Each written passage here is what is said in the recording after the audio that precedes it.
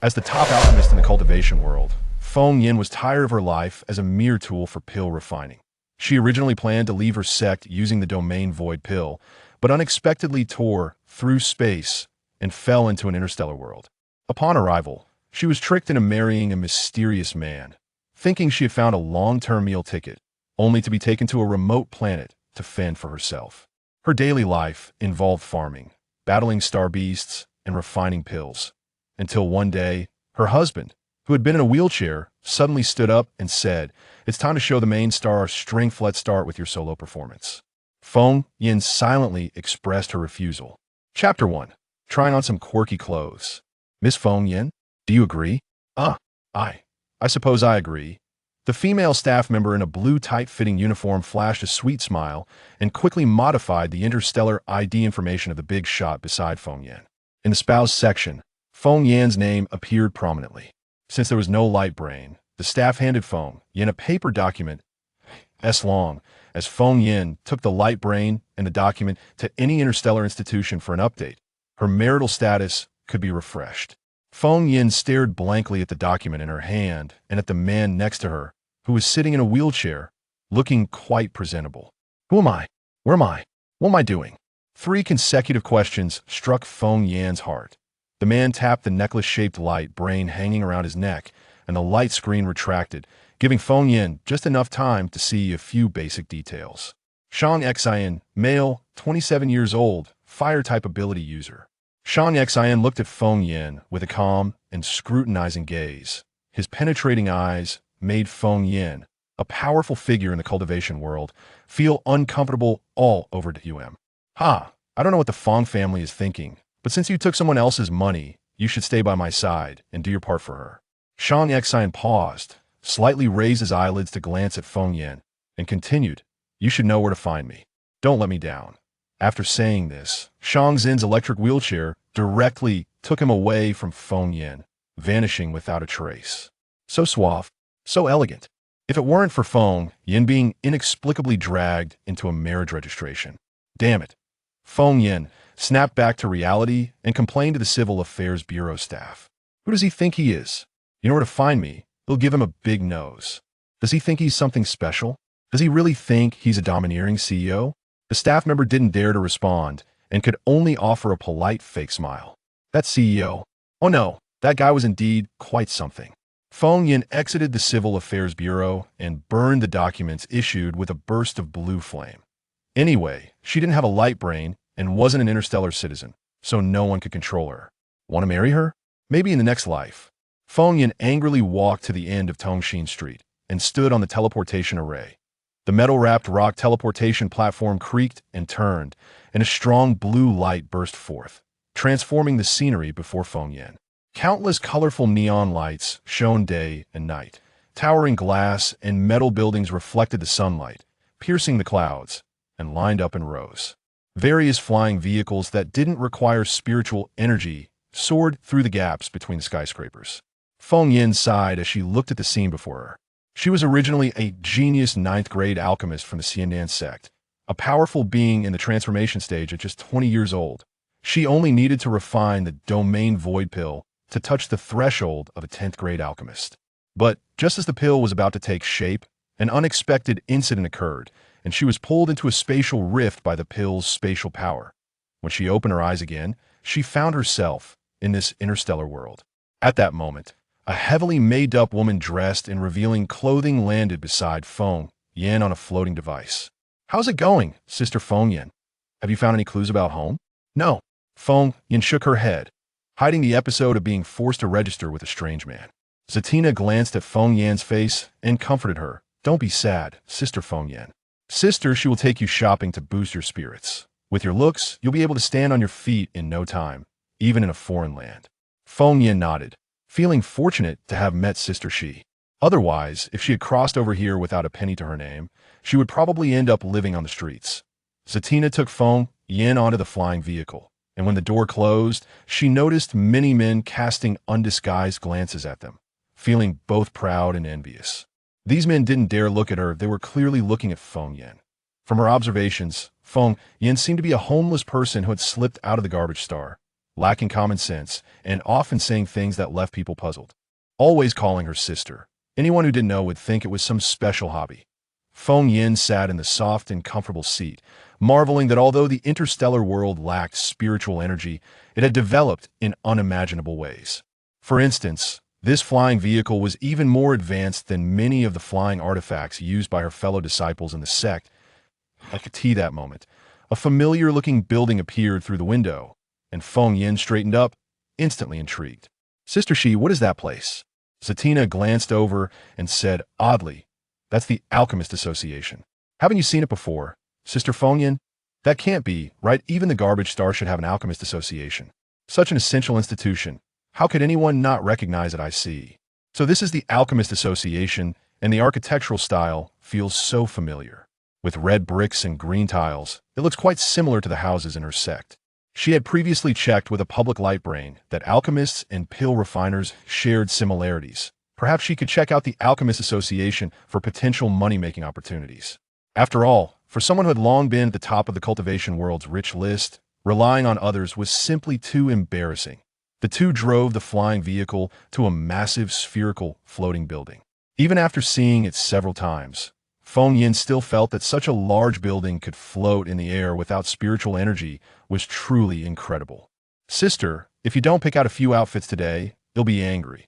Sister Shi, I'm already very grateful for you providing me with a private room to rest, but I absolutely can't let you spend more on clothing," Feng Yin said with a face full of guilt, and Zatina laughed heartily. "You call me sister, so why are you being polite? Let's go. Oh my god, is that person a celebrity? Quick, look, the living clothes hanger. So beautiful. Damn, I'm so jealous. If I could look like that, I'd look good, even in a garbage bag. Dude, do you dare go ask for her contact info? That girl is too hot. Are you blind? Can't you see who that woman next to her is?" Amidst the praise of the onlookers, two men recognized Zatina's face and immediately made expressions as if they had eaten a fly, each spitting and leaving the clothing store. Entrance. Feng Yin stood in front of the full-length mirror, awkwardly tugging at the fabric of her outfit. "Sister Shi, is this too revealing?" Feng Yin looked at herself in the mirror, her face turning red. Zatina awkwardly complimented. "Not at all. Sister Feng Yin looks more beautiful in this than many celebrities. How can anyone wear any outfit and look good?" Zatina admitted she was jealous. This strapless mini dress, which looked like a sack on others, perfectly highlighted Feng Yin's curvaceous figure and exposed her delicate and fair skin, akin to dew. Moreover, with Feng Yin's narrow, elongated Danfeng eyes and a blood-red beauty mark beneath, complemented by her high nose and soft pink lips, in the soft lighting of the clothing store, she exuded an alluring yet cold beauty. Sensuality and restraint appeared simultaneously in one person. How could this not make others envious? Feng Yin struggled to lift her eyelids and sneak a glance at her reflection in the mirror. It seemed that, as the details suggested, the outfit was indeed quite nice. After all, many women in the interstellar world dressed like this. Should she boldly give a try? Chapter 2. You're here to cause trouble, aren't you? The next morning, Feng Yin ended her meditation on her pink round bed. She let out a long sigh. This interstellar era really had no spiritual energy at all. The only thing she could absorb was the faint purple energy contained in the first ray of sunlight in the morning at 8 this rate. How long would it take her to recover her cultivation and refine the domain void pill? With her current barely established early-stage cultivation and the lack of spiritual energy, it would probably take her 10,000 years to recover. If only her senior brothers and sisters in the sect had the ability to refine the domain void pill and come to find her. Far away in another space, the disciples of the elixirs. Do not think of it, do not Q.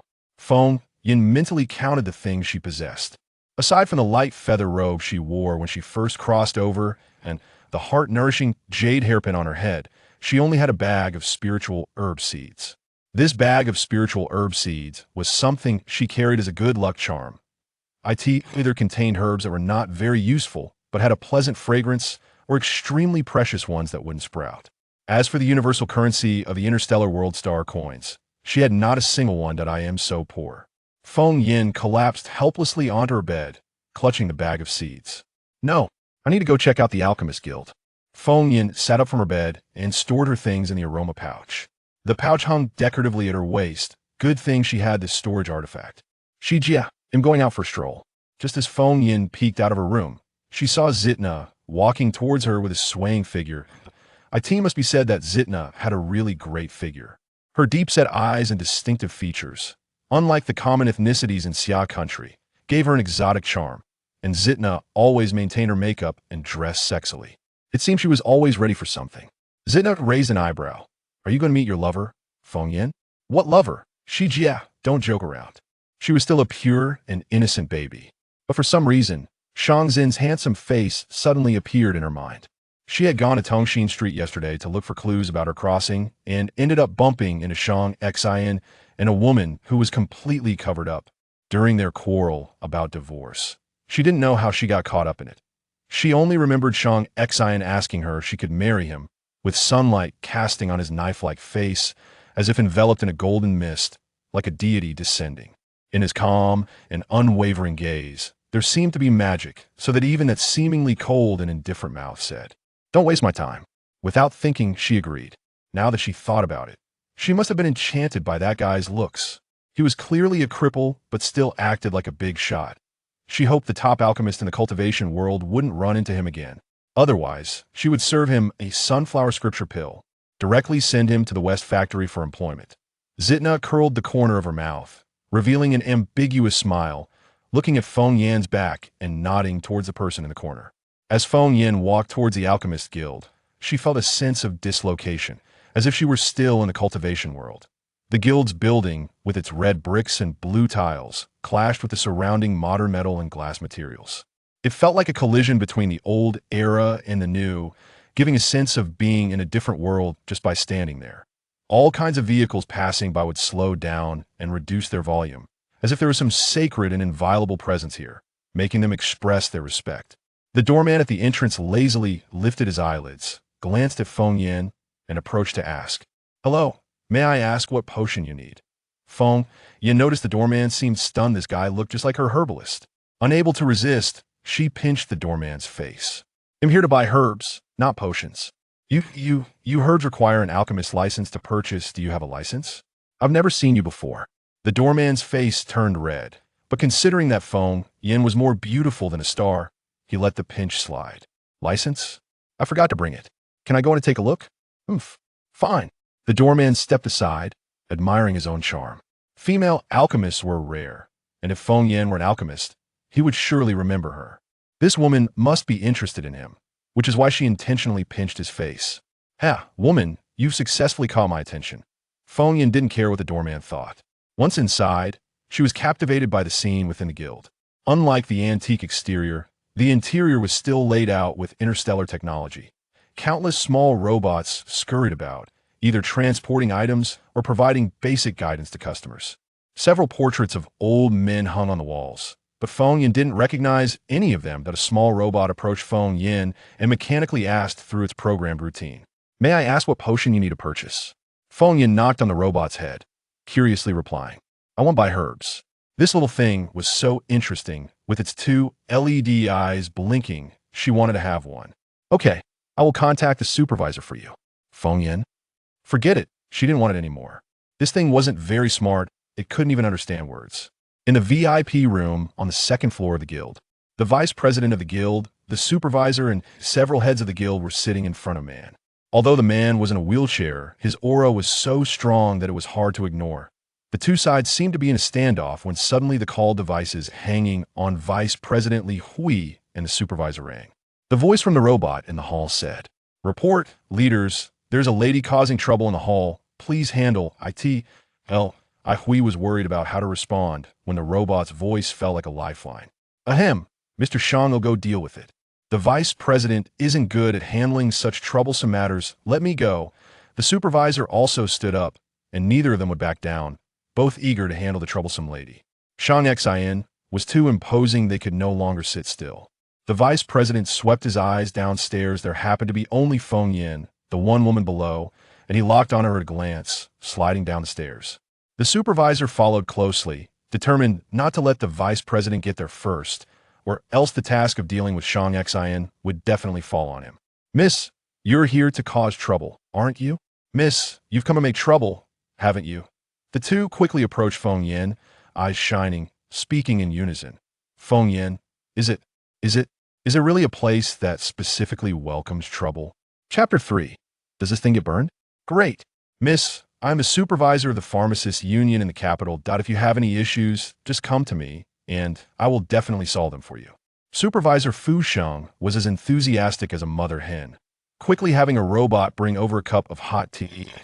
Hell, I Hui secretly cursed the despicable man, rolling his eyes and having the robot deliver a transparent potion.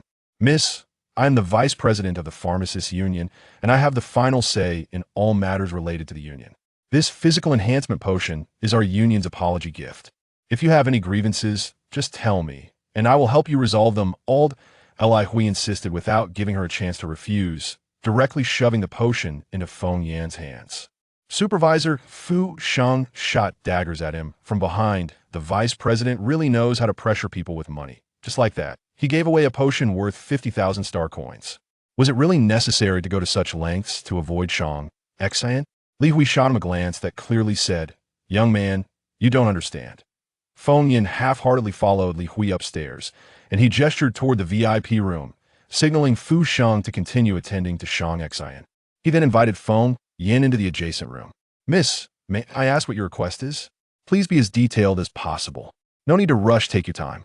If you really have no demands, we could just chat about everyday things." Feng Yin picked up the tea and snacks Li Hui had brought over, unable to resist gasping. In the interstellar era, food was scarce, and the common people basically survived on nutritional supplements. Any other food was ridiculously expensive. The service of the pharmacists union is really too good.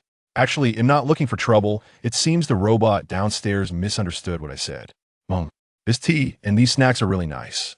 I'm here today to ask if I can buy some herbs, but I don't have a pharmacist license. Great. That doorman outside is really irresponsible. He said I couldn't buy herbs without a license. Turns out he was lying. It takes a leader to get things done. Feng Yin was overjoyed. As long as she could buy the herbs, she could find a way to refine them into pills. With pills, who would worry about star coins? Li Hui was taken aback, digging in his ears, feeling a bit confused. What did you just say? He had been too busy eavesdropping on the noise next door to pay attention to what Feng Yin was saying. But he seemed to have heard something about a license. Feng Yin flashed a pretty smile. I said I want to buy some herbs, but I don't have a license. Nonsense. Li Hui slammed the table. Herbs are such precious things. How can they be wasted on someone without a pharmacist license? Absolutely not. I won't sell. How ridiculous. This girl doesn't take the rules of the pharmacists union seriously at all. You don't even understand the rules of the pharmacists union? Get out. I won't serve you. Li Hui was getting angrier, his beard bristling as he glared, directly pushing Feng Yin out of the room. At the same time, the door to the VIP room opened, and a wheelchair radiating silver light peeked out first. Hey, why are you breaking your promise? You clearly agreed to sell me the herbs just now. How can you turn your back on that? Feng Yin stumbled as she was pushed and accidentally bumped into the metal armrest of the wheelchair, losing her balance and landing right on Shang Xian's lap. I'm sorry, I didn't mean to. How is it you? Shang Xian raised an eyebrow, looking down at Feng Yan's stunning face, feeling an intense dislike in his heart. Quite the skill. You even know where I am. What? How long are you planning to sit on my lap? Shang Xian's tone was harsh and commanding, making Feng Yan awkwardly get up and smooth out her wrinkled clothes. Why be so fierce? No wonder he got dumped by his wife. Ingving Fengzan, San Xin Kun Li Zemin De. I want the potion delivered before tomorrow afternoon, or you all know the consequences. This really doesn't. A cold glare from Shang Xian's silenced supervisor, Fu Sheng. His eyes seemed to say that if he said one more thing, he would drop dead immediately. Feng Yin tilted her head in confusion. Why can you buy potions, but I can't buy herbs? Buying herbs would save you all some effort. I told you I won't sell.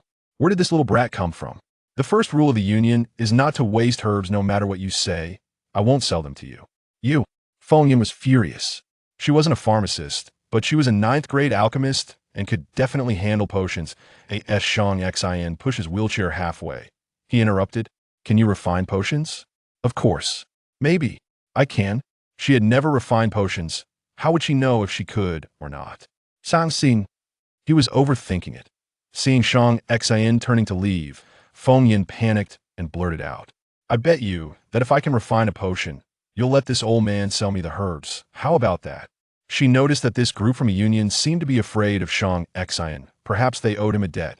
Shang Xian paused, stopping his wheelchair to ask, "If you can't refine the potion, what will you compensate us for wasting so much time?"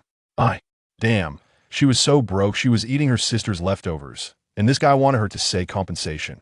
Feng Yin steeled her heart and pulled out a heart-nurturing hairpin from her waist pouch.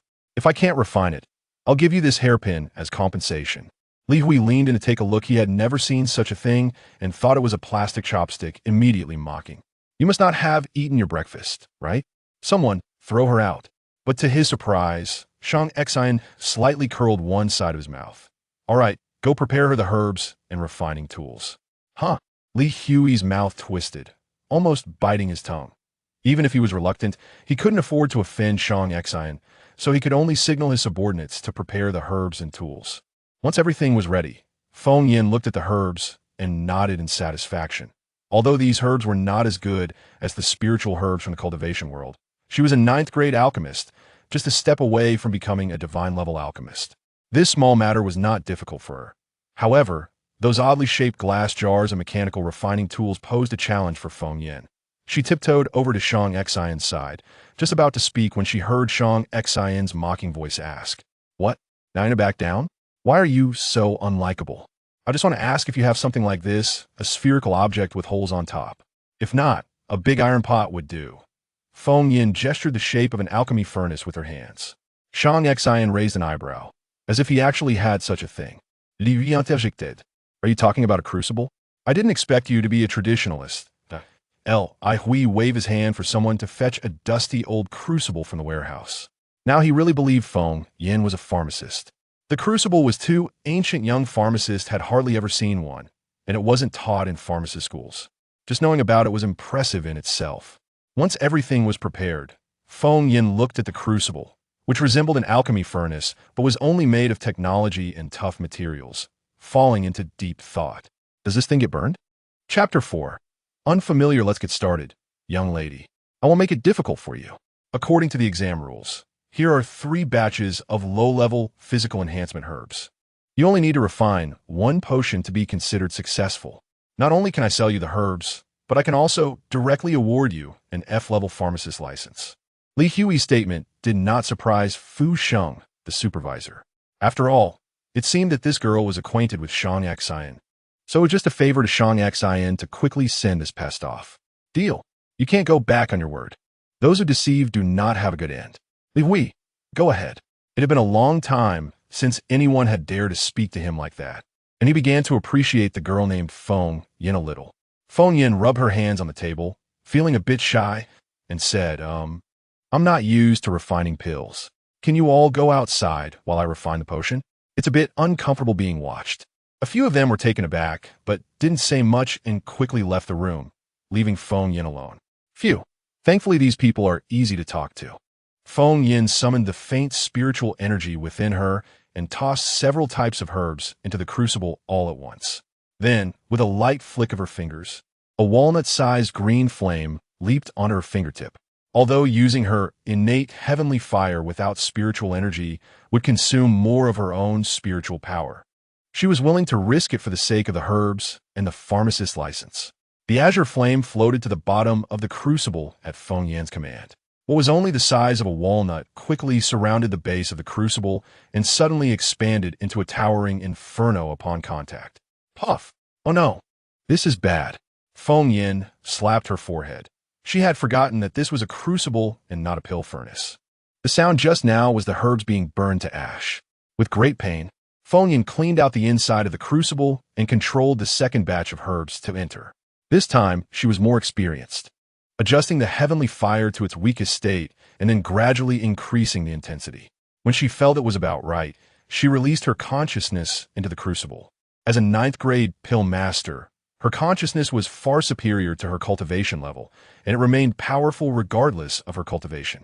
Feng Yin manipulated the heavenly fire to burn the herbs, while simultaneously monitoring the condition of the herbs with her consciousness. Her vast consciousness split into numerous tendrils, each corresponding to a different herb. Under the scorching of the heavenly fire, The herbs sublimated into mist. In Feng, Yin immediately used her consciousness tendrils to drag out the impurities bit by bit. After about a cup of tea's time, the bottom of the crucible was filled with black and brown residue. Feng Yin wiped the virtual sweat from her forehead. The lack of spiritual energy really affected her performance. Not to mention that the spiritual energy in these interstellar herbs was low. There were too many impurities. Fortunately, these herbs were of low grade, so she managed to handle them fairly well. The pure medicinal mist swirled in the crucible, and Feng Yin formed a hand seal, causing the mist to intertwine immediately. At this moment, the heavenly fire suddenly soared, and under the intense heat, the mist transformed into liquid and gradually compressed and solidified. Collect. A burst of intense silver light erupted and quickly faded, and the room fell silent once more. Dingling, the pill fell into the crucible, striking the crucible wall and creating a crisp sound.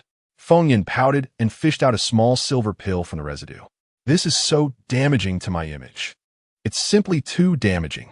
After all that, only one tiny pill was produced, and not only was its medicinal power weak, but also couldn't even manage the basic task of being formed properly. It was a disgrace to her title as a 9th-grade pill master. While Feng Yin sighed in disappointment, she was unaware that in another room, Fu Sheng and Li Hui were staring at each other in disbelief, each seeing the incredulity in the other's eyes. Vice President, could it be that? Fu Sheng was the first to react, shaking his head in disbelief. Li Hui snapped back to reality, practically pressing his face against the surveillance screen, his eyes nearly popping out. Not to mention that strange flame, that silver pill. Could it be the legendary medicinal pill? Let's go see. Stop. Don't disturb her. Li Hui, unable to contain his excitement, prepared to step out with Fu Sheng, only to be halted by Shang Xian's angry shout. The two turned back, noticing that Feng Yin had begun to act again on the surveillance screen. To ensure they didn't miss a single detail of Feng Yin's operation, they widened their eyes and focused intently on the screen. Feng Yin looked around nervously and stored the pill away. She easily lost herself when refining pills, completely forgetting that this wasn't the world of cultivation. In the interstellar world, there was no such concept as medicinal pills. If she took one out, she might be thought of as a madwoman. Fortunately, no one noticed. Feng Yin sat upright, staring at the last batch of herbs, lost in thought. She had just boasted about being able to refine potions, but in reality, the process of potion refinement was a secret for every pharmacist, and there were no relevant video tutorials online. She had no idea how to refine potions. Feng Yin took out the physical enhancement potion that Li Hui had given her earlier and drank it in one gulp. The faint spiritual energy flowed down her throat into her stomach and was slowly absorbed by her body. She couldn't help but widen her eyes. Inspiration struck. This was just like the state of the herbs transforming into liquid before forming a pill. With an idea in mind, Feng Yin immediately proceeded with her final operation. The strength of a 9th-grade pill master was not to be underestimated. With practice, she quickly reached the stage of the herbs turning into liquid. Collect. Feng Yin formed the collection seal in advance, and after another burst of bright light, suddenly, boom, the explosive sound startled everyone in the guild. However, hearing that the explosion came from the 2nd floor, everyone shook their heads helplessly, thinking it must be the vice president up to some mischief again. Li Hui and Fu Sheng, however, dared not look again and hurried into Feng Yin's refining room. The explosion sent the residue flying across the walls.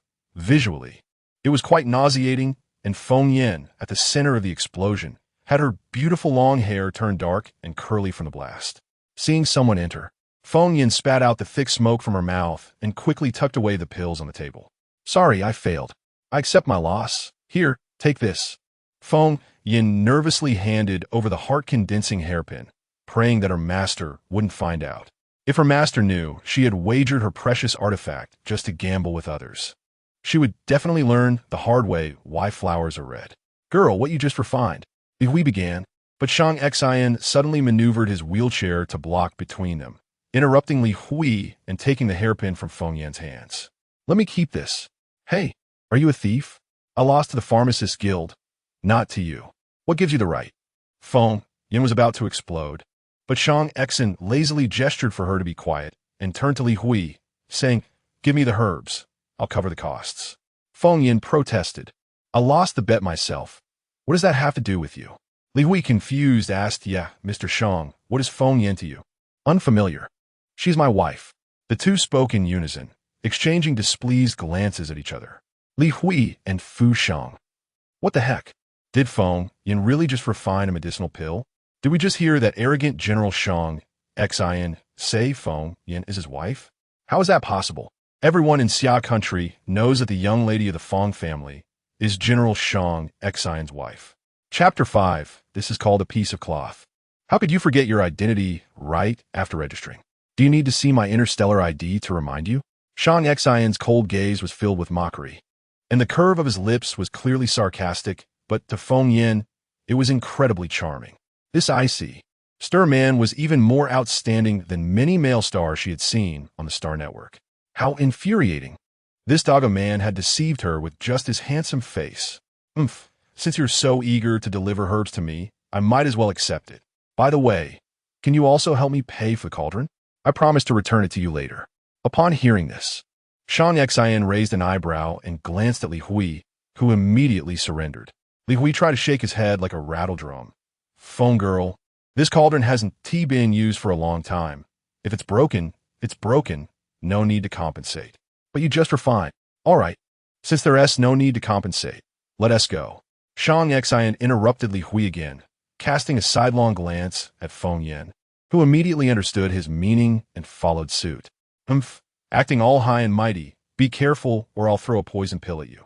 What did you say? Nothing. Feng Yin forced a smile, revealing a fake grin. Why is Shang Xin so fond of interrupting others? He even interrupts self-talk. He must have been a variety show host in his previous life. Fu Sheng watched as the two were about to step out the door, sweating profusely as he nudged Li Hui. Vice President, if you don't ask now, they're going to leave. Li Hui endured the pain of Shang Xin's sharp gaze, his eyes drooping and lips curling up, quietly saying, If you're so capable, why don't you ask yourself? Shang Xin clearly doesn't want me to know anything about that girl. If I ask more, can you handle Shang Xin's difficulties? What Li Hui didn't say was that he had secretly used his mental power to probe Feng Yin earlier and found no traces of that pill on her. Could it be that everything earlier was just an illusion? That girl didn't refine a pill, but merely reflected the dregs? Feng Yin followed Shang Xin out of the Alchemist Guild, immediately keeping her distance and letting out a long breath. Although you're arrogant, you're not a bad person. Thanks for today. If it weren't for you, I would have had to compensate them for my clothes. She had come from the cultivation world with only a few items. Now that the Ningxin hairpin was taken by Shang Xin, if the guild made her pay for the cauldron, she would have to compensate them with her Qingyu robe. Shang Xin played with the Ningxin hairpin in his hand, and after a moment threw her a sharp look. You really have been mingling with that woman, Hitna, for too long, always thinking of resolving things with your body. What? Shang Xin put away the hairpin and narrowed his eyes. It's nothing, just a warning. According to interstellar law, you are my legal wife. Don't do anything embarrassing that would bring me shame. After saying this, Shang Xin activated his wheelchair to leave, and Feng Yin took several beats to understand his meaning. You rogue, dog man, don't show up again. No, wait until I redeem my hairpin. Let us never meet again. This dog of a man actually thought she was doing some kind of flesh trade. Absolutely outrageous. Shang Xin walked several meters away, suddenly stopped, and turned back. Feng Yin immediately assumed a fighting stance, warily asking, What do you want? I tell you, I understand interstellar law. There's no law against cursing, so don't think you can trouble me. I'm not afraid. Shang Xin curled his lips in a cold smile. I'm just reminding you that on the main star of Xia country, the heavenly eye is everywhere, and your every move is recorded. If you have any special abilities, it's best to keep them hidden, or you won't have enough lives for others to covet. Just like that strange flame of yours, and the pill hidden at your waist. Upon hearing this, Feng Yin gasped. You saw everything. Not just me. But Li Hui and Fu Xing also saw it. What? Then what should I do? Should I go back and cut them off? Feng Yin said, making a gesture of cutting her neck. In the cultivation world, if someone discovered your unspeakable secret, you would just eliminate them, ending it all. Shang Xin was somewhat surprised by her reaction, raising his noble eyelids to reassess the girl before him. As a woman, Feng Yin was top-notch in both appearance and figure. Unfortunately, as a puppet of the Feng family, she only made him feel disgusted. He had no intention of appreciating her. No need. Those two are smart, and one T speak carelessly. But you, Shang Xin paused slightly, a hint of calculation in his eyes. If you are willing to be of use to me, I can protect you. Ha, what a beautiful thought.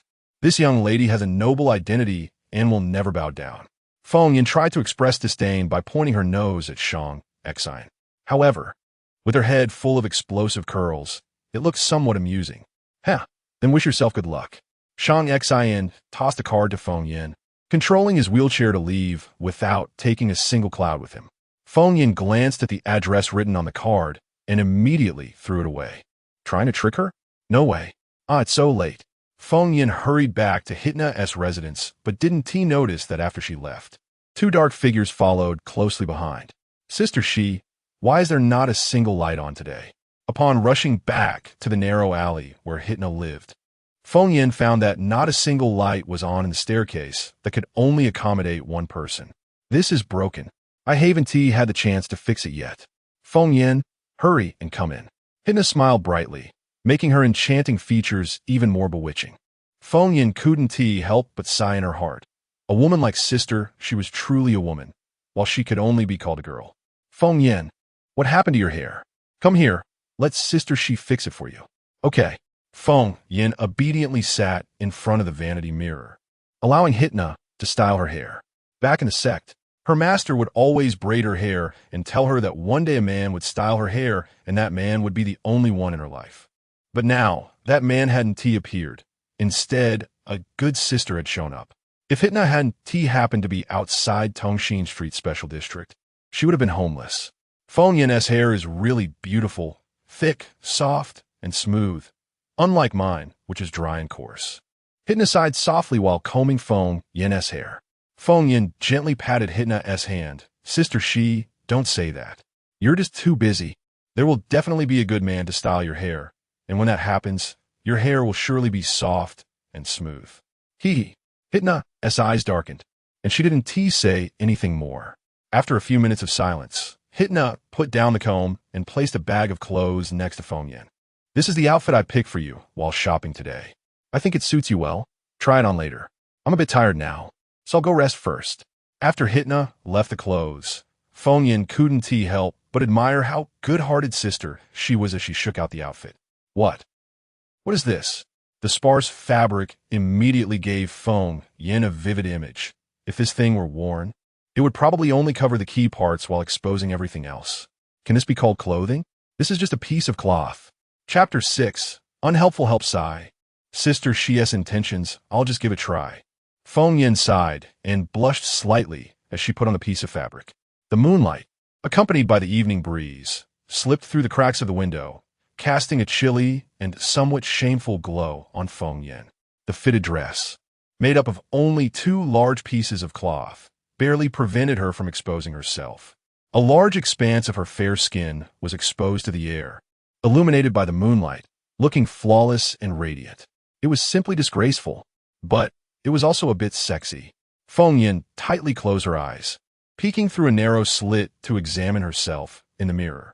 The clothing of interstellar people was indeed bold and revealing. If she hadn't seen Sister Shi wear something similar before, she would have thought this outfit was meant to mock her. Hiss! Who? A very faint gasp came from the window, startling Feng Yin. She quickly grabbed the bedsheet to wrap around herself and jumped to the side of the bed. How careless!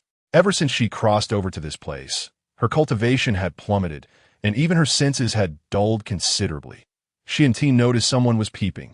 Feng Yin released her spiritual sense to scan outside the window, but found nothing.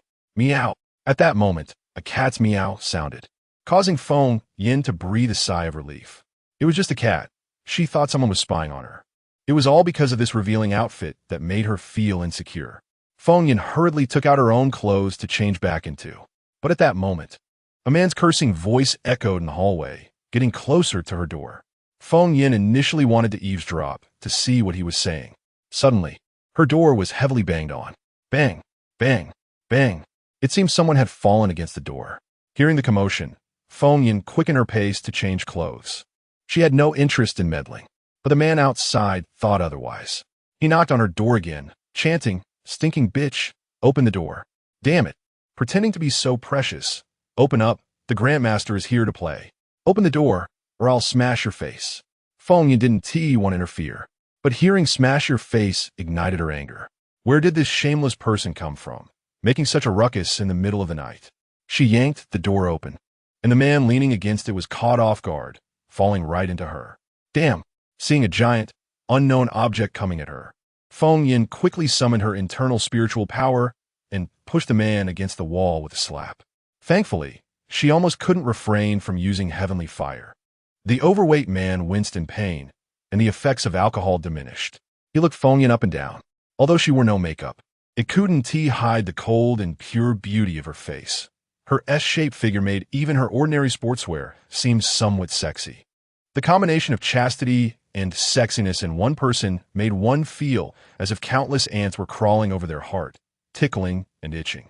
The fat man wiped the drool from the corner of his mouth, got up from the floor, spat, and said, "Stinking bitch, still playing hard to get? If it weren't for your pretty face, I would have smashed your face already." Saying this, the fat man found a chair and sat down. The lingering pain made him wonder whether this woman was strong or if he had just drunk too much today. He looked down at Feng Yin and said, "Don't dawdle. In your line of work, can you still expect the clients to take the initiative? Serve me well today, and I want to hold your earlier behavior against you, and I'll reward you handsomely." Hearing this, Feng Yin's mouth almost twitched. What did he mean by her line of work? Serving him? She regretted not asking for some poisonous elixir materials today. Otherwise, she could have used the little sunflower mom doesn't want daddy to love elixir to serve his fat man, sending him straight to the West Factory. However, what do you mean by handsomely rewarded? The fat man's thick lips let out a snicker. "I'll reward you with a piece of E-grade star beast meat." Feng Yin nodded, adopting a posture of eager attention, but the fat man didn't continue. "Is that it? Damn, this fat man thinks he can brush her off with a piece of meat. Although star beast meat is precious in the interstellar world, it's tasteless." She had eaten it once with Zidna, and it was horrible. She gently gathered a small flame in her hand, preparing to turn this fat man to ashes. But then the fat man continued to dig his own grave. "What? You little bitch have a big appetite? A piece of E-grade star beast meat is worth 80,000. If it weren't for your tender skin, I wouldn't offer this price. That stinking Zidna isn't even worth an F-grade star beast meat." Feng Yin clenched her fists tightly, not quite understanding what the fat man meant. Seeing Feng Yin remain unmoving, the fat man clicked his tongue and reluctantly got up to approach her. After all, this little girl looked so fresh. Zidna's selection this time was better than before, and it was worth the 500,000 star coins he paid. With each step, the heavy weight of the fat man made the old wooden floor creak. The fat man's crimson tongue licked his greasy lips, and his lewd face was filled with lust. As the fat man came within reach of Feng Yin, she still did not react. The shadow outside grew anxious. Bang! A loud noise exploded in Feng Yin's ears, startling her, accompanied by the sound of shattering glass. A brownish spike flew rapidly towards the fat man. Caught off guard by this sudden situation, the fat man barely shifted his heavy body to the side. But the earthy spike, mixed with glass shards, still left several bloody scratches on his cheek. "Who is it? Have the guts to come out. Hiding in the dark is nothing to be proud of." The fat man, suddenly sober from a shock, spoke with a hint of the ruthlessness of someone in power. Feng Yin was also startled and released her spiritual sense to check again, but found nothing. However, the earthy spike that fell to the ground was real. It was the ability of an earth element ability user. Could it be that the earth element ability user in the dark could turn invisible and evade spiritual sense detection? "Thank you for saving me. I don't know." Feng Yin clasped her hands in gratitude, but before she could finish, the person in the dark interrupted. Second in command Chen Wu of the underground black market in the capital, known as Chun Er-Yi, is in a good mood and specifically asked Zidna to find some pretty young girls for your enjoyment. Feng Yin's gratitude froze in midair. This habit of interrupting people reminded her of someone. The fat man paused and quickly covered his face with a piece of cloth. The skilled person in the dark recognized him. He thought it would be better to come out and meet, Perhaps they could enjoy this little girl together. Feng Yin took a deep breath, ready to unleash her heavenly fire, but the person in the dark was faster. A spike made of yellow earth suddenly shot up silently from under Chen Wu's feet. With a startled cry, Chen Wu quickly shot himself to the side using a water gun to propel his heavy body. Bang! Chen Wu's massive weight broke the leg of the table, and sweat poured down his forehead. If he hadn't reacted quickly, he would have been preparing to pack his bags for the West Factory. Struggling to get up, Chen Wu knew he had kicked a hardboard. The abilities of the person in the dark were clearly above him. He then feigned bravado. Since the hero in the dark is so fond of this little girl, I, Chen Yi, will give you face. We'll meet again. Chen Wu's voice was almost squeezed out of his throat. He had never suffered such humiliation in the capital. Don't let him see this little girl again. Otherwise, he would never let her go. Get lost. The person in the dark angrily shouted, sending Chen Wu's selfish thoughts back to him. Gritting his teeth, Chen Wu quickly left, dragging his painful body. Feng Yin watched Chen Wu's embarrassed back and felt somewhat disappointed. If no one comes out to help, then she can burn this fat man to ashes and then loot his property. She has never done anything like killing and looting, which is common in the cultivation world. The person in the dark is indeed a bit of a hindrance. Just as Feng Yin was about to speak, a cold voice came from outside. My master asked Miss Feng Yin to come over the address. The voice grew fainter, causing Feng Yin to roll her eyes. No wonder he thought this person had the same habit as Shang Xian of interrupting others. It turned out to be one of Shang Xian's subordinates. Chapter 7, How Should Lime Be Added? Shang Xin sat in a wheelchair, facing a huge floor-to-ceiling window. The luxurious villa had no furniture. Only a multi-headed crystal chandelier hanging down from the third floor, slowly rotating and casting warm yellow light on Shang Xin's profile. A man dressed in a black high-tech stealth suit emerged from the corner, kneeling on one knee. Boss, according to my observations, Miss Feng Yin is not in cahoots with Zitna. She must have been deceived by her. Shang Xin shook the wine glass in his hand, the red liquid resembling blood. The moonlight penetrated the glass, casting a patch of blood red on Shang Xin's face, making him appear eerie and enchanting. Seeing that Shang Xin remained silent, the shadow continued to report. Zitna accepted Chen Wu's star coins and sold Miss Feng Yin. Fortunately, I arrived in time, and that scoundrel Chen Wu did not succeed. However, Zitna has already vanished without a trace, and I was unable to find her. Furthermore, I discovered that there is another person observing Miss Feng Yin from the shadows. I don't know if they are from the Fong family. Shang Xin turned the wine glass upside down, spilling red wine all over the floor. Looking out at the magnificent yet dilapidated scenery, he curled his lips coldly and said, I was asking about those old geezers in the Evaluation Institute. The shadow was taken aback, reflexively responding, but before he could finish, a strong pressure mixed with the aura of flames swept in, forcing the shadow to lower his head. The next second, Shang Xin spurted a mouthful of blood, mingling with the red wine on the ground, making it impossible to distinguish between the two. Boss! The shadow stepped forward nervously, but Shang Xin waved his hand to signal him to be quiet.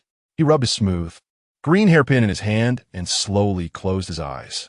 After a night of meditation, the next day at dawn, Feng Yin hurried to search for Zitna. However, after searching the entire building, she did not see any sign of Zitna. Could it really be like this? Feng Yin's eyes drooped in disappointment as she murmured to herself. After last night's contemplation, Feng Yin had come to a realization. That day when she crossed into Tongxin Street, she encountered Zitna right after coming out. At first, she was wary, but as Zitna selflessly treated her well, it brought her, a lost soul in a foreign world, immense comfort. However, last night's events were still fresh in her mind, and with Zitna gone, she had to face the truth. Zitna had sold her. Feng Yin changed back in her light feather robe and left all the items Zitna had given her in the room. Standing downstairs, she looked at the slightly dilapidated narrow building, sighed, and decided to find Shang Xin. Not for any other reason, but because the herbal medicines from the Apothecary Guild were still in his hands. Although she had thrown away the address Shang Xin had given her, fortunately, her mental acuity was strong, and she had an excellent memory. As she was about to reach Shang Xin's house on the 11th route flying vehicle, Feng Yin hesitated by the roadside. Speaking of which, am I considered a guest at someone else's house? And I'm asking for their things. Shouldn't I bring some gifts? Feng Yin touched the storage bag at her waist, which was pitifully empty. It only contained a pile of seeds and 2 silver pills of unknown effects. Why not give one of these pills to Shangxin?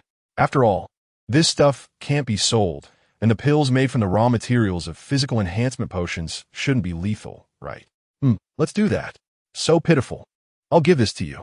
Just as Feng Yin decided and was about to get up, she heard a soft and gentle voice, followed by the sound of metal hitting the ground. Quick as a flash, Feng Yin pressed down on the item that had fallen from the boy. Picking it up, she saw it was a round piece of metal. Hey, you dropped something. The boy, who had already turned to leave, looked back, and their eyes met. His innocent and kind eyes first showed surprise and then disdain. I only have this much star coin on me. You know, no one carries physical star coins out these days. Take this 5-star coin and buy the cheapest nutrient pack. With hands and feet, you should work instead of begging. I really don't understand. The boy sighed and prepared to leave. Feng Yin rolled her eyes and grabbed the back of his collar. Where are you sending off? I don't want it. Feng Yin pressed the star coin into the boy's hand, and he was taken aback, shook his head, and said nothing more. At this moment, Feng Yin noticed he was holding a piece of paper with strange symbols. Leaning closer, she saw it seemed to be a map. The boy sighed and handed the map to Feng Yin. Do you know this road? This is my cousin's house. I've gone around here several times and can't find it. Sigh. Could it be that this map is drawn incorrectly? It shouldn't be. This is my carefully copied interstellar map. Hearing this, Feng Yin finally raised her head to examine the boy. His slightly chubby face had eyes and lips that already hinted at an unruly and indifferent trend. From a distance, one might mistake him for Shangxin's illegitimate child. Looking at the map again, although it looked worse than a child's drawing, Feng Yin could still barely make out the route to Shangxin's house. An idea struck Feng Yin, and her eyes sparkled. I know. The reason you can't find this road is that the map is upside down. Look, this is correct. Feng Yin turned the map in Shang Qingqing's hands, and he suddenly realized, full of gratitude. No wonder. I'm so glad to have met you. You are truly my savior. Unlike Shangxin's always harsh expression, Shang Changcheng, perhaps due to his young age, still showed a sincere expression on his face. I have to hurry, otherwise I'll miss my cousin's spaceship. Shang Qingqing's voice grew fainter. A trace of guilt arose in Feng Yin's heart. However, thinking of Shangxin's arrogant attitude, that little guilt immediately vanished. At the Apothecary Guild, Li Hui and Fu Shang sat in the main seats, each holding a cup of water, looking down on the world. A shadow darted in and removed its stealth suit. Upon seeing the newcomer, Li Hui immediately disregarded his image, taking 3 steps in 2, grabbing his subordinate's shoulder and excitedly asking, "How is it? Did you find anything?" His subordinate's mouth twitched. Miss Feng Yin did not refine any potions after returning, nor did she take out any silver spheres. TSK, this isn't right. That girl's technique, although strange, was indeed fragrant that day. How could she not have any? Li Hui was puzzled. If he had known this, no matter how much Feng Yin had tried to kick him out that day, he would have stubbornly stayed in the potion room to watch her refine potions. His subordinate was speechless. How reasonable was it for the vice president to just wait here, doing nothing, relying on him to spy on a girl? By the way, vice president, while I was tracking, observing Miss Feng Yin, there was another person following her. That person's ability level is far above mine. I didn't dare to get too close, but I know they are an Earth-type ability user. Such a thing exists. Li Hui's eyes turned, and a scheming look immediately settled on his face. Go continue to protect Miss Feng Yin. If anything happens, you act. If there is someone following Feng Yin, it means that girl must have some secrets. You must keep an eye on her. Sai, Fu Sheng, how on earth is this pill made? Can it be done by adding some lime to the potion and rolling it into pills? Fu Sheng's mouth twitched, adding lime? How could Vice President think of that? Are you planning to let interstellar citizens complain about our Apothecary Guild to the Evaluation Institute for trial? Chapter 8. Coincidentally, I am very rich. The scenery in the suburbs of the capital city of Xia country is starkly different from that of the city center. If the city is a technological era of light and electricity, then the suburbs represent an olden time filled with the sounds of birds and fragrant flowers. A vast expanse of artificial forest forms a clear boundary with the city. It seems that once you cross this line, the trees would wither and die, Feng Yin breathed in the somewhat fresher air compared to the city, yet she could not feel the essence of nature. This lush forest is half real and half fake, and the various flowers covering the ground are similar, almost entirely made from high-tech materials that never decay. Ironically, such artificial beauty still attracts many people. The housing prices in the suburbs are hundreds of times more expensive than those in the city. The address given by Shang Xin was easy to find. Without much effort, Feng Yin stood in front of an endless manor. Unlike the cold walls of high-rises in the city, this building style resembled the courtyards of wealthy families in the cultivation world. Looking over the courtyard wall, there were flower beds and fountains. However, it was all empty, covered with dust, clearly having been neglected for a long time. Feng Yin hesitated at the entrance, unsure whether she should go in. She was currently broke and desperately needed the herbs in Shang Xion's possession. As long as she could refine a potion from those herbs, she would obtain a pharmacist's license, and she shouldn't have to worry about star coins in the future. Looking up at the seemingly boundless villa, Feng Yin secretly cursed. Being rich is truly wonderful. Sigh. She was ranked first on the wealthy list in the cultivation world, and now she had fallen to the point of not being able to afford herbs. What a lack of justice. Come in already. Do I need to welcome you? A cold voice came from a speaker at the entrance, startling Feng Yin. Immediately, the two iron gates slowly opened. What a smelly jerk. Stinky cripple. Single dog. Nobody wants you. Expressionless face. Feng Yin walked in while muttering under her breath. But when she saw Shang Xin sitting in a wheelchair at the door of the villa, she forced a smile.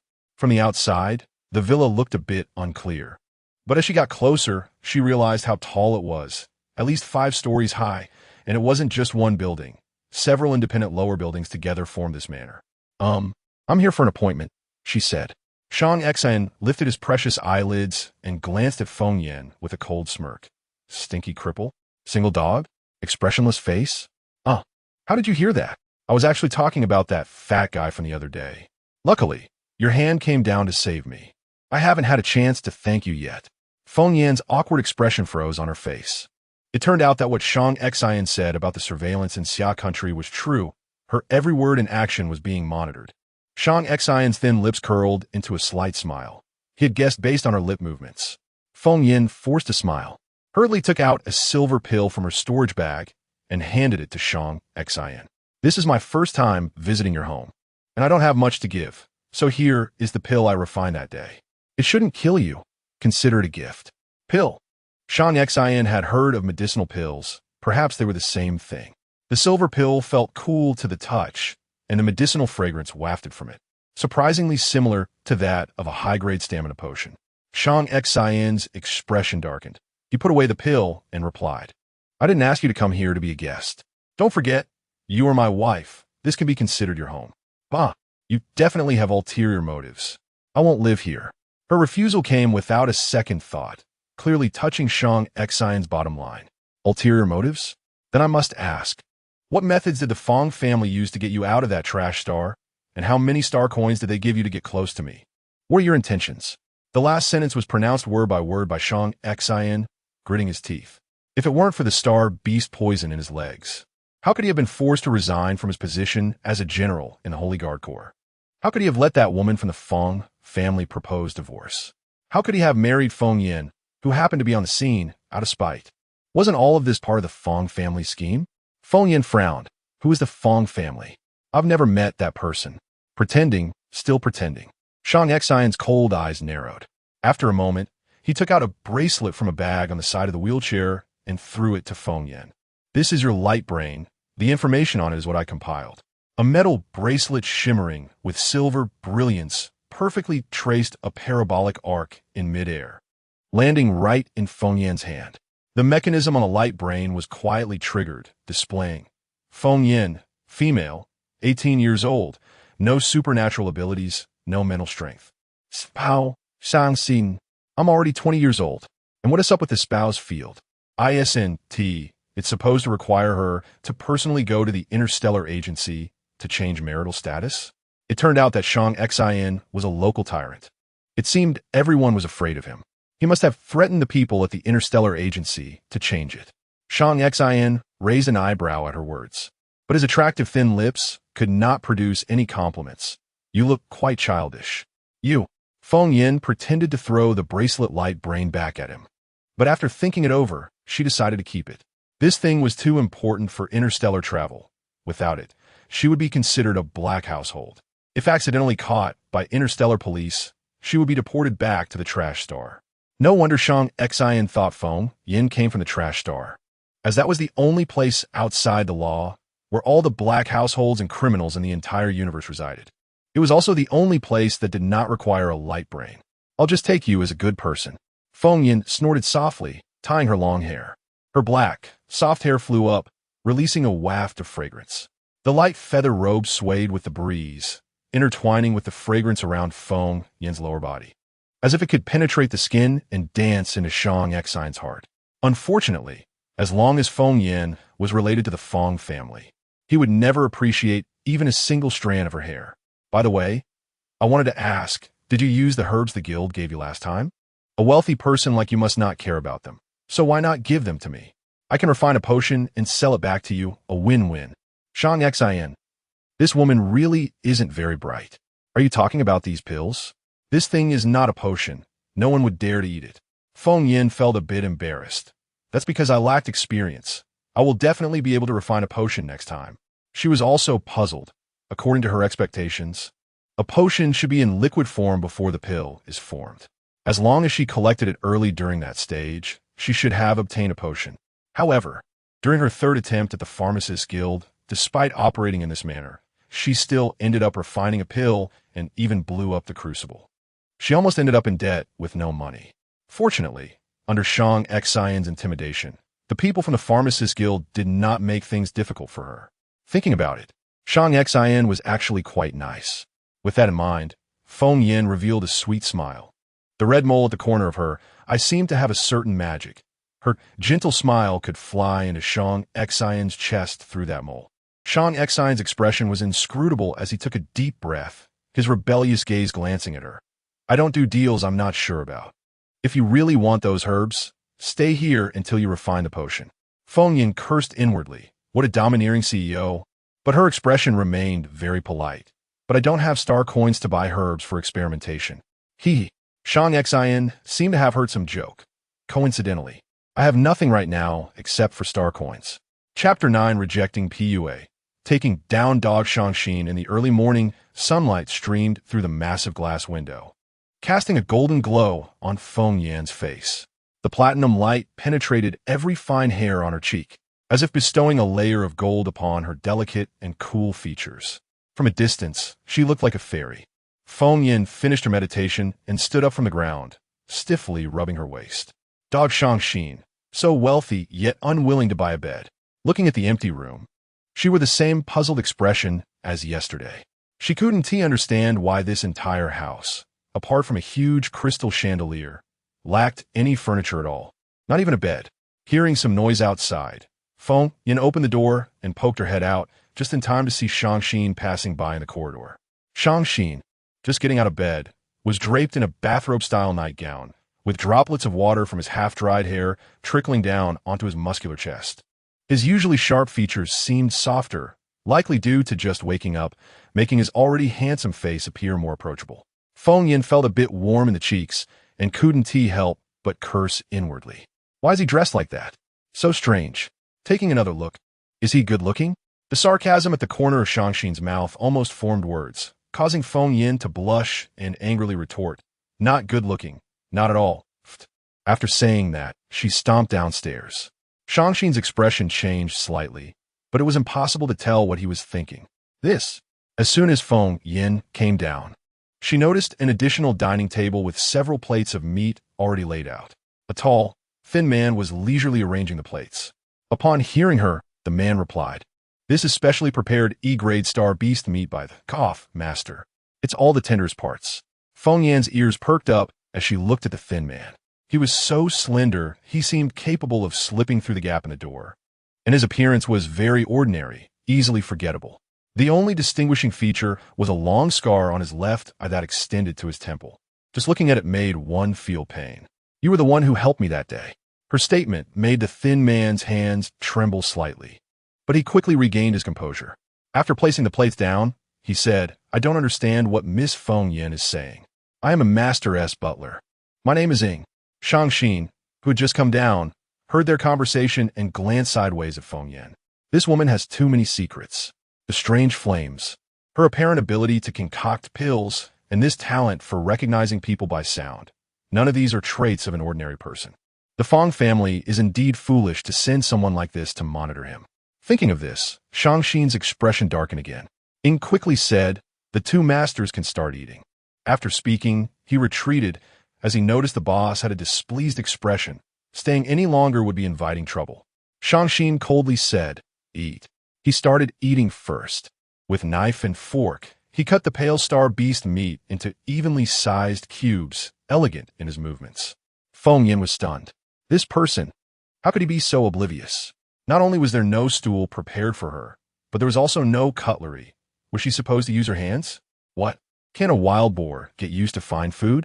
His cold words provoked Feng Yin's anger. "Yes, I'm a wild boar, and you can enjoy your fine food, pig." Furious, she turned and walked out, missing the slight smile at the corner of Shang Xin's mouth. She arrived at a smaller two-story building located directly behind the main residential building. Yesterday, Shang Xin told her that there were herbs and alchemy tools in this small building.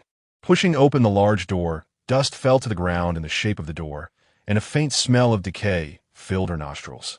Ugh! How long has it been since anyone has come here? Feng Yin gathered a bit of spiritual energy and waved her hand, instantly clearing the dust from the room, revealing the furnishings. The first floor had been opened up into a spacious area, neatly divided into several sections, each filled with different equipment, and every table was covered with various jars and bottles. There were the alchemist tools she had seen that day, old-style crucibles, and many other items she had never seen before but could tell were related to alchemy. This was clearly a dedicated alchemy room for alchemists. Feng Yin examined each tool, feeling even more puzzled about Shang Xin. The entire estate was built in an outdated style reminiscent of a bygone era in the interstellar age. Yet this alchemy room was fully equipped and extremely modern.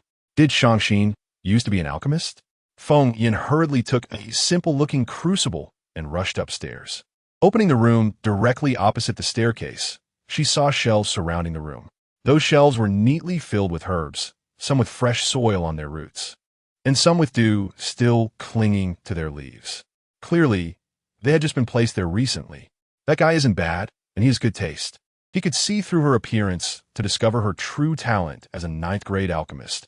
Otherwise, why would he buy so many herbs for her to practice with? However, thinking of Shang Xin's face, Feng Yin suddenly recalled what her master once said. Some powerful figures in the demonic path would capture alchemists to keep them close, forcing them to refine pills day and night until they died. She suspected Shang Xin had the same intention. A slight smirk appeared at the corner of Feng Yin's lips, revealing a hint of disdain. "Want to PUA her? No way."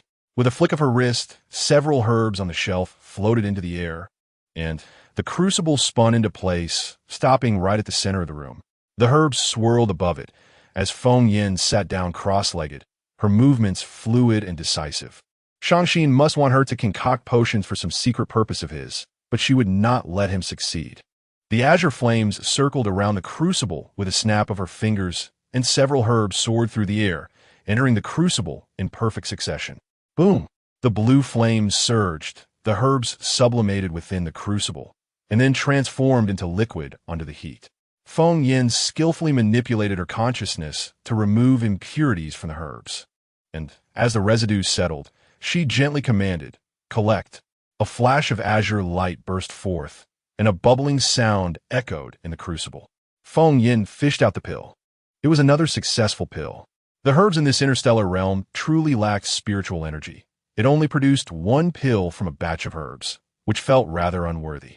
Unlike in the cultivation realm, where with her level, one batch of herbs could yield at least 9 pills, one pill would cover the costs, and 9 would lead to wealth.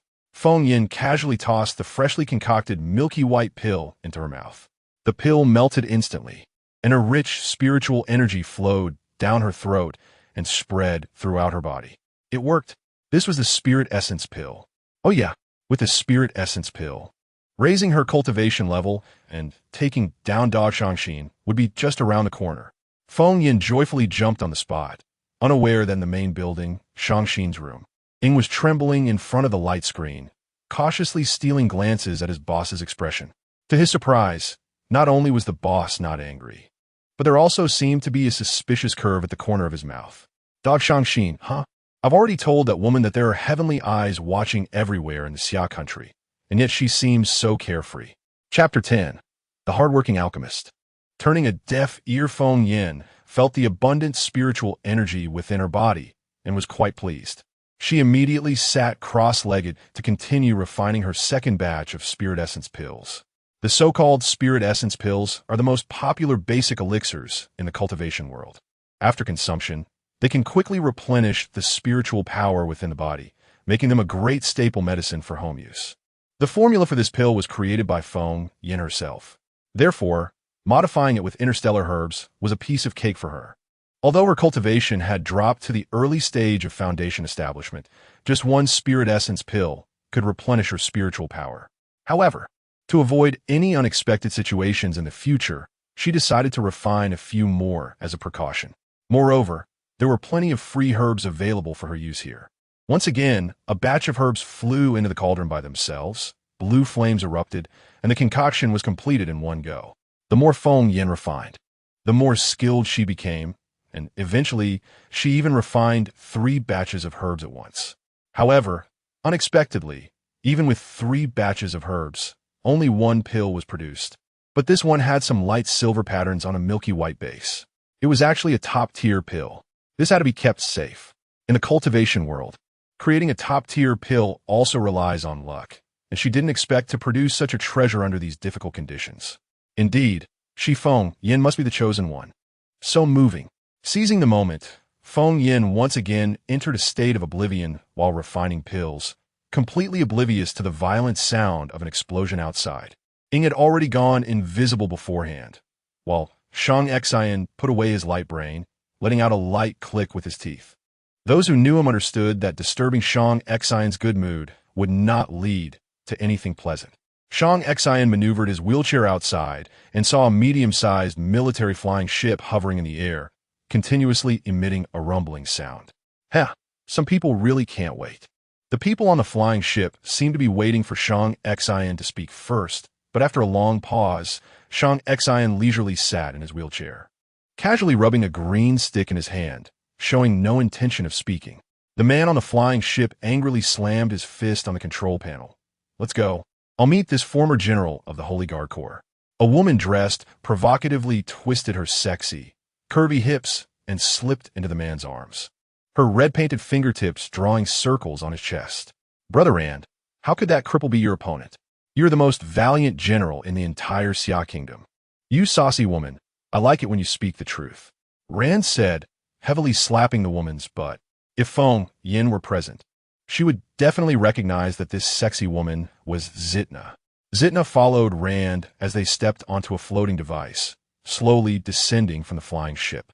Rand, like a descending deity, looked down upon the dilapidated manor and the cripple sitting in the wheelchair. Ha ha! General Shang won't blame me for coming uninvited, right? Our National Defense Army hasn't sent condolences to General Shang yet. It's truly my oversight, and I come here to apologize. Oh no, that's not General Shang anymore, but former General, ha ha ha. As soon as Rand landed, he burst into laughter, his disproportionate muscular body shaking, and coupled with the scar that split his mouth to his cheek. He looked like a villain straight out of a trashy novel. Shangxian looked up, his expression calm and unruffled, but there seemed to be wolves and tigers in his eyes, making Rand's heart skip a beat. General Rand is in such high spirits, claiming to come to apologize. Yet I don't see you bringing me any gifts. Is General Rand too young to understand etiquette? You. Rand was so furious he nearly sustained internal injuries. Young? He was already 34 years old, a full 7 years older than Shangxian, yet he had not held the rank of general for as long as Shangxian. Shangxian's words were like a blade piercing his heart, reminding him of the days he was suppressed in the National Defense Army. General Shang's legs may be crippled, but your mouth is quite sharp. I see that General Shang's manner hasn't been taken care of for a long time. Perhaps you can't afford to hire someone to manage it? With your eloquence, you could be an actor, singing and performing on interstellar channels. I believe many would pay for that. After saying this, Rand wrapped his arms around Zitna, both of them bursting into laughter. It seemed that as long as he talked enough, Shang Xian would really listen to his opinions. However, Shang Xian was not someone who would suffer verbally. A smirk appeared on his lips, and Ing in the shadows shouted inwardly that this was bad. This was the precursor to a verbal counterattack. General Rand, if one day your legs become crippled, with your looks, I doubt any show would invite you. Moreover, I wasn't even aware that General Rand had such a hobby, enjoying public transport. Before Shang Xian's words fell, a cold gaze like a knife arrived, making Zitna feel uncomfortable all over. You speak nonsense. Brother Rand, Shang Xian is just slandering me because he can't have me. He even sent someone to hunt me down. Brother must seek justice for me. Zitna's tears came down like props, appearing as soon as she spoke, and Rand wiped away the tears from the woman in his arms, feeling distressed.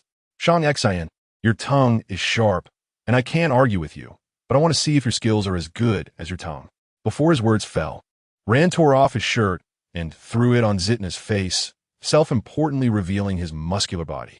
But he didn't see Zitna nearly gagging from the smell of sweat emanating from the shirt covering her face. I've long found you displeasing. Don't blame me for beating a drowning dog. Countless people in Xia Kingdom want your head, but I'm the first to take action. Let's go. Rand roared, the ground shaking around him, and in an instant, sand and stones flew, surrounding him. Clearly, he was also an Earth-type ability user. However, unlike Ying's training direction, his attack method was dense and continuous, focusing more on weight than quality. Shang Xian gently lifted his chin, not hiding the disdain in his eyes. Seeking death, Rand shouted angrily, swinging his powerful arm forward, and the sand and stones immediately surged toward Shang Xian like a storm, darkening the sky. At this moment, Shang Xian, sitting in his wheelchair, gently closed his eyes, looking contented. Those unaware of the situation might think he was simply basking in the sun. Oof. The end of a strong bow. Let's see how long you can be proud. It seemed the rumors were true. Shang Xian's legs were not just simply crippled. He likely no longer had the ability to resist. As the sand and stones were about to land on Shang Xian, the ground suddenly trembled, and a brown earth wall abruptly rose, blocking all the sand and stones. Who? Rand tensed and guarded himself, while Ing calmly deactivated his invisibility cloak, standing behind Shang Xian with an air of respect. A mocking expression appeared on his otherwise forgettable face. General, Rand may not have heard of my master's rules. If you want to fight him, you must first pass my test, otherwise. Before his words fell, the earth wall collapsed with a bang, and an earth spike had already formed behind it, not even worthy of licking my master's toes. Whoosh! The earth spike, accompanied by Ying's demonic whisper, shot through the air with incredible speed, much faster than conventional firearms. Rand was shocked and hurriedly gathered sand and stones in front of him, where a large amount of sand and stones rubbed and collided with the tip of the earth spike, greatly reducing its impact. Rand barely managed to move his muscular body, and just as the earth spike broke through his defenses, he narrowly avoided a fatal blow. But the next moment, a large amount of bright red blood flowed into his mouth and the left side of his face, a metallic taste rushing straight to Rand's throat. Ah, my ear. Chapter 11. The scum who calls for rescue when he can't win my ears. Rand retreated and dodged, while Shitna hurried over, only to see Rand forcefully covering his left ear, blood gushing out from between his fingers and instantly covering his entire face, making his already unattractive face even more terrifying. Brother Rand, are you okay? Shitna quickly tore a piece of cloth from her skirt and pressed it against Rand's ear, though her eyes revealed a hint of disdain. It was said that General Rand of the National Defense Army had a brain that was only a tenth the size of his muscles. And now it seemed to be true. No matter how it was, Shang Xian had once been a general of the Holy Guardian Legion, so he couldn't lack any foundation. Even if he had been defeated, he still had a level 4 Earth ability user by his side for protection. Damn it, you ambushed me. Sang Xin, is this how you teach your subordinates? Rand cursed wildly, but the more he cursed, the higher the curve of Shang Xian's lips became. Deception is a part of warfare. A cold voice rang out, and Shadow's earth spike followed his words. Accompanied by Shang Xian's murmurs, the earth spike once again shattered the air with a bang. Shitna's brain raced. If she went up to block this attack, she would surely gain Rand's trust and attention. But with her physique, could she really withstand it? Hesitation leads to defeat. A powerful water column surged down from the flying ship above before Shitna could make a decision, hitting the earth spike and causing it to deviate from its original path. Boom! The human-shaped sculpture in the garden fountain collapsed with a loud crash. A slender figure also slowly descended from the flying ship. General, I will heal your wounds right away. The slender man, who was Rand's confidant, Food, slowly formed a layer of water film in his hand and gently pressed it against Rand's ear, the bleeding gradually stopping. Shang Xian raised an eyebrow at this. An ability user who could attack, defend, and even heal minor injuries with water abilities was indeed rare. Shitna breathed a sigh of relief and quickly presented her chest, her eyes slightly red as she pouted. Thank goodness Brother Rand is okay, otherwise I would have stood in front of you and definitely wouldn't let Shang Xian succeed. Rand pinched Shitna's waist. Although the pain had eased somewhat, he couldn't speak yet since half of his ear had been forcibly severed. Shang, see, the pained voice squeezed out from his throat, and Fu nodded in response. I will be your opponent. Shadow nodded in agreement, but his eyes couldn't help but show a hint of sarcasm. One-on-one, and changing opponents mid-battle, Rand truly was as rumored, tasteless. Rand gritted his teeth in anger. Shadow's ability level was the same as his, both being level 4. However, Shadow's cultivation method focused on targeted attacks, prioritizing quality over quantity, which happened to be the opposite of Rand's, making him Shadow's natural nemesis. But Food was different. Although he was only level 3, water and earth countered each other, and neither could gain an advantage over the other. However, interstellar laws clearly stated that water ability users were protected by law, and any attack against them would be severely punished. Thinking of this, Rand curled his lips into an unpleasant smile, scaring Shitna beside him.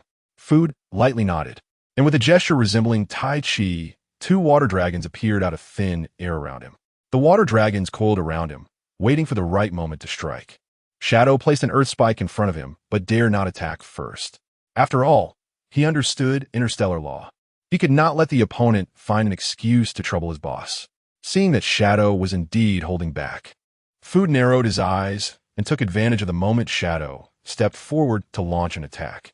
The 2 water dragons charged at Shadow from both sides, and he couldn't help but smile.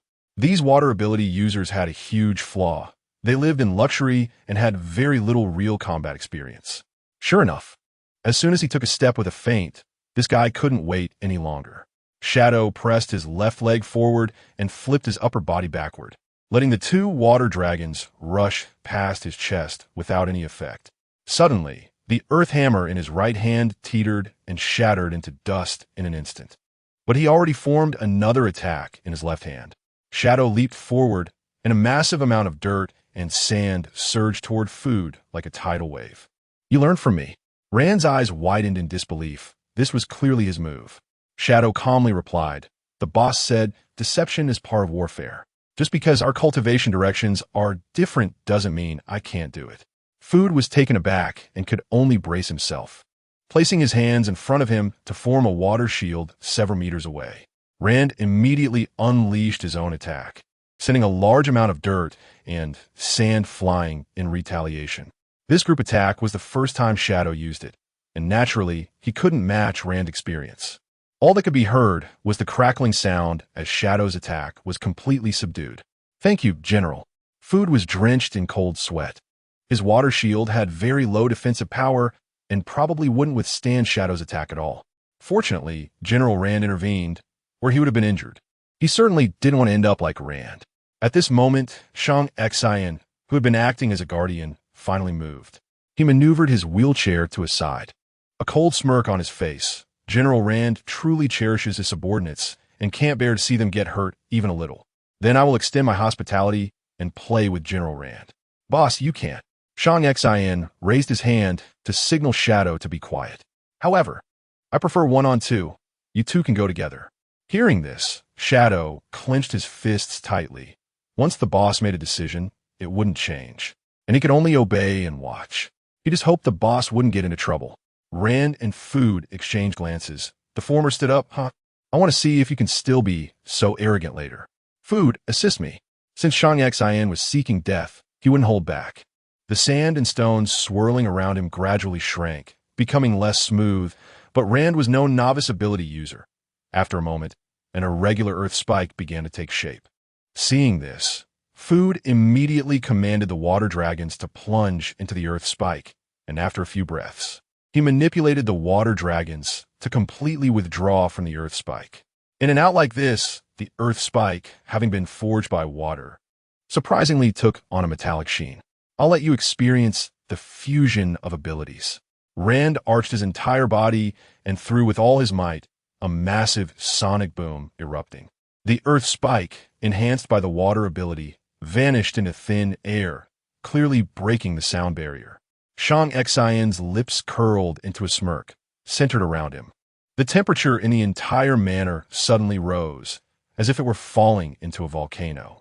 His entire body was engulfed in deep red flames, and his indifferent eyes glowed with a fiery, enchanting red.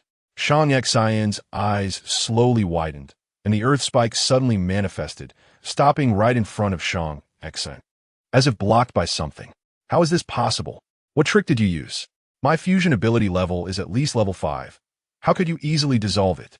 This is impossible unless... Rand's mouth dropped open in shock, incredulously saying, You're not level 5, you're level 6. Shang Xian's smirk confirmed this matter. He was indeed a level 6 fire ability user, not the level 5 on his interstellar ID. All right. Today we will experience the power of a level 6 ability user, Food. Before he could finish, the temperature in the manor plummeted, and Shang Xian suddenly spat out a large mouthful of blood, his ability pressure vanishing completely. Boss. Chapter 12, Just eat if you're going to eat. Why so much fuss? Boss. Ing quickly stepped forward and hurriedly fed a potion into Shang Xian's mouth. Shang Xian drank the potion, and his complexion improved slightly, but he still looked terrifyingly pale. Rand was taken aback and suddenly realized what that potion was. The heavens are helping me, General Shang. I didn't expect you to have today. You also have moments of mental breakdown. And it seems that this is already the late stage of the breakdown. With no cure in sight, Ing gently supported the unsteady Shang Xian, a killing intent rising in his heart, wishing he could immediately take Rand's head. Shang Xian ignored the commotion and turned to ask, How many suppressants do we still have? What did the Apothecary Guild say? Boss, I will find a way. I can always steal. In other words, that was the last one, and the guild still refuses to sell suppressants. Shang Xian's eyes were indifferent, his tone as if discussing a stranger unrelated to him. Ing wanted to say something, but was stopped by Shang Xian's gesture. He was still on the main star of the summer country, only for the suppressants. If not for this, he would rather return to his territory to spend his last days. Seeing this, Hitina's eyes flickered, and she quickly walked over to Rand, stepping on her high heels. The tear in her skirt widened with her movement, exposing her fair skin, which caught Rand's attention and made him react involuntarily.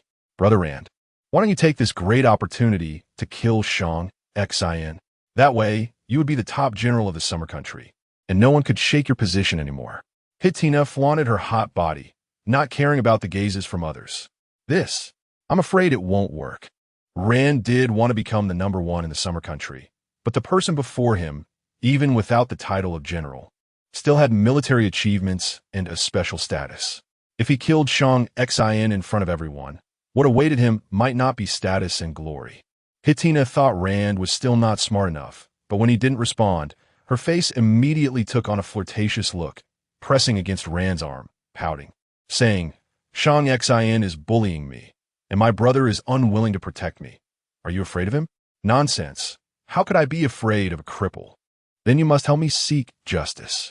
If you don't take revenge for your brother today, what will outsiders think? They will definitely think that you can't even defeat a cripple like Shang Xian. Bastard! Who dares to say that? Seeing Rand's anger rising, Hitina immediately retreated successfully. This Rand, he has brains, but not much. Shang Xian wiped the blood from the corner of his mouth, watching all this with disdain, his evaluation of Rand dropping significantly. Food, assist me.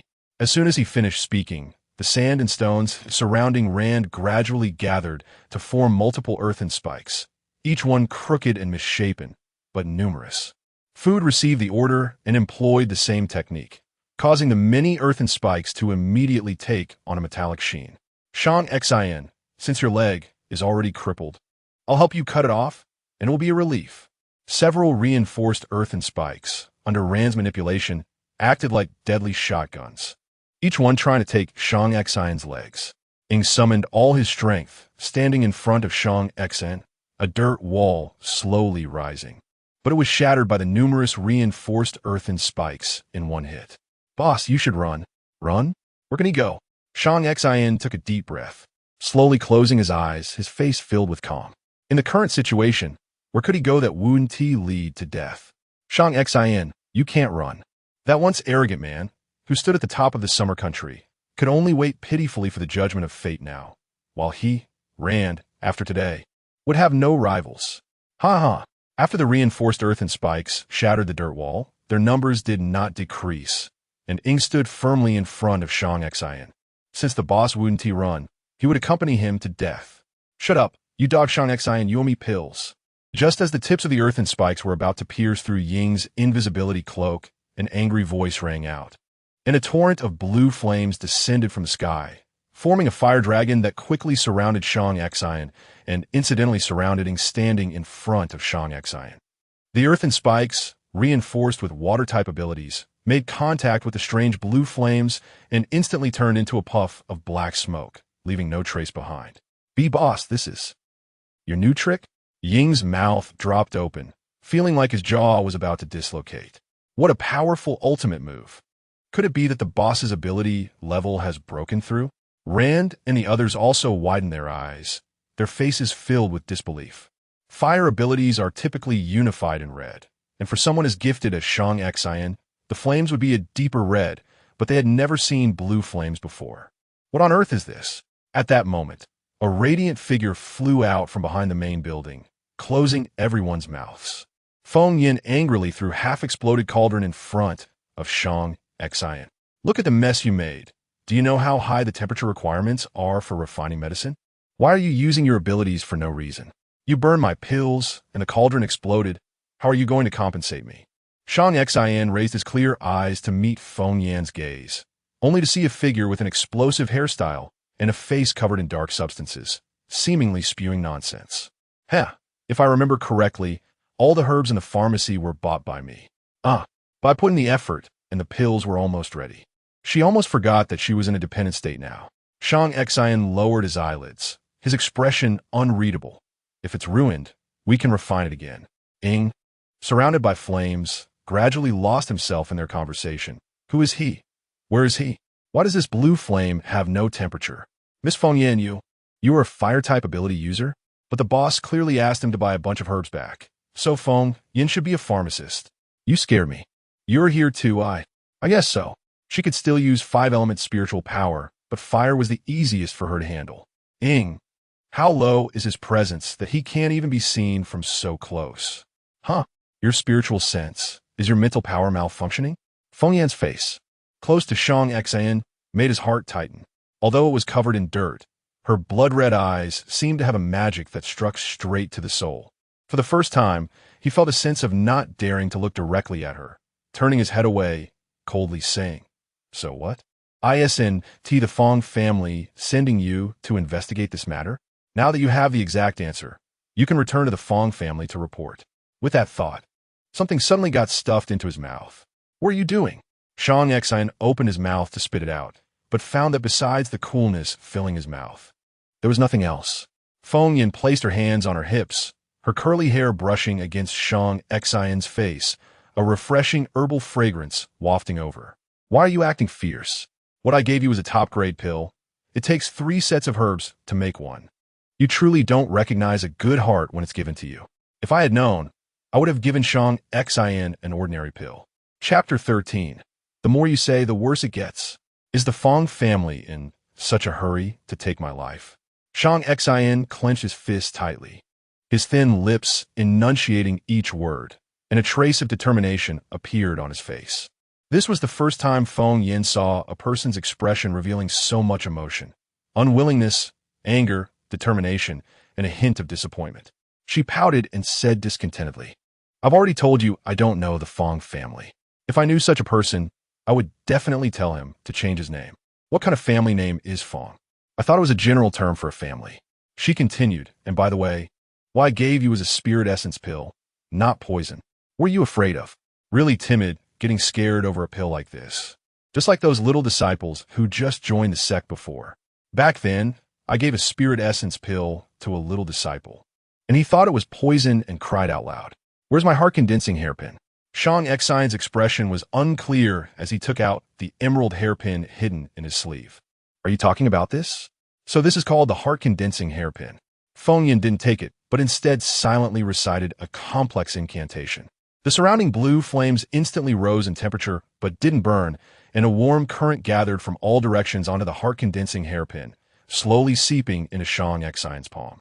This inexplicable power entered his body with a clear target, directly rushing towards Shang Xian's brain. Shang Xian frowned, closing his eyes and waiting for his fate to be sealed. But unexpectedly, that power not only didn't harm him, but the mental disturbance that tortured him daily also weakened significantly. Although he had great endurance and could pretend to be unfazed by even the most intense mental turmoil, it didn't mean he wouldn't feel discomfort. But now, he felt incredibly relaxed, for the first time since his injury. The torment caused by the mental disturbance seemed to have vanished at this moment. The power emitted by the hairpin collided and harmonized with another force within him, not only suppressing the mental disturbance, but also significantly restoring the little remaining supernatural abilities in his body. What on earth is this? Shang Xian suddenly raised his head, meeting Feng Yan's gaze. The concern in her phoenix eyes was genuine. "Cough, how are you feeling? Better? What are you looking at? I tell you, the pill isn't free. You have to pay me with star coins." Feng Yin turned her head away, her flawless skin gradually revealing a hint of pink, though it was unclear if it was due to the flames surrounding her. "It's nothing." Shang Xian opened his mouth, but didn't know what to say. The feeling that the torment from the mental disturbance had lessened was not false. He had to reevaluate Feng Yin. He could completely rule out the possibility that she was a member of the Fong family. A person with the ability to suppress mental disturbances could not be unknown, and the Fong family would never send such a talent to monitor him. "Are you really not from the Fong family?" Feng Yin pouted, her phoenix eyes narrowing as she said sarcastically, "You don't think you're trying to skip out on the bill, do you? I tell you, although this alchemist is under someone else's roof, I am unyielding. If others want me to refine pills, they have to bow down and pay their respects. And I even gave you a discount. Don't be ungrateful. How ridiculous. A top-grade pill, if placed in the cultivation world, would be enough for her to exchange for a cave dwelling. She only charged Shang Xian some star coins, and he still dared to be choosy. Boss, your mental disturbance." How? Ing finally remembered who he was, only to find that the fluctuations of supernatural abilities emanating from Shang Xian had stabilized significantly. This discovery made him doubt again. Could he really be dreaming? That's good, that's good," Shang Xian murmured, a strange smile forming at the corners of his mouth, which made him finally confirm that he was indeed dreaming. Otherwise, there was no way the boss would show a smile. Feng Yin was just about to urge for payment when she felt that Shang Xian looked like he was about to skip out on the bill. So she wanted the star coins to come quickly. "You." As soon as her voice started, Feng Yin noticed someone throwing mud into her heavenly fire. Her beautiful eyes narrowed, and the blue flames encircling her instantly transformed into a fire dragon, charging straight at Feng Yin. Ing was startled and quickly prepared for defense, but saw Feng Yin casually grasping her hand, and the fire dragon morphed into a small flame the size of a walnut, jumping and floating in her palm, seeming to have a playful demeanor. Feng Yin glanced at Ing with a complex expression. This person was quite timid, just like Shang Xian, reclaiming the heavenly fire. Feng Yin placed her hands on her hips and angrily shouted, "Who threw mud at me? Step forward. What the heck? A pig demon. Shang Xian, look, there's a pig demon," Feng Yin exclaimed, pointing at Rand and shaking Shang Xian excitedly. The latter couldn't help but chuckle. "I see it. It's indeed a pig demon." Ing. Rand was first stunned, but after hearing what Feng Yin said, His face instantly turned red. You dare to insult me? Were you even? I'm a person, not a thing. His flushed face, combined with the old scar running from his mouth to his ear, made him look even more like a pig with a cut. Feng Yin lightly patted her little heart. She wasn't joking. There were pig demons in the cultivation world that could transform into human forms, and they looked just like this. Although Feng Yan's face was smeared with medicinal residue and her hair was frizzled, Haida still recognized her identity at a glance. This beauty, with skin tight against her bones, made Haida envious to the point of itching her teeth. Brother Rand, quickly catch that woman. She stole my things. Feng Yin was lost in the fantasy scene of the interstellar world having pig demons and was still contemplating how to catch the pig demon. As the pig demon's demon core was a good thing. Haida was quiet until she spoke, instantly attracting Feng Yan's attention. It's you? You sold me out. I haven't settled the score with you yet. As soon as the words fell, the originally docile, walnut-sized blue flame suddenly became fierce, transforming again into a vicious fire dragon that charged toward Haida. Haida was greatly startled and tried to hide behind Rand, but the latter gave Food a look, and a water snake appeared out of thin air to block in front of the group. However, the blue fire dragon regarded the water snake as nothing, directly opening its mouth and swallowing the water snake whole, continuing its attack without losing momentum. Seeing this, Rand shoved the delicate and weak person beside him aside. This blue flame was too strange. As a dignified general, he would never take risks for a woman. With no protection left, Haida had nowhere to hide, and the fire dragon shadowed her, attacking her alone. In a panic, her already precarious skirt tore even wider, causing her to trip, and her exquisite makeup got smeared with dirt, making her look utterly disheveled. Feng Yan, spare me. I was just trying to make a living. You weren't harmed by Chen Wu, were you? You should go find him, to spare me this once. As the pleas for mercy came through, Feng Yan not only didn't stop, but instead sneered, and the fire dragon suddenly expanded, descending from the sky like a demon claiming lives, completely swallowing Haida.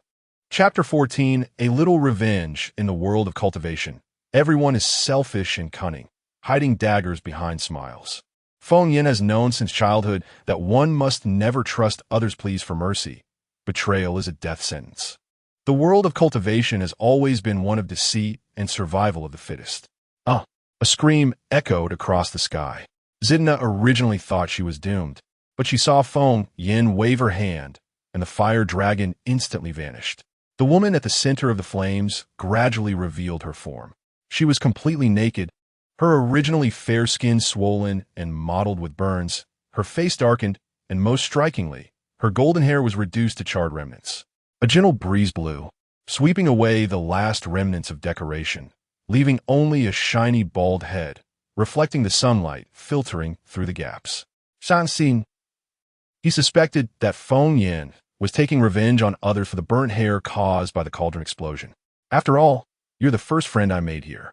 I'll spare your life, but our bond is severed. If we meet again, I will not let you off. My hair, my hair. Zidna didn't hear what Feng Yin said, nor did she care about being completely naked. She shouted as she stepped onto the floating device and swiftly flew back to the flying ship. Feng Yin realized that it wasn't the weather that was bad today, but something was blocking the sky above her. A large military green flying device appeared before her, making Feng Yan's eyes light up. Shan-Xin, if I kill this group of people, will that flying ship belong to me? The person in the wheelchair raised an eyebrow at her words, a slight crack appearing on his handsome, cold face. Do you often engage in murder and robbery? Not really. Just want to try it once. Shang-Xin. Rand was frightened by the blue flames and felt a pang of retreat. After all, Shang-Xin had only a few days left to live due to his mental turmoil, and he didn't need to confront the unknown. Shang-Xin, you are so capable. To have gathered such a strong person, even in a wheelchair, today I will show mercy and let you go. Food, let us leave. Hey, did I let you go?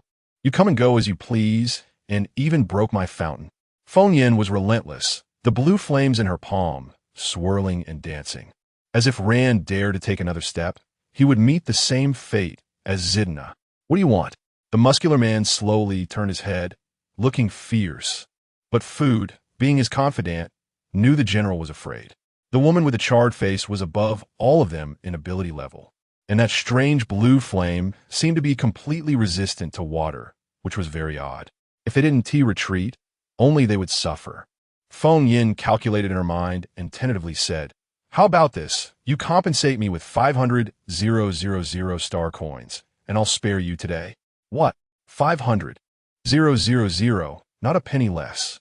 Don't think that I am easy to talk to, I—" Before Feng Yin could finish her sentence, Rand eagerly sent an anonymous transfer using his light brain, but she didn't react in time, and Shang Xian quickly snatched it into his own light brain.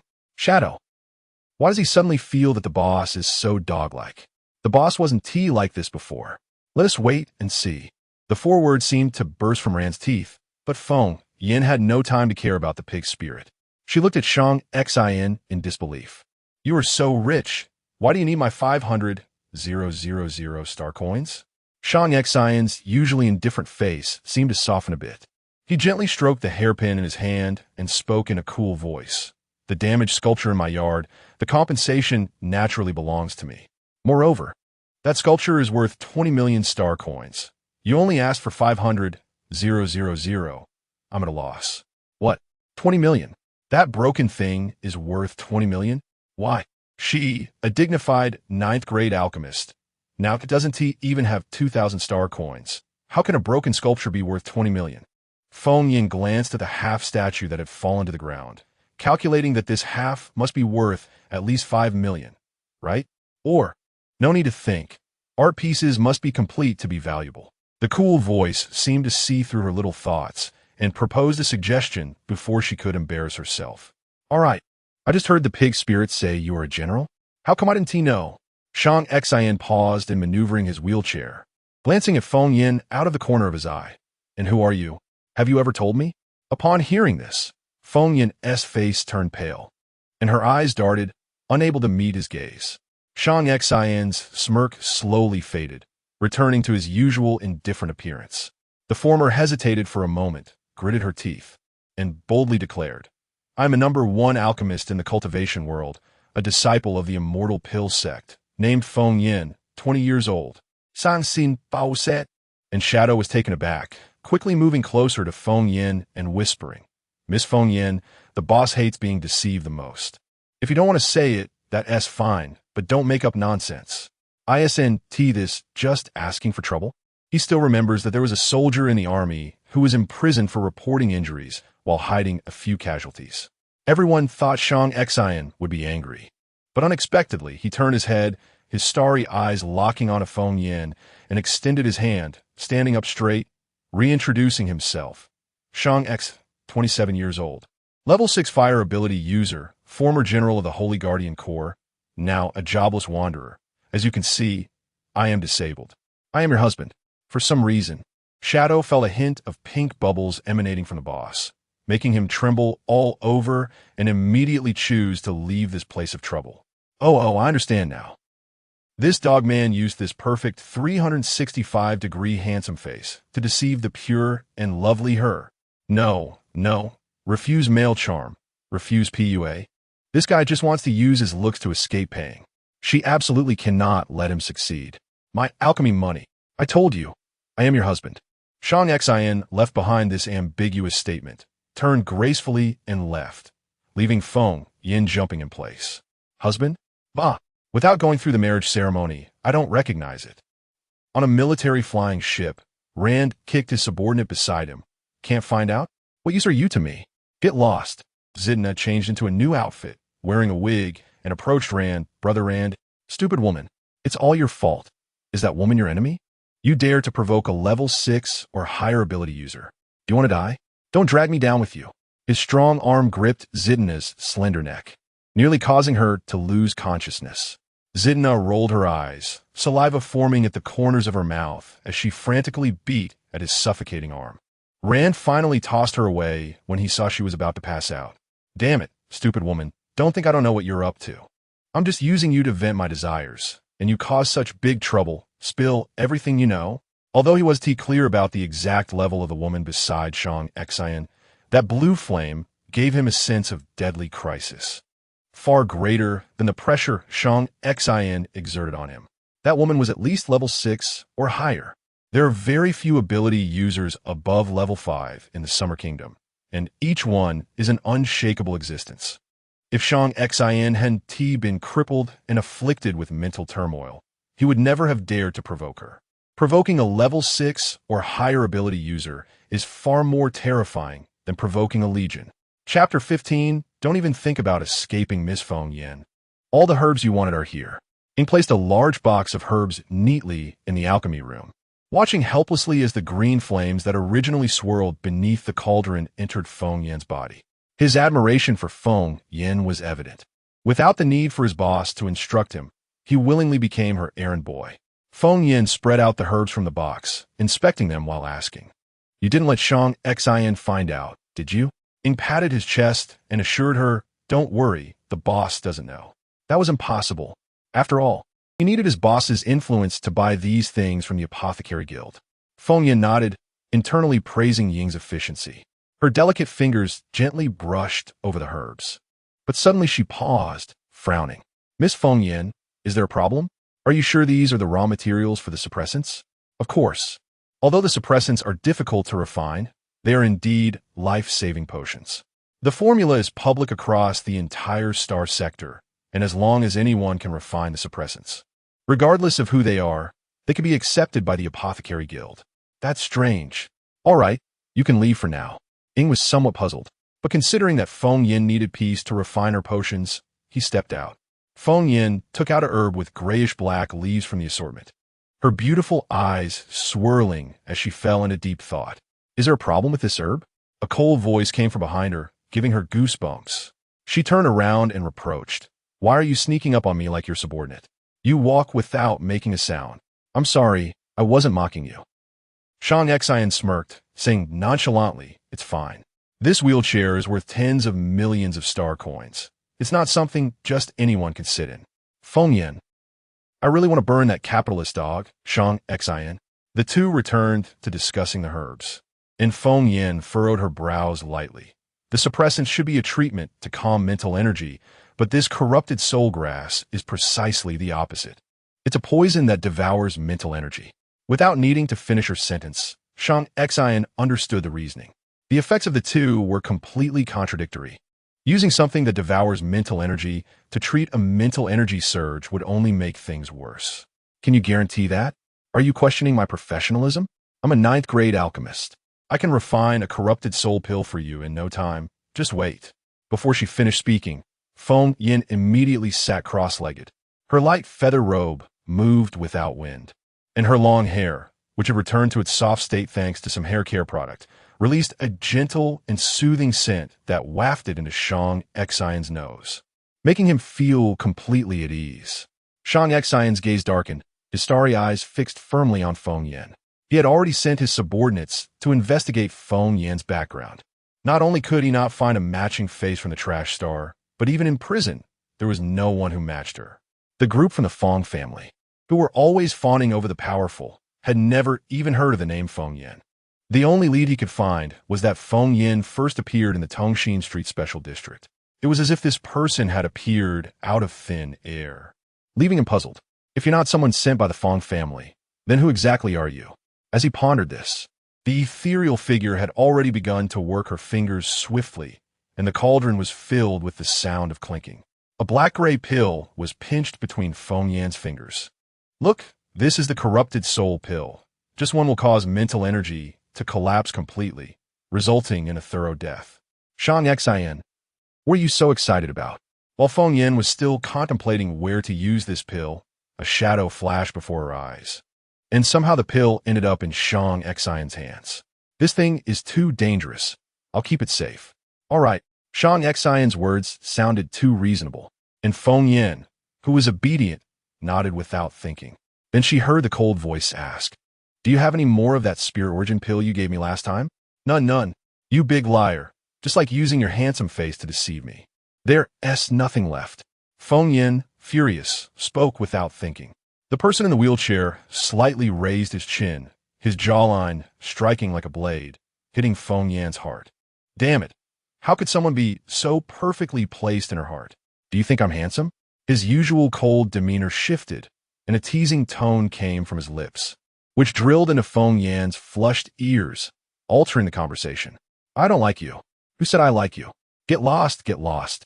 Don't disturb me while I'm refining pills. Feng Yan, embarrassed and furious, didn't know where her strength came from, using her arms to push the wheelchair, throwing Shang Xin out of the alchemy room. Bang! The loud sound of the door slamming echoed, and the person locked outside not only didn't get angry, but seemed to have a hint of spring warmth on his usually unpleasant face. Shang Xin rubbed the pin he held in his hand, the corner of his mouth slightly curling up. No matter who you are, as long as you're not from the Fong family, if you fall into my hands, Shang Xin, don't even think about escaping. Apothecary Guild Li Hui looked at his subordinates from the dark department, who were bruised and swollen, and twitched his mouth. What happened to you? The subordinates, trained rigorously, sniffled, tears streaming down their faces. Ooh, I was beaten up while being stuffed in a sack. The opponent's ability level is much higher than mine, and their speed is as fast as lightning. I didn't even see their shadow. Li Hui, a level 3 ability, user got stuffed in a sack? Is that reasonable? Whoa, that person said if we dare to follow Miss Feng Yan again, they will blow up our apothecary guild. Li Hui paused at those words. He was very familiar with such arrogant rhetoric. I understand. No need to follow Feng Yan anymore. He waved his hand, and the subordinate quietly sobbed as they withdrew. Aside from Shang Xin, no one would dare to be so arrogant as to threaten to blow up the apothecary guild. However, in the past few days, Shang Xin's subordinates had bought a lot of herbs in his name, and he suspected they were all for Feng Yan. Should I personally pay her a visit? All right, it's settled then. At most, I'll secretly bring 2 suppressants for Shang Xin, a timely assistance, and get some information out of her. Xia Country Council, several middle-aged men with big beards looked at the floating light screen in front of them with worried expressions, sighing heavily. The man sitting at the head of the round table, radiating an imposing presence without anger, slowly opened his eyes. The pressure of a level 5 fire-type ability instantly filled the entire conference room, causing beads of sweat to appear on everyone's foreheads. And it became silent in an instant. The man's authoritative voice echoed. Since Shang Xin has submitted a request to leave the star, just to prove it. What are you hesitating for?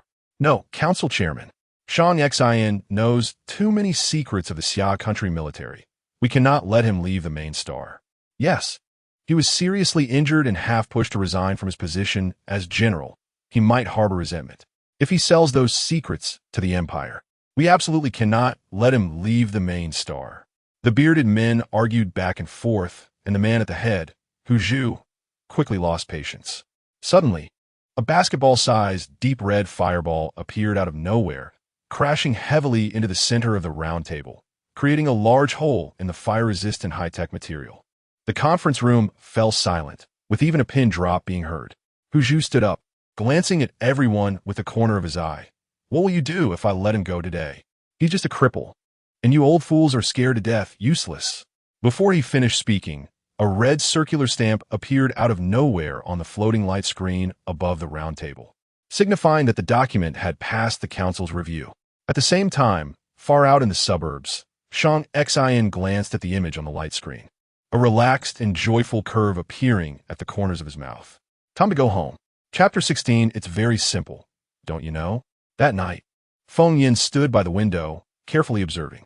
The bright moonlight cast a glow on her cold and beautiful face, resembling a priceless painting. She extended her senses and discovered several shadowy figures lurking outside the manor, not acting like good people. They might be here to steal the elixirs. In the evening, she had already asked Ing to move all the herbs to her room. Ing was very efficient, even buying a new cauldron, which was of much better quality than the original. However, Shang Xin was still reluctant to buy her a bed for some unknown reason. She glanced around, putting all the herbs and the cauldron into her storage bag, then tiptoed quietly down the corridor to close her door. With her hands positioned like a mouse, she was about to sneak outside to take a look, but as soon as she turned her head, she met Shang Xin's calm and piercing gaze. Wow, you scare me to death. Where are you going so late? The villa was dark and dimly lit, with only the moonlight gently illuminating the cool curve of Shang Xin's lips, making Feng Yan swallow hard. I noticed some suspicious people outside. They might be thieves. I'm planning to go out and deal with them. Sean Xin raised an eyebrow at her words and pondered for a moment before replying. They should be my people. That's not possible. Your bodyguards have been stationed at fixed positions for days without moving. But tonight, these people are masked and appear flustered. There's definitely something wrong. Feng Yan's cold and beautiful profile spoke with certainty, causing Sean Xin to squint slightly. He operated his holographic computer while casually asking, "How did you notice while staying in your room?" "It's simple, using mental power. Quick, someone is sneaking around the backyard. Let's see if we can catch them." Feng Yin became increasingly excited, completely unaware that her words revealed too much knowledge not typical of the interstellar world. For instance, the use of mental power and a major contradiction. Superpowers and mental abilities cannot coexist. This was also Sean Xion's biggest question. Mental power is categorized from F to S rank. Those with E and F rank mental abilities have better memory than ordinary people, allowing them to excel among the average. Once mental power reaches D rank, a qualitative change occurs. These individuals have brains developed several times more than ordinary people and can make significant contributions to interstellar technological advancement. Ancient humanity survived the cosmic leap, and these high-level mentalists played an indispensable role. Among mental ability users, there is a particularly special group, pharmacists. High-level mentalists have a low probability of awakening an affinity for herbs, qualifying them to become pharmacists. However, pharmacists, or rather mental power, cannot coexist with superpowers. Take him, for example. Although he possesses a mental domain, he cannot utilize it at all, aside from being prone to mental outbursts at critical moments, which hinders him. Sean Xian doesn't even see the utility of a superpower user having a mental domain. Yet this common knowledge among interstellar people does not apply to Feng Yan. That green flame, while mysterious and unique, he concluded, is a type of fire-related superpower. However, the pills Feng Yan refined are genuinely useful. They are likely the legendary medicinal pills. Thus, Feng Yan is an existence where superpowers and mental abilities coexist. Why would such a person appear beside him for no reason? Sean Xian, look, it's that person. Feng Yan's melodious voice interrupted Sean Xian's thoughts. Following the direction of her finger, he indeed saw a vague black figure. At the same time, a message popped up on his holographic computer from the guards surrounding the villa, confirming Feng Yan's suspicion. It seemed there were more than one group of people wanting to take advantage of the situation. According to the guard's report, the intruders did not belong to the same faction. It seems news of his mental power outbreak spread quickly. With this thought, a ripple appeared in Sean Xian's calm eyes. He should be grateful to have met Feng Yan. Otherwise, he would have truly become a powerless cripple. Out of the corner of his eye, he saw Feng Yan lightly patting her chest, letting out a sigh of relief. "You scared me. I thought they were here to steal the elixirs." "Shan Xin." Hey, they're moving." Feng Yan shook Sean Xian's arm excitedly, causing the person in the wheelchair to sway. She exclaimed, "Wow, why are they dealt with so quickly?" Sean Xian, your people are quite impressive. Looking through his cold eyes, he could see nothing. So how did Feng Yan see it? "You. Hey, another person has been caught." Sean Xian, I want to go too. The cool and beautiful woman was making movements inconsistent with her appearance, and before she finished speaking, she unexpectedly jumped down from the window. Although she was a pill master, her cultivation had once reached the transformation stage, so she had the skills to protect herself. In the cultivation world, it might not be sufficient, but here was just right. As soon as Feng Yan landed, a guard lurking in the shadows nearly bumped into her. "Sorry, this one is mine." As she spoke, a ball of green flame leaped from Feng Yan's palm, and with a sweeping motion, the man in the night outfit hadn't reacted before he was knocked to the ground by the scorching gust. The flame clung to him like a parasite. As he rolled on the ground, trying to extinguish the strange fire, he couldn't put out the bizarre flames at all. Even death warriors like him, who would remain silent under any torture, let out a muffled groan as the burning flames struck his soul. This muffled sound stood out in the quiet night like a signal, causing those still hovering around the manor to scatter like birds and beasts. Feng Yan withdrew the green flames, awkwardly turning her head. Did I ruin your plans?" "Guard. If you know why, ask." So, a moment later, Feng Yan stood behind Sean Xian, counting on her fingers. In front of them lay several thieves in night clothing and a man whose outfit was burned full of holes, looking terrified. Sean Xian, I didn't do it on purpose. I didn't know he would suddenly cry out. The person in the wheelchair didn't intend to blame her, but he heard Feng Yin continue. If I had known, I would have just burned him to ashes instead of being greedy for his stuff. Sigh. Killing and stealing isn't really a suitable way for me to get rich. With a look of mock annoyance on her cold face, Sean Xian suddenly felt a strange itch in his hands. Suppressing his strange emotions, Sean Xian nodded slightly, and a subordinate clad in a black, form-fitting stealth suit dragged the burned man forward and mercilessly threw him down. Feng Yin couldn't help but mutter, "This sister's a bit too ruthless." The subordinate paused at her words, saying nothing, but Sean Xian, curious to the extreme, couldn't help but ask, "How did you tell she was a woman? And how did you find out about this group?" "Using mental power, don't you know?" Feng Yin stared at him with her innocent big eyes, as if asking, "Are you an idiot?" Sean Xian coughed lightly. Should he know? He had never heard of anyone having such abilities. He maneuvered his wheelchair to stop in front of the burned man, giving him a cold glance and stating in an icy voice, "You are a death warrior of the Feng family." A declarative statement. He had previously recorded all the death warriors of the Feng family, and this person was one of them. Not good. He is going to commit suicide. Chapter 17. Low angel content Feng Yin suddenly said sharply, "Not good. He's going to commit suicide." Before the words fell, the death warrior looked at Sean Xian with a smug smile. But in the next second, a slipper suddenly flew into the death warrior's mouth, just right to wedge between his teeth, preventing him from biting through the poison sac in his molar. Ing and the subordinate dressed as a man were both startled.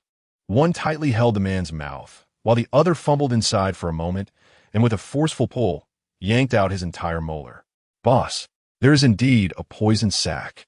My subordinate did not handle it well. Please punish us." Both knelt on the ground, cold sweat on their foreheads. If Feng Yin hadn't reacted quickly, this person would have been poisoned to death. This would have been the most humiliating moment in their careers.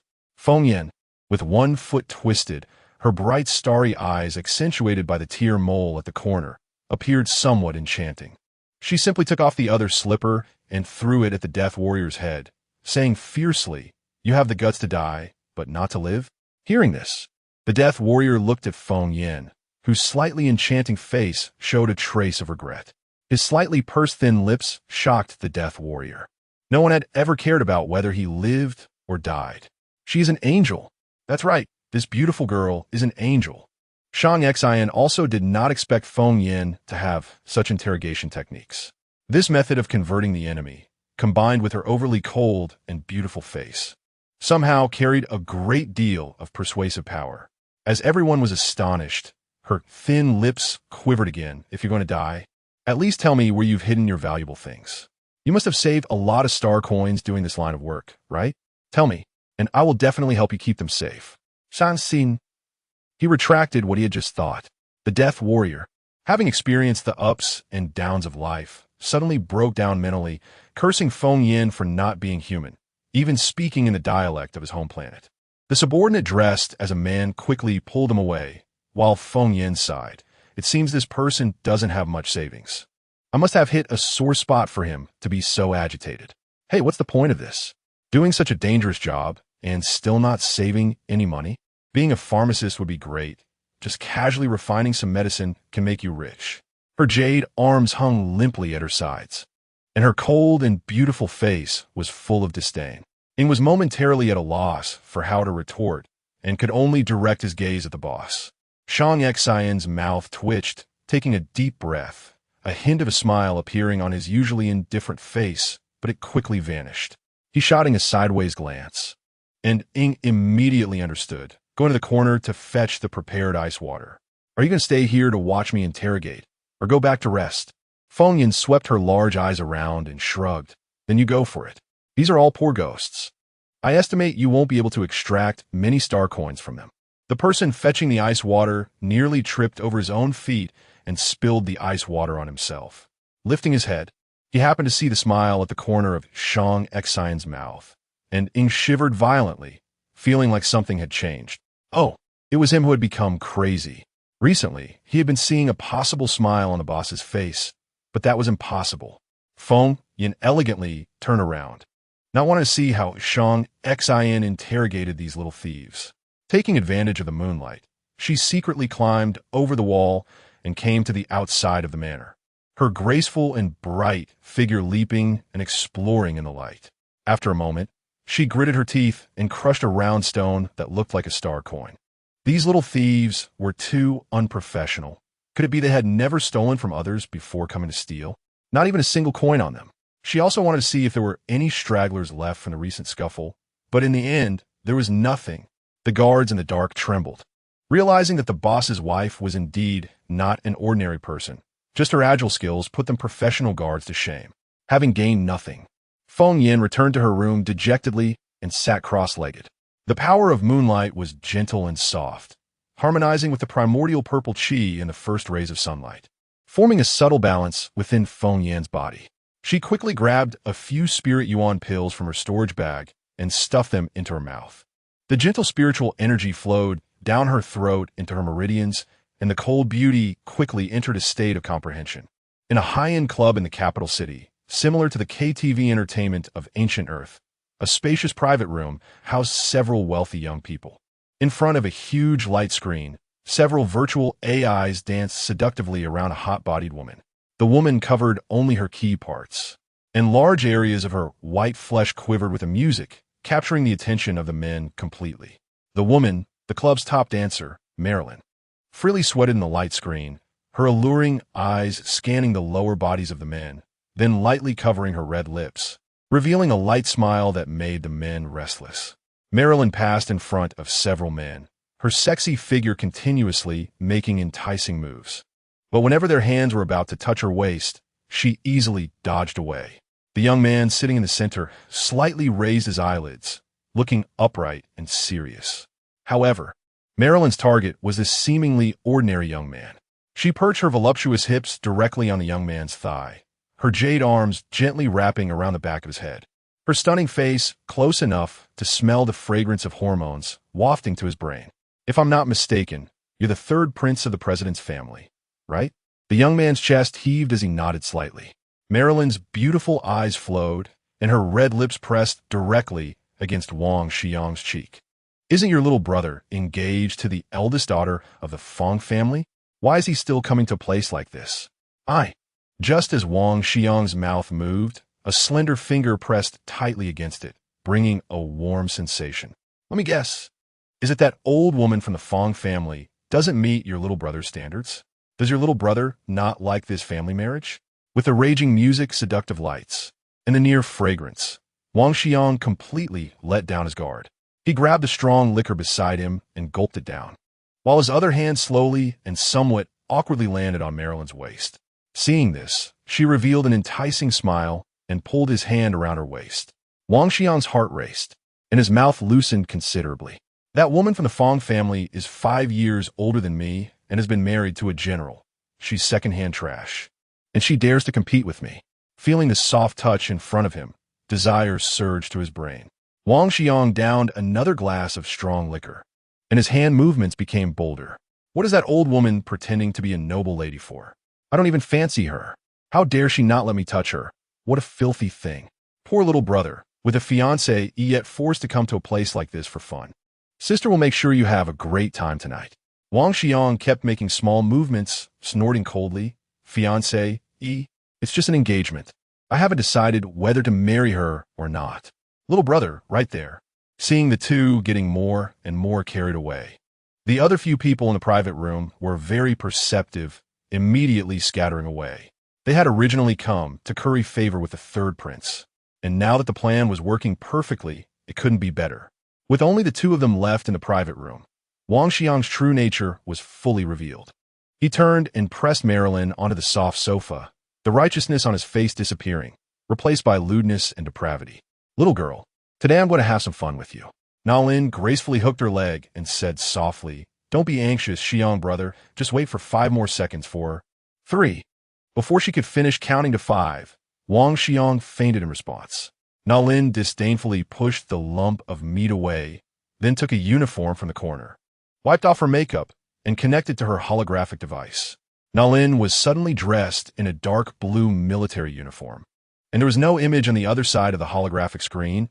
Only a cold male voice could be heard. Chapter 18. The dungeon before the morning sun had even risen. Feng Yan's door was knocked on. She ended her meditation early and lazily said, "The door's not locked. Just come in."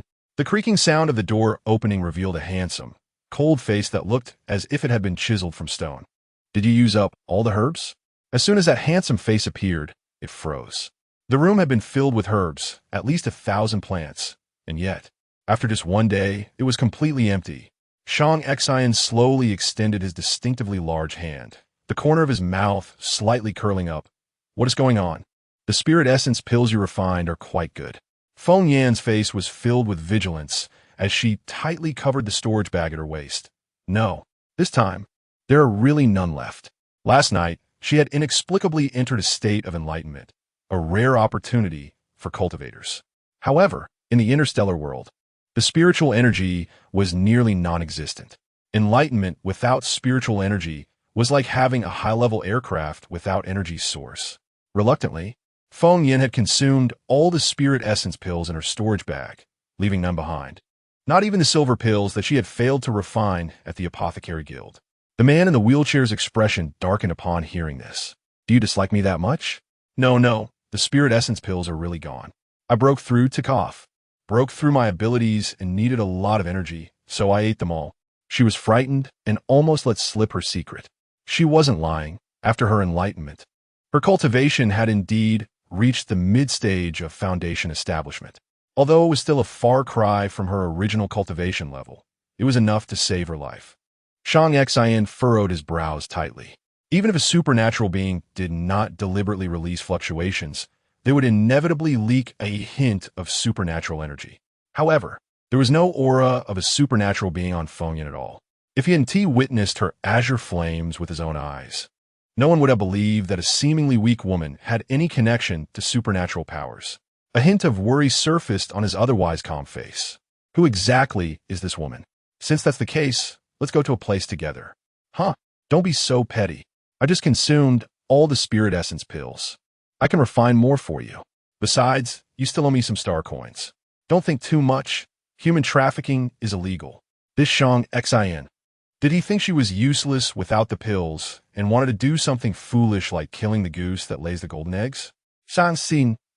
Under some persuasion, Feng Yan followed Shang Xian to a small bungalow not far from the manor.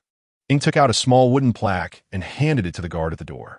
The guard nodded, scanning everyone from head to toe with a scanner on his head before bowing and letting them pass.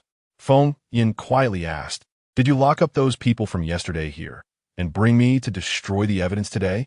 Shang Xian's hand resting on the armrest of the wheelchair stiffened. After a moment, his thin lips parted slightly. "Maybe. Go down from here." The small bungalow was empty except for a staircase leading underground.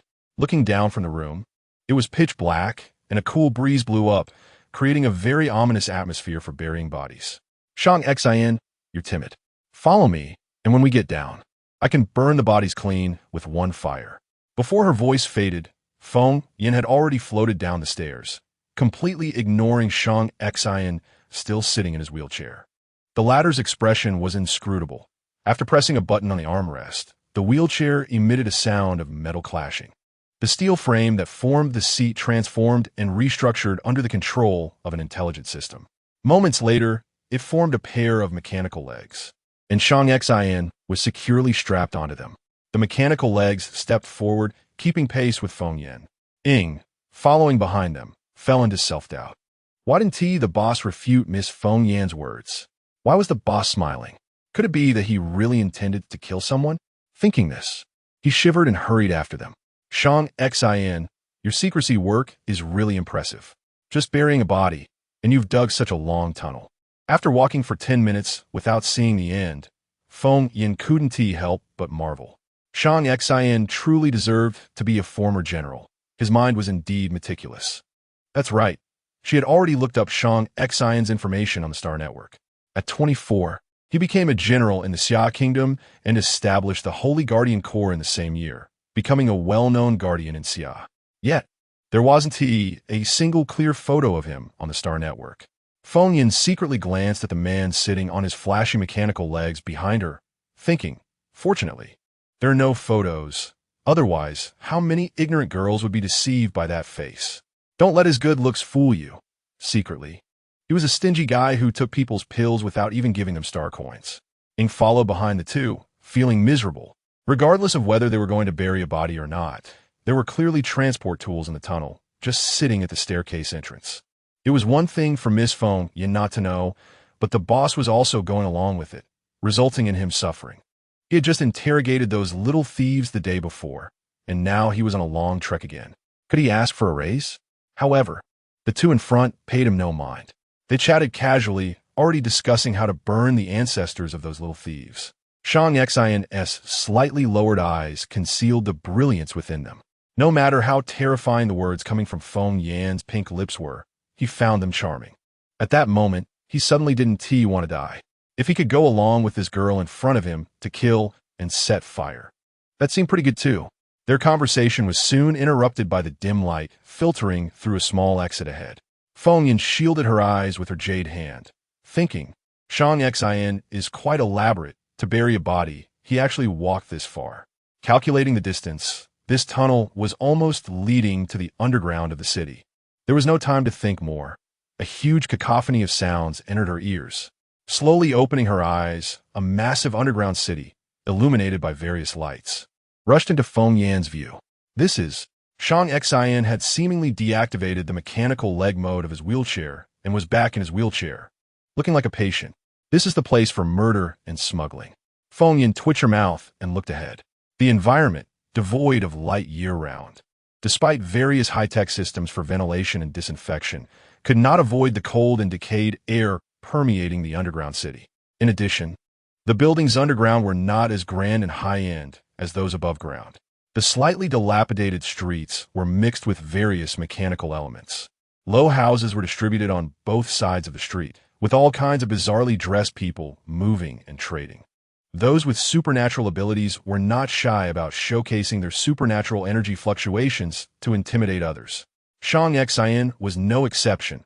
His level 6 fire ability surrounded Feng Yan, causing those small figures hiding their faces by the roadside to lower their heads. They were now at the edge of the underground city, the poorest area, and the most likely to have the kind of murder and smuggling that Feng Yan liked. Feng Yan suddenly quickened her pace as she approached a shop. Compared to the dilapidated appearance of other shops, this one looked much better, as if it had just been renovated. The shopkeeper was tall and large, similar in build to Rand, the muscle-bound guy, but he was completely dark, clearly someone who had been on a run for years. A band wrapped around his head completely covered his left eye, and the smell of blood on him seemed like his badge of honor, unabashedly displayed. Wow, where did you get all these? A gentle voice sounded, and the man frowned, wanting to protest, but before he could speak, a 6th-level fire wave came sweeping in. The shopkeeper paused and replied, "Little girl, the rules of the underground city do not allow questioning the source of items. If you want to buy it, buy it. If not, keep your distance. Why are you being so fierce? I never said I wouldn't buy it."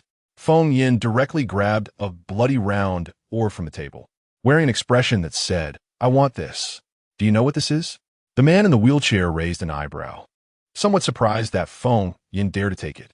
A hint of confusion crossed Feng Yan's cold and elegant face. "You don't even know what this is? Hey, and I thought you were a big shot. This is the eyeball of a star beast, right? I want this." The meat in the entire shop faintly exuded a thin spiritual aura. Since there are no demon beasts in this world, these must be star beasts. The most valuable parts of demon beast, besides the demon core, are its eyeballs, so the same should apply to star beasts. Feng Yan wasn't just grabbing randomly. The spiritual energy in this eyeball was richer than in other parts, making it extremely valuable. Faced with Feng Yan's eager gaze, Shang Xin lightly cleared his throat and unhesitatingly opened his light brain, transferring 50,000 star coins from it. Star beast eyeballs aren't very edible, so not many people would buy them, and they don't fetch a high price. He had originally been prepared to throw the eyeballs away. Having gotten what she wanted, Feng Yan's spirits lifted, and she leaned closer to the shopkeeper, asking, "Do you have more of these star beast eyeballs? Look at him, he's very wealthy. If you have more, sell them to me. None left. If you still want them, leave me a contact method, and I'll get in touch with you later." Feng Yan readily sent the man a friend request, and a name, Wulan, prominently appeared second on her friend list. Your name is Feng Yin? He seemed to recall hearing the vice president of the Apothecary Guild mention this name, describing her as a gentle and refined girl, which didn't match the person before him. Feng Yin pouted. What's wrong? Your name is also Wulan, which sounds like a girl's name, and you dare mock me. Back when Feng Yin was in her sect, she often spoke her mind, and the sect leader had once commented that her name, Feng Yin, was unsuitable and that dirty words would be better. Wulan. He truly didn't mean to mock Feng Yin's name. Seeing the two chatting animatedly, the man in the wheelchair had a dark and inscrutable expression. He slowly curled his lips and drove his wheelchair away.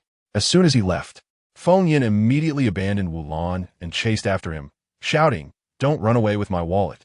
After they left, the man named Wulan quickly packed up the star beast meat at his stall, changed it to a set of stealth clothing, and disappeared into the underground city. It wasn't until a moment later that the real shopkeeper came to open for business, displaying a bunch of bottles and jars, revealing that this shop was not selling star beast meat at all. Shang Xian maneuvered his wheelchair quickly ahead, appearing somewhat downcast. When Feng Yin finally caught up with him and was about to ask why he was running, she heard his thin lips uttering a sarcastic tone. Am I just a wallet to you? Of course not. Feng Yin retorted without thinking. You're still a free mansion, a provider of herbs, the ultimate benefactor. However, she didn't say this last part out loud, sensing that it wouldn't make the man happy. Sure enough, upon hearing her response, Shang Xian slowed down. Feng Yin hurriedly showered him with compliments. Shang Xian, you're the best. You're handsome, have a great figure. Even though your leg is lame, sitting down you're taller than others. And you have money, you're simply. What was it? Right, a diamond bachelor. Shang Xian. He smiled slightly, his cold voice carrying a hint of pleasure. You haven't forgotten that I'm your husband, have you? Before he finished speaking, Feng Yan's attention had already shifted. Her beautiful eyes fixated on a small shop selling crafts by the roadside. The table in the shop was filled with girls' accessories, many handmade from clay, alongside a few technologically styled products from the Starry Sea. What caught her eye was a hairpin carved from stone. Little sister, how much is this? Feng Yin gently brushed aside a strand of her black hair, leaving the shopkeeper's little sister stunned. She stammered, this isn't expensive, only 20 star coins. Feng Yin raised an eyebrow, looking at the little girl, who appeared pale and thin, with slightly sunken eyes and dry, yellow hair, showing signs of malnutrition. Shang Xian waved his hand and gave the little girl 1,000 star coins. The little girl was stunned, and after hesitating for a moment, she said slowly, Sir, you don't need to give me so much. Just take it, he replied. Feng Yin glanced at Shang Xian, thinking that this man wasn't so bad. Big sister is really lucky. Your husband treats you so well. After saying this, the little girl blushed and ran back into the shop. Sometimes she couldn't earn 1,000 star coins in a week, and with this money, she could buy nutritional supplements for her family to survive. Sang Xin, are there many poor kids like this in the Starry Sea? After they left, Feng Yin twirled the stone hairpin in her hand, feeling somewhat downcast. Even if this is the main city of the Summer Kingdom, Shang Xian waved for Feng Yin to squat down, took the stone hairpin, and gently played with the tips of her hair, clumsily attempting to style it. This country is rotten inside and out. This underground city is just a microcosm of that corruption. That little girl is not the worst off. The styling didn't turn out well, and the stone hairpin didn't match Feng Yan's beautiful hair. The only thing that might match was the hairpin he had in his hand, the heart-condensing hairpin. But he didn't plan to return it to Feng Yin. Feng Yin touched her head and sighed. Shang Xian, if you were still a general, have you ever thought about changing this situation? It should be very difficult. Forget it. Just consider what I said as nonsense. By the way, since we came here not to kill or smuggle, what are we actually here for? Shang Xian lowered his eyelids and murmured, if I still were, I would have thought about it. What? Nothing. I brought you here to buy some herbs for backup. The indifference on Shang Xian's face seemed to fade at this moment. His eyes only held onto that ethereal and bright figure. Perhaps he should be grateful to that woman from the Fong family. If he hadn't divorced her, he wouldn't have met Feng Yin, this woman who touched his soul. Chapter 19. The power of star coins. The three of them approached the center of the underground city, and they could already see a massive building in the distance, although it was too far to see clearly. The structure was significantly different from the street where Feng Yin was currently located. The towering metal and glass building was rooted in the ground on one end and reached up to the earth's crust on the other, resembling a gigantic pillar that supported the underground city. Shimmering lights shot out from the building in all directions, as if the entire underground city's brilliance emanated from this point. It was both the center and a form of belief. Countless small and large flying vehicles circled around it, and the huge clamor came from this place. Sang Xin, what is that place? Feng Yin looked up, her beautiful eyes shimmering like stars, seemingly filled with longing. That is the center of the underground city, the black market. True to its name, all sorts of illicit dealings happen there. Upon hearing this, the beauty became somewhat excited. She touched her smooth, curved jaw and suggested, "Let's go rob it." No way. The black market is filled with experts, and there are countless level 5 and above ability users. With just the three of us, we probably wouldn't make it out unscathed. The person in the wheelchair directly refused. Almost all high-level ability users in the entire Xia country have some relationship with the black market, provoking it is not a wise move. All right, what a pity. The group had gotten a bit closer, and Feng Yin released her consciousness, but found no one around who could be considered a strong person. Perhaps the so-called strong ones Shang Xian mentioned were all in the black market. Are we going into the black market? No, our destination is already here. As they spoke, the wheelchair stopped in front of an inconspicuous iron door. The door was already rusty and weathered, and the lock appeared to be broken, with the keypad on it damaged and unusable. Ing quickly stepped forward, curled his hand into a fist, and knocked on the door in a peculiar rhythm for a full minute. Click! The door opened from the inside, and a small figure wearing a hood peeked out, glancing at the three before saying in broken interstellar common language, "3 people, 90,000. Sang Xin note that," and Ing quickly opened his light brain to initiate an anonymous transfer of 90,000 star coins. Once the small figure received the money, he stepped aside, leaving a gap in the iron door just wide enough for one person to pass through. Ing entered first, but Feng Yin got stuck at the doorway. Realizing that the gap was too small for the wheelchair, she pushed the door open a bit wider. Shang Xian's lips curled slightly as he removed his hand from the transformation button, calmly enjoying Feng Yan's concern. Fortunately, the small figure wearing the hood kept his expression hidden.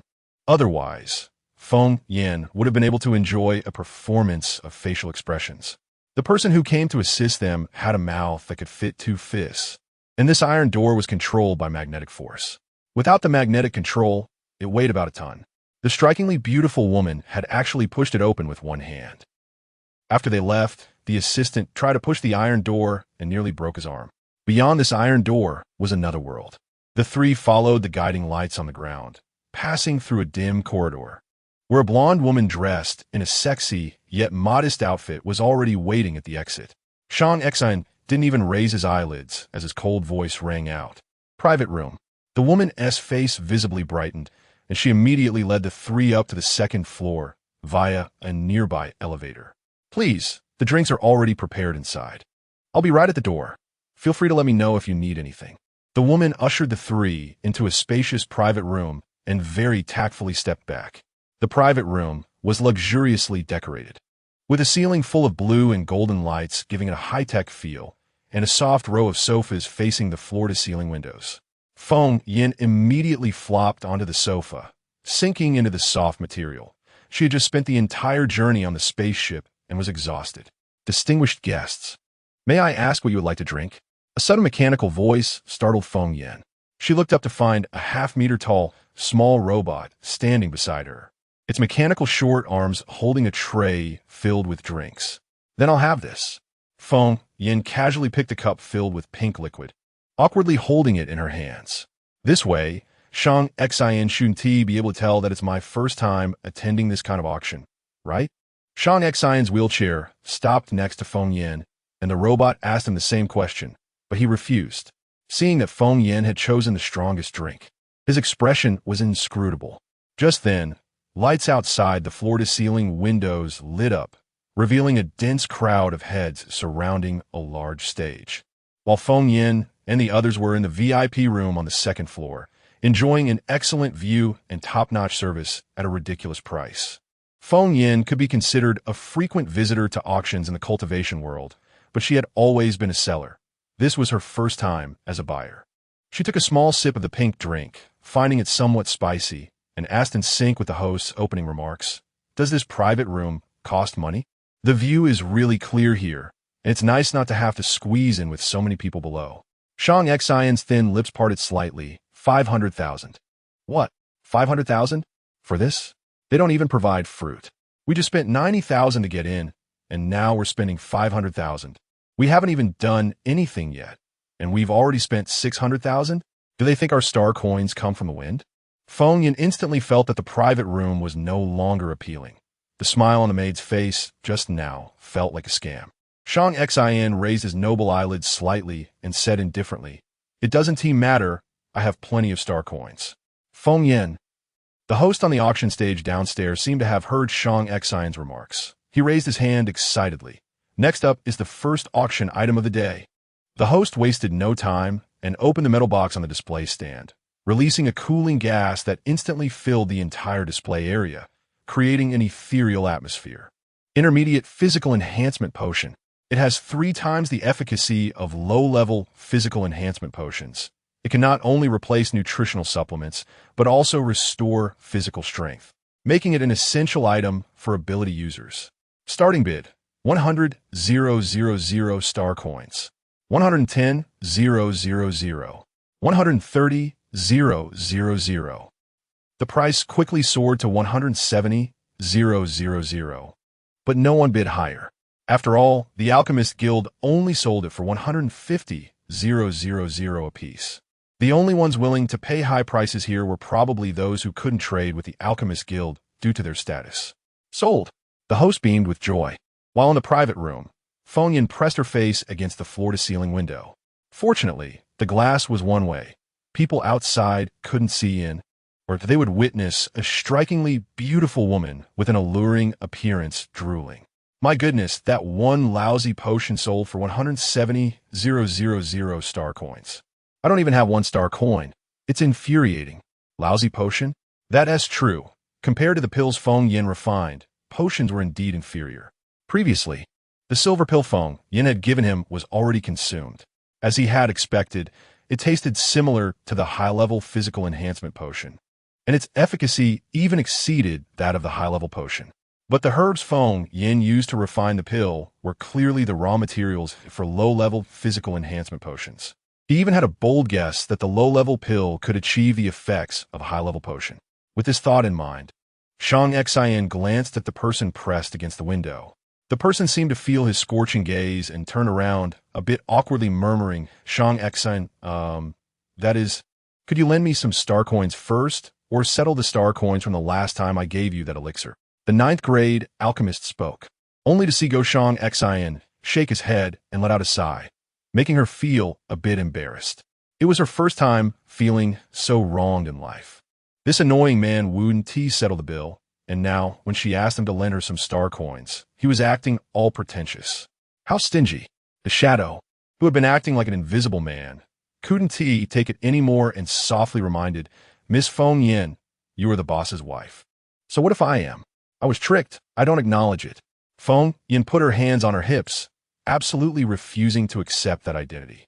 She, a dignified 9th grade alchemist, would never casually marry a wild man.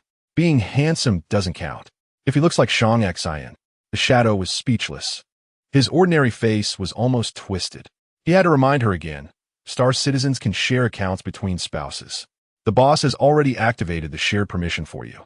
Miss Feng Yin, upon hearing this, the beauty's eyes widened, and she immediately operated the bracelet-like light brain on her wrist to check her account. It was still filled with countless zeros, but this time she pushed the screen forward and found that there were numbers in front of those zeros. This is... How much is this?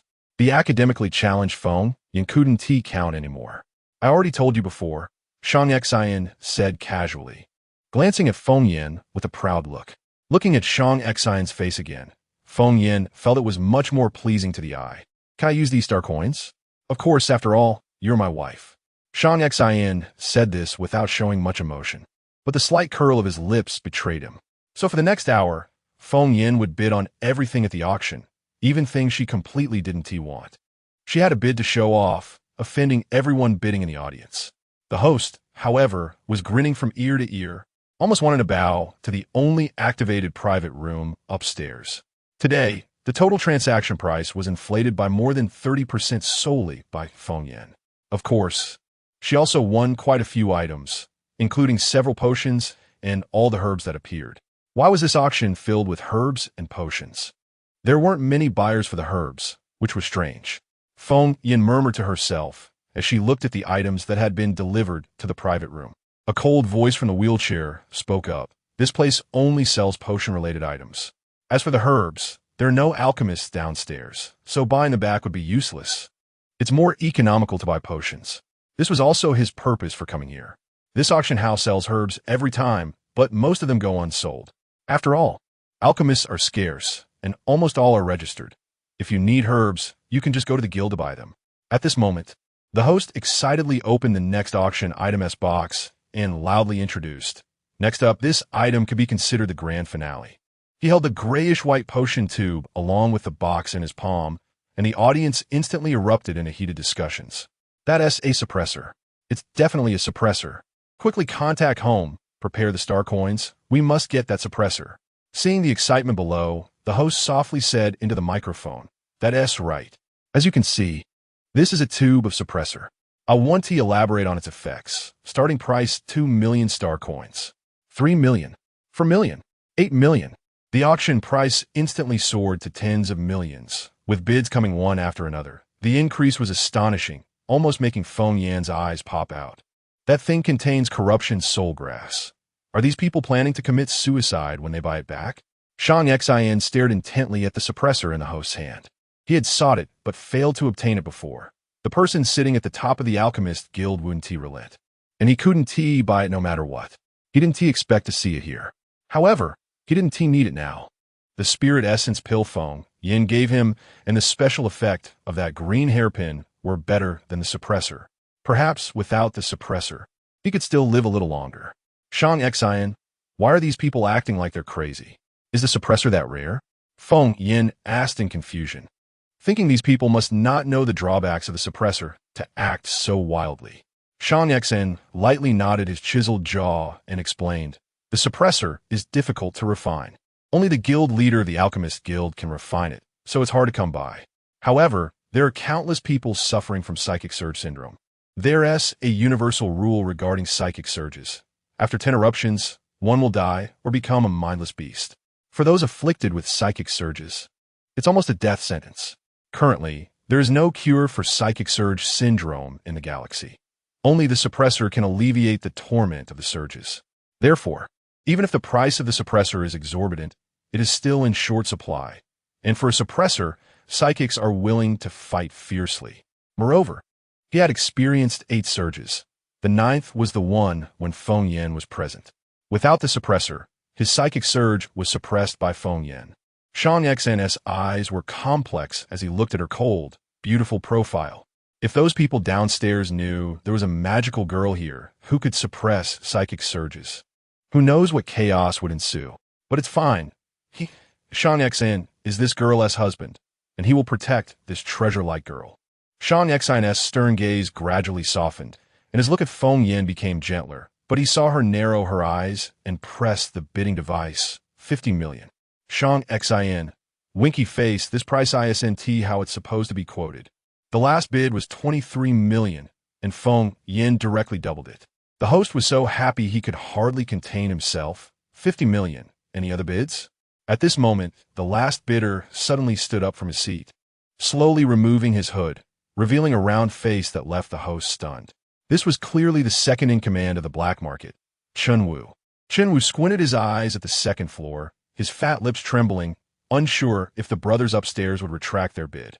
Give me, Chunlao air. A bit of face. This was equivalent to using his identity to pressure others, who in the entire underground city would dare to disregard the black market's second in command. But Feng Yan wouldn't back down. Chapter 20. Feng Yan looked through the floor-to-ceiling window and saw a figure that reminded her of a past encounter. After probing with her consciousness, she confirmed it was indeed the same scoundrel from that day, which explained the double price increase. Can you give me a favor for old Chun and ask the brothers upstairs to lower the price? Chun Wu revealed his true self, and a mechanical voice came from the second-floor private room. 51 million. Not only did Feng Yin not lower the price, but she also added a million, nearly causing Chun Wu's face to contort in anger. All right, 52 million. Customers in the first-floor hall erupted in discussion, believing the people on the second floor must be insane. The host's heart was about to leap out of his chest. He swallowed hard and shouted, 52 million once, 52 million twice. After a pause, and seeing no reaction from the second floor, he breathed a sigh of relief and pounded the gavel. 52 million sold. Congratulations to Master Chun. The host wiped the sweat from his brow, not worried that Chen Wu would back out, as the real power at this auction house lay with the big boss of the black market. The rules of what is bought were set by him, and Chen Wu dare not break them. He lifted his head and gave a salute to the second-floor private room, thanking the price-increasing hero.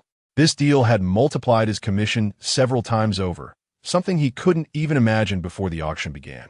Chun Wu repressed his anger and glared at the second-floor private room, mouthing something that Feng Yin happened to see. Her beautiful eyes flickered, and her cold, enchanting face was filled with calculation. Shang Xian, I need to go to the bathroom. Go ahead. Shang Xian paused before replying. Once she left, Yin quietly asked, Boss, isn't there a bathroom in the private room? Maybe she's shy, or maybe she wants to go out to kill and loot. Feng Yin closed the private room door and locked eyes with the beautiful waitress. She awkwardly smiled, indicating she was just going out for some fresh air. The beautiful waitress nearly bent at a 180-degree angle, having heard that the transaction amount in the private room was so large it made her dizzy. This deal could feed her for years. Phew, good thing I'm clever. Feng Yin casually grabbed a cloak from a table in the corridor to cover her overly conspicuous face. Having clashed with Chun Wu twice before, she could lock onto his location through his aura. After several twists and turns, she followed Chun Wu's aura to a nondescript black iron door. Based on her route, this room should be directly behind the auction stage on the first floor, essentially the backstage. Surprisingly, there wasn't even a guard at the door, despite the auction likely still being in full swing. Feng Yin gently pressed her ear against the door, discovering that this seemingly ordinary door was actually quite special, as it could muffle sound. However, that didn't pose a challenge for her, as long as she extended her consciousness and tightly wrapped it around the iron door. The sound from inside would directly reach her mind. Master Chun, this really isn't possible. The rules were set by that person. I can't explain to him if I let you go through the back door today. A sharp, flattering voice came through, laced with a hint of reluctance. How about this? Master, let's consider the 2 million star coins from our commission as my tribute to you, and you pay an even number. You kid are quite clever.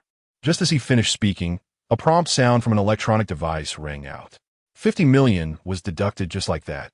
Damn it, who is sitting in that private room? How dare they raise my price? The sharp voice replied, that private room was open temporarily. I don't know who they are. I'll ask you right away. Send someone to guard the door. Don't let them escape.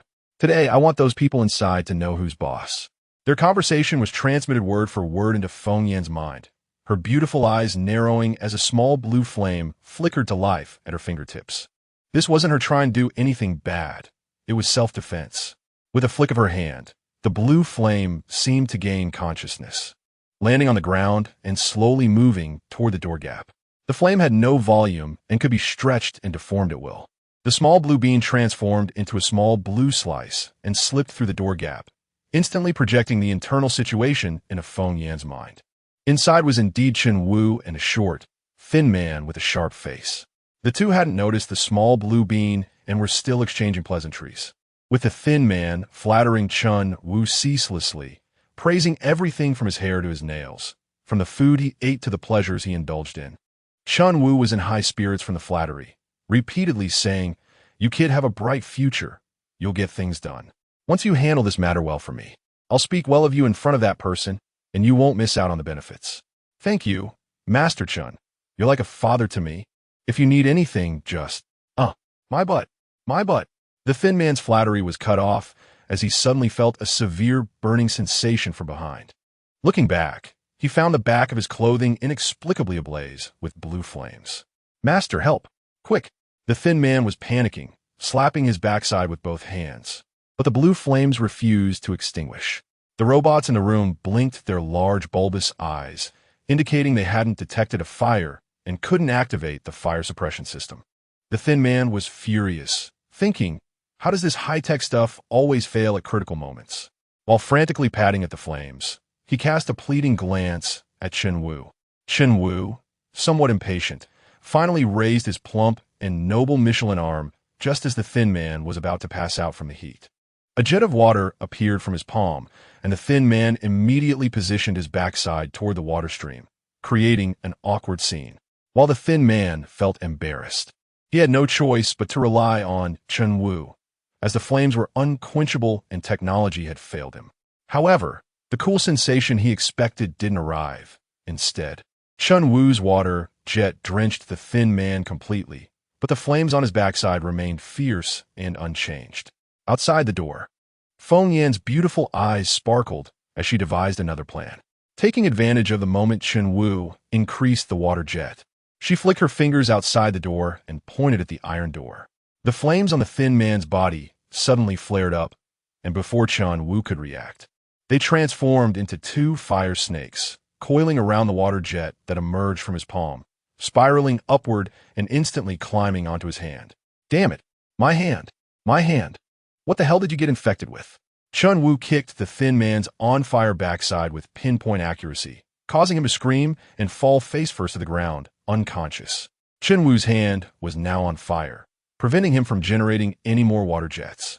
In a frenzy, he raised his hand toward the robots and the fire suppression system on the ceiling, but the high-tech equipment acted as if it were malfunctioning, merely beeping that there was no fire. In his panic, a test tube fell from his pocket. Feng Yan's eyes lit up, quickly directing the small blue bean to roll up the test tube and escape. The gray-white liquid inside was the suppressor. Let's get out of here. Without a moment to think, Feng Yan turned and rushed back the way she came. Before she could reach the private room, she noticed many people hurrying towards the black iron door. Feng Yan threw the suppressor into her storage bag, trying to maintain her expression and not let her excitement show too much. By the time she reached the private room, the beautiful waitress was nowhere to be seen, and it seemed the people inside sensed her presence. As the door opened before she could raise her hand to knock, Shang Xin, we need to hurry. Chen Wu is looking for someone to intercept us. The man in the wheelchair had a handsome face that wore a half-smile. Upon hearing this, he didn't seem nervous. Instead, he curved his lips and asked, "Oh, I thought it was you who set Chen Wu on fire and stole the suppressants, which is why you had to run away." Feng Yan couldn't help but secretly give a thumbs up beside her. He had just seen it on the boss's holographic display. Miss Feng Yan was impressive. Shang Xin gently tapped the necklace-shaped holographic computer on his neck, and a screen appeared out of thin air, showing Feng Yan secretly hiding in front of the iron gate. "You were monitoring me." Upon seeing this image, Feng Yan found it hard to believe. She hadn't seen anyone following her earlier. Could it be the power of interstellar technology?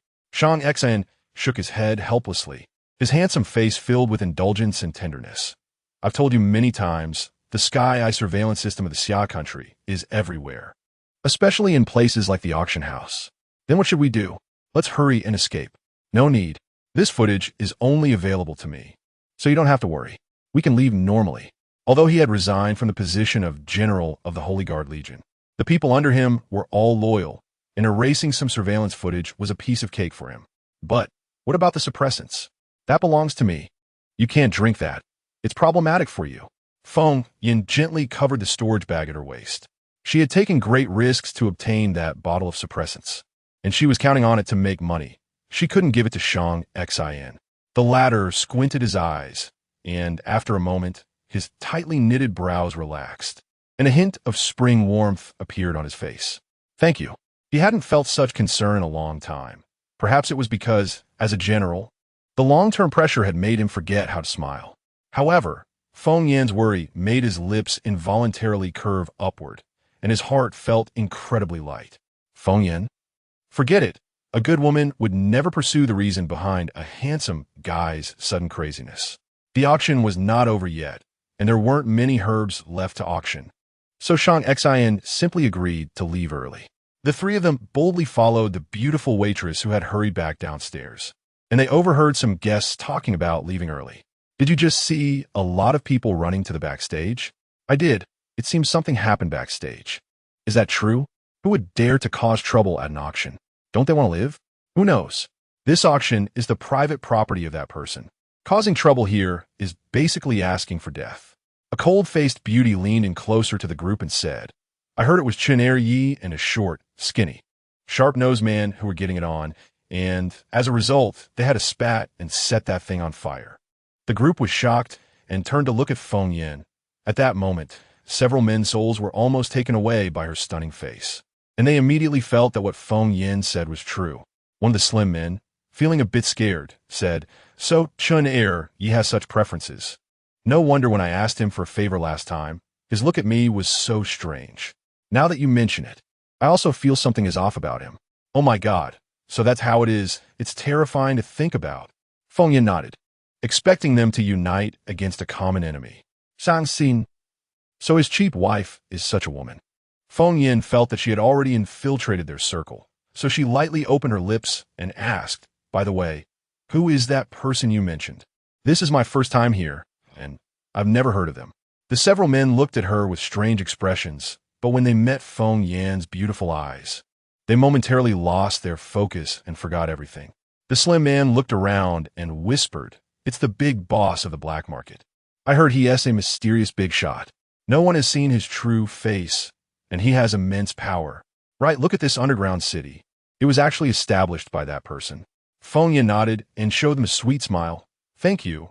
You're all good people. No need. The several men were sweetly attacked by that smile and felt as if their souls had left their bodies, not even noticing when Feng Yin left. The three returned the same way, and when they left, they were required to do 2 full body scans, and even the things they had bought were checked. However, it was clear that they did not find what they were looking for, and the 3 were politely let go, until they reached the gate of the manor. Feng Yin was lost in thought and did not speak. Shang Xin maneuvered his wheelchair to walk alongside her. Watching her beautiful profile with slightly furrowed brows and the red beauty mark at the corner of her eye that captivated the soul, he cleared his throat. I have a wide network of information. If you want to know anything, you can ask me. Also, you are my wife, so you're not allowed to smile at other men. The second sentence slipped out from Shang Xin's throat in a very low voice, so much so that Feng Yin couldn't hear it clearly. Huh? What did you say? Nothing. The man in the wheelchair's ears turned slightly red, and the speed of the wheelchair increased significantly compared to usual, leaving Feng Yin and Ying behind in an instant. Feng Yin pouted and complained. Your boss has such a strange temper. Luckily, he's not a general anymore. Otherwise, he would have been killed by his subordinates. Ying subconsciously nodded, then quickly shook his head, giving Feng Yin an awkward smile. This was a life-threatening question. Although the boss had always been impressive, he truly had real skills, and no one in the Holy Guard Legion was unconvinced. However, in his view, this man who left no one unconvinced had fallen for the woman beside him. At the Xia country's presidential mansion, in an ancient-style villa, a young man dressed in formal attire was sitting at a stone table, browsing various information on his holographic computer. His righteous face suddenly twisted in disgust. So Chun Wu has such a fetish. He actually dared to do such things openly at an auction. What a disgrace. At this moment, a servant hurried over, lowered his head, and respectfully said, Third young master. The young madam has arrived. TSK. Wang Xiang impatiently waved his hand. The servant was unsure whether he was receiving or not, feeling awkward about what to do. A woman with a hot figure, dressed in high-end brand clothing, walked in with a click of her high heels. The servant breathed a sigh of relief and quickly withdrew. What's wrong? Don't you welcome me? Fang Lanlan took off her sunglasses and took out cosmetics from her limited edition Hermes bag. A reflective screen illuminated her perfectly exquisite face. Wang Xiang glanced at her indifferently and said with a righteous expression, Miss Fang, although we are engaged, we have not registered at Tongxin Street, so we are not truly husband and wife. Please be more self-respecting. Fang Lanlan evenly applied a bright red lipstick on her sexy, pouty lips, the corners of her mouth lifting in a cold smile. What are you pretending to be a righteous person for? The one who just got engaged and wanted to have his way with Wang is unknown. However, She wasn't here to bicker with Wang Xiang today. Putting away her cosmetics, she said softly, Shang Xian's departure channel has been approved and will leave the main star in the next few days. Is that so? That's great. Great? That guy is a wolf, tiger, and leopard.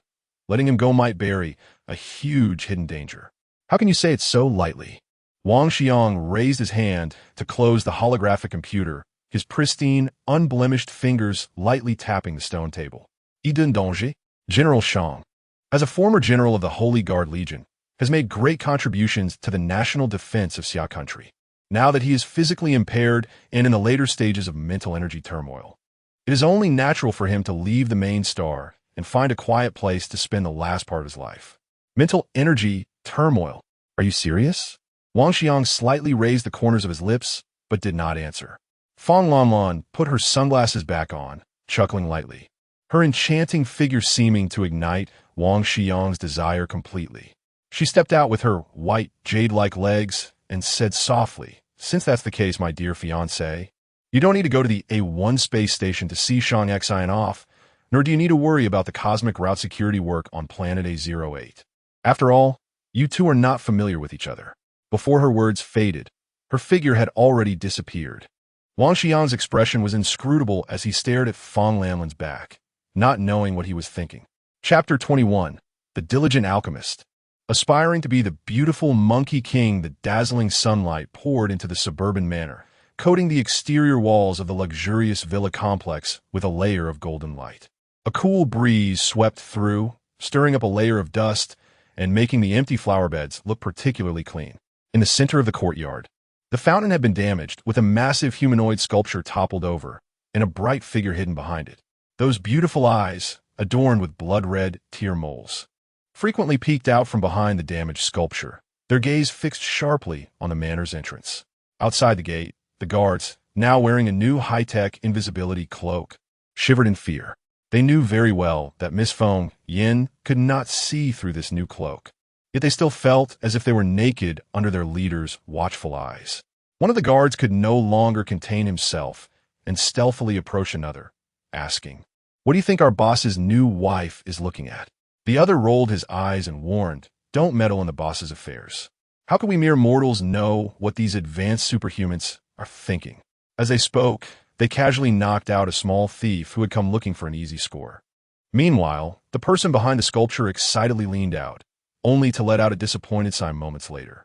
These people were clearly here to kill and loot, and they wouldn't be carrying anything valuable.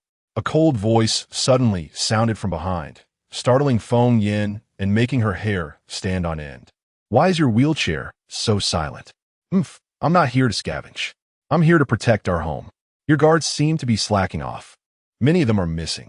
Is it because you're not paying them, so they've all run off?" It appeared that only 1 or 2 guards were still lurking near the manor's entrance, but even with her spiritual sense, she couldn't detect them or figure out what tricks they were playing. The handsome face on the wheelchair softened a bit, though it was unclear if Feng Yan's words had struck a chord with him. "Protecting our home isn't your job. If you're so free, why not study how to refine pills into potions?" The man slowly curled his lips into an enticing smile, emphasizing our home. Feng Yin felt something strike her heart, her cheeks warming, perhaps due to the bad weather. "All right, I'll just go back and refine some." "Dog man, what are you looking at? What char are you radiating?" "Ugh." Her soft muttering reached Shang Xian's ears, and for some reason, it sounded somewhat pleasant to him. He had purchased a high-grade physical enhancement potion at the auction, and after tasting it, he found its effects paled in comparison to the silver pills refined by Feng Yin. Although he had never seen one, or rather, no one in the current interstellar age had seen what a medicinal pill looked like. He was certain that the so-called medicinal pills refined by Feng Yin were indeed the legendary pills. According to interstellar historical records, about 1,000 years ago, ancient Earth entered the end of life, and humans, unable to migrate through space due to technological limitations, were forced to leave their home and drift in the vast universe. At that time, among the Chinese ethnic group, a group of people with special abilities stepped forward. Some could manipulate the weather, stabilize interstellar storms, and evade various dangers in space.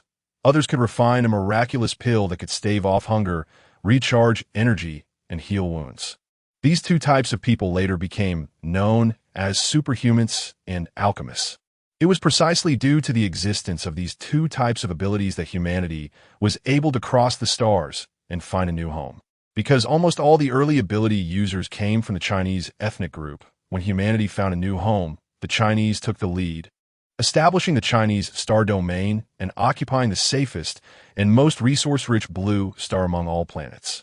1,000 years ago, the blue star was said to be quite similar to ancient Earth. However, due to the passage of time and technological development, the current blue star has been overexploited, becoming a nearly vegetation-free steel planet. The superhumans and alchemists who played heroic roles in history also established themselves as leaders and decision-makers in this world. Superhumans gradually grew stronger through the integration of technology, with their numbers increasing.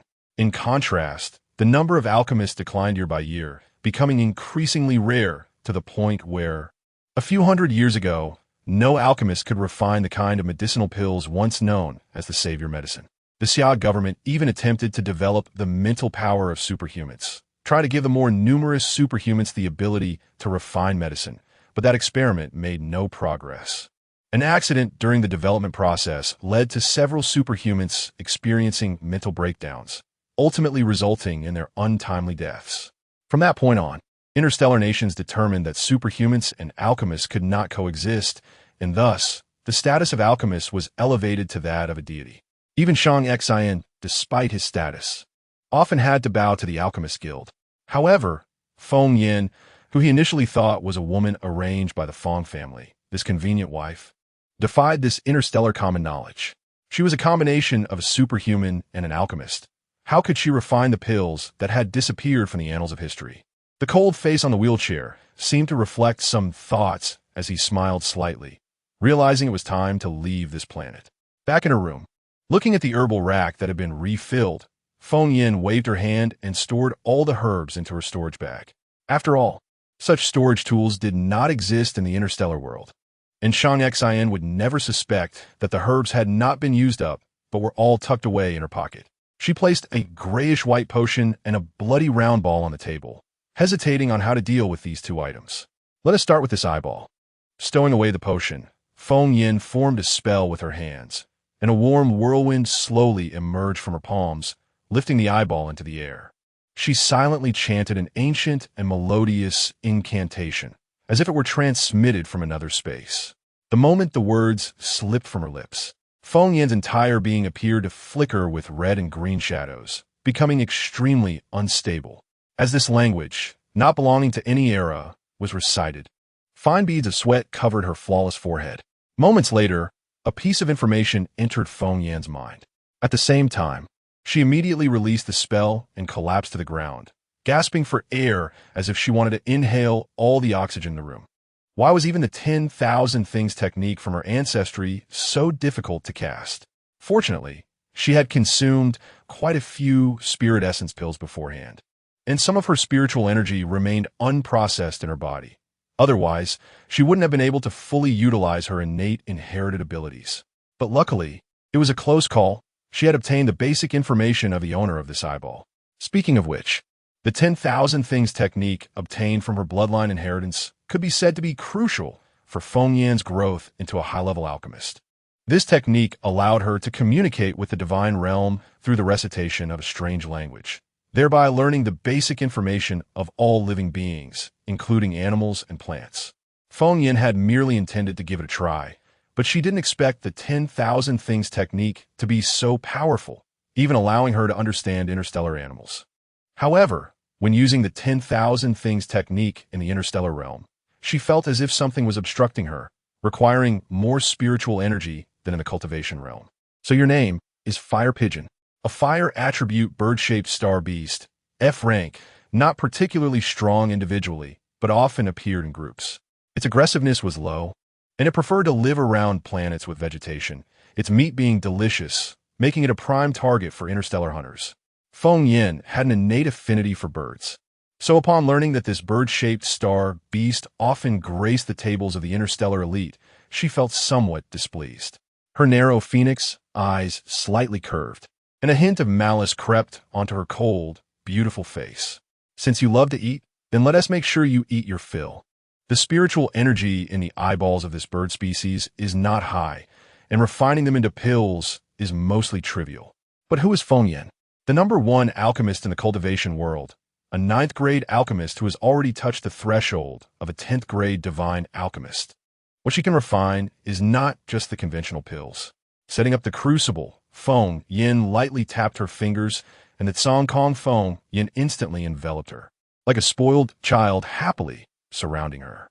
With a gentle clasp of her jade fingers, Feng Yin threw the bloody eyeball into the crucible and no longer paid attention to it. Using demon beasts, or rather star beasts, for alchemy is different from using herbs. It requires heavenly fire to burn and refine it before proceeding to the next step. This condition alone has kept countless alchemists without heavenly fire at bay, never having attempted it in their lifetime. The Tsong Kong Feng Yin originates from within Feng Yin, and even if she doesn't pay attention, she can completely control the temperature, ensuring that the eyeball 1T be burned. What Feng Yin needs to do is to create a pill formula out of thin air. This point, whether for alchemists in the cultivation world or for pharmacists in the interstellar world, if anyone saw or heard about it, would definitely find it absurd. A pill formula or prescription requires countless people to deduce and calculate, followed by years of experimentation, to have a chance of success. But she can just casually write it down. Feng Yin rummaged through her storage bag for a moment and took out 5 herbs. Just these few should do. Their attributes are violent and fit well with this star beast eyeball. The pill formula was easily established, just as the eyeball in the crucible had already liquefied. The fiery red liquid, accompanied by a strong burning aura, swirled in the crucible, seemingly unwilling, wanting to burst out from within. Don't worry, sister. I will definitely avenge you. The liquid seemed to truly understand Feng Yin's words, and after a moment, it became like a still pond, no longer showing any fluctuations. Feng Yin nodded, tossing all the herbs into the crucible. In an instant, the red in the crucible seemed about to overflow, illuminating the ceiling of the room in a bright red. Coupled with the green light of the Tsong Kong Feng Yin, the entire room appeared both green and red, looking from afar like a scene from some kind of cult ritual. At this moment in the hall on the first floor, a lone wheelchair stopped directly beneath the multi-layered crystal chandelier. He glanced around, his sharp eyes tinged with a hint of reluctance. This manor was left by his mother before she passed. After this trip, this manor cannot be kept. Regardless of whether he would return in the future, this home would be gone. Shang Xin felt the mental wave suppressed by the becoming unstable again, and his head throbbed faintly.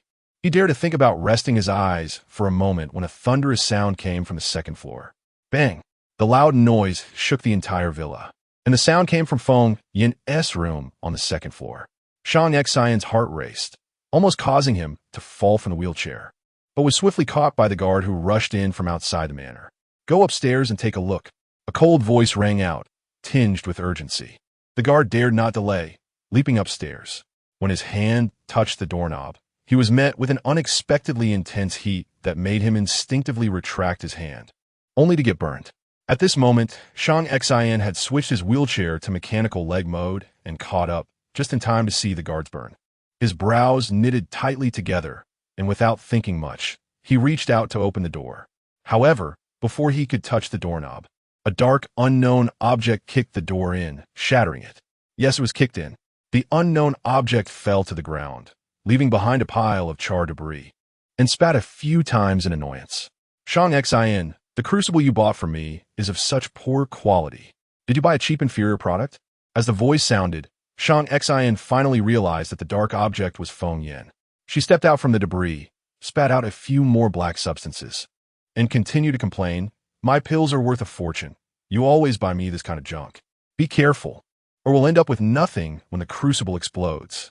The slightly petulant complaints were all taken in by Shang Xin, and the corners of his lips curled slightly as he asked, "Do you want to wipe your face first?" The guard nearby chuckled, only to be met with a sharp glare from Feng Yin, scaring him into saying he still had work to finish and quickly fleeing. Feng Yin pouted, walked over to Shang Xin, and in the midst of his puzzled gaze, rubbed the hem of his clothes on her face. Roar! She saw it. The abs under the clothes. Shang Xin. All right, I've wiped my face, and I've also nourished my eyes. The owner of the abs, Shang Xin, then asked, "What was that explosion just now?" Feng Yin wiped the center of her face, but the surrounding area was still black, looking like some kind of creature living on Flower Fruit Mountain. Even with her beautiful face, she appeared somewhat comical at this moment. She mysteriously opened her left hand, which had been clenched tightly, revealing 10 large red pills quietly lying on it. "What is this? It seems to have some fiery aura. Could it be pills beneficial for fire-type ability users? Since you asked with sincerity, I will generously tell you." Feng Yin placed her hands on her hips and recited a line her best friend taught her in the sect. "This is called Fire Xingdan. Throw it out and activate it with abilities to create an explosion, an essential item for killing and robbing." Shang Xin, having reverted from mechanical leg mode, settled down and couldn't help but raise an eyebrow. He had seen medicines for healing or killing, but this was the first time he heard of a potion used as a tool. However, if the explosion from this thing was only at the level of just now, it could only kill ordinary people and pose no threat to ability users. "Here, take these as payment for all the herbs you bought from me." Feng Yan's cheeks turned slightly red, and with the surrounding black, she looked even more like a monkey. However, in Shang Xian's eyes, it had a unique charm. His gaze darkened, as if a storm was forming within, and as he reached out to take the slightly hot pills, he lightly said, "Thank you." It seemed that something took root in his heart. Shang Xian couldn't quite put it into words and had never felt this way before. He didn't dislike it. In fact, he was somewhat happy. At this moment, Ying, who had been out on errands, entered through the front door, his face slightly excited as he shouted, "Boss, the Star Passage has." Before he could finish, he looked up and saw a peculiar creature that resembled Miss Feng Yin, as well as the room with a large hole blown in it, clearly visible from inside. No, this isn't a dream. Surely he didn't fall asleep on his way back. Chapter 22, Rejecting Male Charm, Living for Oneself Boss. He left for just half a day, and the manor encountered such a strong attack. Those people lurking in the shadows are too despicable. Even if the boss resigned from his general position, he is still a national hero of Xia and cannot be infringed upon. Usually, minor skirmishes can be resolved by the guards, and he would treat it as if nothing happened. But this time, they actually blew up the manor. Was his usual tolerance giving those rascals some kind of illusion? A moment of bloodthirst appeared on Ying's ordinary face. It seems he needs to show those people some color. "Let us clean this up." The lady accidentally blew it up while refining pills. A cool voice rang out, causing Feng Yin to blush deeply. "Oh, a dark red face. What nonsense are you talking about? Who is your lady?" She turned around, wanting to shut him out. But when she looked back and saw the mess all over the floor, she fell silent. The handsome face behind her couldn't help but curl into a smile. "The lady can stay in my room for the night." "Well, isn't that how it should be?" Feng Yin pouted and walked toward Shang Xian's room, the wheelchair closely following, leaving him alone to stare at the ground covered in black, unidentified substances, lost in thought. What on earth is this? No. The villa clearly has many rooms. Why does the boss insist on having Miss Feng Yin stay in his room? Could it be he plans to beat her up to relieve his anger for the blown-up house? Over here, as Shang Xian's door opened, a beam of strong light named Capital shot out, almost blinding Feng Yin's eyes. She gently covered the corner of her eyes with her right hand, but couldn't block the faint scent of high-end cologne wafting from the room. She slowly opened her fingers, revealing the luxurious decor. An antique-style super-wide bed, with carved pillars made of unknown wood, making the white silk bedding on the bed appear even more upscale. In the interstellar world, where trees and vegetation are already scarce, to make a bed so lavishly, Feng Yin couldn't imagine how much it was worth. Damn, didn't they say the entire villa was empty? So, her room is the only one that's empty. Not even a bed, right? The person in the wheelchair seemed to see through Feng Yin's thoughts, his lips slightly parted. "This bed is a relic left by my mother." "Oh, I see. I was wondering why I hadn't seen your parents." "No, I mean, you look like you don't have parents." Is this mouth cursed?" "It's fine.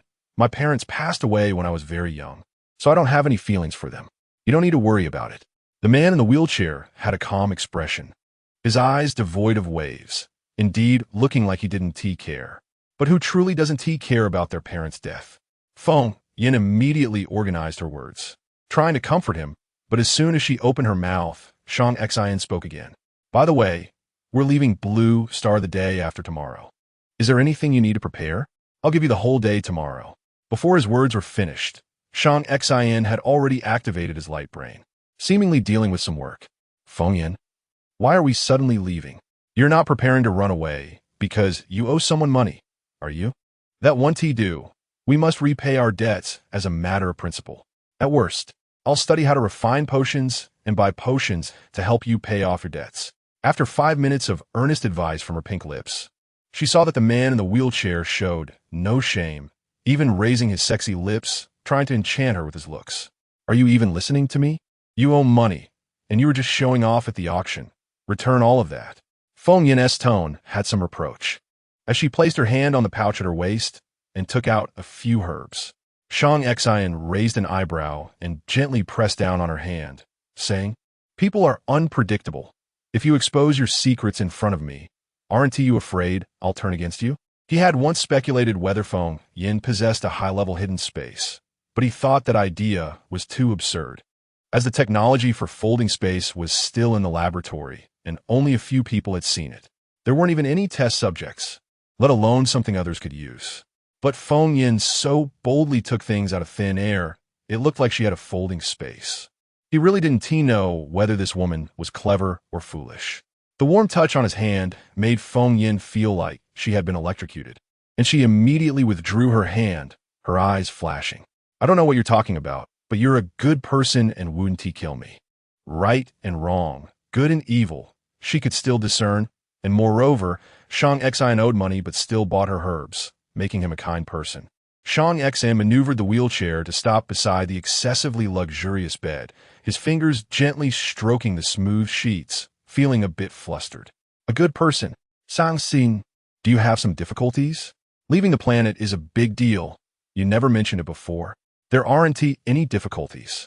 I originally wanted to find a good environment to spend the rest of my life. However, I've changed my mind now. I think you have the ability to cure my manic disorder, so I want to live. But I have to change places to live. There are too many people on the main star who want my life, and I can't protect you. At least in his current state.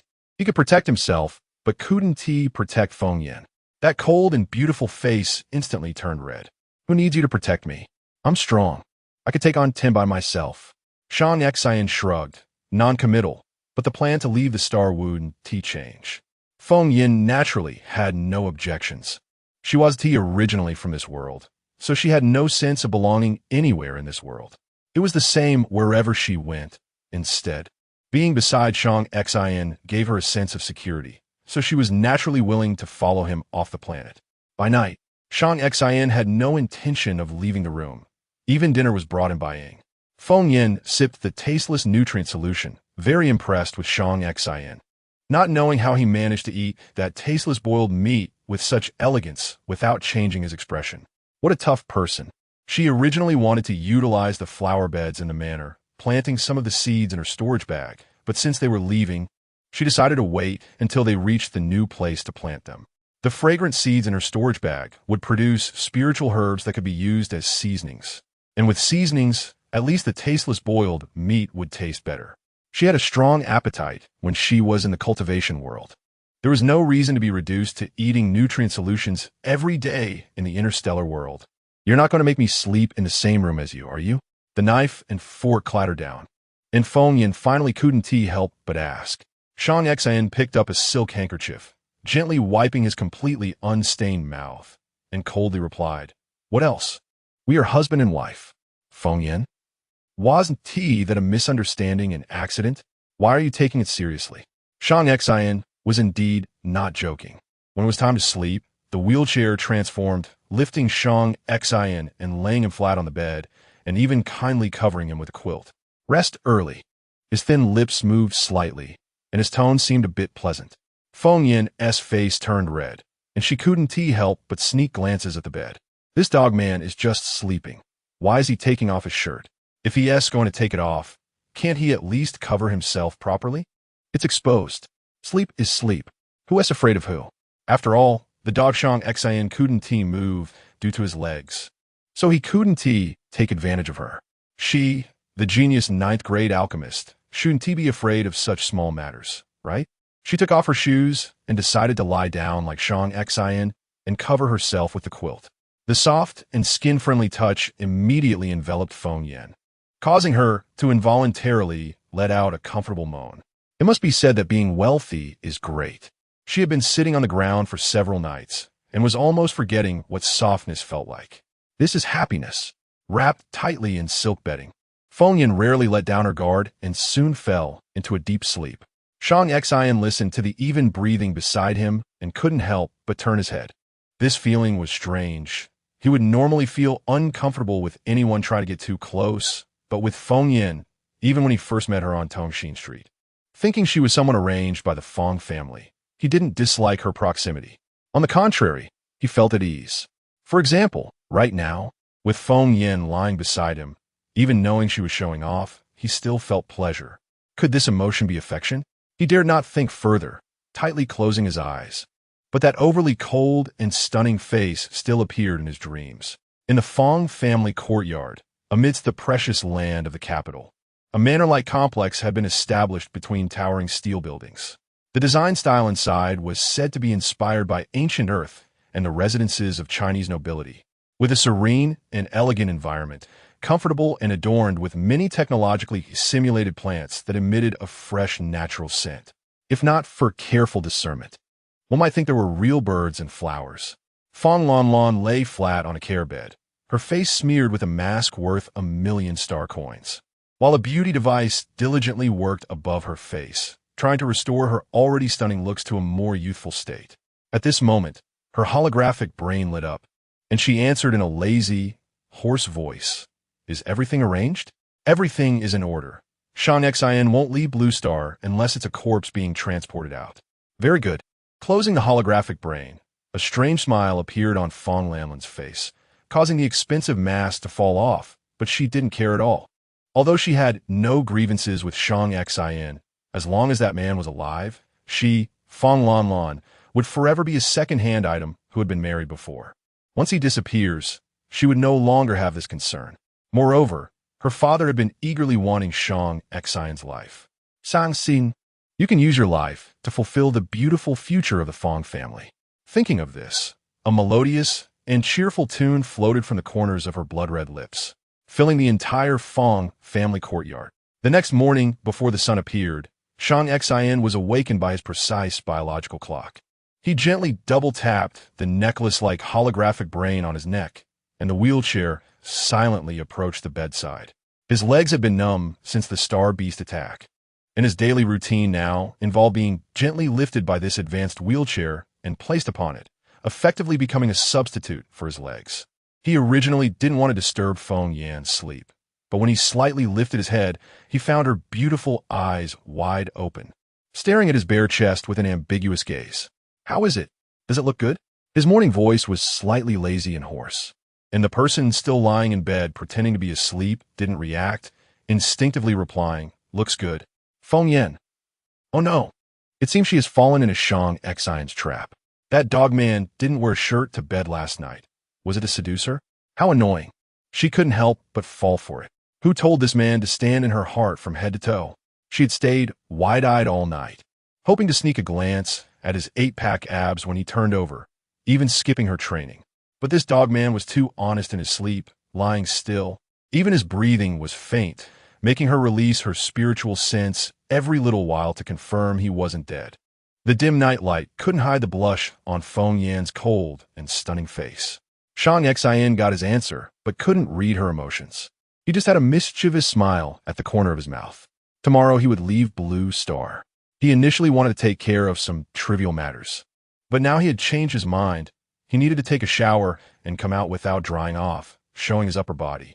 20 minutes later, the wet, muscular man calmly made his entrance, exuding a faint high-end fragrance that almost made Feng Yan, who was pretending to be dead on the bed, pass out. She was now completely sure that this dog man was doing it on purpose. I've had breakfast prepared downstairs. You can eat when you get up. I will be busy today and won't return until evening. His hoarse voice reached Feng Yan's ears, and she didn't know if it was because the sun hadn't come out yet, but it made her feel a bit restless. She grabbed the blanket and covered her head. You do your thing. What does it have to do with me? She only heard the man chuckle lightly, and shortly after, there was no more sound. She gently lifted a corner of the blanket and found he had already disappeared. Slap! Slap! Feng Yin gave herself 2 slaps, refusing to be tempted by male beauty. Live for herself. The 2 loud slogans made Shang Xian, who had not walked far, have an even more pleasant expression on his face. When he went downstairs, Ing had just set a plate of star beast meat, and when he turned around, he bumped into Shang Xian's calm smile, nearly scaring him into a rebirth on the spot. He was so tired. Pretending to be the butler cooking that bloody star beast meat was already challenging his limits. And now he had to see the boss's smiling face. Wasn't that asking for his life? Speaking of which, why was the boss smiling? Was it the end of the world? Today I will bring other guards. You stay here and listen to Feng Yan's orders. Shang Xian held a knife and fork, eating elegantly while also giving Ing orders. Yes. About an hour later, the cold and stunning face finally peeked out from the room, just in time to meet Ying's forgettable face. Miss Feng Yan, would you like to have breakfast? Cough, cough. No, the star beast meat is too hard to eat. I'm going to refine some pills. Ing nodded, following behind Feng Yan, looking like he was going to be her shadow. Although she had had followers in the cultivation world, she was not used to being watched all the time. So Feng Yan's beautiful eyes flickered as she ordered, "How about this? I need some star beast eyeballs. Can you help me buy some?" The person behind her calmly replied, "Okay, I will arrange for someone to buy them right away." Feng Yan's mouth twitched, and she could only whisper mysteriously, "It's like this. Buying star beast eyeballs is very important for personal safety, and you must handle it personally. I don't want a third person to know. Do you understand what I mean? Is that so? Understood. I will go right away." That overly ordinary face frowned, realizing that some things indeed needed him, as her confidant, to handle personally. Chapter 23. Fried food is healthier. Feng Yin strolled gracefully to the back of the main building, leisurely surveying the layout of the manor. She had only been in the interstellar world for just over a month, and it could be said that she had visited quite a few places and seen many sights. Remembering the first place she was teleported to, Tongshin Street, a strange emotion emerged on her cold and beautiful face. That street, due to its special function and sacred significance, was designated as a special zone by the Xia country, which used cutting-edge technology to set up a protective shield around the entire street. It was somewhat similar to the independent spaces of powerful cultivators in the cultivation realm. She initially thought she had fallen into an illusion and was trapped inside. It was there that she first encountered Shang Xian, whose entire being was filled with the aura of death. At that time, she thought to herself, "I must not get involved with this person." But when that pair of cold, helpless eyes looked at her and he asked with a thin smile, "Would you marry me?" The rational part of her mind immediately vanished. Alas, the allure of male beauty. Before she could finish her thought, her agile figure had already flown up to the guest building next to the main building. Through the glass, the empty hall came into view. Then came the guest building and the warehouse building, and after going back and forth a few times, Feng Yin fell silent. This Shang Xian was truly well prepared. He must have been planning to leave all along, which is why he emptied the entire manor, right? No chance of picking up any leftovers. And the beautiful woman could only obediently return to the alchemy room. The guards in high-grade invisibility cloaks stood rigidly under the manor's courtyard wall, listening to the sounds inside without daring to move. This new lady must be a monkey, right? On the other side, within the presidential palace of Xia country, a grand banquet officially commenced with the arrival of the main character. A tall man with a head full of blonde hair, wearing a half-mask, pushed a wheelchair onto the scene. The laughter and chatter among the guests instantly fell silent, and everyone exchanged glances, yet no one dared to approach and speak. Shang Xian sneered coldly in his heart, casting a frosty gaze around. The number of attendees wasn't large. There were mostly entrepreneurs from Xia country and mid-level officials. The expressions on their faces were filled with calculations. Every word was carefully considered, as if they had to be cautious about every little thing before speaking.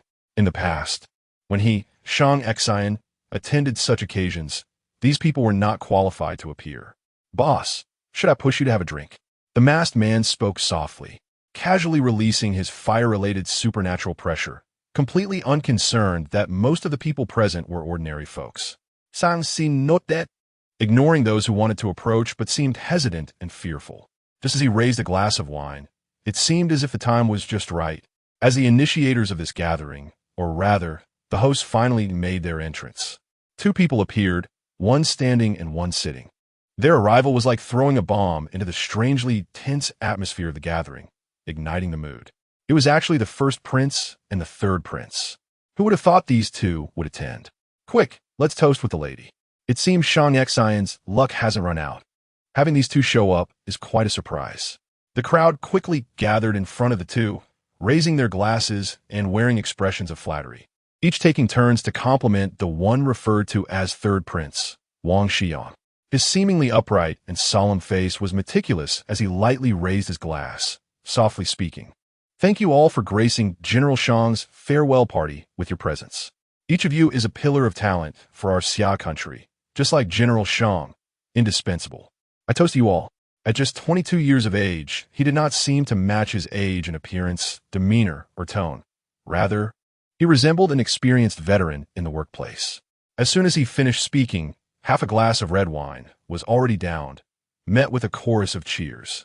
The third prince is so open-minded. With such reserved leaders like him in Xia country, the future is promising. Indeed, third prince, I toast to you. The third prince is magnificent. Wang Xiang smiled faintly, his face always adorned with a smile that did not quite reach his eyes. Sitting in a wheelchair alongside Wang Xiang, another person coldly watched as Wang Xiang was surrounded by a group of insignificant entrepreneurs flattering him, feeling a sense of disdain in his heart. He exuded an icy, unapproachable aura, and no one dared to approach him, which was precisely what he wanted.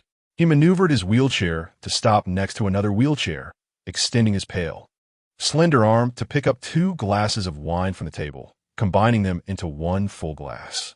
My father didn't come. He downed half a glass in 1 gulp, his voice laced with the scent of alcohol, though it was unclear who he was addressing. Shang Xian merely glanced at him from the corner of his eye, raised his glass, and took a sip. It didn't matter. This gathering was originally for the social upper crust to see, and holding it at the presidential palace was sufficient. The lean man lazily lifted his eyelids. The ceiling was covered with several red flashing lights without any corner left untouched. By the way, when will your legs get better? Once they do, you can let me use your wheelchair. At this point, the lean man shot Shang Xian another glance, then downed half a glass of wine. If the presidential palace can't even bear to give you a new wheelchair, come find me on planet A08, and I'll give you this one. Shang Xian's voice was very cold, devoid of any emotion, as if he had heard this too many times, creating a sensation as if his throat was being choked. The lean man seemed to want to say something, but a slightly straightforward and serious voice interjected. Isn't it too domineering for the boss to monopolize General Shang? Wang Xiang held up his second glass of wine, having already mingled with that group of entrepreneurs for some time. Yet it seemed he hadn't lost any. He smiled and waved his hand to the crowd, trying to come closer behind him. Seeing the wheelchair duo, the group hesitated, then tactfully chose to retreat. What are the boss and General Shang discussing? As soon as he finished speaking, a trace of guilt flickered across Wang Xiang's face, and he quickly apologized. I truly apologize. I gotten used to calling you that. How about I change it to Brother Shang instead? Used to? You make it sound like you're quite familiar with Shang Xian. A mocking voice emerged from the wheelchair. Wang Xiang wanted to reach for a drink again, but was stopped by Shang Xian. Wang Xiang squinted at his naturally disabled older brother and the formerly formidable general, suddenly chuckling lightly. I indeed don't know you as well as Brother Shang. Since you and Brother Shang have more to discuss, I'll let you entertain our country's pillar talent first. And you can properly host Brother Shang for me, since this is Brother Shang's farewell party. Wang Xiang nodded politely at Shang Xian, maintaining elegance, earning a chorus of praise from the crowd. In contrast, although no one dared to say anything, the flattering faces directed at Wang Xiang turned ambiguous when facing Wang Xiang, with expressions of either pity or detachment. As the first prince, having been confined to a wheelchair since childhood and not having accomplished anything of significance for Xia country, neither the common people nor the high-ranking officials held him in high regard. However, he had long since become accustomed to it. Bypassing Shang Xian's obstruction, he still combined 2 glasses into 1, taking a large gulp of wine, which made him feel much more relaxed. Please excuse me, General Shang. My brother has always disrespected me. It's fine. Shang Xian quietly closed his eyes, unsure whether he was resting or simply too lazy to look at this hypocritical and meaningless gathering. No one stopped Wang Shiliang. He continued to drink red wine with abandon. This gathering was indeed terribly boring. It would have been better if some truly competent people from Xia country had shown up.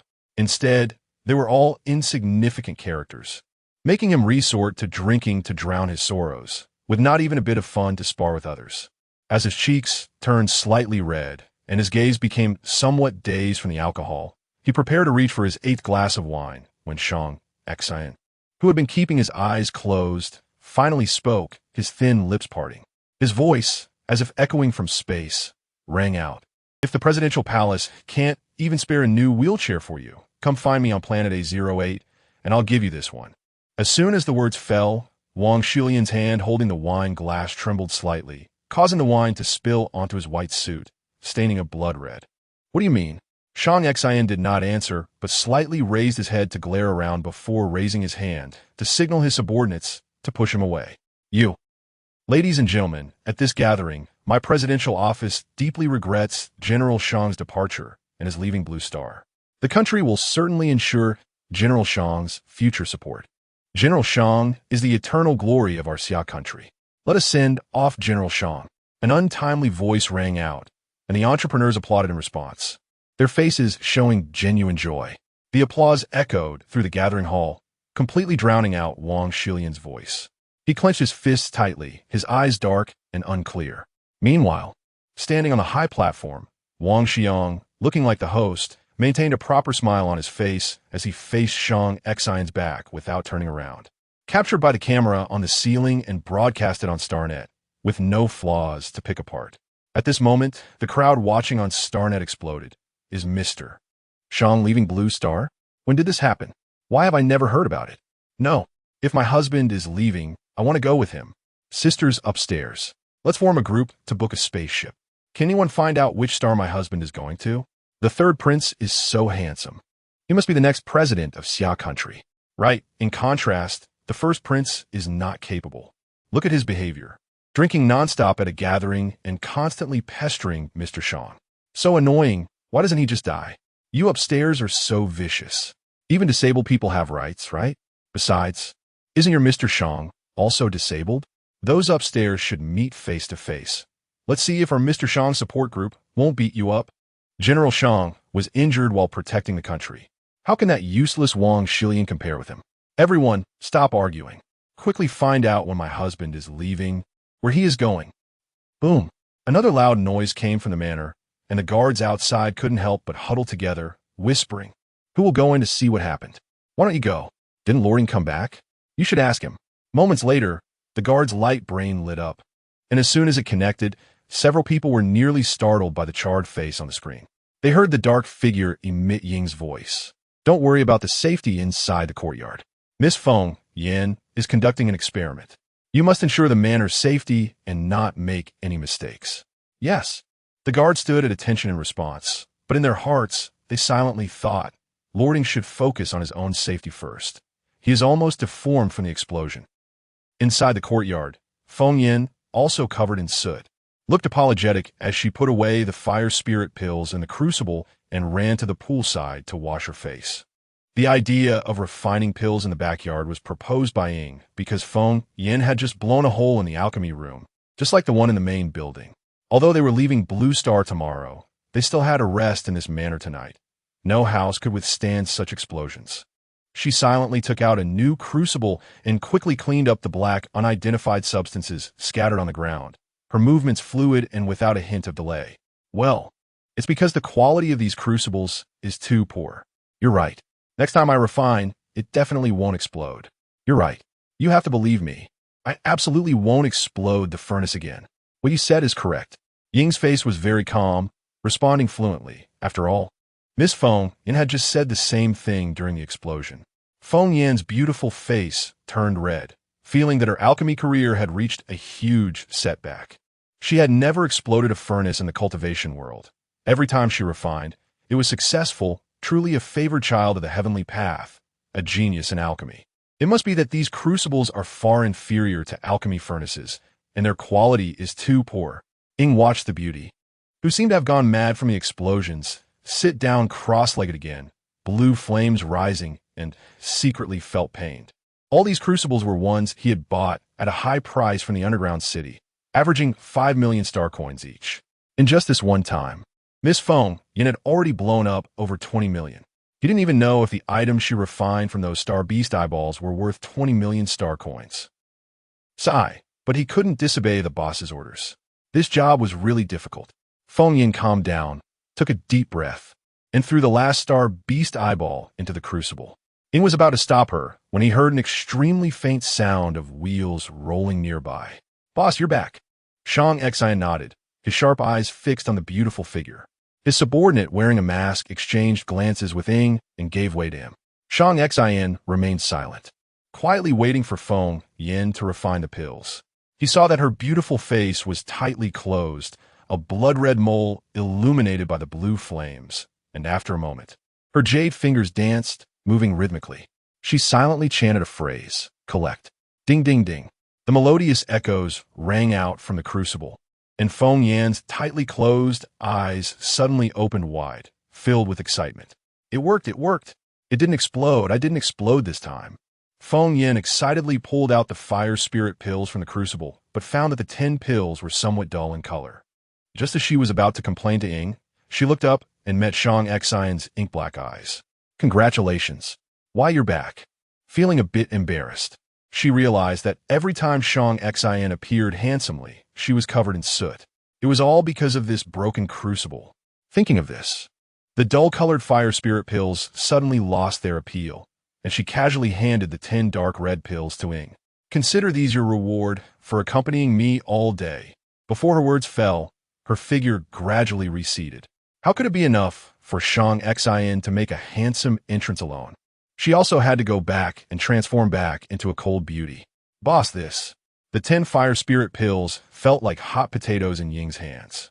He had just noticed that when Miss Feng Yin handed them to him, a momentary awkwardness appeared on the boss's face. "Just take them." Shang Xian's tone was flat, making it hard to detect any emotion, but the more so, the more Ying trembled. Would accepting these things really not make the boss keep them in mind? Chapter 24, Your Intentions. What could originally be solved with a cleansing spell? Feng Yin chose to use the bathroom instead. After stripping off her clothes, she suddenly remembered that this only usable bathroom belonged to Shang Xian. After a second of mental struggle, the thread of reason in Feng Yan's mind snapped. "Hee, we are nominally husband and wife, so using the same bathroom isn't unusual, right?" That's right. Having built up her mental fortitude, one jade leg slowly stepped into the bathroom, and a unique, high-end cologne scent that belonged to Shang Xian instantly filled her nostrils, almost making Feng Yin dizzy. Oh no, more like overwhelmed. Why is it so fragrant? It's more delicate than a woman's. Complaining, she took a deep breath before turning on the water. Hot water sprayed down from all directions, and after applying a liquid called shower gel and a little rubbing, she was covered in fragrant foam. Rinsing with hot water felt incredibly refreshing, as if her body and mind were being healed. There was also a bathtub where she could lie down and be enveloped by warm water. That felt nice too. While washing the remnants of medicine from her hair, she thought to herself that these interstellar humans really knew how to enjoy life, although the food was a bit lacking. La la la. Humming a tune from the cultivation world that was meant to entertain children, Feng Yin let her guard down completely, not noticing when the bathroom door opened and then slammed shut. After using a drying spell to finish her bath, she found Shang Xian quietly sitting on the bed. The man had his eyes lowered, making it hard to see his expression. Facing Feng Yin, who was enveloped in the scent of his custom bath products, he gently lifted his chin and said, "Those are for you." The moment Feng Yin saw Shang Xian, she felt the awkwardness of being caught in a bad deed. "You went out to do errands and brought me gifts? How embarrassing." Saying this, she didn't stop her hands. As the #1 alchemist in the cultivation world, Feng Yin had always been soft-handed when receiving gifts, but upon arriving in the interstellar world, she first encountered the untrustworthy Hitna, and later it was only Shang Xian, this great kind person who continued to give her things. Shang Xian really was a great person, unwrapping the packaging covered in strange symbols. Several sets of women's clothing that looked very valuable just by eye were revealed. There were skin-tight suits with a strong interstellar technological style, cute sporty casual wear, and silk dresses adorned with gemstones. Are these all for me? Not to mention, just those few silk dresses, based on what she knew from the Star Network, were worth at least 1,000,000 star coins. Well, I heard from Ming that you refined 4 batches of fire spirit pills.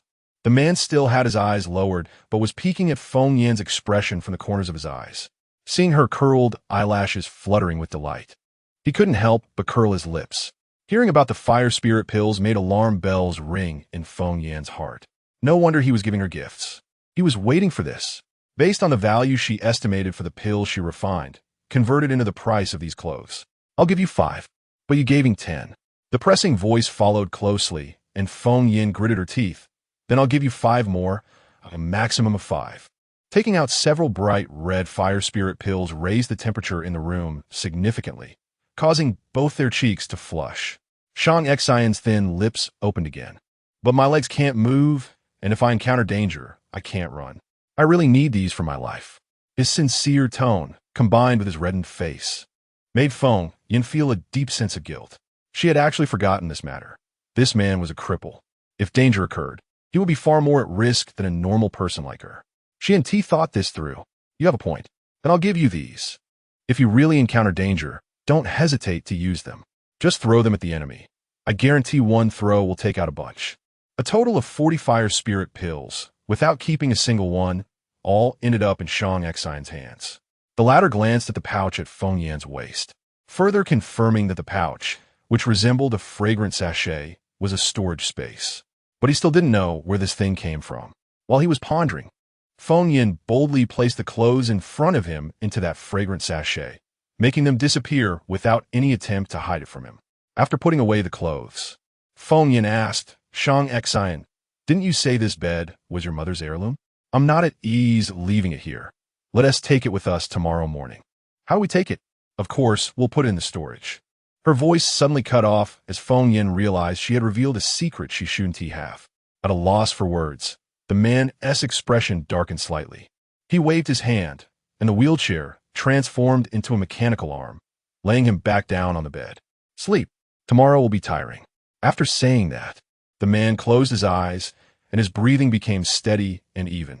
Feng Yan awkwardly lay on the other side of the bed. The size of the bed was sufficient for 2 people to share distinctly. Actually, what I told you before about coming from the cultivation world is true. The treasure at my waist is a storage bag. Sigh. Even if I say it, you won't believe me. With the person already asleep, she was just talking to herself. Closing her eyes, Feng Yan entered a meditative state. Suddenly, the person beside her opened his eyes and looked at her with an unclear expression. The two spent the night like this. The next morning, they opened their eyes at the same time and very harmoniously turned their heads to look at each other. The striking black eyes met Feng Yan's bright brown ones, and she instantly felt her cheeks warm, probably from just finishing her meditation. Good morning. Wear the dress I gave you today. Before she could finish speaking, the wheelchair transformed into a mechanical arm that lifted Shang Xian up and quickly transformed to securely place him down. The smooth muscle lines were etched on his healthy skin, instantly filling Feng Yan's vision. She clearly remembered that the man had been dressed well before going to sleep last night. How did his clothes vanish by morning? Could this guy's clothes be made of some high-tech material that disappears at night? In the rush of the morning, Ying only prepared nutrient solutions for the 2 of them. By the time Feng Yan went downstairs, Shang Xian had already changed into a deep blue military uniform. Even sitting in a wheelchair, one could tell how grand and tall he once was. His chest was adorned with numerous medals, each gleaming with gold, giving his already handsome face a noble sheen. Even just sitting quietly in the living room, he radiated an aura of solemnity that impacted Feng Yan's heart. The man slightly lifted his eyelids, his pitch-black pupils filled only with a cold and elegant demeanor. Looking at Feng Yan, she had already changed into the dress he had carefully chosen for her yesterday. A light blue silk gown that floated gracefully. The hem was embedded with precious gemstones, swaying gently with each step, resembling a deer stepping into the mundane world, pure and flawless. Feng Yan's face wasn't adorned with the exquisite makeup typical of other noble women, but even without makeup, the blood-red beauty mark was enough to make her cold and stunning face stand out. The man in the wheelchair seemed to be brewing something in his gaze as he extended his right hand and softly said, "Let's go to our new home." As she grasped that rough big hand with her delicate jade-like fingers, Feng Yin felt a mix of emotions. Just a moment ago, while she was bathing, she had watched several videos on the Star Network, some analyzing Shang Xian and others replaying the boring banquet from yesterday. The Holy Guard Corps held a transcendent position in the Xia Kingdom, independent of the National Defense Army, specifically responsible for interstellar patrols and protection. They were the first line of defense for the Xia Kingdom and the entire Huaxia star domain. Yet, even such a general from this corps did not receive a personal reception from the president of the Xia Kingdom at the farewell ceremony. Only 2 successors were sent, which was enough to show that the Xia Kingdom did not value Shang Xian. These rough, large hands once killed countless star beast bandits who attempted to invade the territory of the Xia Kingdom in space, but now, the owner of these hands can only sit in a wheelchair, silently leaving the home he once protected. She feels it's not worth it for him. Shang Xian doesn't know what Feng Yin is thinking.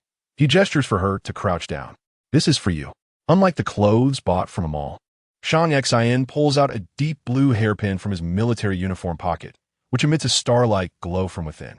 The surface is smooth, but shows signs of hand carving. Clearly a handcrafted item. Shang Xian removes the stone hairpin from Feng Yin's head, causing her long hair to cascade down. However, he skillfully gathers her long hair again, expertly pinning it up with a hairpin, as if he has practiced this many times. "Thank you, I really like this gift." Feng Yin stands up straight, and the shimmering blue hairpin perfectly complements her blue dress, like a clear sky without clouds, captivating. At that moment, a tall man with yellow hair and a half-mask walks into the main building. He glances coldly at Feng Yin and reports, "Boss, we can set off now." Shang Xian nods, extends his right hand again, and offers it to Feng Yin, his black pupils seemingly rippling. He asks solemnly, "Feng Yin, are you willing to leave Blue Star with me? If you regret it now, you can stay here. I will arrange everything for you." "Cut out. Am I just going to toss you aside after using you? I'll tell you, before I become a rich woman, I'm sticking to you, and besides, you owe me star coins for the pills. I have to collect my debts." Their hands clasp together. 2 lonely souls acknowledge each other. The tall man in the mask, with half of his face filled with shock, seriously observes Feng Yin's appearance. To him, looks are not important, but Feng Yin's cold beauty still astonishes him. Furthermore, the blue hairpin she wears is precisely the one the boss carved by hand yesterday, even using a relic left by the boss's mother. He takes a deep breath, walks in front of Feng Yin, and solemnly salutes, "Madam, hello, my name is Huang Qi, and I belong to the Sacred Guard Corps Special Department, Fire God Line." Feng Yin nods, somewhat confused by his attitude. He was just looking down on her, and now he is suddenly so polite. However, this is Feng Yin's first time seeing another ability user from the Sacred Guard Corps Special Department besides Ing. The Fire God Line is different from the stealth team, where Ing is. It only recruits fire-type ability users. Huang Qi's strong fire attribute is unmasked, and Feng Yin feels like she's meeting a junior, self-consciously not wanting to lose face. So, she takes out 2 fire pills from her storage bag and hands them to Huang Qi. "This is a gift for our first meeting. Boss, just take it." The 2 red pills feel warm in Huang Qi's hands, and he is somewhat confused, wondering what they are. In the Xia Kingdom's capital space station, the giant dish-shaped building in the suburbs has changed from its usual coldness today, with people filling the area radiating 500 meters outward. Originally, there were many flying vehicles and floating apparatuses in the sky, but to avoid chaos, the space station had to issue a no-fly order. Although travel is inconvenient, everyone seems to have no complaints. Looking closely at these people, there are mostly women, but many men too, most of whom are floating a portable recording device on their shoulders, clearly from the media industry. Everyone is focused on the sky, afraid of missing something. Inside the space station, Fang Lanlan sits next to Wang Xiang. The head of the space station is a big man named Chu Dong, who is currently bowing and scraping to several people, afraid of making any mistakes and losing his job. Has Shang Xian not arrived yet? Wang Xiang's lips move slightly, his gaze fixed on the glass window outside, seemingly observing something. Chu Dong wipes the sweat from his forehead. As an ordinary person standing among so many ability users casually releasing their powers, he feels extremely uncomfortable, yet he still forces a smile. General Shang will be here soon. I can see his flying vehicle. Third Prince, would you like to go to my room for a drink while we wait? General Shang? Doesn't Director Chu have a bad memory? There's no sacred Garkor now, nor is there General Shang. Besides, I don't like drinking, my elder brother does. His flat, emotionless tone makes Chu Dong break out in a cold sweat, and he nods repeatedly, not daring to say more. Fong Lanlan looks at the upright Wang Xiang and can't help but snicker in her heart. This person is just a facade. If Shang Xian were not currently out of power, this man wouldn't compare to him at all. The entire management team of the space station stands obediently behind these two, clearly showing respect for them. After all, the entire Xia kingdom knows that among the president's 3 sons, only this third prince has the most hope of inheriting the presidency. It's undoubtedly beneficial for them to curry favor with the future president. However, no one can gauge Wang Xiang's temperament, and no one dares to be the first to speak. Just as the deputy station master prepares himself mentally to be the first to take the plunge, the space station outside suddenly erupts with excitement.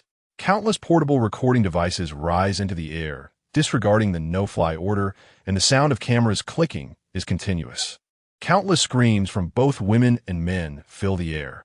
They project the prepared images through their light brains, all of which are blurry photos of Shang Xian, with captions like husband, love you, goodbye, and so on. Unfortunately, they couldn't find a clear photo of Shang Xian on the Star Network, but Shang Xian, the guardian of the Xia Kingdom, the most handsome person in the Xia Kingdom, has already made a deep impression on everyone. Relying on a few blurry photos and the occasional brief appearances Shang Xian made in media coverage, they have all mentally married him and are enjoying it. Shang Xian, Sang Xin, husband, I love you. Husband, don't go. We need you. The people of the Xia Kingdom need you. Countless cries of husband resonate loudly, clearly reaching Shang Xian's flying vehicle, causing the cold and elegant Mei Yin sitting in the back seat to twitch her mouth and sarcastically remark, "Is the Xia Kingdom a polygamous society? When did I not know you married so many wives?" The man beside her can't help but smile faintly. If you're angry, I can announce your existence. Chapter 25. I, Feng Yin, am not a soft-hearted person, me? What do I have to be angry about? Feng Yin looked confused, her long eyelashes fluttering, indicating her innocence. She just thought that the interstellar people were too openly calling others husband. She could see that some girls shouting Shang Xian husband were standing next to her own husband. "You're not angry?" A slightly dangerous voice squeezed out from beside her, making Feng Yin sense a hint of displeasure. Angry? How could she not be? Shang Xian was just about to nod, but then he heard that pink lips continue. "These girls have really poor taste. If they knew how arrogant you usually are, they definitely wouldn't like you." San Xin. He slightly lifted his knife-like jaw and glanced at the rearview mirror, immediately shaking his head at the two figures sneakily peeking through it. How could the boss be arrogant? Absolutely not. The boss has a kingly aura. Shang Xian, brother. At this moment, a loud voice echoed through some kind of amplification device, drawing everyone's attention to a boy in the crowd, including the two in the aircraft. The boy had a giant loudspeaker floating on his shoulder, with the amplification end facing the sky, continuously playing, "Brother, brother, brother." If one didn't know better, they might think it was a reincarnated chicken demon. In the aircraft, that cold and beautiful face couldn't help but frown. Shang Xian, you wouldn't have disappointed that boy, would you? Cough, cough, cough, cough. As soon as the words fell, a violent coughing sound came from the driver's seat. Feng Yin glanced at Ing and thought to herself, as expected, this scumbag is a heartless man. Actually, in the interstellar era, men and women are equal. There's nothing wrong with liking boys, but you can't be a scumbag. Her heart ached as she looked through the glass of the aircraft, seeing that the boy was all tattered and dirty, with a lot of mud on his face and hair, making it hard to see his appearance. But judging by his bone structure, he was a handsome kid. The boy was jumping around, his dark face full of excitement and reluctance, with a hint of unwillingness. "Hey, Shang Xian, you, speed up immediately." The cold tone interrupted Feng Yan's words. The person in the driver's seat was sweating profusely and quickly changed the flight mode. accelerating towards the space station. If they didn't hurry, Miss Feng Yan would solidify the pairing of the boss and his cousin. Indeed, that boy, whose appearance was hard to see, was Shang Changqing. Earlier, he had followed Feng Yan's suggestion and went in the opposite direction to find another city, but in the end, he was sent back by the patrolling soldiers. As soon as he returned to the capital, he saw the live broadcast on the Star Network of the farewell banquet held for his cousin by the Summer Country's presidential palace. He was furious at the presidential palace's indifference toward his cousin, but even angrier that his cousin was leaving Blue Star without taking him. In the crowd, only Shang Changqing was shouting heart-wrenchingly, and when he saw the aircraft speeding away, he even knelt down and began to sob quietly. A few girls nearby couldn't bear it and surrounded him. "Brother, don't be sad. There are plenty of fish in the sea. Why are you fixated on Brother Shang?" "Yes, brother, there are many good men. Let me introduce one to you.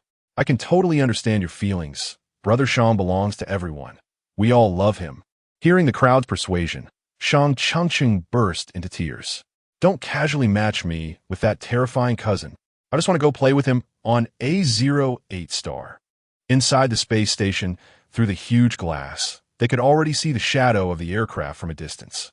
The black limited edition high-end aircraft was the only one in the entire Summer Country.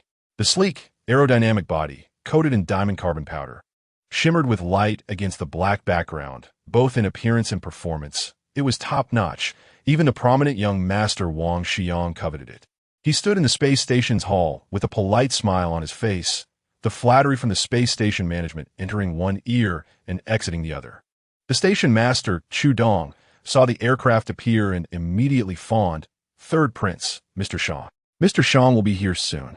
Should I arrange for someone to welcome him? Mr. Shang has difficulty walking. He should indeed have someone to greet him, but you space station staff are not familiar with how to receive guests with mobility issues. If the hospitality is lacking, you might face criticism on the Star Network." As soon as this was said, Chu Dong, being clever, immediately knew what to do. Wang Xiang glanced at him without speaking. His gaze swept over a bodyguard in the corner, and he lightly nodded his sharp jawline. The bodyguard immediately disappeared from the hall. "With such a high-end aircraft, Shang Xian, you are now unworthy of it." On the aircraft, Ing couldn't help but explain the boy's identity to Feng Yan, and she suddenly remembered that it was she who had tricked Shang Changqing away before. At that time, I thought you weren't a good person, so I want to give you a little lesson. I didn't mean to make fun of him. I'm not a good person." The corners of Shang Xian's lips slightly curled, clearly indicating that what he cared about was different from what Feng Yan thought. "Do you think I'm a good person now?" "Well, sort of." Receiving a good person card, that handsome face momentarily twisted, and it was uncertain whether he was happy or unhappy. He then said in a faint voice, "This time I go to A08 star may not be a good thing. It's unsafe for that kid to follow me." More importantly, Shang Changqing was still in college on Blue Star, and he couldn't allow Shang Changqing to abandon his studies for trivial matters. Feng Yan nodded, somewhat understanding, but family matters were the least she understood. After all, whether in the cultivation world or here, she had no one she could call family.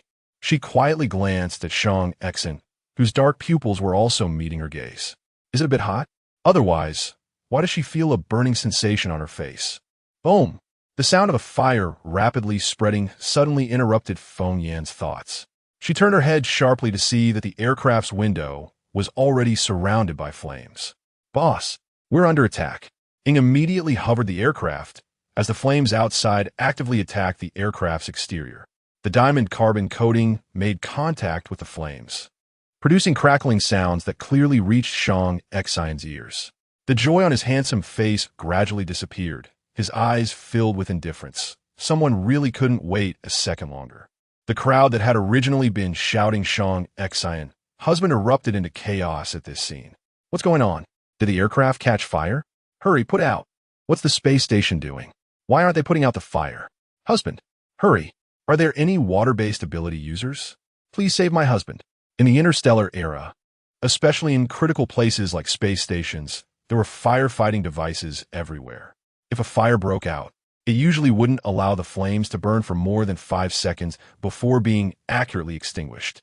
However, today, Station Master Chu Dong noticed that the firefighting devices in the station had not been activated, nor had they sounded an alarm. The flames appeared out of nowhere. and from a distance, half the sky could be seen stained red from the space station's hull. A thin layer of sweat formed on his forehead. If something happened to Shang Xin here, he would definitely be implicated, just as he was about to instruct his subordinates to send people to put out the fire. He turned and met Wang Xiang's cold eyes. Fong Lanlin's lips, painted with bright red lipstick, touched briefly as she ordered, "What is going on with your space station? Such a large fire. Where is the safety of my husband and me? I can let it go, but if anything happens to Xiang, I will hold your entire station accountable. What are you still doing? If anything happens to my master, can you bear the responsibility? Hurry. Mobilize all security forces in the space station." The bodyguard beside him also spoke up to remind him. As for Wang Xiang himself, his serious and stern expression showed a furrowed brow, and his worried gaze was directed at the center of the flames not far away. Mr. Shang is a high-level ability user, and there should be other ability users around him for protection. I sincerely pray for his safety. It's a pity my abilities are not high. I still have to rely on everyone as protection. Otherwise, I will be the first to rush out to rescue Mr. Shang. As soon as these words were spoken, the staff in the entire hall cast admiring glances at him. What a leader who cares for the people. Under such a leader, the Xia country will surely become a peaceful and prosperous land. Only Chu Dong remained silent, as he seemed to notice a momentary unnaturalness at the corner of Wang Xiang's mouth, which he dared not think too deeply about. The entire security force of the space station was thus all redirected to the vicinity of the main hall, and not a single firefighting device in the station was activated. The fire was scorching the high-level aircraft. Although this aircraft had a high defense level, it had no insulation measures. The three inside were like lying in a steamer, drenched in sweat. "Boss, I'm going out to fight them." The flames surrounded their aircraft in the center, and the outside world could not see what was happening inside. The flames could actively attack the weak points of the aircraft, clearly a technique of a high-level fire ability user. Going out is just asking for death. A cold voice came from that indifferent face, and the two immediately fell silent. Ing knew very well that the power of this flame was similar to that of the boss. It was likely at least a level 5 high-level ability user, someone he could not defeat. Damn it, someone must have figured out their itinerary. Otherwise, they would never have chosen this moment when the guards were all dismissed to attack. Shang Xian clenched his fists tightly, his heart equally cold. He had underestimated those who wanted his life. They actually dared to attack openly during the live broadcast across the entire star network. He lowered his eyes, casting a glance at the blue gown beside him. Wanting his life is not that simple. Shang Xian gently raised his right hand, just about to place it on his chest when he heard a voice of national essence beside him. "Damn it, I dressed so beautifully, expensively today, and someone dares to burn me? Shang Xian, what kind of dog courage does this person have? It's infuriating. No, I have to let him see who the real master of playing with fire is. It's really ridiculous." Although she didn't know why someone would attack their aircraft, whether the person was attacking Shang Xian or her, she absolutely could not tolerate it. Playing with fire? Huh? She would let this audacious fool see what heavenly fire truly is. Her jade fingers rubbed against each other, and a flame the size of a fist immediately leaped between her fingers. The moment the azure flame appeared, the temperature inside the aircraft suddenly dropped, as if all the heat had been swallowed by the azure flame. Shang Xian's cold eyes couldn't help but carry a hint of warmth. He saw Feng Yan's fingers dance, the azure flame illuminating the red tear mole at the corner of her eye, making her look particularly enchanting. At that moment, Feng Yan was like a spirit of fire, burning into Shang Xian's heart. "Go, swallow these flames, and teach that fire user a lesson." With a flick of her jade hand, the azure flame suddenly disappeared and then reappeared outside the aircraft, as if it had teleported. Feng Yan was angry. If the flames accidentally burned a hole in her expensive gown, wouldn't she be heartbroken? This was a gift from Shang Xian. Thinking of this, her gaze sharpened, and she increased the input of her spiritual power. The azure flame outside the aircraft suddenly changed shape, transforming into a firebird. The firebird trailed a long tail, its pupils golden. If she hadn't watched the flames turn into a bird, Shang Xian would have thought it was truly a fire attribute star beast.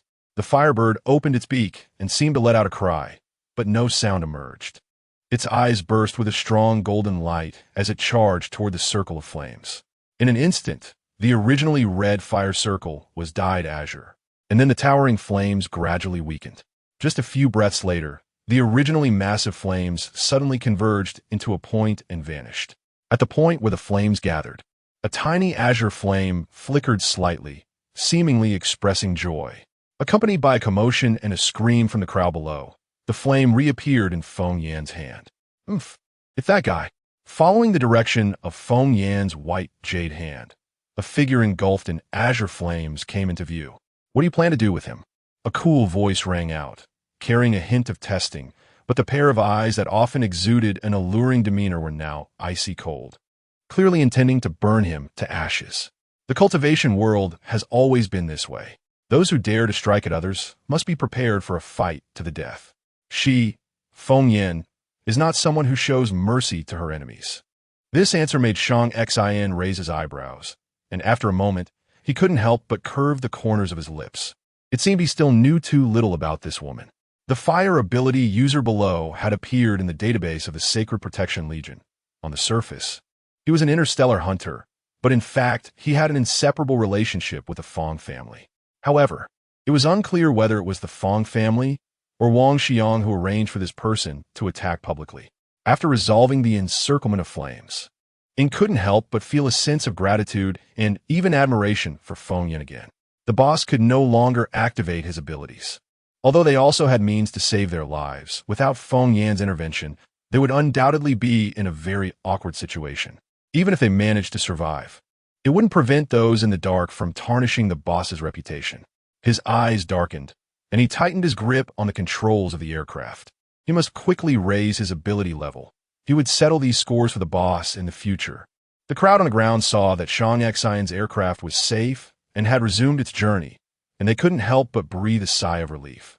However, the screams of the person engulfed in the eerie azure flames were too horrific for them to ignore.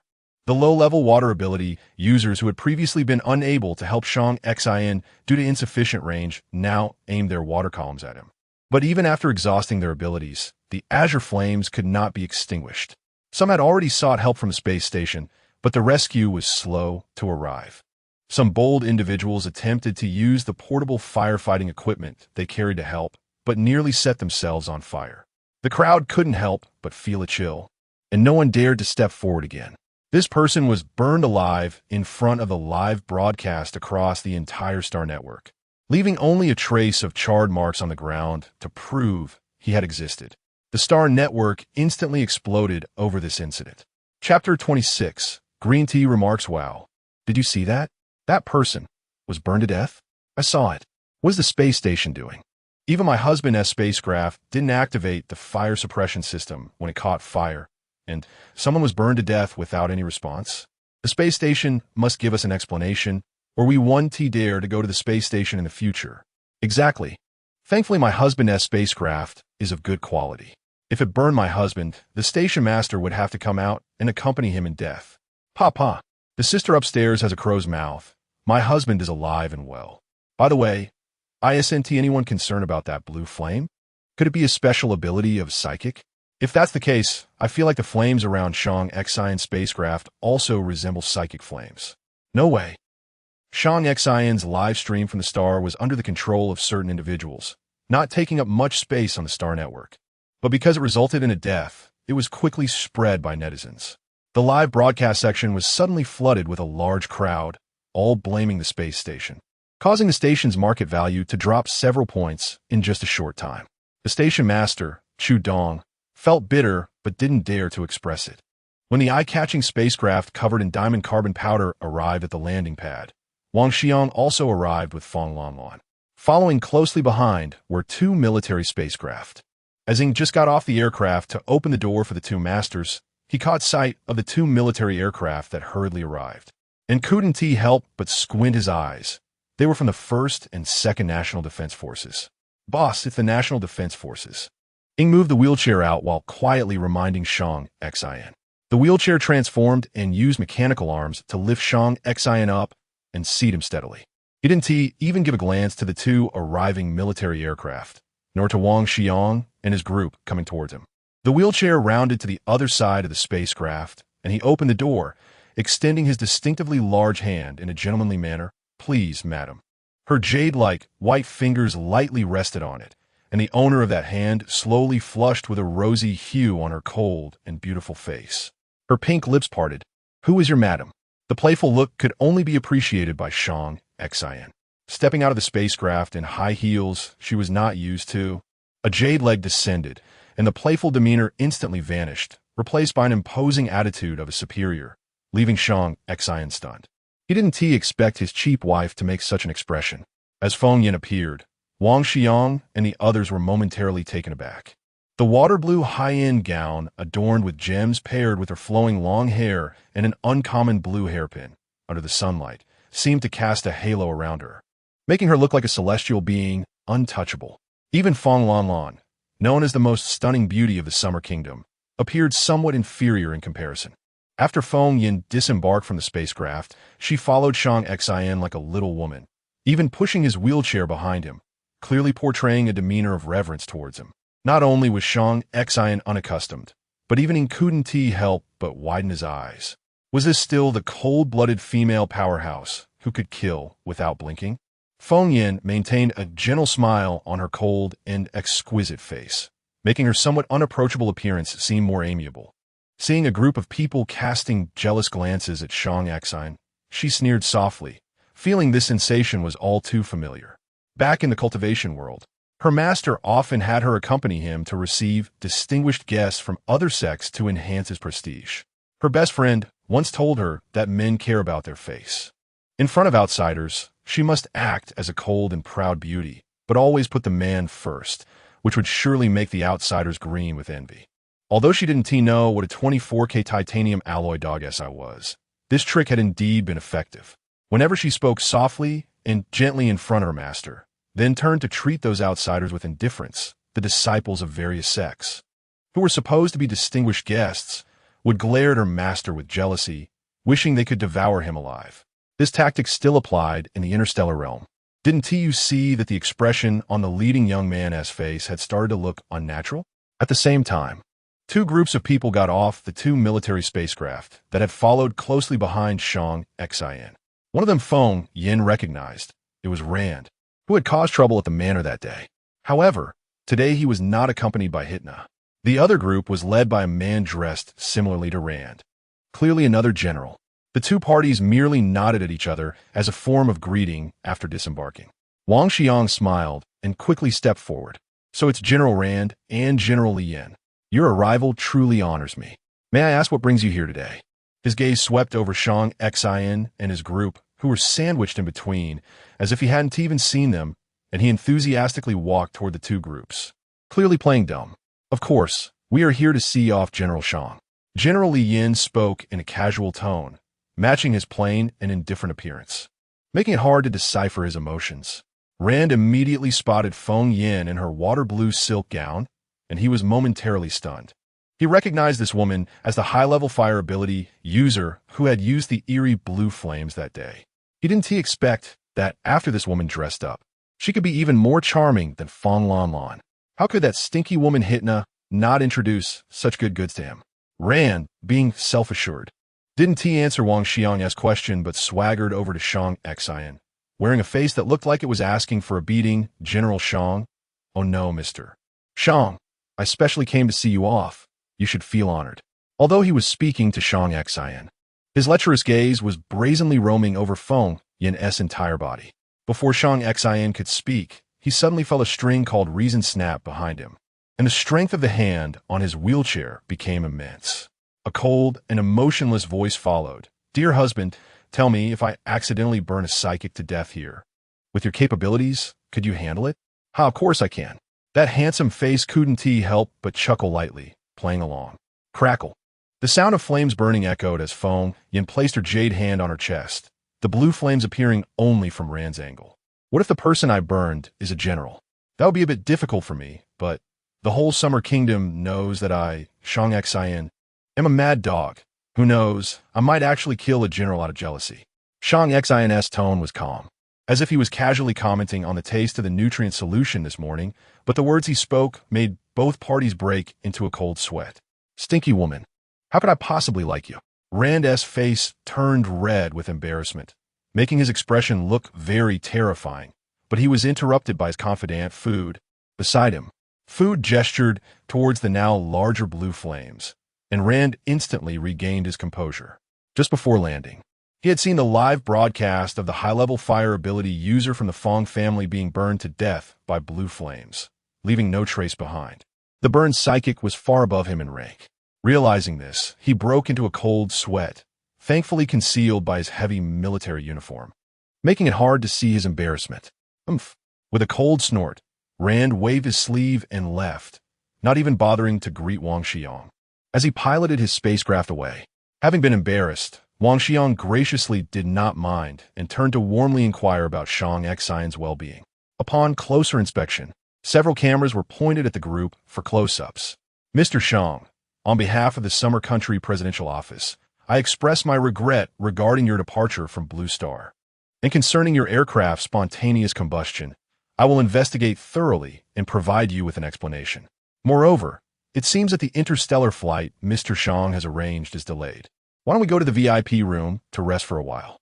Mr. Shang, please also introduce this beautiful lady to me. A light laugh escaped from her thin lips, seemingly with a hint of sarcasm. No need to rest. The flight I'm on hasn't been delayed. Before she could finish her sentence, a loud rumble erupted from above. Looking up, a massive aircraft carrier, blocking out the sun, slowly descended. Look, isn't it here? Everyone was stunned, and Wang Xiang's expression twisted in shock. Wasn't this strategic carrier, named Yunshan No. 1, confiscated? How could it appear here? Long eyelashes fluttered, nearly broken by the invaluable carrier, and Feng Yan's pink lips couldn't help but widen. What was hovering in the sky wasn't just a carrier. It was a fortune, a massive amount of star currency. Shang Xian had kept this hidden well. Mr. Shang truly had wealth that was not flaunted.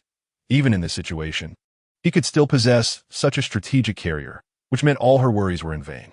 Thank you for your concern, Third Prince. And please also thank the Presidential Office for me. If it weren't for the Presidential Office, I might not have decided to leave so quickly. Or rather, if it weren't for the joint pressure for the Presidential Office and the Fong family, he wouldn't have met Feng Yan and thus wouldn't have made up his mind to leave. So in that sense, he indeed had to thank the Presidential Office and the Fong family. Fong Lanlin's exquisitely made-up face twisted when she saw Yunshan No. 1. Sang Xin, how could Yunshan No. 1 be in your hands? Clearly, the words halted abruptly, and the person in the wheelchair curled the corner of his lips. Clearly, you used my wife's identity to transfer the ownership and control of Yunshan No. 1, right? You did manage to transfer it successfully, but it seems you didn't understand that after the transfer of authority, Yunshan No. 1 belongs to my wife, and you're not my wife. You. Fong Lanlan was taken aback. How could this be? After she transferred the authority, she could indeed operate Yunshan No. 1. But the strategic carrier was too large, only suitable for hovering in space. She had parked Yunshan No. 1 in Blue Star's airspace, and hadn't managed it since. Never expecting such a slip-up would occur. Damn it, Shang Xian had been wary of her from the start. Fong Lanlan was unhappy, but someone else was overjoyed. Shang Xian, so, you mean this big guy's now mine? Her excited expression made her cold, unadorned face particularly delightful, as if when she spoke. The entire universe centered around her, and everything else lost its color, at least in Shang Xian's eyes. Yes, it is yours. Wow, you are so good to me. No, I must repay you. Let me think. How about I find a way to heal your legs? Just as she was about to propose this suggestion, Fong Lanlin's constricted voice came. Belonging to her? Shang Xian, what do you mean? Explain clearly, what is she? I'm not an object. I'm a person. His legal wife. So naturally, this carrier belongs to me. She struck a pose that seemed to invite a slap. Even Shang Xian couldn't help but want to pinch her. This provocative expression instantly infuriated Fong Lanlan. She had been trying to ignore Feng Yan's naturally beautiful face that outshone her even without makeup, but seeing her up close, this woman's appearance was even more stunning than she had imagined, igniting a long-buried jealousy within her. Did I allow you to speak? What do you think you are? She is my wife, so she naturally has the right to speak for me. Since everyone is unwelcome to my wife and me, then we shall meet again. Shadow. With a command, Shadow immediately operated the light brain, and the massive carrier slowly opened a gap, a beam of light immediately descending. "Madam, please." This time, there was no blushing.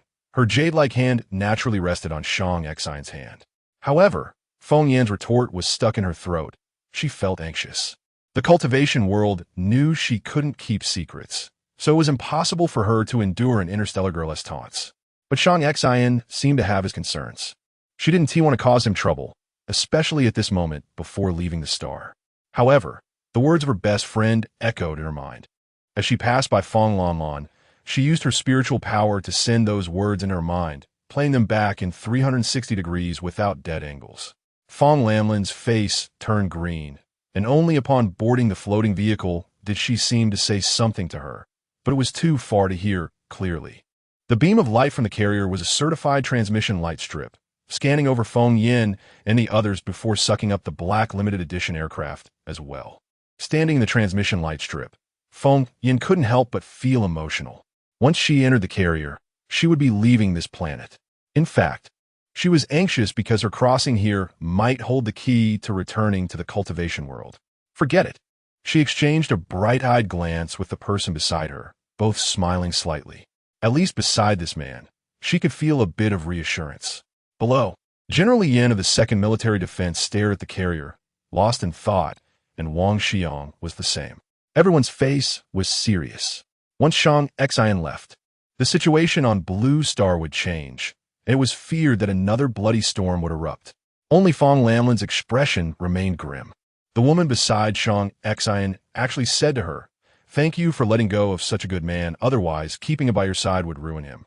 The distorted expression twisted her exquisite makeup, and her crimson lips trembled slightly as she instructed her subordinate beside her. "Investigate. Find out that woman's identity." Chapter 27. In Space. There are not only stars, but also Star Beast. The camera on StarNet focused on the giant aircraft carrier that was slowly rising, and the comments section exploded with excitement. "Honey, where are you going? Take me with you. Honey, take me away. Honey is so handsome. Sisters above, are you deaf? The beautiful woman next to Shang Xian is his wife. Didn't he just admit it? Those above are talking nonsense. Honey is just saving face for that worthless Lanlan below. Honey belongs to everyone. He can't possibly have a wife. Is the sister above delusional? Honey is mine alone. You all are fighting for Honey, so I'll weakly fight for a wife. Who knows the beautiful woman next to Shang Xian? Her looks are simply stunning. Feng Lanlan isn't bad either, but I heard she is already engaged to the third prince. I'm seeking information about the beauty next to Shang Xian, offering a hefty reward. Don't you think the relationship between the third prince and the two generals with Honey seems a bit subtle? Did the sisters above notice? It would be great if we could broadcast live what they said. They don't seem to get along well. How do they get along? Shang Xian is a cripple. Why should the third prince and the two generals send him off? What is his status? Exactly. I wanted to say this for a long time. Shang Xian is no longer a general of the Holy Protection Legion. What are you all so excited about on StarNet every day? Inside the space station, Feng Lanlan stood beside Wang Xiang, both of them with inscrutable expressions. General Yin of the 2nd Army had already left, but they remained, and the leaders of the space station could only accompany them. Watching Yinshang know, one strategic interstellar aircraft carrier gradually disappear from view. A hint of unnaturalness crossed Wang Xiang's upright face. What is going on with that ability user from the Feng family? Although he maintained his usual professional smile, his tone was not good. How would I know? I haven't settled accounts with you yet. That ability user is one of the few high-level ability users from my Feng family. What is up with that strange blue flame? If you hadn't controlled the space station as firefighting equipment, would he have been burned to death so easily? How are you going to compensate? Compensate? Once I hear good news, I will naturally compensate you, my dear fiancé. The lewd and sticky tone sent a chill down Feng Lanlan's spine, and she shot him a fierce glare, saying nothing more. This scene was just captured by the camera and posted on StarNet, turning into a portrayal of their relationship growing warmer and sweeter. On the other side, Yinshang no. One had broken through the Blue Star's defensive barrier and officially entered the universe. A pair of curious eyes were glued to the glass. The vast starry sky was pitch black, Even using spiritual sense, one couldn't see far, only catching glimpses of twinkling stars occasionally streaking past the glass. Shang Xin, that barrier was quite good. Once we arrive, we can set one up at home. A slightly ignorant remark came from his lips. Shang Xin raised an eyebrow and was about to speak when the other person sitting at the control panel spoke first. That idea is good, but it's a bit costly in star coins, and such a defensive barrier only exists in two places on Blue Star. One is the planetary defense barrier, and the other is in the concentric district. If you set up a defense barrier at home, it would be a bit of a waste. The speaker had a fair face that was hard to distinguish between male and female, and a pair of sharp, intelligent eyes hidden behind framed glasses, exuding confidence.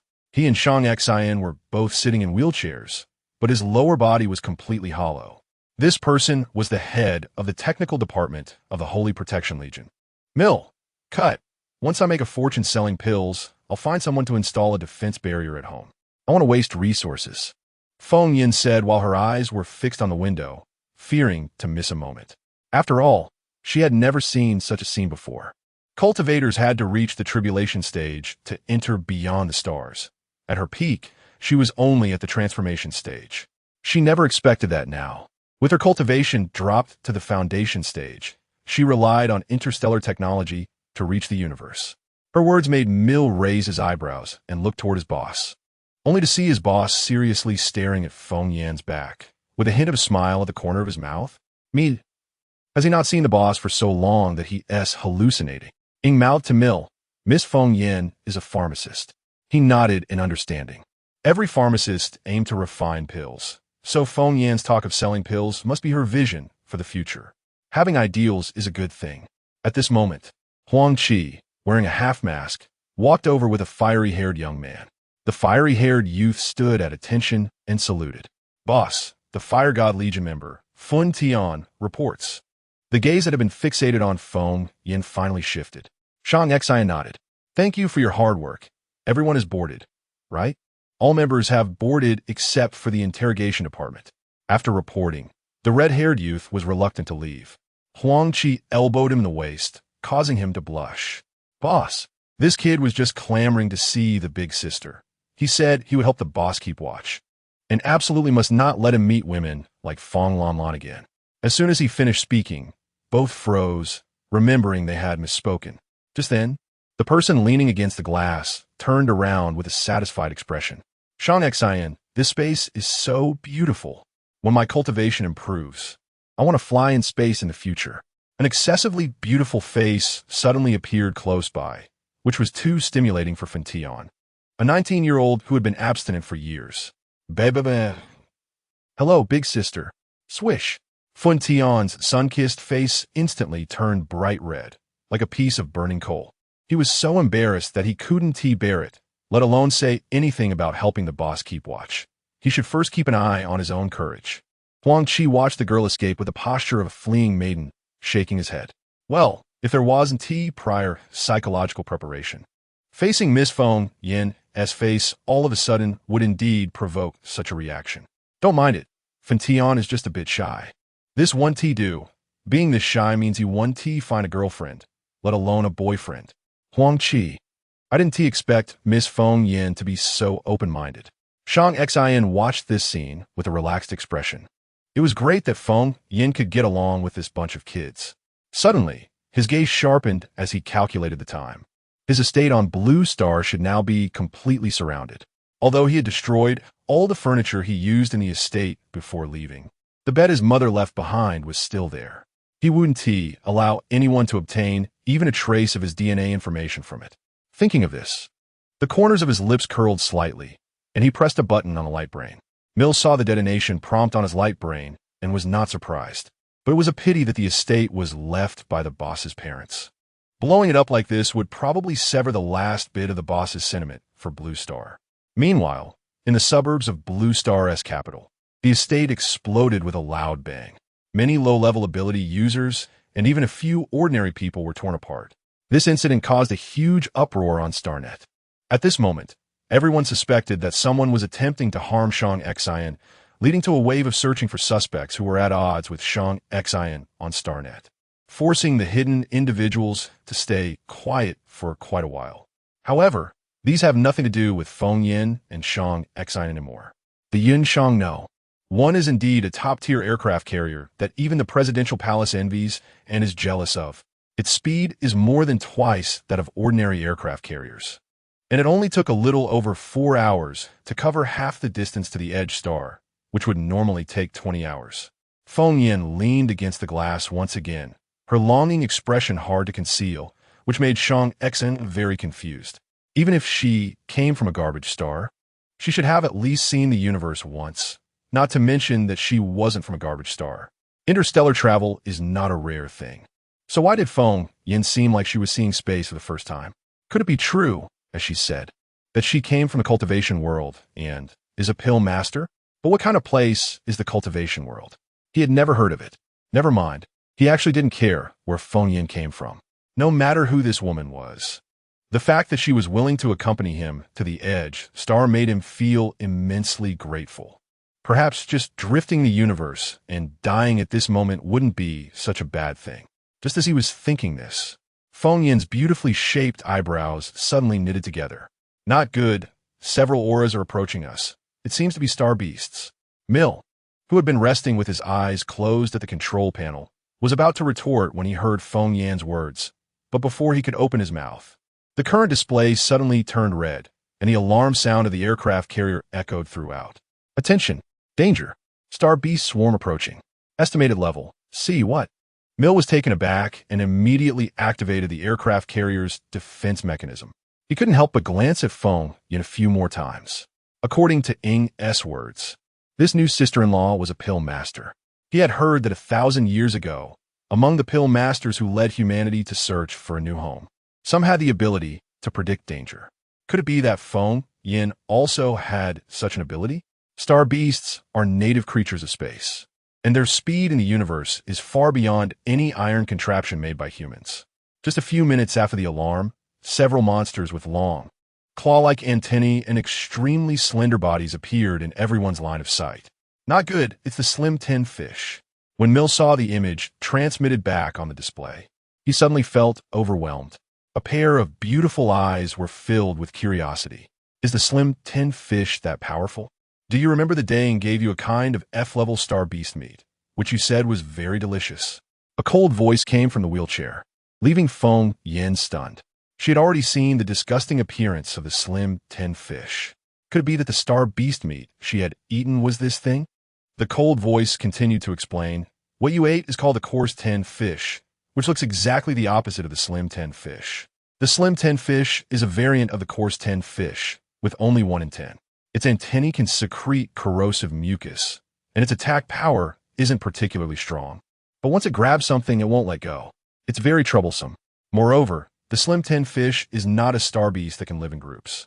It is originally the leader of the coarse 10 fish and will only appear in the company of coarse 10 fish.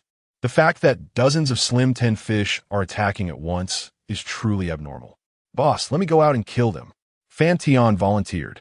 As he spoke, he inadvertently made eye contact with Feng Yan's eyes, and his small black face instantly turned red, looking like a silly boy.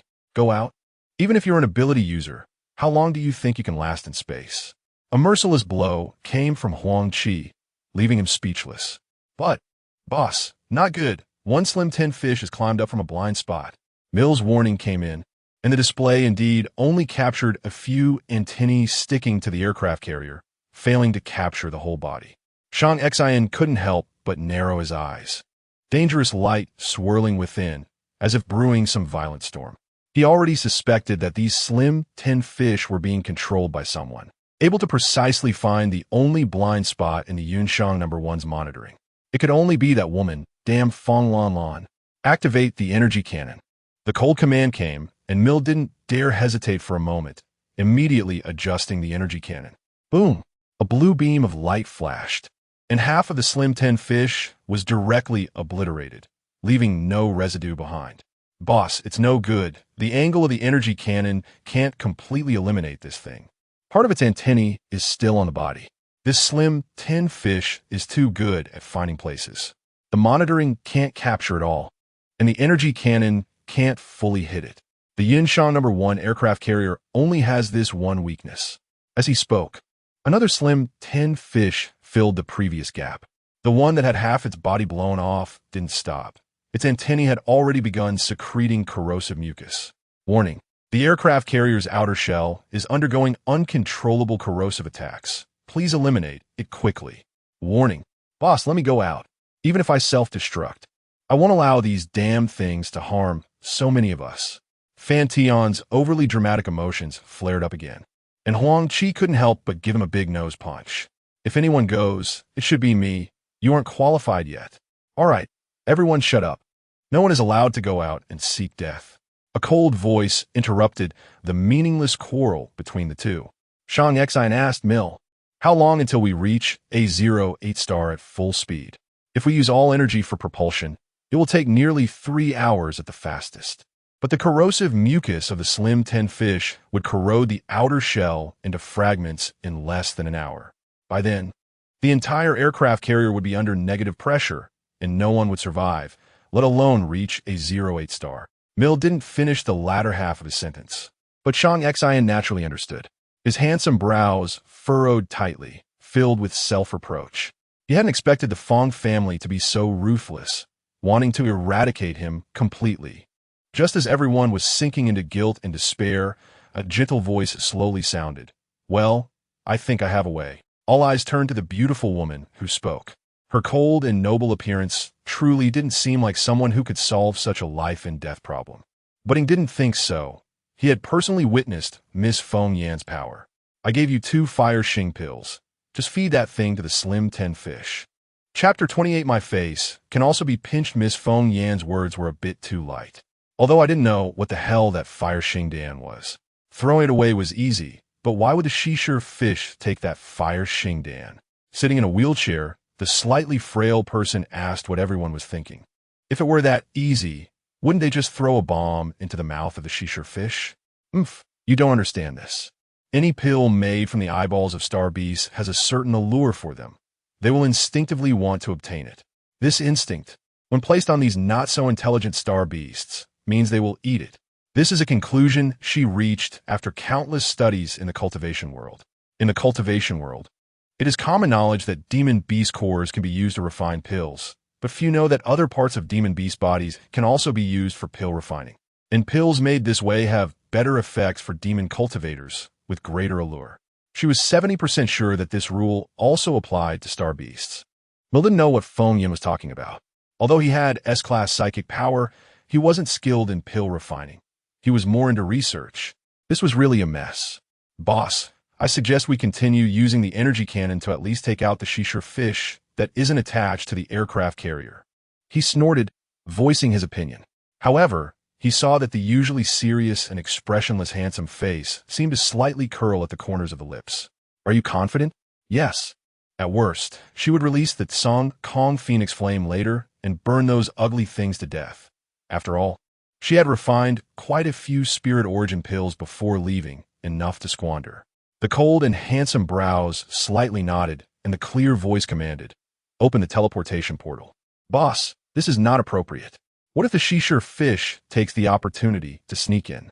Mill held an opposing opinion, but met the undeniable gaze and instantly fell silent, breaking out in a cold sweat. It had been a year since he last saw the boss, and he was almost forgetting that the boss's words were always final. Ing nodded slightly, leading Feng Yin to the teleportation portal closest to the dead angle where the Shishir fish was clinging. Huang Qi and Fan Tian were also worried and followed.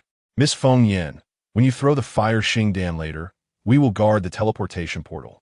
Ing handed the fire shing dan he had received earlier to Feng Yin, whose cold and beautiful face was now slightly serious. Good. As soon as the words fell, Ing opened a teleportation portal that could accommodate one person. The negative pressure airflow from space instantly rushed into the cabin, and the Yunshang No. 1 immediately activated its protective measures, forming a thin film at the teleportation portal, keeping the airflow firmly outside. Hurry! This protective shield can only hold for 30 seconds. As the reminder sounded, Feng Yan's palm was already engulfed in a green flame. The strange green flame split into 10, wrapping 10 fire Xingdan within. With a flick of her jade fingers, The 10 red pills wrapped in the temperatureless green flame flew up, lining up to rush out of the protective shield.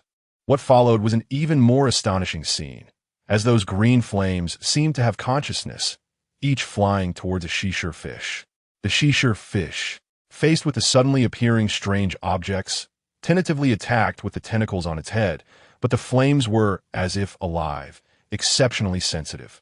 The 10 tentacles twisted into braids in a vacuum of space, unable to hit anything.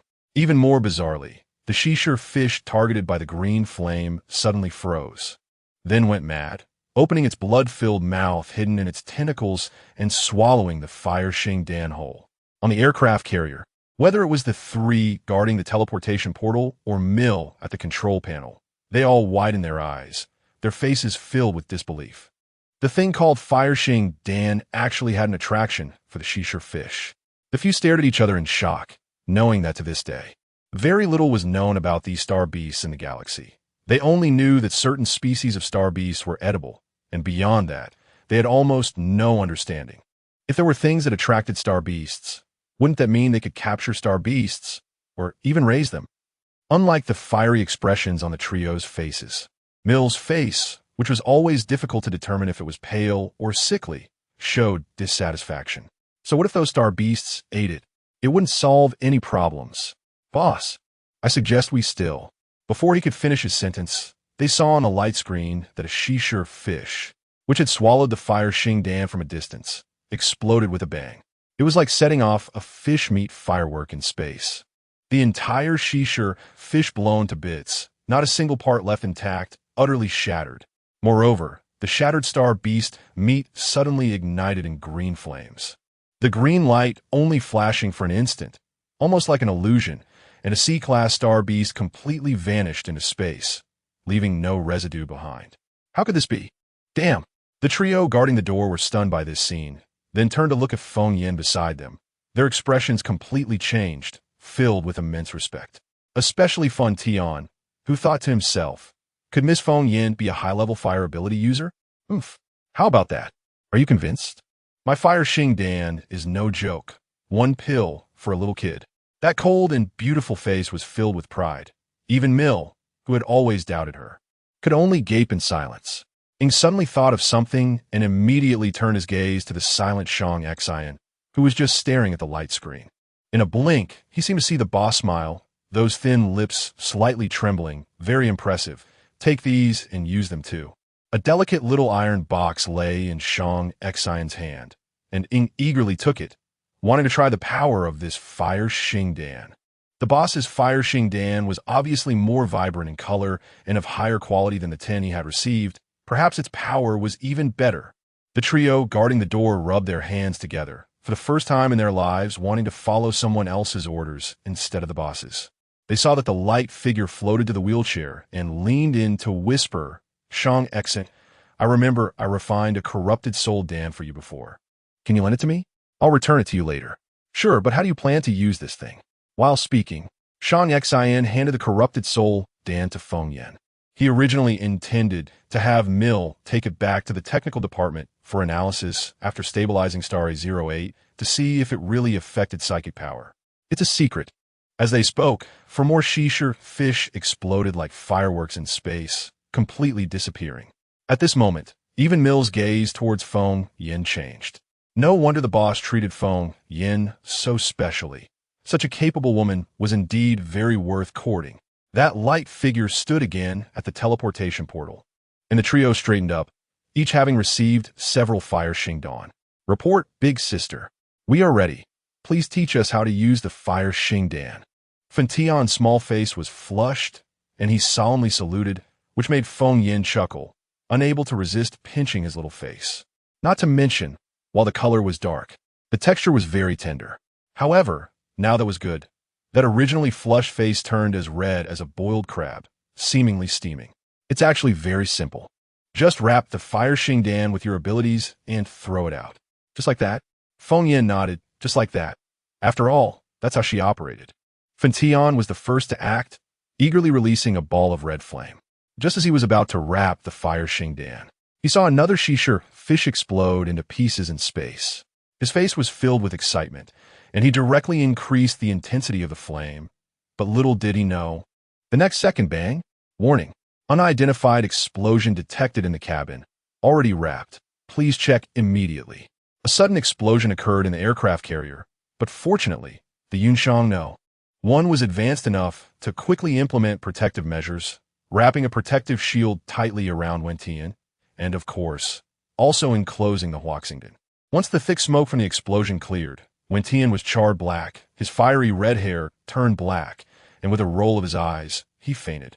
Huang Qi quickly supported him, and the medical robot equipped on Yunshang No. 1 rushed over for a simple checkup.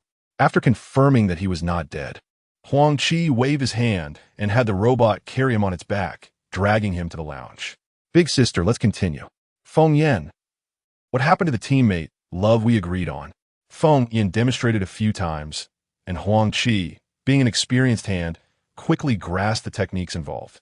However, Big Sister's blue flame was too special. They couldn't just imitate her. He needed to control both the intensity and temperature of the flame under certain conditions to delay the explosion of the Huaxingdon instead of triggering it immediately, achieving a timed explosion effect. In that time, it would be enough to attract the fine 10 fish to consume the Huaxingdon. A red flame-wrapped Huaxingdon was thrown out from the transfer port, unlike the blue flame that automatically sought targets. The Huaxingdon thrown by Huang Qi could only drift randomly in space. Fortunately, these fine 10 fish were not very intelligent. Having just missed out on the Huaxingdon, they saw it as a delicious treat and rushed towards it, completely disregarding that their kind had been obliterated nearby, which was quite ironic. And also wanted to play. Oh no, wanted to strangle the fine 10 fish, but after several attempts, he found that his Earth-type ability couldn't trigger the Huaxingdon. In the end, he could only resentfully give all the Huaxingdon to Huang Qi, watching from the side, cheering him on. As the protagonist, Feng Yan's beautiful eyes curved with satisfaction, indicating that Huang Qi was a promising talent. She then took out the corruption soul pill, and her stunning face revealed a hint of a sinister smile. Her target was still the one fine 10 fish lying in the blind spot of the aircraft carrier. Using the same trick again, she sent the corruption soul pill wrapped in blue flame out of the transfer port, personally controlling the blue flame with her consciousness as it slowly flew towards the fine 10 fish. The fine 10 fish lying on the aircraft carrier's body had already spotted the red pill that looked like a delicious delicacy, which greatly attracted it. However, once this species grabbed something with the tentacles on its head, it wouldn't let go until it had fully consumed it, or rather, it couldn't let go because the suckers on the tentacles would firmly grip the prey, and with its disproportionately small body compared to its tentacles, it couldn't escape. The corruption soul pill wrapped in blue flame slowly floated before it, causing it to struggle excitedly, even causing Yunshang No. 1 to shake slightly. Feng Yan's pink lips twitched. Did she really have to feed this ugly thing? She controlled the blue flame to slowly guide the corruption soul pill into the gap of the tentacle, just small enough to barely squeeze through the tightly closed tentacles and into its mouth. 3, 2, 1. With the countdown from her pink lips pop, the enormous tentacle suddenly released its grip, and the fine 10 fish seemed to lose consciousness, floating aimlessly in space after detaching from the aircraft carrier's surface, accompanied by the explosions of its red and blue kin, as if putting on a unique opera performance. The unconscious fine 10 fish was the curtain closer of this performance. Shangxin, does the aircraft carrier have a mechanical claw to capture that fine 10 fish? Shangxin raised an eyebrow at the question, his sharp gaze sweeping over Mir, who immediately snapped back to attention from the spectacular fireworks. Yes, activate the mechanical arm. With skilled operations, 2 mechanical arms extended from the surface of Yunshang No. 1, slowly reaching towards the fine 10 fish. Without encountering any resistance, they captured it completely. That's amazing. Big sister, what did you do to make the fine 10 fish completely defenseless? And couldn't help but raise his voice, changing his address to Feng Yan from Miss Feng Yan to Big Sister. It's a secret, Feng Yan said, but the other person in the wheelchair knew what was going on. It was the corruption soul pill. He didn't expect that thing to have such great power, capable of erasing the consciousness of a sea-level star beast. If such a thing was put in a suppressor, would it save lives or harm them? Before he could think further, Yunshang number 1 issued a reminder that the fine 10 fish had been captured into the cabin. At the same time, Huangqi had already thrown out more than a dozen Huaxingdon.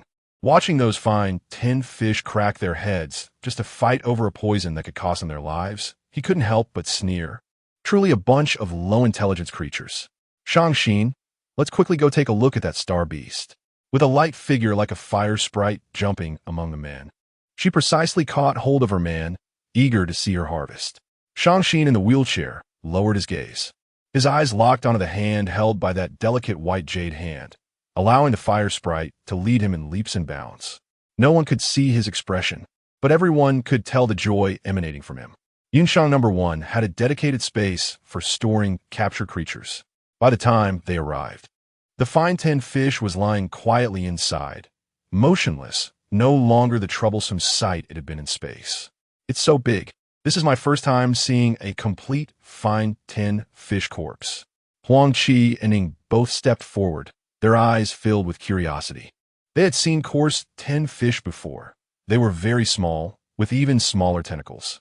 However, the mutated fine 10 fish was inconsistent with its name, having strong attack power and rough, fishy meat. Even interstellar hunters would try to avoid them and wouldn't actively provoke them. Perhaps in the entire Xia country, no one had ever captured a fine 10 fish. I want its eyeball. You can have the rest. How about it?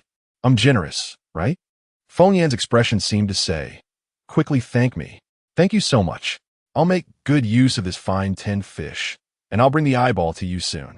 From another wheelchair, an excited, loud voice came from that frail body. Mir's wheelchair spun quickly, approaching the fine 10 fish, and he added shyly, sorry, big sister. I shouldn't have doubted you earlier. Feng Yin waved her hand, indicating it was no big deal. There were simply too many people in the cultivation world who liked to doubt her. She had long since grown accustomed to it. Suddenly, she felt someone squeeze her hand and realized she was holding hands with Shangxin, their fingers intertwined in an awkward position. She gently tried to pull her hand away, but found that the person in the wheelchair had great strength and had no intention of letting go. That exceptionally handsome face slowly lifted, his stormy dark pupils locking onto hers.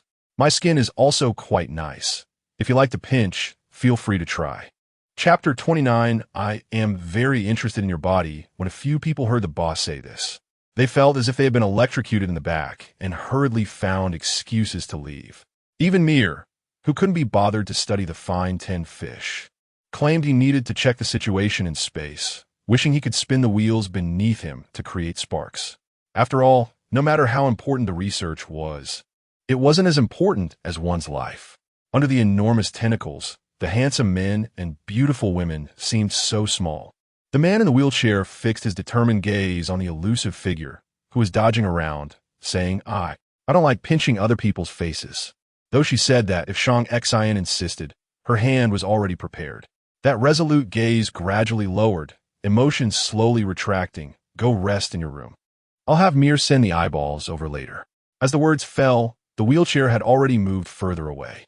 What the hell? I was all prepared. Complaining, Feng Yin angrily returned to her room, diving onto the soft mattress of the big bed, rolling around several times. Speaking of which, since moving into Shang Xian's manor, Xianti enjoyed the feeling of lying in bed. Trapped in the soft embrace, her beautiful eyes stared at the ceiling, where several light blue beams flowed by, constantly reminding Feng Yin that this was the interstellar world. She didn't know if it was an illusion, but she had adapted remarkably well to the interstellar world. Whether it was the unique vocabulary of the interstellar era or the cold steel of this technological world, she could quickly learn and accept, as if the ancient dialects of the cultivation realm had become a thing of the past, and this world was where she was meant to live. Perhaps it was because her best friend in the cultivation realm often told her strange sayings. Lost in thought, her eyelids gradually became heavy, and her upper and lower lashes met as Feng Yin slipped into a dream. In the control room, Mir was closely watching the light screen, his hands moving so quickly that they left after images. No, boss, we've exceeded the search range. If we continue searching, we'll have to turn back. You see. His sharp gaze was fixed on the light spot gradually disappearing on the screen, his expression not looking good. He waved his hand, signaling to stop the pursuit. Damn it. If I find out who did this, I will tear him apart. Just because you knocked yourself out with your own explosion? I was just inexperienced. The black-red little face looked a bit green, and Fantion had woken up. After being reprimanded by Huang Qi, he instantly felt useless. There are only a few targets capable of inducing or even controlling star beasts on Blue Star. No, it should be said that across the entire Huaxia star domain, there are merely a handful. Mir's dark eyes were fixed on the position where the light spot had disappeared on the screen, his tone filled with disdain. Among those present, except for the clueless Fantion, everyone knew who Mir was referring to. They didn't expect those people to extend their reach so far. They were already halfway through the flight path and dared to act this way. If it weren't for the fact that the big sister was on the aircraft carrier this time, facing such tricky star beasts as the fine 10 fish, they would undoubtedly have to pay a heavy price. In everyone's mind, Feng Yan's confident and beautiful face appeared simultaneously, and Fantion quietly asked Huang Qi beside him, "Where's Big Sister? I just embarrassed myself. She must be very disappointed in me." "All right, you little brat, Big Sister doesn't have time to pay attention to you." Fantion, confirming that all the fine 10 fish had been killed, Mir couldn't wait to drive the wheelchair to the storage room. Again observing the fine 10 fish up close, Mir still felt shocked. Although this type of star beast wasn't top tier in strength, it was indeed troublesome. Often, when faced with danger, it would manipulate the coarse 10 fish of its group, sacrificing itself to protect itself. Moreover, the fine 10 fish looked enormous. Yet there wasn't a single edible part on its body. The flesh was fishy and tasted bad. To date, no one in Xia country had ever captured a complete fine 10 fish. Thinking of Big Sister's methods, Mir couldn't help but feel a surge of warmth in his heart. Perhaps with Big Sister around, the boss would have a day to rise again. Not daring to think too much, Mir operated the machine beside him, swiftly cutting and placing a pair of fist-sized eyeballs into a box, sending them to Feng Yan's room door. In Blue Star's capital, the presidential mansion, Feng Lanlan changed from her usual sultry attire to a proper business outfit, looking like a reserved office worker. With a faint smile on her face, she quietly sat beside Wang Xiang. Today was the family banquet at the presidential mansion. Wang Yin and Feng Tuo, as the president of a country and a family patriarch, had positions that were worlds apart, yet it was evident to anyone that both held the main seats, and their conversations showed no hierarchy.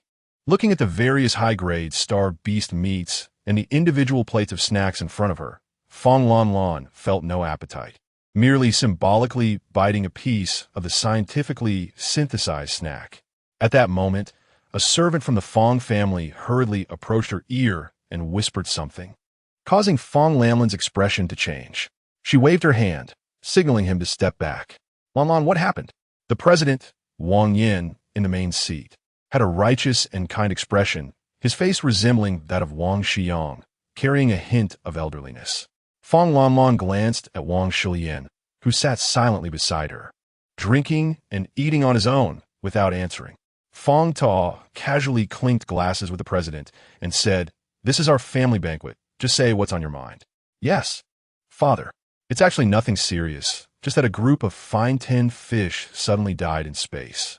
Father knows I like coarse 10 fish the most. With the fine 10 fish dead, the coarse 10 fish can't survive without protection, so I'm a bit worried." Upon hearing this, Wang Yin looked at the plate of coarse 10 fish meat on the table, picked up a piece, and tasted it. It was indeed quite good. This is all trivial. Let Xiang find some interstellar hunters to catch a coarse 10 fish for Lanlan. Right, Xiang? Looking at his father, who genuinely believed Feng Lanlan's words and even gave him a knowing glance, he couldn't help but sneer. "Yes, Father. I will definitely catch that coarse 10 fish for Lanlan and kill it to make a dish. After all, we are husband and wife." As he spoke, he raised a glass of wine, first to Wang Shilian, then to Feng Lanlan. "Don't you think so, my dear wife?" The beautiful face showed a fleeting moment of awkwardness, but still agreed, clinking glasses with him. A family banquet seemed very harmonious, except for Wang Shilian, who appeared to be drunk, leaning on the table with an empty glass in front of him. He struggled to open one eye, looking around through the glass cup, swaying, much like the personalities of these people. With the fine 10 fish no longer obstructing them, the Yunshang No. 1 moved at great speed, taking only 8 hours to reach the defense wall of planet A08. "Vessel ahead, please present your navigation and landing documents." Thank you for your cooperation. A strange voice echoed through the control room via the universal frequency. Mir quickly sent over a document that was clearly different from ordinary paperwork. Lord's order. A scream came from the speaker, just in time for the freshly awakened Feng Yen to hear. With a messy hairdo and sleepy eyes that couldn't hide her stunning beauty, she asked, "What is the Lord's order?" She rubbed her eyes, hardly believing that she had fallen asleep. As a cultivator, she didn't need to sleep. So how had she become so lax and careless? And glanced back at the boss like a sister-in-law, but didn't say anything. So she took the initiative to explain. The Lord's decree was the identification proof owned by the planet. The planet's Lord had greater decision-making power than the president.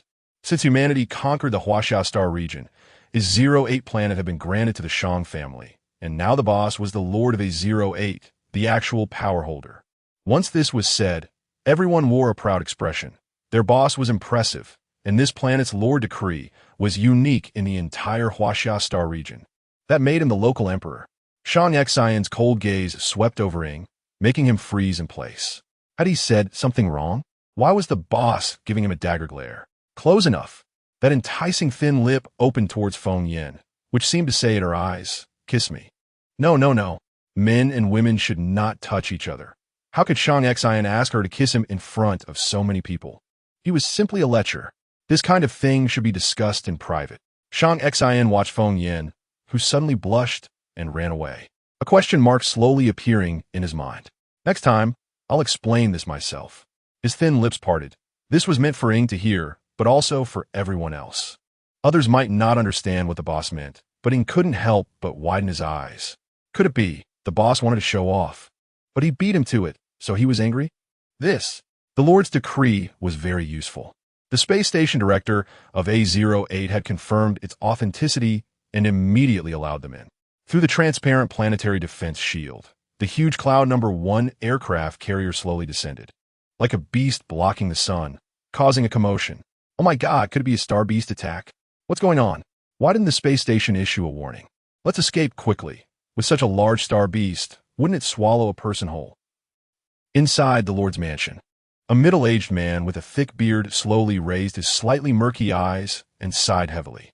He first issued a planetary announcement to inform the public not to panic, stating that it was just an interstellar flight arriving, and then leisurely changed into formal attire, calling his deputy and several staff to drive to the interstellar space station. When they arrived at the space station, they happened to see the massive aircraft carrier open its transport portal, and a beam of light shot down from the carrier, with several figures gradually descending.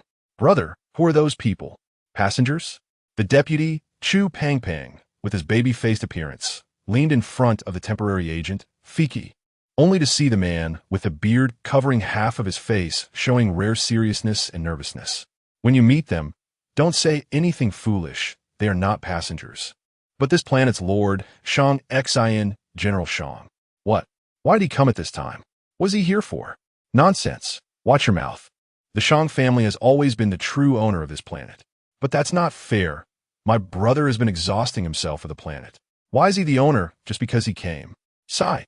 A rough, cracked hand stroked the beard on his face, feeling somewhat helpless. He could only hope that this General Shang, whom he had never met, was not a difficult person to deal with. Shang Xian, I feel like you're not very popular. Huh? Standing on the hovering device wrapped in the beam of light, a pair of beautiful eyes scanned the ground, only seeing two groups of people waiting below. One group was in space station uniforms, clearly the staff, while the other looked dusty and dispirited. Feng Yin couldn't tell who they were.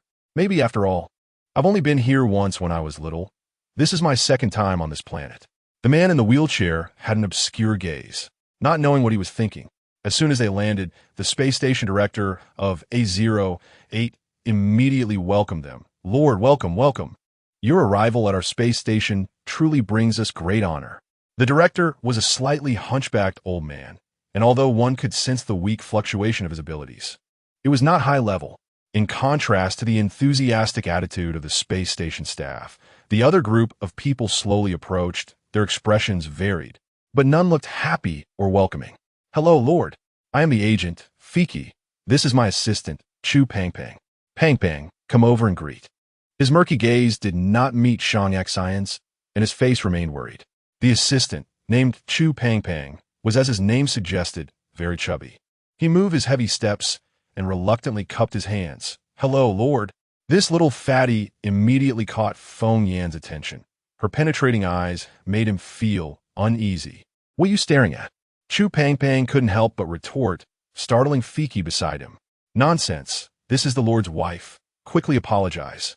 "I won't. She's been staring at me, not behaving like a proper woman. I'm not wrong."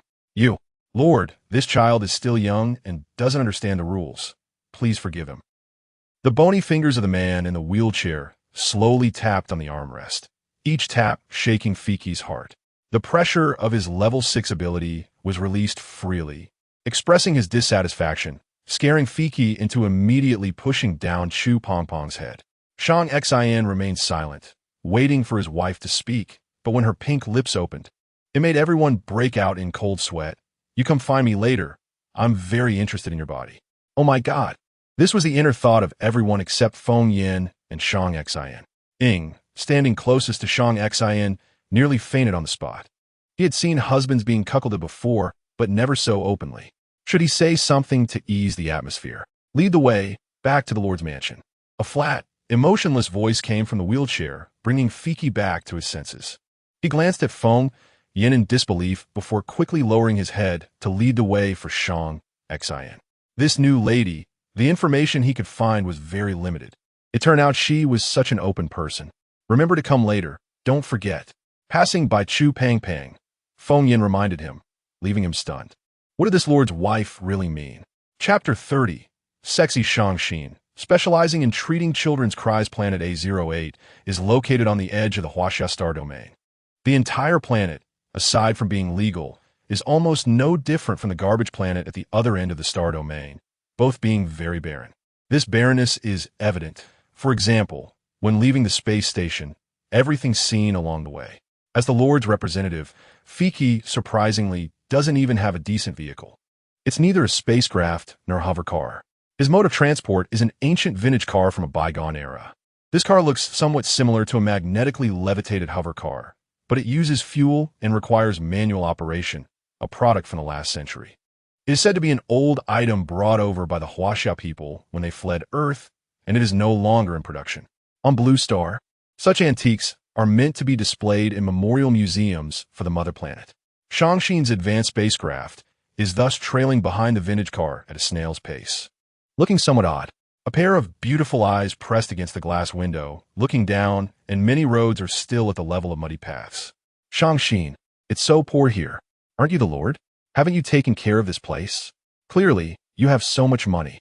A little funding would ensure the road to and from the space station isn't so poorly maintained, right?" Sitting next to Feng Yan, her long, dark hair often exudes a reassuring herbal fragrance. He feels relaxed by this scent, perhaps due to the low level of development on planet A08 and the good air quality. Mediocrity allows everyone to feel at ease. Otherwise, some people from Blue Star wouldn't just try to intercept him midway, but would have chased him all the way here. With curious eyes surveying the surroundings, it's unclear whether she understood Shang Xin's meaning. Feng Yan observed each person greeting Fiki. Those individuals looked at them with fear, reverence, and even resistance. "Shang Xin, you, don't talk about me first. Are you very interested in that fat guy?"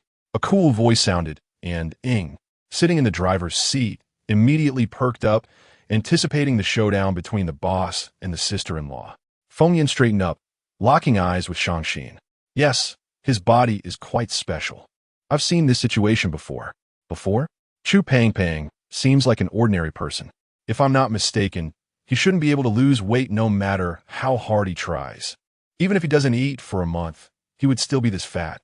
So, a pair of black pupils seemed to have anticipated this, knowing that Feng Yan's interest in that fat guy was not what others thought. "So, I want to study his body and, if possible, help him with treatment. If my guess is correct, after treatment, Chu Pang Pang will become a supernatural being."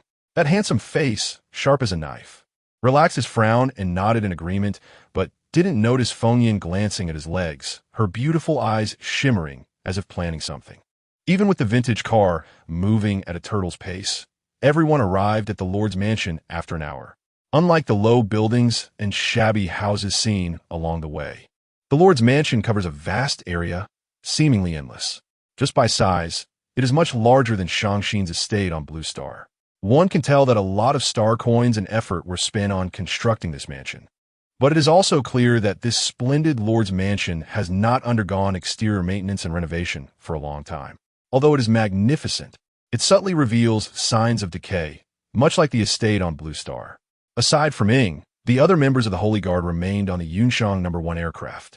Ing sent coordinates to Mir, and the Yunshang No. 1 would later hover in space above the Lord's mansion, ready to teleport down if needed.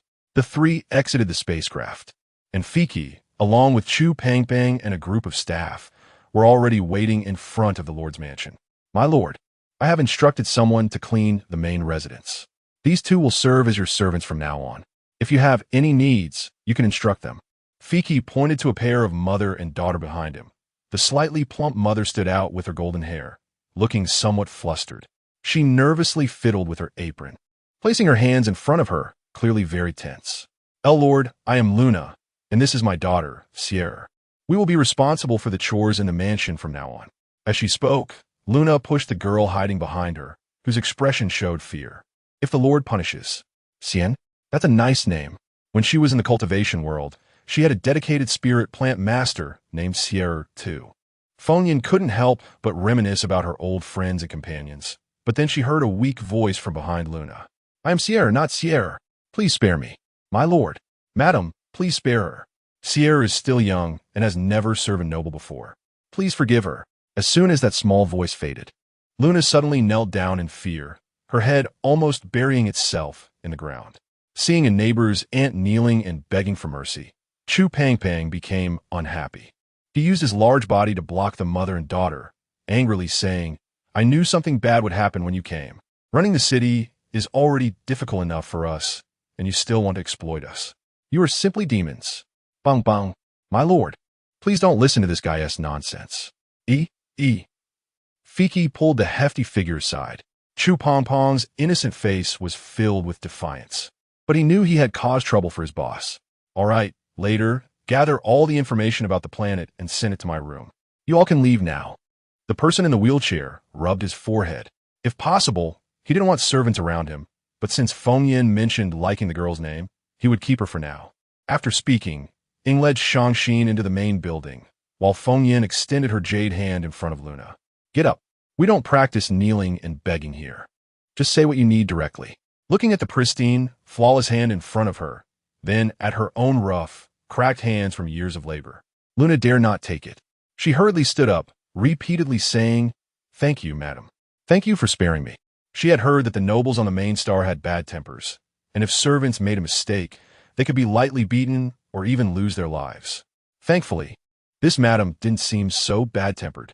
If Fengyan knew what she was thinking, she would definitely scoff at her, telling her not to watch strange interstellar dramas anymore, as what they said was all fake.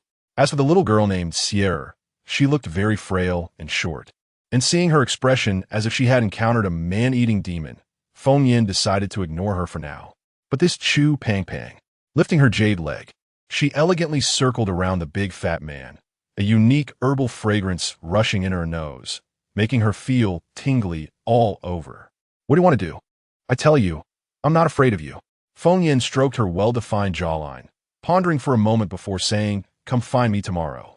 As soon as her voice fell, her ethereal figure hurriedly entered the main building, as if there was something urgent.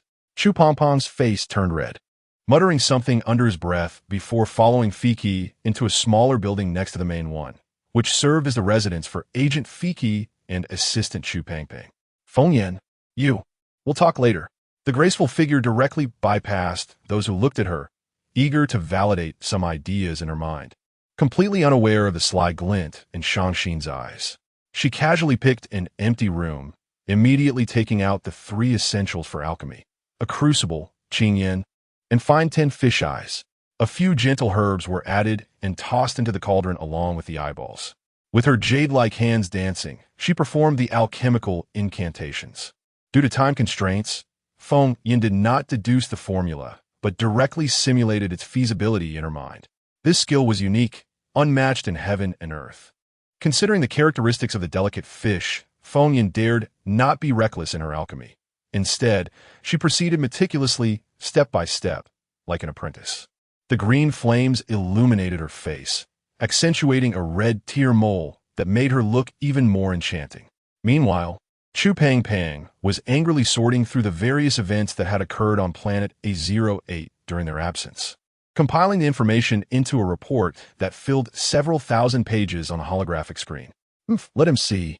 I want to see how capable he is to read all of this. His stubby fingers struck the holographic interface forcefully, and a murky gaze swept over. Pang Pang, don't you like this lord? Like? Why would I like him? For so many years, we have diligently managed planet A08, solving so many hardships by ourselves. When has he ever given us even a shred of help? Now, it's good. He is crippled and wants to find a place to recuperate. But he wants to take away all our efforts. What right does he have? Just because he is an ability user? I suspect he has a mental breakdown and won't he live long. Slap. Chu Pang Pang wanted to continue speaking, but suddenly felt a burning sensation on his face. He looked incredulously at this usually amiable older brother, momentarily at a loss for words. Hey, Pang Pang, you lack experience, you don't understand. Quickly finish organizing the data and send it to the Lord. His murky gaze was filled with self-reproach and guilt. Chu Pang Pang's parents had both died from mental breakdown syndrome. Planet A08 was too backward, and there was no pharmacist guild, so they naturally couldn't buy inhibitors.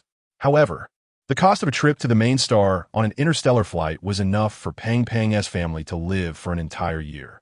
His parents chose to leave all their savings to him, and when those two died, their bodies were rotting, dazed, and foolish, very tragic. Therefore, Pang Pang was very familiar with the fluctuations of patients with mental breakdown syndrome. But if Shang Xin really died because of a mental breakdown, that would be the moment when disaster struck planet A08. Chu Pang Pang rubbed his face, his dissatisfaction with Shang Xin and his group growing stronger. But he continued to work diligently to finish the tasks at hand. At the same time, most of the residents of planet A08 had learned of the Lord arrival. It turned out that the massive aircraft blocking the sky belonged to the Lord. Dozens of kilometers away from the Lord's mansion, in a tall but dilapidated building, several strong men were pouring murky alcohol into their stomachs while loudly discussing. Have you heard? Our planet's Lord has arrived. Damn that Lord. As long as he doesn't interfere with me hunting star beasts, I don't care what kind of Lord he is. I heard this Lord is a cripple. He is probably just a pampered pretty boy who can't adapt to our planet. That is for sure. He'll probably cry and beg to go back to his mommy in just 2 days. Bang. In the corner, a wine glass was slammed heavily onto the table. The glass remained intact, but the bottom shattered into pieces, spilling alcohol all over the floor. Check, take this glass. A slender, somewhat short man in a cloak stood out among the muscular men. However, as he passed by, the strong men instinctively stepped aside as if their muscles had turned to jelly. After swiping his star coins, he stood before the man who had called the Lord a pretty boy, looking up to meet his gaze. One eye was filled with icy coldness, while the other bore a long scar. He raised his weak fist and, without hesitation, threw a left hook, smashing it into the man's head, pinning him firmly to the table. The strong man tried to resist, but found himself seemingly locked in place, unable to move. The one-eyed man's hollow voice echoed, "Don't speak ill of the Lord in front of me again. After all, he is my master. If there is a next time, I'll turn you into a pretty boy." After he finished speaking, his cloak billowed without wind as he turned and left, only to trip over the threshold as he stepped out, falling unceremoniously. But it didn't matter. He stood up without a care, dusted himself off, and the cloak billowed again as he left in style. Who is that guy? You don't even recognize the most powerful hunter in the Hunter Alliance? No wonder you got hit. The muscle man who had been punched suddenly looked aggrieved. How could he know that the ruthless killer, a level 4 Earth ability user, would be such a seemingly frail guy? After leaving the Hunter Alliance, the rogue sneaked back to eavesdrop at the window and nodded in satisfaction. Next time, he could receive even more compliments. Today had been another day of stylish perfection, but next time he went out, he needed to be careful of the steps. With this thought, he nodded contentedly, giving himself a score of 95 for his handsomeness today, and then briskly headed towards the Lord's mansion. Planet A08 was not large and had not been divided into provinces or cities. By evening, nearly everyone on the planet had learned that the Lord had arrived. Most people were pessimistic and did not welcome this Lord, but there were some who did, like Fiki. He uploaded all the data regarding Planet A08 over the years to scoundrel.Initially, quietly waiting for the Lord's instructions. Lord, Pang Pang is still young. Please don't hold it against him. For so many years, he has worked hard for the people of A08 and is definitely not a bad kid. The person in the wheelchair wore an indifferent expression, his dark eyes quickly scanning the relevant information about the planet. He waved his hand, signaling Fiki to be quiet.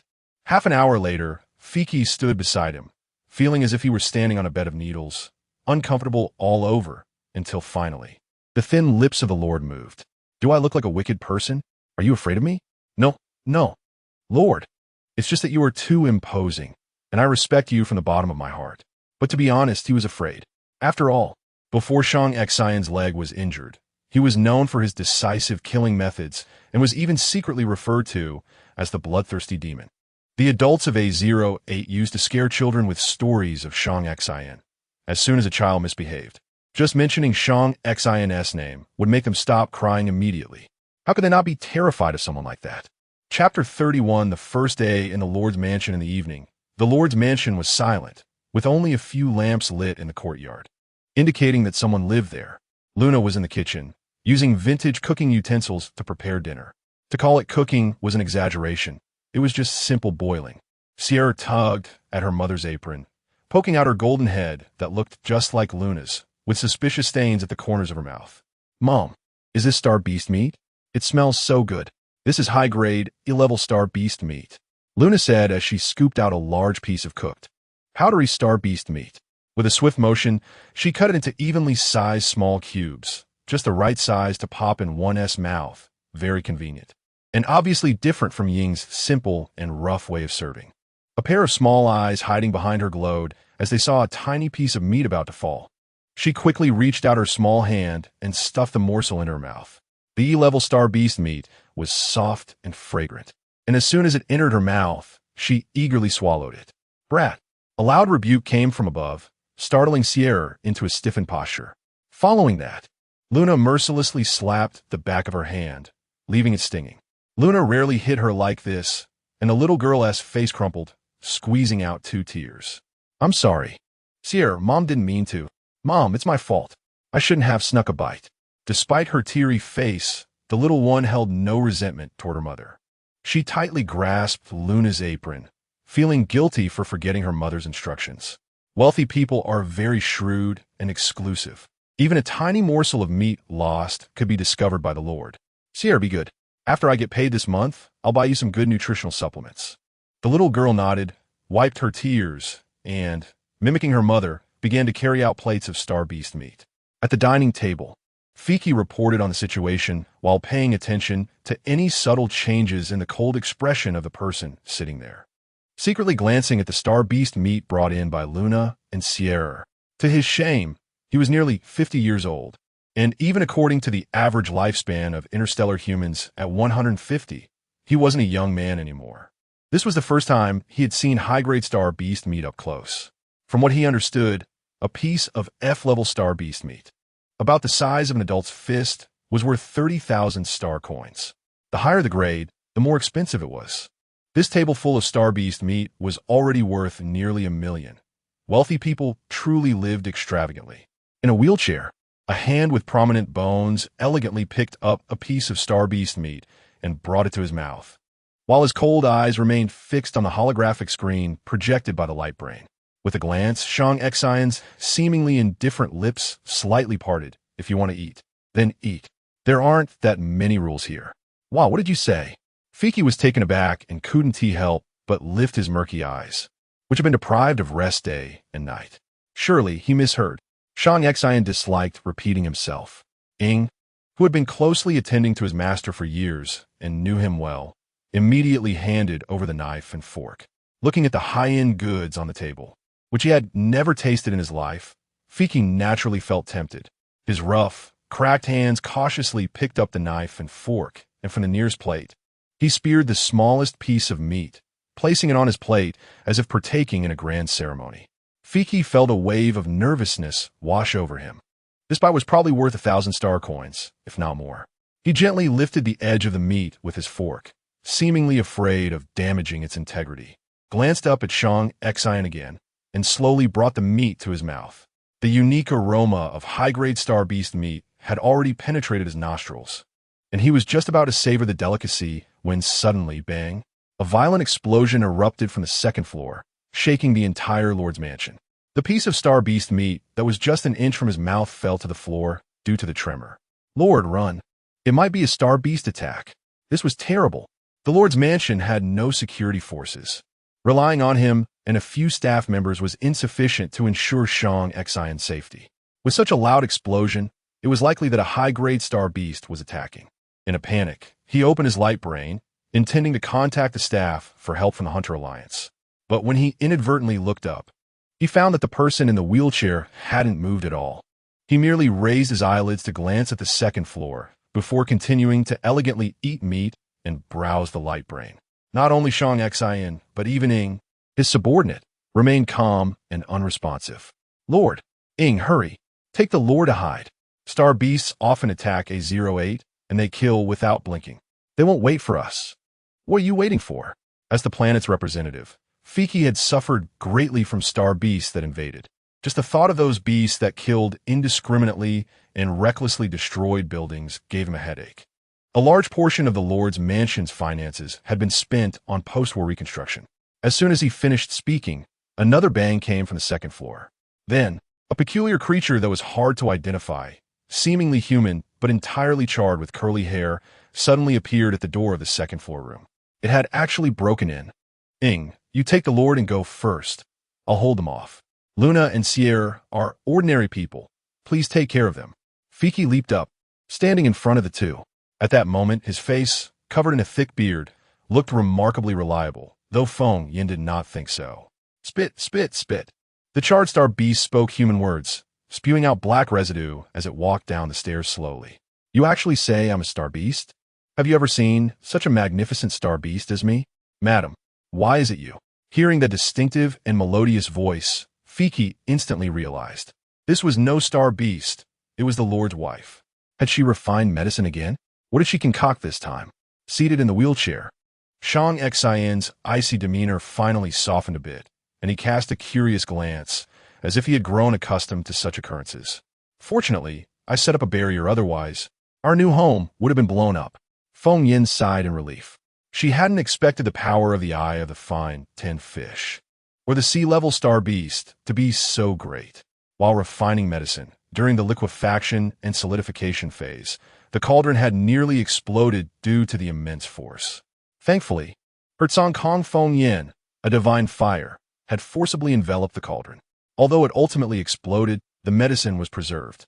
A barrier? Shang Xian, with his keen intuition, quickly grasped the key point, but the small, dark face seemed not to understand and answered on her own. Isn't it? The quality of this cauldron is too poor. I'll need to find a way to forge a proper alchemy furnace later. Enough of that. Shang Xian, look. This is the medicine refined from the eye of the fine tin fish. I named it corrosion pill. It's very useful. Let me tell you about it. As she sat down to speak, the typically cold and indifferent corners of Shang Xian's lips seemed to soften a bit in front of Feng Yin, making him appear more like a normal person. When it came to her area of expertise, Feng Yin's mouth moved like a machine gun, rapidly explaining to Shang Xian. He understood that this corrosion pill could be refined from the eyes of star beasts with corrosive abilities and could be used to clear meridians and save lives or to erode a person's nerve pathways, killing invisibly. It all depended on how one chose to use it. At this moment, Chu Pangbang burst in with several staff members, their expressions flustered, and they didn't even knock on the door. Brother, are you okay? What was that sound just now? How? A monster? One person with a large frame rushed in and lunged at Fiki. Feng Yin couldn't help but tightly furrow her beautiful brows, worried that this guy might crush Fiki. Her concern hadn't yet materialized when she saw Chu Pangbang staring at her, as if he had seen a ghost. You're the monster. Your whole family is a monster. You scared me to death. It turns out to be the Lady of the Lord. What else with your look? What do you know? This is called the posture of a victor. Feng Yin said, as if it were the most natural thing in the world. Chu Pangpang couldn't help but wonder if this was a fashionable female outfit from the main star. Sigh, today's girls are really hard to understand. Feng Yin picked up a handkerchief and wiped around her eyes. The dark soot around her face, combined with the immaculate whiteness of her triangular area, made her look somewhat like a monkey. However, based on experience, Chu Pangpang judged that this was also a popular makeup style on the main star. To avoid being seen as a country bumpkin, he suppressed his laughter. Luna, being an experienced housekeeper, despite trembling all over from the earlier explosion, quickly regained her composure and entered work mode. She knew that ability users had large appetites, so she would keep cooking meat until the master requested her to stop serving.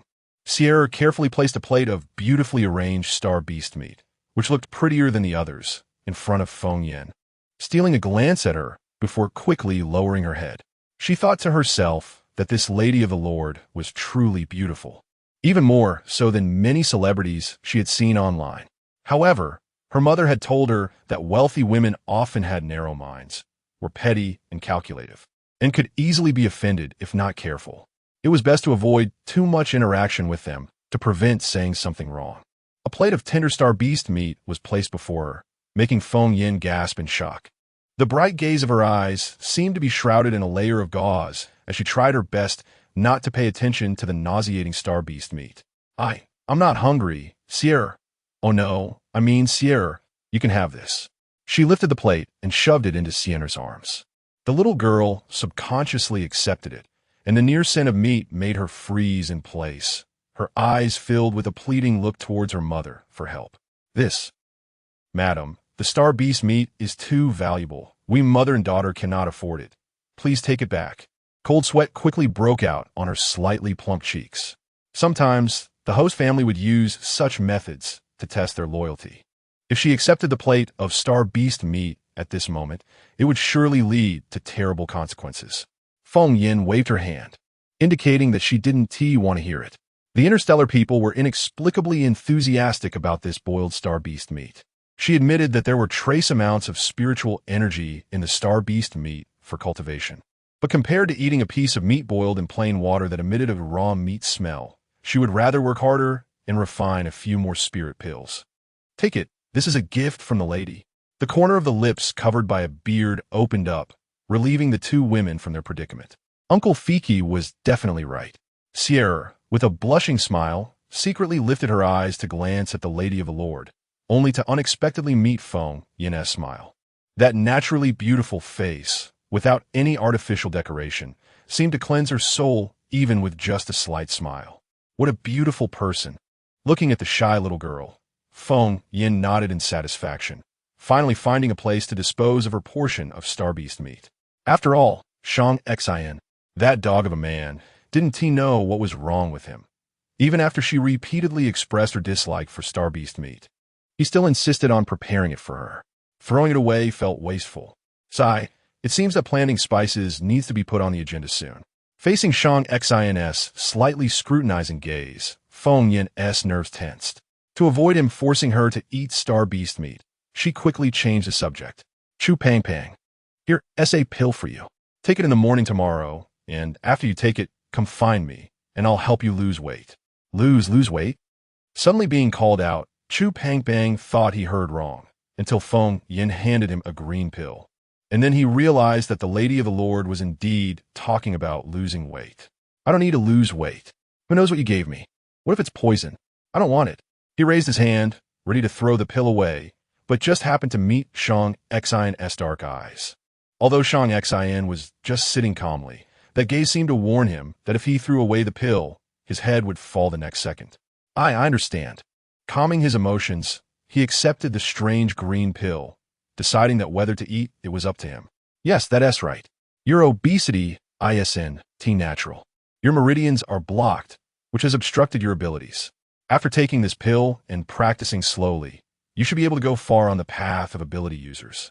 After Feng Yin finished speaking, she calmly picked up a packet of nutritional supplements that Shang Xin had prepared on the table. There was no way around it. That dog of a man had said that if she didn't eat star beast meat, she must eat nutritional supplements. In short, she couldn't eat nothing.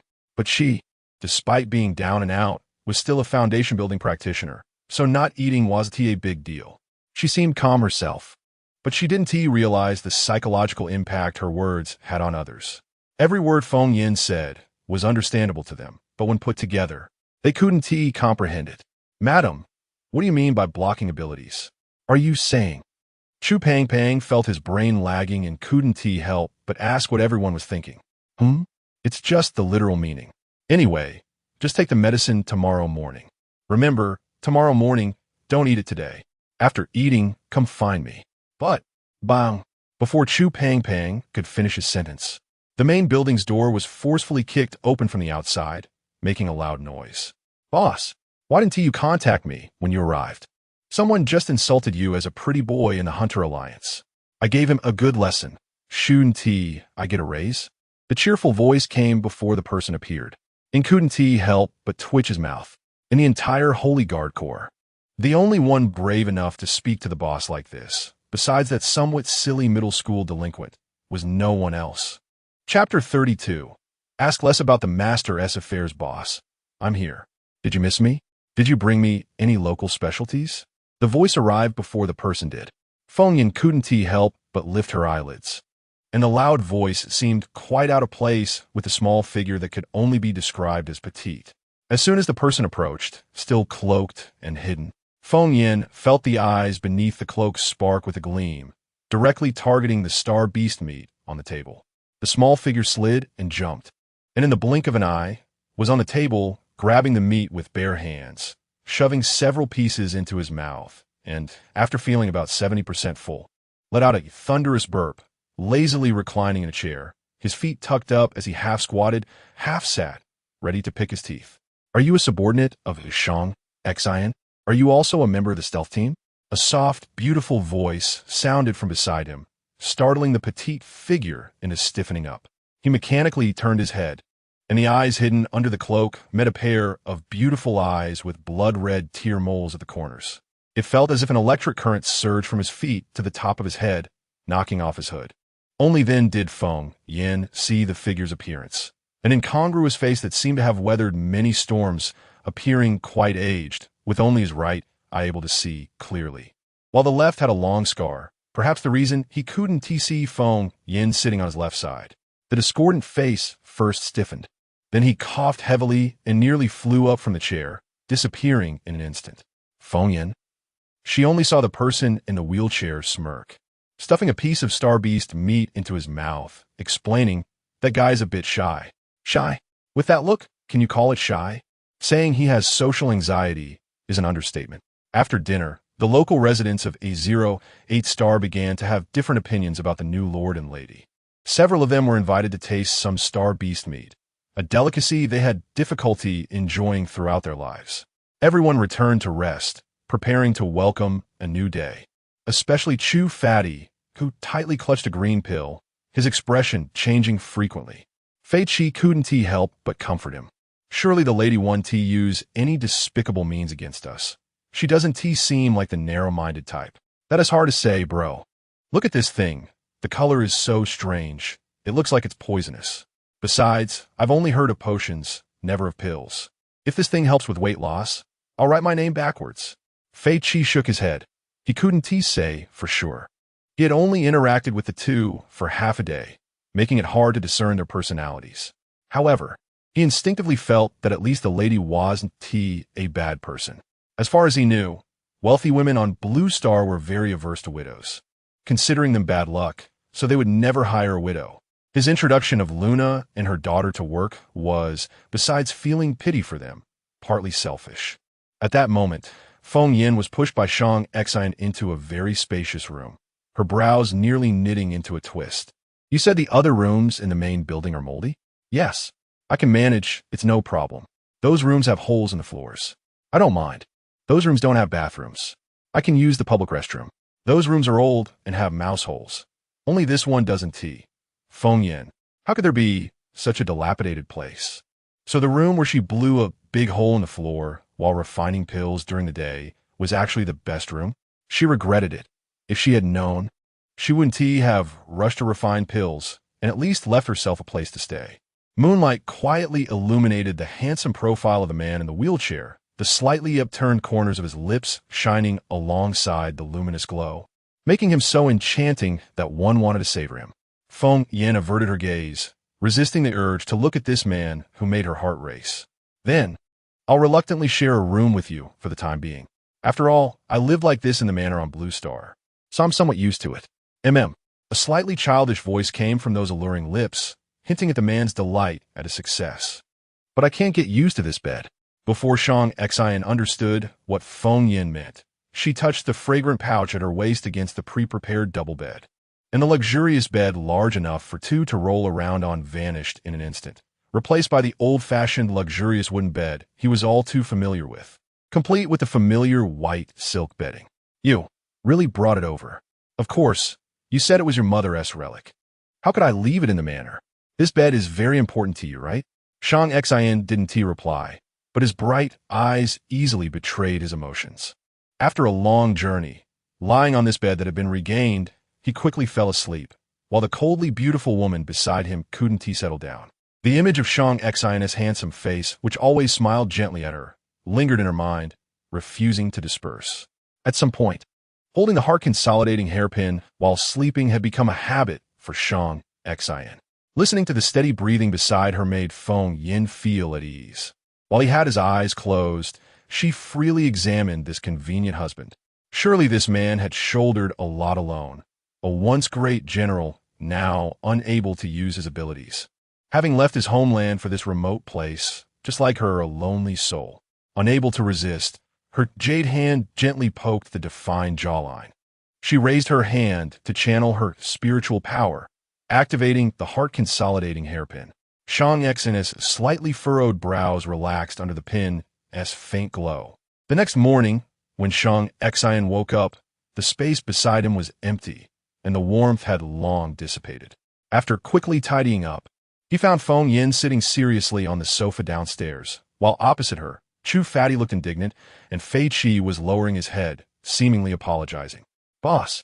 Ing saw Shang Xian wake up and rushed over, lifting his chin. "What's going on?" Chu Fatty threw away the pill his sister-in-law gave him, and she got angry, and the two had a bit of a dispute. It had to be said, Chu Fatty was a typical example of the ignorant being fearless. If he knew that the sister-in-law was a power user comparable to the peak of the boss, he wouldn't dare to be so arrogant. I want to believe anything you say. Don't think just because I grew up on the Fringe Star that I haven't seen the world. The pharmacists in the Apothecary Guild told me that my obesity is a genetic issue and it can't be cured. Chu Fatty posed with his hands on his hips. His overweight body was indeed unsuitable for such a posture, causing Feng Yin to feel both amused and angry. Can the people from the Apothecary Guild compare to me? I say it can be cured, so it can be cured. You must eat this pill today, whether you like it or not. Before she finished speaking, her jade finger pointed at the left pocket of Chu Fatty's pants. Take it out. The pill is right there. Eat it in front of me. You. How did you know it was here? Nothing escapes my keen eyes. Reluctantly, Chu Pang took out the strange green pill from his pocket. They were in a backward and poor place, where there were no research institutions to test the composition of the pill. However, there was a small pharmacist guild on the planet. He had sought help from pharmacists there multiple times due to his obesity issues, but to no avail. Feng Yin claimed it could cure him, even shamelessly saying it could give him superpowers, which was simply a joke. If Feng Yin hadn't mentioned superpowers, he might have been willing to give it a try, but bringing up superpowers was different. That was something determined at birth. Ordinary people were just ordinary people. There was no reason he, at over 20 years old, could suddenly become a superpowered individual. Even the lowest of children born on a garbage planet knew this. After thinking it over, he concluded that this woman had ulterior motives. She must want to harm him because he didn't speak to her with enough respect or politeness. In anger, Chu Pang threw the green pill away, shouting, "I will never eat this. You lot have ill intentions. You must want to kill all of us old managers so that the entire 808 star falls into your hands. I will never compromise." As soon as he finished speaking, the green pill flew in a parabolic arc toward Shang Xian. The seemingly ordinary wheelchair suddenly creaked, and before the astonished eyes of Fiki and Chu Pang, It transformed into a pair of mechanical legs that locked onto Shang Xian's lower body. The mechanical legs moved swiftly like a hurricane as a large hand with clearly defined bones accurately caught the corrosion pill from midair and quickly approached Chu Pangpang. The mechanical legs did not increase Shang Xian's height. He stood nearly 2 meters tall, which was how he originally looked when he could stand, exuding an immense sense of pressure. His handsome face was filled with coldness, and his black eyes glared at Chu Pangpang, with his thin lips slightly parted, saying, "Eat it." The pressure of a level 6 advanced superpowered individual slowly radiated from him, something that an ordinary person like Chu Pangpang could not resist. He was drenched in sweat, his mouth agape, as the pressure seemed to choke his throat, rendering him speechless. Shang Xian clicked his tongue in displeasure and directly flicked the corrosion pill into Chu Pangpang's mouth. As soon as the pill entered, it emitted a faint green light and then disappeared. Shang Xian couldn't help but raise an eyebrow. The pill was indeed magical, as it was absorbed directly in his mouth without needing to be swallowed. As the pressure of the superpower dissipated, Chu Pangpang immediately began to gag, trying to clear his throat, but nothing came out. Why? Why do you want to kill me? Why? Isn't my life miserable enough? I grew up without parents, scavenging for discarded nutrients in trash cans, and now I've turned into a fat man who can't even help Brother Fiki with work. Why do you want to drive me to death? Why? Chu Pangpang suddenly lost all strength and collapsed to the ground. He was not complaining about his life. He just thought that if he died, Brother Fiki would have to face these people alone. He felt guilty for making Fiki raise him like a younger brother. Bong bong. Fiki felt as if he had aged several years in an instant. The long-standing tension in his spirit erupted at that moment, and the two embraced, crying together, lamenting the unfairness of fate. Ever since receiving the news that the Lord intended to reclaim the management rights of the planet, Fiki had known this day would come. He had never interacted with Shang Xian and didn't know what kind of person the Lord was. But someone capable of wreaking havoc in the universe could not possibly be a good person. In the end, it was his inability that prevented A08 from becoming prosperous and wealthy. A graceful figure approached, rolling her beautiful eyes at the scene. What kind of play are you putting on here? Didn't I tell you? I'm here to treat your illness, not to kill you. Do you have a persecution complex? Feng Yin ordered. Fiki, Ing, hold him down. The upcoming treatment will be a bit painful. Just endure it, and I guarantee you will feel much better. Feng Yin's long-standing authoritative presence in the cultivation world surged forth, and Fiki and Ing instinctively did not dare to resist, obeying her orders.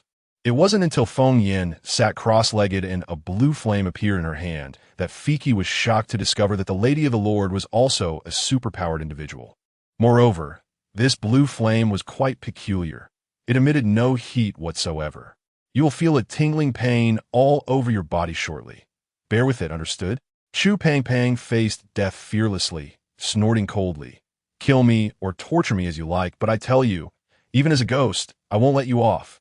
Before he could finish his threat, the blue flame suddenly expanded, enveloping him completely. As Feng Yin had said, Chu Pangpang immediately felt every blood vessel in his body being gnawed at by small star beasts, feeling both numb and itchy, causing him to twist his body uncomfortably. Fiki and Ing did not dare to slack off. Ing naturally unconditionally trusted this miraculous sister-in-law, while Fiki was deeply shocked. The blue flame also burned his palm, but he felt no heat. Instead, he sensed a gentle power flowing from the flame into his body, alleviating his fatigue from the past few days. What incredible power this was! The flame enveloped Chu Pangpang entirely, and Feng Yin was not at ease either. This method of treatment was a technique from the cultivation world. With her peak transformation stage cultivation, it would have been effortless. But now she was only at the mid-foundation stage, so controlling her innate heavenly fire to dissolve the medicinal properties while simultaneously searching for blocked meridians was quite exhausting. She slowly closed her eyes, her long eyelashes glimmering under the blue firelight, appearing extraordinarily enchanting and unrestrained. Shang Xian stared intently at Feng Yan's profile, unable to tear his gaze away. This woman was so mysterious and captivating, continuously drawing his soul. He knew he was falling for her, but did he have the right? He was just a pitiful waste. After about half an hour, a crowd had gathered in the Lord's mansion, including many citizens and former members of the Sacred Guard Corps. The two sides were on edge, seemingly ready to clash at any signal. At that moment, a long, painful groan echoed from within the main building, resembling a scream as if a piece of flesh had been ripped away. Someone in the crowd suddenly shouted, "It's the fat assistant's voice. They're indeed not good people." That's right, it's the fat assistant. They want to harm Brother Fiki. Let's rush in and fight them. Drive these vampires away. Return our home. The crowd was eager to fight, but the various superpowers of the bandits, Huang Chi, and others surrounded the main building, preventing them from launching a full-scale attack. They could only target the former members of the Sacred Guard Corps. Attack them. Yes, kill them. They won't dare to act without orders. Let's go.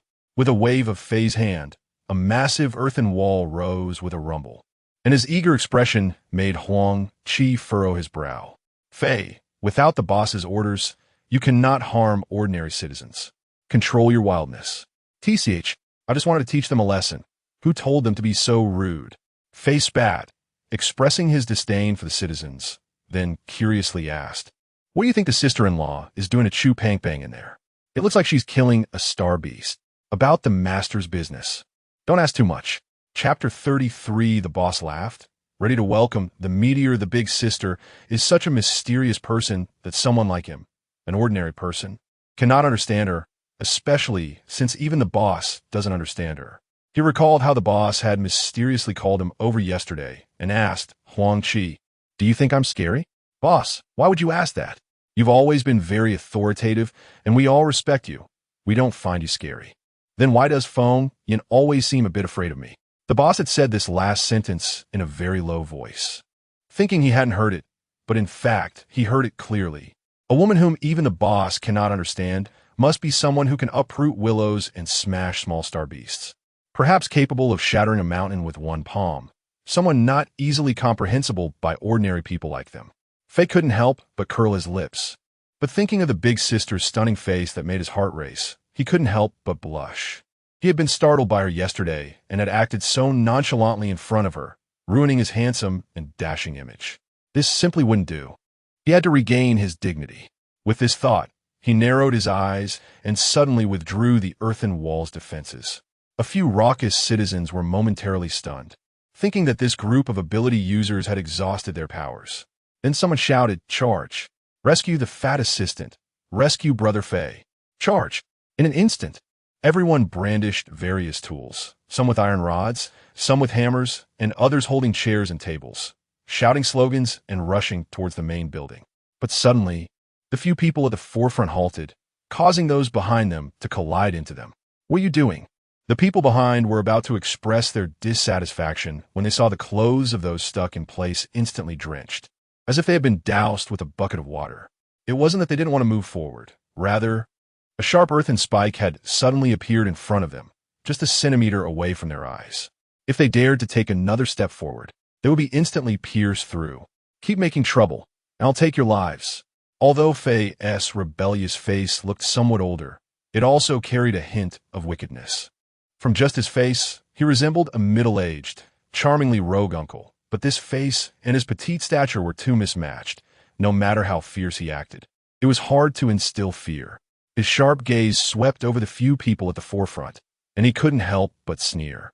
These people were among the most unruly in the Hunter Alliance, and today's sudden riot by the citizens was likely instigated by them. The few individuals locked onto by the earth abilities dared not move, but the ordinary citizens who had followed were ignited with anger. "Is this how the new Lord treats us citizens?" "What new Lord? We only recognize Brother Fei. Hand over the lordship." "That's right. Hand over the lordship. Release Brother Fei. Release the fat assistant. Release Brother Fei. Release the fat assistant." The shouting was deafening, and Fei couldn't help but frown. The emotions of ordinary citizens were easily incited, especially those from Star A08, where everyone's lives were not affluent, making them more emotional. Although he didn't know what the lady and the boss were doing inside with Fei Qi and the others, the boss's lack of appearance indicated that things weren't over yet. He wouldn't allow this group to rush in and ruin things. A sharp earthen nail slowly emerged from his hand, and the pressure of a level 4 ability user was instantly released. The citizens, mostly ordinary people, couldn't withstand the pressure of the abilities, and in an instant, they fell silent, their hands holding makeshift weapons frozen in midair, unable to advance or retreat. Just as both sides were feeling a bit awkward, the main building's door opened. A shining silver wheelchair was the first to come into view, followed by Shang Xian's cold and handsome face. He slightly lowered his eyes, holding a greenish hairpin in his hand, his expression indifferent, and his voice coldly said, "You all have such audacity. This can be considered treason." His pitch-black eyes slowly lifted, glancing around, and the few people at the forefront felt a chill run through them, as if they had fallen into an abyss, being targeted by some monstrous flood. Shang Xian's words made the citizens tremble, causing their weapons to drop to the ground. Yes, were they crazy? Causing a riot at the Lord's residence equated to treason, which, according to interstellar law, was punishable by death. Thinking this through, they realized they were incited by those few interstellar hunters at the forefront to cause trouble. But, you can't arrest the fat assistant. He has done a lot for us, and if you harm him, we absolutely won't accept it. Yes, we absolutely won't. TSK, what are you all making noise about? I was treating Chu Fatty inside and almost got distracted before the citizens could express their sorrow. A soft yet clear voice came from within the main building, and then a stunning figure appeared before everyone. The lightweight silk robe shimmered under the light, as if a galaxy were flowing on it, gracefully covering the beauty wearing it. Long black hair reached her waist, secured by a blue gem hairpin. As she stepped forward, a refreshing scent of herbs wafted through the air, filling their nostrils. Her phoenix eyes lifted slightly, and the blood-red tear mole at the corner seemed to entice the soul. A beauty and a talented person, everyone couldn't help but sigh in their hearts. What a match made in heaven. Though unfortunately, this lord was a cripple. Because she had just used magic, Feng Yin was brimming with spiritual energy, exuding an ethereal aura that left Fei stunned. He quickly adjusted his sleeves and walked toward her very gentlemanly. "Big sister, hello, I'm Fei from the stealth team. I embarrassed you yesterday." He placed one hand on his chest and slightly bent down, performing a very elegant gentleman's bow. Sorry, I wasn't laughing at you. I just suddenly thought of someone." Feng Yin couldn't help but almost spit on Fei. She had wanted to say yesterday that this Fei looked remarkably like the old man who used to clean the library in her sect. Only that old man was much taller than Fei. That old man had a terrible temper and showed no respect for her, the #1 alchemist in the cultivation world. Now seeing Fei bow so politely made her feel a sense of satisfaction, as if watching that old man bow. Fei was completely dumbfounded. His attempt to look cool had failed, and he seemed to hear the sound of his heart shattering. Huang Chi couldn't help but shake his head, pulling Fei aside. At this moment, a bold citizen complained, "Who are you? What happened to the fat assistant and brother Fei? What have you done to them? Want to know?" Feng Yan's beautiful eyes suddenly turned a bit enchanting, her pink lips curling slightly. "I've taken care of them." "What?" "Cough, cough. My lady, please don't say that. We are perfectly fine." Before the citizens could express their grief, they heard familiar voices coming from a room. Two figures that were familiar, yet somewhat strange, slowly emerged from the darkness. Fei Qi looked the same, with his big beard, but his murky eyes were particularly bright today, and his face no longer bore the deep bitterness, as if he had seen some new hope, looking excited and flushed. The other person was being supported by Fei Qi.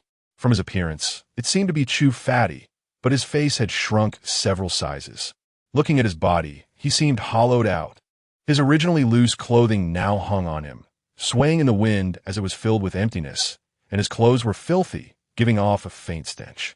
"Everyone, we haven't been troubled by the Lord. It's the lady." "Hey, your words are very misleading. Shang Xian didn't trouble you. Did I trouble you?" That cold and alluring face turned towards Chu Pangpang, causing him to blush involuntarily. "Isn't it true? Look at you making me all dirty and stinky. Isn't that making things difficult for me?" All those dirty things are from your body. It has nothing to do with me. It's your own stink. You." The normally sharp-tongued Chu Pangpang found himself at a loss for words. If it weren't for how incredibly comfortable and relaxed he felt in his body right now, he would never believe that his overweight body could really slim down one day. The sensations in his body were genuine. It wasn't like he was being cut or bled. After swallowing that green pill, When the lady released the flames, he felt a tingling pain all over, and though it was hard to endure at that moment, once it passed, he could clearly feel that some useless waste was expelled from his body, making even his breathing much smoother. When the lady retracted that green flame and he opened his eyes, he realized he was covered in foul-smelling mud. He understood that what the lady said was true. That mud was expelled from his body. Although it was hard to believe, the facts were undeniable. Are you the fat assistant? The familiar townsfolk, hearing the familiar voice coming from the now thinner mouth, couldn't help but stare at each other in disbelief.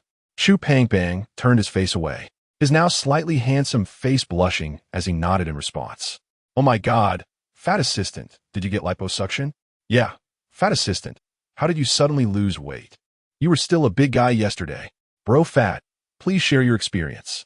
Fiki, supporting the still somewhat weak Chu Pangbang, didn't mind the smell on him and said, everyone, disperse. I'll treat you all to drinks another day. With that command, although the townsfolk were curious, they obediently left the Lord's mansion, excitedly discussing among themselves. Lady, today's events will remain a secret. I apologize again on behalf of Pangbang for his previous rudeness.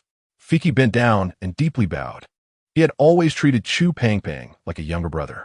When the Alchemist Guild said that Chu Pangbang wouldn't live long due to his obesity, he felt it was because he hadn't taken good care of him. Now that this concern was resolved, he felt much lighter. No need for that. By the way, let me warn you in advance. You've been fat for too long, and suddenly losing weight isn't all good. After you go back, make sure to exercise every day, and report to me on time every afternoon. I need to check on your condition, otherwise. Before she finished speaking, Chu Pangbang, with a stiff neck, swallowed hard and said unhappily, otherwise what? Otherwise you'll rebound and turn back into a big fat person, even fatter than before. I'll come every afternoon then. That would scare me to death. Fatter than before. Is that even human? Feng Yin nodded in satisfaction, waving her hand as if shooing away cockroaches, then turned her gaze to Shang Xin's legs, lost in thought. If you do something so shocking in the future, you must consult me first. What? Her cool voice suddenly rang out, and Feng Yan's slightly lowered eyes froze momentarily. It's not that impressive, but your legs are a bit tricky. Let me think about it. As a top-tier alchemist, once Feng Yin fell into her thoughts, it was difficult to pull her out. She pondered while stepping back to her room, unaware that her casually dropped words made the few people present clench their fists. Boss, what did sister-in-law just say? Boss, does sister-in-law mean? The excited inquiry from the subordinates received no answer as the man in the wheelchair just stared intently at Feng Yan's disappearing figure. After a moment, he slightly curled the corners of his mouth and suddenly burst into laughter, not knowing what he thought of. Although the laughter was brief, it left a few subordinates dumbfounded. Did the boss just laugh? Oh my God, there might be a meteor shower tomorrow. Meanwhile, in a room of the Alchemist Guild on A08 star, several instigating interstellar hunters surrounded a man tightly. You promised before that as long as we caused trouble, you would sell us the healing potions at half price. Are you trying to back out now? Yeah, if you hadn't promised us benefits, why would we do this for you? Several hunters released their psychic pressure, expressing their dissatisfaction. But the man they surrounded adjusted his glasses lightly, the corners of his lips involuntarily lifting. Haha, what a bunch of fools. You actually went to cause trouble just because I told you to? You. Before the hunters could respond, a man over 2 meters tall, built like a tank and not wearing a shirt, kicked the door down, scanning the group. The hunters were intimidated by his presence and stepped aside, allowing the muscular man to stand beside Luneng. Luneng, the temporary manager of the A08 Star Alchemist Guild, leaned slightly against the muscular man, gently running his hand over the man's muscles, his narrow eyes narrowing slightly. I told you to intimidate the new lord, but what have you done? Suddenly, he exerted force with his hand, his nails digging deep into the man's muscle, drawing a trickle of blood that flowed down his fingers. But the muscular man seemed unfazed, merely looking deeply at Luneng, the pressure of a high-level psychic suddenly erupting, locking onto the hunters. What have you accomplished besides embarrassing yourselves? Now you dare to come here to seek benefits. Do you think no one is in my alchemist guild? Facing Luneng's contemptuous expression, the hunters wished they could bite their silver teeth in frustration. This muscular man was named Zidal. They were unclear about his exact psychic level, But the pressure he exuded felt suffocating, making it clear he was not someone they could confront directly. Disheartened, the hunters left, and Lunang withdrew his hand. Sitting back on the sofa with a disappointed expression, muttering a bunch of useless trash, Zidal casually wiped away the few bloodstains on himself, walked over to Lunang, and placed his hand back on him. I'm not useless. I will protect you. Chapter 34 Things were stolen. Feng Yin returned to her room and sat cross-legged on the bed, propping her chin on her hand. Ever since she had the thought of treating Shang Xian's legs, she had used her spiritual sense to probe his legs multiple times after he fell asleep. She discovered that the reason Shang Xian limped was not primarily due to external injuries, but rather because his meridians were obstructed. In the realm of cultivation, there are many pills for treating blocked meridians, which wouldn't be difficult for her. However, this was the interstellar world, and none of the herbs for refining pills in her storage bag were suitable. Therefore, when she encountered the fine 10 fish in space and learned that this star beast could secrete corrosive mucus, she was overjoyed. The key to unblocking meridians lies in the method of unblocking, and there are many ways to achieve this. Currently, the easiest method to implement is through corrosive ability. However, after treating Chu Pang Pang today, she had a new perspective. Originally, she thought Chu Pang Pang's condition was similar to Shang Xian's, both caused by blocked meridians. So, as long as she treated Chu Pang Pang, she would definitely be able to solve Shang Xian's problem. But after Chu Pang Pang ingested the pill, when she used her spiritual sense to manipulate the power of the corrosive pill to unblock the meridians, she realized that the abilities of interstellar ability users were different from those of cultivators. The abilities within their bodies, compared to spiritual power, were a much lower and more primitive force.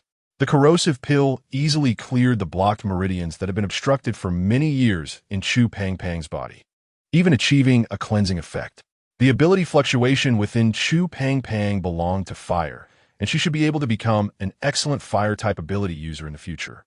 Unfortunately, this treatment did not advance the healing of Shang Xian's legs at all.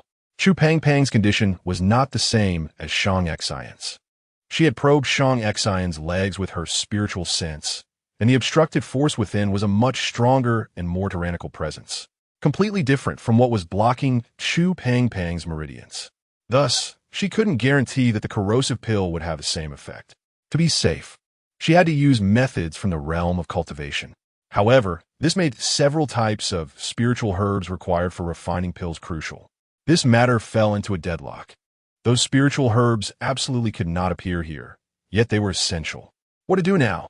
Feng Yin rubbed her chin with her jade-like hand, recalling all the knowledge she had accumulated in the realm of cultivation, but the answer remained the same.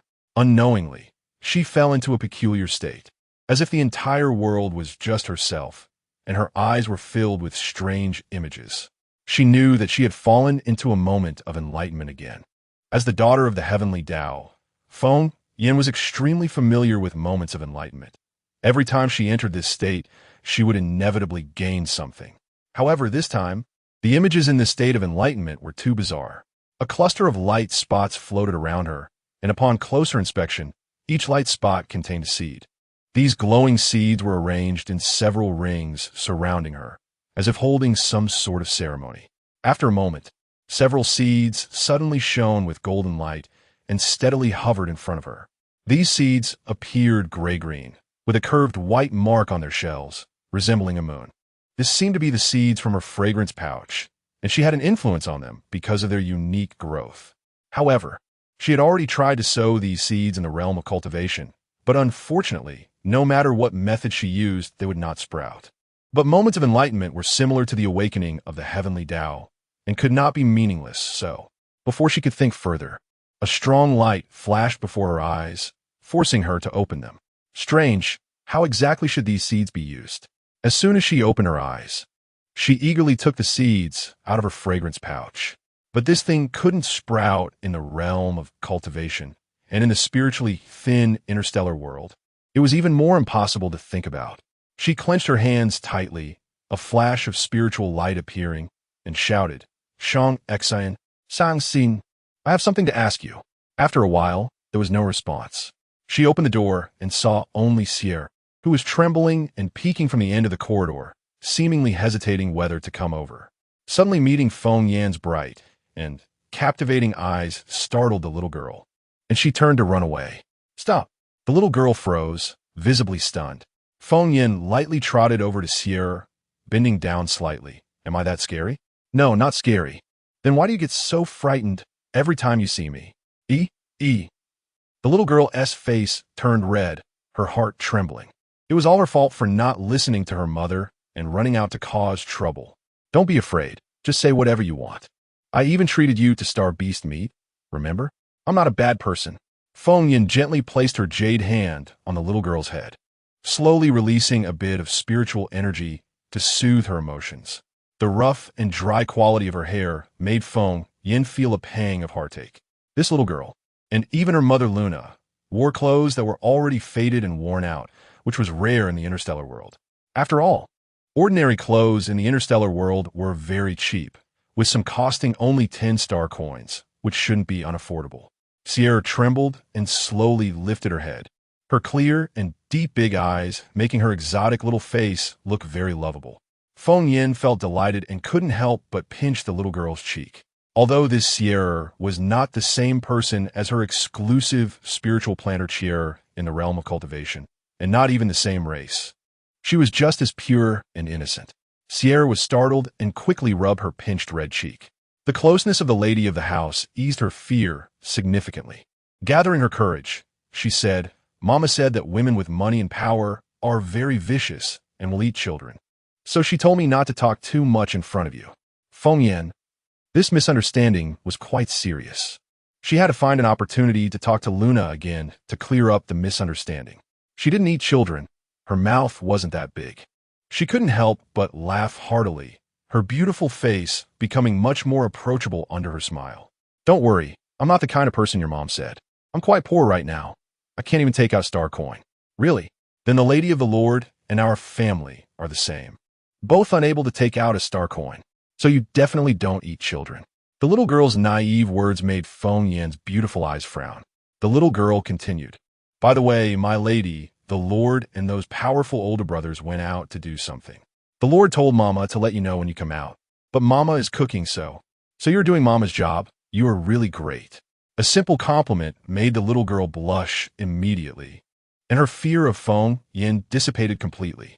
She felt that the Lady of the Lord was not as scary as her mother said, and she was beautiful and very gentle towards her. Lady of the Lord, are you going to find the Lord? The little girl looked up and asked innocently. Feng Yan thought for a moment and shook her head. As the Lord, Shang Xian must have many things to attend to. She only wanted to ask if there was anything in the interstellar world that could help the seed sprout or any special planting techniques. Such a trivial matter should not disturb him. She held the seeds in one hand and opened her light brain with the other. A small holographic screen floated before her, and she quickly searched for information about plant seeds on it. However, she was destined to be greatly disappointed. In the interstellar world, there was almost no detailed description of plants. Aside from a small portion of literary works that expressed a fondness for plants, the rest was almost blank.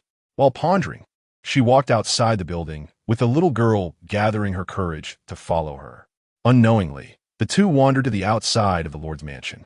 The Lord's mansion was somewhat secluded, and there were not many residents nearby. At this moment, there were even fewer people wandering outside. Feng Yan walked the whole way without encountering a single person. She couldn't help but let out a sigh, saying she would heal Shang Xian's leg. But getting stuck at this first hurdle made her wonder how she could do that. Just as she was thinking this, a sudden shriek echoed in the sky. Sierra, startled by the sound, cried out and quickly covered her head, crouching down as if she wanted to bury herself in the ground. What happened? Just as her alluring smile was about to form, Feng Yan immediately got the answer from the sky. A large bird with a long tail was circling above, occasionally letting out calls. The feathers of that big bird shimmered in the light, flashing with a bluish glow, and its long tail trailed behind it gracefully. Milady, let's hurry back. Mom said this big bird is a high-level star beast. The Hunters Alliance can't do anything about it. It must be out looking for food. The little girl forced herself to suppress her fear and tugged at Feng Yan's clothes, trying to pull her back, although her mother had told her not to casually seek out a masteress residence. She had also mentioned that they could find work thanks to Uncle Fiki's help and the kindness of the Lord and Lady. One must not forget their gratitude. She had to protect the lady. Just as she thought that, the circling bird suddenly fixed its gaze on the two of them, or rather, on Feng Yin. It let out a cry and suddenly swooped down at incredible speed, catching Sierra off guard, who didn't have time to be scared. Feng Yin seemed stunned, just dazedly not reacting. As the bird dashed towards Feng Yin, it suddenly veered to the side, targeting the seed held in her hand. Its beak opened slightly, snatching it away. Having succeeded, the big bird took off again into the sky, shaking its long tail as if to show off. What? The little girl, still young, immediately cried with red eyes after processing what had just happened. Feng Yin herself was stunned. That bird seemed to be a bluebird, right? No, that wasn't the main point. That pesky bird actually dared to steal her seed. Damn you, filthy bird, come back! Feng Yin shouted angrily, causing Shang Xin and the others who rushed over to be momentarily taken aback. Feng Yin, that star beast just injured you, right? The man in the wheelchair appeared anxious, his movements to control the chair becoming unsteady, his handsome and deep features furrowing tightly together, with his abilities' fluctuations uncontrollably radiating. I'm fine. That damn bird stole my stuff. That's good. His hands, which had tightly gripped the armrests of the wheelchair, slowly relaxed.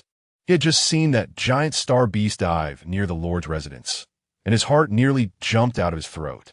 He was scared. Scared that Feng Yin might disappear somewhere he didn't know. Luna rushed over at that moment, her face filled with terror and tears. She slapped Sierra on the backside. You little brat. How could you bring the lady to such a dangerous place? What would you do if something happened to her? What would I do?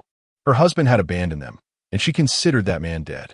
But if Lord was furious and executed Sierra, she wouldn't want to live. Wait, don't hit her. I insisted on coming out. Sierra is very responsible. She came out to protect me. I think she did great. Feng Yin waved her hand. The usually timid Sierra wiped her tears and leaned closer to her, being embraced by Feng Yin. Sierra's unusual behavior made Fiki and Luna, who followed behind, widen their eyes.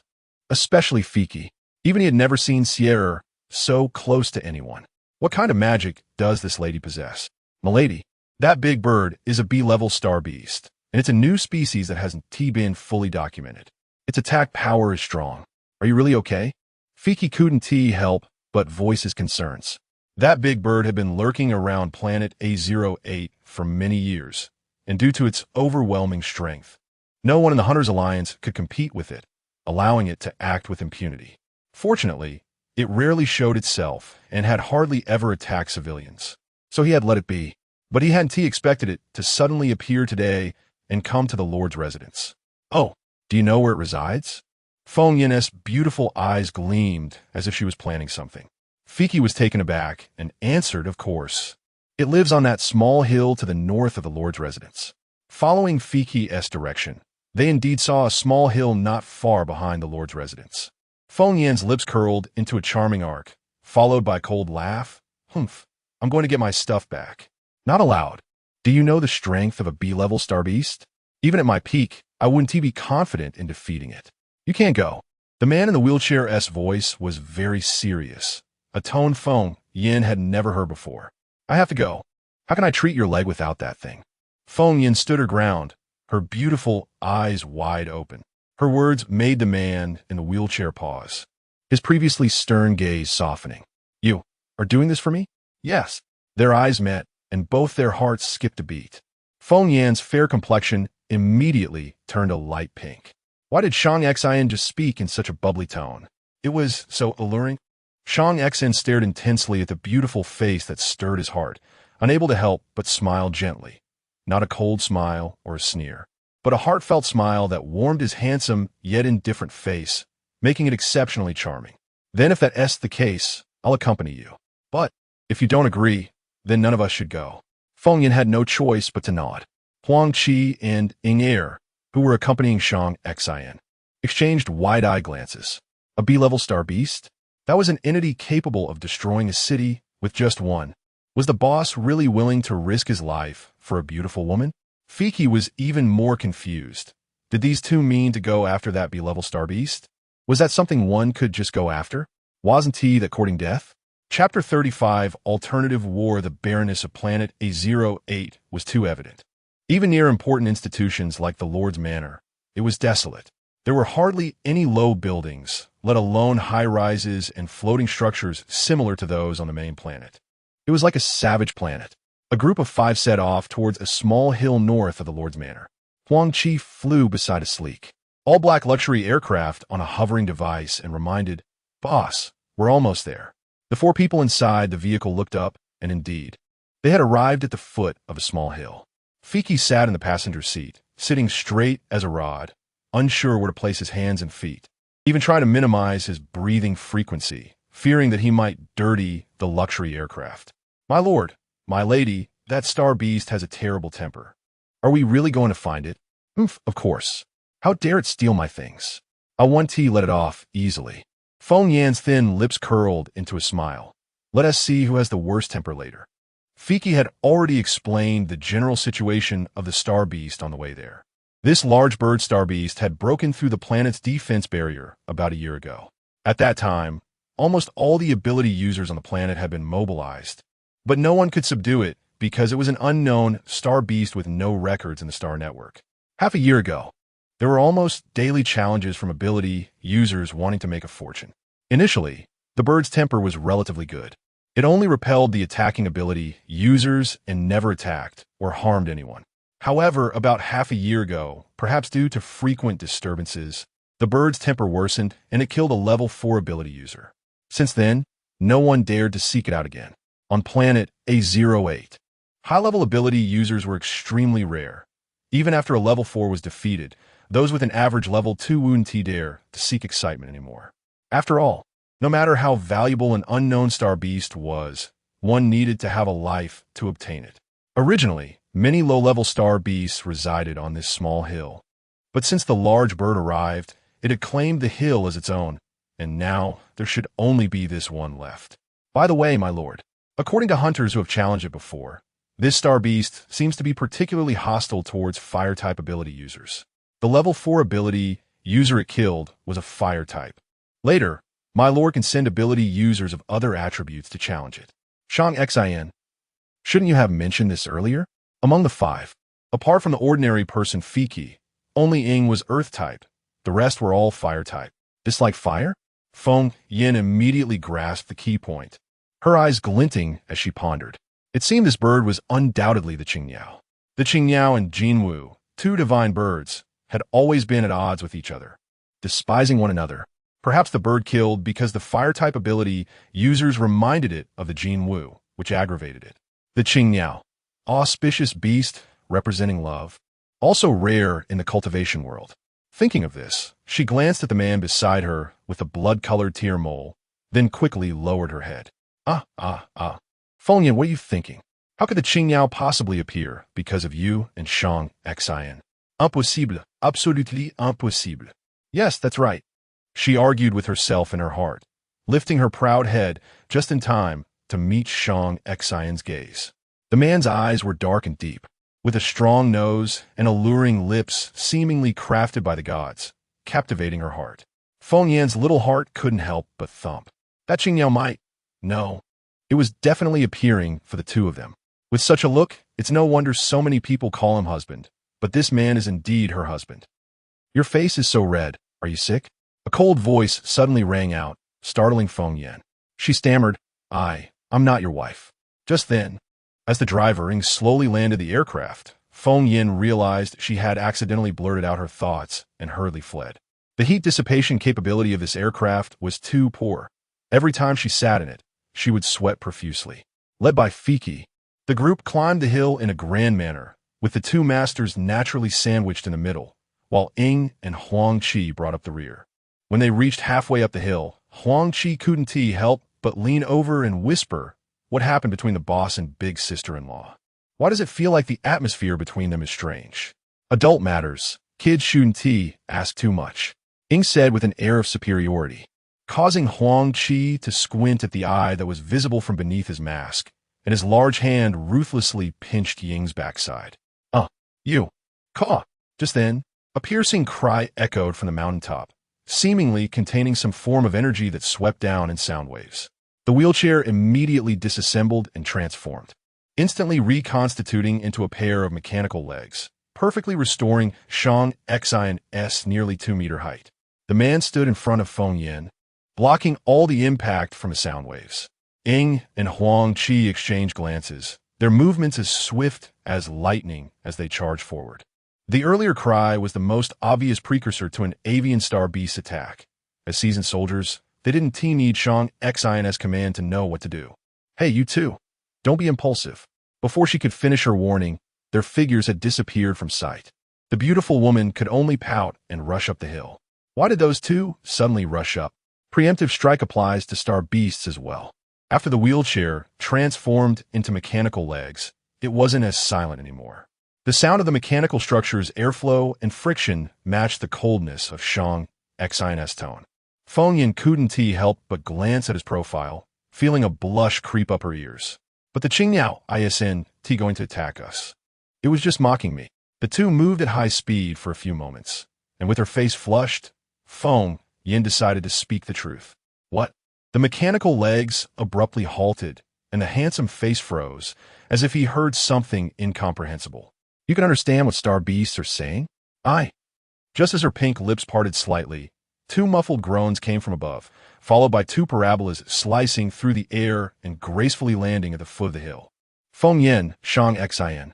Seizing the moment while the two were speaking, Fiki, finally catching up and panting, froze and glanced at the direction of the arcs, then trudged back down the mountain to retrieve the corpses of the Lord's 2 subordinates. The ease with which 2 level 4 ability users were defeated surprised Shang Xin. Even a B-grade star beast shouldn't be easily defeated by level 4 ability users. They should at least be able to put up a fight. But Ying and Huang Qi had only been on the hill for a few minutes. Caw! Another cry rang out, and Feng Yin, already somewhat annoyed, felt a string of reason snap. You dare scold me again? I'll pluck your feathers.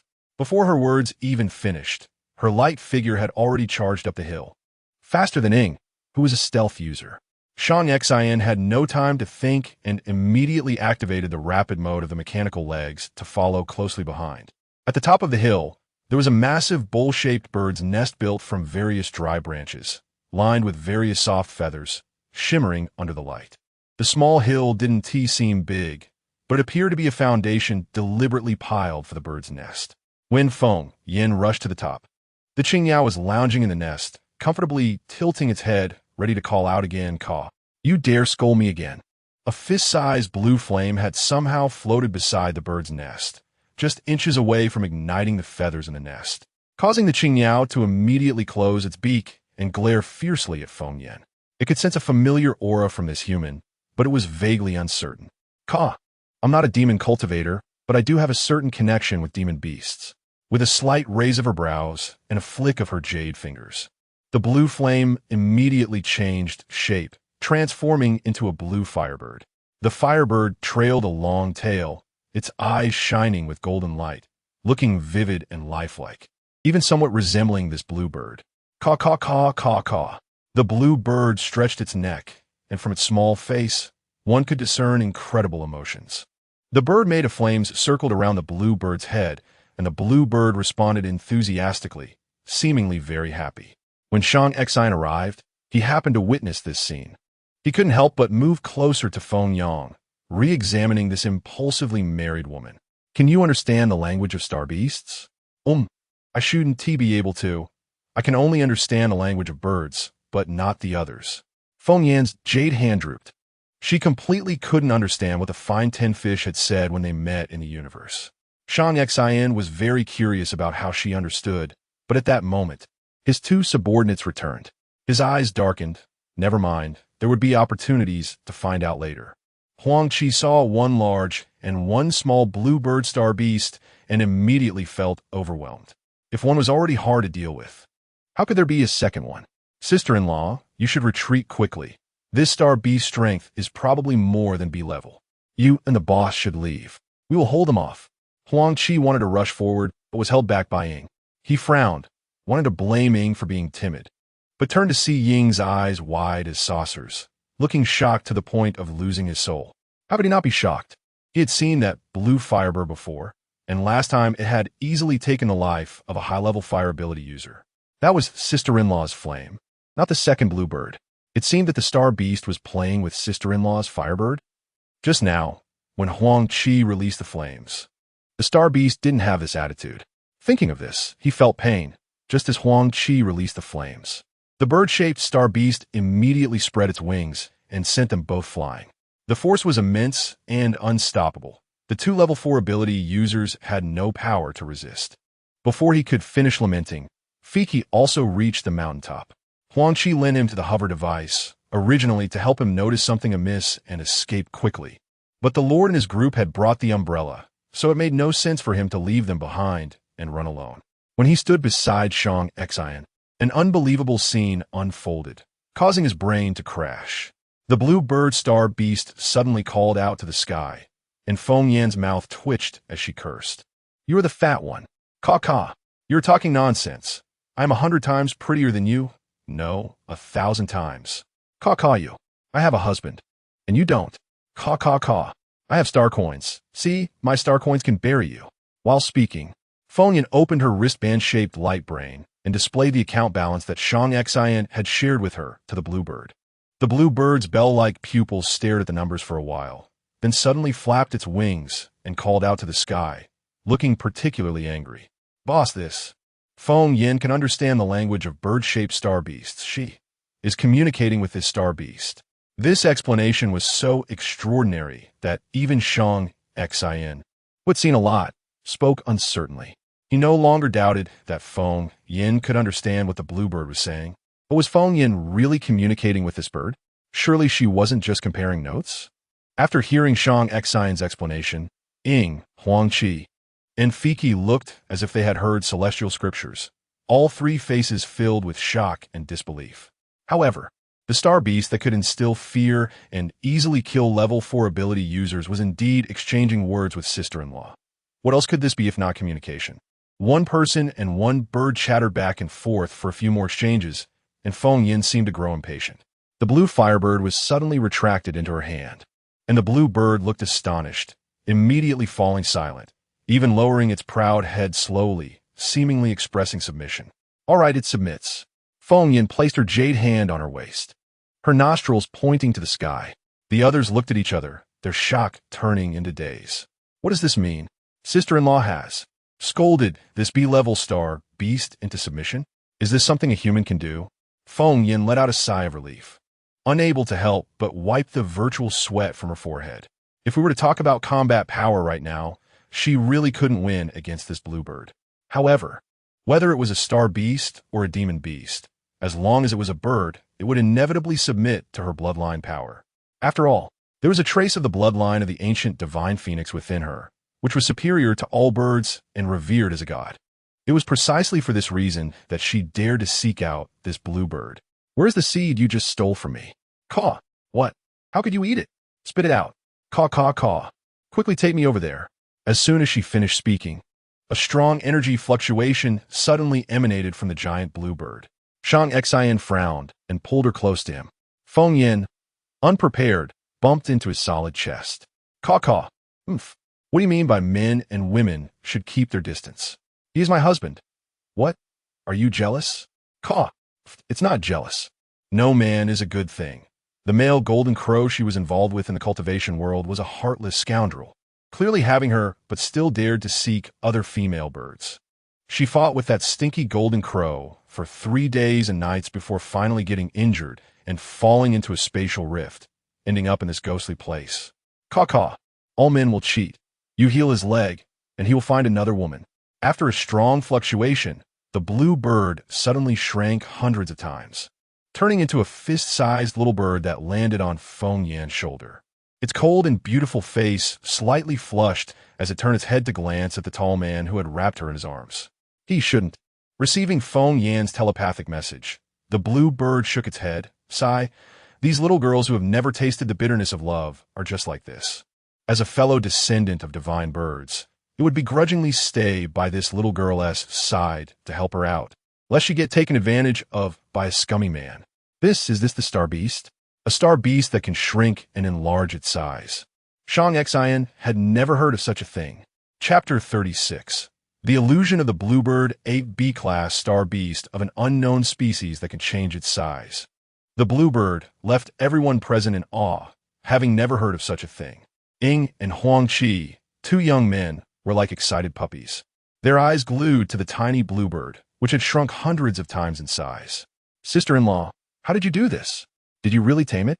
Can you really understand what this star beast is saying? It's amazing. The two men, who had been slapped away by the bluebird, were the most aware of its power. Although they had witnessed it with their own eyes, they still found it hard to believe that their sister-in-law had tamed it with just a few words. Even Fiki, who had long been calm in his role as a manager, felt a surge of excitement as he approached. If he hadn't seen it with his own eyes, he would never have believed that someone could conquer this star beast that had troubled him for a year. No, this was even more impressive. The Lady of the Lord had tamed this B-class star beast. Thinking of this, the way he looked at Feng Yin changed. This little guy is called the Bluebird, and its name is Ching Ching. It ran here because it was dumped by its boyfriend. The little Bluebird looked at Feng Yin with a resentful gaze, thinking that this descendant of the ancestral god had quite the big mouth. So amazing. Sister-in-law, you're truly incredible. Lady of the Lord, you are amazing. The three turned into fans, praising her while trying to touch the little bluebird, but it skillfully dodged them one by one. By the way, this guy threw my seed behind its nest. Let's go check it out. As she said this, Feng Yin couldn't help but glance at the little guy on her shoulder. When they were arguing, the bluebird had told her that it had eaten the spirit grass seed. This filthy bird had fallen here from the world of cultivation. Yet it didn't even know that eating spirit grass seeds could lead to exploding its body. No wonder it was dumped by the golden crow. Chirp, cough. I didn't scold you. Feng Yin pouted. This little bird was quite sharp. She had only slandered it in her heart. Under the guidance of the bluebird, they arrived at a clearing behind the bird's nest. This place had originally been home to many star beasts, and few people had set foot there. Since the bluebird arrived and displayed its strong power, even fewer had come here. The vast clearing was devoid of anything. Not even rubble or dirt was present, which seemed a bit odd. Something as small as a seed might be hard to find here. I'll have Meyer send down a machine to search for plants. Shang Exine parted his thin lips to speak, but his hand was stopped by a delicate hand. No need. This guy has cast an illusion. This place doesn't look like what we see. An illusion? Feng Yin nodded, squinting her eyes and releasing her bloodline pressure to threaten the bluebird. Chirp, chirp. The bluebird tilted its head, indifferent, standing atop Feng Yan's hair, quite proud. Shang Exan, it says you can't go in. The man nodded, giving Fiki a cold look. Although Fiki was bursting with curiosity, he knew that if this bird-shaped star B said they couldn't enter, forcing his way in would likely result in being slapped away. As an ordinary person, he couldn't withstand that. Seeing that everyone was sensible, the bluebird let out a proud chirp, lightly pecking at the air, and the non-existent air suddenly rippled like a lake's surface, growing stronger.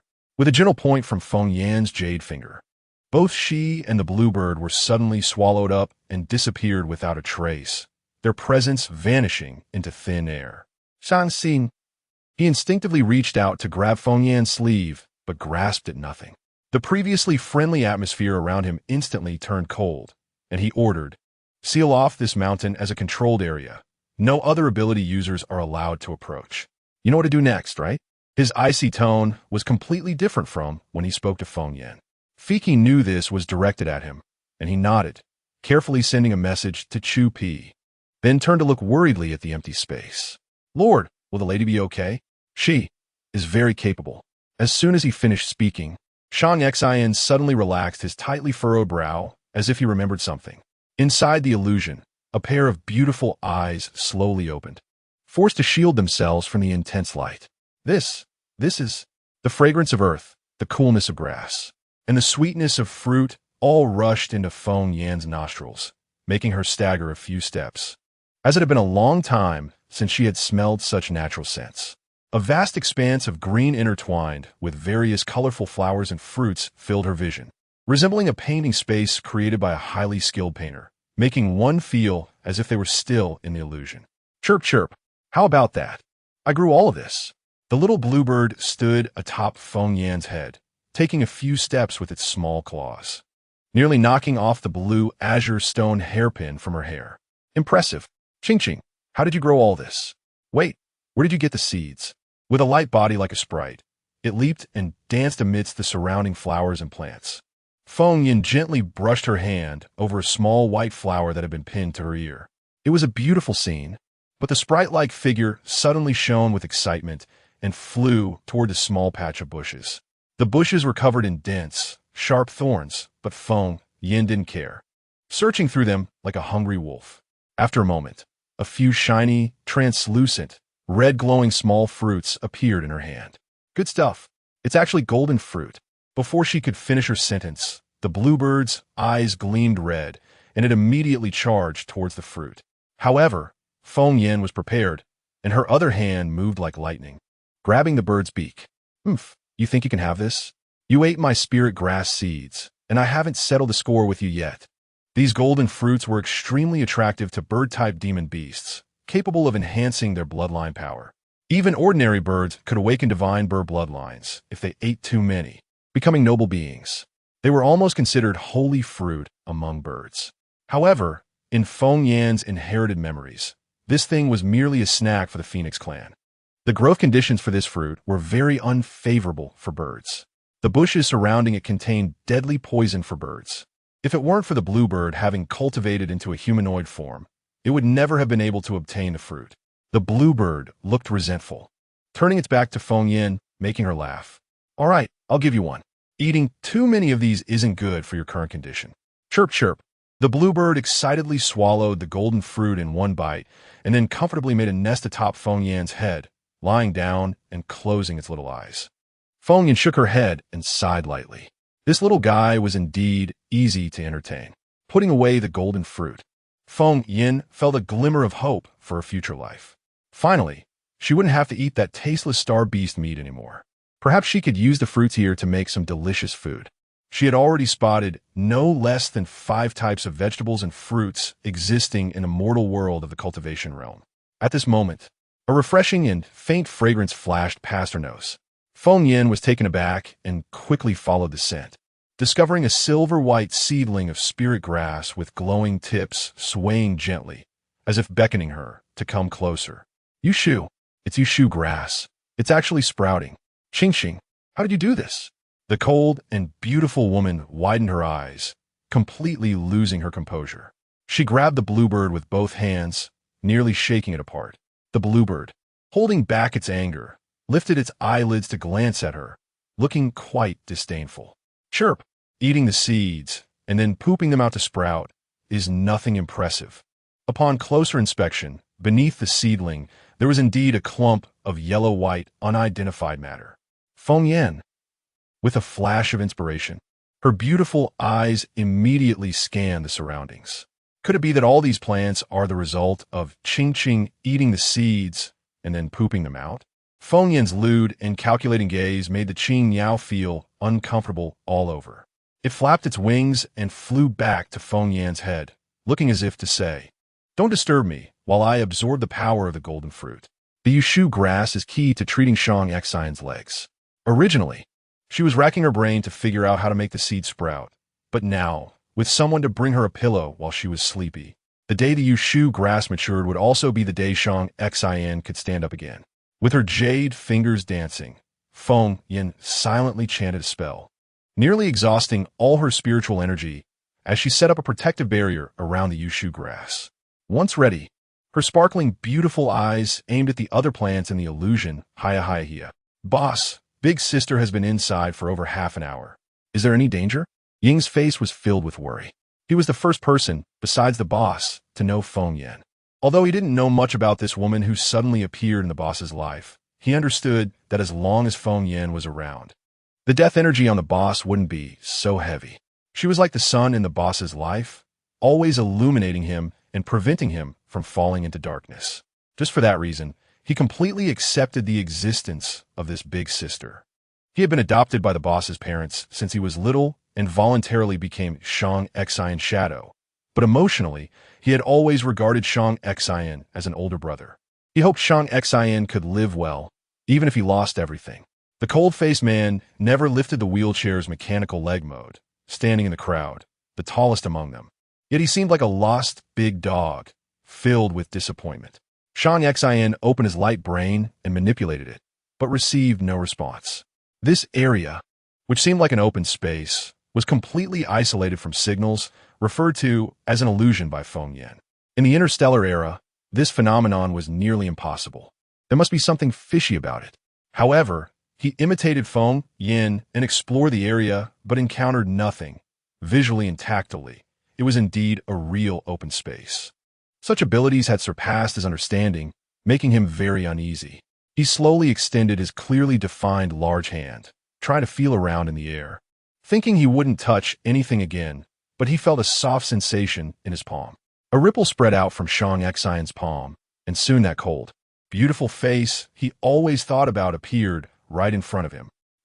Are you okay?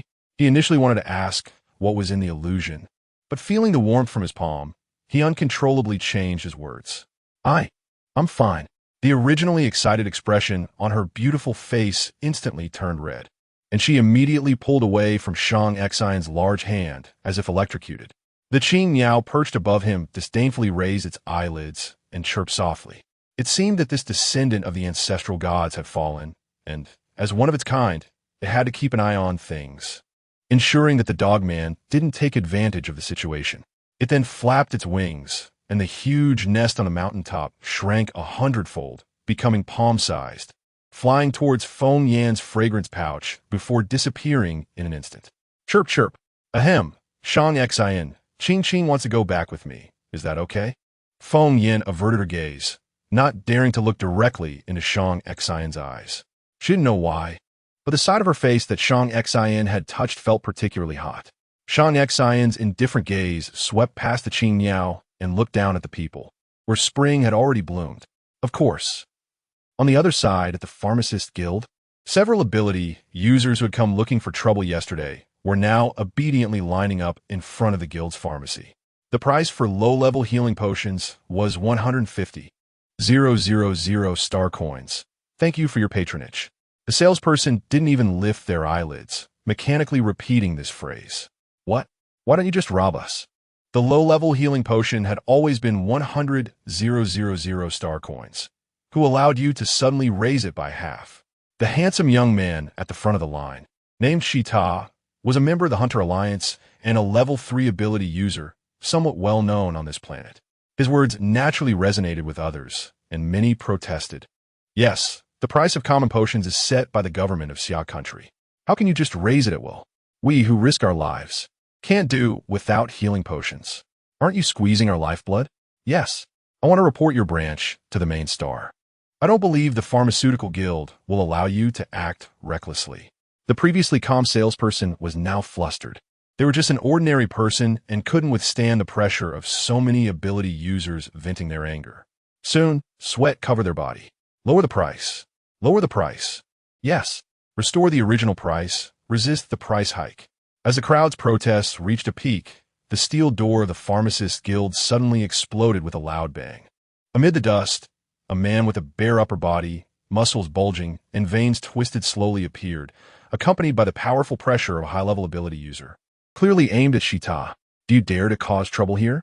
Don't you want to live? A cold voice rang out, and Shita was overwhelmed by the targeted pressure, collapsing to the ground, his blood surging, his stomach burning unbearably. He struggled to raise his head, his eyes filled with resentment. But this world was like that. High-level ability users could kill low-level ones in an instant. Strength was paramount, and he didn't dare to resist. Of course, the main reason was still the Pharmacist Guild. He couldn't afford to offend them. Another slender, tall figure leisurely emerged from a guild, leaning comfortably against the now-shattered door frame. Lunan adjusted his glasses and slightly curled the corners of his lips. The price increase of potions wasn't my intention. After the new lord arrived, taxes increased. The herbs in my guild rely on imports from the main star, and the tariffs are already high. To avoid losses, I can only raise the price.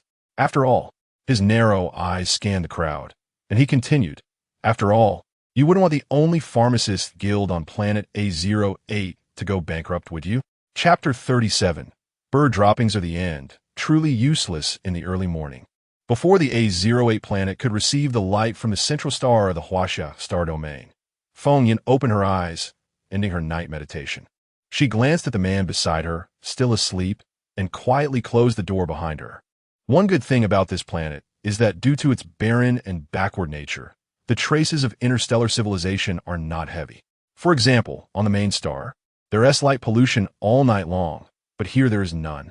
The entire Lord's mansion is dimly lit by only a few street lamps. But today the backyard is especially bright due to the special reflection of the blue bird's feathers. After following Feng Yin back, the blue bird refused to stay inside the room, claiming it was not used to human quarters, but in reality, it was afraid of seeing this descendant of the ancestral god and the dogman doing something inappropriate, and it couldn't help but throw the dogman out of the Huaxia star domain. At this moment, the blue bird was lying on a small metal hill built by sect.However, specifically in the Lord's mansion backyard. Feng Yin tiptoed closer, and perhaps due to the similarity in their bloodlines, she was not detected by the blue bird. She intended to wake the blue bird to relieve itself. Oh no, to sow seeds. But as she got closer, she sensed a very chaotic fluctuation of spiritual power from the blue bird, indicating it was injured. Ching, ching. You're hurt? With a wave of her jade hand, Feng Yin pinched the blue bird's wing, revealing a large bloody hole beneath it, where its internal organs were visible. The blue bird, which had been sleeping soundly, was suddenly yanked awake and was about to get angry, but upon realizing it was Feng Yin, it flapped back to its nest, letting out a low sound and communicating. What are you doing peeling off my feathers? Do you believe I'll accuse you of indecency? You're not Shang-Xian. Who cares to look at you? Why didn't you say you were so badly hurt? If she had known Qing Qing was so seriously injured, she wouldn't have let it eat so many seeds.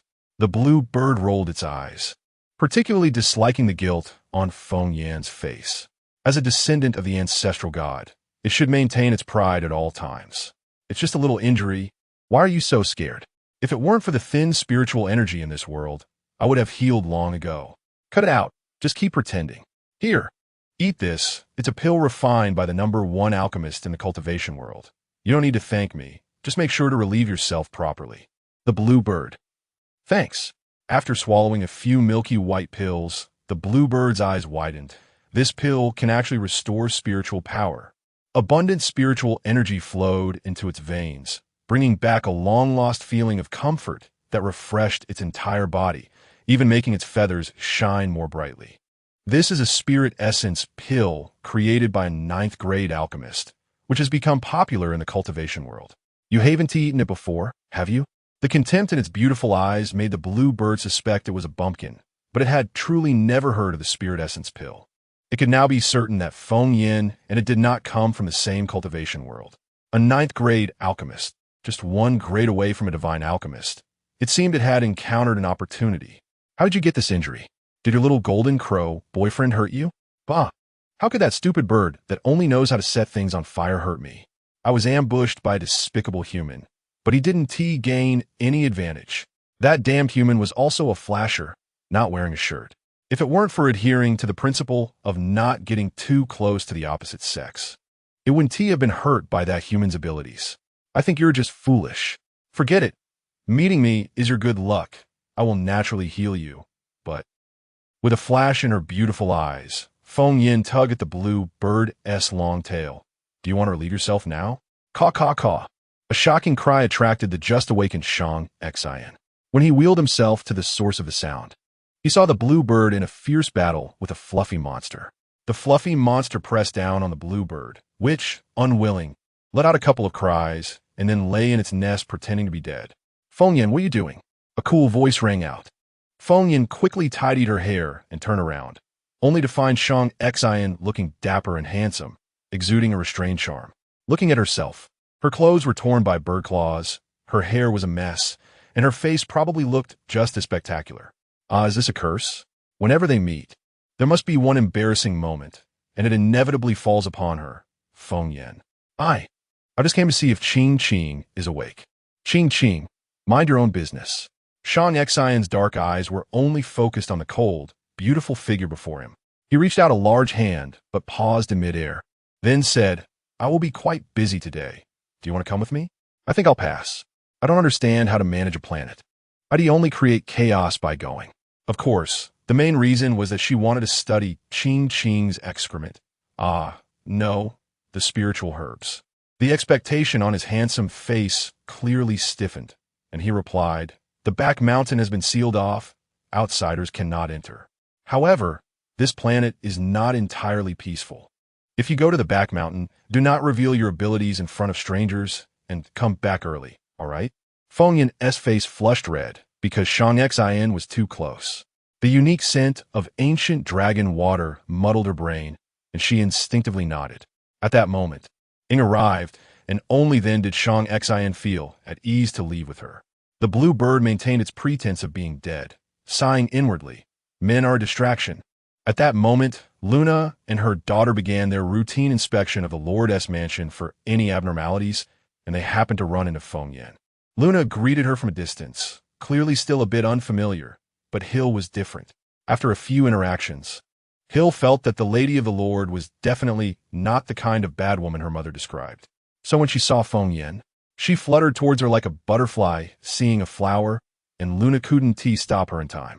"Madam, this star beast is so beautiful." The little girl's eyes sparkled with innocence. She didn't know what the bluebird was. She only knew that the Lady of the Lord had brought back a beautiful star beast that lived here. However, her mother had warned her that this was a powerful star beast, and she must not provoke it. Hearing this, the blue bird stopped pretending to be dead and straightened its back, displaying its shimmering blue feathers, looking quite vain. It skillfully dodged the little girl's attempt to touch it, clearly indicating rejection, as it was a noble member of the Phoenix clan, unworthy of being touched by human hands. This fellow is a single bird dumped by its boyfriend. "Hill, do you want to observe it with me?" The little girl was very tempted by Feng Yin's invitation, but if she slacked off here, her mother would have to do all the work alone. After hesitating for a while, she decided to go work with her mother. As her mother said, they had to work hard to stay in the Lord's mansion. Feng Yin expressed her regret, her eyes glued to the blue bird. Seeing Feng Yin persistently bothering her, the blue bird angrily cawed and flew into the sky. Then a lump of yellowish-white, unidentified matter fell from the sky. It did not land, but flew to the back mountain. So embarrassing. Stupid Feng Yin. Who asks a girl to relieve herself for others to see? It's simply insane. Feng Yin didn't care. Her face lit up with joy as she hurriedly approached. The unidentified object was densely packed with many seeds, all of which she had given to Ching Ching to eat yesterday. Some of these seeds couldn't be planted in the cultivation world or had strict germination conditions. These seeds were of a lower grade and rarity than the moon show grass. Based on the time they discovered the moon show grass seedlings yesterday, these seeds should sprout within 3 hours. As she thought of this, the cold beauty's face couldn't help but reveal a hint of sweetness. If it weren't in front of a pile of bird droppings, it could have formed a stunning picture. The time flow patterns of planet A08 and ancient Earth are almost identical. After lunchtime, Luna noticed that Feng Yin was not having her meal, so she sent Hill to invite her. Upon hearing that she would be eating boiled star beast meat, Feng Yin frowned, her delicate brows furrowing like a caterpillar. With a wave of her hand, she gave all her lunch portions to the mother and daughter, which made Luna come over to express her gratitude, easing her fear of this lady master a bit. As time passed slowly, the seeds in that lump of bird droppings showed no reaction. Feng Yin had to endure her disgust and took out one of the moon shoe seeds, falling into deep thought. According to Ching Ching, she did not do anything special to the seeds. She simply swallowed them, and they were expelled because they could not be digested. In the Qingyao illusion in the back mountain, the moon shoe naturally sprouted, but here it showed no reaction. Could it be that the key point is not in the Qingyao, but in the back mountain? "Madam, I've come to find you as you instructed." A slightly shy voice came from behind. Feng Yin turned her head. Her long hair, which had been subtly scented by the medicinal fragrance in the alchemy furnace over the years, exuded a faint fragrance, ethereal and unforgettable. "Who are you?" She saw a young man wearing a stylish white outfit with an interstellar flare. His short hair was clearly styled, and although his slightly plump cheeks looked a bit unnatural, he was evidently a handsome young man. Feng Yin was taken aback, and the newcomer was also surprised. "You forgot who I am after just one day? Oomph. You really are a spoiled noblewoman, wasting such looks and having a brain smaller than a light brain." The young man's arrogant demeanor instantly overlapped with that of a certain chubby person. In this place, who would dare to speak to her, the lady master, like that? Except for Chu Pow Pow. I didn't expect you to clean up well and look quite presentable. Not bad, not bad. Come here, I'll help you clear the medicinal energy. The cold and beautiful face displayed an elder's look of teachability, which made Chu Pow Pow very unhappy, but he had no choice. He directly sat down in front of Feng Yin, appearing very obedient. Humph, if it weren't for your abilities, I wouldn't come to find you. Women are all bad news. Oh, why do you say there are no good women? Feng Yan's jade-like fingers pointed at Chu Pow Pow's back, releasing her divine sense to check his internal condition. However, all of this did not hinder her curiosity. From what Chu Pow Pow said, it seemed he had been hurt by women emotionally. Suddenly, a wave of tingling spread through his body, but it was no longer painful as it had been during the first experience. As the spiritual power gradually dissolved the corrosive pill's medicinal effects, Chu Pow Pow felt an immense sense of relief and comfort. He couldn't help but let out a muffled groan and disdainfully said, "Women are all opportunistic, only after profit. If their husbands fall into despair, they will unhesitatingly run into someone else's arms. I see you are the same. Didn't you marry the Lord just because of his high status and wealth? Ouch. What are you doing? Oh, I accidentally pinched your flesh." Feng Yin smiled slightly, and her fingers, which had been pressing on Chu Pow Pow's back, showed no sign of loosening. The latter gritted his teeth and dared not move. Who says I married him for his money and status? I clearly, cough cough. You little kid wouldn't understand. I was bewitched by his extraordinarily handsome face. Otherwise, in terms of status, I'm a #1 alchemist in the cultivation world. And as for money, I don't have any, but with my alchemy skills, I will inevitably become rich sooner or later. All right, that's enough for today. Come find me again tomorrow. Remember to exercise, otherwise, all this excess flesh on you won't turn into muscle. Nowadays, no girl likes lazy fat boys. With a flick of her fingers, Feng Yin withdrew her spiritual power and couldn't help but sigh. Chu Pow Pow's condition was indeed completely different from Shang Xian's and had almost no reference value. What a waste of investment. Humph, who wants women to like them? His slightly plump face turned a bit red, and he arrogantly turned his head away, only to find that Feng Yin was not responding to him and was looking elsewhere, which suddenly stirred a strange feeling in his heart, as if he had been abandoned. What are you looking at? Hearing this, Feng Yin pointed at a lump of yellowish-white substance on the ground full of granules. Chu Pow Pow also leaned over but couldn't tell what it was. Thus, the strong-willed him picked up a small lump of the yellowish-white goo and rubbed it in his hands, his face showing a serious expression. After a moment, he said in confusion, "There are no special abilities in here. It should just be a pile of waste."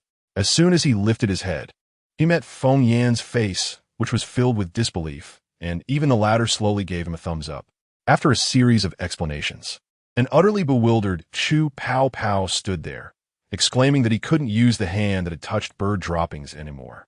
However, after thinking for a moment, he recalled, "Listening to you say that, I remember seeing a plant with strange fruits in the back mountain before. I didn't dare to deal with it on my own, so I went back to find Brother Fei. But when I returned to look for that plant in the back mountain, I couldn't find it again. At that time, he thought he must have misseen it. After all, plants were especially precious in the interstellar era, and the probability of finding plants on planet A08 was exceedingly low." Feng Yin stroked her chin, speculating that the plant Chu Pow Pow saw might have been a mistake in the Qingyao illusion. In that case, to find out the secret of the spiritual plant sprouting, I need to go to the back mountain. I'll go with you. Huh?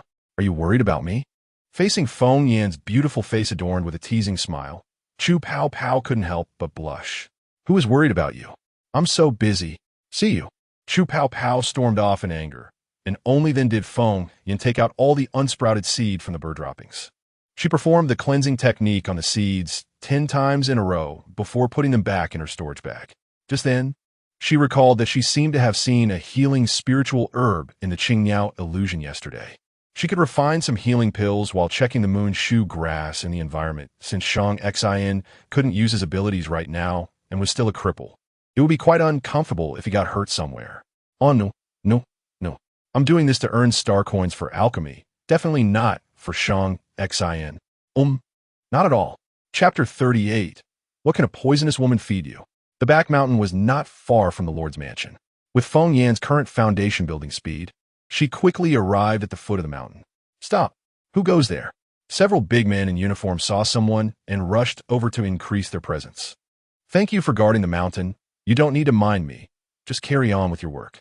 Truly worthy of being soldiers. After XIN gave the order yesterday, there were already people here today to guard and control the back mountain. The efficiency is indeed high. 7 big men surrounded Feng Yan, and one of them sneered. You think we need to mind you? Who do you think you are? The Lord's wife? Go away. Little girl, you're just in the way here. This back mountain is already sealed off, and no outsiders are allowed in. Hurry up and get lost before we get angry. That's right. Our new Lord has said that besides the Lord's wife, no one else is allowed in. Upon hearing this, Feng Yan suppressed the corners of her lips that wanted to curl up and nodded. Yes, that's right. Except for this lady here. You absolutely must not let anyone in. There's a very scary star beast living inside. That was someone who had been dumped by her boyfriend, viewing all male creatures as mere dogs. If this group of seemingly simple-minded big men went in, they might be slapped into garbage stars by Ching Ching. Hey, I say, little girl, are you still not done? We told you only the Lord's wife can come in, and you're still not leaving? Do you want us to make a move? The several big men noticed that Feng Yan was not listening to their advice and even dared to fantasize about being the Lord's wife, completely disregarding them. As they spoke, one of them reached out a large hand to push Feng Yan, but as soon as his hand touched her delicate shoulder, the world suddenly spun. His good buddies all seemed to turn in a different direction, and then with a loud bang, a strong, blunt pain hit his back. When he reacted, he realized that it wasn't his buddies who turned. It was clearly Feng Yan, who seemed fragile, who had thrown him over her shoulder. Feng Yan blankly retracted her hands, which were still in a fighting stance, and scratched her head awkwardly. I didn't do it on purpose. Are you okay? You. The several big men were dumbfounded. The one who had reached out was the heaviest hitter among them. None of them had the confidence to easily throw him over their shoulder and still not be out of breath. This girl, could she be an ability user? What are you shouting about? Can't you let people rest? I finally found an easy job, and it's all messed up by you ordinary folks. At this moment, a man with a face full of stubble and yawning came over, scratching his body. The sound of his dry skin rubbing against his nails made Feng Yan feel itchy. Zhang Liang, you're just in time. This woman seems to be an ability user, and she wants to storm the mountain. We tried to advise her, but she wouldn't listen. A few big men saw him come over and immediately found their backbone since Zhang Liang was the only ability user among them. Huh, let me see who dares to disobey the Lord's orders. The Lord's wife? Zhang Liang's words were only half finished when he turned around to see that cold and flawless face, almost biting his own tongue. You bunch of fools. This is the Lord's wife. Have your eyes gone blind? Madam, please come in. He quickly half-bowed and made way for her to enter. Feng Yan glanced at the man named Zhang Liang and merely nodded, saying nothing more, leaving the group with a slender silhouette. Zhang Liang. She is the Lord's wife? Are you sure you didn't get it wrong? Yeah, Zhang Liang. I heard Brother Fiki say that the Lord's wife fought with the star beast on the mountain for 500 rounds yesterday and subdued a B-level star beast. How could she possibly be such a fragile woman? Are you kidding me? She is fragile? She almost broke my bones. The man lying on the ground gritted his teeth. This Lord's wife had too much strength. As an ability user, Zhang Liang squinted at Feng Yan, who was heading up the mountain alone, sensing that this woman was not simple. Just a moment of eye contact made him feel as if he was completely seen through. If it weren't for having listened to the instructions of the apothecary guild earlier and joining in the trouble at the Lord's mansion, he would likely have been like these people, not believing that Feng Yan was the legendary Lord's wife. When Feng Yan reached the illusion set by Qing Yao, she suddenly remembered that this illusion was not set by her, and without Qing Qing, she couldn't open it. She stretched out her jade hand to probe forward, casually releasing a bit of bloodline pressure. The originally empty space suddenly rippled, and in the next second, Feng Yan was swallowed into the illusion. Chirp! Qing Qing! Don't be angry. I just let you take a poop, right? What bird doesn't eat poop? Many ordinary birds can't even control when they poop. A clear and crisp chirp sounded as the blue bird landed on Feng Yan's head. It initially wanted to forgive this descendant of the ancestral god, but Feng Yan's words almost reignited its anger. Chirp! What kind of poop does a girl have? Can't you be a little more elegant? All right, Then I'll say going to the toilet. Feng Yin tentatively suggested. The blue bird. Forget it. Not responding is the last respect for the identity of the ancestral god's descendant. The blue bird ignored Feng Yin, and she didn't seek to be funny, heading to the bushes to grab a few golden fruit and stuffing them into her mouth. Seeing this, the blue bird felt a pang of heartache. A few golden fruits were enough for it to digest for a long time. Perhaps its cultivation could even improve significantly. It was truly a case of different fates for different birds. If it were to eat like this, it would probably have already died from overeating. Chirp, chirp. What about those seeds? Not a single one has sprouted, so I suspect either you're not trying hard enough, or the key to sprouting is in this empty space. Chirp. All right, I know you tried your best. Feng Yin casually replied. Her little hands not very clean, as she had picked quite a few ripe fruits and vegetables along the way. Ching Ching watched, but didn't mind too much. After all, what Feng Yin took away were all things she didn't like to eat. The person and bird arrived at the place where the moon shu chow was sprouting, and the rich aura of spiritual energy instantly attracted Feng Yin's attention. Her beautiful eyes widened, disregarding her image as she slid to her small protective barrier. Her face pressed against it, becoming deformed. It has actually matured. Ching Ching, hurry and look. The moon shu chow has matured. Is this reasonable? The moon shu chow was already extremely difficult to sprout, and it had become extinct in the cultivation world, only occasionally seen in certain ancient ruins. The seeds Feng Yin had were given to her by other powerful practitioners when she was in the cultivation world for her alchemy. In the cultivation world, she had tried every method but couldn't get the moon shu chow to sprout. Yet here, it not only sprouted, but had matured in less than a day. This was completely unreasonable. Once matured, the moon shu chow shone with brilliance, with only the topmost leaf remaining, a silver-white strip covered with fine barbs. Behind it, a faint moonlight appeared, as if it was fond of the moon, distancing itself from the world, hence the name moon shu chow. The sacred spiritual herb swayed gently without wind, as if telling Feng Yin to hurry up and pick it.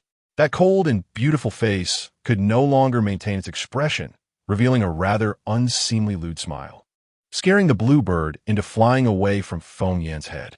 Yao cultivators rarely possessed alchemy talent, so the bluebird couldn't understand Feng Yin's emotions.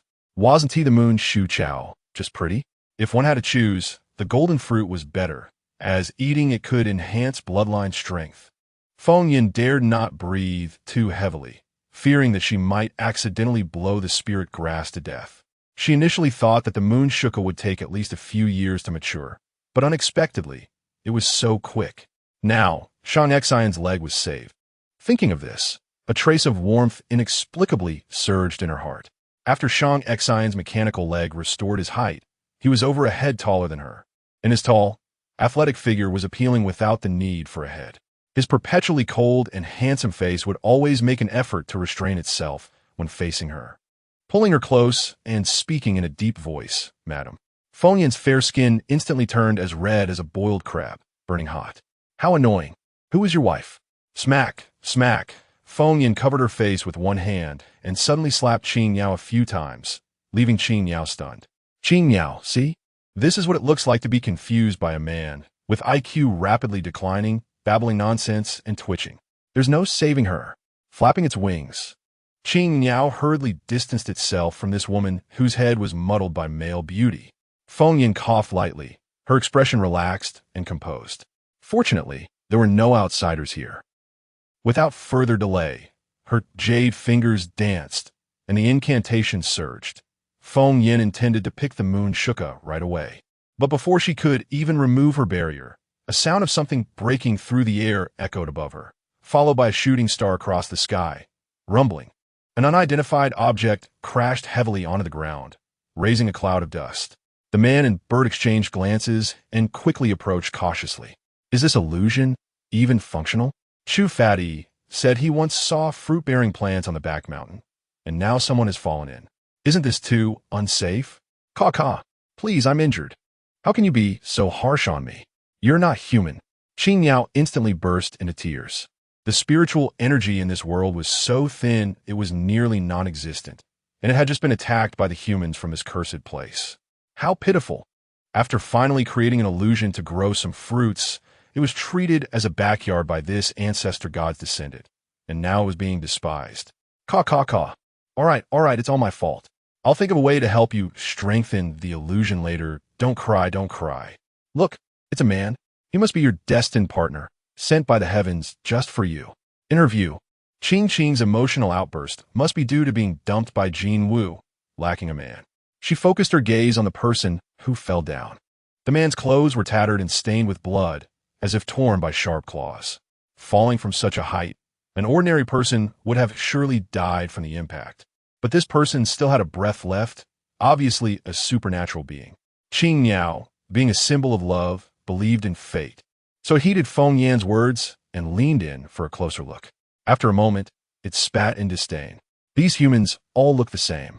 None are as good-looking as my ex-boyfriend. However, the more Feng Yan looked, the more familiar this yellow-haired man seemed. Upon careful thought, wasn't he one of those who led the charge to the Lord's estate that day? How could he be injured like this? These wounds didn't look like the result of regular training for a supernatural being. Qing Qing, go help me pick those spirit grasses with orange flowers. I want to refine some pills. Her usually unreliable voice was now steadier and more cautious. Without wasting a moment, Qing Niao quickly gathered the few scattered fan yang flowers from the illusion. Originally, it wanted to complain about Feng Yan slandering it for not knowing spirit grasses, but saw that Feng Yan had already sat cross-legged and taken out a strangely shaped alchemy furnace. Ahem, my alchemy furnace is in the cultivation world. It's already impressive to have this thing to refine pills here. Qing Niao was very skeptical. Usually, alchemists would carry their furnaces with them. Did Feng Yan forget hers? Could it be that her identity as a ninth-grade alchemist was just bragging? Facing Qing Niao's very human-like suspicious gaze, Feng Yan cleared her throat. She usually never stepped out of her door, barely leaving the sex mountain, so how could she have anticipated one day crossing into another world? She used her fingers to perform the incantation, throwing all the fan yang flowers into the furnace, and immediately ignited the blue flames containing phoenix power surrounding the cauldron. The moment that Song Kong Phoenix Flame appeared, Qing Niao felt a tremendous bloodline pressure that made it instinctively flap its wings and submit. But on the other hand, it also confirmed that Feng Yan's claim of being a ninth-grade alchemist was purely boasting. The refining of a type of pill typically required several types of spirit grasses to assist. Feng Yan's behavior of tossing all the same type of spirit grass in the furnace and starting the fire was something even it, an outsider, shook its head at. Wasn't this just wasting the spirit grass? Under the illumination of the blue flames, Feng Yan's rapidly moving jade fingers appeared extremely enchanting, and the blood-red tear mole at the corner of her eyes seemed to captivate the soul, striking deep into the heart. The man lying on the ground suddenly coughed, spitting out a mouthful of congealed blood, which made Shita feel slightly better. He was not unconscious. It was just the pain from his injuries and the turmoil in his stomach that prevented him from opening his eyes. He heard a woman talking to herself, and despite the intense pain, he forced his eyes open, only to be stunned by the sight before him. It was the Lord's wife. And what was she doing? Out of the corner of his eye, he suddenly saw the tiny Qing Niao beside Feng Yan, as well as the dazzling array of various plants. Shita couldn't help but slowly close his eyes again, thinking he must have died. This scene was probably just a hallucination before death. Just as he was pondering this, a flash of green light appeared. Feng Yan withdrew her hands, and with a ringing sound, the pill had already taken shape. Feng Yan took a deep breath, feeling grateful for her rich experience as a ninth-grade alchemist. Otherwise, as Qing Niao had thought, it was indeed impossible to use just one type of spirit grass for normal alchemy. However, that was true for ordinary people. For someone like her, who had already touched the threshold of a divine alchemist, all rules were non-existent. Taking out a single self-created pill from the cauldron, Feng Yan pinched the pill in one hand and quickly grabbed Shita's cheek with the other. I know you're awake. If you don't want to die, eat this. Not giving the man a chance to speak, Feng Yan directly shoved the pill into his mouth. The pill melted instantly upon entry, disappearing in an instant. Sita, ignoring the pain in his body, hurriedly exerted all his strength to sit up and try to gag with his hand, but after retching for a long time, he couldn't spit anything out. You wicked woman, what did you give me to eat? Oomph. The wicked woman naturally gave you poison, the kind that burns the heart and rots the lungs. Chapter 39. Clever phone, Yin senses a conspiracy you. Zeta felt weak all over, heavily closing his eyes and collapsing to the ground, looking as if he were on the brink of death. Hearing Feng Yin say that what he had eaten was poison, he felt unwell, especially the wounds on his body scratched by the star beast, itching and tingling unbearably, as if someone were rubbing a brush over them. He lay quietly on the ground, waiting for death to come, filled with resentment. If it weren't for the new lord increasing taxes, the Apothecary Guild wouldn't have suddenly raised the prices of potions. Not only the life-saving treatment potions, but even the most basic stamina potions had increased by at least 50%, which was almost a catastrophe for the already struggling ability users on A08 star. All of this was the fault of the Lord's mansion. The fault of the person in front of him. Thinking of this, he glared fiercely, but found that the graceful figure in white completely ignored him and sat cross-legged on the ground, seemingly engrossed in something. He saw her delicate white hands continuously changing gestures in front of her, as if doing something very serious with a certain rhythm. In front of her was a circular cauldron about 1 meter in diameter, with strange blue flames underneath. He quietly moved a bit closer and surprisingly found that the flames had no temperature. "You're awake?" Young man's recovery ability is impressive. The originally closed eyes fluttered, opening a slit to glance at Zeta before returning to the previous posture, as if there was something important in the circular cauldron that required all her attention. Hearing this, Zeta belatedly realized that he didn't know when he had stood up. He frantically felt his upper body, apart from his clothes being torn into shreds. There was no evidence to prove he had just suffered a fatal injury. "Okay, I'm actually fine." He instinctively thought he was dreaming, and he viciously pinched the most injured part of his waist, turning the flesh purple, causing him to grimace in pain. "This is not a dream. It really isn't a dream. I'm really fine." The blue bird admired Feng Yan's miraculous alchemy skills and diverted some attention to glance at the yellow-haired one. Having just confirmed her recognition of this descendant of the ancestral god's alchemy technique, she couldn't help but become suspicious. The potions Feng Yan refined could be described as having immediate effects, but looking at the yellow-haired one's state, it seemed he would become foolish after consuming them. As Feng Yan collected the pills, the blue bird shook her little head and silently made a resolution to eat less of Feng Yan's pills. Otherwise, she would turn into an idiot. Having obtained another sunflower pill, Feng Yan was beaming with joy as she stored the pill in her storage bag. This was all seen by Zeta, who couldn't help but fix his gaze on the fragrant pouch at Feng Yan's waist. "Wanting that pill? Didn't you just shout and yell, thinking I was going to harm you?" While Feng Yan cleaned the residue in the crucible, she asked, "Pills? What are those? I don't want them. Who knows if you added anything dirty in that thing? No one in your lord's mansion is a good person." Zeta imitated Feng Yan's posture and sat down on the ground. His shirt, torn open, immediately expanded outward, puffing up into a round shape, making him look like a lantern. He thought Feng Yan would defend herself, but to his surprise, she nodded in deep agreement, saying, "You're absolutely right. Shang Xin is best at using male charm as an attack. You don't know. That guy took advantage of my confusion and crazily shoved his handsome face in front of me. Sigh, who can resist someone so handsome? I just muddle-headedly married him and became a wife. Boo-hoo-hoo." Before her words fell, Feng Yan tore a strip from Zeta's tattered clothes and wiped away the 2 drops of crocodile tears that had fallen. "Zeta, this lady of the Lord seems a bit strange. Stop joking with me. Since you all raised taxes, the Apothecary Guild has raised potion prices by several times. And we, a group of bloodthirsty hunters, inevitably get injured. Now we can't even afford treatment potions, and you still dare say it's not your fault?" Zeta glared furiously, looking like he was about to explode. He stared hard at her exquisitely beautiful face, even without any makeup, and couldn't help but feel more resentment. If it weren't for years of living in luxury, how could she have such delicate skin? The indigenous women on A08 star were not this exquisite. A sharp cry suddenly rang out, and Zeta's gaze shifted upward.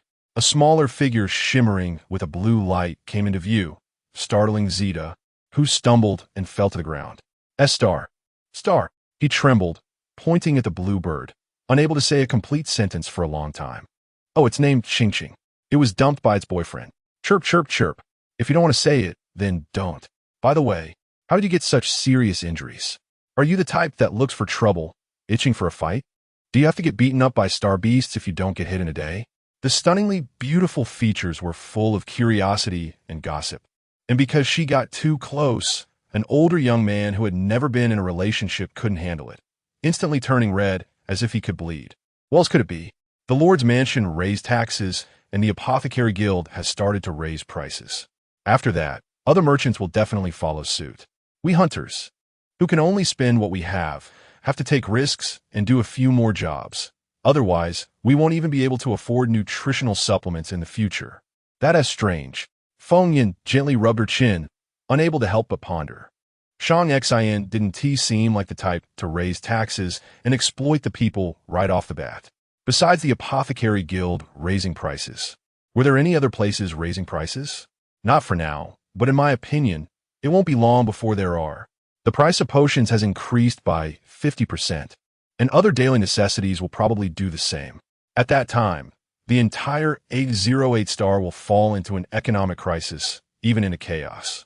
As a native who grew up eating various nutritional supplements, he absolutely did not want to see that day. Hearing this, Feng Yin couldn't help but narrow her eyes. Something felt off. Logically speaking, the most affected by tax increases should be basic daily necessities. In the interstellar world, the first to raise prices should be nutritional supplements. It shouldn't be potions, which are not necessities for ordinary people. She caught a whiff of a conspiracy. Take me to the Apothecary Guild. Wait, why should I take you there? Can't you go by yourself? Feng Yan's long-standing authoritative demeanor inadvertently revealed itself, and her words sounded too reasonable. Zeta couldn't help but respond, and upon realizing it, he turned around in anger, facing away from Feng Yan. As a result, all the colorful plants he thought he had seen in a dream reappeared before his eyes. These are all planted by you? Where did you get these plants from?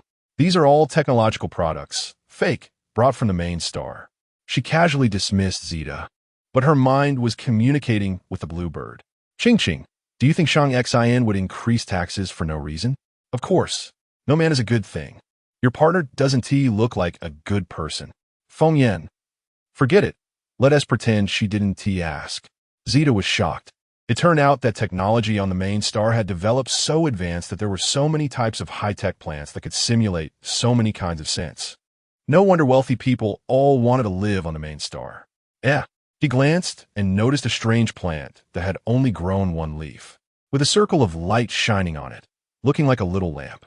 At a glance, it was obvious it was a defective product. Immediately, he activated his ability, and the soil beneath the plant suddenly sank, as if a snake was slithering through the soil towards him. Moments later, it broke through the ground, and a defective product appeared in Zeta's hand. Did you do something? No, I didn't. What could I do? By the way, what the hell is this place? Let me out quickly.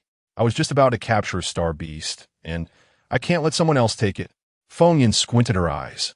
She had just sensed a weak fluctuation of ability coming from this yellow-haired guy, but there was no change around, so he was probably trying to find an exit. She nodded to the Qingyao, who flapped its wings in midair, creating a layer of waves as if the air was vibrating.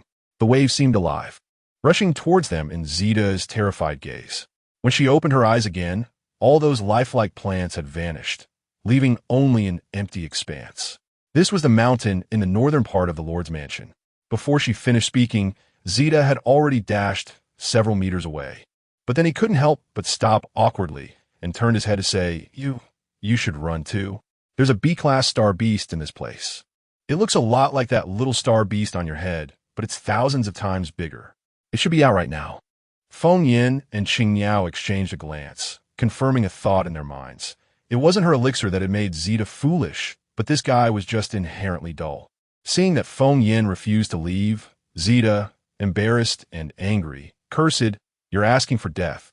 Don't blame me for not taking care of you. And then left with a flourish. One ungrateful guy. Forget it. Ching Ching, let's go pick the moon grass. Watching the yellow-haired guy's back without looking back, she sighed about the ungratefulness of people. After all, she had saved this kid's life, and he didn't even offer a few star coins or a word of thanks. Chirp. A beast tied? What's going on? Feng Yin, who intended to return to the illusion, was taken aback and grabbed Qingyao from her head. In the west, I can feel many star beasts going wild. There are many humans living there. It seems they are about to suffer.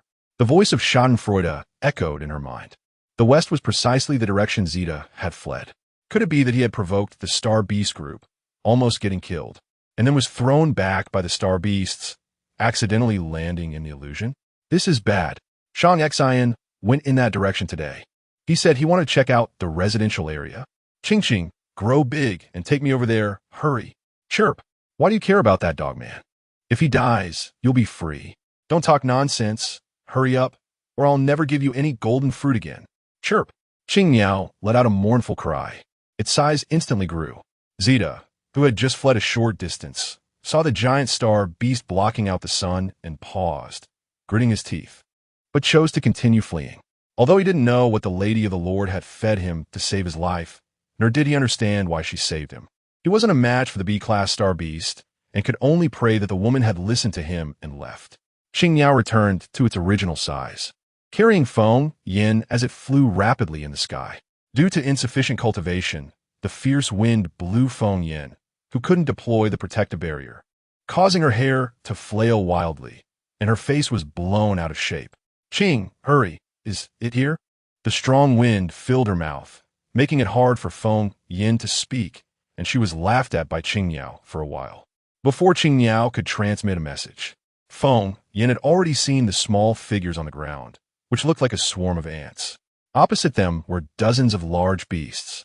Behind and beneath those beasts were ruins and debris. Clearly, the appearance of these star beasts was not only a threat to humans, but also a threat to their homes. At the front of the crowd, Shang Xen, supported by mechanical legs, continuously exuded the pressure of ability, tightly gripping the heart-condensing hairpin, gritting his teeth. Although there were many star beasts in front of him, their levels were not high. If he could use his ability, he could single-handedly hold off and drive away this group of star beasts. However, at present, he still felt a dull pain in his head, and although his mental outburst had been alleviated by Feng Yan's magic, it still existed and could not be ignored. If he used his ability, he would be facing death. In the past, he would have thought it was not even worth considering. Dying could also be a refreshing choice. But now, he tightly shut his eyes, and a graceful figure with a blood-red tear mole at the corner of its eye appeared in his mind. He didn't want to die. The shadow by Shang Xian's side remained vigilant, glancing at the injured low-level ability users sprawled on the ground, feeling irritable. These guys from a Hunter Alliance didn't know what they were thinking, suddenly attacking the Star Beast group. They were not very capable, but were great at causing trouble.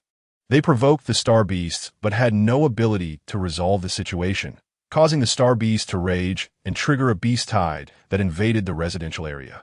Now only he and a few lagging level 1 ability users could still act, stuck in a deadlock with the Star Beasts.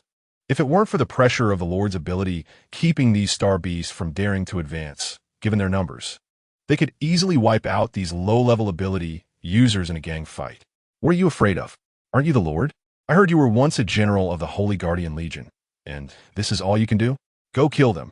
That's right, you can raise taxes. But you can't deal with these Star Beasts? I see the esteemed Lord doesn't care about our lives at all. The crowd expressed their dissatisfaction with the Lord's mansion, and one level 1 ability user who looked only about 10 years old suddenly shouted angrily, "A bunch of cowards, I'll fight you all." There's an old saying on ancient Earth. How can you catch a tiger cub without entering the tiger's den? According to the rules of the hunters, whoever kills it owns it. As long as he kills a star beast, he can afford the healing potion to save his brothers. Fueled by passion, the boy rushed out of the crowd, and with a loud shout to pump himself up, a small water gun appeared beside him. Shang Xian raised an eyebrow upon seeing this. It turned out to be a rare water-type ability user, but only level 1.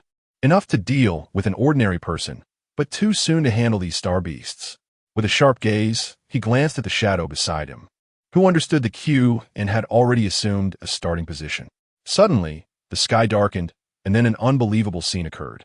The group of star beasts that had been waiting for the opportunity and testing whether Shang Xian, this high-level ability user, would act suddenly let out a collective scream, as if they had seen something they feared immensely. The star beast group instantly became like a hive that had lost its queen, turning chaotic and scattering in all directions, colliding with each other in their escape.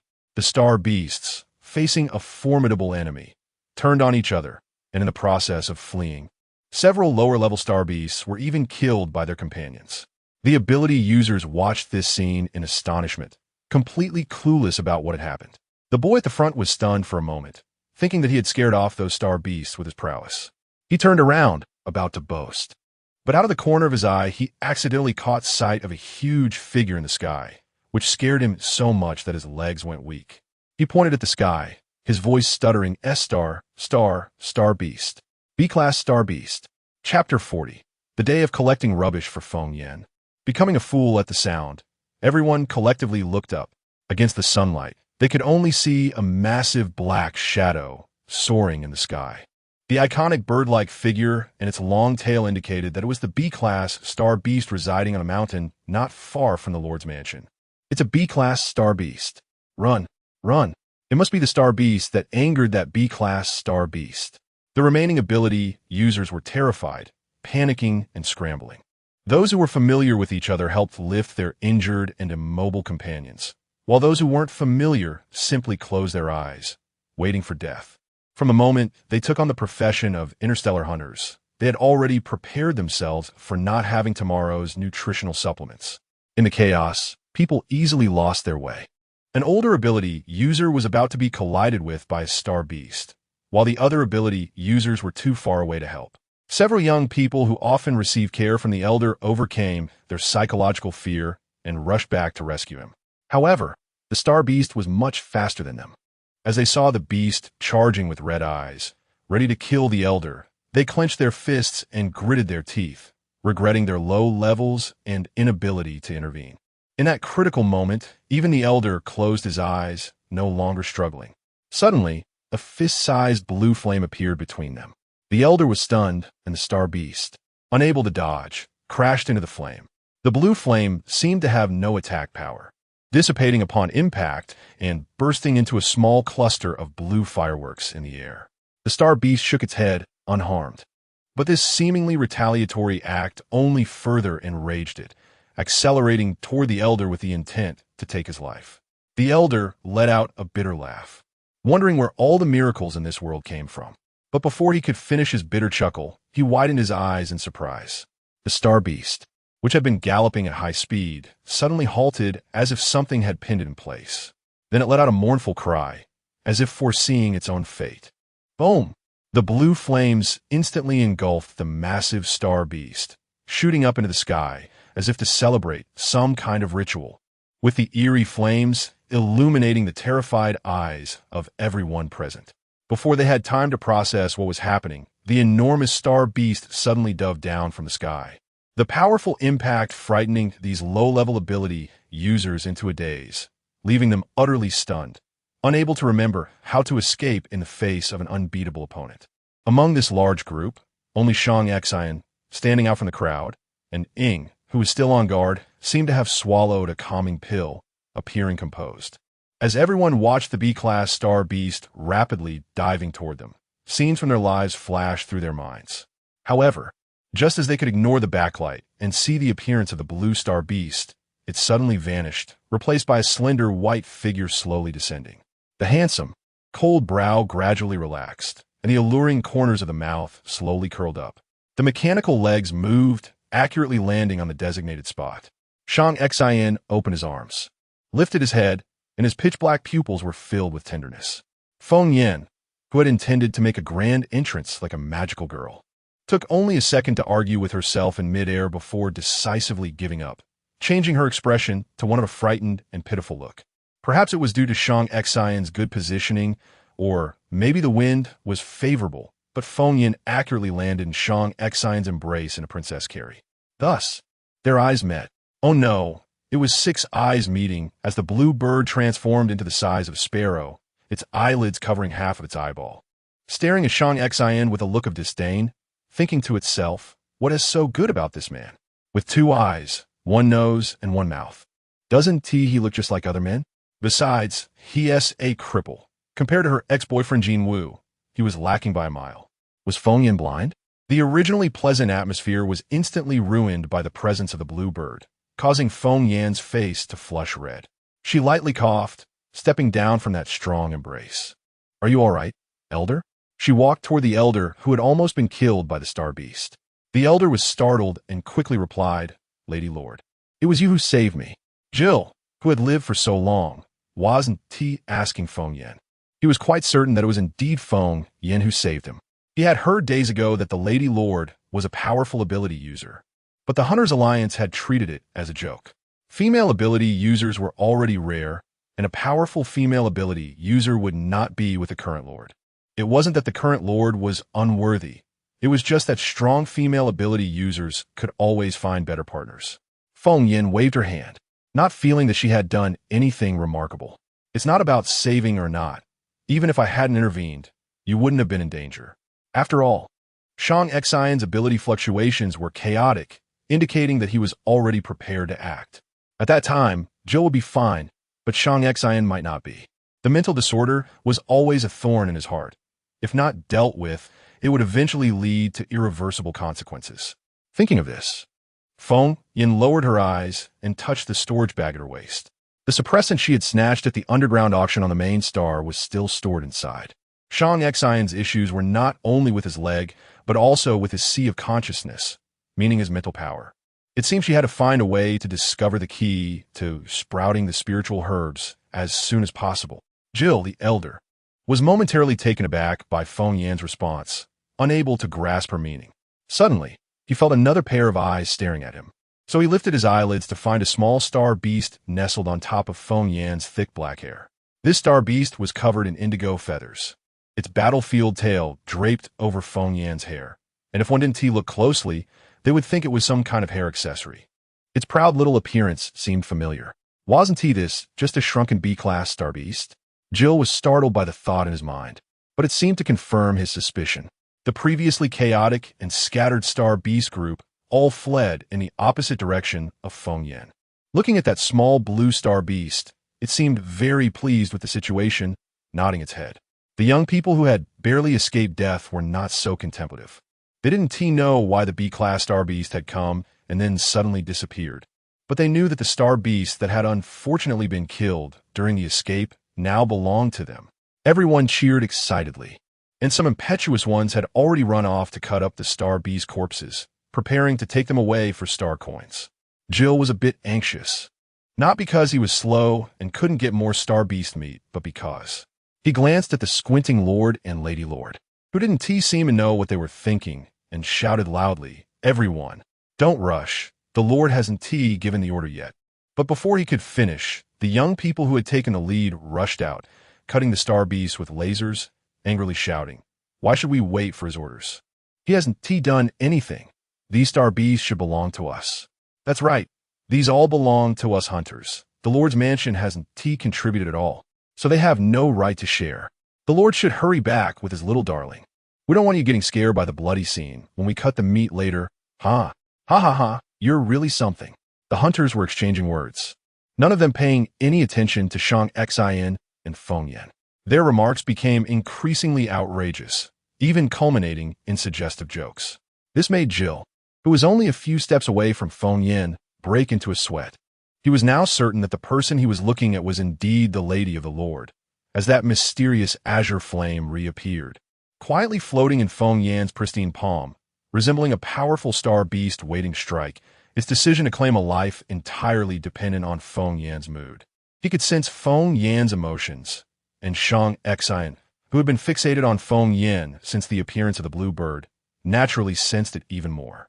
He raised his hand and then lowered it, shaking his head at Ing, who was also sensing something was off. He didn't want to interfere too much with Feng Yan's decisions. As for Feng Yan herself, she suddenly extinguished the azure flame in her palm, her brows furrowing as a plan formed in her mind. "Everyone, I understand you have a poor impression of the Lord's manner. I can relate. That fat guy Chu really doesn't have anything good to say. But don't worry, I'll definitely teach him a lesson when I get back, so he speaks more pleasantly in the future." The crowd? Shang Xian, far away in the Lord's manor, dealing with paperwork. Chu suddenly sneezed, almost bumping into the table. Rubbing his nose, he felt that Feng Yan had a point. He really should exercise more, or else it would be meaningless to lose weight if he ended up weak. "You're right. This young man speaks well. I'm assured everyone won't hold a grudge against you. How about this? As an apology from the Lord's manor, I will collect the star beast eyeballs you've gathered as the Lady of the Lord. One pair. How does 10,000 star coins sound? The tear mole at the corner of her eye slowly lifted, her beautiful eyes filled with calculation. Previously, in the underground city of the main star, she had bought a pair of star beast eyeballs from Wulan for 50,000 star coins. However, since this group dared to speak ill of her, she decided to act like a cunning merchant and heavily undercut the price. If they refused to sell later, she would have Ching revert to her original form and threaten them. When the time comes. You're serious? You're not lying to us, and truly willing to pay 10,000 star coins for the star beast eyeballs? A few young hunters seemed to have heard the biggest joke and couldn't help but smirk. Yet they were also tempted and raised their questions.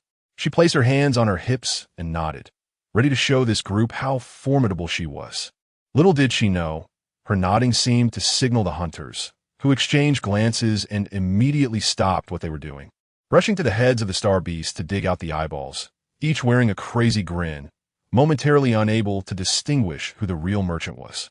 At this moment, the mechanical legs detached and transformed back into a wheelchair, bringing Shang Xin to Feng Yan's side. Feng Yan's lips twitched as she observed the hunter's behavior. Clearly something was off. She turned to the man beside her, only to see that his alluring lips slowly parting.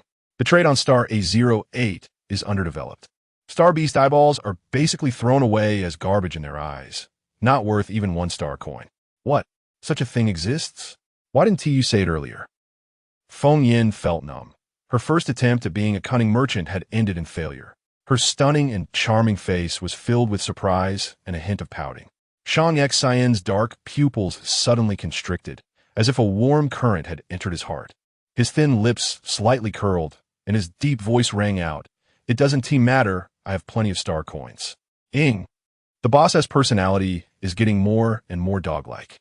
He didn't say that this morning. When discussing the planet's infrastructure, he simply brushed it off with no money. Feng Yan felt a bit shy from Shang Xin's seemingly charming statement, and suddenly recalled what a close friend of hers in the cultivation world once said. When marrying, one should marry a rich man who is willing to spend money on you. At the time, she felt this statement was inappropriate. But now it seemed that such a rich man willing to spend money on you wasn't too bad. The bluebird sensed that Feng Yan was blushing to the point of her head heating up and inwardly exclaimed that this descendant of the ancestral god was truly hopeless. The hunters who had obtained the star beast eyeballs hurriedly gathered around, fearing that Feng Yan might not mean what she said or that she didn't need so many, and they might miss the chance to sell their eyeballs. I have 2 pairs of eyeballs. Will you take them all? I have 3 pairs. That S30,000 star coins, right? 5 pairs. Will you really give me 50,000 star coins? A few hunters were typical of wanting to eat meat while not believing others would really give them meat. However, Feng Yan accepted all offers. Regardless of how many star beast eyeballs they brought, she immediately transferred the star coins to their light brain accounts without wasting a second. In less than 10 minutes, 300,000 star coins had disappeared from the account Shang Xin shared with her.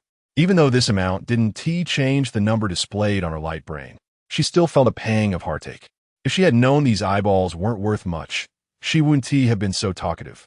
She would have stayed here, quietly listening to this group say a few unpleasant things, and then picked up free star beast eyeballs once they left.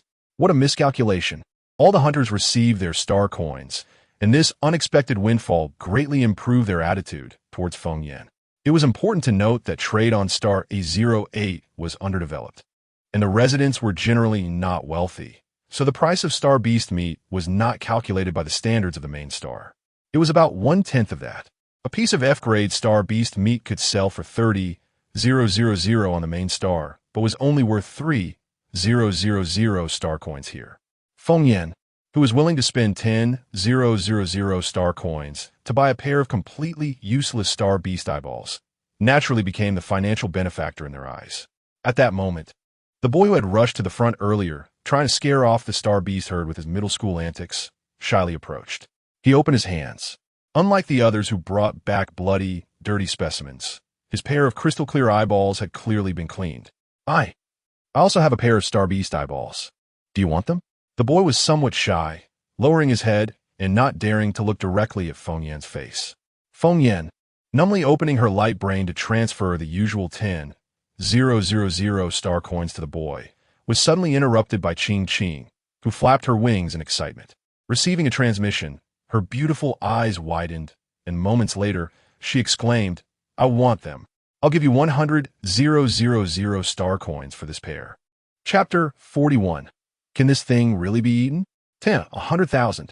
Upon hearing this price, the boy's hand trembled, and the pair of translucent star beast eyeballs slipped from his palm. The blue bird moved quickly, flapping its wings like a blue lightning bolt, instantly snatching the star beast eyeball and swallowing it whole. Afterward, it patted its backside and lay back down on Feng Yan's head. Feng Yan's excited expression froze on her face, her mouth twitching as she deducted 100,000 star coins from the boy. However, in her mind, she was transmitting thoughts, frantically outputting traditional wisdom. Aren't you afraid of exploding from eating that? How dare you eat beast pills so casually? This is far inferior to the beast pills in the cultivation world. This low level isn't even enough to get stuck in my teeth. Just you wait. When I get back, I will definitely strip you of everything in that illusion of yours. Hee. I won't let you open the illusion. Hee. You don't think I can't open the illusion, do you? The bluebird. Is it too late to admit my mistake now? The boy looked at Feng Yan's beautiful face, which kept changing expressions from anger to fury to cunning, and a warning bell rang in his heart, reminding him, Lady Lord. Star coins. Just you wait. The transmission in his mind accidentally slipped out of Feng Yan's mouth, startling the boy. However, Feng Yan did not go back on her word and quickly transferred the 100,000 star coins over. The boy looked at the balance that appeared on his light brain and tentatively asked, I have several pairs of these star beast eyes. Will you still take them? Yes. Upon receiving a positive answer, the boy's joy was evident on his face as he immediately took out 2 more pairs of similarly cleaned, translucent eyeballs, which looked like some kind of craft. He had found these in the graveyard. Are these 2 pairs also worth 100,000? As he spoke, the boy handed over the star beast eyeballs. The blue bird expressed its excitement first, flapping its little wings, ready to repeat its trick and snatch the 2 pairs away. However, Feng Yan was prepared. She grabbed the blue bird, which had already taken off, with one hand and took the eyeballs with the other, responding very kindly. They're worth it, worth it. To her surprise, she could harvest 4 beast pills today. It was truly worth the trip. In her understanding, star beasts were equivalent to weakened demon beasts, and it was very difficult for them to produce beast pills. Beast pills, like a cultivator's golden core, were generally located in their dantian. She had once asked Shadow, but he had said he had never seen anything strange like round balls inside star beasts. So she had to let it go. Unexpectedly, the beast pills were not absent from star beasts but were located in their eyeballs. This group of ability users could not distinguish the difference, but Feng Yan could observe it with her divine sense. She just didn't know if this boy had the ability to distinguish beast pills.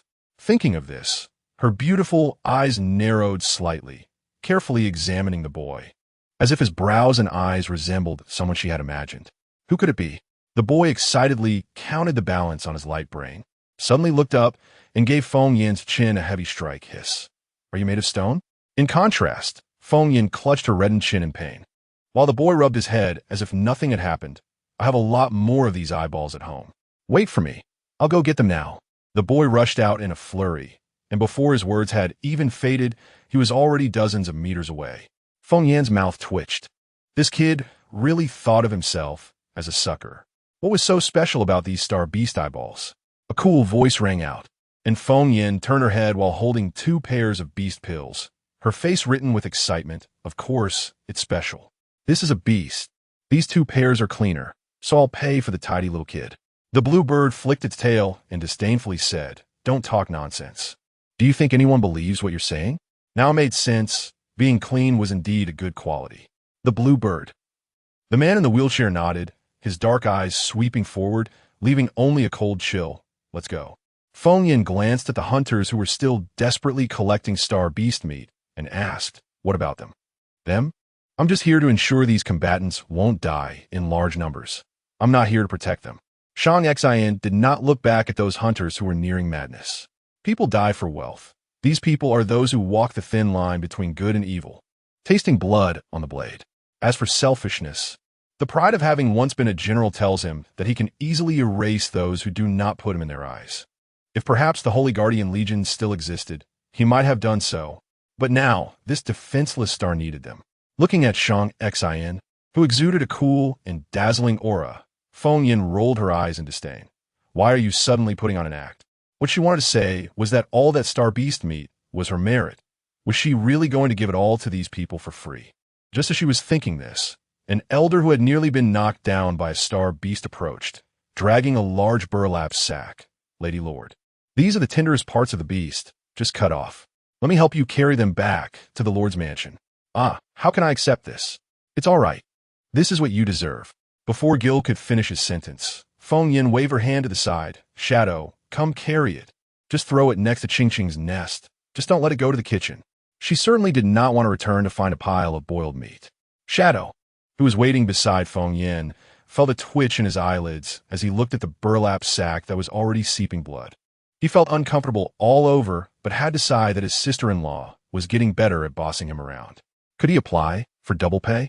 Hee. A silly laugh escaped her pink lips, and her storage bag happened to have plenty of fresh fruits and vegetables, which could come in handy. Lady Lord, please don't blame these young people. They were just. After delivering the star beast meat, Gil stood hesitantly beside Feng Yin for a long time before speaking. But halfway through, he didn't know how to plead for the rudeness of these hunters. It doesn't matter. It's just life for oneself. Not to mention these hunters who survived by killing. They only had their own interests in their eyes. The Lord's mansion to them was not a new ruler, but a potential threat. So how could there be any respect? By the way, let me ask you, do you know about the tax increase from the Lord's mansion? Naturally I know. The news came from the Apothecary Guild. I believe all the ability users on the entire planet have already heard about it. Gil did not expect Feng Yin to suddenly ask this. Since it concerned their livelihood, the news spread quickly. The reason these hunters were so resistant to the Lord's mansion was fundamentally because it touched on their core interests. The Apothecary Guild. Again with the Apothecary Guild. Why is everything related to them? Quickly go collect the star beast meat. Otherwise, it will be snatched away by others. Don't these guys understand respect for the elderly and love for the young? Feng Yin put her hands on her hips, waving her hand, leaving only Gil's back. The issue of taxes could be asked later, but delicious food would not wait for anyone. Remembering that barbecue party called Barbecue that her best friend held in front of her cave in the cultivation world, her mouth was already watering. Once Feng Yin left, many hunters stopped their actions, looking in various directions at her and Shang Xin as they left. Some were pondering just how high this new lord's ability level was. Some were guessing where that B-grade star beast had run off to, and others were calculating what kind of profit value the Lord's mansion could bring them. There was another person who, because he was closer, clearly heard the amount of the transaction between Feng Yin and the young man. He quickly turned around and embellished the information about Feng Yin acquiring the young man's star beast eyeball for 100,000 star coins and sent it out on the light brain. Looking at the star beast eyeballs in his hand that he hadn't sold, he revealed a malicious grin, knowing that the Lord's mansion wasn't that kind-hearted. The star beast eyeballs must have had some new use discovered on the main star, and their value was definitely more than 10,000 or even 100,000 star coins. It had to be even higher. The Lady of the Lord was using the information gap to trick them, the natives who had never left a 08 star. Perhaps these ignorant bumpkins were foolish, but he was the younger brother of the president of the Hunters Alliance. He was clever. Trying to trick him? No way. By the time Feng Yin returned to the mansion, it was completely dark outside. The mansion was still very frugal, with only a few streetlights turned on for illumination. Ing had already cleaned the star beast meat as instructed by Feng Yin and had taken the initiative to cut it into fist-sized pieces served on a plate, arranged in a circle around the steel artificial mountain. He thought to himself that his sister-in-law was really good to that B-class star beast. This was all the tenderest star beast meat, which most people would be reluctant to eat. He twitched his ears, not hearing any sound, and quietly picked up a piece to sneak it away, thinking that with so much, taking one piece shouldn't be discovered. What are you doing? Feng Yan's signature soft and melodious voice suddenly came from behind. Ying was startled and dropped the meat back onto the plate. As the saying goes, don't act like a thief or you'll get caught. Sister-in-law, I wasn't competing with Ching Ching for food. I was just checking if it was cut well. Really, I swear. Chirp. The blue bird sneered disdainfully. It wouldn't eat this lowly star beast meat. It was a divine bird and only consumed jade dew and celestial fruits. Where Shang Xin. As she spoke, Feng Yin took out the branches of shrub she had collected from the illusion, the thorns all smoothed out and folded into sticks of similar lengths. The boss went to Fiki. Sister-in-law, are these imitation branches brought from the main star? They look so realistic. He curiously leaned closer, a peculiar green scent wafting over. It was hard to describe as pleasant, but he felt that this was how branches should smell, and couldn't help but marvel at how passionate interstellar humans were about plants, able to replicate something like branches so realistically. He had received the boss's order, now prioritizing his sister-in-law's instructions. Anyway, he didn't understand the discussions about planetary construction and the restructuring of ability users that the boss and Fiki were having. His sister-in-law was much more interesting. He imitated Feng Yin, picked up a shrub branch, and orderly skewered the star beast meat pieces onto it, each piece about the size of a palm. This couldn't be called meat skewers. This was meat skewer plus. Thinking of the deliciousness to come, his beautiful face became slightly lewd, and his hands moved so quickly that they left afterimages. Unknowingly, Ying was matching Feng Yan's pace, and before long, the two had skewered all the star beast meat. What are you two doing? A cold voice sounded, and Ying suddenly realized the boss was quietly sitting behind them, clearly not just back. This question stumped Ying. Was putting the meat on sticks supposed to increase the difficulty for the blue bird to eat? Was there any meaning in that? Hee, you don't understand. This is called barbecue. While speaking, Feng Yin took out a pile of dried spirit grass from her storage bag, stacking it into a small mound. She then pointed at it, and a blue flame ignited, burning instantly. The blue bird raised one eyelid and emitted a low chirp. It turned out Feng Yin had collected the withered spirit grass from the illusion to burn.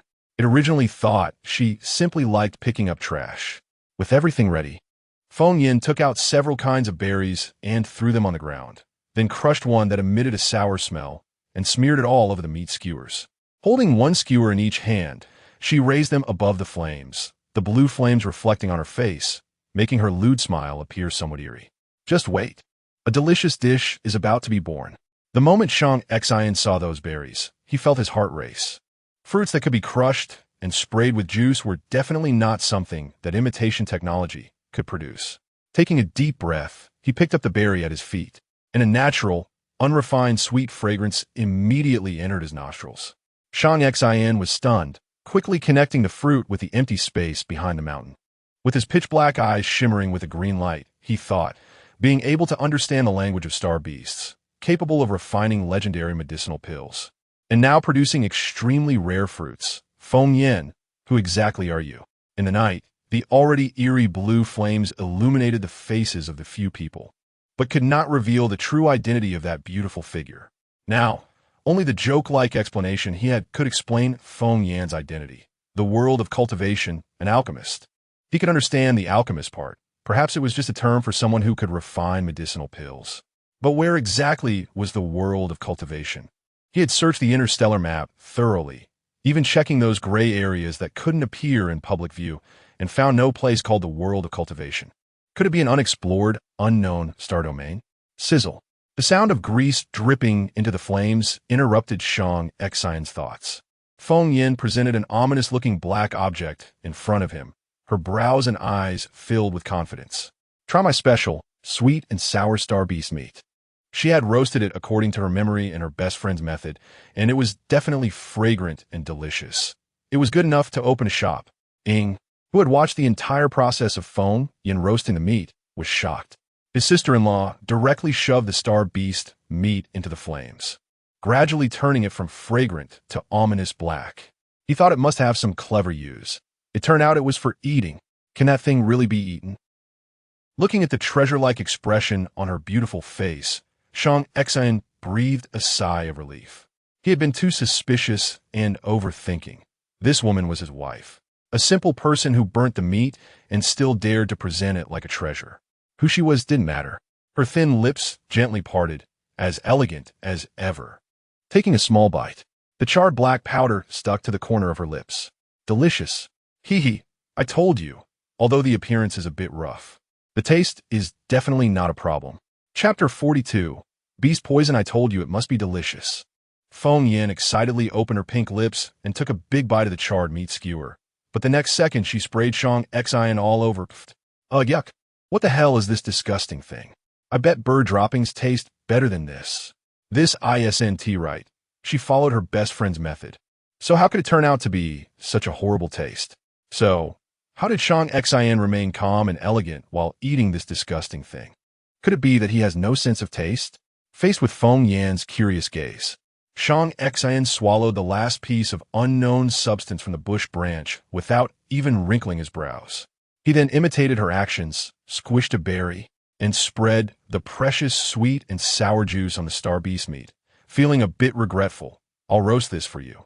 After saying that, he carefully held out the meat skewer covered in berry juice near the flames, turning it steadily. In fact, roasting meat has been attempted by many before. He had roasted meat during supply missions on other planets, and aside from creating a crispy outer layer, there was not much difference from cooked star beast meat. Compared to cooking, it was even more time-consuming, which is why roasting never became popular. However, now, spending time leisurely with Feng Yin by the fire wasn't so bad. Sizzle. The sound of fat colliding with flames indicated the meat was done. It was golden, but not burnt. Upon closer inspection, the berry juice had seeped into the meat's fibers, giving it a beautiful sheen and an enticing aroma, completely different from the dark substance Feng Yin had roasted. Try it. The fragrant aroma was within reach, perfectly overlapping with his memories from the cultivation world. To avoid drooling, Feng Yin chose to bite down on the skewer to shut her mouth.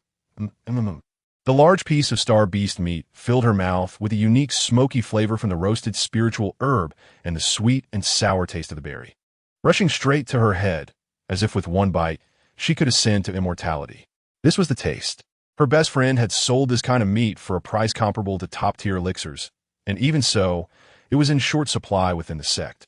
After all, who wouldn't like unfamiliar delicacies that could also enhance their cultivation? Feng Yan's cheeks, puffed up with roasted meat, looked quite adorable. Shang Xian chuckled lightly and picked up another skewer, this time choosing a mini red berry that looked less precious to spread on the meat. The second roasting was much quicker, and soon, a special fragrance wafted out. Ing wiped his drool, just about to raise his hand to indicate he wanted a taste when he suddenly caught sight of Feng Yan's beautiful eyes glowing green, fixated on the roasted meat. Before Shang Xian could offer it to her, she reached out to grab it herself. However, a blue shadow darted like lightning, snatching the skewer before anyone could react and flying back to the bird's nest. Didn't you say you wouldn't eat lowly star beast meat? Give it to me. Chirp. It didn't eat star beast meat, but Shang Xian was being unreasonable, roasting golden fruit meat. What bird could resist that? Feng Yin's eyes were also glued to it. There's another skewer. You can eat this. A voice as sweet as an angel came from the wheelchair. Feng Yin, while saying it was too embarrassing, took a big bite, and the exquisite taste spread in her mouth, making her squint in pleasure. Why hadn't she thought of using golden fruit to roast the meat? Shang Xian glanced at her mouth covered in grease and chuckled, taking a bite of the roasted meat himself. A powerful and strange force surged into his bloodline, causing him to stiffen all over. So the strange sensation he felt earlier when eating that burnt star beast meat was not an illusion. This feeling was similar to the elixirs Feng Yin had given him, a peculiar power he had never experienced before. Boss, what about Maya? A mournful voice accompanied by the sound of drool sliding down successfully earned Shang Xian a cold glare. Discrimination. This was workplace oppression. Forgetting the subordinates after getting a wife. He also wanted a wife. No, he also wanted to find a wife. This barbecue feast nearly depleted all the fruits Feng Yin had collected from the illusion, using up both spiritual and mundane fruits. Shang Xian, worried that she would feel uncomfortable from eating too much, ultimately refused her request to continue roasting. Ing was fortunate to have eaten a skewer of star beast meat roasted by Shang Xian himself, feeling so happy that tears streamed down his face, while also regretting it. Eating boiled star beast meat in the future would feel like eating poop. The next morning, Fiki rushed over with a worried expression. still able to smell the wonderful aroma wafting from the backyard. He sighed, "Recently, there has been too much work to hand over, and I'm starting to hallucinate. Lord, there is something I forgot to tell you yesterday." As he entered the reception area on the first floor of the main building, Fiki keenly sensed something was off. The lady of the house had flushed cheeks and dodged eyes, while the Lord was staring at Feng Yin in silence, exuding an overwhelming aura like a peacock spreading its tail. What a strange sight. "My lord, there is a contagious disease in the southern city that we can't seem to find the source of. I have something to do. I'll go out first." Feng Yin suddenly slammed the table, interrupting Fiki, then swiftly flew out like a wisp of smoke. The man in the wheelchair curled one side of his lips, his defined jawline gesturing towards Ing, who immediately understood and activated his invisibility cloak to follow her out. "Ching Ching, do you think Shang Xian is doing this on purpose?" Arriving in the backyard, Feng Yin gently kicked at the dried spiritual herbs on the ground.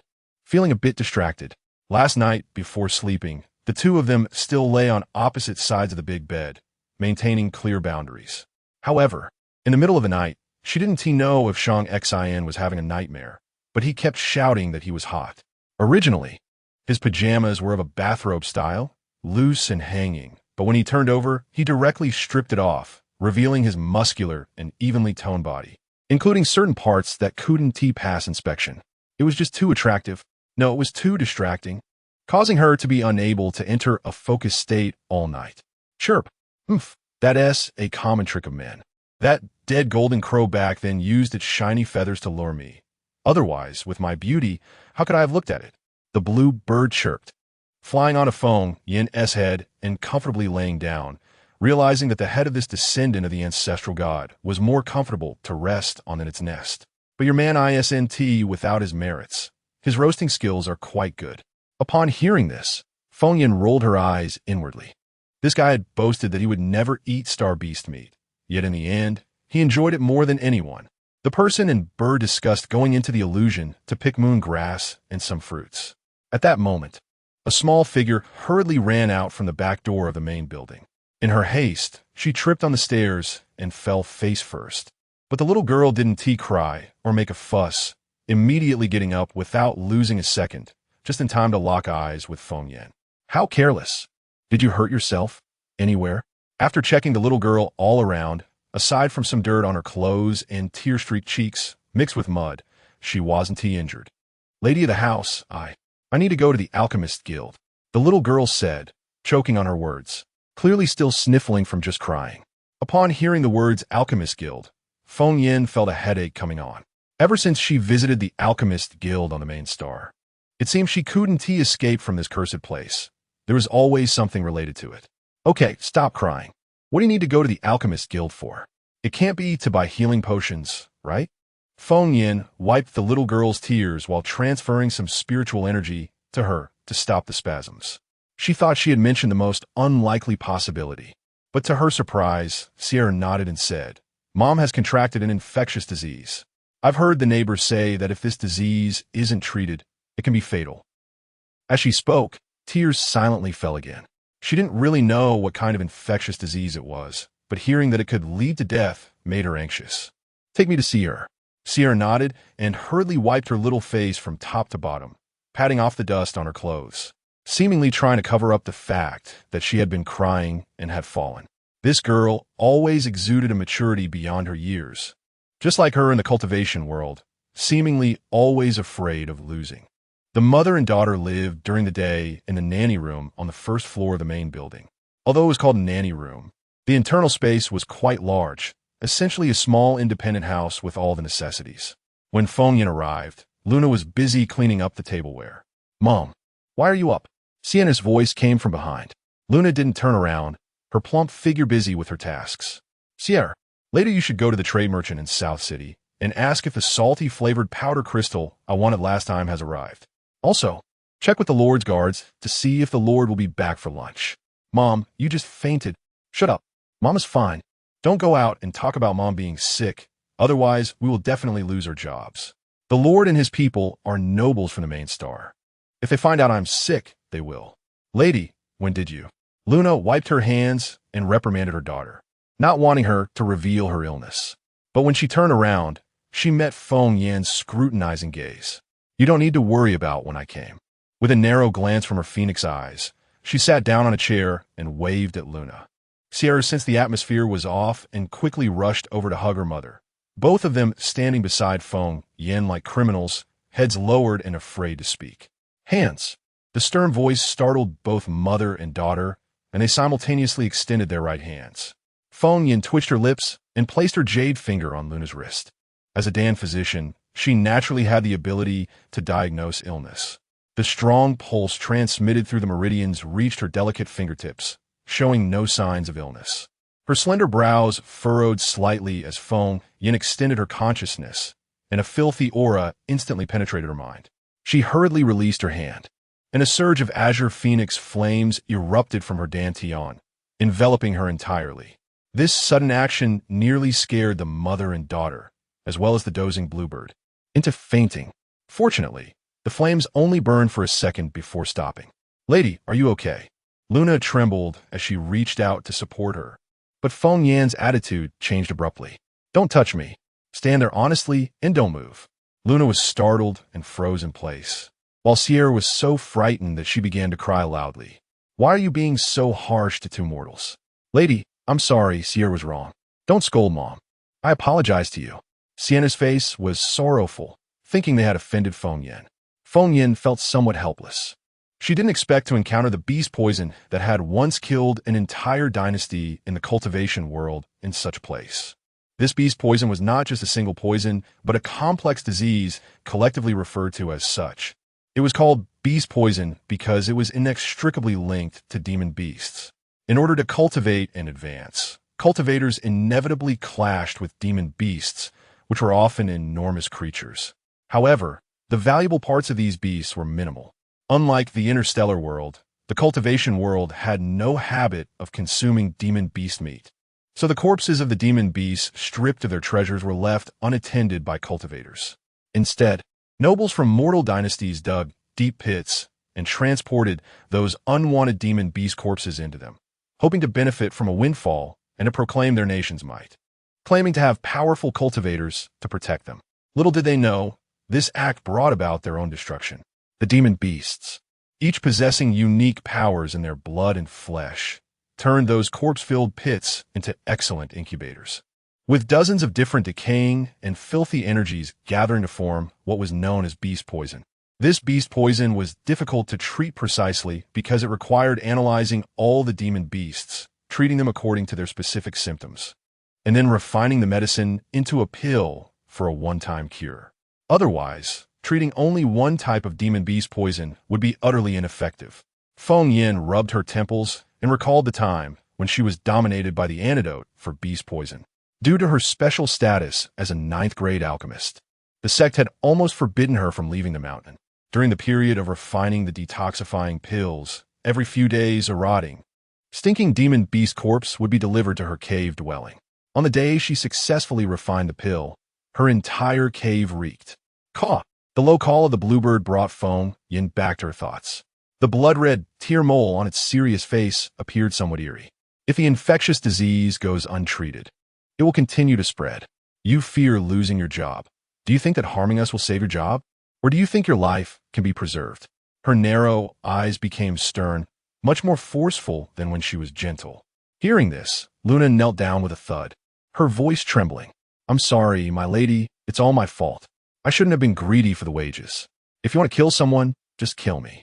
Please don't take your anger out on Sierra. She's still young and doesn't understand anything." "Wait." Luna's words made Feng Yan increasingly uneasy. "When did I say I wanted to kill you? Or rather, how could this woman have such a huge misunderstanding of her? Does she seem like someone who would kill indiscriminately? I'm just telling you that infectious diseases are a terrifying existence that cannot be ignored, or else it harms others and oneself. You were wrong to conceal the illness." As she spoke, Feng Yan took out a Fanyang pill and handed it to her. "Take it." Looking at the unfamiliar pill in her hand, a unique floral and herbal fragrance wafted into her nostrils. Luna, resigned to her fate, swallowed a whole. The pill dissolved upon entering, and a warm current surged throughout her body, making her eyes widen in surprise as the discomfort she had felt vanished instantly. Chapter 43. Heading to South City. Fanyonghua is a rare spiritual herb with a pure yang attribute in the cultivation world. It is a material for the holy elixir that can revive the dead and heal wounds. However, due to the rarity of the herb and the loss of its formula, few people know about it. As for why Feng Yin knows about it, it naturally relates to her inheritance ability, the 10,000 Things formula. Through inherited memories, she is able to understand the effects of Fanyonghua, and her ability to casually create elixir formulas is also linked to the 10,000 Things formula. The Fanyong pill, made solely from Fanyonghua, can heal all internal and external injuries in an ordinary person's body. However, if the beast poison is not cleared out, Luna will continue to be infected by it. Right now, she may only have mild symptoms like fainting and vomiting, but in the later stages, those infected by the beast poison will suffer from severe decay, with their bodies rotting and discharging pus, ultimately leading to a complete loss of their corpses. As if the vengeful beasts are imposing their hatred of being unable to find peace in death onto humans. With such obvious changes in her body, Luna was momentarily stunned and quickly knelt down to Feng Yin, thanking her for the rescue. "Thank you, madam. Thank you for saving me. Mom, are you okay?" Sienna's eyes widened in disbelief as she hugged Luna. Luna nodded while wiping her tears. The little girl quickly knelt down to Feng Yin as well, just about to bow and thank her when she was stopped. "Don't rush to thank me. Your illness isn't cured yet. This disease is contagious. Stay in the house for a while, and don't come out without my permission." "Sierra, come here." Feng Yin swiftly arranged, her aura instantly reaching a height of 1.8 meters. She placed her jade hand on the little girl's wrist, probing with her spiritual sense, but found no trace of the characteristic bloodline corruption caused by beast poison. How strange. She then asked Luna in detail about her experiences before contracting the disease, but didn't gain many useful clues. All she knew was that there were others in South City, where Luna and her daughter lived, who had also contracted this strange illness, and she had caught it from someone else. Planet A08 is very backward compared to the main star, and the hospitals on the planet couldn't figure out the cause of this disease at all. Those with star coins could stay in the hospital for observation, but poor people like Luna could only leave it to fate. As for buying treatment potions from the Apothecary Guild, they couldn't even think about it. The lowest grade treatment potion costs 100,000 star coins, which was simply beyond their means. After Sierra promised to take care of all the household chores for her mother and profusely thanked Feng Yin, she hurried to the back mountain. Zhang Liang was patrolling with a few ordinary people. Although he was the leader and an ability user, he was hunched over, unkempt, and yawning, looking less spirited than the ordinary people behind him. He quickly straightened his back and approached when he spotted a beautiful figure. "Madam, you're here. Please come in." He bent down to bow, his sycophantic behavior making the ordinary people behind him grit their teeth. Zhang Liang usually acted quite arrogantly in front of them. Now that this group of ordinary people knew Feng Yin was the Lord's wife, they no longer dared to show off in front of her. They quickly lined up in 2 rows to welcome her. As Feng Yin passed by Zhang Liang, she turned back to scrutinize his unkempt face and asked after a moment, "Do you have a younger brother who is seriously delusional, about this tall, and likes to collect strange things?" He was taken aback for a moment, then nervously replied, "Are you talking about my brother Zhang Hai? Did he do something wrong? I knew that little rascal would cause trouble everywhere. Just wait until I get back and teach him a lesson." Feng Yin's mouth twitched. He didn't do anything wrong. "I want to buy his collection. Remember to contact him for me and tell him I'm waiting for him at the Lord's Manor. There are plenty of star coins." With that, she waved her hand, leaving Zhang Liang with a cool, wealthy woman's silhouette. "Wow, Liang Gu, your brother is impressive. He is doing business with the Lord's wife. Liang Yi, aren't you two on bad terms? Don't forget your brothers when you get rich." Hearing the words of the crowd, Zhang Liang frowned, his disheveled hair completely covering his face, and his vacant eyes emitted a dim light as he lowered his head, lost in thought. Arriving at the open space, Feng Yin waved her jade hand, and the Tsang Kong Phoenix Flame formed a 2-meter-high fire circle vibrating in midair, directly demonstrating her ability to open a mirage. "Chirp, you want to save Luna?" Feng Yin didn't immediately pick the Mooncomb herb. Instead, she collected Fanyonghua and several other spiritual herbs along the way, nodding without speaking. Oof. That woman is so afraid of you, yet you insist on rushing to be a saint. Isn't that pathetic? Hearing this, Feng Yin suddenly looked up, her expression complex as she glanced at the azure bird hovering in midair. Her good friend in the cultivation world had said the same thing about her, claiming that white lotus types like her usually didn't survive past 2 episodes. She sometimes felt quite pathetic herself. For instance, in the sect, when her senior brothers and sisters were injured, they would come to her for medicine, always promising to bring her spiritual herbs next time as an excuse to owe her.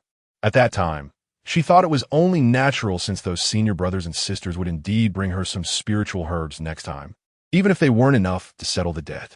Until one time, she accidentally overheard 2 senior sisters discussing. That's a 9th grade elixir. Do you have spirit stones? Spirit stones? What a joke. If it weren't for Fairy Yunlu accepting her as a disciple, how could a lowly mortal stand in our elixir sect? Why should we associate with her? Taking her elixirs is just giving her face. And that's true. Next time, just say you'll bring her some spiritual herbs, and she'll be more than happy to offer her elixirs. Just don't keep bringing low-grade spiritual herbs. At least mix in a couple of mid-grade ones, or she'll see through it. And be careful she doesn't report you to Fairy Yunlu. Fairy Yunlu wouldn't care. She just needed someone to refine elixirs for the sect. Only she truly thinks of herself as our sect's guardian deity. Isn't she a guardian deity? With this cash cow, our elixir sect will secure its position as the #1 elixir sect, and the sect leader will definitely like her. Who wouldn't like her? If someone could earn me so many spirit stones and work diligently without complaint, I'd like her too. Haha. Those 2 senior sisters really went to her, exchanging several mid-grade herbs for 9th grade elixirs, not only donning friendly faces, but also promising her to find her precious spiritual herbs in the future.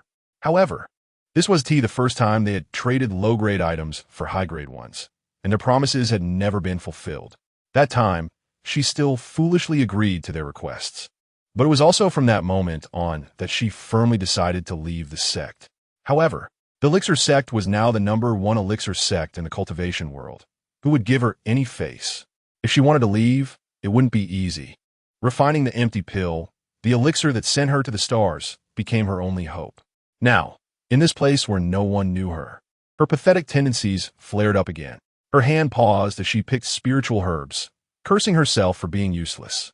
In the cultivation world, she had been grateful for the sect's nurturing, but here, no one had ever given her a bite to eat. Why should she care about those people? Ching. I think you make a good point. I shouldn't be pathetic.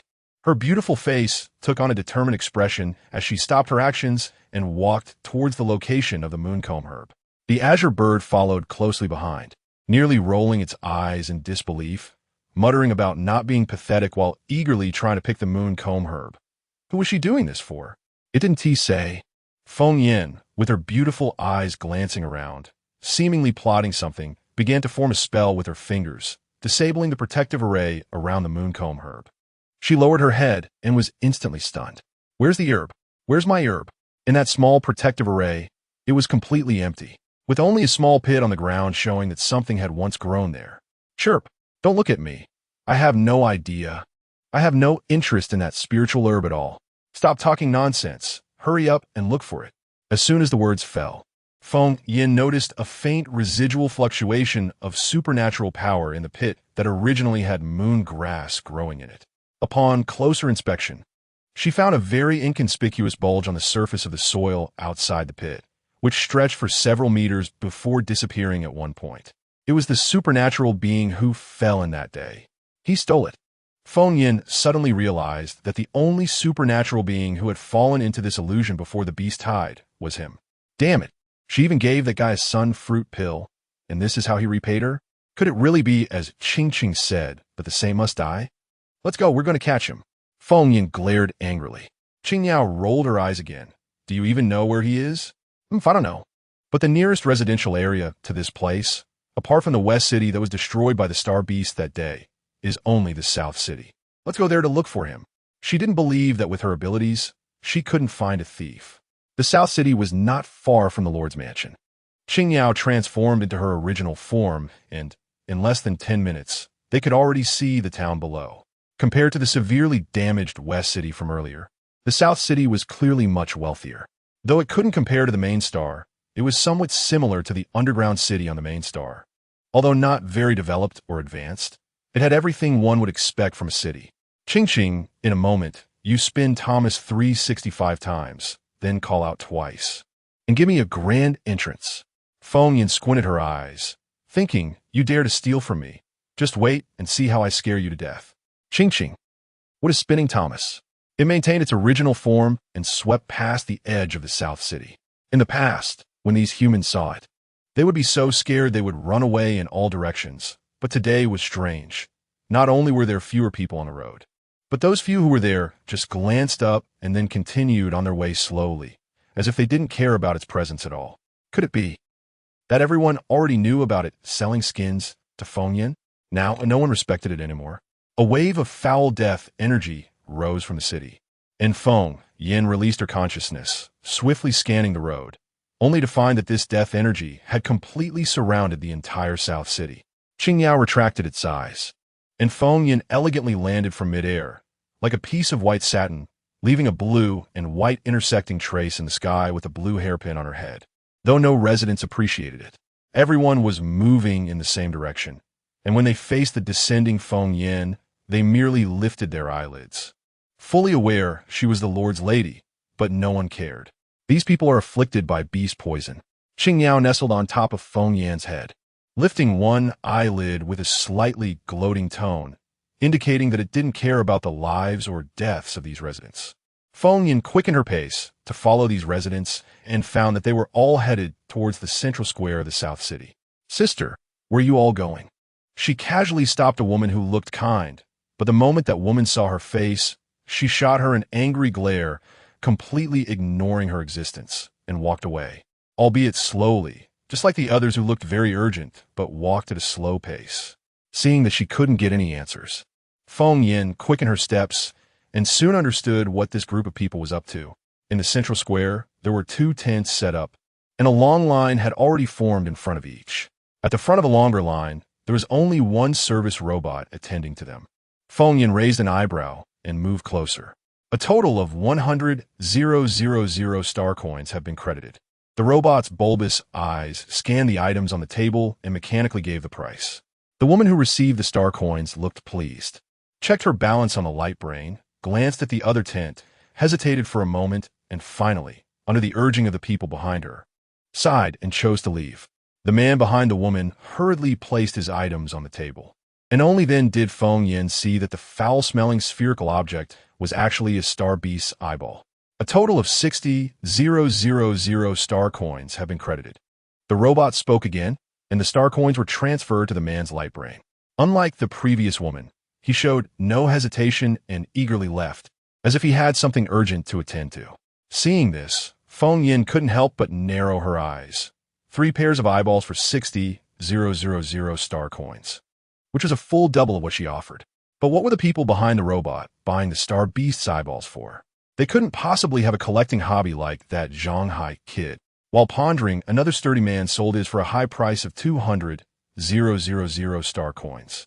But as soon as he received the star coins, he immediately rushed to another line to continue waiting. If you don't have star coins, get lost. Don't block the way. At this moment, a roar caught Feng Yan's attention. She saw a shirtless, muscular man kick a frail young man to the ground. The young man clutched his stomach and bent over on the ground, unable to stand up for a long time, but no one went to help him. Instead, they all shouted at him to get out of the way. I just need 2,000 star coins. Please make an exception. I'm begging you. Even treated this way, the young man refused to leave and tried to grab the muscular man's leg, only to be kicked away by him. Ha! I can make exceptions for you, but the Lord's mansion won't make exceptions for me. Such high taxes, if I don't pass them on to you, I can't afford it. At this moment, a young man wearing gold-rimmed glasses and looking quite delicate came around from behind the muscular man, lightly leaning against him, with a slight smirk at the corners of his mouth. I can't afford to run my business. If the entire apothecary guild withdraws from planet A08, then everyone here won't be able to buy healing potions, right? Don't you all agree? Yes. It's the Lord's mansion's fault, you little brat. Get lost if you don't have star coins. Don't delay us from buying medicine. If you want to blame someone, blame the Lord's mansion. Get out of the way. The crowd clamored and pushed the young man away, each bidding for healing potions. The young man seemed to notice Feng Yan's gaze, looked over with a strange smile, then returned to his calm demeanor to attend to customers. Feng Yan had never seen the young man before, but she was sure that the smile he just showed was provocative. Chirp, chirp. What? That man was the one who injured you. I will take revenge for you. As she spoke, a blue flame rose in Feng Yan's hand. At this moment, the shadow that had been following her had no choice but to reveal itself. Big sister, the boss is calling you. He is up there in that building. The voice rang in Feng Yan's ear, startling her, resulting in Qing Yin's call landing on the shadow. The highest level invisibility cloak was instantly burned through, but fortunately, Feng Yan retracted her hand in time. Otherwise, there wouldn't just be one sexy male under the tent, but there would be another one, even more exposed. The shadow wanted to cry, but had no tears. Following Big Sister was far more dangerous than hunting star beasts in the universe. Chapter 44. My heart is ruthless.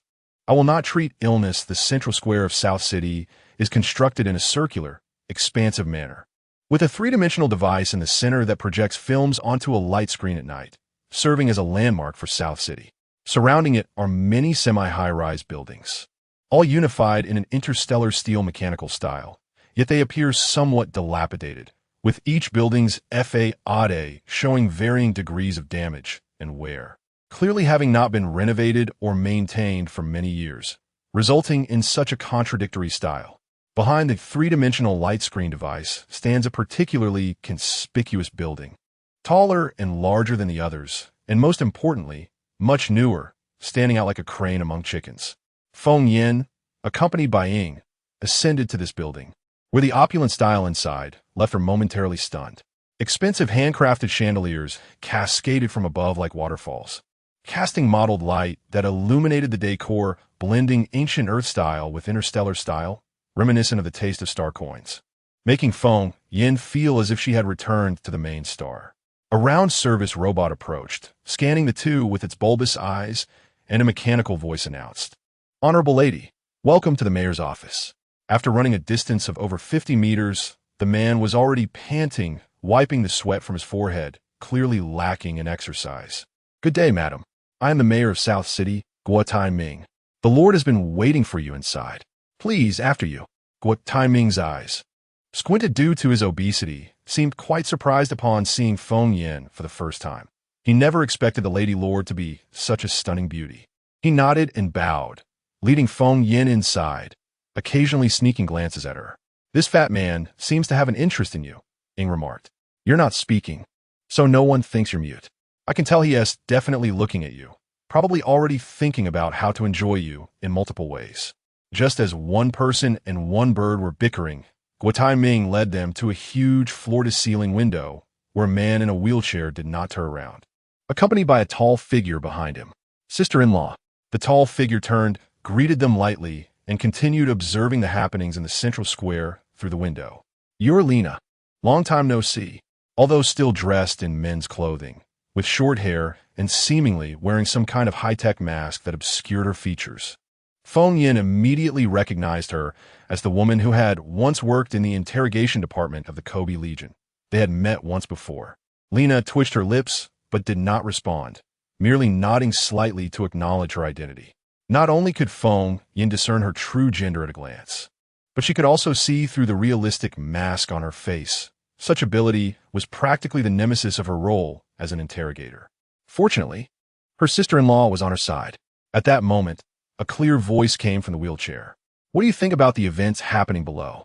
Hearing this, Feng Yan walked to the floor-to-ceiling window, where the situation in the central square was fully visible. This place seemed like a perfect observation point, with a steady stream of people lining up to exchange star beast eyeballs for star coins.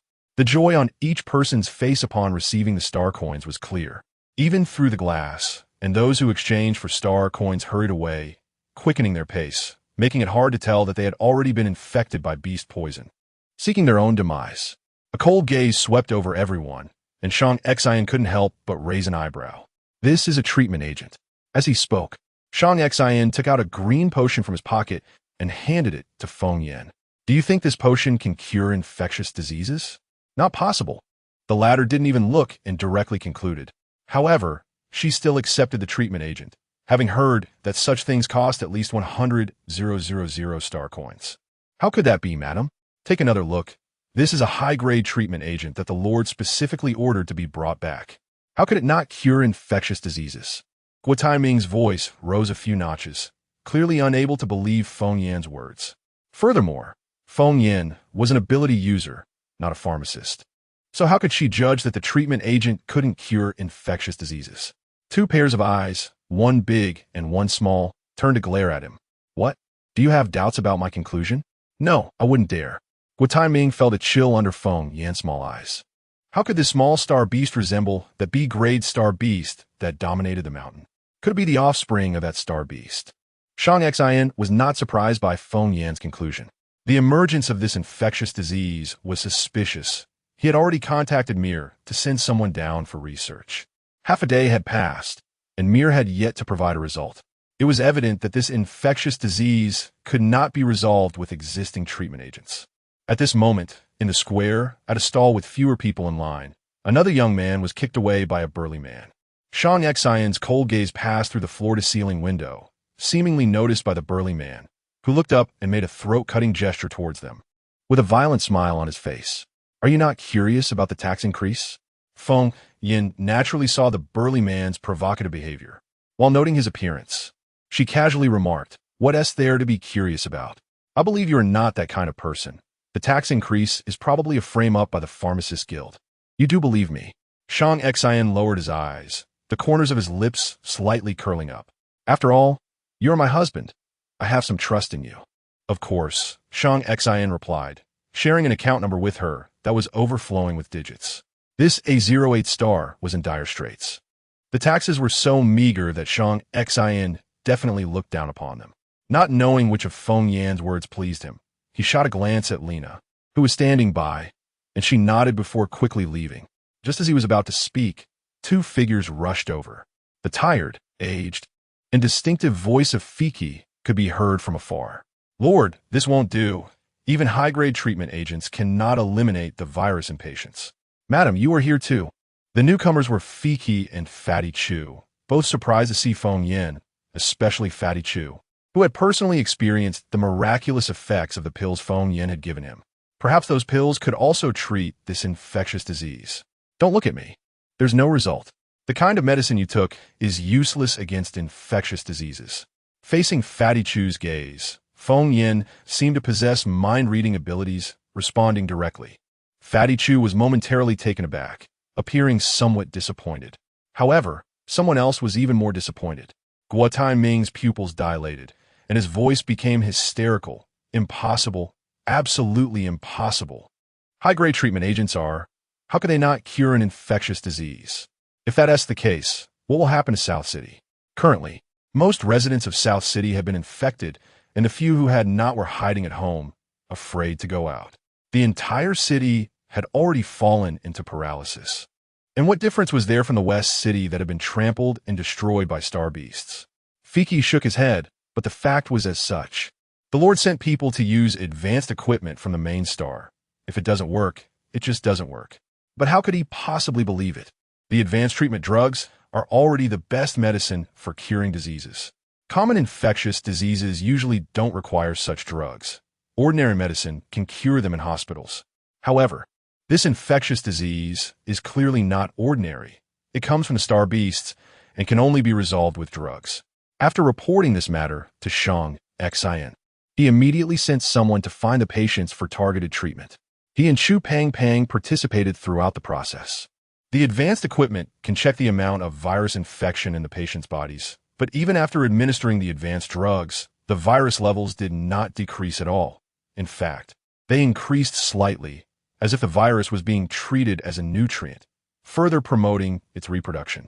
After listening to Fei Qi and Chu Pang's explanations, Guo Taiming stumbled and fell to the ground, his plump face contorting into a somewhat deformed expression, making it hard to see his despair at that moment. What to do? The affluent life he enjoys today relies entirely on his forebears' management in South City. In his generation, as long as nothing went wrong, he could live a life of wealth without doing anything. But now, not only has the Lord arrived, But South City is also caught in the turmoil of an infectious disease for which even the treatment drugs are useless. If this infectious disease is not controlled, the South City he depends on for wealth will cease to exist, and so will his position. The scene fell into dead silence, with only the joyful and angry voices from the square sounding particularly harsh. "Well, you all carry on.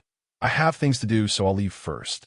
A soft voice rang out, causing the man in the wheelchair to pause, and after a moment he nodded. Just as Ing was about to follow, he saw his boss wave his hand. "Boss, big sister must have a way. This was not her responsibility. Let me focus on research. Issue a city lord's order, seal off South City, and prohibit its residents from going out freely." "Yes." Shang Xin held the heart condensation pin, rubbing it with his thumb. After a moment, he chuckled lightly, realizing he had misthought. He was the lord of planet A08, and solving the residents' difficulties was indeed his responsibility. He should not have dragged Feng Yin, who had nothing to do with it, into this. Bringing Feng Yin to this remote and barren planet was already a debt. How could he rely on her for everything? Meanwhile, Feng Yin, who chose to leave, concealed her figure and ran around South City. The little blue bird lifted its eyelids and disdainfully said, "If you want to save them, just go ahead. Why run? I don't want to deal with the infectious disease on these people. Anyway, this disease must have been brought out by some hunter from the star beasts. It has nothing to do with me. I'm not observing the residents' infection situation." The blue bird. Right, you're the most ruthless. So much so that you even spoke the truth. Rather than watching the show with Shang Xin in the mayor's office, Feng Yin preferred to come out and see the situation. Oh, no. She was out looking for the person who stole her moonshuka. In the residential buildings on either side of the street, every household had their doors and windows tightly shut. Feng Yin released her divine sense and could see that most of the residents inside were lying in bed. Some showed mild symptoms, looking like normal people, just slow in their movements, resembling those rushing to sell star beast eyeballs on the street. But many were lying in bed, seemingly unable to move, appearing to have difficulty breathing. After wandering through most of the residential buildings, Feng Yan's slender brows furrowed tightly. The situation of the infected was even worse than she had imagined. If these residents did not receive help in a short time, they would likely face the same fate as that mortal dynasty in the cultivation world, facing complete destruction. She remembered that from the time it was reported that the dynasty had encountered beast poison to its total annihilation, it took only a little over a month. The blue bird lay on her head, clearly feeling the anxious emotions of the person beneath it. It did not like humans, as they all coveted its flesh and feathers. It wished for the extinction of humanity. However, it could also understand Feng Yan's desire to save these humans. Those who achieve should help the world. Feng Yan could become a ninth-grade alchemist, not only because of her talent, but also due to her mindset as a benefactor. An alchemist with evil intentions could never become a top-level alchemist. If it were its kind facing annihilation, it would not stand by and do nothing. Not finding any suspected sources of infection in the urban area. No, that is, not finding the person who stole her things. Feng Yan decided to check the suburbs.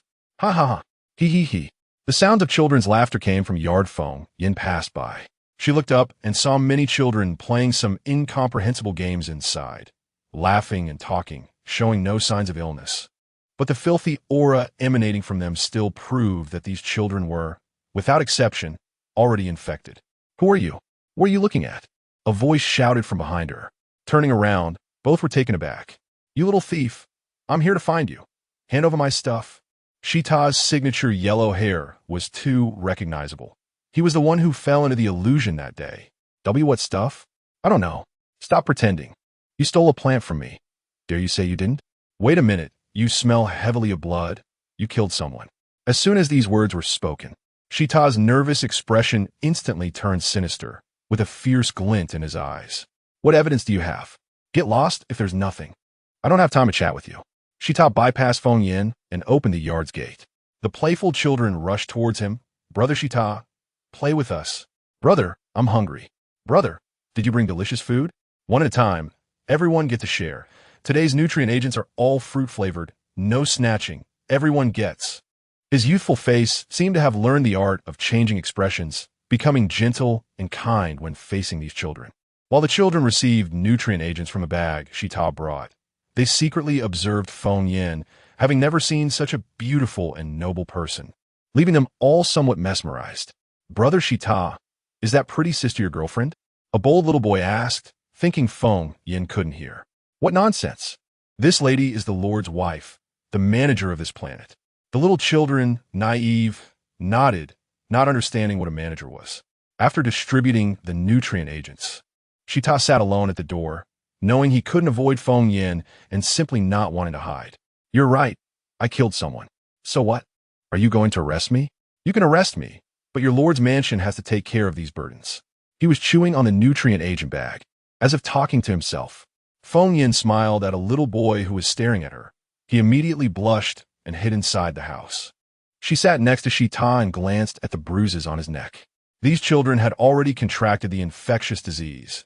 If left unattended, none would survive a month. If they can't live, then so be it. Anyway, once I'm dead, they won't survive either.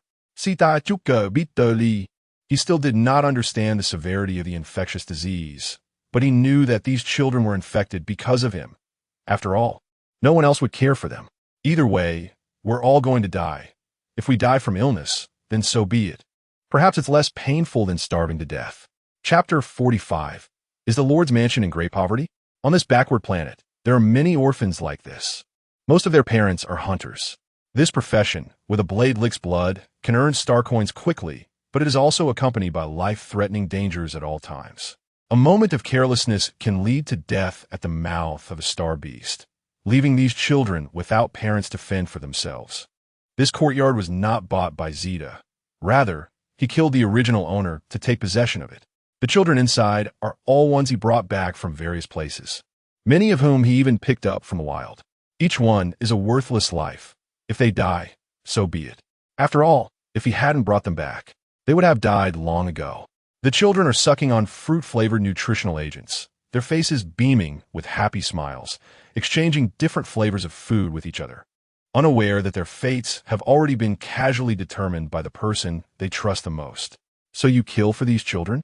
Looking at their innocent faces, Feng Yin returned the smile, like a breath of fresh air, sweeping away the pervasive deathly aura.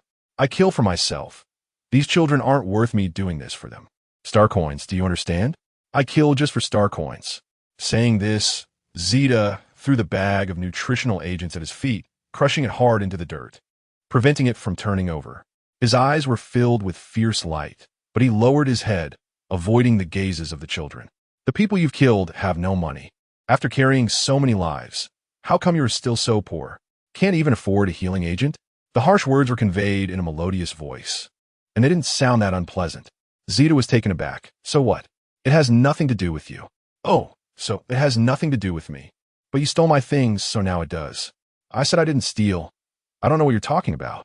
Feng Yin brushed off the dirt from her pants, stood up, and grabbed Zeta, who was pretending to leave, just in time to catch his collar, revealing large purple patches on his neck.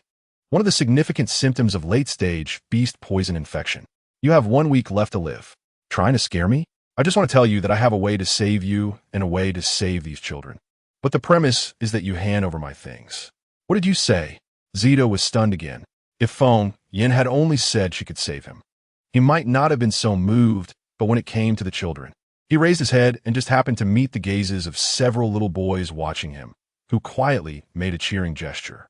"Heh, these little rascals are not that old, yet they understand quite a lot. There's no such thing as free nutritional agents in this world. Besides, why should I trust someone from the Lord's mansion?" Upon hearing this, Feng Yan's eyes twitched violently, suppressing her inner anger. "I don't know why you have such a deep misunderstanding of the Lord's mansion, but don't forget, it was I who saved your life on the back mountain. If I have the ability to save you once, I can save you a second time. If I save you this time, you will be mine from now on." If it weren't for her not understanding why the moon shuka could sprout, she wouldn't care about a white-eyed wolf. Be yours." Zeta's face instantly flushed red, his thoughts flying to outer space. "Caw! Haha, this is hilarious. This guy thinks you want to eat from your own nest. Before the blue bird could finish laughing, a pure white hand tightly pinched it, the strength clearly indicating that she had reached her limit. "You can donate your brain to the research institute. I mean, from now on, You will recognize me as your master and follow my orders. I see. If you really have the ability to cure my infectious disease, then as you said, I will return that flawed simulated plan to you and follow your orders. But I have one more condition. Speak. Also, cure these children. Not a single one could be left behind. Feng Yin initially wanted to mock him for being insincere, saying just a moment ago that these children were worthless lives, and now he wants her to save them. But seeing his focused gaze, filled with longing as he looked at the children, Feng Yin chuckled lightly. Fine, I agree. Inside the Lord's mansion, 2 wheelchairs stopped by the bed.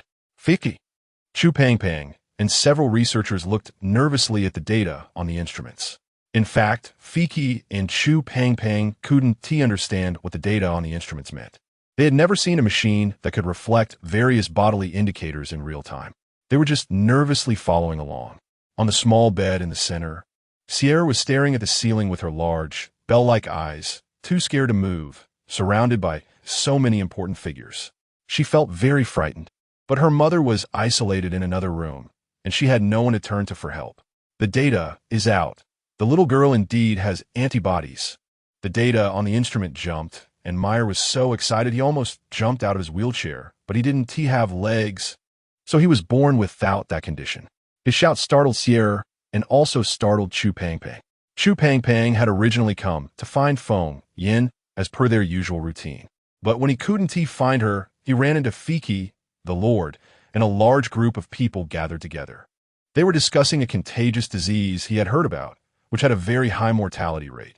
Although it had just broken out, several people had already died, their bodies decaying as if they were long-rotted corpses, which was very horrifying. He just didn't expect that the infectious disease had already spread to the Lord's mansion. Fortunately, the eldest sister had foresight and timely had the girl's mother self-isolate. Otherwise, if it worsened the contagion, it would be troublesome. Hearing that the little girl said her mother was given a pill by the eldest sister, and she immediately felt much better, it must be a medicinal pill. Although Meyer's mental power was high, he had no talent for alchemy. However, this did not hinder his curiosity about the legendary medicinal pills. He had already taken apart and analyzed a few fire penalty pills left by Huang Qi and Ying, but the more he disassembled them, the less he understood their structure. Clearly, they were made from star beast eyeballs, but the components contained all kinds of unresolvable substances, with no trace of star beast eyeballs at all. He didn't even understand what the basis was for these unknown substances to constitute a pill. After exhausting the fire penalty pills, he ultimately received Huang Qi and Ying's disdainful glances and a conclusion. The eldest sister is incredible. Can her serum work? A clear voice interrupted Meyer's thoughts. He glanced again at the data on the instrument, feeling unsure.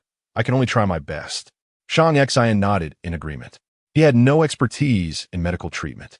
In the former Holy Guardian Legion, Meyer served as the technical research minister of the entire Legion and was also responsible for the Legion's medical affairs. As for potions, no Legion in the entire Xia country had a dedicated potion master. If they wanted one, they could only purchase from the Potion Master Guild. When it came to research-related topics, Meyer's clear eyes sparkled with a strange light. He nodded to the assistants beside him, and they immediately sprang into action. Various tubes of different sizes quickly filling Sierra's entire body. Uncle Fikui, I'm scared. The little girl tried hard to suppress her inner fear, but seeing that there was no pain in her arm, yet a thin tube was drawing her blood, she couldn't help but tremble and voice her fear. Sierra, be good. The Lord won't harm you. They're trying to save your mother. Fiki half kneeled by the bed, comforting Sierra, but he also felt apprehensive looking at the little figure filled with tubes. He knew that the fastest methods to treat infectious diseases were 2. 1 vaccine and 1 serum antibody. The tubes flowing with blood contained the hopes of Nan City and even the entire A08 star. The Holy Guardian Legion once roamed the universe fearlessly, relying not only on numerous high-level psychics led by Shang Xian, but also on various cutting-edge equipment, which was one of their greatest supports. For example, the Yun Shang No. 1 in this massive device set up on Hill. In less than half an hour, from painless blood extraction to filtering serum and extracting antibodies, the entire process was completed by the same machine. Taking the frozen chamber, it contained 5 vials of light yellow serum antibodies that had been extracted. Shang Xian's pitch-black pupils showed no emotion as he said, Bring Luna over. Moments later, Luna replaced Hill's position. The little girl had lost quite a bit of blood, but she was now eating the star beast meat brought by Ing and comforting her mother. Mom, it doesn't hurt at all. Look, the Lord is so nice. He even gave me star beast meat to eat. The originally tense atmosphere was eased by Hill's reassurance, and Luna smiled lightly. This daughter had always been sensible since she was young and had always been her spiritual support. The little girl nervously watched as the light yellow antibodies were injected into her mother's body while chewing on star beast meat. Shang Xin raised his eyes, his calm gaze now showing a hint of anticipation, as did Mir. Here, apart from his assistants, only he could understand the data on that device. Luna had taken her sister-in-law's medicinal pill, and her body showed almost none of the basic symptoms typical of other infected individuals. Even the unknown virus inside had stabilized. Although the viral load was not small, the data was exceptionally stable, as if it were being restricted by some force. Moments later, the numbers on the device turned green. Emir's face lit up with joy. It worked. The boss succeeded. Although the green display was not visually appealing, seeing on the device made Shang Xin very satisfied. He nodded and was about to say something when Chu Fatty, looking a bit confused, quietly asked, "My lord, why did the numbers turn red?" Upon hearing this, everyone suddenly turned around, falling into silence. In the outskirts of South City, on a rundown street, two pairs of curious eyes, one large and one small, surveyed the area. The little bluebird transmitted, "The filthy aura here is much denser than in the city center. I asked you to take me to find star beast corpses. Why did you bring me here? This place looks like a residential area, not somewhere that would have a lot of star beast corpses." Shita led the way and stopped in front of a particularly dilapidated house. He didn't even need to knock because the front door was only half there, allowing him to see the ruin inside. "Because someone knows better than me," he said, already stepping inside uninvited and shouting, "Zhanghai, Zhanghai, where are you? You little rascal? Who is calling me? State your name." He boomed with laughter. Mid-laugh, his wild gaze crossed Shita and met Feng Yan's. It's you. It's you." They exclaimed in unison, surprised to see each other here. "You, this woman, are quite beautiful, but why do you not keep your word? You said you'd wait for me, but I couldn't find you after taking the star beast's eyeball. Didn't I tell your brother to inform you that I was waiting for you at the Lord's mansion?" "My brother?" Zhanghai was taken aback.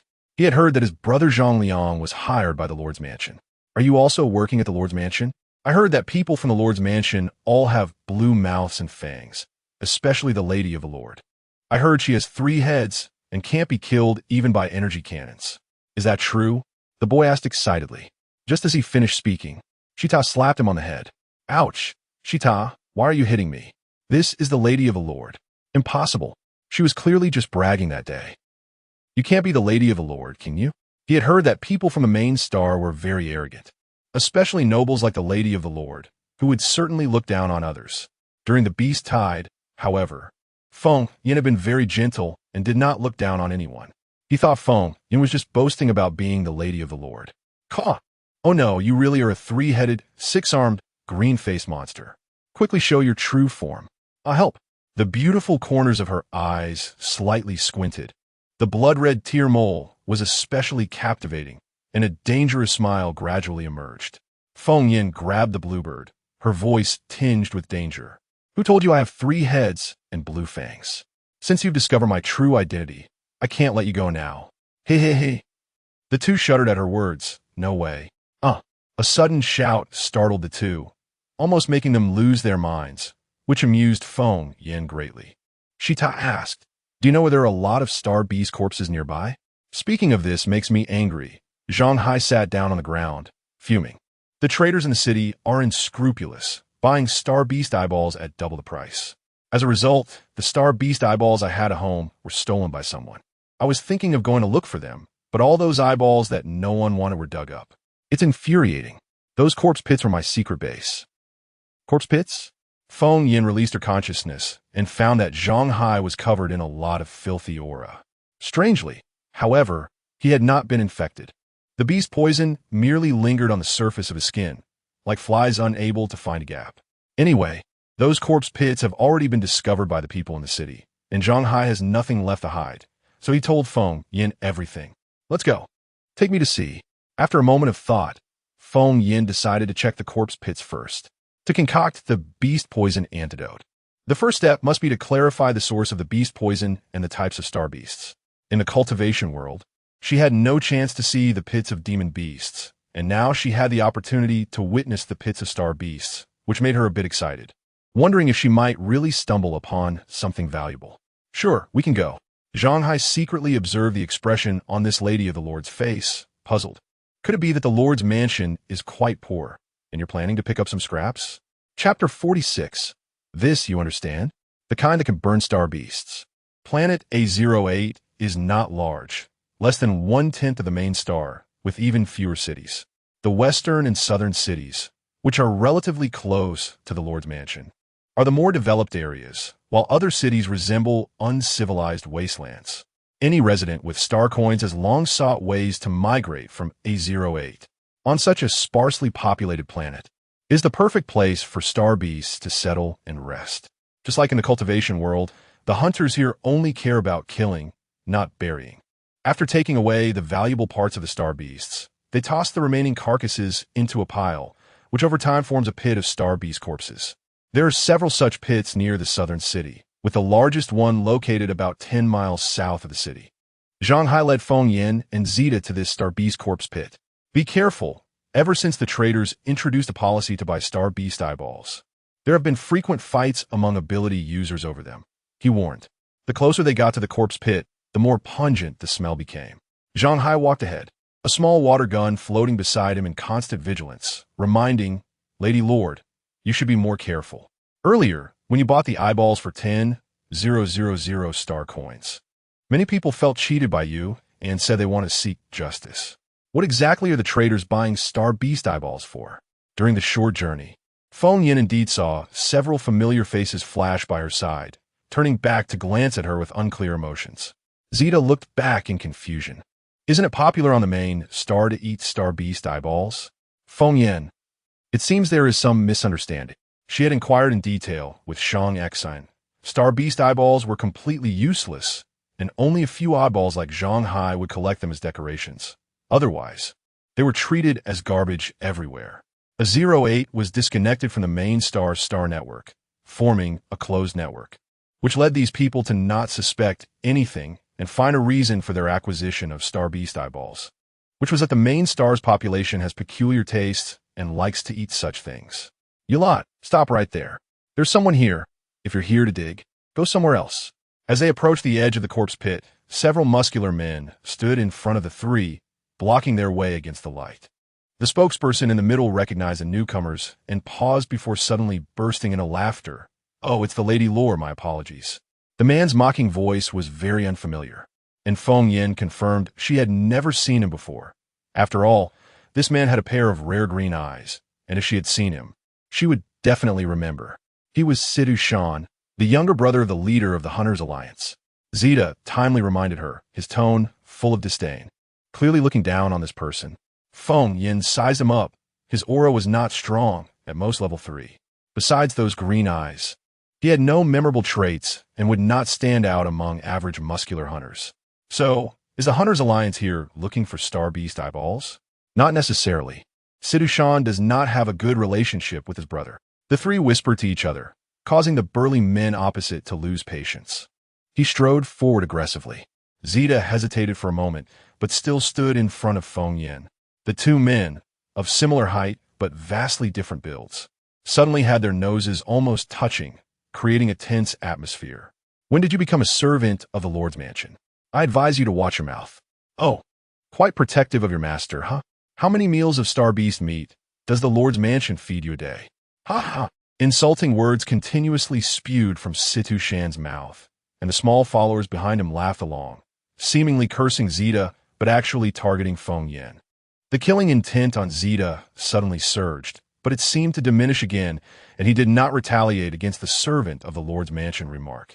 After being saved by Feng Yin on the back mountain that day, he had a vague premonition that whether he could survive this plague depended on this Lady Lord's abilities. If he could truly survive, being a servant of the Lord's mansion would not be a problem. Cut out your tongue?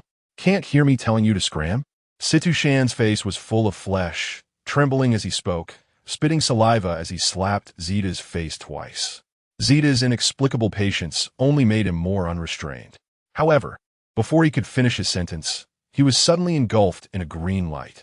His hands and body turned green, flickering with fire but with no heat. Zeta was startled and quickly retreated a few steps. "Quick, put out the fire. What is happening?" "Yes." The green on him was not the green of his eyes, but fire. An eerie green fire identical to the flames that had instantly engulfed the star beast during the beast tide. "You little brat, what are you staring at? Hurry up and come put out the fire for me. Don't you want to join the Hunters Alliance?" Despite the number of ability users here, there was only Zhang Hai who had water abilities. Situ Shan's entire body was like a roasted pig on fire, reaching out to grab Zhang Hai, but the latter nimbly dodged. Zhang Hai gritted his teeth and made a decision. A thin stream of water suddenly appeared from the palm of his hand and splashed onto the roasted pig. Because his ability level was not high, the water was not strong, but it followed the principle of mutual restraint, and the eerie green flames were immediately extinguished under the water flow. "Brother Sean, are you okay?" The small followers rushed forward, expressing their concern when they saw the flames were out. However, Situ Shan glared and grabbed Zhang Hai by the collar. "Who the hell told you to pour water on me? My clothes are all soaked and stinking from your dirty water. How are you going to compensate me?" It was clearly you, looking for death." The frail young man was lifted into the air like a chick, and Situ Shan's unreasonable fist was about to land on his face when a flash of green light suddenly passed before him. Situ Shan instinctively froze, and then a strong tearing pain shot through his face, a wave of heat flowing through the dense nerves of his skin to his brain. My face. Who did this? Come out if you have the guts. The Hunters Alliance will not let you off." The intense pain made Situ Shan afraid to touch his cheek, and the small followers who came along leaned in to see his condition and collectively gasped. The sight of his face, a large chunk of flesh clearly torn away, was horrifying. Ching, you were too ruthless." "Chirp, I just lost control for a moment." Who knew he was so fragile? The little green bird cast a spell, and the fresh red at the corner of its mouth disappeared in an instant. It had tried its best to control its strength. Otherwise, it would not have just torn off a piece of flesh, but would have pecked Situ Shan's head off. Situ Shan was injured from an unknown attack, causing his group to fall into chaos. Feng Yin glanced at them, 3 words flooding her mind. Paper tiger. They were too weak. She had just casually intimidated them with the little bird, and was even planning that if it really came to it, she would let Qingqing show its true form to drive them away, try to avoid causing any fatalities here. But this little guy really looked good, but was useless. "Stop. Was it you who did this? Do you really think that just because you're the Lady Lord, you can act as you please on this planet? Let me tell you, the true masters of this planet are us hunters, the Hunters Alliance." After downing a bottle of low-level healing potion, the pain in his face eased, and Situ Shan signaled to his subordinates, blocking the 3 once more. The green. The little star beast that had been playing dead above Feng Yan's head was indeed green. He made him take an expensive healing potion. It wouldn't be so easy to leave. Feng Yan had already stepped out, but turned back upon hearing this. "Get out of the way." The sudden authoritative tone made the little Lu Lao scatter, moving closer to Situ Shan, whose long starry eyes were filled with coldness. "You say that the owner of this planet is your Hunter Alliance? What if I say it again?" The bleeding on his face had been stopped by the healing potion, but the tearing pain was still clear. Situ Shan endured the pain, not the slightest bit afraid. He was a younger brother of the leader of the Hunter Alliance, and the Lord's mansion definitely wouldn't dare to do anything to him. "What now?" The cold voice came from her pink lips. Feng Yin sneered and placed her hand at an angle only the 2 of them could see. A blue flame, cold and devoid of warmth, suddenly erupted in her palm. "This, you understand, right? It's you." The moment Situ Shan saw the flame, his heart sank. He never imagined that this seemingly frail woman had such abilities. "If you understand, take your brothers and get lost. This place is claimed by my lord's mansion." The blue bird lifted its eyelids and glanced at the pretentious Feng Yin, disdainfully smacking its lips. "What a hassle. Just burn this group to death with a fire." Situ Shan wanted to say something else, but the blue flame was already creeping toward him. It was devoid of warmth, but could instantly evaporate a star beast. He felt his courage falter. "Just you wait. The Alliance won't let the Lord's mansion go. Leave." He covered his face with one hand and waved with the other, causing a crowd of over 100 people, including many ordinary folks he had hired for 100 star coins a day, to jump out from the corpse pit. Wait, take out what's in your left pocket. Don't go too far. Don't think I won't hit a woman. What did you say? Speak louder. Feng Yin dug in her ear, and the flame in her hand grew larger. Situ Shan took a deep breath, unwillingly pulled out a handful of items from his pocket, and threw them on the ground. Just you wait. We're leaving. As he shouted, the people in the corpse pit all followed him out, not leaving a single one behind. Zhang Hai approached with a surprised expression. Lady of the Lord, is Situ Shan afraid of you? How could he just leave like that? He remembered this guy was usually arrogant, relying on his brother being the leader. Feng Yin picked up the items and raised an eyebrow, proudly saying, of course. It's because I reasoned with him, and he left without a word. Qing Miao, I believe your nonsense. Aren't these my collectibles? Did Situ Shan steal them? Several crystal-clear star beast eyeballs lay in Feng Yan's palm, exactly those that had been stolen from her. Just as she reached for them, Feng Yan withdrew her jade hand. You say they're yours, so they are? What proof do you have? I earned these. They belong to me. You. These are mine. These eyeballs smell different from others. I won't mistake them. Zhang Hai couldn't explain it either. The eyeballs he collected had a fragrant scent, which he thought was nice and pretty, but others seemed unable to smell it. Upon hearing this, both Feng Yin and Qing Miao raised their eyebrows, staring at him as if he were a delicacy. After a moment, a soft voice spoke. How about this? If you can find another pair of these eyeballs, I'll admit they're yours and pay you in star coins. What do you think? Fine, but you better not go back on your word. Before he finished speaking, Zhang Hai jumped down into the corpse pit, stepping on the decayed and damaged star beast bodies, moving with remarkable agility as if in an uninhabited realm. The child of fortune is truly rare. Catch him and flay him, refine his bones and strip his soul. Every part of him is valuable. Receiving this message, Feng Yin couldn't help but roll her eyes. Can't you speak a little more kindly? Why do you sound like an evil cultivator? TCH, the title was given to me by humans. I didn't choose it. Why should I care about the lives of humans? Feng Yin snorted lightly, not responding further, but instead watching the agile figure rushing toward a corpse exuding a faint aura. Moreover, the foul air in the corpse pit seemed to consciously avoid Zhang Hai, only a small part landing on him, yet it was powerless to invade. This was the favored child of heaven, also known as the child of fortune. Such people often only need one opportunity to have a smooth life, even bringing those around them to victory without effort. Shita's ability level was not low, and he walked the agile path with keen insight.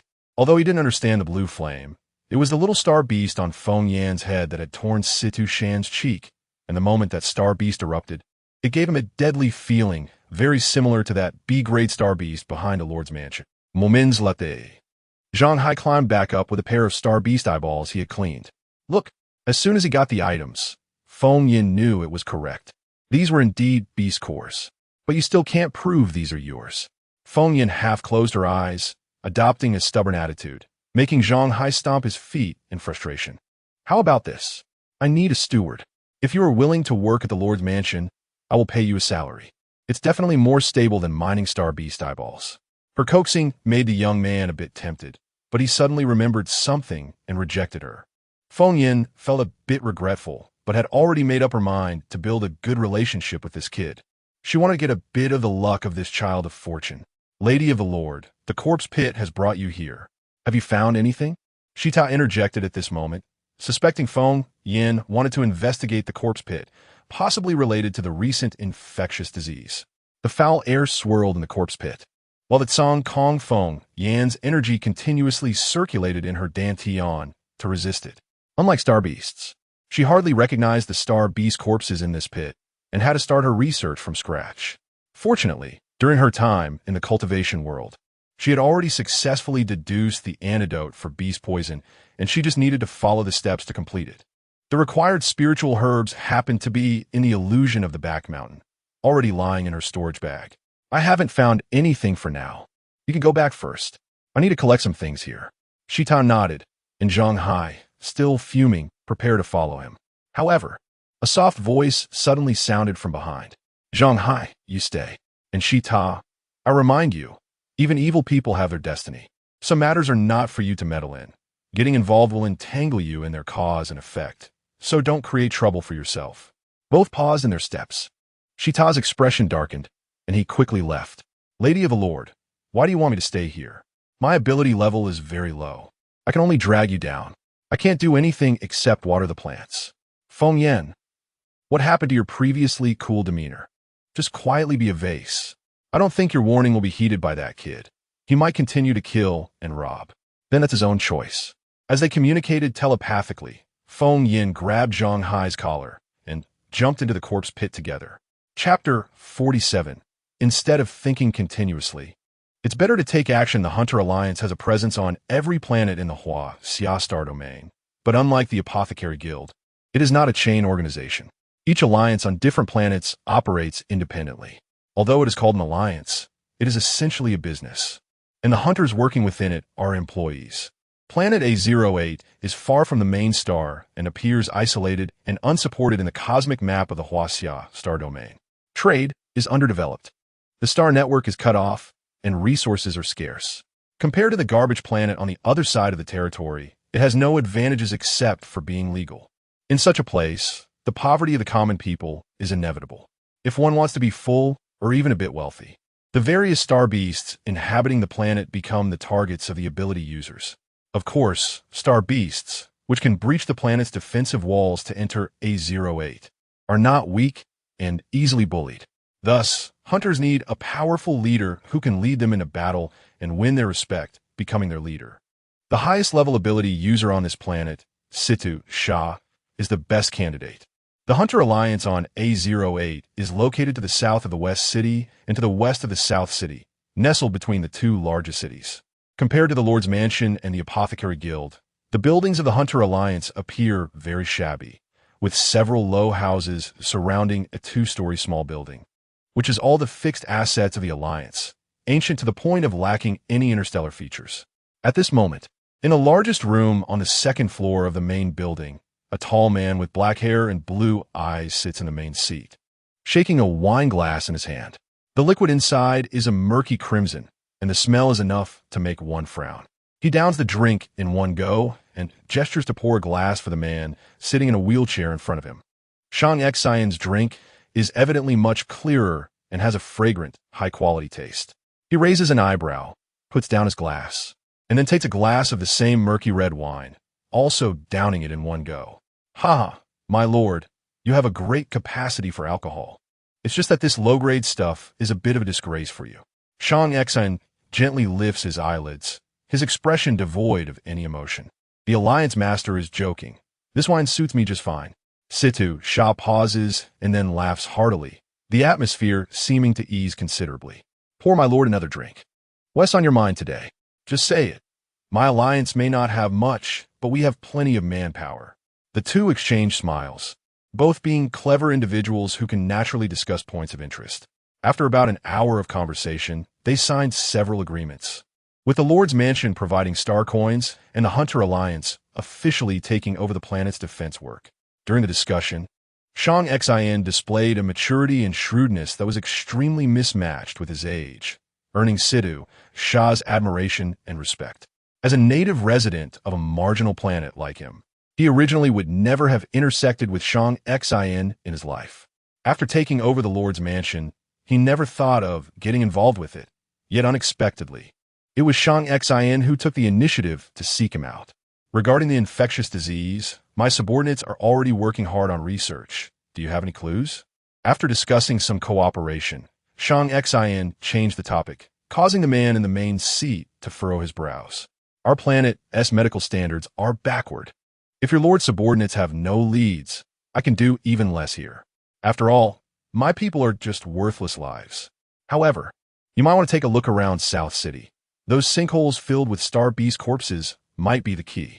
Situ Sha is just a rough man, proficient in fighting and killing, but powerless in healing. However, the infectious disease that broke out in South City is not without clues. Years ago, West City also experienced an infectious disease, but at that time, the Apothecary Guild had just been established on A08, and with their help, the disease did not break out. He suspects it is related to the Star Beast corpses because there was an infected person in the Alliance at that time who had not come into contact with anyone for many years, only having gone to the sinkholes around South City once to gather materials. Shang Xian nodded. He indeed suspected this, which is why he had sent people to patrol around South City.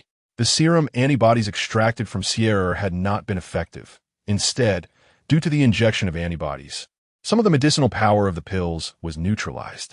Luna, whose body had originally been protected by the pills, was once again afflicted by the infectious disease. There have been persistent rumors in South City that those infected with this disease do not live long, and this rumor was confirmed by him.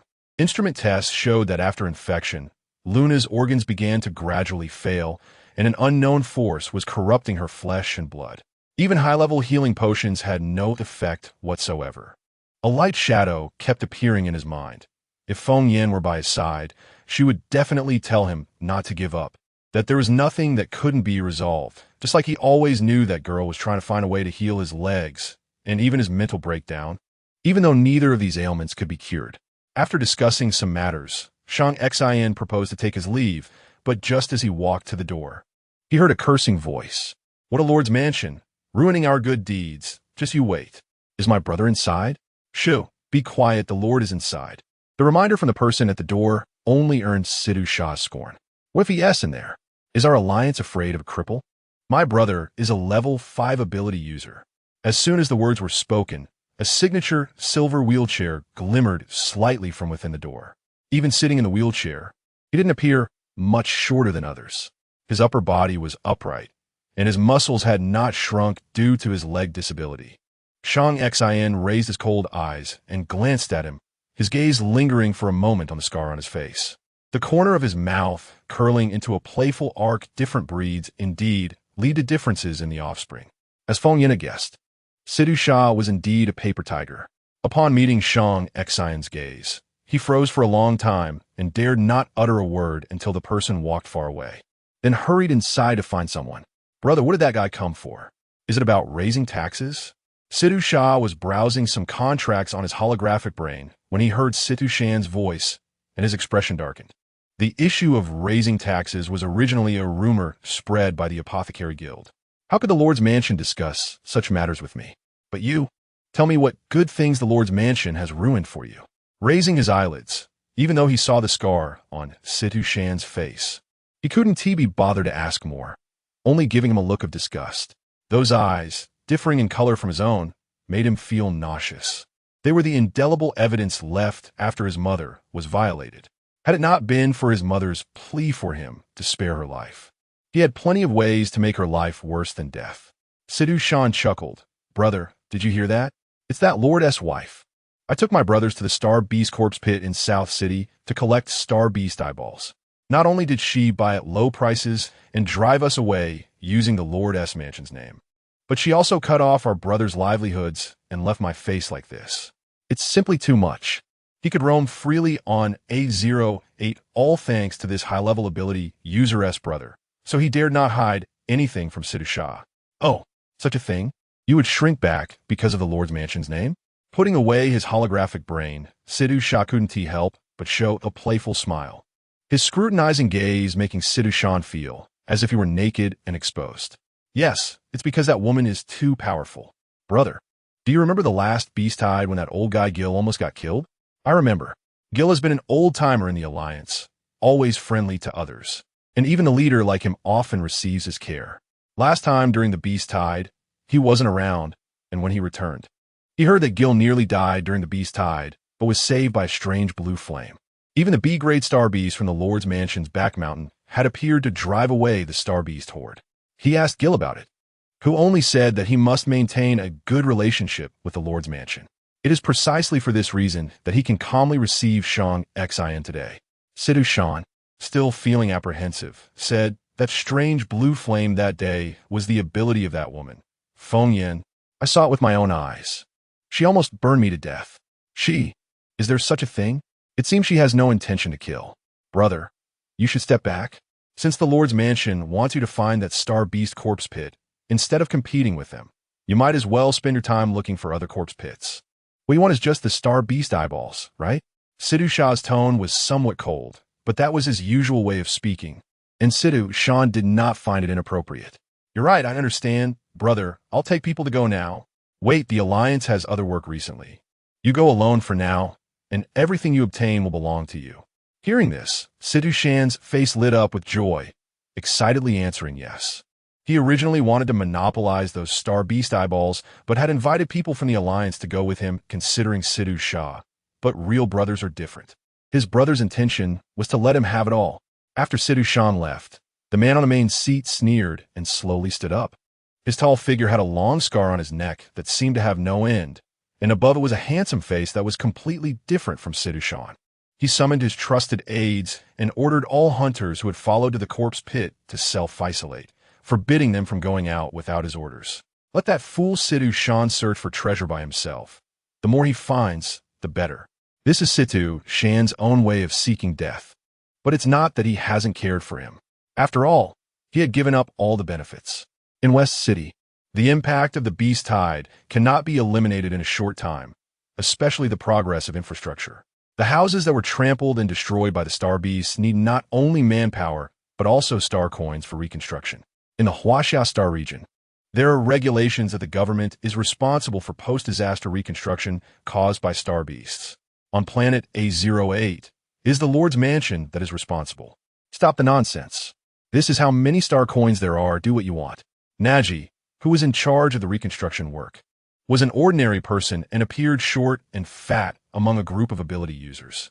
However, the group of ability users did not dare to take him lightly. "Brother G, you can't say that.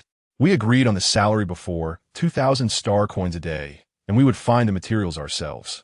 You can't go back on your word." "Yeah, 2,000 a day, and after deducting our own material expenses, we hardly earn much. Now you changed it to 1,000 a day, and we still have to lose star coins." A group of low-level ability users surrounded Naji, but their aura was overshadowed by an ordinary person. Naji curled his thick lips and coldly snorted. "If you think it's too little, then get lost. The Lord's Mansion only offers this much. There are plenty of people eager to do this work. If you have the ability, go to the Lord's Mansion and demand an explanation. Who doesn't know that the Lord's Mansion raises taxes? I can give you a fixed job, and that's already very generous. Don't push your luck. You, the Lord's Mansion. It's always the Lord's Mansion. Ever since the Lord arrived, nothing good has happened. They only get this little salary and are still being exploited, but a few of them clenched their fists and started working again.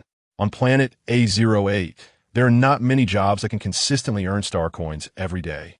Naji hummed a tune as he walked along the path, looking at the balance on his light brain, his chubby face twisted in delight. The Lord's Mansion is really foolish with money. In this broken town, they actually allocated 1 billion star coins. Are they planning to rebuild it to the same specifications as the main star? These lower-class people are only worthy of living in broken houses. These star coins will be collected by him, the upper-class person. What expression would those ability users have if they knew that their wages were all spent on pretty girls?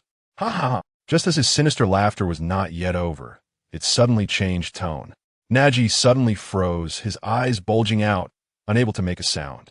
When the pain in his neck hit him, Naji's brain slowly registered it, and he collapsed to the ground, a large amount of blood gushing from his neck.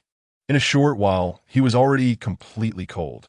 A figure hidden in the shadows, as if emerging from the wall, slowly stepped out. In the corpse pit, Feng Yin suddenly opened her eyes, looked towards the northwest, shook her head, and continued to fall into contemplation. In front of her lay many star beast corpses, some already rotten and decayed, giving off an unbearable stench, but Feng Yin seemed to be oblivious. Staring intently at the corpses, constantly calculating various possibilities in her sea of consciousness. Through Zhang Hai's introduction and the knowledge from the 10,000 Things formula, she had already identified all the varieties of corpses in front of her. However, these star beasts are indeed different from demon beasts. Once the traders get involved, those who collect eyeballs are not all taken from here, and it is unknown whether there are more varieties of star beasts in other corpse pits. Investigating and collecting one by one would waste too much time.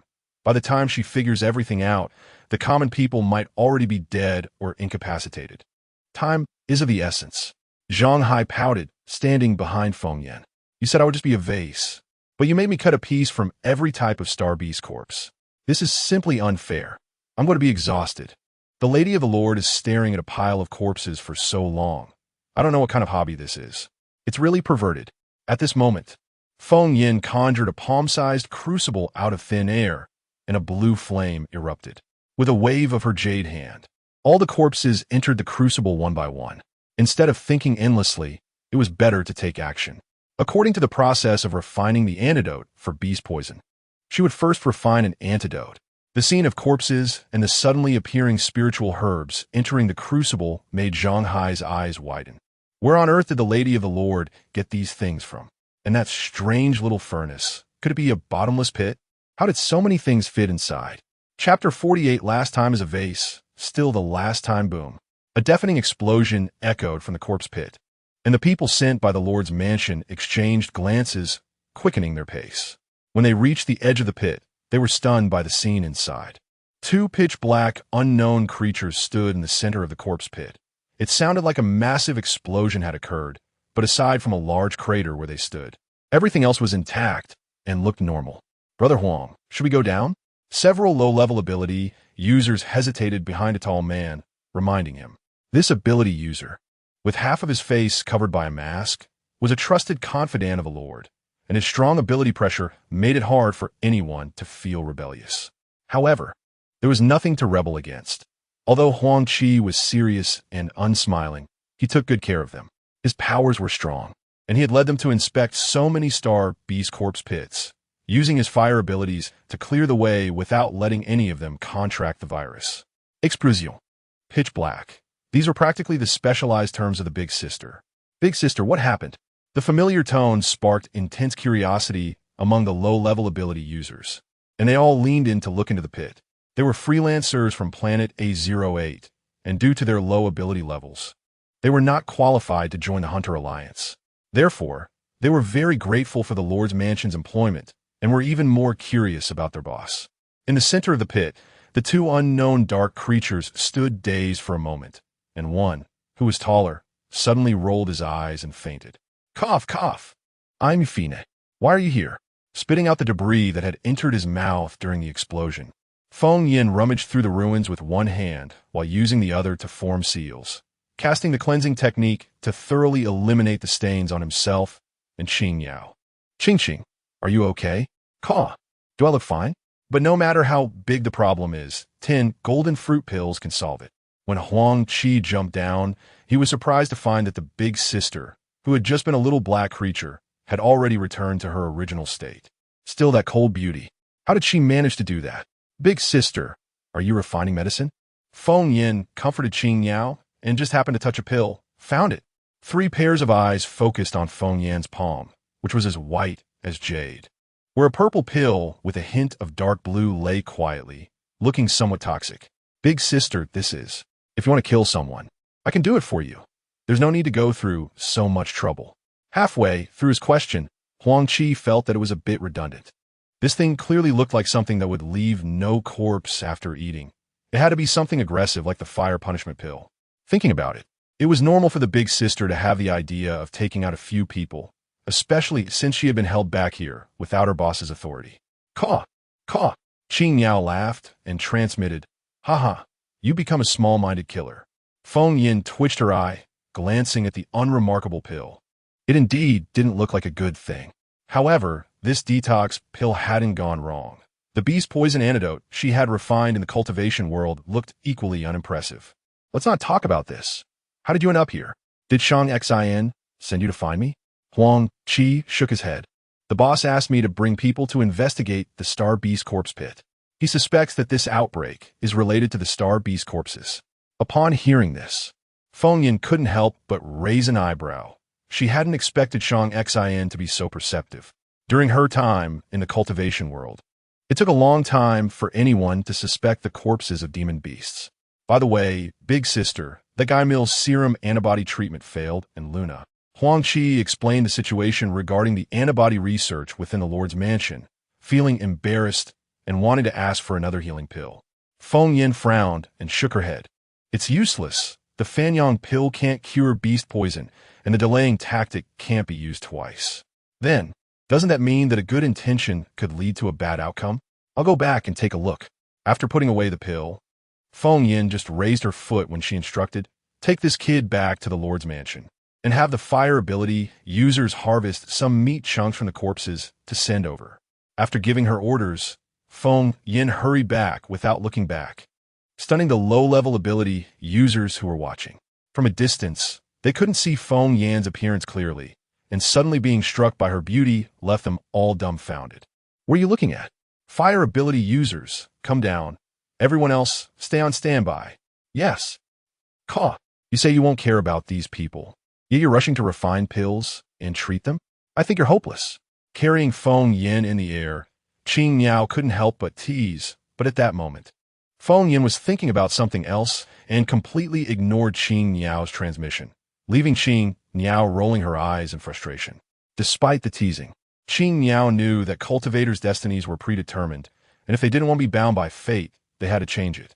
Feng Yan's ability to become a ninth-grade alchemist was closely related to her innate tendency to meddle in others' affairs. Alchemists from the same sect. If she didn't have the heart to benefit the world, it would be impossible for her to go far down this path. With a cry, the newly appointed guards and servants of the Lord's mansion looked up, and when they saw Qing Niao, they almost fainted in shock. Fortunately, at that moment, Shang Xian commanded the wheelchair to stop in the courtyard, and Fiki, Chu Pangpang, Ying, and others followed, which calmed everyone down. However, that huge star beast seemed completely unafraid of Shang Xian and the others, and it dove down, aiming straight for the Lord's main building. Just as it was about to crash, it suddenly vanished, and then a beautiful white figure gracefully descended. Fiki and Chu Pangpang knew that Feng Yin had tamed a B-grade star beast, but it was the first time they saw a huge star beast change its size, which was simply illogical and hard to believe. At this moment, the small Qing Niao lying on Feng Yan's head was the very same gigantic star beast that had been rampaging on planet A08. Feng Yin walked over to Shang Xian amidst many curious gazes. "Are we hosting a banquet at home? Why are there so many people?" Shang Xian curled his attractive lips, evidently pleased by something in Feng Yan's words. "The new recruits, where have you been?"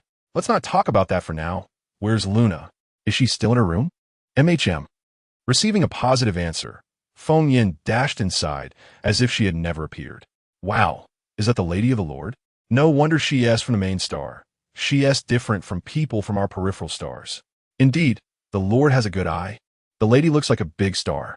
The new recruits and servants were seeing Feng Yan's true appearance for the first time and couldn't help but discuss wildly.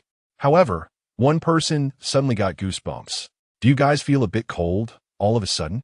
"It is a bit. Maybe it's getting cooler." Little did they know, this chill was clearly emanating from their lord, and Ning rubbed his arms, quickly pushing Shang Xian to find Feng Yin, fearing that if they didn't hurry, the Lord's mansion would freeze over. "Big sister, it's all my fault. I thought the antibody would work." In the caretaker's room, Mill and his assistant surrounded Luna, all of them looking anxious. When they saw Feng Yin approach, Mill was so ashamed he couldn't lift his head.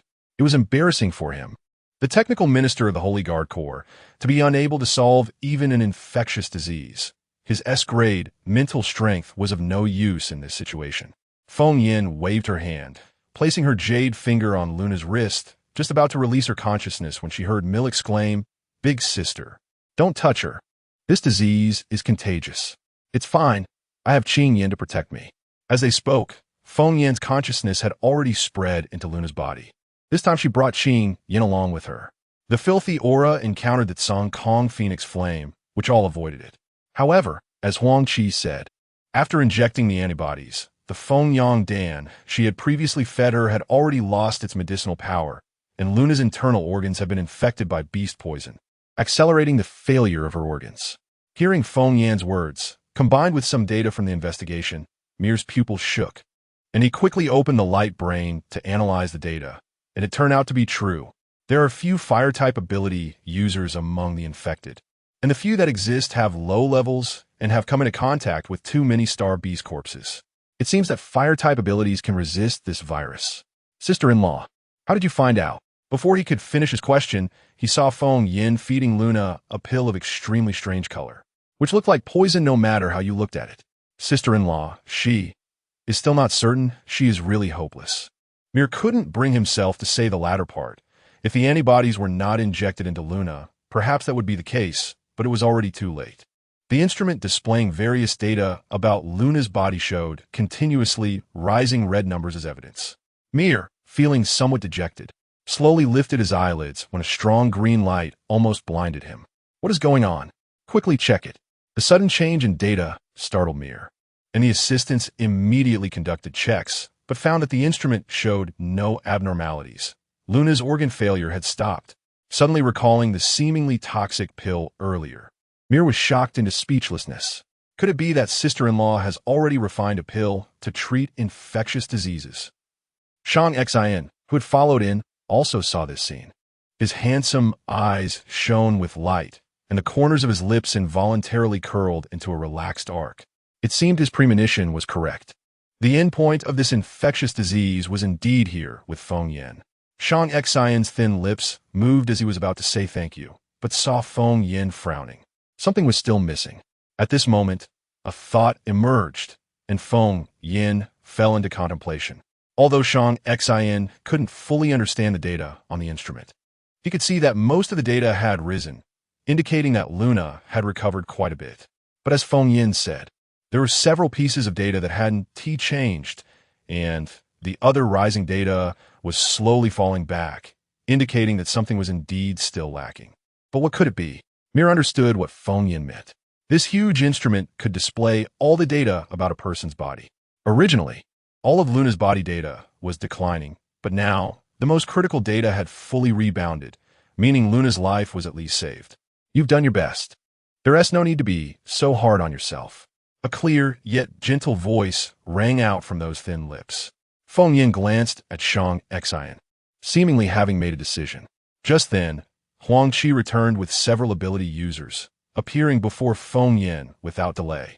Sister-in-law, we followed your instructions and brought back every type of star beast corpse, and we also brought that Brad Zhanghai back. Just in time. Hearing this, Feng Yin hurriedly rushed to the backyard. As she left, the temperature in the room instantly dropped, and Shang Xin's lips nearly drooped to the ground, the chill making him shiver. It seemed that he finally understood why the boss was so cold. Was he jealous? Sister-in-law hadn't really paid much attention to the boss all day. Dismissing everyone, Shang Xin only brought Mir with him to the backyard. 2 wheelchairs were parked, causing the originally somewhat relaxed Zhanghai to immediately tense up and stand straight, performing a very unstandard military salute. Lord, Lord. Zhanghai stood amidst the corpses strewn all over the ground, the stench overwhelming, creating an extremely bizarre scene. Feng Yin took out another crucible and placed it in front of her, not daring to look at Shang Xin, because every time she saw him, she would recall the naked appearance of this man in the morning.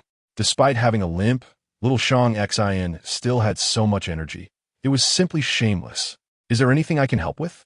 The cold voice came, clearly a rhetorical question, as Shang Xin didn't understand alchemy and couldn't really help. But Feng Yin still replied, well, just protect me, don't let outsiders come over. If one looked closely, they could notice that Feng Yin's ears turned slightly red when she said this, greatly pleasing the handsome man in the wheelchair. He quietly replied, okay, I will protect you. His voice was so soft, it was almost a whisper, only reaching the other wheelchair next to him. Unfortunately, Mir was even more focused than Feng Yin, wholly concentrating on the treatment medicine for the infectious disease. Initially, he looked down on this inexplicable, nameless sister-in-law, but he didn't expect her to repeatedly challenge his understanding. First, there was the fire execution pill, then the corrosion pill, and the Feng Yang pill, along with the pill just now. All of these were world-shocking acts. Yet sister-in-law seemed to treat them as commonplace, as if creating these things was not difficult for her at all. In reality, other pharmacists couldn't even refine a single pill. The bluebird seemed to sense something, flapping its wings as it returned to its nest, looking at Feng Yin with some lingering fear. It felt that this descendant of the ancestral god seemed to have a terrifying idea for a moment. I need your help in refining medicine next. Are you willing to help me? No. Are you willing to help those who are sick? Changing her gentle voice, Feng Yin solemnly and even somewhat reverently asked. Zhanghai pointed at himself, thinking he misheard. Me, am I? I am willing. As long as I can help others, what do I need to do? If it weren't for the Lord looking on, his middle school spirit would have awakened. Truly worthy of him. The heavy responsibility of helping the sick was indeed to be entrusted to him. Nicholas Zhang Hai. Feng Yin cautiously nodded, instructing, "You don't need to do anything. Just stand still, whether you stand or lie down is fine." Zhang Hai. Isn't this just making him a vase? No. Last time when he was a vase, he exerted a lot of effort to collect dozens of Star Beast corpse fragments, so this time. Sure enough, Feng Yin sat cross-legged, silently chanting an obscure incantation, and suddenly an inexplicable force lifted Zhang Hai up, directly floating him into the air. Fortunately, Zhang Hai was an ability user. Otherwise, he would have been scared to death on the spot. "Lady of the Lord, what is going on?" Without receiving an answer, as Feng Yin's beautiful eyes closed tightly, her hands performed complex gestures in front of her, surrounded by the blue flames. The red tear mole at the corner of her eye made her look especially enchanting and eerie. In the next moment, a heart-wrenching pain spread throughout her body, and Zhang Hai groaned in pain and fainted. Chapter 49, The Lord's Mansion, seems to be full of aliens if the detoxifying pill for the beast poison is still lacking something. It would be luck. There are more than one-star beast corpse pits on planet A08. If we were to investigate all the star beast corpses in every pit, we could be absolutely certain. But that would waste too much time. Moreover, unlike in the cultivation world, the people infected here did not all contract the virus from the same corpse pit. If we use a detoxifying pill with too many components for treatment, it would backfire, curing the original infectious disease, but causing a new beast poison infection. Therefore, the best solution now is not to collect star beast corpses, but Zhang Hai's blood. Of course, she is also taking a gamble. After all, she cannot be completely sure if Zhang Hai is the child of fate in this world. "Boss, what is Big Sister doing?" Mill's eyes widened in shock. Even without legs, he was almost excited enough to jump up. What kind of power can make someone float? There are no levitation devices in this backyard. Just watch. A cold and somewhat proud tone emerged from those indifferent lips, which felt a bit out of place. Mill couldn't help but turn his head and happened to see the slight smile on Shang Xian's face. Gone was the sternness and authority he remembered at this moment. The boss was just an ordinary man admiring his wife. Indeed, no matter how tough a man is, he will melt in front of the one he likes. The woman illuminated by the blue flame, her face appearing somewhat enchanting, is his lawful wife. Thinking of this, the curve of Shang Xian's lips grew wider. He couldn't explain whether he was attracted to this woman's appearance or her abilities. Perhaps at first, he thought Feng Yin was from the Fong family and kept her by his side purely to see how the Fong family planned to deal with him and what they could do to obtain what he had. Later, upon confirming that Feng Yin was not from the Fong family, the ability she displayed stirred some waves in his heart. A high-level ability user and a pharmacist who could refine pills, her dual identity significantly increased her value. At that time, he thought he could use this woman for quite a few things. However, the more they spent time together, the more his thoughts changed. He wanted to see Feng Yan's happy expression, wanted to see her frown when eating boiled star beast meat, wanted to hear her voice, wanted to hear her call his name. Now, what he desired was even more extravagant. He wanted to survive and truly become Feng Yan's husband. Boom! Suddenly, the sky darkened, and a low rumbling sound from above caught everyone's attention.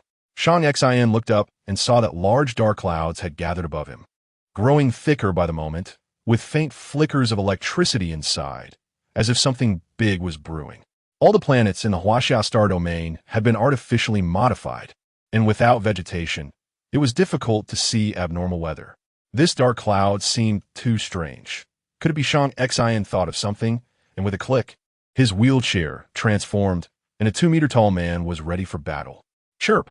The blue bird raised its head, fear evident in its small eyes. It's over, it's over. The heavens are going to punish you. You say you could have done anything else, but you chose to extract the luck blood from the child of fate. Aren't you openly going against the entire world?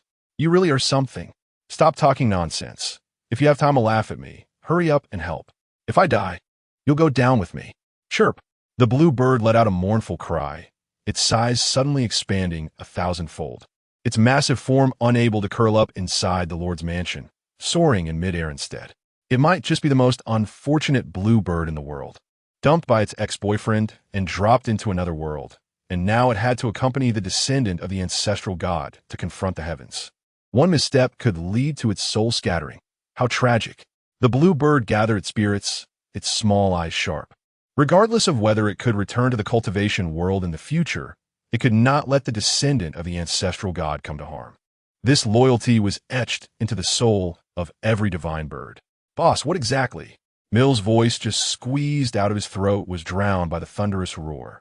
Boom, boom.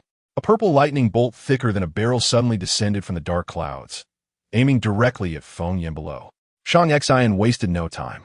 The mechanical legs formed from his wheelchair exploded with power, propelling him into the air like a cannonball. A warm breath of flame spread from his body, accompanied by sharp pain in his head. However, the man paid it no mind. If Feng Yin died, he would lose all joy and purpose in living. He would not let anything happen to her. Chirp! Just as Shang Xian positioned himself above Feng Yin, the blue bird moved. It first cast an ambiguous glance at the man who could only move his upper body, but still wanted to act tough. Then, its beak slightly opened, and a powerful pulling force radiated from it. Regardless of the dark clouds or the lightning, they could not escape this intense attraction. Boom! The blue bird's action seemed to anger some existence. The already fallen heavenly thunder thickened and dove straight into the blue bird's mouth, as if determined to strike down this blue bird that dared to touch its divine might. Chirp! The blue bird did not retreat, but advanced, swallowing the heavenly thunder whole. Buzz! A low and intense explosion emanated from within the blue bird's belly, and the pale blue bird's abdomen faintly revealed a purple glow. The heavenly thunder actually exploded and vanished inside the blue bird. This scene left Shang Xian and Mill, who were watching closely, utterly stunned. Shang Xian even understood the meaning behind the blue bird's earlier glance. It was a reminder not to underestimate his own abilities. Chirp! The powerful call ceased, and the blue bird let out a low sound, its figure suddenly disappearing. Shang Xian knew the blue bird had not vanished but had shrunk. He quickly looked around and found a tiny creature no bigger than a baby's fist slowly falling from the air. He rushed to catch it. At this moment, the blue bird had become weak, helpless, and vulnerable, as if it could be crushed with a single hand. Although Feng Yin had her eyes tightly closed, her consciousness was extended, and she was aware of everything happening. She was grateful for the blue bird's protection in her heart and did not dare to pause in her actions. Taking advantage of the moment, she had to quickly extract Zhang Hai's luck blood. She silently recited the incantation again, and suddenly a huge formation flickered beneath her. She hurriedly took out several spirit essence pills and placed them in her mouth, replenishing her depleted spiritual power slightly. The hand seals she formed grew increasingly complex and intricate. At the same time, a faint golden light radiated from Zhang Hai's entire body. Feng Yan's expression relaxed a lot. It seemed she and Qingqing were not mistaken. This Zhang Hai was indeed the child of fate. No wonder the heavenly path of this world was not strong and still insisted on intervening. As the hand seals concluded, a series of buzzing sounds emanated from Zhang Hai's body, as if a mournful sigh lamenting the impending death of the child of fate. Bang! A faint cracking sound rang out, and the golden light on Zhang Hai dissipated, replaced by a layer of blood mist, within which faint starlight flickered. A mix of gold and red, very illusory. Collect! Feng Yin shouted, her jade hand flicking, and a glass test tube flew into the air. The blood mist seemed to find its destination, rushing into the test tube and condensing into a red-golden liquid that fell into Feng Yan's palm. Once again, she formed the incantation, and Zhang Hai slowly descended. His originally dark red face became pale and colorless after losing a significant amount of luck blood, lying quietly like a chicken, looking quite pitiful. The dark clouds in the sky seemed to know that it was futile to resist. Or perhaps they saw that Feng Yin had no intention of killing Zhang Hai, rumbling in dissatisfaction as they slowly dispersed. Everything returned to calm. Feng Yin looked at the luck blood in her hand, her heart filled with anxiety. Was what she was doing truly right? Zhang Hai's fortune will naturally recover after a while, but Feng Yin did not consult him before sacrificing his fortune to save someone unrelated to him. In fact, during the process of extracting fortune, she even had a fleeting thought of draining his fortune and transferring it to herself. Feng Yin let out a bitter laugh. No wonder she couldn't break through to the 10th grade alchemist. Feng Yin, how are you? A man, taller than her by a head, supported by mechanical legs, had appeared by her side at some point. Her expression was neither crying nor smiling, not looking good. She replied that she was fine and immediately noticed the now smaller Qing Yao. Shang Xin handed Qing Yao back to Feng Yin. The proud and disdainful divine bird usually was now like a newly born infant, so fragile. I'm sorry, Qing. I'm sorry. Shang Xin looked at Feng Yin, whose eyes were red and whose beautiful face was listless and felt uneasy. He knew Feng Yin was trying to concoct a medicine to treat the infectious disease and could empathize with her current sense of helplessness, as he felt the same. After hesitating for a moment, Shang Xin reached out his strong arms and gently hugged her, saying, "The one who should say sorry is me. I'm sorry. All of this shouldn't have been borne by you." The two were momentarily silent, and Feng Yin quietly stored away the blood of fortune, instructed someone to properly care for Zhang Hai, and mentioned her request for Zhang Hai to work at the Lord's mansion. Shang Xin naturally agreed, but neither of them specified what the job would be. On the other side, at the Apothecaries Guild, the number of people lining up to buy treatment potions had been increasing over the past few days. This was because a low-level ability user, who was the first to contract the infectious disease, had died yesterday in South City. It was said that when he died, his skin had become unrecognizable, a horrifying sight.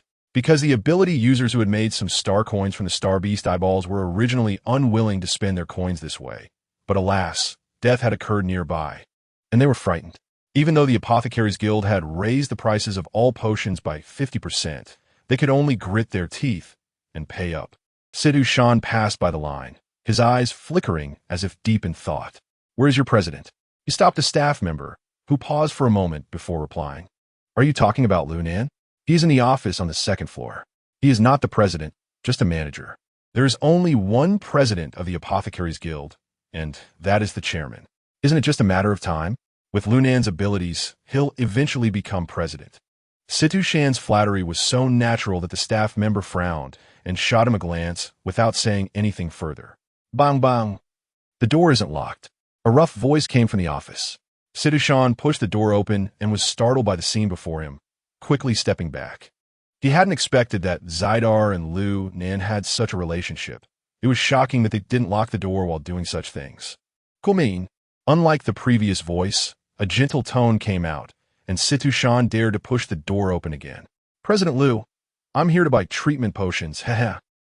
Lunan was tidying his clothes, covering the purple and red marks on his body, and gestured for Zidar to get the potions while teasingly saying, "How come a younger brother of the Hunter Alliance leader is so timid? Are we that terrifying? No. Is this not something to be scared of?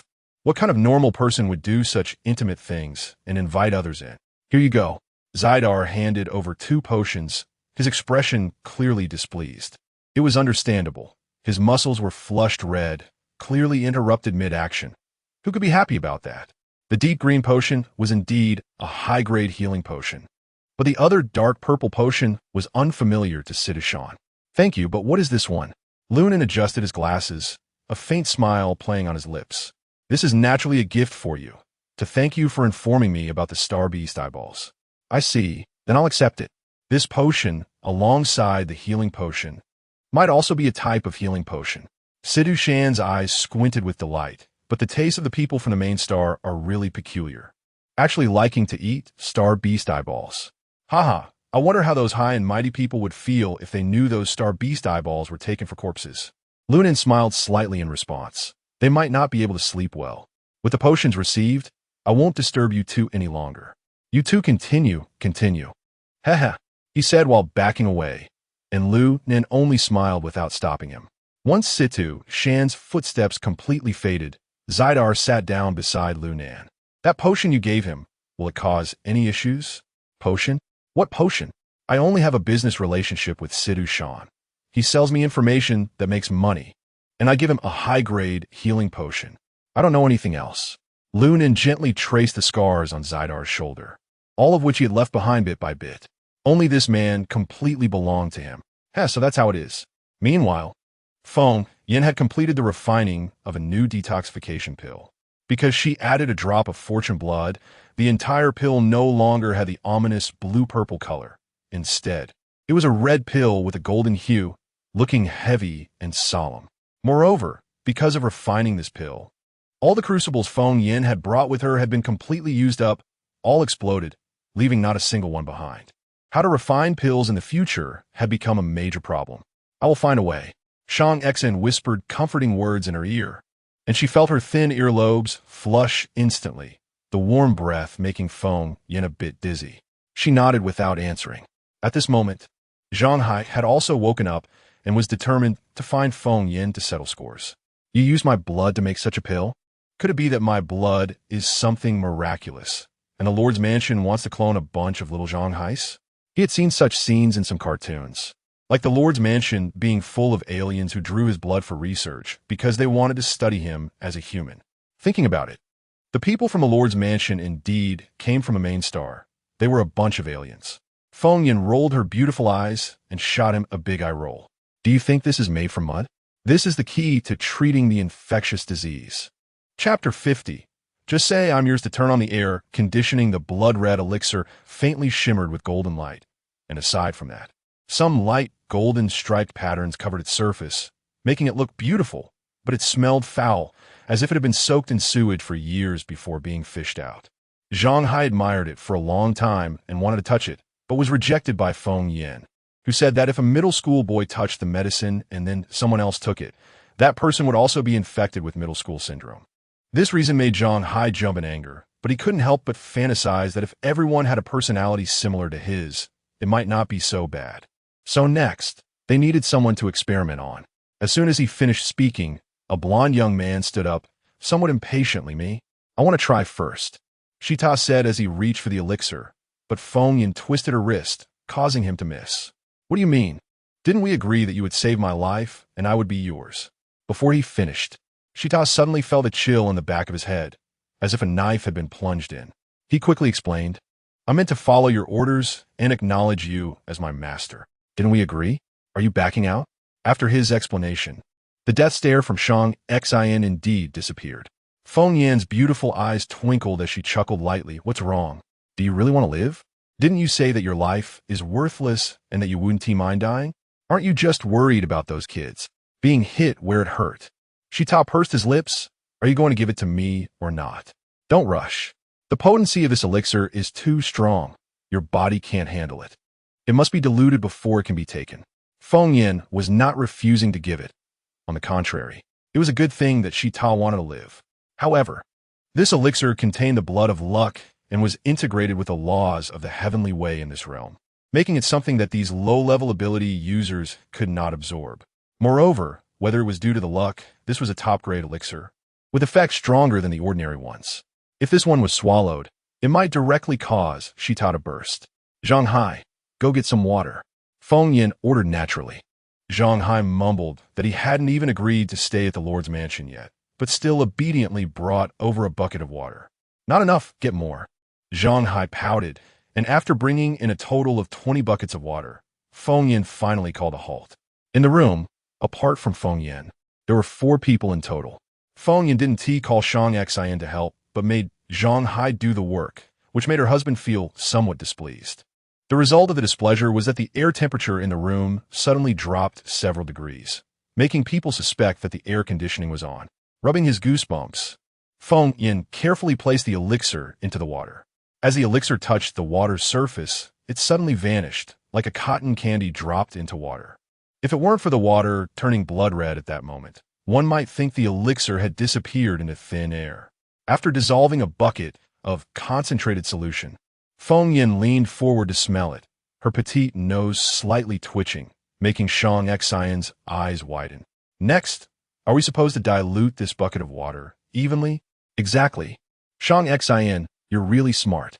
Unexpectedly, the effect of the blood of luck was so intense that even after being dissolved in water, the potency remained undiminished. As Feng Yin was about to take action, the water bucket was lifted first by Shang Xian. Let me do it. As soon as he finished speaking, he poured out the first portion, which was just the right amount, as if calculated with a measuring cup. Then the second time, the third time, each time done very evenly and meticulously. The image of a naked man flashed in Feng Yan's mind again, and she couldn't help but secretly admire his profile. How can there be such a handsome man?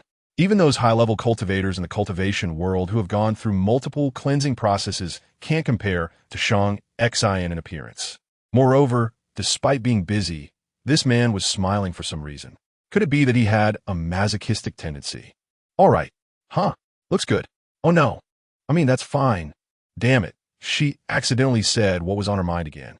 Feng Yan's face turned bright pink at a visible speed, making her appear particularly cute and obedient. Shang Xin put down the water bucket and naturally didn't miss that phrase. The curve at the corner of his mouth becoming even more enticing, leaving the others around stunned. Even the research fanatic, Mier, sensed a hint of a romantic vibe. The scent of love in the air. Ahem, can you give me the medicine now? Shita had to remind them, otherwise, he felt like he wouldn't get the medicine today. Ahem, why the hurry? I'm serving it to you now.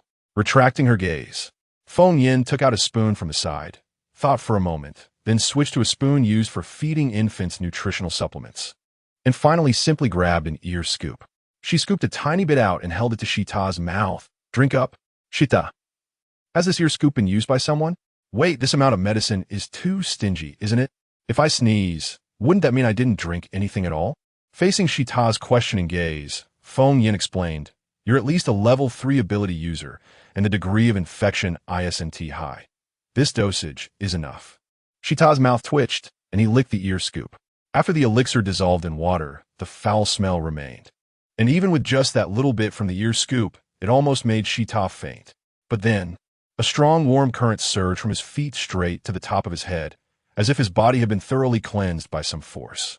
At the same time, Feng Yin released her consciousness to investigate. The foul aura in Shita's body seemed to be ignited, retreating and dissipating wherever her consciousness reached.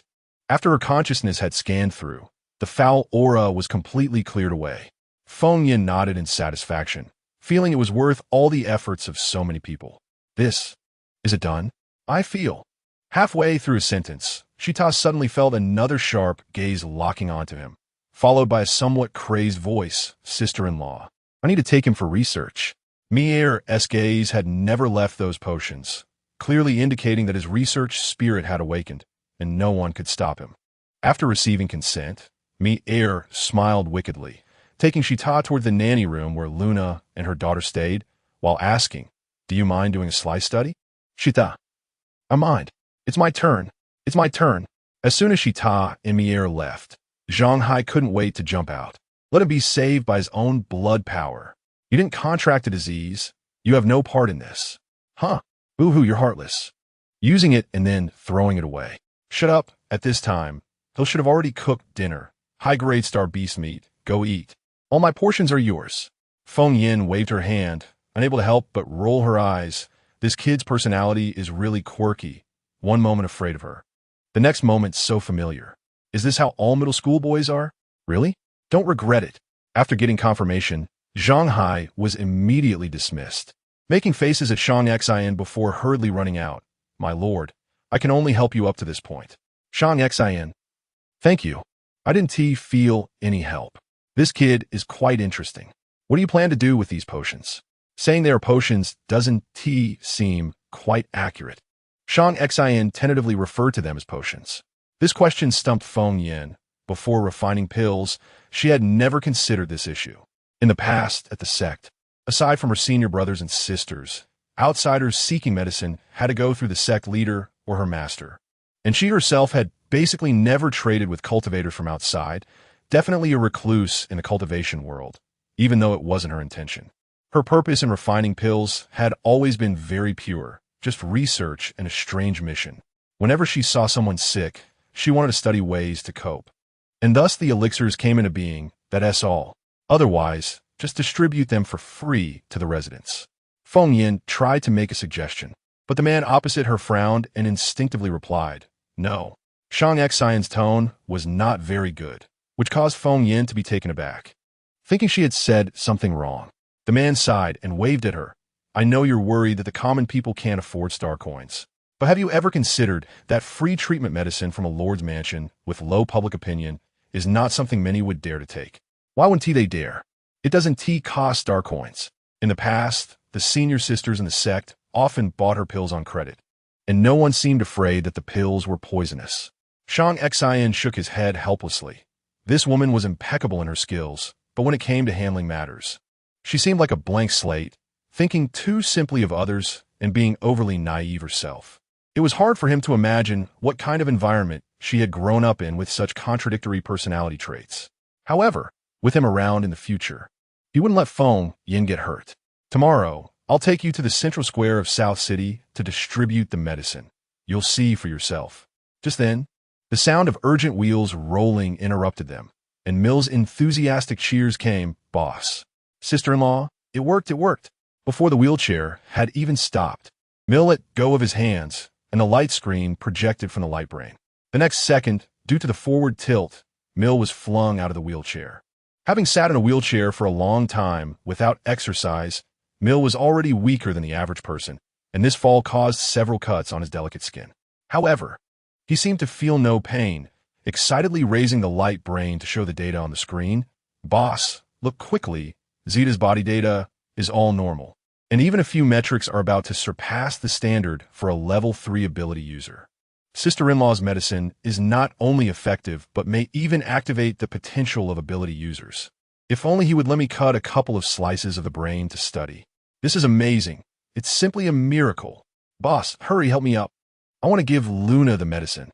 At this moment, the madness on Mill's face became even more pronounced, and he began to speak to Shang Xin without any regard for formality. Sister-in-law, how much does Luna need to drink for it to work?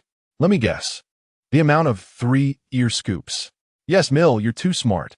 No, sister-in-law is the smartest person in the world. If I were to study this treatment medicine, it would probably take me at least a whole year, and sister-in-law finished it in just 2 days. I can't even compare to a single hair on sister-in-law's foot. Feng Yin, what a peculiar description. Shang Xin carried him back to the wheelchair and prepared 3 ear scoop amounts in a test tube. Mill hurriedly took the items and rushed off. Don't mind him. For Mill, research is everything in his life. Watching the bustling Mill, Feng Yin seemed to see a past version of herself. I understand. In the sect, the only thing I could do was alchemy, and endless alchemy. Only alchemy could give me a sense of value in living. It was just that Mill was more fortunate.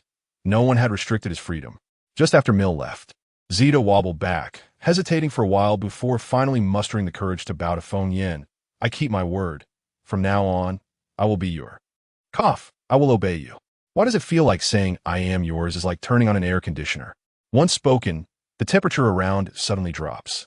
Feng Yin was dividing the medicine into test tubes while discreetly sizing up Zeta.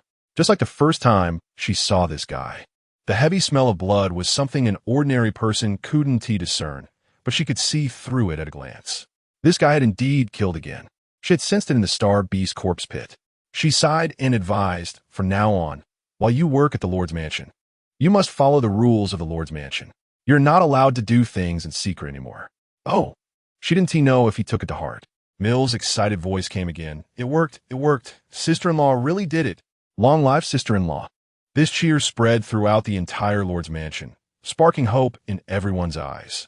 Feng Yin also breathed a sigh of relief, gently stroking the weak blue bird on top of her head. It was good that it worked, otherwise, she would definitely regret it. Regret not thinking it through before refining the medicine, provoking the heavenly path of this world, and almost causing harm to Qingqing. At the same time, in the evening at the Apothecary Guild, which was usually empty and very quiet, there gathered quite a few low-level ability users who had bought low-level treatment potions. Among them, a tall man pounded on the guild's metal door, cursing loudly. Get out here. I spent so many star coins. Are you telling me it was all for nothing? If you have the guts, come out. At the scene, he was the only one energetic, while the other ability users looked half dead. Some even showing strange bluish-purple patches on their skin, very similar to the condition of the deceased case. The man knocked for quite a while, but there was no response from inside. He seemed to tire himself out and slumped to the ground, panting, while his curses continued. At that moment, a slender figure half-leaned on the window on the second floor of the guild. His lips curled in an ambiguous smile as he looked down at the group of ability users causing a ruckus. After a moment, a leisurely voice rang out. Why aren't you continuing to make a fuss?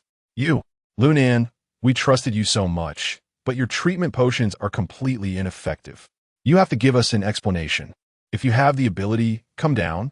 The man had a thin layer of sweat on his forehead, and his discomfort was becoming more intense. causing his earlier bravado to fade.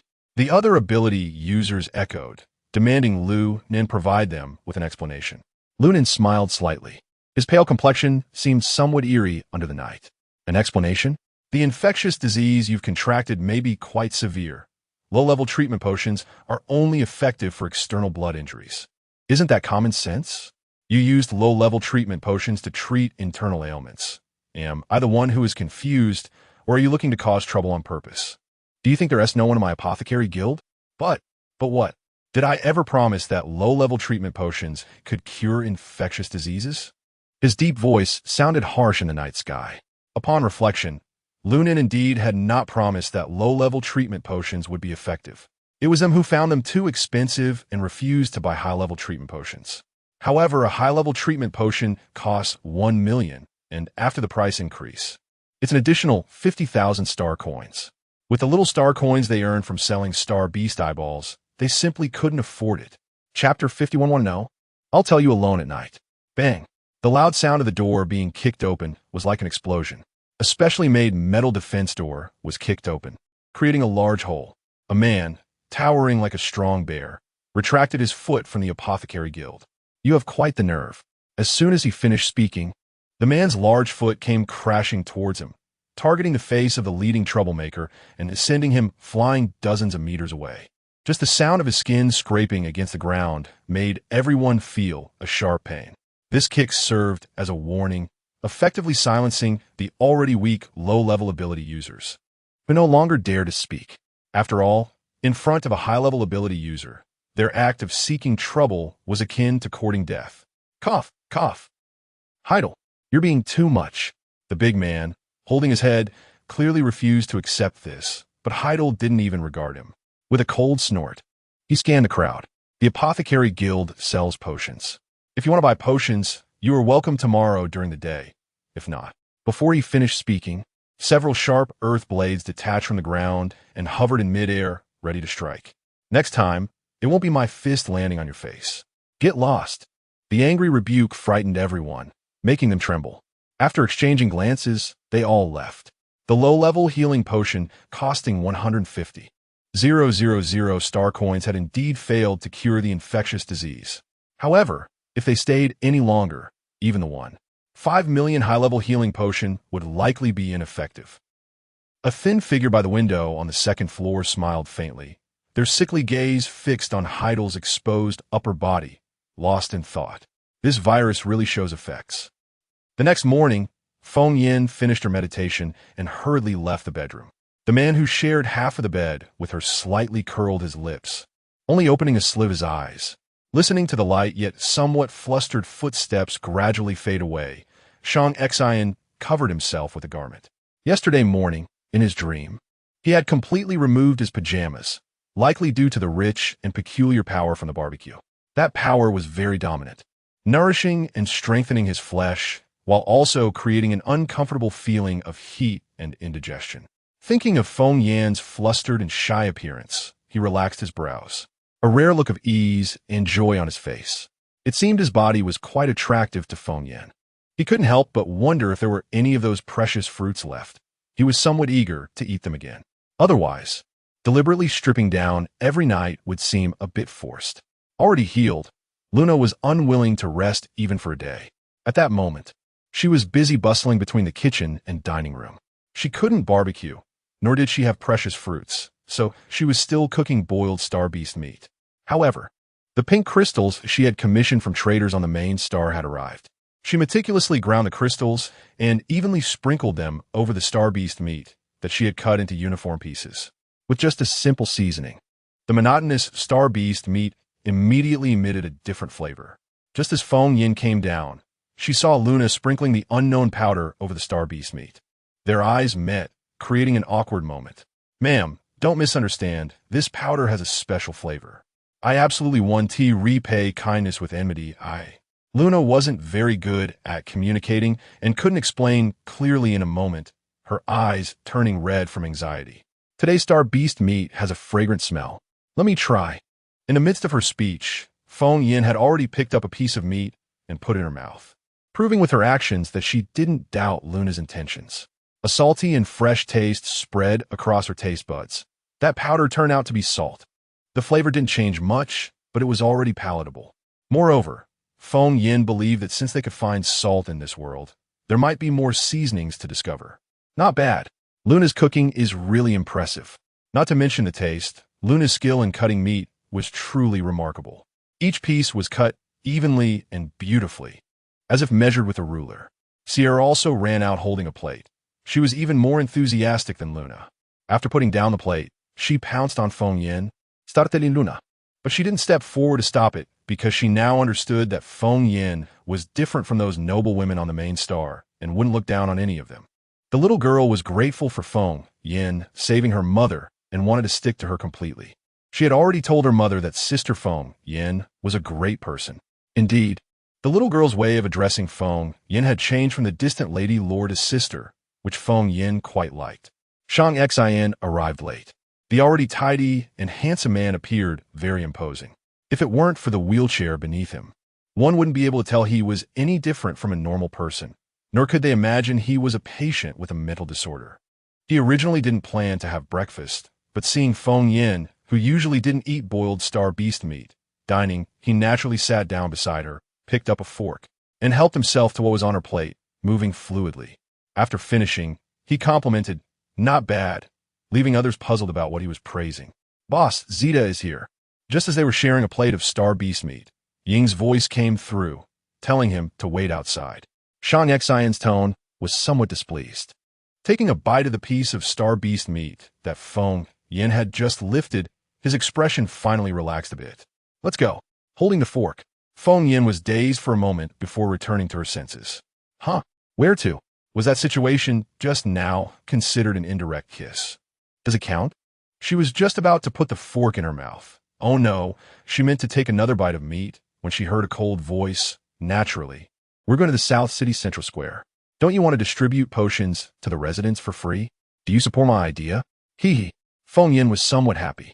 She thought Shang Xin would disagree. After all, such a money-losing deal, who would agree? The corners of her light lips merely curled up slightly, without answering.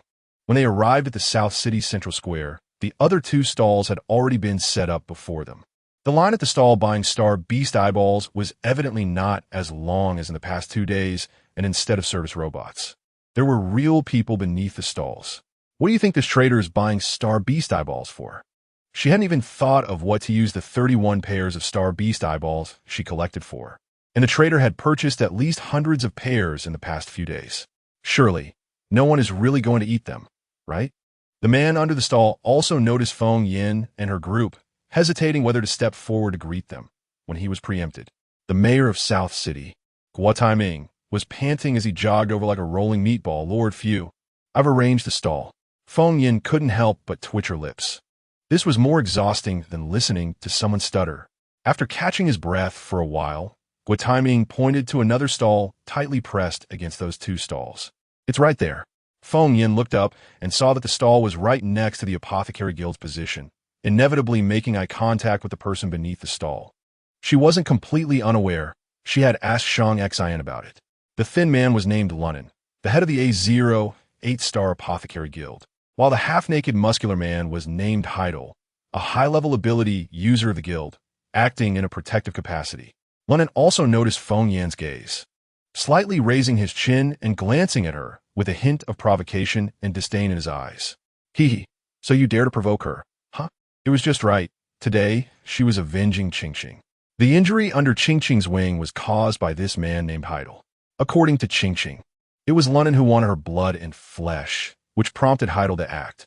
So neither of these two could escape. Hearing Feng Yin's laughter, Terry Go thought he had done well, and the Lord's mansion was pleased. So he spoke up, "My lord, madam, what are we preparing to sell today? May I have the honor of taking a look first?" He rubbed his hands together, wearing a fawning expression, ready to praise whatever Feng Yin or Shang Xian brought out, even if it was a pile of dung. But then he saw Feng Yin pull out a test tube from nowhere, filled with pink liquid. A potion? A potion to treat infectious diseases? What? Did I hear that wrong? Selling potions here without the Apothecary Guild's permission? That's illegal. Yes, this is it. A potion that can treat infectious diseases. However, I'm not selling it. I'm giving it away. Yesterday, Zita, Zhonghai, Ying, and Mira had been busy until midnight. According to her specified proportions, they mixed the potion with water to make low-level potions, 2 scoops for a medium-level potion, and 3 scoops for a high-level potion. They ended up making over 10,000 vials, and even when they were exhausted, they couldn't finish. Now, over 1,000 potions lay quietly in her storage bag, waiting to be distributed. Indeed, she referred to these diluted elixirs as potions. In a short time, she couldn't think of how to turn the elixirs into liquid form, so she simply decided to do the opposite. Looking at the light pink potion in the test tube, Terry Go felt an unreal sense of dreaming. Giving away potions? Even the least valuable low-level stamina potion was worth 50,000 star coins. Such a precious item, given away for free? Was there really no mistake? Should he contact his family to come and line up? Madam, have you obtained the selling permit from the Apothecary Guild? Oh, of course. If you have an E-level license or above for an apothecary, that would work too. You see. Huh? You need a permit too? I don't have a license. I can't sell it, but can I give it away? I haven't heard of that. In the cultivation world, there aren't so many rules. As long as you're an alchemist and can refine elixirs, you can sell them wherever you want. Why is it that in this broken place, anything related to potions can't get away from the Apothecary Guild? Feng Yin raised her eyelids and noticed Lu Nan was still sizing her up, his expression resembling that of a pervert. Asking Lu Nan for a permit? She would rather take that guy down and replace him. Oh no, that won't work. Whether selling or giving away, you still need to present a permit. Is this okay? Just as Terry Go was about to persuade Feng Yin not to make things difficult for him, a clear voice came from beside him, seemingly pre-prepared. Shang Xian took out a small red book, opened it for a moment, and then treasured it back.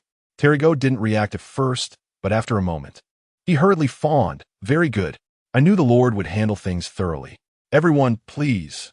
The inconsistent attitudes aroused Feng Yan's curiosity.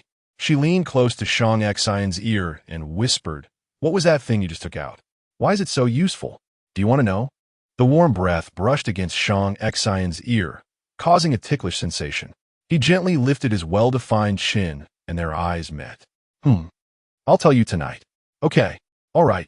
The tiny voice seemed to squeeze out from her throat, weaker than a mosquito-esque buzz, but Shang Xian heard it clearly, and the corners of his lips involuntarily curled into a pleasant arc, striking at Feng Yan's innocent heart. Among those present, aside from Terry Go, only Ying recognized what the small red book was. It was the apothecary license of the boss's mother. Nowadays, almost all apothecaries used electronic licenses. No one would apply for a physical license unless, like the boss, they wanted to keep it as a memento. He really didn't expect that the boss would take out his mother's relic just to let his sister-in-law distribute potions. However, that blue shimmering hairpin on his sister-in-law's head was also a relic of the boss's mother. The booth Terry Go prepared was right next to the Apothecary Guild's booth. Zita and Ying were very self-aware. As soon as they arrived, they began to set up. It didn't take long before the empty booth was fully arranged, just missing the potions. Isn't that the Lord and the people from the Lord Mansion? What are they doing? Who knows? Anyway, it can't be anything good. I think they are here for publicity. Look, they haven't brought anything out. If it weren't for the Lord's Mansion raising taxes, we wouldn't have to spend half our star coins to buy potions. Who says it isn't? Since the Lord's Mansion came, I've never seen them do anything good. What use are they? They are the masters of the planet. Be careful, or you'll be punished. Stop talking.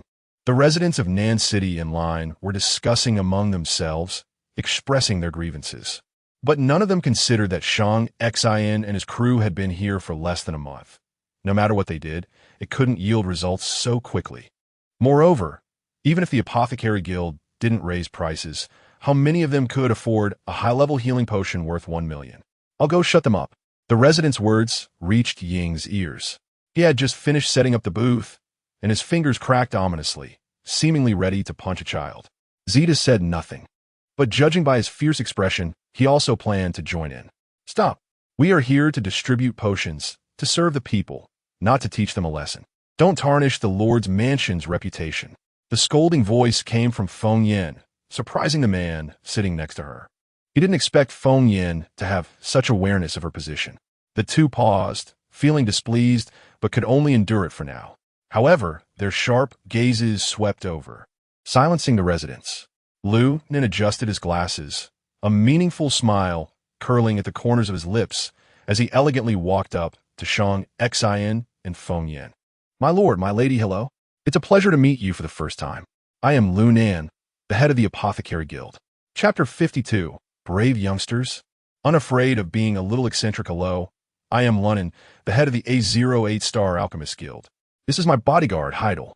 The slender man was very polite, introducing himself while also performing a gentlemanly bow. The man he referred to as his bodyguard had an indifferent gaze upon hearing Lunin's introduction. He merely glanced over and nodded as a form of greeting. I really just need 10 star coins. Please, sell it to me. In the brief moment of greeting, a heavily pregnant woman cried out, seemingly lacking not just 10 star coins, but 1 billion star coins, enough to crush her. Get lost if you don't have star coins. Don't delay the next customer. The cold and ruthless reply came from Heidel, perfectly matching his indifferent expression, making it feel as if he was naturally this heartless. However, stop talking nonsense, move aside. The woman wanted to plead again, but as soon as she opened her mouth, she was ruthlessly silenced by his voice. With just 10 star coins, no one was willing to help her. She wished she could bite her silver teeth in frustration, casting a venomous glance at Heidel, then directing the same gaze at Shangxin and Feng Yan. If it weren't for the Lord's tax increase, she wouldn't be unable to afford a low-level healing potion. Forgive me for laughing. The residents of A08 are just a bunch of poor people who can't even gather 10 star coins. It's truly ridiculous, wouldn't you agree? After saying this, Lunin genuinely seemed to think he had made a hilarious joke, laughing out loud and inviting a few people to join in his amusement, as if mocking these residents who couldn't produce star coins was a very entertaining thing. Feng Yan took a deep breath, preparing to speak, but was preempted by Shangxin. Manager Lunin, if you're done, please return to your place. We are not in a position to entertain you. The cool voice revealed no emotion, and a triumphant smile instantly spread across Lunin's face as he bowed again. Then I won't disturb you any further. I believe we will have plenty of opportunities to interact in the future, and I look forward to a friendly relationship with both of you. As soon as he left, Feng Yan's face was filled with anger as she lowered her voice to question, "Why didn't you let me speak?" He asked, clearly pretending that the Lord's tax increase is oppressing the residents. Are you afraid to expose him while you're here? I really misjudged you. The pregnant woman had not been infected by beast poison, nor was she injured. Her need to buy the healing potion was certainly not for herself. Just 10 star coins. How despairing. If it weren't for that baseless tax, this wouldn't have happened.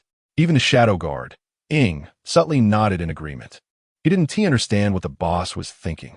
The Alchemist Guild had been using the Lord's tax increase as an excuse to raise prices for quite some time, and yet the boss had not mentioned it or taken any action, which was unlike his character. The man in the wheelchair's expression turned exceptionally cold. He shifted his gaze between Feng Yan and Lunin, sighed lightly, and then asked slowly, "Do you know why the Alchemist Guild dares to raise prices under the banner of the Lord Estate?" Feng Yan honestly shook her head, and the man continued, "Do you remember when I was on the main star and forced the Alchemist Guild to sell me potions? At that time, I needed suppressants, but even I, a former general of the Sacred Guardian Legion, faced constraints from the Alchemist Guild when trying to purchase suppressants. In this world, under certain circumstances, the Alchemist Guild has more power than the presidential office. I once told you that alchemists are very rare. Among 100 psychic ability users, there is only one. Even that one might not have the ability to become a high-level alchemist." Upon hearing this, Feng Yan frowned slightly in confusion. "I know that alchemists are rare, but how does that relate to their price increase under the guise of the Lord Estate? It is precisely because they are rare and necessary for ability users that they can act however they please. The Alchemist Guild on A08 only has 2 alchemists. If these 2 go on strike, A08 will fall into a situation where no potions are available." At this point, Shangxin slowly lifted his eyelids and glanced at the traders in the distance. Relying on those shrewd merchants is even more impossible after long-distance interstellar transport. The prices will be even higher than those of the Alchemist Guild now. Unless, once again locking eyes with Feng Yan, whose elongated starry pupils were captivating. Almost as if they were drawing in his soul, he thought that whether A08 could break the deadlock in potions might depend on Feng Yan. The two share the same thought. Feng Yan narrowed her eyes slightly. She truly hadn't thought carefully about the status of alchemists. After all, unlike the cultivation world, where pill masters, no matter how high their status, only received respect and protection, the ones who can truly control the world are those with high cultivation levels. Since alchemists are rare here, she could indeed be counted as one. Thinking of this, she hurriedly took out dozens of potions from her storage bag, arranging them by low, medium, and high levels. Today would be her first step on the path of becoming an alchemist. Free potions. Free potions.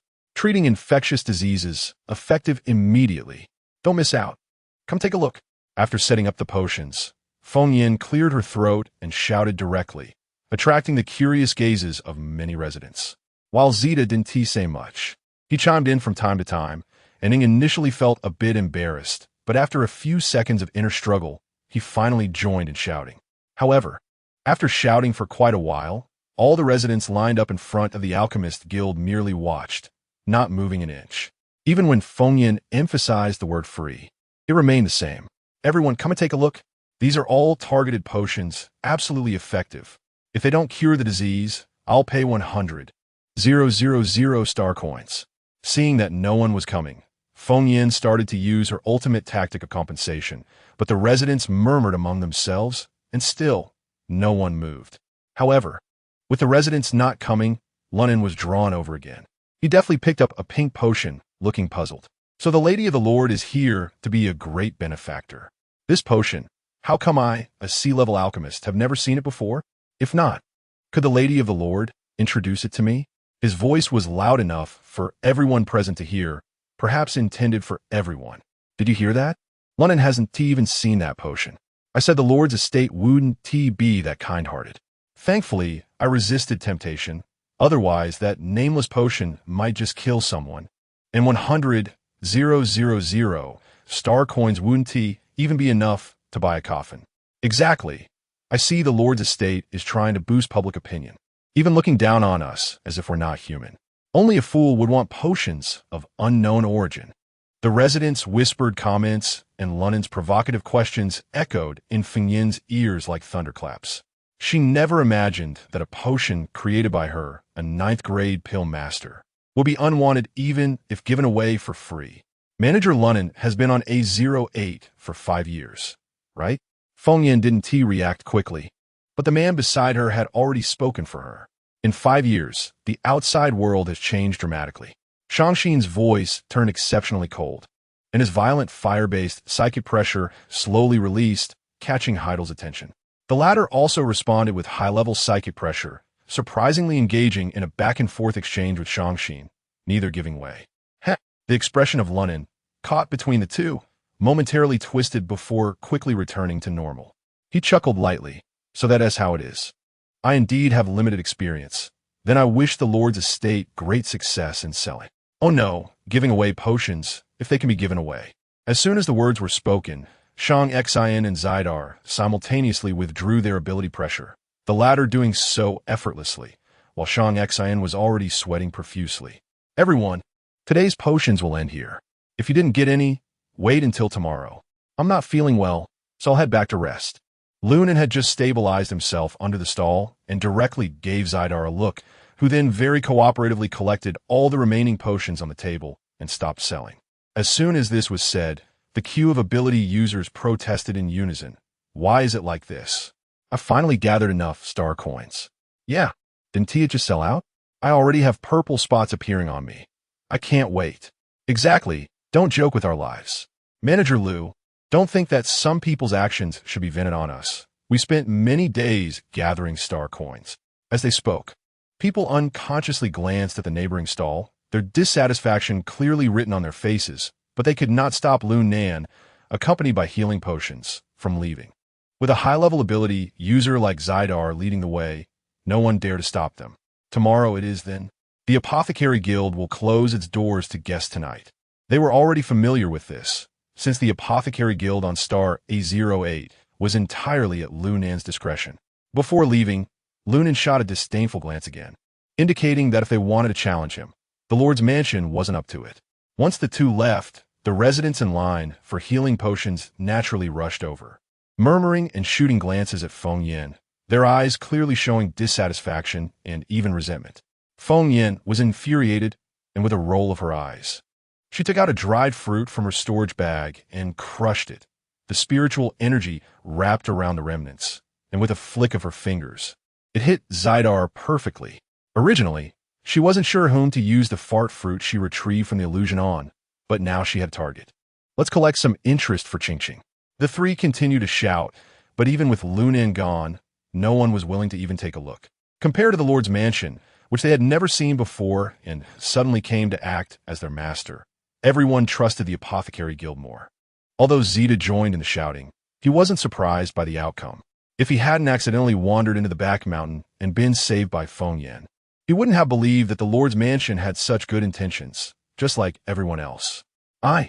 He was about to speak when a cheerful shout came from afar. Lord Feng Yin, Lord of the mansion, do you remember this old man? A middle-aged man walked over with a smile. You are Gil. Of course I remember. Recognizing the visitor, it was the old man Feng Yin had saved during the beast tide. In his 60s, he could only be considered middle-aged among the interstellar people. But although Gil's voice was loud, his spirit was clearly not as good as the last time. Does the lady remember me? I'm so happy. He quickened his pace, though it seemed difficult. Lord Feng Yin, are you selling potions? Give this old man one. As he spoke, Gil opened his light brain to prepare for payment, which amused Feng Yin. You don't even ask what kind of potion this is, and you want one? Besides, I'm giving these out for free. Free? That won't do. I want to know what kind of potion this is. It looks nice. Must be something good. If you don't say how many star coins, then I'll give you 100,000. This old man wants to take advantage. With 100,000 star coins and a bag of star beast meat, Gil felt that his life should be worth more than that. As he spoke, an anonymous transfer request had already been sent over. Feng Yin shook her head and was about to reject it when she heard Gil's voice again. Lord Feng Yin, sometimes free things are the most expensive. You are giving out potions for free. Regardless of whether the potions are useful, I'm afraid no one would dare to take them. He casually picked up a potion from the table. The pale pink liquid was indeed beautiful, looking less like a potion and more like a drink.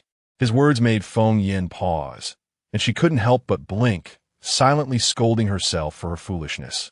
Perhaps during her time in the cultivation world, she had become accustomed to refining pills for free for her sect, without considering whether others truly appreciated her, which is why she thought giving out potions for free was reasonable.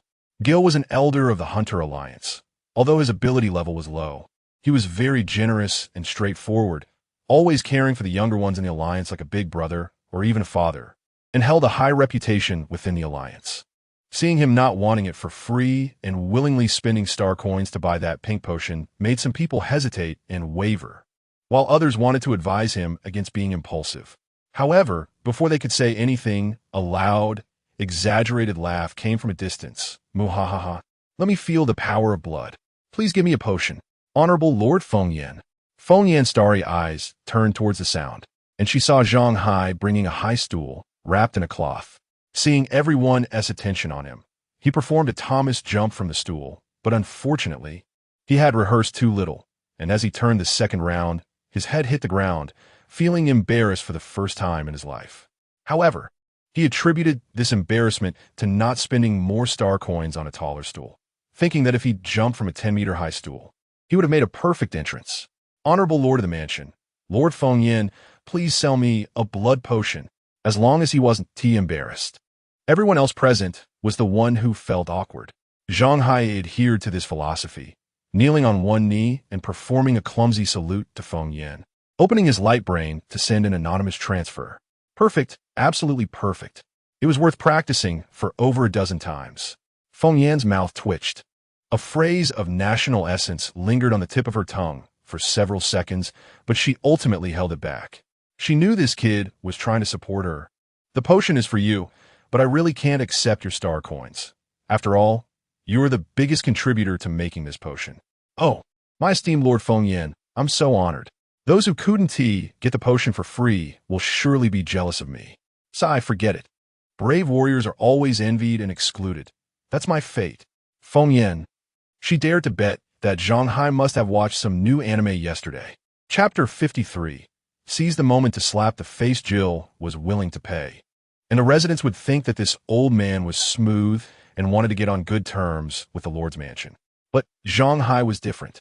This kid was usually stingy, almost wanting to replace nutritional supplements with dirt, and had been saving money diligently, never wasting a star coin. If even this kid was willing to spend star coins, could it be that the potion was really effective? Ordinary people's thoughts are easily influenced by external forces. Those who hadn't left yet saw two familiar people taking the pink potion and began to hesitate, sensing some excitement from each other's eyes. Moreover, didn't the Lady of the Lord say that if it didn't work, they would lose 100,000 star coins? Everyone was afraid of being the first to take a risk. Just as they were hesitating, heavy footsteps approached slowly, and it turned out to be several elderly people chatting and laughing as they came over. These individuals were clearly infected with beast poison, and due to their old age and poor resistance, purplish-blue scars had already appeared on their faces, looking like corpse spots. Dazi, we're here. What good stuff do you have? You little brat, what good stuff is it that you specifically called us old bones out for? If you don't explain, you'll have to treat us to star beast meat today. The voice arrived before the person did. This seemed to be a common trait among all the elderly. Zeta nodded. Although he didn't speak, the curve of his lips indicated he was in a good mood. He had grown up eating from many households and had been trained by these old folks when he was young. However, without them, he would have survived to this day. Lord Fengyan, there are 5 of us, and this is 500,000 star coins. I'll pay for them. Seeing the transfer amount displayed on the flashing screen, Fengyan suddenly realized that these people were called over by Zeta to support her. You all. Thank you. She didn't know what to say, but her slightly reddened eyes already betrayed her emotions. In the past at the sect, no one would consider her feelings, nor would anyone think of her. These people were truly kind. She didn't refuse and accepted the transfer from Jill and Zeta. The old men were curious about the pink potion, and one of them opened it and gulped it down on the spot. Aren't you afraid this is poison? Ridiculous. Does this kid dare to poison me? He wouldn't even dare to do that with 10 of his guts. The old man drank a low-level potion, which was only a teaspoon of the original solution. His taste buds had dulled with age, so he didn't notice the fishy smell. Before the potion could take effect, Jill, who was chatting casually with Fengyan, suddenly found it hard to breathe, gasping for air and collapsing. It was Zhang Hai who reacted quickly and supported him, preventing him from hitting his head. Jill, what's wrong with you? Oh no, it's a complication of the infectious disease. Quick, who has a healing potion? Everyone was flustered, and the familiar abilities users rushed over. The initial symptoms of this infectious disease were not obvious, but in the mid-stage. It would lead to slow walking and difficulty breathing.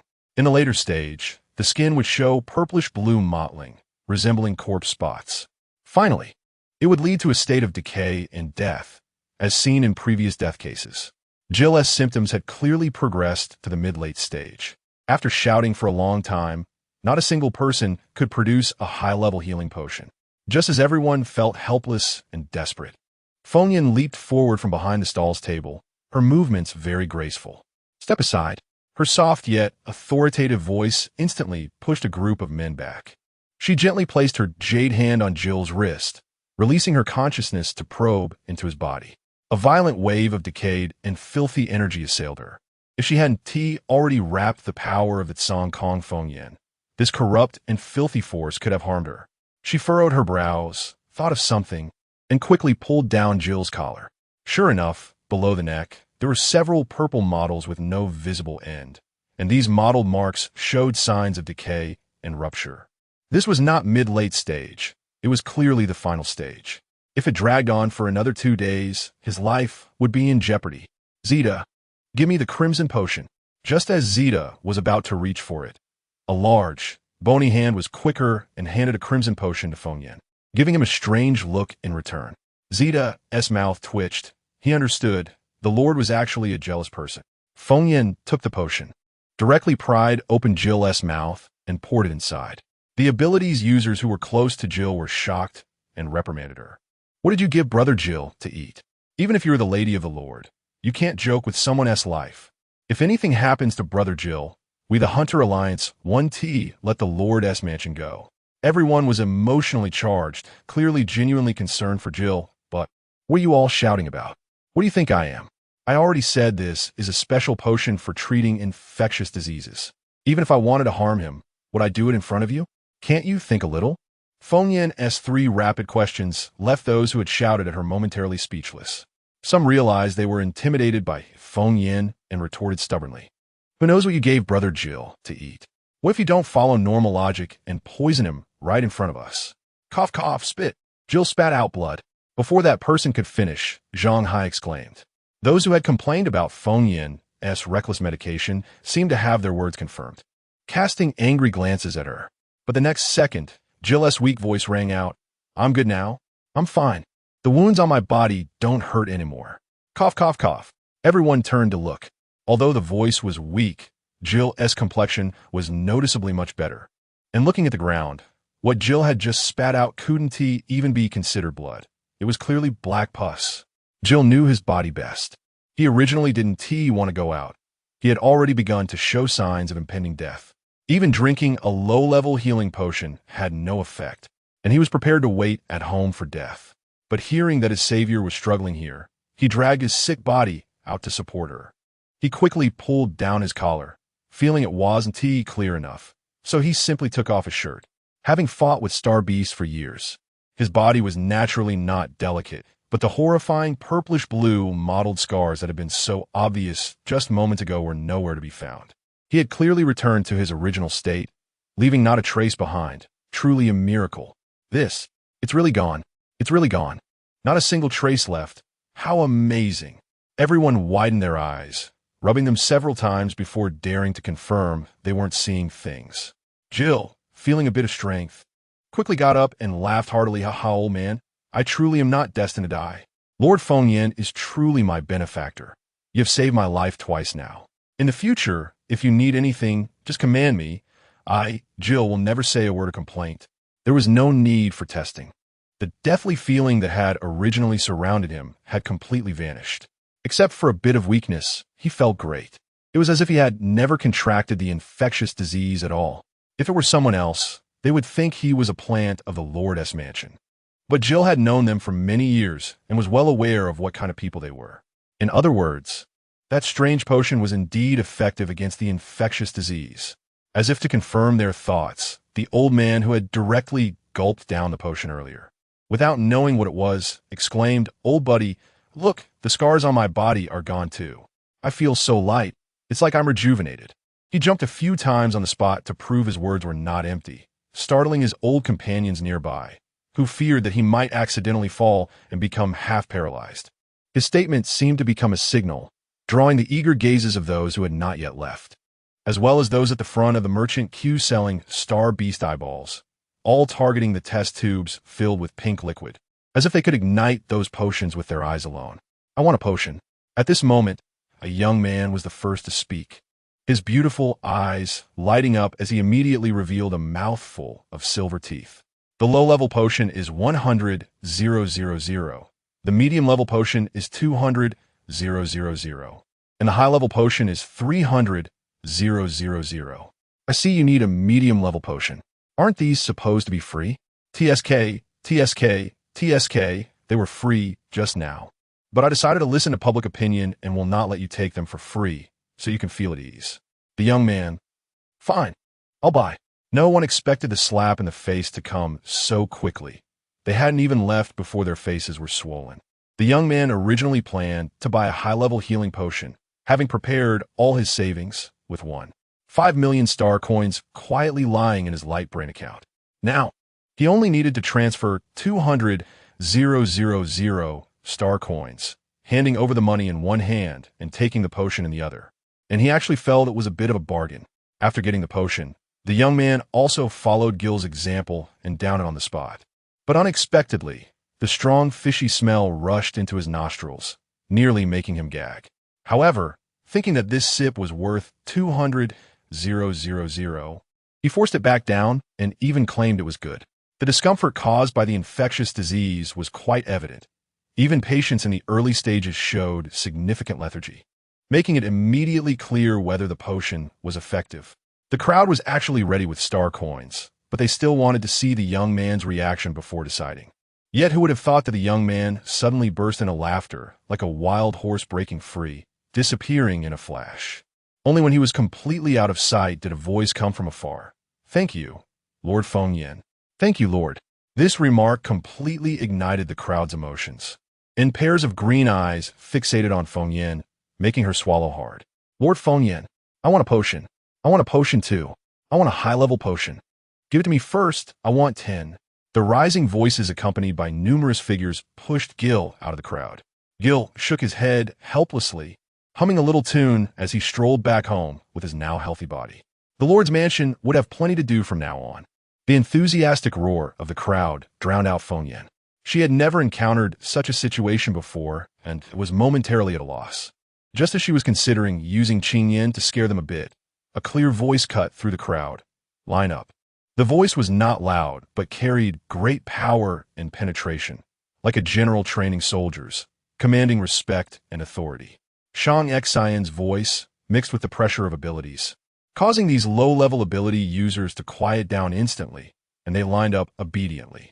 Though their emotions were still excited, they no longer dared to make noise. Feng Yin breathed a sigh of relief and began to attend to the customers in order. "I want a high-level potion. Here's 300,000. The first customer couldn't wait to initiate the transfer, but Feng Yin shook her head. "You can use a low-level potion." The person was taken aback and was about to ask. When Feng Yin continued to explain, "Every medicine has its poison. This healing potion is targeted. Drinking a high-level potion mindlessly is meaningless." The people behind listened, and if everyone was willing to trust her, they should follow her advice. The crowd exchanged glances, and the first customer readily agreed. "All right, a low-level one it is. I trust the Lord's mansion." Thus, the residents behind were willing to trust Feng Yin and the Lord's mansion, especially since they had just been slapped in the face and still had swollen cheeks, not wanting to be hit again. Moreover, upon closer contact, they realized that this lady of the Lord, or rather, the Lord's mansion, was not the vampire or terrifying oppressor as rumored. On the contrary, if Feng Yin determined that someone needed a high-level potion and they did not have enough star coins, she was even willing to allow them to owe her, simply saying they could pay her back when they had the coins later. This completely shattered their perception of the Lord's mansion, and some even began to doubt the rumors about the alchemist guild raising taxes. "Excuse me, can I get a low-level potion?" A familiar voice rang out. Feng Yin looked up and met a pair of familiar faces. It was the pregnant woman who had just been chased away by Zidar over 10 star coins. Feng Yin raised her brow slightly, using her consciousness to probe for a moment, and asked, "Are you buying a potion for your husband?" Her words seemed to touch a fragile switch within the woman, and her eyes instantly glistened with tears. She nodded heavily, clearly having some unspoken difficulties. "If the patient can move, it's best to let him come over himself, so I can make a better judgment. He just won't come out. I'm sorry. I lost my composure. Lord Feng Yin, please just give me a low-level potion. Whether it works or not, I accept it." The woman's emotions were quite unstable. Feng Yin frowned and took out 2 low-level potions for her. "But I don't have that many star coins." The woman looked at the 2 low-level potions before her, feeling a bit troubled. All her possessions were not even enough for 150,000 star coins. She could only afford one at most.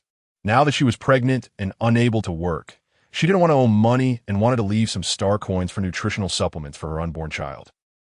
Feng Yin shook her head. "No need for money. Here, take this as well."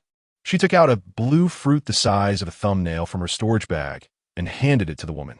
"In 5 days, you may feel some discomfort. Remember to eat this fruit then. It will ensure the safety of you and your child." The pregnant woman was taken aback. If someone else had said something similar to a curse, she might have been angry, but since it came from Feng Yin, she didn't mind. Her attention fully on the 2 potions.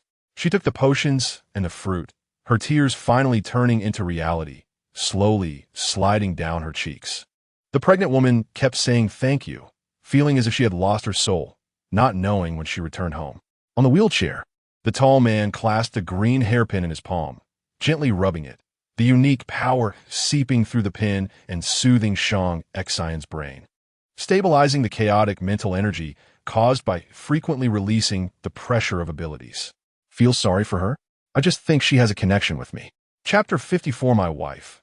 Naturally, everything is for me. Cultivators practice self-cultivation and understanding of people, heaven, and earth in order to ascend and become immortals. During the peak of Feng Yan's abilities, she had already reached the stage of transformation, possessing the ability to perceive a thread of the heavenly laws, such as the fortune surrounding Zhang Hai and the strange resonance she felt from the pregnant woman just now. These were all manifestations of her understanding of a sliver of the heavenly laws. She felt that she would soon have another connection with that pregnant woman. So she was generous and wanted to create a good relationship first. It was unclear whether Xiang understood, as he simply smiled with a disquieting curve at the corner of his mouth. The next words he spoke indeed left Feng Yan stunned. The general pricing for potions is usually more than double for intermediate compared to low level, and more than triple for advanced compared to intermediate. Your potions could actually be sold for even more. What? Why didn't you say so earlier? Feng Yan's eyes nearly bulged out. This meant she had just lost out on several million star coins. The residents were confused. Why? Why didn't they come to take it when Feng Yan said it was free?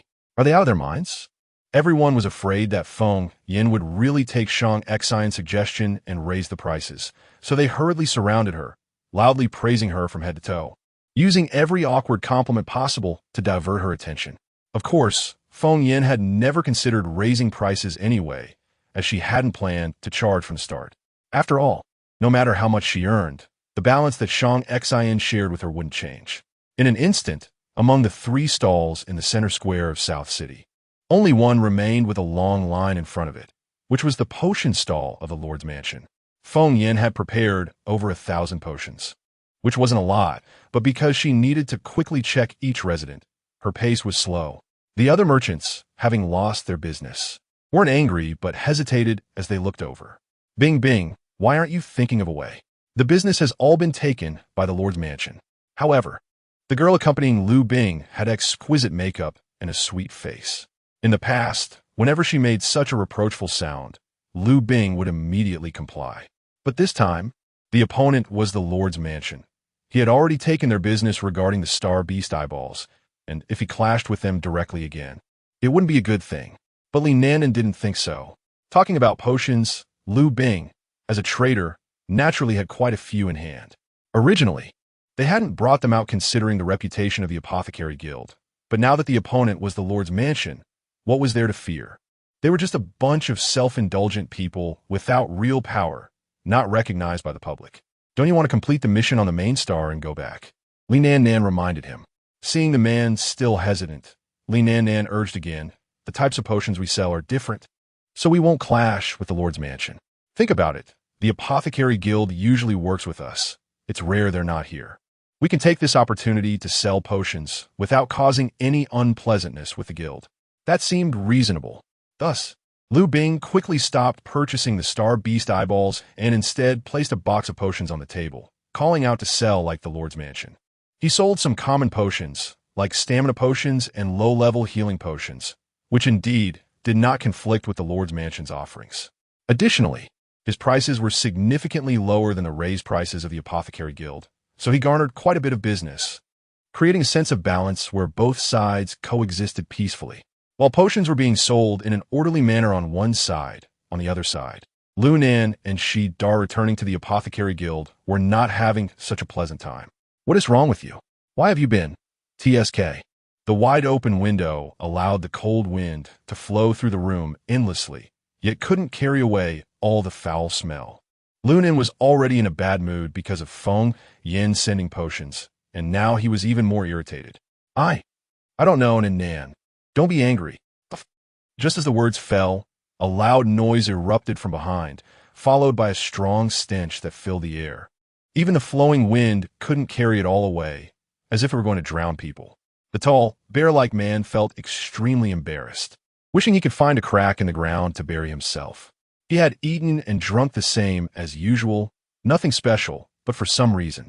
Since the return from South City, he had been unable to stop farting. Every time it was a thunderous sound, unbearable stench. He had already downed 2 low-level healing potions, yet it had no effect. Lu Nan had no choice but to pinch his nose. He suspected Shi Dar's condition was related to the Lady of the Lord, but he had no evidence and could only swallow this silent grievance. After all, Shi Dar was his man. Knock knock. At that moment, a knock on the door sounded, followed by the voice of a staff member. Manager Lu, there's someone causing trouble outside. You should take Shi-Dar to have a look. The response was not Lunan's voice, but a loud fart. The newcomer was stunned and quickly covered his mouth and ran away. These two didn't know what kind of tricks they were playing again. I'll go take a look, Lunan said and left alone. Usually, when someone caused trouble, it was customary for Shi-Dar to handle it. The latter, a strong man nearly 2 meters tall, now wore a fierce expression filled with grievance, like a little abandoned dog, looking pitiful. He couldn't figure out what was wrong with him no matter how hard he tried. Upon exiting the guild's door, he heard a faint sobbing sound. Lunan leaned gently against the doorframe, his clothes soaked in the stench, which made him very uncomfortable. What are you crying about here? Morning? The young man lying on the ground raised his head when he heard this, and due to crying for a long time, 2 light brown streaks had formed on his face. Lunan then noticed that Wang Xiao had been lying on something, which was covered with a layer of white cloth. From the shape, it seemed to be a person. Wang Xiao had been crying here for half an hour, and his throat was now spasming, unable to make a sound. TSK, if there's nothing wrong, hurry up and get lost. Don't block my door. It's really unlucky. As he spoke, Lunan stepped forward and pulled off the white cloth, but the scene beneath made him freeze in shock. Wang Xiao Tong was momentarily stunned, then suddenly erupted. A ball of red flame formed instantly. I'll kill you. He suddenly threw it forward, and the fireball shot toward Lunan's face like an arrow. As an apothecary, Lunan was already an outstanding individual with B-level mental strength, but his physical condition was average, and with his reflexes, he couldn't dodge the attack of a level 2 ability user. Just as the flames were about to strike, a strong figure leaped forward and caught him in his arms, turning around. With a bang, the fireball hit Shi-Dar's back, and all that could be heard was a muffled grunt from him. Are you okay? I'm fine, let me go. The gentle gaze of the man made Lunan feel uncomfortable. He had always been the dominant one in their relationship and didn't like this feeling of being controlled. After leaving the man's embrace, he glanced at Shi-Dar's back, where a fist-sized charred mark was forming, still faintly emitting smoke. Just looking at it was painful. Idiot. Clearly having a much higher ability level than Wang Xiao, yet still getting hurt by such a low-level attack. What an idiot. After failing to land a hit, with Shi-Dar appearing, Wang Xiao found it hard to have another chance. He roared, I'm going to fight you all. Then his fists ignited with flames as he charged forward, swinging wildly without aiming at any specific target, embodying a reckless spirit of kill one, lose one. But in the next moment, it was as if the fire was immediately extinguished. Haidar seemed to be in a bad mood. He took a heavy step, dividing his hands. One hand grasped Wang Xiao's fist, extinguishing the flames solely with his physical strength, without using any powers, while the other hand seized Wang Xiao's face. His 5 fingers digging into the flesh of his cheeks, creating 5 deep indentations, and then lifted him up. Seeking death, Wang Xiao struggled desperately in midair, pounding on Haidar's hand with all his might, but the latter remained unmoved, instead tightening his grip, making Wang Xiao feel as if his skin was about to be ripped off. Wait. Seeing that the man was about to be crushed to death, Runan finally spoke up. Haidar was very obedient.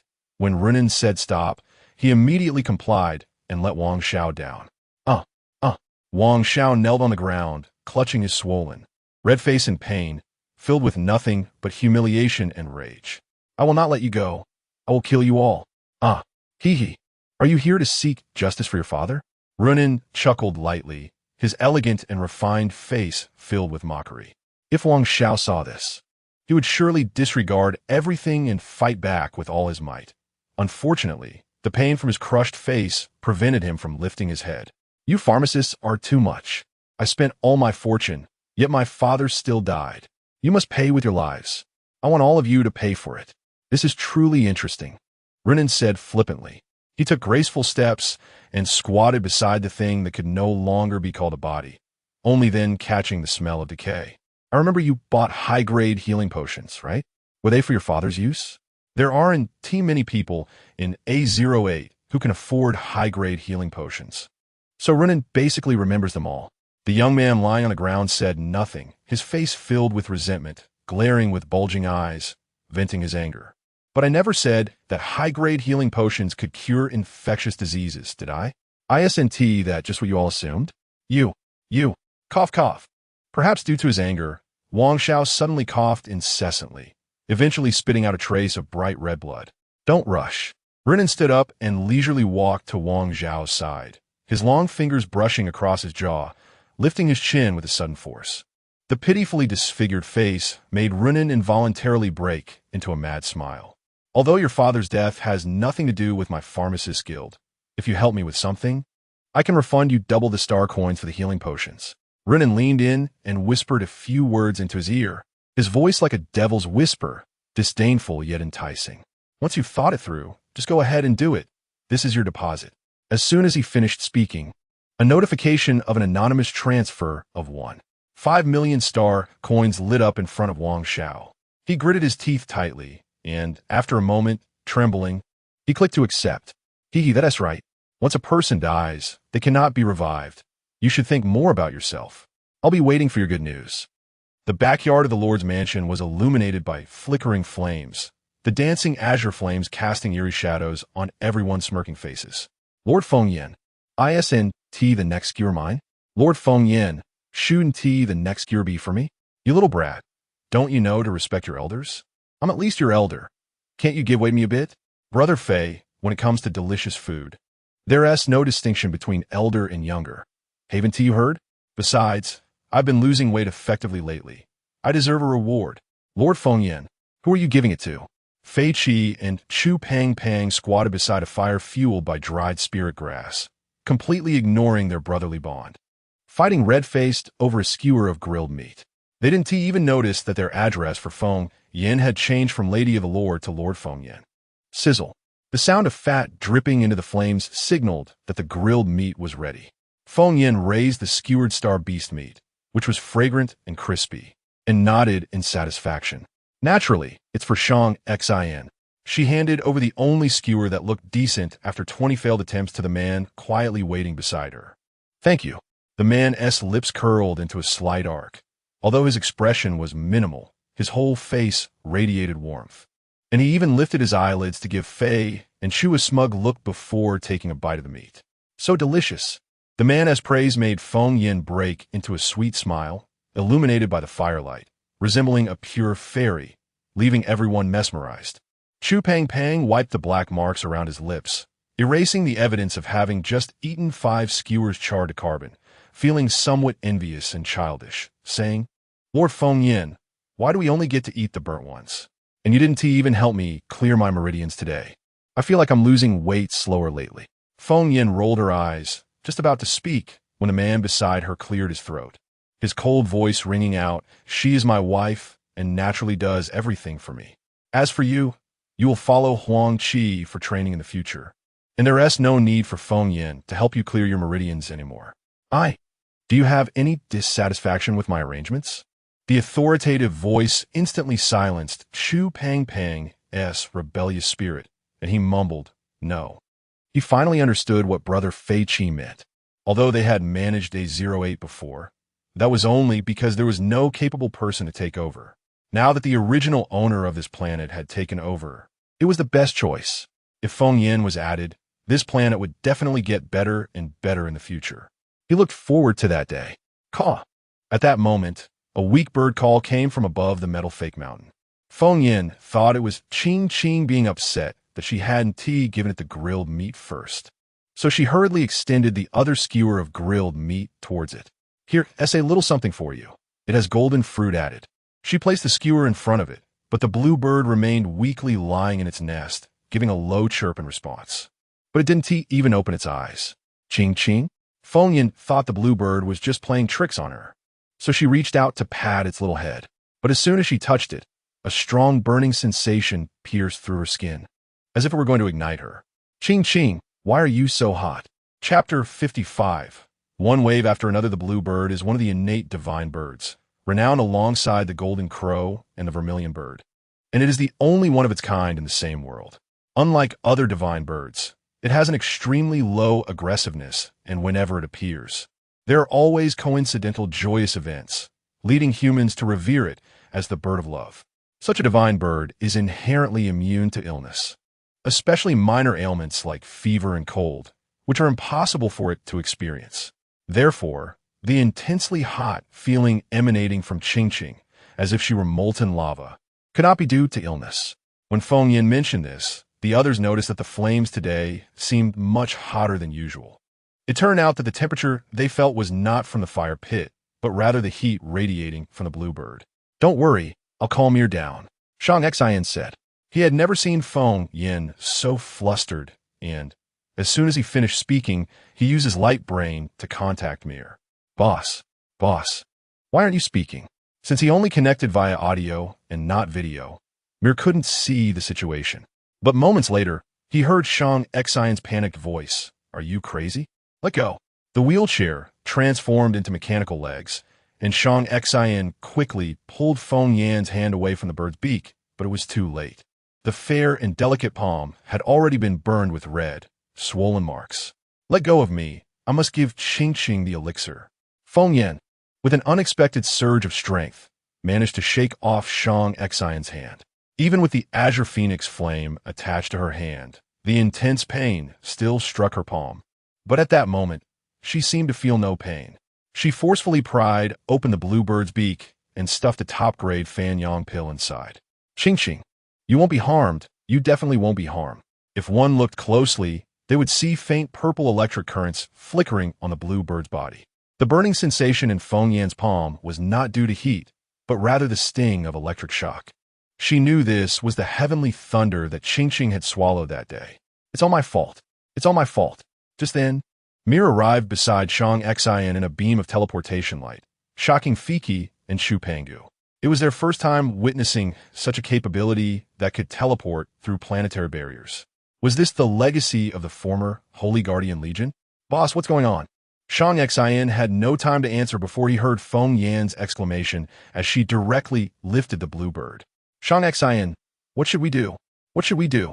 "It's all my fault. The Fanyang pill is pure yang and fire, completely unsuitable for Qingqing right now." "Do you have a crucible? Does anyone have a crucible?" "Feng Yan, calm down." Shang Xian pulled her into his embrace, holding her tightly despite her struggles. The electric pain from the bluebird also transmitted to him, a force so overwhelming it felt almost despairing.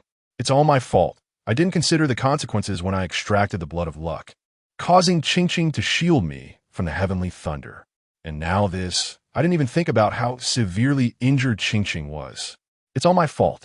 Tears streamed down her beautiful face, falling onto the bluebird, only to sizzle and disappear. If she hadn't acted without considering the consequences, Qingqing wouldn't have taken the heavenly thunder for her, and if Qingqing hadn't swallowed the heavenly thunder, this situation wouldn't be happening. Shang Xian found Feng Yan's words somewhat incomprehensible. Blood of luck, heavenly thunder. These were unfamiliar terms to him. He couldn't understand why she was so heartbroken over a star beast. No matter how powerful it wasn't it just an animal? He could only try to warm her icy heart with his body heat, never expecting their first embrace would be under such dire circumstances. Feng Yin, however, seemed to be focused on something else. "Wait, I have a solution." She suddenly broke free from Shang Xian's embrace, her expression somewhat frenzied. If she could refine pills, she could think of at least 10 different pills to alleviate Qingqing's symptoms. But the crucibles she had were all used up while refining the beast poison detoxification pills. She took out a test tube from her storage bag. The golden red liquid inside instantly caught everyone's attention. "That's right, the blood of luck. I still have the blood of luck." Opening the test tube, Feng Yan's emotions stabilized. She let out a self-deprecating laugh, stuffed 10 spirit essence pills into her mouth, and was immediately overwhelmed by an intense surge of spiritual energy that rushed to her mind. She carefully placed the blue bird back in its nest, and as her jade-like hands moved, a drop of blood of luck flew into the air. Then, Feng Yin bit her finger, forcing out a drop of heart blood, which was a drop of the primordial divine phoenix blood. The heart blood glimmered with a mysterious blue light, merging with the golden, flowing blood of luck. At the moment they fused, a strong light erupted, causing everyone to instinctively shield their eyes. When Shang Xian opened his eyes again, there was a drop of liquid radiating a holy divine light, swirling in midair, emanating an alluring, powerful aura that captivated everyone, making them want to sink into it. "Oomph." He couldn't help but let out a heavy snort. waking everyone from their trance. The others were startled, realizing they had almost lost themselves to that drop of blood. In the stunned gazes of the others, Feng Yin slightly parted her lips, and an ancient, distant incantation echoed. The glowing blood pearl slowly floated towards the bluebird, which seemed to sense it and slightly opened its mouth, creating just enough of a gap for the blood pearl to enter. Buzz! It was as if the heavens and earth let out a resonating sound, both lamenting and celebrating. Feng Yin, just as everyone was frozen in shock by this sacred scene, Shang Xian shouted, and his mechanical legs burst forth with powerful force, crashing to the ground and catching the fainting Feng Yin in his arms. He gently stroked her dark, silky hair, his face showing a bit of helplessness. When will you also be able to throw caution to the wind for me like this? A long night passed in the bright lights, and Shang Xian dismissed everyone, placing the blue bird in its nest beside Feng Yan's bed. Early the next morning, Feng Yin was startled awake by a nightmare. Upon opening her eyes, she saw Shang Xian quietly sitting beside her, with his eyes tightly closed and breath steady. He resembled a loyal, large dog, only there to protect the person most important to him. Feng Yin stuck out her tongue. How could she think of Shang Xian as a dog? That was inappropriate, too inappropriate. She slowly stretched out her jade arm, her fair fingers brushing over Shang Xian's long eyelashes. Each time she brushed them, his long lashes would tremble slightly. Feng Yin immediately found it amusing and was about to try his eyebrows when, in the next moment, a powerful hand grabbed her wrist. Is it fun? Yes, it's fun. I'm so embarrassed. Why did I say that out loud again? The man did not release her hand, but hesitated for a moment before gently placing her delicate hand on his cheek. The cold and warm touch instantly reddened both of their faces. In the future, don't do anything foolish that I can't intervene in, okay? The man's gentle, deep voice made her heart feel tingly. Feng Yin couldn't quite describe the feeling, only attributing it to her exhaustion and irregular heartbeat. Caw! Just then, a series of urgent bird calls interrupted their sweet atmosphere. Cough, ching ching. Are you feeling better? The blue bird flapped its wings and landed directly on Feng Yan's head, further messing up her slightly disheveled hair. You really have some nerve, actually using heart blood and luck blood to forcibly reverse fate. If you're not careful, this operation could cost you your own life, you know? Feng Yin extended her hand, feeling the already fading body temperature of the Qing Yao, her eyes moistening slightly. She transmitted her thoughts. Wasn't it you who dared to swallow the thunder to save me first? How could I repay kindness with enmity? Moreover, you and I are born from the same source. No matter how you are nurtured, you are still my little sister. I will never stand by and watch you die. Indeed, the method she had thought of on the spot to save the Qing Yao without using pills was to use her Hong Wang phoenix blood, combined with the blood of this world's fortune, to forcibly change the Qing Yao's fate. From then on, the Qing Yao would be linked to her destiny and could be considered family, the big and the small. The two pairs of eyes couldn't help but curve into two slits, both satisfied with this outcome. The blood of fortune changed your dying fate, while my heart's blood changed your bloodline. Both suppress the power of the thunder, but this is just an emergency measure. You should refrain from using any power for now until I find the cauldron to refine a pill for you. Chirp. Shang Xian, standing nearby, saw the person and bird seemingly communicating in a way he couldn't partake in, feeling a pang of bitterness in his heart. Just as he wanted to reach out to smooth the messy black hair, a voice came from outside the door. Boss, big sister-in-law, are you awake? He froze, withdrawing his hand, and said in an annoyed tone, speak. The shadow outside the door couldn't help but swallow hard, lamenting how much harder it had become to serve ever since the boss developed a love-struck brain. A group of workers from the West City is causing trouble, and another ability user from the South City said his father died after taking the big sister-in-law's potion. Smack! As soon as the words fell, the door opened from the inside, revealing a stunningly beautiful face that would astonish anyone, no matter how many times they had seen it. Impossible. All the dark toxins in the detoxification pill have been burned away, and with the blessing of the blood of fortune, it is absolutely impossible to harm anyone's life. Chirp, chirp. Although he couldn't understand what the Qing Yao was saying, Ing felt that this little creature was scolding him for talking nonsense. Of course I believe big sister-in-law, but that person brought his father's corpse here, and he is currently outside the Lord's residence. At that moment, a large hand with distinct joints reached over from Feng Yan's side, gently tucking her messy hair behind her ear. The high temperature unique to fire-type ability users causing the air to feel somewhat ambiguous. Let's go take a look. My father was perfectly healthy, and it was only because he took the potion distributed by the Lord's residence that his condition worsened, and he stopped breathing at night. If it weren't for the potion from the Lord's residence, my father would not have passed away so soon. The Lord's residence owes my father's life. The scene was exactly like that day in front of the apothecary guild, with the young man kneeling on the ground, a white cloth covering something in front of him, already stained with foul marks. He cried out in anguish, continuously relaying his grievances to the onlookers. The surrounding crowd pointed and whispered. Though they were all gathered to watch the excitement, they didn't dare get too close, as they were all from the West City, and the infectious disease was not severe. They were all healthy and afraid of being infected by the corpse on the ground. Just then, a silver-glimmering wheelchair caught Wang Zhao's peripheral vision, and he quickly pulled back the white cloth, revealing a sight that made the surrounding people gasp and step back even further. The Lord's residence owes me justice. Life for life. The Lord's residence abuses potions, costing my father's life. As he spoke, Wang Zhao was in tears, his pain and grievances making others feel pity. Under the stained white cloth lay a corpse that was already unrecognizable, rotting and emitting a foul odor, with corrupt fluids flowing, which should be Wang Zhao's father. Next to the corpse was a test tube containing a small amount of liquid, faintly pink. The incident of the Lord's residence distributing potions in the central square of the South City had already reached the West City. Although these workers who came to seek an explanation had never seen what kind of potion the Lord's residence distributed, they had heard that the potion was pink and very beautiful, just like the empty test tube on the ground. The Lord's residence actually distributed poison. How could this happen? If they can withhold public funds and even can't find the person in charge, what else can't they do? You are right.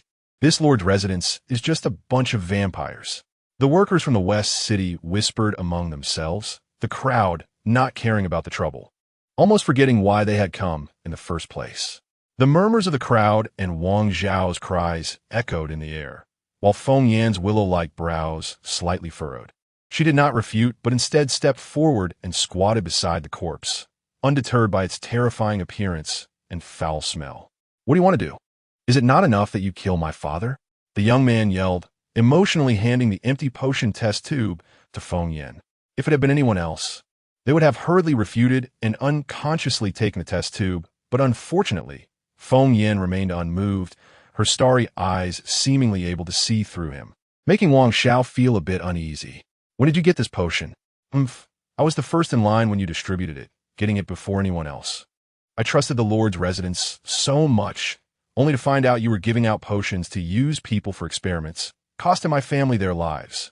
As soon as he said this, even Ing, who had been somewhat hesitant and nervous, couldn't help but shrug, his emotions calming down. Shan Xin, needless to say, had never doubted Feng Yan. I see. Feng Yan nodded, her jade finger unexpectedly plunging into the foul, sticky liquid seeping from the corpse, stirring it around before holding it up to inspect. What do you mean by I see? Is this how your Lord's residence treats lives? You must give me an explanation today. Otherwise, I won't let you off. As soon as Wang Zhao's words fell, Feng Yan gracefully stood up, her finger igniting a green flame in an inconspicuous corner, completely burning away the secretion. Explanation? I want to ask you, did you come here to falsely accuse the Lord's residence on your own, or were you instructed by someone? Your father's body contained no detoxification agent at all, and besides, I never gave you any potion. Chapter 56, No Birds. Should be able to execute the headshot. Your father doesn't have any detoxifying agent in his body at all. If you want to frame me, at least find out the facts first. I have never given away any agents for free. A sharp gaze pierced towards a young man kneeling on the ground. Feng Yan coldly snorted and continued, moreover, your father has been dead for 3 days already, and you just brought him here now. You really are quite filial. She asked sternly, so, who instructed you to slander me? Her harsh questioning made the man on the ground visibly stiffen, then he quickly adjusted, his face filled with shame and anger. You're talking nonsense. My dad only got worse after drinking the agent from your Lord's mansion. Look closely. The symptoms on my dad are exactly the prominent characteristics of a contagious disease leading to death. Everyone, help me judge. I, Wang Xiao, have been a long-time member of the Hunters Alliance. How could I joke about my own father? Compared to the unfamiliar Lord's Mansion, the workers from West City were naturally more willing to believe Wang Xiao. They pointed and whispered among themselves. The center of the discussion being the Lord's Mansion's disregard for human life, using patients as test subjects for unknown agents. Seeing others speaking up for him, Wang Xiao couldn't help but raise his eyebrows in a proud arc and continue to question. Furthermore, you say my father doesn't have any detoxifying agent in his body. How can you prove that? Do you want to experiment on my father's already decaying corpse? Let's not forget, no matter how remote planet A08 is, it is still governed by the Han ethnic group, and the traditional concept of the dead have the highest status is deeply rooted in people's hearts. Wang Xiao was confident that the Lord's Mansion wouldn't dare to touch his deceased father, which is why he dared to cause a scene. As long as he planted the seeds of doubt in people's minds, they would slowly sprout. After all, his goal was simply to tarnish the reputation of the Lord's Mansion, and earning 3 million star coins would be too easy. That damned old man, knowing he wouldn't live long, still insisted on spending all the family star coins to buy high-level treatment agents, and in the end, he still died without leaving a single seed for him. How could he live? Seeing Wang Xiao so certain, more and more onlookers became convinced of the truth in his words. And even some who had bought the detoxifying agent yesterday, but hadn't drunk it yet, were secretly calculating how to follow Wang Xiao's lead and seek compensation. Before Feng Yin could speak, the low pressure emanating from Shang Xin had already filled the entire Lord's Mansion. It seemed he had miscalculated, perhaps on this planet. Far from proper governance, he shouldn't have implemented benevolent governance right from the start. He slowly raised his cold gaze, and the wheelchair changed structure, instantly restoring Shang Xin's original height and stature, towering over the crowd with an imposing aura that made the onlookers shrink back a bit. Just as if timing it perfectly, before he could make the next move, a hearty laugh came from the back of the crowd. Ha! The Lord's Mansion is lively. There are so many people here already. I'm here to join the fun. The Lord won't mind, right? Before the figure appeared, the voice was already familiar to most of the A08 planet's natives. The newcomer was the leader of the Hunters Alliance, Sidhu Shah. The crowd automatically parted, and Sidhu Shah seemed to ignore them, leading his people through the crowd directly to Shang Xin, bowing to both Shang Xin and Feng Yin. Lord, lady, how are you both? Who are you? Feng Yin asked with confusion. Haha, I forgot to introduce myself. I am Sidhu Shah, the acting leader of the Hunters Alliance under the Lord's Mansion. After speaking, he turned back to glance at the still kneeling Wang Xiao, the corner of his mouth involuntarily curling into a meaningful arc. The key point in his words was naturally heard by everyone, and the crowd was stunned while immediately considering how to align themselves in the future. Only Wang Xiao remained kneeling on the ground, somewhat dazed as he looked at Sidhu Shah, suddenly standing up in anger. Leader, what do you mean by that? When did we submit to the Lord's Mansion? Why should we submit to them? Why? Because they are the original owners of this planet. The cold, merciless gaze left Wang Xiao stunned. He read the warning in it. In fact, Sidhu Shah had been there for a short while. He originally wanted to see how the Lady of the Lord would handle Wang Xiao's matter, but didn't expect Shang Xin to step in first. This was different from his expectations. He thought Shang Xin and this lady were in a relationship of mutual benefit, not interfering with each other. If he didn't stand out now, he feared he would create a rift with the Lord's Mansion over Wang Xiao's matter. After their conversation that day, he had already deeply understood the terrifying nature of this man. Unless absolutely necessary, he didn't want to make an enemy of him. After all, he knew better than anyone what kind of person Wang Xiao was. So, tell me, what do you want to do here with the Lord? During the conversation, Sidhu Shah's gaze remained cold and unperturbed, but Wang Xiao could sense that the leader was well aware of his situation and thoughts. Wang Xiao trembled all over, his mind blank. He never expected the leader to suddenly appear here and tell him that the alliance had submitted to the Lord's Mansion. But at this point, he could only brace himself and say, my father. He had just opened his mouth when Feng Yin interrupted him, gracefully leaping in front of everyone. You want to say your father drank my agent, so he couldn't survive, right? Yes. It was your agent that killed my father. That's just right. I guess, mister. Sidhu's purpose for coming here should be for something else. As she spoke, more than 10 deep pink detoxifying agents appeared in her palm. Feng Yin handed the items to Sidhu Shah and continued. These are the agents sold by the Lord's mansion. Mr. Sidhu came for these, right? Taking the agents. Sidhu Shah smiled heartily. Lady, you're generous. You take out so many high-level agents at once. I, Sidhu Shah, would like to thank the Lord's mansion on behalf of the sick brothers in my alliance. Feng Yin. Damn it. She didn't mean to give them away for free. How could this person be so cunning? She took a deep breath, temporarily swallowing this loss, and with a fake smile said, Mr. Sidhu also has a mild infection. Why not take this opportunity to clear the Lord's mansion of suspicion and drink the agent? Haha, sure. Without the slightest hesitation, Sidhu Shah opened a bottle of the agent and downed it in one go. But the next second, he could no longer smile. The rancid smell shot straight to the top of his head. Whether the agent worked or not was uncertain. But the odor almost knocked this high-level ability user out on the spot. Delicious, delicious. Damn it, he suspected Feng Yin was doing this on purpose. Was it just to take advantage of a situation and get a dozen free agents? Was she really that petty? Seeing the momentary twisted expression on Sidhu Shah's face, Feng Yin felt a strange sense of satisfaction. This Sidhu Shah was a high-level ability user with high resistance to beast toxins. He only needed low-level agents to cure it. But who said that high-level agents taste better? Sidhu Shah drank the agent in front of everyone, and regardless of whether it was effective or not, it had already dispelled the doubts in the onlookers' minds. At least with Sidhu Shah's character, he wouldn't drink a toxic agent, nor would he help the Lord's mansion bully them natives. Although Feng Yin didn't do anything to prove her agents, she had already turned Wang Zhao's actions into a joke.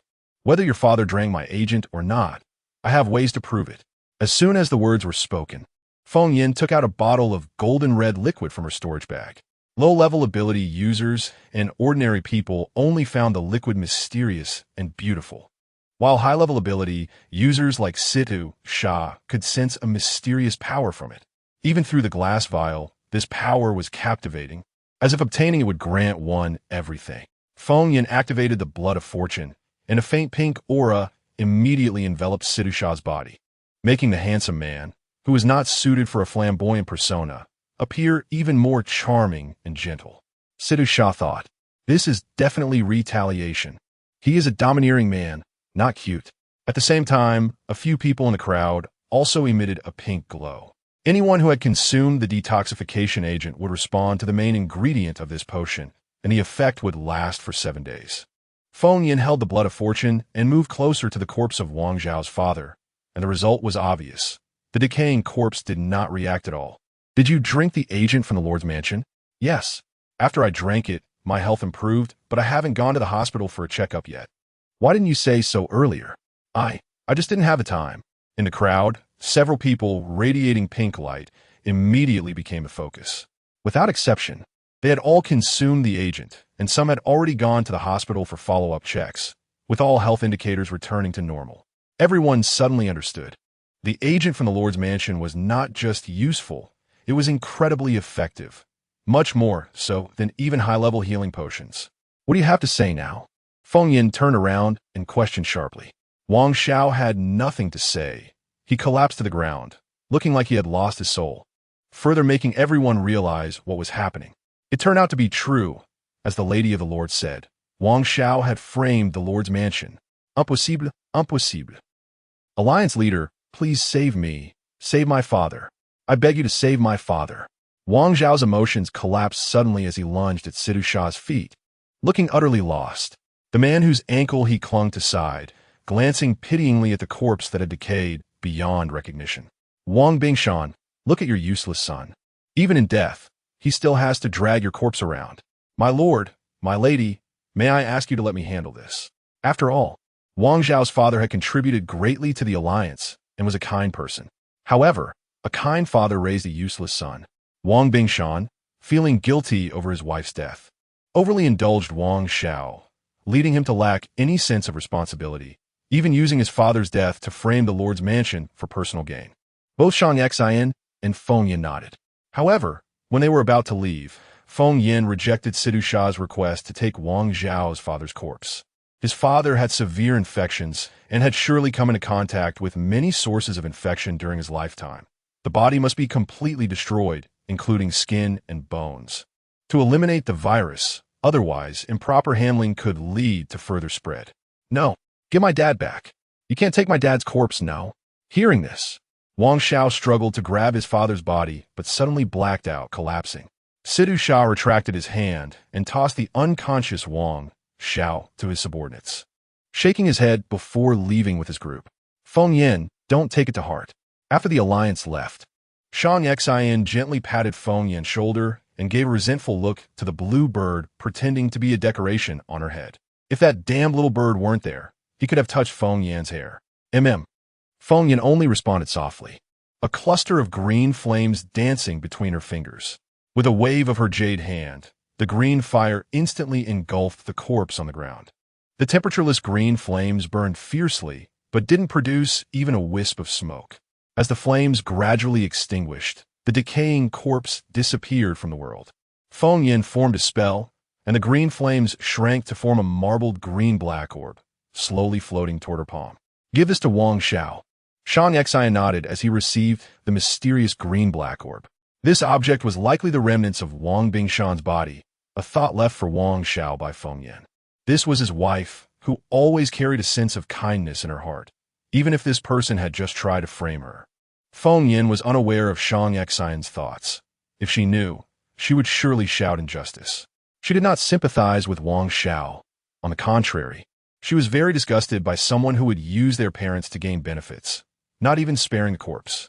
If Sidhu Shah had not appeared just now, she certainly would not have let Wang Xiao off easily. The reason she expended her spiritual energy to burn his father's body and seal a trace of its aura into a bone orb was to constantly remind Wang Xiao that while the main cause of his father's death might be an infectious disease, another reason was him. Live on with guilt. At least it will keep you a bit clearer.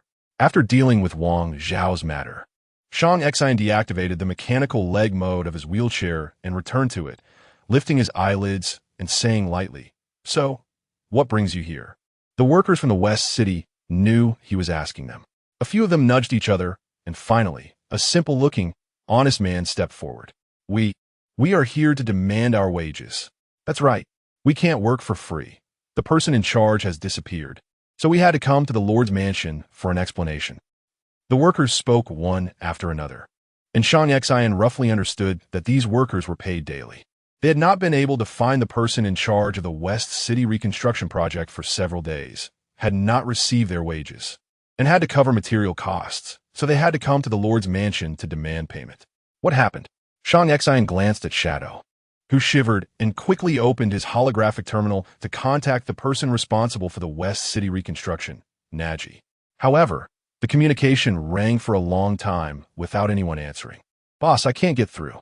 Shadow felt so guilty he wished he could find a hole to hide in.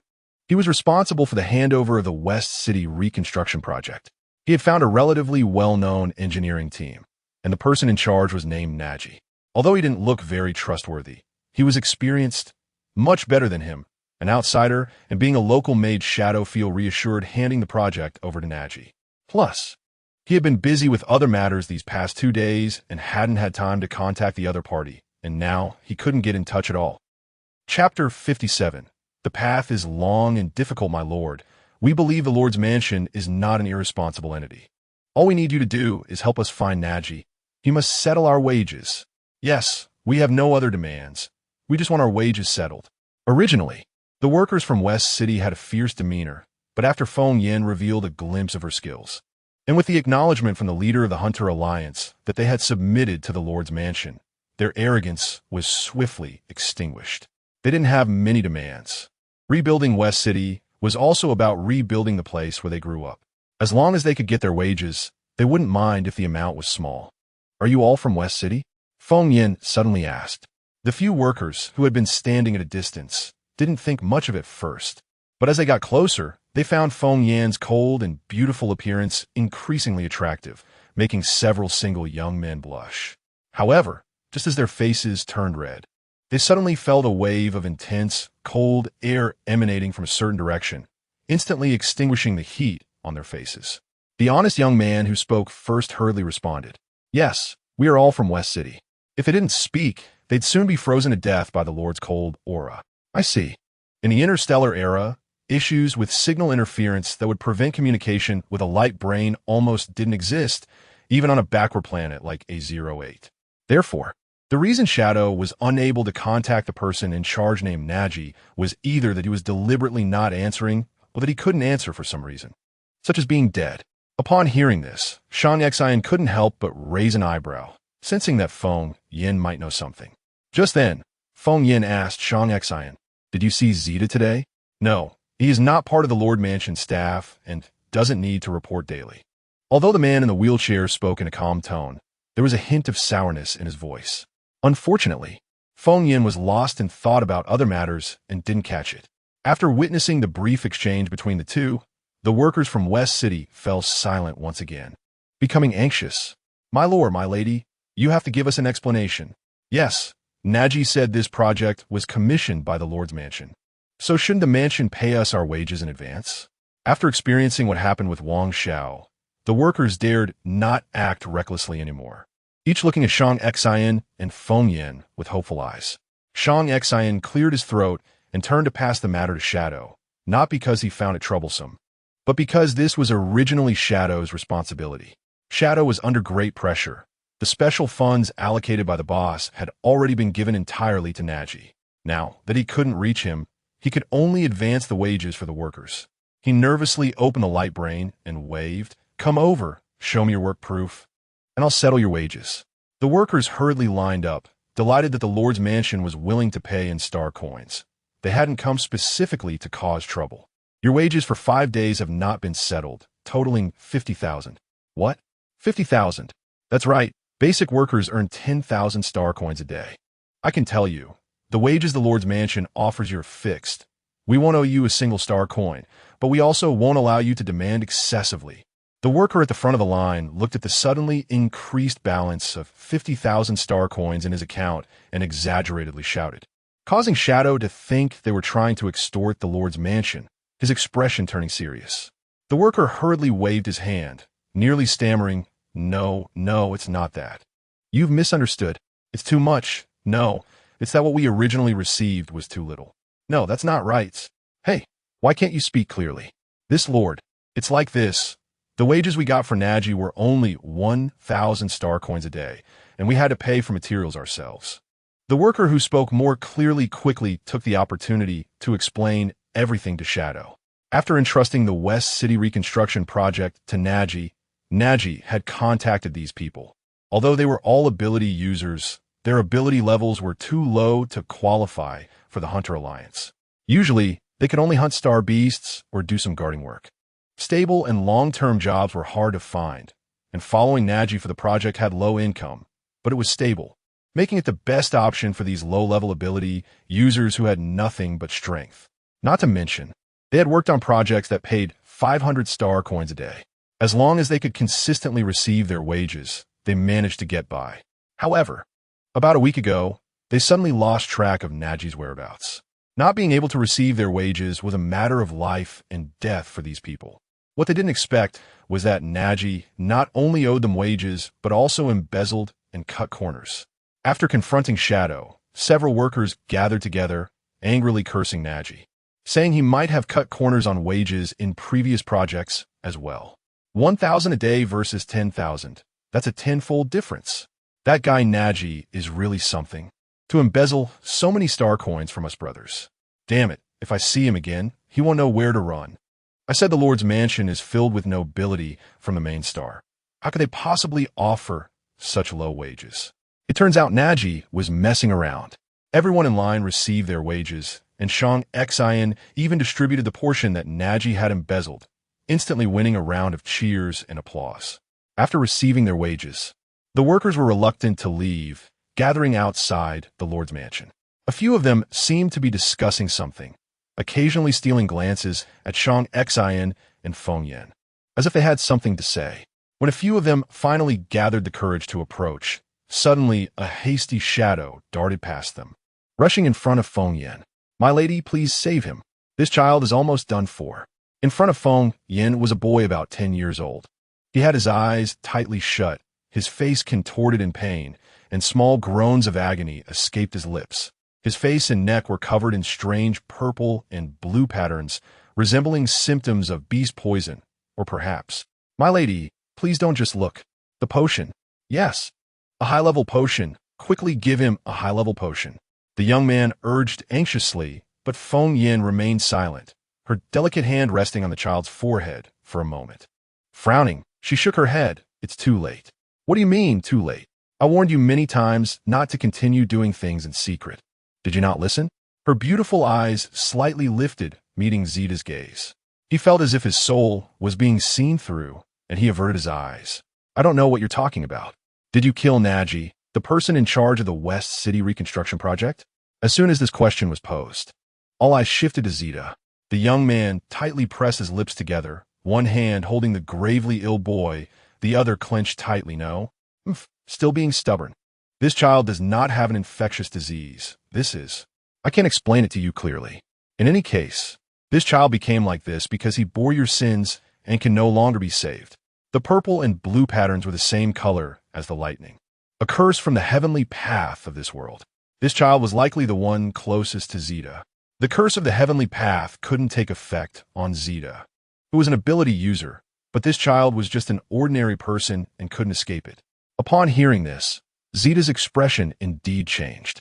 He trembled, his face filled with regret, but no matter how hard he bit down on his silver teeth, the child couldn't be saved. Even if he revived Naji now, it would already be too late. I understand. Zeta's voice was almost squeezed out from the depths of his throat. He did not question Feng Yan's judgment. That day, he was severely injured and fell into the back mountain, and Feng Yan had the ability to save him, which showed that he was not the kind of person who would watch someone die without helping. It could only mean that the child was truly beyond saving.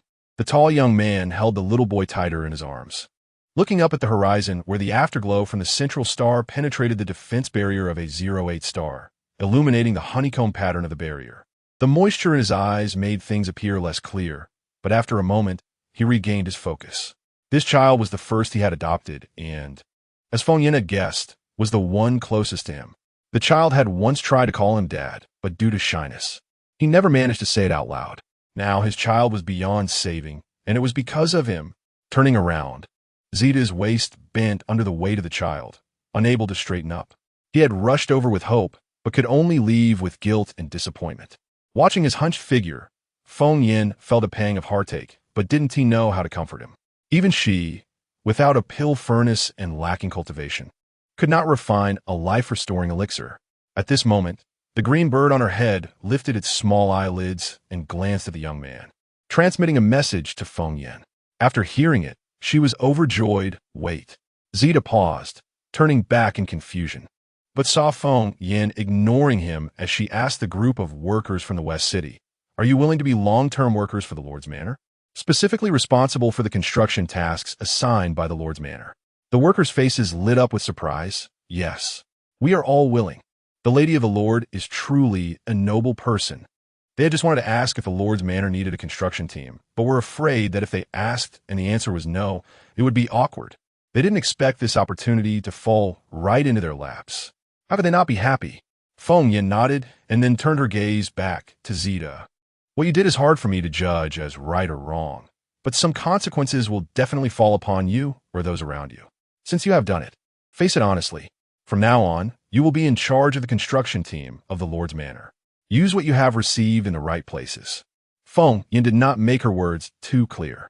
She knew that Shang Xin had allocated 10 billion star coins for the reconstruction of West City, and with Naji's death, it was obvious where the star coins went. If what the green bird transmitted was true, then the child in Zeta's arms still had a chance. It all depended on Zeta's choice. Zeta took a deep breath, his dark eyes fixed on the boy in his arms for a moment. Then his deep voice rang out. "Okay, I will do this job well. If there is nothing else, I'll take him back. Wait, take this." As she spoke, Feng Yan took out a milky white elixir and handed it to Zeta. "What is this?" Zeta raised his eyelids in confusion. "Give it to the child. Perhaps there is still hope." His dull gray eyes suddenly brightened. If it weren't for the little boy in his arms, Zeta would have wanted to rush forward and hug Feng Yan, ignoring the Lord's deadly gaze. "Really? This child really still?" "Stop. I can't guarantee this child will live. It depends on you." Zeta's excitement was instantly doused by Feng Yin's cold water. He didn't quite understand what Feng Yin meant by retribution and calamity, but he could tell that she was reminding him that if he did what she instructed, the child would survive, and he would certainly do everything he could. He nodded, clearing the disappointment from his face, and turned to the workers behind him. I am Zeta, and I will be your supervisor from now on. Starting tomorrow, I will be responsible for overseeing your work. Good, good. The workers responded enthusiastically, their excitement evident. Starting tomorrow, they would officially be workers of the Lord's Manor. After sending off the outsiders, Feng Yin felt a hot gaze locking onto the back of her head. Only then did she realize something was off. She turned around somewhat embarrassedly and stuck out her tongue. Sorry, Shang Xian, I just took the initiative. It's okay. Your arrangement is very good. The man in the wheelchair slightly curled his lips, his inky black eyes only reflecting Feng Yan's radiant figure. Besides, you're my wife. You are the master of the Lord's Manor. Here, what you say is what I say. The man's words were like hot lava, making Feng Yin blush all over. She mumbled a curse under her breath, damn man, releasing his charm again, and then dashed to the backyard, leaving Shang Xian alone in the wheelchair. The curve of his lips rising higher and higher. If it weren't for the presence of Ying and others, he might have grinned all the way to the back of his head. Ching, do you think the child can really live? I haven't heard of anyone cursed by the heavenly Tao who could still survive. Bang, bang, bang. Little Anseto. Stop kicking. You're going to break my base. The foot that had already kicked couldn't be retracted and hit the iron fake mountain with a bang. Feng Yin coughed awkwardly, and the green bird didn't hold it against her. I'm not sure, but after absorbing the blood of fate, I feel like my understanding of the heavenly Tao has increased a lot. I hope that little boy can live. Although it didn't care much about the lives and deaths of humans, if that child could live, it would prove that it had gained a new ability to see through fate. Feng Yin was distracted, no longer kicking the fake mountain, and instead began to kick the dried, spiritual grass on the ground. This thing was particularly good, as long as the flame's intensity was controlled well. It could be reused indefinitely and would never turn to ash. It was simply a must-have material for arson.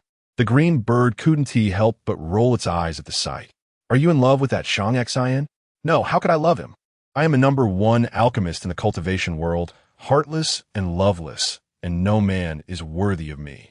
Besides, Shang Xian hasn't said he loves me. How could I fall for him? Even if he says I'm his wife, that is just a legal matter in the star realm. It doesn't mean I love him. I don't love him. The green bird. It's done. She has really fallen in love. It seems that the road to preventing the descendant of the ancestral god from combining with humans is long and arduous. Oh, so long. Chapter 58, Love Brain and Money Loser. The reconstruction project in West City, under the supervision of Zeta, has returned to the right track. The few workers who originally followed Naji are well-known veterans in West City. With their promotion and cheers, they have attracted many low-level ability users willing to join the project team. Moreover, Feng Yin instructed Zeta to hire ordinary people who wish to join the team based on their respective skills, with one principle: priority for impoverished families. High salaries, courtesy of the Lord's Mansion, combined with the enthusiastic promotion by several workers, have brought the reputation of the Lord's Mansion to an unprecedented peak in West City. Some low-level ability users have even begun to take pride in working for the Lord's Mansion. Standing on the streets of West City, now a wasteland trampled by star beasts, Zeta directed the workers' efforts. The 10 billion star coins allocated by the Lord's Mansion, minus the portion paid back to Ying for wages, now lay untouched in Zeta's account balance.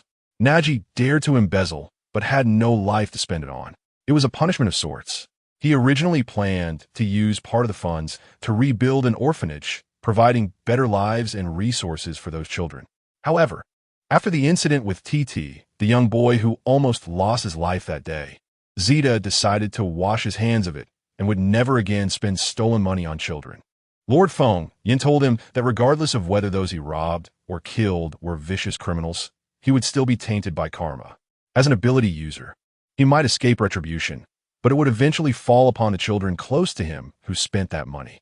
At this moment, holding the blueprint for West City's reconstruction, a smile crept onto his lips. Life would surely be infinitely better in the future. Everyone, it's time to eat. a slightly plump woman shouted, causing the workers to stop and line up in an orderly fashion to receive their lunch. The Lord Mansion is really kind.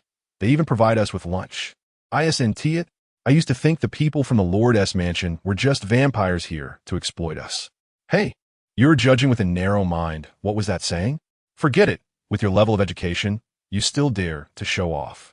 Didn't you say you'd grit your teeth at the mention of the Lord Mansion before? That was because I hadn't had any contact with them. The group laughed in disgust, expressing confusion over the metal plates they received.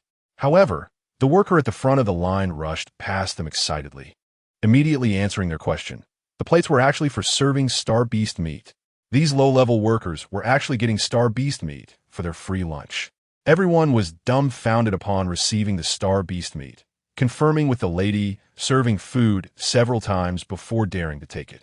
You little brat, hurry up and take your meat to the side. You've asked 20 times already. Are you going to let the people behind you eat? The lady serving food was an ordinary person summoned by Zeta to West City. There were many ordinary people like her in the project team, each fulfilling their roles, and they never dared to dream of such a stable job before. I just haven't seen much, right? I've never eaten star beast meat before. A young man sat on a stone with a piece of star beast meat the size of his fist, took a bite, and tears of happiness streamed down his face. Long live the Lord Mansion. On the other side, at the Apothecary Guild, looking at the video and data sent by his subordinates on the screen, the elegant face of London's momentarily twisted in frustration. Nan, stop looking. The healing potions are sold out. You should refine some more. I'll go to the traders this afternoon to retrieve the herbs for the next quarter. Haidar gently placed his hand on London's shoulder, only to have the latter evade him. Potions? What is the point of making potions? Let those idiots go buy potions from the Lord Mansion. What do we need the Apothecary Guild for? Closing the holographic computer, London's rubbed his temples and glanced at the muscular man beside him. Have you gotten better? Much better. Both felt a bit awkward discussing this matter. That day, London's had checked Haidar's body and found no symptoms, but the man's flatulence was uncontrollable. After drinking several low-level healing potions and 2 high-level ones, he barely managed to stop it. Even now, London's was afraid to be around him, worried about hearing that embarrassing sound again. Haidar appeared fierce in front of others, but was like a docile dog in front of London's. He scratched his head, trying to comfort London's. The potions from the Lord Mansion must have been brought from the main planet. Once they're sold out, they won't pose any business threat to us. Nan is a pharmacist, and the Lord Mansion doesn't have any pharmacists, so it won't affect us. London's frowned. Let us hope so. But is that pink potion really brought from the main planet? I've never heard of anyone being able to refine a detox potion for beast poison inside the Lord Mansion. Feng Yin was unblocking Chu Pang's meridians. After collecting his techniques, both of them exhaled a breath of turbid air in unison. All right, this is the last time for unblocking your meridians.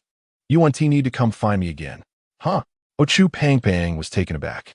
In just half a month, Chu Pang stood up and looked at his light figure in the mirror, still feeling like he was dreaming. He no longer deserved his name. He couldn't be called Chu Pang anymore. He should be called Chu Shou. His previous obesity wasn't a disease, but a congenital defect that the hospital couldn't treat, and potions didn't work either. Now that he could lose weight, he had to thank Feng Yin, but he wouldn't be able to come anymore. Don't slack off in the future. Remember to exercise more. You might even awaken an ability, Feng Yin said as his radiant figure gradually left his sight. Chu Pang not that he had heard Feng Yin say before that he was a fire-type ability user, but his internal energy was suppressed. If he exercised more in the future, he would surely make progress. He remembered that one of the Lord's subordinates was a fire-type ability user who wore a half mask and looked quite imposing. Why not seek that person as a mentor? Oh, what a waste of investment. Feng Yin, with the bluebird on his shoulder, was on his way to the back mountain, running while complaining. The bluebird rolled its eyes. Isn't it because you wanted to use them for experiments? In the end, you didn't gain any benefits and just treated them for illness. What a loss. Keep cursing. Feng Yin reached out, but he only grabbed air. The bluebird had long figured out his moves, locking the throat, grabbing the head, pinching the wings. However, this wouldn't work against the already prepared bluebird. Caw caw caw. The man and the bird chased and played, quickly arriving at the foot of the back mountain. Lord Feng Yin, you're here. Please come in. Lord Feng Yin, please. The ordinary people responsible for guarding the back mountain saw the beautiful figure of Feng Yin from afar and quickly rushed over, forming two lines to welcome him. Feng Yin nodded, scanning the crowd, but noticed someone was missing. Whereas Zhang Liang. The few exchanged glances and shook their heads. He hasn't come for 2 days. We don't know where he went. Oh, we thought he was dismissed, is that so? I understand. You all work hard. The Lord Mansion won't dismiss anyone without reason. The few exchanged smiles and stood straight, giving a somewhat unstandard military salute. Yes, we will work hard. We will never let a star beast slip into the back mountain. Entering the back mountain, the bluebird didn't forget to send a telepathic jab. Humans are just lazy. They get paid without working. Unlike our divine bird clan, we would never have such situations.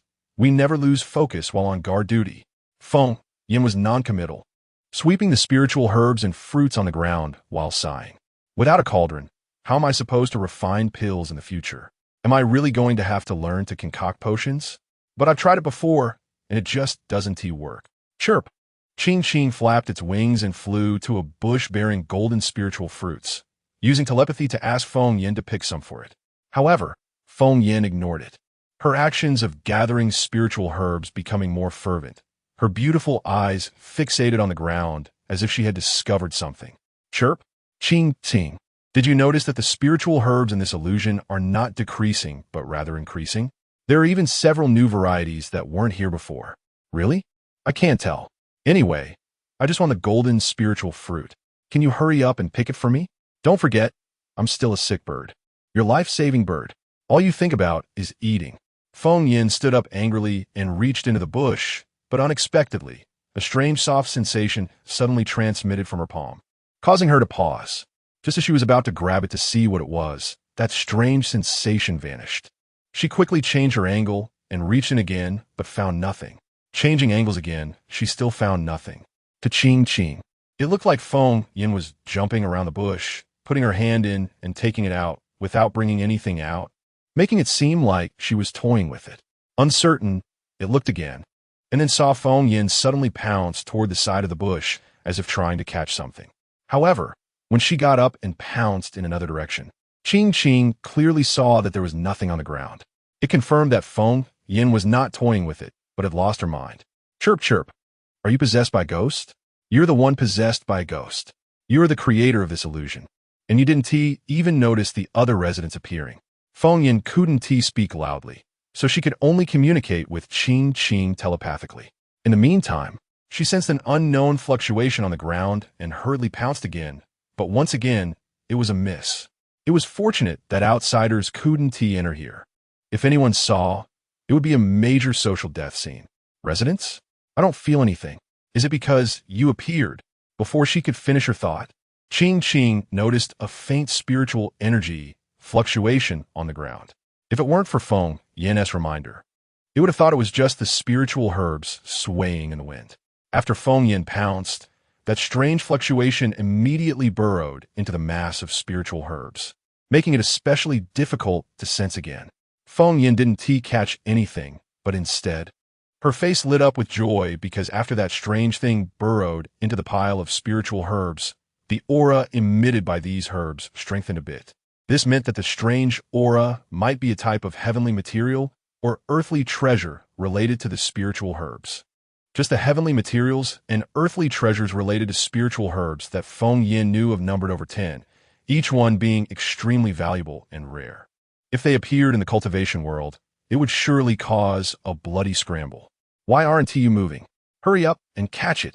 Ching Ching flew to the top of Feng Yin's head, its wing flapping becoming lighter, fearing to scare off the unknown little thing. In this illusion, new spiritual herbs always inexplicably sprouted, including Feng Yin's mooncomb herb, which must be closely related to this thing. If they could use such a heavenly material or earthly treasure, wouldn't they have as many golden spiritual fruits as they wanted in the future? Chirp, chirp, chirp. Caw, caw, caw. The two pairs of eyes were filled with cunning light, scanning the pile of spiritual herbs as if they were two X-ray beams. Wishing they could lift the ground, the little thing, facing these two terrifying presences, tried its best to conceal its aura. The person and the bird simply couldn't figure out its existence. This won't do. We need to figure out a way to draw it out. Since it likes spiritual herbs, how about we lure it with precious spiritual herbs? That's a good idea, but apart from the mooncomb herb, all the others I took from your illusion, so that little thing must have long lost interest in them. Feng Yin covered her storage bag. There were some rare seeds inside, but she didn't know if they would attract that little guy. If you're too reluctant to use the spiritual herbs, you won't catch the treasure. Take out your mooncomb herb. No way, absolutely not. The mooncomb herb is crucial for treating Shang Xi's leg ailment. I can't take it out for random use. Chirp. Ching Ching's eyes turned green as it crazily danced on Feng Yin's hair, turning her into a mad woman. The person and the bird instantly got into a tussle, with Ching Ching transforming into a human-sized figure, fighting fiercely. At that moment, a faint spiritual energy ball quietly moved outward from the center of the pile of spiritual herbs. Feng Yin and Ching Ching tugged at each other's hair to get closer to the pile, and the spiritual energy ball would stop when they got close, but would move again when they got farther away. They exchanged glances, and Feng Yin couldn't help but show a triumphant smile. It was worth it for them to put on this show of tugging at each other's hair. Fat bird. Chirp. Stinky old woman. Useless thing no bird wants. Love-struck fool. How dare you call me a love-struck fool? You're the useless thing. Love-struck fool. Digging wild vegetables for a man. Useless thing. You. While they were cursing and fighting, they tried to lower that little thing's guard. It had to be said that this tactic was indeed effective. They had already gotten close to the spiritual energy ball, and that little thing hadn't moved at all. Ching Ching pulled at Feng Yin's hair while using telepathy. Hurry, catch it. Feng Yin didn't lag behind. Her eyes were quick, and her hands even quicker. She tossed the formation seal she had formed in the chaos to the side, and a cage formed from spiritual energy took shape in an instant. The spiritual energy ball hadn't expected that these two would be able to fight and curse while still paying attention to it. After being caught, it was stunned for a while before it tried to break through the spiritual energy cage. Unfortunately, the cage was as solid as a fortress, no matter how it attacked. There was no reaction. Ching Ching's eyes sparkled, and it was about to pounce to see what this little thing was. However, it was grabbed by Feng Yin by the neck. Did you really mean it when you call me a love-struck fool? Chapter 59. Subduing the Earth Spirit. A person and a bird were locked in a standoff, ignoring the little creature caught in the spiritual energy cage. The little creature, seeing another good show, had no thought of escaping and settled down quietly, even wishing it had some sunflower seeds. Do you really think I'm love-struck? The current situation is that Feng Yin is gripping the neck of the green bird, while the green bird bows its head, its beak holding on to Feng Yin's hair. If either of them loses their temper, one will die and the other will be left bald, neither gaining anything. Isn't that the case? You are clearly a descendant of a divine bird, yet you care so much for a human, even coming to dig for spiritual herbs. Don't think I don't know. You're trying to make him eat more spiritual herbs and fruits to improve his health, even hoping for more. What's the difference between you and that woman from the human world named Wang Chuan? Once you heal Shang Xin, he'll just kick you aside and find a woman 10 times better than you. You're talking nonsense. There's no woman in this world better than me. Shang Xin is crippled, not blind. The two argued, their faces flushed, while the little creature in the spiritual energy cage laughed incessantly. The person and the bird turned their heads simultaneously, their sharp gazes piercing through the cage. What are you laughing at? Keep laughing, and I'll eat you. They both shouted to scare the little creature and then looked at each other, unable to help but smile. Truce? Perhaps because they both came from the cultivation world. Or perhaps because they shared the bloodline of divine birds. They had become like family to each other. They laughed. But the creature trapped in the spiritual energy cage could not join in. At the moment their gazes landed on it, the creature suddenly thrust itself into the ground. To the naked eye, the cage only contained a single weed swaying in the wind, even though there was no wind at all. Feng Yin couldn't help but narrow her eyes slightly. She felt like she had never heard of such a treasure that grew in the ground. Her gaze heated up, fixating on that weed. Perhaps her intense stare made the weed, which had been swaying in the wind, tremble and eventually fall over, pretending to be a withered weed. Cough, cough. Feng Yin cleared her throat, took out a golden spiritual fruit, and threw it into the cage. Shump, shump, shump. The green bird. That's not a dog. How could it be useful? Just as Qing was about to roll her eyes at Feng Yan, she saw the weed actually move. First, it stood upright, no longer pretending to be dead. Then it sprouted a tender, white root from the ground. The root, resembling a hand, slowly reached forward, trying to sneakily roll up the golden spiritual fruit and quickly retracted. Feng Yan watched the little creature's movements closely, slowly curling her pink lips, and took out a few more golden spiritual fruits. Oh dear, I'm so worried that no one wants my fruits. If anyone wants them, just acknowledge me as the big sister, and I'll give them to you. Me. I volunteer. Qing rushed in front of Feng Yan, anthropomorphically raising her wings. Looking nothing like a divine bird at all, but it couldn't be blamed. After all, only descendants of divine birds could pick the golden spiritual fruit, but they had to transform into divine birds to do so. The only way it could get the golden spiritual fruit was to rely on Feng Yan. Get out of here. What are you crowding around for? I'm trying to catch this little thing. Don't be so heartless. Besides, the golden spiritual fruit only attracts divine birds with Feng clan blood. This little creature has had it once and surely won't be interested again. Why not just give it? The slap to the face came so quickly. Before she could finish her sentence, the little creature actually poked its head out. A small, white, chubby figure, about the size of a volleyball, emerged from the ground. It looked just like a 5-year-old child, only much smaller, with many swaying roots on its body like a mass of tentacles. Its body was pure white and translucent, like jade, topped with a green weed, and it had even scavenged a piece of red cloth to wrap around its waist as a belly wrap. When Feng Yan saw this creature, her cold and beautiful face momentarily twisted in disgust. How could something embody the qualities of being ugly, disgusting, and cute all at once? I want to be your little brother. Feng Yan. Qing. The little creature stretched out its chubby little hand, which was originally cute. But the massive roots on its body also reached out, swaying in the wind, indescribably and a bit disgusting. And, where did you learn that accent? Feng Yan couldn't help but ask. The little creature said nothing, just pushed its hand forward again, looking as if it wouldn't lower its hand until it got the golden spiritual fruit. Feng Yan, suppressing her disgust, placed the golden spiritual fruit in the little creature's hand. The warm and soft touch confirmed it was the same thing she had just found in the bushes. The little creature took the golden spiritual fruit and stuffed it into its mouth, chewing and swallowing, then extended its hand again. I want more. Feng Yan. She felt like shoving this thing back into the ground. It perfectly hit her discomfort threshold. Taking a deep breath, Feng Yan told herself, this is a treasure. This is a treasure. This is a treasure. Repeating the important phrase 3 times, the ugly creature indeed seemed a bit more acceptable. I can give it to you, but you have to acknowledge me as your master first. Feng Yan coaxed. The little creature was taken aback, confused. Didn't you say I could be your little brother? What does acknowledging a master mean? Upon hearing this, Feng Yan raised an eyebrow and immediately put on a strange ant-like expression. Acknowledge a master means being my little treasure. Sister will not only give you good fruits to eat, but also make you a little outfit. How about that? The little creature was overjoyed, jumping up and down in place, clapping its hands and exclaiming, really? Great. I acknowledge you as my master. So obedient. As soon as she finished speaking, Feng Yan directly took out a drop of her heart's blood and dripped it onto the little creature's forehead. A complex incantation was quickly recited from her pink lips. After a flash of golden light, Feng Yan could clearly feel the little creature's presence. Then, Feng Yan activated the All Things technique, and information about the little creature flooded into her mind. No wonder she had never seen such a treasure.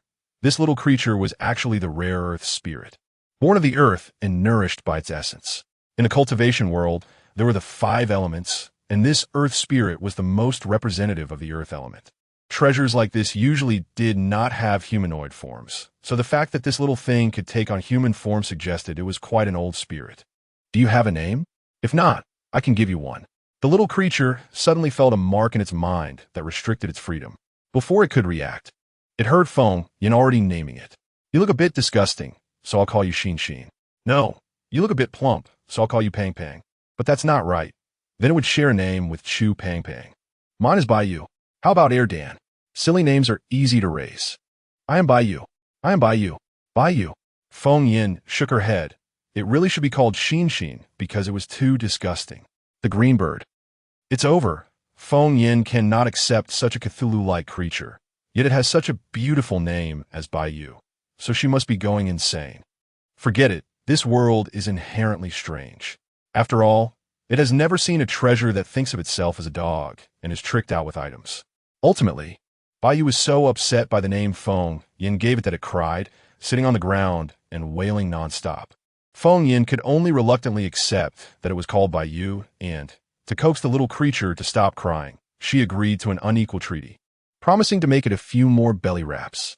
I don't know how this little thing can be so vain when it looks quite disgusting.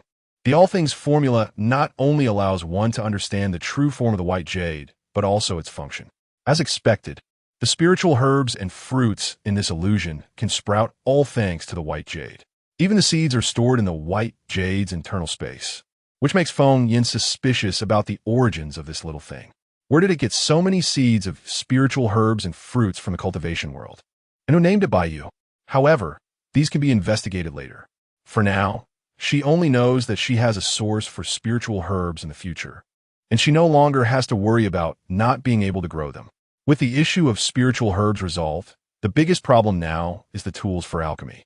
The cauldron is too unreliable. It would be great to have an alchemy furnace. After leaving the earth's spirit, the spiritual herbs and fruits in this illusion won't last long. Feng Yin reluctantly collected all the spiritual plants, tears uncontrollably streaming down the corners of her mouth. A blue bird was already on Feng Yin's head, and with a white jade's special appearance, it was inconvenient for it to show itself in front of others. Feng Yin could only let it stay in her storage bag. She originally thought Bai Yu would be unhappy, but unexpectedly, it quite liked staying in the storage bag, saying it felt a sense of comfort like being upside down, which she couldn't understand. After leaving the back mountain, Feng Yin unknowingly arrived at South City. It had been 3 days since she first distributed the detoxification potion. Now, there was no need for Feng Yin to supervise personally. Zhang Hai had already become proficient at judging what potion to give to which person. Lady Feng Yin. It's Lady Feng Yin. Lady Feng Yin is so beautiful, kind-hearted too. Mom, Lady Feng Yin's hairpin is so pretty, I want one too. Silly child, that's a little star beast. As soon as Feng Yin appeared, she received a warm welcome, and even the blue bird received a few compliments, though it didn't seem to like it. Feng Yin was somewhat unaccustomed to being surrounded like this. On the surface, she acted confidently, nodding to the crowd. But inside, she just wanted to clear the area and enjoy her beauty alone. Lady Feng Yin, over here. Cough, cough, cough. A familiar voice came from under a stall, and Feng Yin looked up, almost choking on her saliva. What the hell? This is so embarrassing. Feng Yin, let's get out of here. The blue bird opened its eyes, immediately sensing strong spiritual pollution, quickly closing its eyes to play dead, while Feng Yin was completely stunned. Zhang Hai was wearing an extremely oversized robe, giving the impression of a 10-year-old child wearing his father's clothes. The left side of the robe was black, and the right side was white. The black side had an excellent print of Shang Xian resting on mechanical legs, showcasing his handsome and rugged features, while the white side had a full-body image of Feng Yin. However, it was unclear whether the printing was subpar or if Zhang Hai did it on purpose. But Feng Yin's image had only the whites of her eyes, making it look like she was rolling her eyes from a distance. Of course, these were still tolerable. But the most ridiculous part was that Zhang Hai was holding a fairy wand, with Invincible Lord's Manor written on the upper half, and Feng Yin, we love you, on the lower half. In addition, there was a banner at the stall that read, purchase detoxification potions to receive limited edition figurines from the Lord's Manor, while supplies last. Feng Yin, damn, this is a major social death scene. No wonder a few people walked by him just now, holding something unknown in their arms, their eyes darting, not daring to look at her. Running away at this point was unrealistic. Feng Yin could only steel herself and walk over, quickly hiding all the Feng Yin mini-figurines displayed on the table. Cough, today's business looks good, Zhang Hai said excitedly. Of course, originally, the potion sold quickly due to word of mouth from healers, and after I thought of this great idea, Even the young people who were reluctant to buy potions came to buy them. Oh, the idea to make my figurine was yours? Zhang Hai didn't sense the dangerous tone in her voice and excitedly took out a palm-sized Feng Yin figurine from a box with a mechanical lock. Lady Feng Yin, look at this, it's a limited edition, it can change clothes. As he spoke, Zhang Hai suddenly removed the figurine's shirt, preparing to change it into another one. Give that to me. Feng Yan's face turned completely red, and she threw the clothing-changing doll directly into her storage bag, following it with an unspeakable curse directed at Zhang Hai. How many of these have you sent out? Just this one? Good. If you dare to produce this again. A small group of blue flames jumped from the tip of Feng Yan's pinky finger as her dangerous voice continued.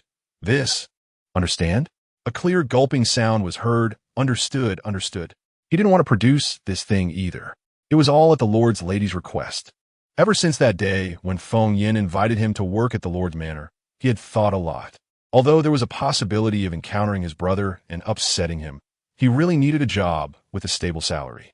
On his first day on the job, adhering to the principle that saving the world must rely on him, after much contemplation, he decided to combine the Chinibyu culture with potion sales and proposed making portraits of the Lord and Lady Feng Yan. Then the Lord suggested making them into figurines, but only Feng Yan's was to be made. As for the ones that could change clothes, that was specifically requested by the Lord, with only 2 made. One was with the Lord. By the way, Lady Feng Yan, there's also this. The Lord asked me to give it to you. Saying this, Zhang Hai took out another small iron box from a hidden corner, identical to the one holding the Feng Yan figurine. The Lord specifically instructed that it must be handed to you personally and cannot be opened in the middle. Zhang Hai curiously leaned in, but was startled by the sound of the box closing with a snap.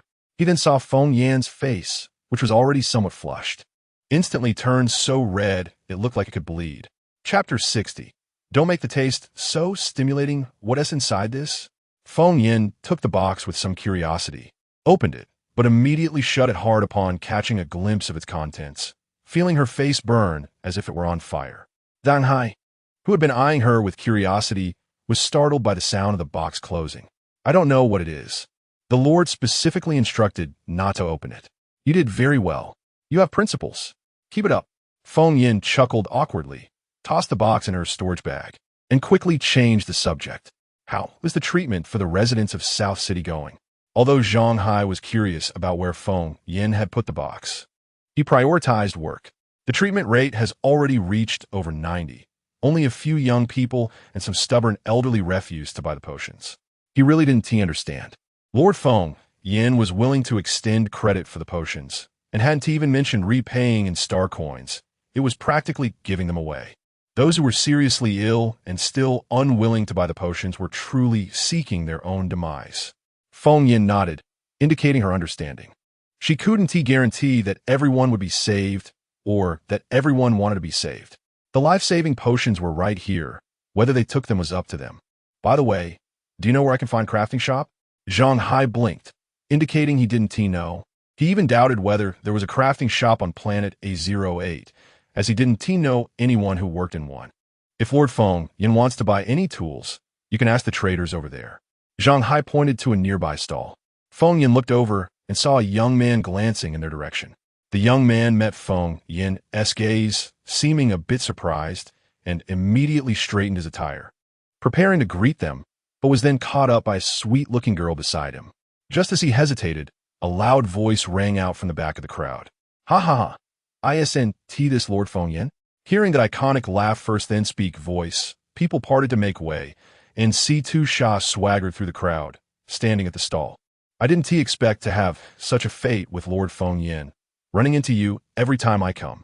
C2 Sha was tall and handsome, but the long scar on his neck was especially noticeable, adding a wildness to his appearance. This time he hadn't brought any subordinates. After greeting Feng Yin, he waved her over. Feng Yin raised an eyebrow in curiosity and leaned in to hear C2 Sha quietly ask, Lord Feng Yin, I actually came to buy a detox potion. Didn't I give you quite a few before? Feng Yin recalled that C2 Sha had bought several potions after the day he had swindled her out of a dozen. Does the Hunter Alliance have that many people? Quite a few. I wonder if Lord Feng Yin has any potions with a less intense taste? C2 Sha recalled the taste of the potion, which still made his scalp tingle. If it weren't for the potion's effectiveness, anyone would think it was some bad stuff. Actually, I do, but it's unnecessary. Just endure it for a bit, and it'll pass. Moreover, improving the taste of the detox potion while considering the balance of its efficacy is unrealistic with star-age fruit flavor additives. The best method is to use spirit fruit, but that would just increase costs unnecessarily. C2 Sha was delighted and hurriedly explained. There's an old stubborn one in the Hunter Alliance who has been infected for many days and is already showing terminal symptoms, yet he refuses to get treated. He won't even drink Lord Feng Yin's detox potion, let alone the treatment potion. He had mentioned this person when analyzing the source of the infectious disease with Shang Xin. This man rarely left his home and had only been to the Star Beast corpse pit once, after which he fell ill. C2 Sha suspected the infectious disease was linked to the Star Beast corpses. Lord Feng Yin doesn't he know, this old man is very stubborn. He won't take any potions, and I'm out of options, so I came to ask you. Feng Yin was a bit surprised that C2 Sha personally came to ask her for an old man in the Alliance. This refusal to give up on anyone showed some of the leader's resolve. I understand. I'll remake one for you. Ha ha ha. Thank you so much, Lord Feng Yin. I knew stop right there, don't thank me. It'll cost star coins. A potion with a good taste will add another 100,000. C2 Sha's smile froze in midair, then turned into a twitch at the corner of his mouth. Can I have it on credit? No way. You pay in star coins up front, and then you get the potion. Seeing that Feng Yin wouldn't be fooled again after being tricked once, C2 Sha shifted his gaze and proposed, how about this? That old fellow loves to research all sorts of strange things. Lord Feng Yin can come with me. Take whatever you like as payment for the debt. When Feng Yin seemed about to object, C2 Sha hurriedly added, that old guy can even make weapons. Although no one uses cold weapons anymore, the ones he makes are exquisite and definitely valuable as collectibles. Upon hearing the words cold weapons, Feng Yin indeed became a bit interested. After all, which alchemist doesn't have a martial arts dream? So, Feng Yin half-heartedly followed C2 Sha to a residential house. This place was still within the boundaries of South City, but was close to the edge. Only a few dilapidated single-story houses remained, showing no signs of being connected to the developed interstellar era. This is it. C2 Sha stopped in front of the oldest house, knocked on the door, and Feng Yin looked around, lamenting the poverty of planet A08. If it were the main star, the edges of such towns would be where the rich lived. But here it was the exact opposite. As the owner of this planet, she felt quite uncomfortable. After quite a while, a woman's voice came from inside, coming. When the voice sounded, they waited a bit longer before the door slowly opened. Before they could see anyone, a large pregnant belly came into view, followed by a heavy stench and a burst of heat from the room. Guda saw, let me introduce you. This is the Lord's wife, Lord Feng Yin. The woman inside froze for a moment, then quickly supported her waist and walked out. Feng Yin recognized at a glance that this pregnant woman was the one she had encountered on the first day she distributed the detox potions. It's you. How have you been? Lord Feng Yin. Thanks to you, my husband's condition hasn't worsened. The pregnant woman was a bit emotional, and to avoid her getting too excited, Feng Yin hurried to support her. She took the opportunity to scan the pregnant woman's body with her spiritual sense. Finding it strange that she hadn't been infected by the beast poison, Feng Yin didn't dare to investigate further for fear of affecting the fetus. They exchanged a few casual pleasantries, which surprised C2 Sha. Lord Feng Yin knows Guda. This is a long story. So the stubborn old man you mentioned is her husband? C2 Sha nodded, marveling at how small the world was. Guda, how is Guda's health? At this, the pregnant woman sighed and shook her head. You two come in and take a look. Hubby. The pregnant woman led them into the house, and Feng Yin clearly recognized the poverty of her family. The already small room was crammed full of various odds and ends. Aside from some daily necessities, there were also many bizarre carvings, metal tools, and even cold weapons mixed in. It looked less like a living space and more like a storage room.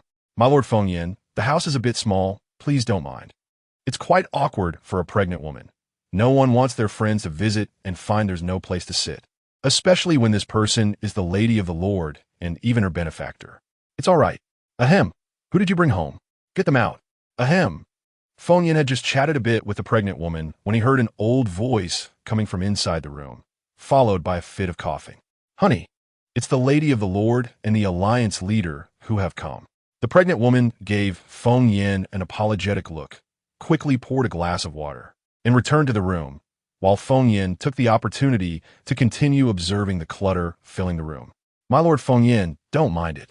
That old fellow Gu Wei has such a strange temper. Sidhu Shah shook his head, then pointed at the clutter in the room. My lord Feng Yin, see if there's anything you like, just take it. It's this potion. The potion is easy to discuss. She had already thought about which spirit fruit to use to adjust the taste of the potion, and it must be the golden spirit fruit, as it has minimal impact on humans, yet the taste is sweet and sour. However, there isn't much here that I want. Star coins are more practical. Sidhu Shah.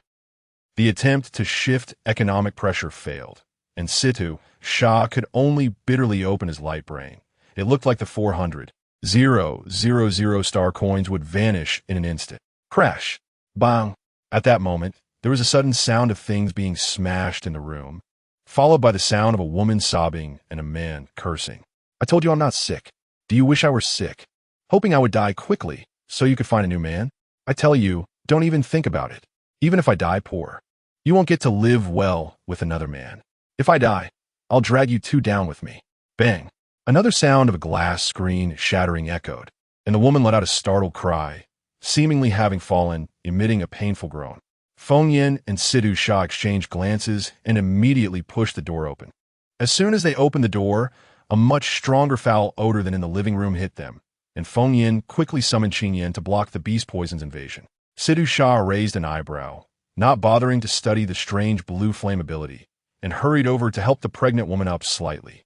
Gu Wei, are you crazy? She's still pregnant. The man named Gu Wei looked much older than his wife. If not for the context, one might think they were from 2 generations, truly exemplifying the old man-young woman dynamic. Gu Wei paused with the cup in his hand, coldly glancing at the seemingly fainted pregnant woman, and snorted. Who knows if the child in her belly is mine? After saying this, the man heavily fell back down, seemingly exhausted from his outburst. Lady of the Lord, Alliance leader, you should leave. This small place doesn't welcome you.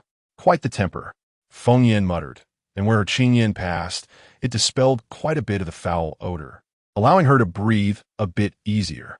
The 2 low-level potions she gave the pregnant woman must have already been consumed by this guy to save his life. Otherwise, given the ugly purple spots crawling on his face, the old man would have already turned to mud. It hurts. Suddenly, a low voice came from the pregnant woman's throat, and Sidhu Shah, dragging her, panicked. My lord Feng Yin, it seems Sister Gu is not doing well. Please take a look. Almost at the same time as Sidhu Shah spoke, Feng Yin noticed a change in the flow of the foul energy in the room. It all converged onto the pregnant woman's belly. The blue bird, which had been acting as a decoration, lazily lifted its eyelids and transmitted in glee. It's over.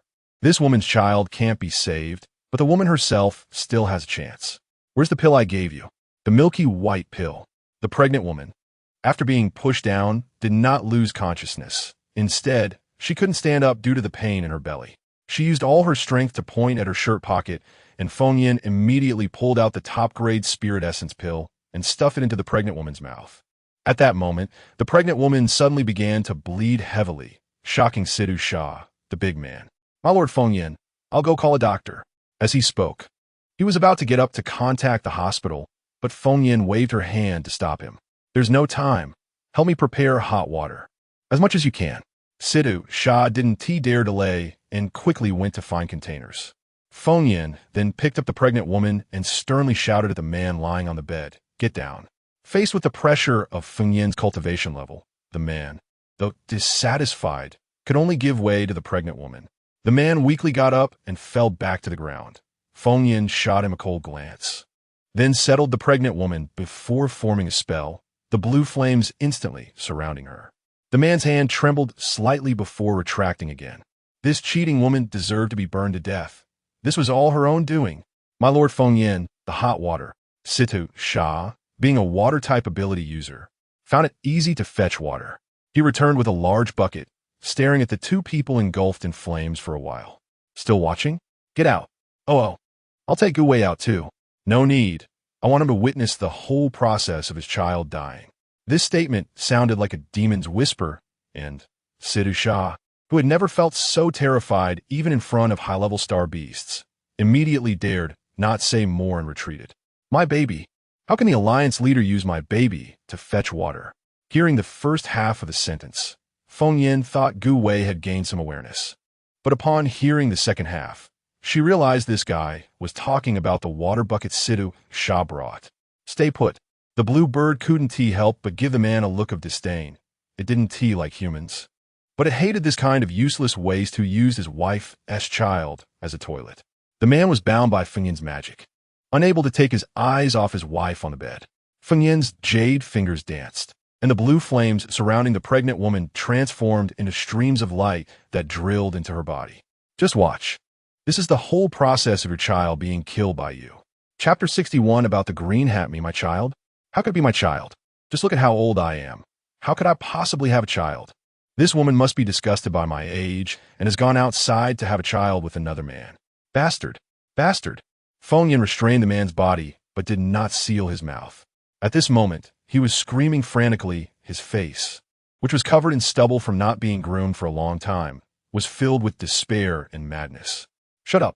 Feng Yin shouted with authority, immediately silencing the man. At this moment, Qing Yin stopped injecting energy into the pregnant woman's belly. Through her link with the Tsang Kong Feng Yin, she could clearly see the child inside the womb. It was a fully formed male fetus. The fetus was completely purple, and it was impossible to tell whether it had died from lack of oxygen or from absorbing too much beast poison. In this state, it would certainly result in both mother and child dying if removed by normal means. Therefore, what Feng Yin needed to do was to completely dissolve this stillborn fetus. She manipulated the green flames, transforming them into countless threads, using them as tentacles. The moment each tentacle touched the fetus, the pregnant woman trembled all over, as if in convulsions. At this point, the pregnant woman had already fainted, and even in her dreams, she seemed to sense that her unborn child had already perished, tears of blood streaming from the corners of her eyes. Feng Yin couldn't bear to see this scene and could only speed up her actions. Collect. Seal. With two loud shouts, the fetus in the womb responded and began to disintegrate. After being completely wrapped in the green flames, it transformed into a streak of light. Child. My child. The pregnant woman suddenly woke up, grasping at the sky, before completely fainting. Feng Yin hurriedly took out a spirit essence pill from her storage bag and fed it to her, then used warm water to wipe the woman's body, making her pale face improve a little. Feng Yin guided the fetus, which had now turned into a mass of energy, out of the woman's belly.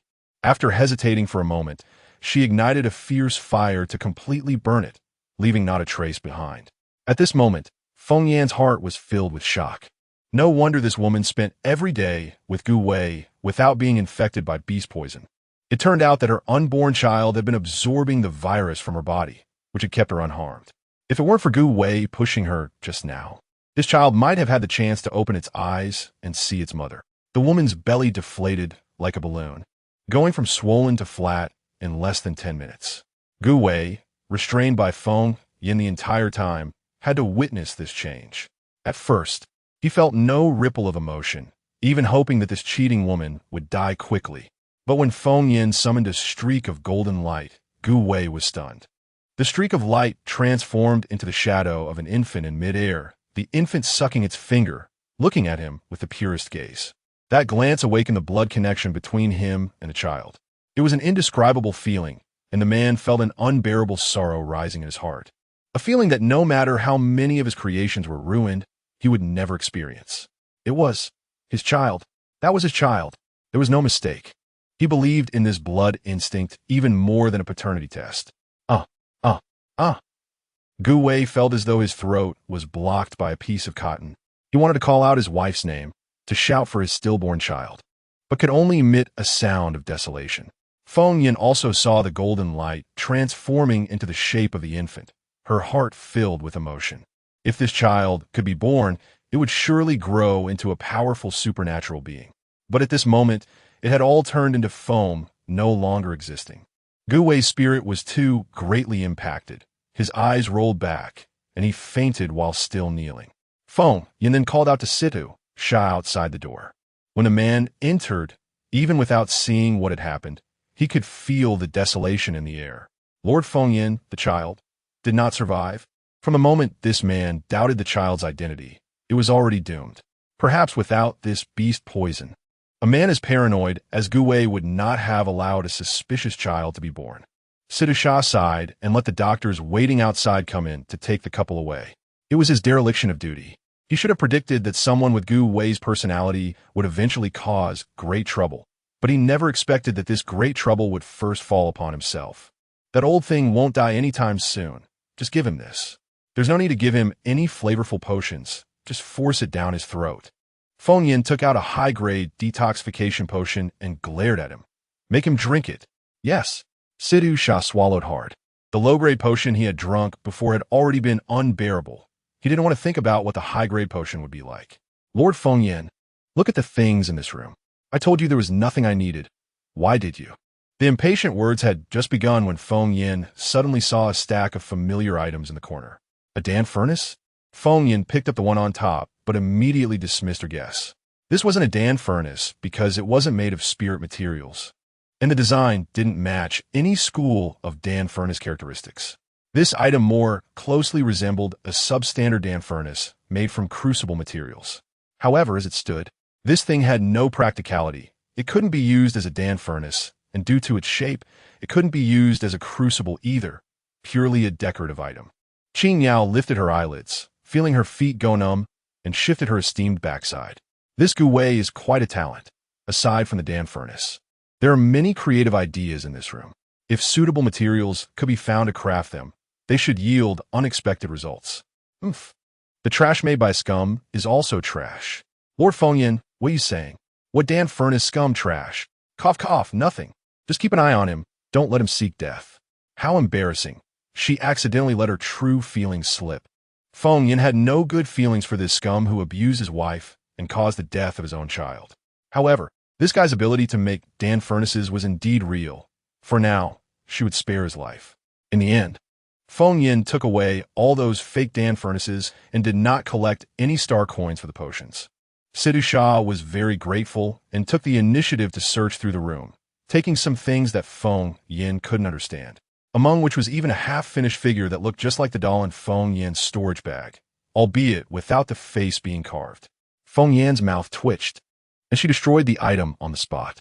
So that Shanghai kid was looking for Gu Wei to make those doll figures. Situ Sha was busy. After resolving the matter with the Gu Wei couple, he naturally bid farewell to Feng Yin. Feng Yin patted her storage bag, feeling extremely satisfied with today's harvest. By the time she returned to the Lord's mansion, it was already dark. At the dinner table, Luna had roasted star beast meat using pink crystal salt and another red powder obtained from a trader. This red powder had been tested and deemed safe for consumption. It had a sweet and sour taste and was a type of mineral. Shang Xian was already seated at the table. In the steaming star beast, meat couldn't warm the icy aura emanating from him. Ying and Huang Qi were also present. The moment they heard the door open, the worry and fear on their faces disappeared completely. Sister-in-law is finally back. If he didn't come back soon, we felt like our little lives would be at stake. I'm back. The man's icy demeanor seemed to thaw as he spoke, nodding to indicate Feng Yin to take a seat. Looking into those bright eyes, Feng Yin's face visibly flushed because she recalled what Zhang Hai had given her in the box. It was a figurine identical to her own interchangeable outfit figure, the same as Shang Xian's, but absurdly, the one in the box was naked. Today has been exhausting. You have no idea. So many things happened today. After sitting down, Feng Yin vividly recounted the matter of the Gu Wei couple and how all the spiritual herbs and fruits from the back mountain were picked away to Shang Xian. But she did not mention anything about Baiyu. That Gu Wei was simply despicable, having a young and beautiful wife, but not cherishing her and even doubting her loyalty. He didn't think about it. With his conditions, if his wife wanted to cheat, she would have run off with someone else long ago.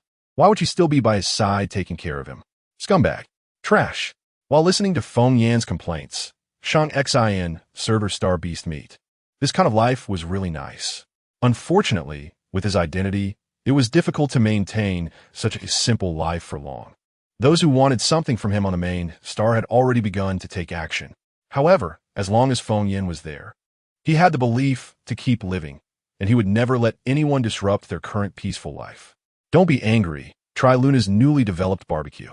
Feng Yin took a big bite and earnestly said, "Don't be like that, man. Don't worry. If we have children in the future, I will definitely protect both of you well." As soon as this was said, Feng Yin immediately bit her tongue. Her brain turned to mush. What are you talking about? Pervert. After that, she fled back to her room, leaving the man somewhat dazed and asking, "Did I say something wrong?" Shadow, Huang Qi. They knew that after their boss came into contact with that person would definitely show strong interest in the sister-in-law and teach the boss some strange things.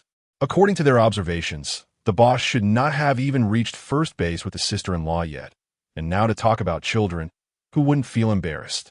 The two shook their heads, indicating they were unclear. After all, both of them were single dogs and did not understand the pains of love. There was no choice but for Shang Xin to chase after her to the room. But just as he reached outside, he heard her talking to herself inside. Ching. What do you think Shang Xin meant just now? Caw.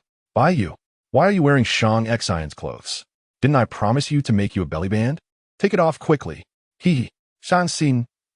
Ching was that star beast, but who was by you? Wearing his clothes. Shang Xin involuntarily recalled the conversation he had with that person today. Nephew, you're limping now and can't do anything, so be careful. Your wife is so beautiful. Watch out for her putting a green hat on you.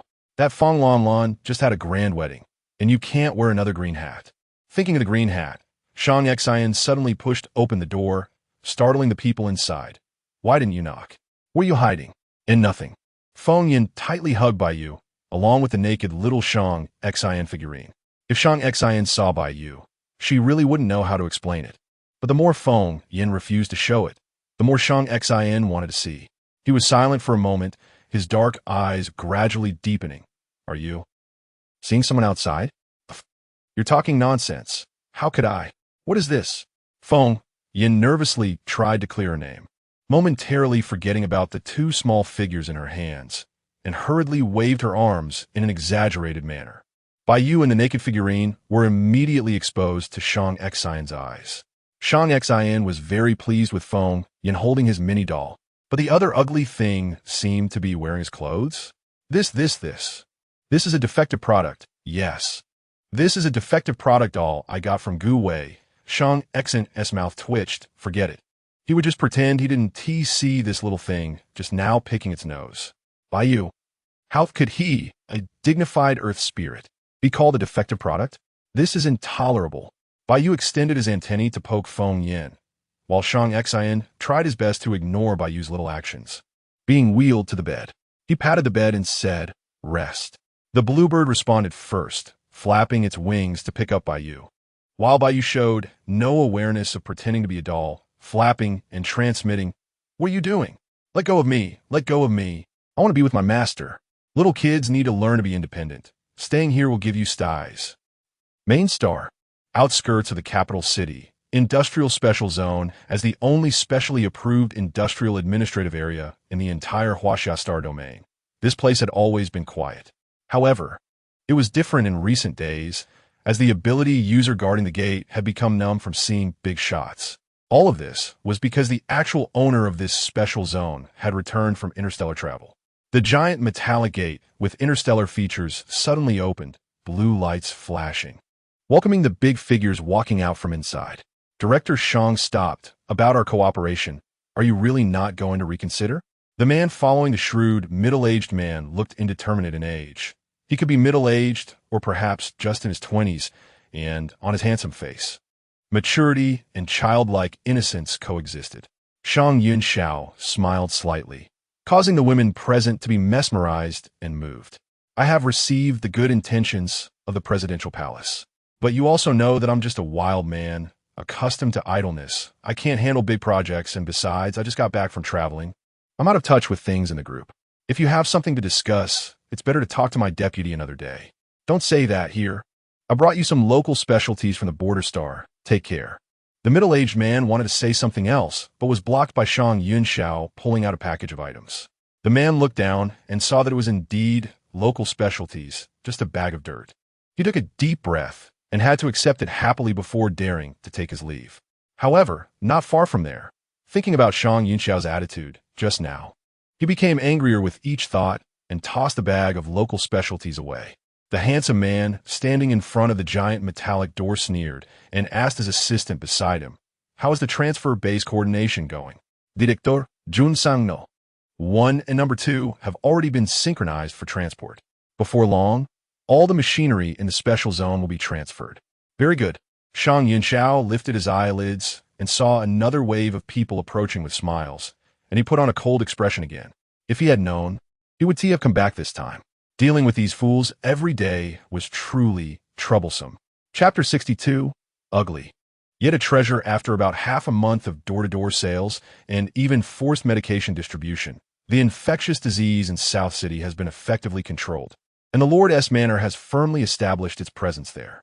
Feng Yin no longer let Zhang Hai set up a stall in South City, but instead sells potions and some fresh goods right outside the Lord's Manor. "Xiao Hai, what is this? Hey, don't touch it if you're not buying." Zhang Hai slapped the hand of a young man who came to buy potions. The young man pouted, who said, "I'm not buying. I want to buy, but you have to tell me what this is. With you? You still owe Lord Feng Yin for the potions you bought." As he spoke, Zhang Hai gently blew off the non-existent dust from the items on the table, looking so careful that one might think they were rare treasures. The young man's face turned red, and after struggling for a while, he couldn't find a word to say. If it weren't for Lord Feng Yin coming to sell him the detox potion, he wouldn't have believed in the Lord S Manor at all and would have refused to take the potions. Although the taste of the potions was overwhelming, the effects were undeniable. After taking one dose, all his discomfort had vanished. He came today to buy a couple of potions for his friend. Who would have thought that this new stall outside the Lord S Manor was selling not only potions, but also other items, particularly these colorful things he had never seen before. Seeing the young man's naive expression, Zhang Hai almost turned up his nose at him. "Oomph. Do you know what this is?" "This is fruit." "Fruit." Shock spread across the faces of everyone in line. Could it be fruit from plants? Is that even possible? My God, is this really fruit? Let me take a look. "Zhang Hai, where did you get this fruit?" "Yeah, where did you manage to find such rare goods?" People forgot about buying potions and crowded around the few fruits, each one more precious than their own children. It should be known that nowadays, the survival rate of vegetation in the Huaxia Star Domain was lower than the likelihood of the Alchemist Guild giving away potions for free. There were some artificially cultivated plants on the main planet, but to expect those inferior varieties to bear fruit was simply wishful thinking. Zhang Hai adhered to Feng Yin's instructions from the morning. Once he had created enough buzz, he started to put the fruits away, immediately facing resistance from the crowd. "Hey, don't put them away. Let everyone have another look. I'll buy. How many star coins?" "I'll buy it. How about we pool together to buy one?" Zhang Hai assumed the demeanor of an aloof expert, hands behind his back, his expression calm and profound. "Everyone, stop competing. These fruits are not for sale. Today, showing these fruits is also Lord Feng Yin's intention. I told you all not to drop your jaws in surprise. These fruits were personally grown by Lord Feng Yin." After saying this, he paused intentionally. The crowd's eyes widened in disbelief, as if they were hearing something unbelievable. Zhang Hai nodded in satisfaction and continued. "Lord Feng Yin is showcasing these fruits to show everyone her achievements. She will soon establish a botanical garden near the back mountain of the Lord S Manor and is currently looking for young and capable workers. Anyone interested can come to me to sign up." People fell silent for a moment, then suddenly erupted into intense discussions. How amazing! Lord Feng Yin is going to establish a botanical garden? A botanical garden? Am I dreaming? My relatives on the main planet have never seen plants. And we're actually getting a botanical garden here? I'll sign up. I'm young, strong, and an ability user. I want to sign up too, but I'm an ordinary person. Can I do it? Zhang Hai registered each person who signed up and replied. Lord Feng Yin treats ordinary people and ability users equally. As long as you meet the requirements, you can. While this side was buzzing with sign-ups, on the other side, Feng Yin had already brought Qing Miao and Bai Yu to the back mountain. In the morning, Feng Yin first went to the hospital in South City. The Gu matriarch and Gu Wei had already awakened. The effects of Feng Yan's potions and elixirs were remarkable, leaving even the doctors astonished. "Lord Feng Yin, you're here. Please have a seat." Seeing Feng Yin enter, the Gu matriarch tried to get up from the hospital bed, but Feng Yin hurriedly pressed her back down, using her spiritual power to check. The Gu matriarch's health had recovered very well, showing no signs of her previous miscarriage. Feng Yin knew that it was the instinct of the unborn child to protect its mother, transferring all misfortune onto itself. With the child gone, all misfortunes seemed to have disappeared as well. "Take care, you will have children in the future." The woman nodded, her reddened eyes betraying her suppressed sorrow. Even though she knew the child would not have survived if born, it was still painful not to have been able to give birth at all. This was all the fault of the child's father. Gu Wei knelt outside the ward, pleading desperately to see the Gu matriarch, but she refused to meet him. Feng Yin fully agreed. A man like him needed to be taught a lesson. "Is this your doing?" Feng Yin took out the alchemy furnace she had grabbed from the Gu family that day. Gu Wei recognized it at a glance as his own creation. "This is my property. How can you just take my things?" "Umph. I haven't even asked you for star coins for curing your illness. And you're worried about 2 broken furnaces? I only want to ask you, if given the right materials, can you still create such a furnace?" Gu Wei nodded, but remained silent. Feng Yin didn't want to bother with him any longer and turned to leave. Even at this point, he was still thinking about his worthless items. He truly didn't know how to repent. Thinking this, Feng Yin shook her head helplessly and turned her gaze, only to see Bai Yu perched on her shoulder, nibbling on a spirit fruit. "Give me one. Also give me one. I only give to the master, not to the big stupid bird." In their mental exchange, Bai Yu pulled out a spirit fruit from his spatial storage and handed it to Feng Yin. She took a satisfying bite, the juice overflowing. Through the master-servant contract, Feng Yin learned that this little creature had a naturally formed storage space within it, containing not only countless seeds, but also numerous spirit fruits and herbs. It was simply a natural treasure trove of plants. Feng Yin's idea of establishing a botanical garden was born under this premise. "TCH, if you don't give it, you don't give it. Why act so smug? Be careful, or I'll eat you in one bite." "Master, the big stupid bird is bad. I'm scared." Faced with Bai Yu's coquetry, Feng Yin felt a bit uncomfortable and firmly refused. Bai Yu's small eyes turned red from anger, and coupled with his red belly band, he looked quite ridiculous, resembling a festive doll, if one could overlook his numerous tentacles.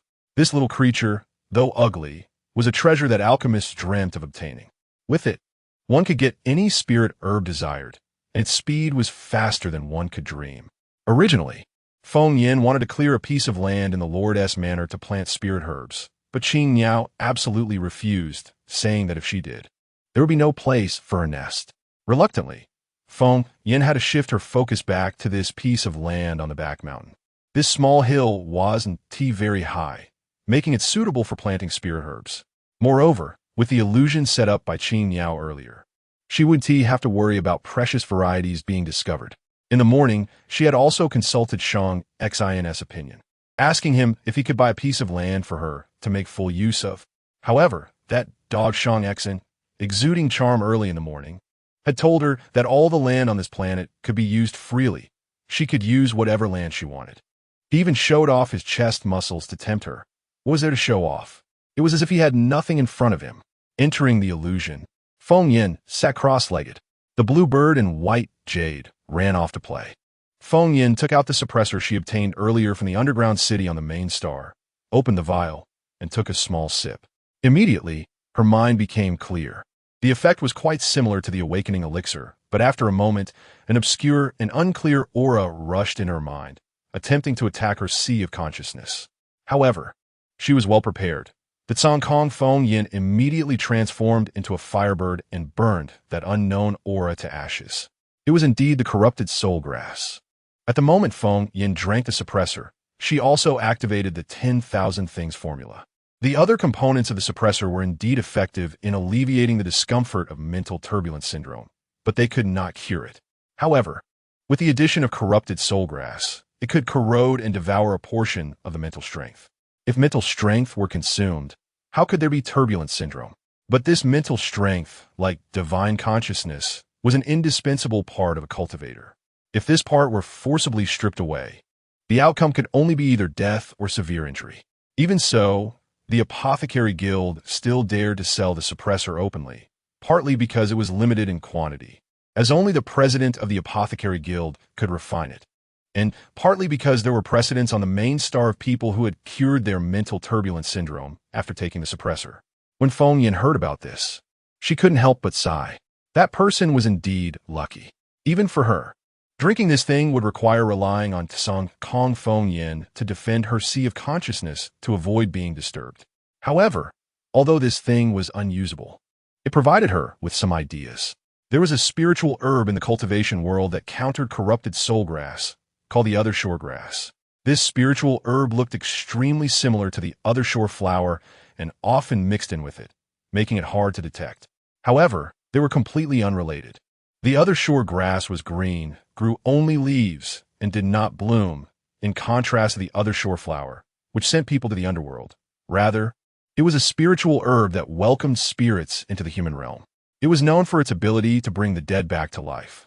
The counteracting relationships in the cultivation world were not fabricated randomly.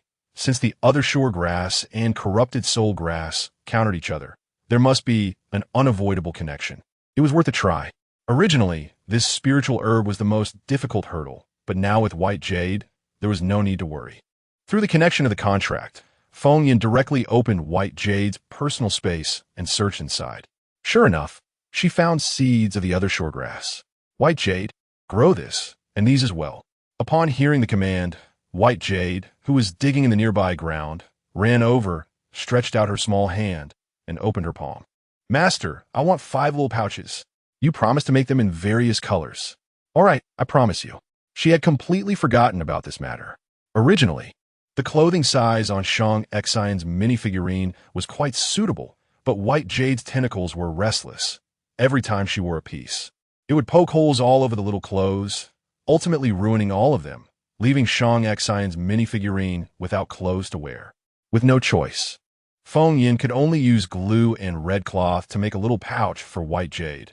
Unexpectedly, the little thing quite liked it. White Jade might be ugly, but her heart was cleaner than anyone else's. Having received Feng Yan's promise, her small face immediately radiated a happy smile. She turned around and used her little foot to stomp a pit in the ground, carelessly tossing the seeds of the Other Shore grass inside. What a waste of heavenly materials. How can you treat the Other Shore grass seeds like this? Feng Yin felt heartbroken as she laid on the ground. But the next moment, White Jade's little foot had already landed in the pit again, compacting the soil. Master, you forgot. Your moon-combing grass also sprouted from the poop of a big dumb bird. Feng Yin. This was indeed the case. At this moment, on planet A08, looking across at the Lord's mansion on the other half of the star, this half of the planet was sparsely populated and with star beasts lurking. There were no towns left, only vast wasteland. However, it had been quite lively these days. The sounds of rumbling and transportation were incessant, and large aircraft carriers that blocked out the sky had landed several times to deliver equipment. Shang Xian looked up from a distance, his expression unreadable. The workers busy at work were all tall and straight, even walking differently from ordinary people, exuding a strong aura, but these people all had their backs to Shang Xian, seemingly afraid of being seen by him. Boss, who are these people? Ing, following closely behind Shang Xian, looked at the familiar figures and found it hard to believe. These people looked like soldiers from the original Holy Guard Legion, right? It must be some good deed done by my uncle. Shang Xian's tone was not good. This behavior of taking advantage of his relocation to the base to dig up all the soldiers from the original Holy Guard Legion could only have been done by his uncle, Shang Yinxiao. Speaking of his uncle, he was indeed a legendary figure. Although he was an ability user, he seemed to have developed his mental strength like Feng Yin, becoming unstoppable in the field of scientific research. In his youth, he established the Yunshang Future Group, initially making children's toys, specializing in toy aircraft carriers and flying vehicles. But as time went on, he grew bigger and even set his sights on actual aircraft carrier manufacturing. The Yunshang No. 1 was a proud masterpiece of Yunshang Future, and even the wheelchair he was sitting in was crafted by Yunshang Future, incorporating interstellar technology. A treasure even the Crown Prince envied. One reason the people on the main star wanted to drive Shang Xian to death was partly due to Yunshang Future. After all, who wouldn't he worry about the ambitions of a technology company that was not funded by the presidential office, not under management, and could independently manufacture aircraft carriers? He, not knowing what he thought of, Shang Xan curled his lips and let out a cold laugh. His uncle's personality was indeed very unconventional. By now, no one on the main star would know that his uncle had transferred all the various equipment from the Yunshang future base. Moreover, the relocation was to a godforsaken place like A08. How is Feng Yin doing? After the elder sister-in-law went to the back mountain, she entered that invisible area. Boss, do we need to conduct a technical analysis of that vacant land? Speaking of Feng Yin, the man unconsciously showed a warm expression, and the cold aura surrounding him was no longer so intense. No need. That should be the doing of the star beasts. Although his uncle was unreliable, his experiences in the floral world were real, and the love advice he gave was somewhat credible, such as giving a partner ample freedom. Chapter 63, I may not be human, but you're even less, so I heard that a botanical garden is going to be built in the back mountain. And the workers who are rebuilding in the western city couldn't sit still.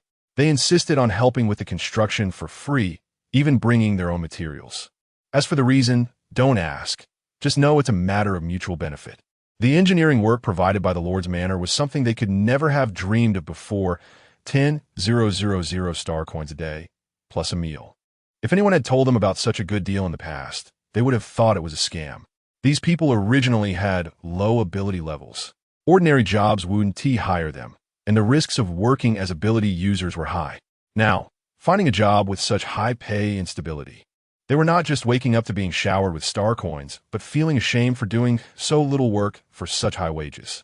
They not only lowered the altitude significantly, but also paved the roads and even divided the land into areas for Feng Yin to plant. The next day, upon learning about this, Feng Yin brought star beast meat to show these local folks what a delicacy should taste like, stunning the workers for several millennia. When they learned that the secret to making the grilled meat so delicious lay in the things to be grown on the land in the back mountain in the future, everyone cheered and looked forward to it. This was something even the main star had not cherished. At that moment, Feng Yin was at the edge of the southern city, knocking on the old, damaged door. She was greeted by the now fully recovered Madame Gu. My Lord Feng Yin, please come in. Oh no, let me take you to a restaurant in the city. The so-called restaurants in the southern city only sold nutritional agents and boiled star beast meat, which Feng Yin did not want to visit. No need. I'm here to find Gu Wei. Is he home? Yes, please come in. It's a bit messy at home. The woman had an unmistakable embarrassment on her face, given Madame Gu's attire and appearance. She should be a woman who values quality of life, but unfortunately, she married a man who only cared about his craftsmanship. The room was just as messy as the last time Feng Yin visited, filled with all sorts of strange items. Feng Yin managed to find a spot to step into the inner room, where she saw Gu Wei sitting on the ground, his face serious with his eyes closed, seemingly lost in thought. What do you think about my alchemy furnace? A soft voice startled Gu Wei, making him shiver and quickly stand up. He excitedly pulled Feng Yin to his desk, showing her the drawings and various ideas he had. Feng Yin first marveled that in this era, someone still used paper and pen to draw. After listening to Gu Wei's various ideas, she couldn't help but pick up one of the drawings, her eyes widening. What do you think? Now, we just lack materials. I'm just short on star coins. Otherwise, I would have made it long ago. Modern alchemy tools are nothing. It has to be this traditional crucible. My Lord Feng Yin? Gu Wei waved his hand in front of Feng Yin's eyes, only to suddenly hear her burst into laughter. Good. I knew I didn't misjudge you. You're truly a genius. How many star coins do you need? I'll give you everything to make this for me. Ching ching. I remember someone previously cursing Gu Wei as scum. It's no wonder Feng Yin was so happy. She had casually described a few things to Gu Wei before and hadn't expected him to actually recreate the alchemy furnace she used in the cultivation world. The furnace in the drawing, down to the finest detail, was exactly her 100 gods refining furnace. This Gu Wei truly should not be underestimated. He was a genuine talent in crafting. Gu Wei was also very excited, as an ability user with a low level. Although the leader took good care of him and allowed him to join the Hunter Alliance, where he could receive a certain amount of benefits each month, it was only enough for him to survive, just barely. Later, with Madame Gu joining the family, the pressure of life weighed heavily on him, and he began to panic. When people are anxious, they easily take wrong turns. At first, he only made cold weapons, like swords and knives. But later, under life's pressures, he was willing to take any order, even one for making dolls from Shanghai, but he could never rise to prominence, which became a resentment in his heart, ultimately harming both himself and others. If it weren't for Feng Yin's appearance, perhaps his whole family wouldn't have survived. Now that someone acknowledged his talent, Gu Wei felt a sense of relief, as if the clouds had parted. My Lord Feng Yin, these are the materials I need. You might as well use the Lord's Manor's identity to find traders to procure them. No, no, no. Just the thought of that trader named Lu Bin made Feng Yin uncomfortable.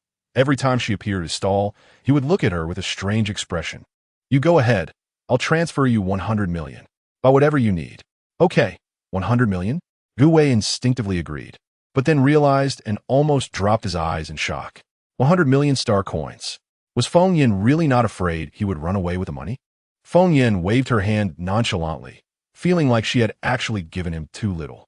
After all, the alchemy furnace she once used had cost over 1 million top-grade spirit stones, countless rare materials, and even caused the death of a craftsman. If counted in star coins, it might well need 10 more zeros after that 100 million.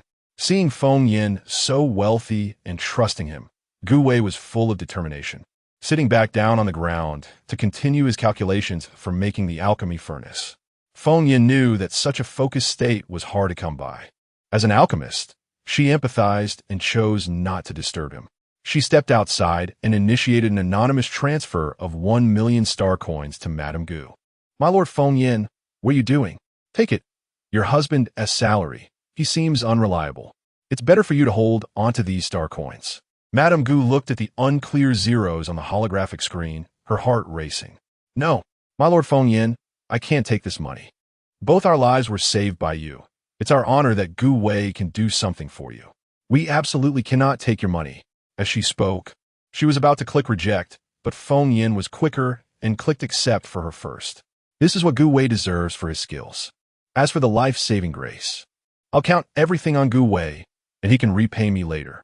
As she said this, a faint smile unconsciously appeared on Feng Yin's lips, her gaze darkening for a moment, complemented by the blood-red tear mole at the corner of her eye that already looked enchanting. Madame Gu couldn't help but swallow hard. It seemed that my Lord Feng Yin would indeed make Gu Wei repay his gratitude properly in the future. After bidding farewell to the Gu couple, Feng Yin headed to the center of the southern city for her second purpose today, to buy a shop. It felt great to be rich. Ching, did you see? When looking for a husband, you have to find someone wealthy, even if there's no real marriage. At least you have money to spend. The Qing bird looked disdainfully at Feng Yin's smug appearance. In its view, when looking for a husband, it should be someone with 3 legs, fiery demeanor, and golden feathers to be truly handsome. After wandering around for a long time, Feng Yin selected a small shop in the corner. The location was poor and it was old and in disrepair, but it was cheap. Buying the full ownership only cost 50 star coins. Compared to other shops of the same size, which started at 1 million, this was practically a bargain. I saw the original shop owner hurriedly getting rid of it. He doesn't look like a good person. The Qing bird opened its eyes, staring at the original shop owner's back with a mix of relief and lingering fear, unable to understand why he seemed so happy to sell his family's old shop. He really isn't a good person. He didn't tell the truth. The bluebird was stunned by the brilliance in Feng Yin's eyes. Damn it. You know there's a problem and still bought it? Feng Yin pushed open the store door, and a wave of stale air hit him, clearly indicating that this store hadn't been used in a long time. The reason he sold this store so cheaply was because there were dirty things inside. Dirty things?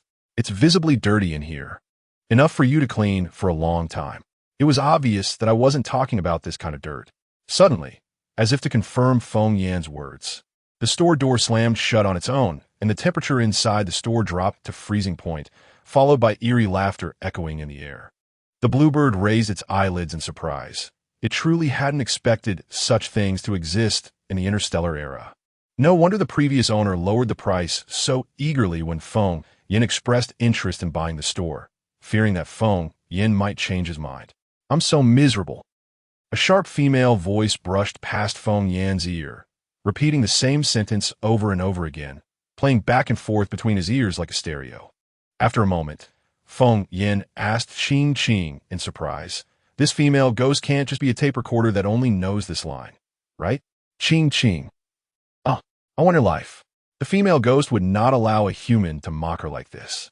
She immediately revealed her form, with decaying flesh falling continuously to the ground, vanishing into nothingness upon landing.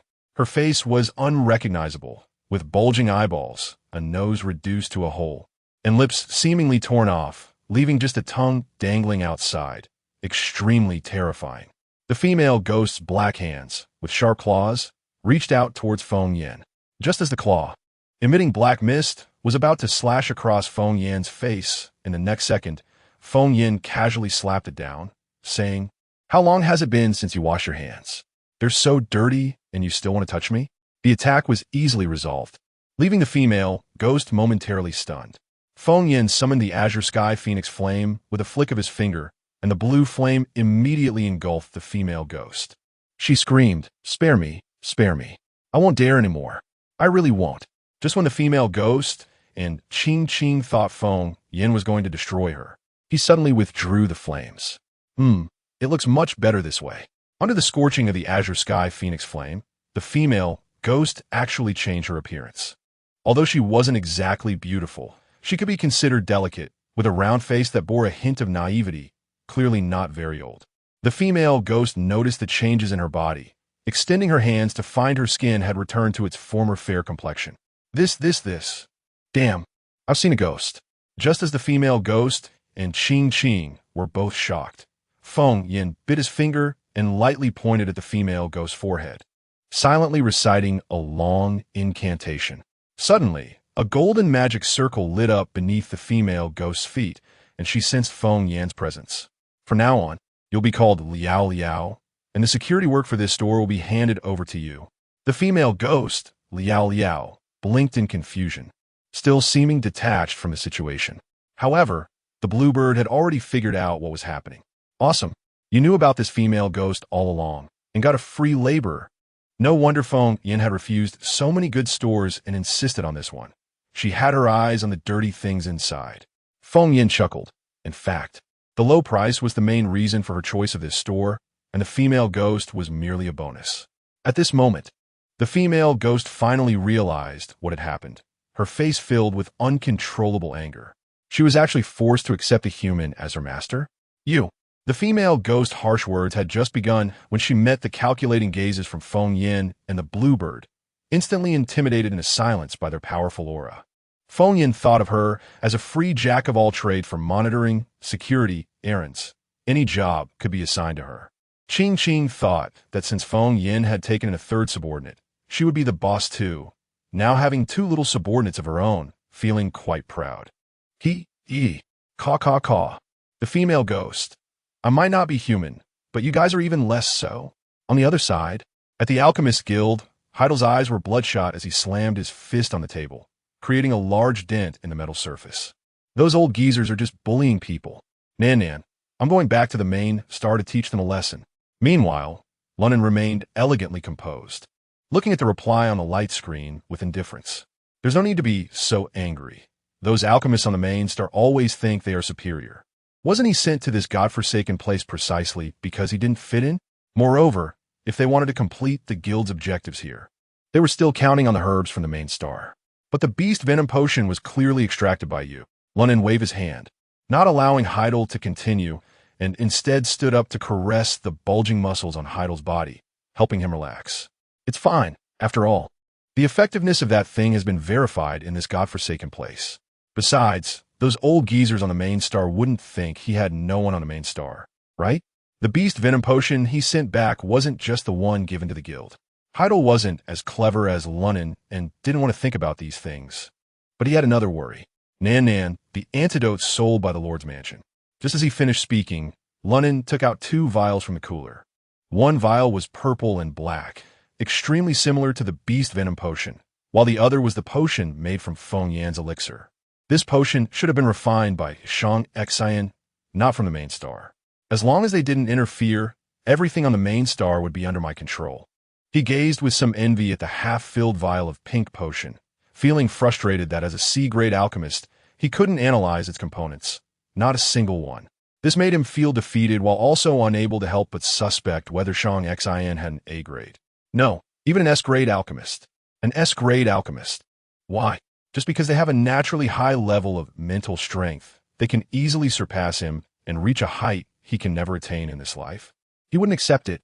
Chapter 64. The Return of Infectious Disease Boss. It's bad news. There has been a large-scale outbreak of capital infection in South City. Ing stood outside the door on the second floor. The entire Lord's mansion was brightly lit, even brighter than the central star that had yet to arrive. Shang Xin opened his eyes one step ahead of Feng Yin, noticing that the person beside him was still in a mysterious state and did not disturb him. This was not the first time he had woken up in the middle of the night to see Feng Yin surrounded by a faint silver mist. The mist was dreamlike, and it seemed to be mixed with tiny stars, moving around Feng Yin in a certain pattern. With each cycle, the mist would enter Feng Yin's body. The first time he saw this, he nervously reached out to grab the light spots, but he grasped nothing and only felt a cool sensation in his mind, which was very comfortable, so he did not pay attention to it afterward.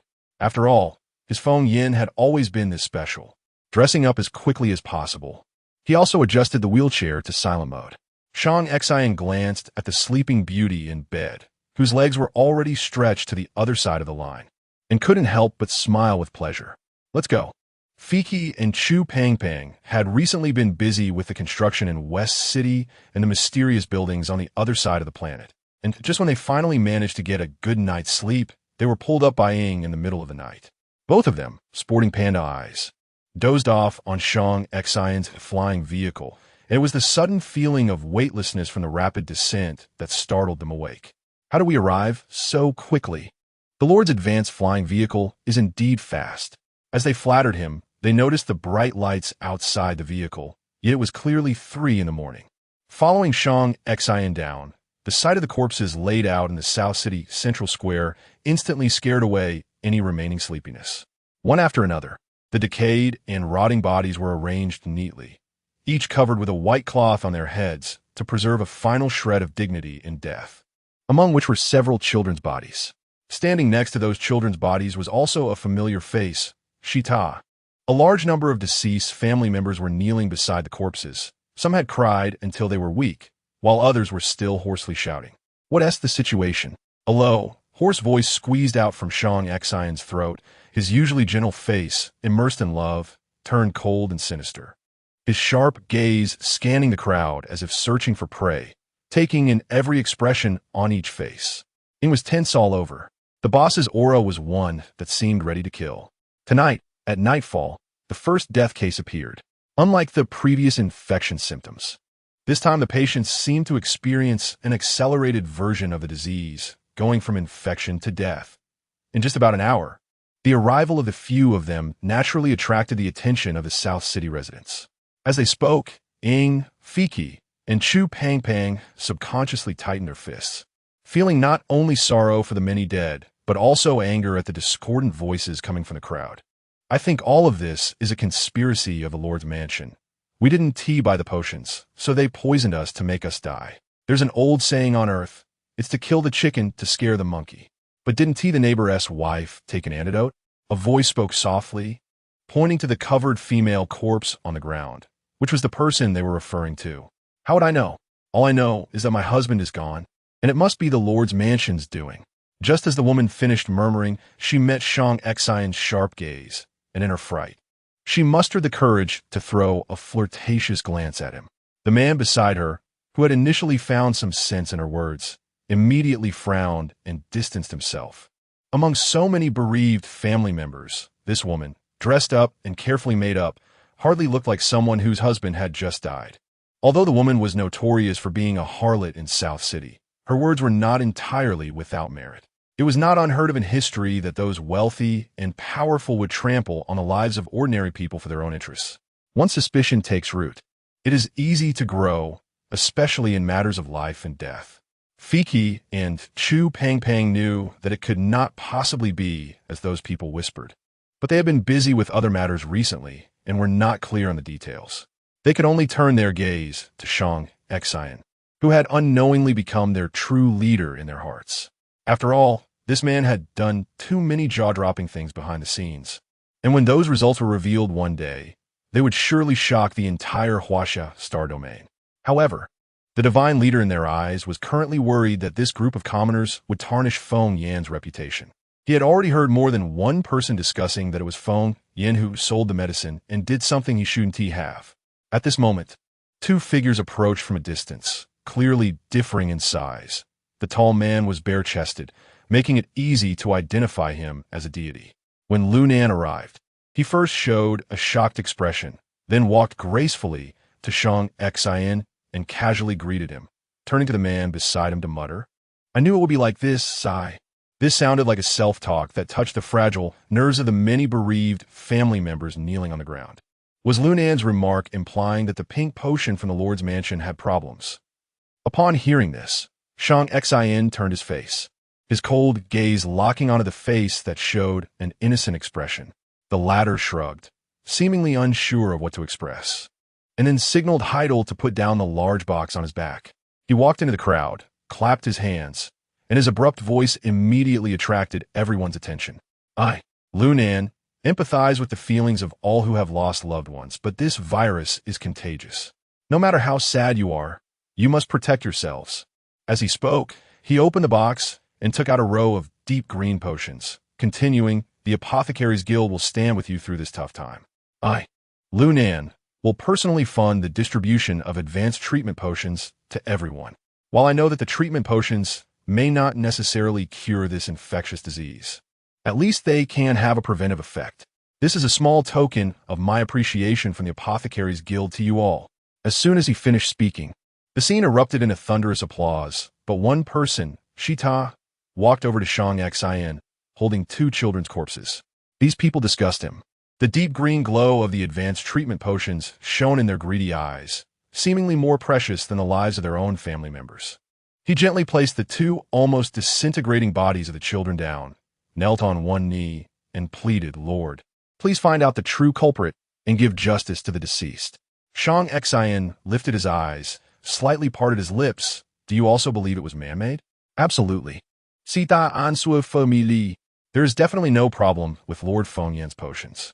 Perhaps ordinary people cannot discern, but those with abilities can easily detect it. The nauseating pink potion not only had no issues, but even enhanced his abilities. To say that Lord Feng Yan deliberately poisoned people to sell potions?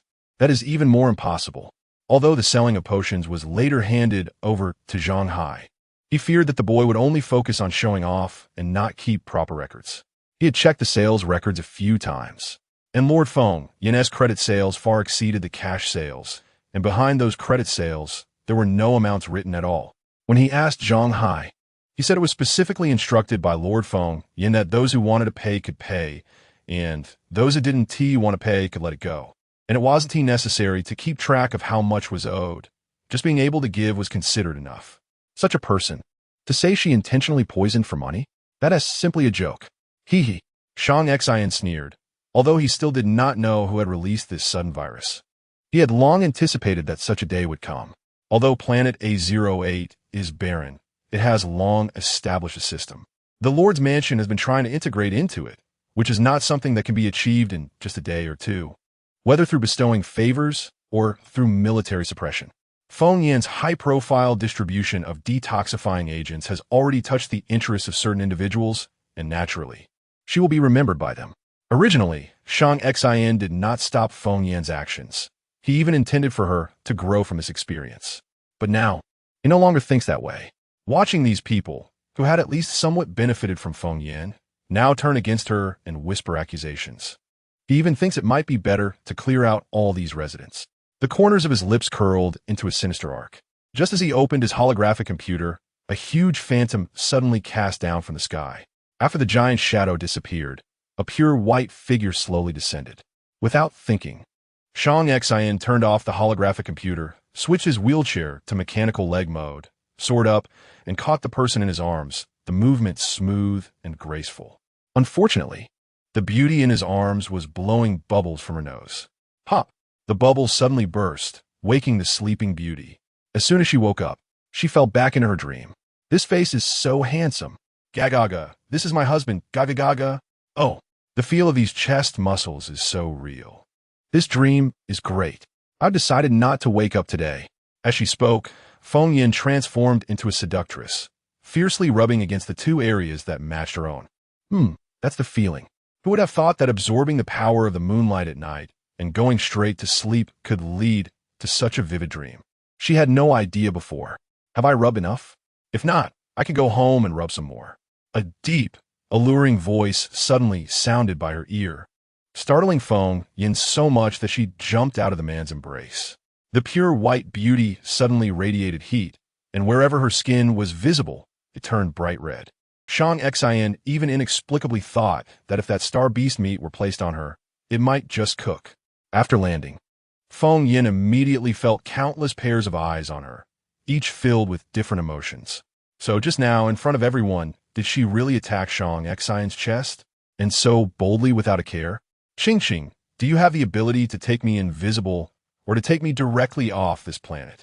Chirp, gagaga, damn. How did such a large-scale social death scene come out of nowhere, without any psychological preparation? But soon, Feng Yin tidied her disheveled hair and even stood on her tiptoes to adjust Shang Xian's clothing, then turned around with an air of grace. What does she have to be embarrassed about?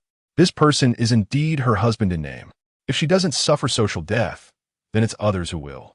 However, when she turned around to take a closer look, it wasn't just social death. Many people had truly died. The few spirits she mentioned, so that's how it was. Spirits? Who is Liao Liao? Just a few days ago, a Baiyu appeared, and now another Liao has come out? Shang Xian didn't interfere with Feng Yin raising strange pets, but he never discussed it with her. He felt it was a kind of illness that needed to be treated. Besides those from the Lord's mansion, the one most concerned about Feng Yan's appearance was Lu Nan, who was distributing the potions. He boldly suspected that the pharmacist in Shang Xian's hands might be this Lady Lord, but he immediately dismissed it. After all, the characteristics of a supernatural being and a pharmacist could not coexist in the same person. Even so, this Feng Yin garnered the support of the citizens of South City with just a few words, and in West City, no one dared to speak against her, making her a person not to be underestimated. Lu Nan handed the potion in his hand to Zidal, then gracefully walked in front of Feng Yin and performed a gentlemanly gesture. Lady Feng Yin, you. Shoo, don't speak. Just as he was about to speak, he was interrupted by Feng Yin. She ignored him and directly followed Liao into the crowd. Of course, aside from her, no one could see the female ghost Liao, so they could only see Feng Yin completely disregarding Lu Nan and turning to leave. Lu Nan suppressed his rising anger, raised his head, and put on a polite smile, quickly following after her. Lady Feng Yin, I understand the Lord's mansion's eagerness for quick results, but this matter of alchemy is not something that a mediocre pharmacist can accomplish at will, especially when facing such a high mortality rate infectious disease. Feng Yin seemed not to hear him. Before he could finish his sentence, she suddenly changed direction and went to the edge, stopping in front of two severely decayed corpses. She pulled back the white cloth covering their faces. Is it them? Shang Xian circled around the crowd and happened to hear Feng Yin talking to the air. Feng Yin, do you have any discoveries? Cough. Why are you so close to her when speaking? These two corpses are the source of a virus. But it's strange. No matter how infected these two corpses are, they shouldn't have decayed to this extent.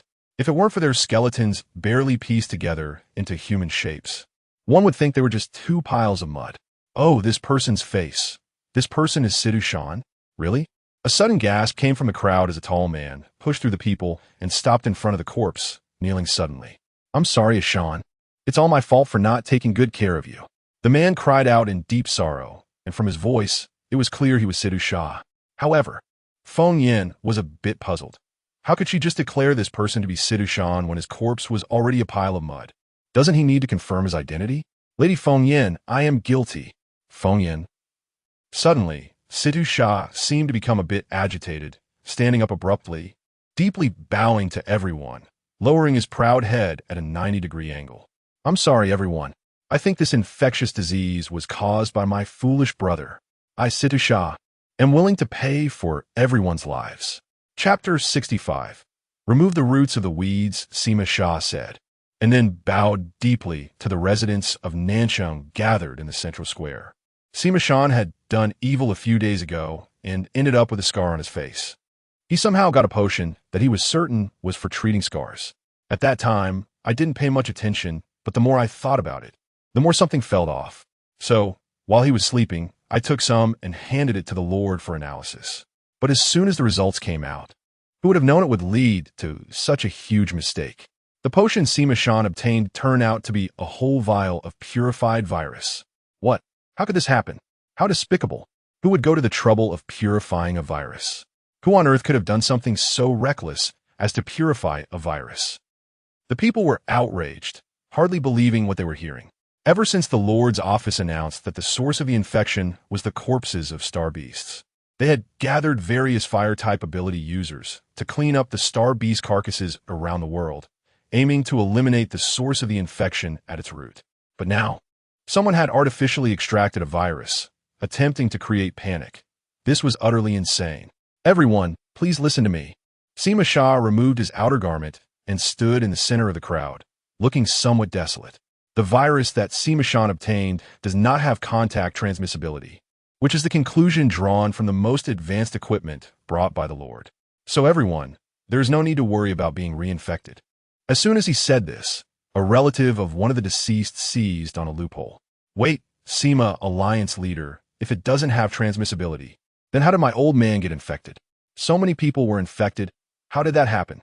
Ching couldn't help but lift her eyelids to glance at the questioning woman, sneering coldly, and shifted her position slightly. It seemed this group of people had become numb living on such a backward planet. Their brains weren't functioning well. If there was transmissibility, wouldn't those who were closest to them be the first to be infected? Yet, these people had glimmers of calculation in their eyes. Not sure if they were being clever or foolish, genuinely grieving for their deceased loved ones, or hoping to gain something from this.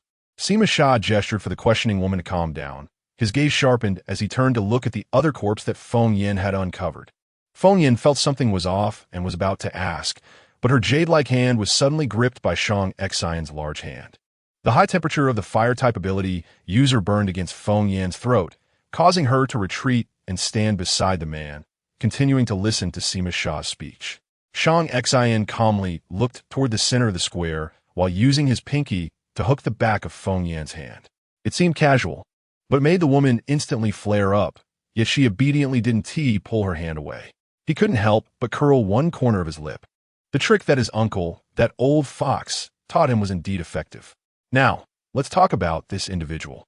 With that, Sima Shah directly pinched the relatively intact right hand of the corpse, magnifying it and projecting it onto the light screen with his light brain.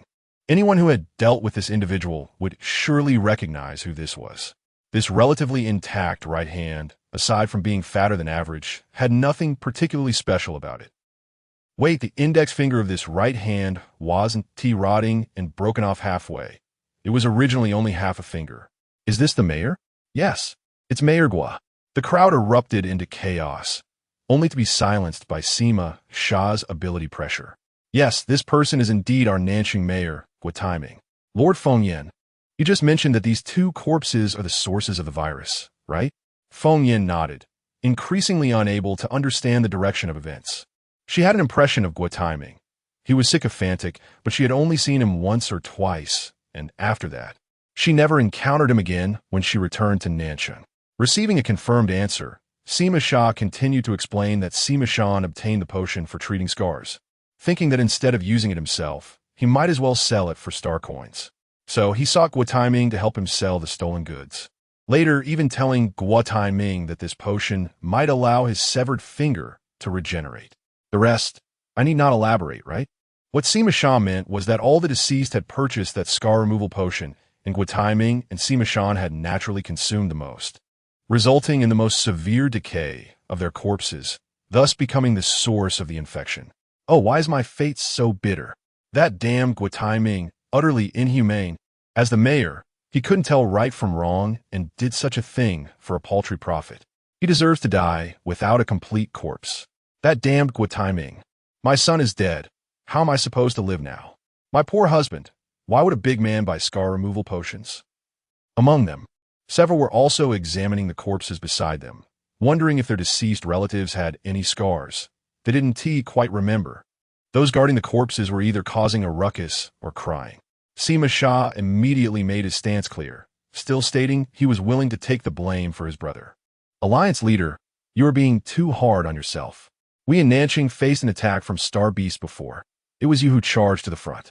Without you, we would have been dead long ago. Yes, this isn't the Alliance leader's fault. That brat Seema Shan never listened to discipline. If he could have even a tenth of the Alliance leader's ability, he wouldn't have caused such a disaster. Alliance leader, please don't blame yourself. If anyone is to blame, it's that damned Seema Shan and Guitai. The consensus among the crowd made Seema Shah, who had returned to his brother's corpse, red-eyed. He nodded heavily, bagging Seema Shan's body and bowing to the people, Shang Xian and Feng Yin before turning to leave. Seema Shah came and went in a hurry, clearing Feng Yin of suspicion but also ruining Lu Nan's plan. He had never thought that Seema Shan, that fool, could accomplish anything. Yet he also hadn't expected him to be so useless. The vial of virus he had given Seema Shan was purified 1,000-fold. Yet it only infected this few people. What a waste. He quietly gave Zidal a glance, and the latter immediately activated the mechanism in the box, reducing the 2-layer deep box to a 1-layer deep box. Sorry, everyone, the potion has been distributed. Since it was originally a free item, when Zidal said it was gone, no one dared to say anything else. And the relatives of the deceased who hadn't received it could only look on enviously. After the two finished distributing the potion, they didn't greet anyone else and left on their own. Just before leaving, Lu Nan cast a meaningful glance at Shang Xian, but withdrew his gaze the moment the latter looked up. The few scattered in the air were carelessly absorbing the invisible corpse energy. The more Feng Yin thought about it, the stranger it felt. Was the sudden outbreak of this virus really, as Seema Shah claimed? She always felt something was off. At this moment, Shang Xian, who had hardly spoken, finally spoke up. Fiki, you are officially appointed as the mayor of Nancheng, and Chu Pangpang will serve as the mayor's secretary. Yes, yes. Fiki responded loudly, beginning to gather fire-type ability users to properly handle the corpses. After arranging everything, Shang Xian shook the hand he was firmly holding on to Feng Yin, his tone softening. Let us go, we'll talk on the way back. 3 hours later, as the light of the central star began to appear, Feng Yin suddenly opened her eyes wide, looking at the man beside her with a complex expression before silently dressing and heading to the backyard to find Qingyao and Baiyu. The bluebird said it didn't want to plant spirit plants in the backyard to avoid occupying its nest. But Baiyu pretended to be confused and took the opportunity to plant a circle of spirit grass around the steel rockery while the bluebird was asleep. Qingqing originally wanted to peck Baiyu to death, but Baiyu, in a fawning manner, first planted a golden fruit shrub for her, resulting in a win-win situation. At this moment, Baiyu was pretending to be a radish stuck in the ground, and Feng Yin didn't think that radish head could understand adult matters, so she just woke up the bluebird. Caw! You better have something to say.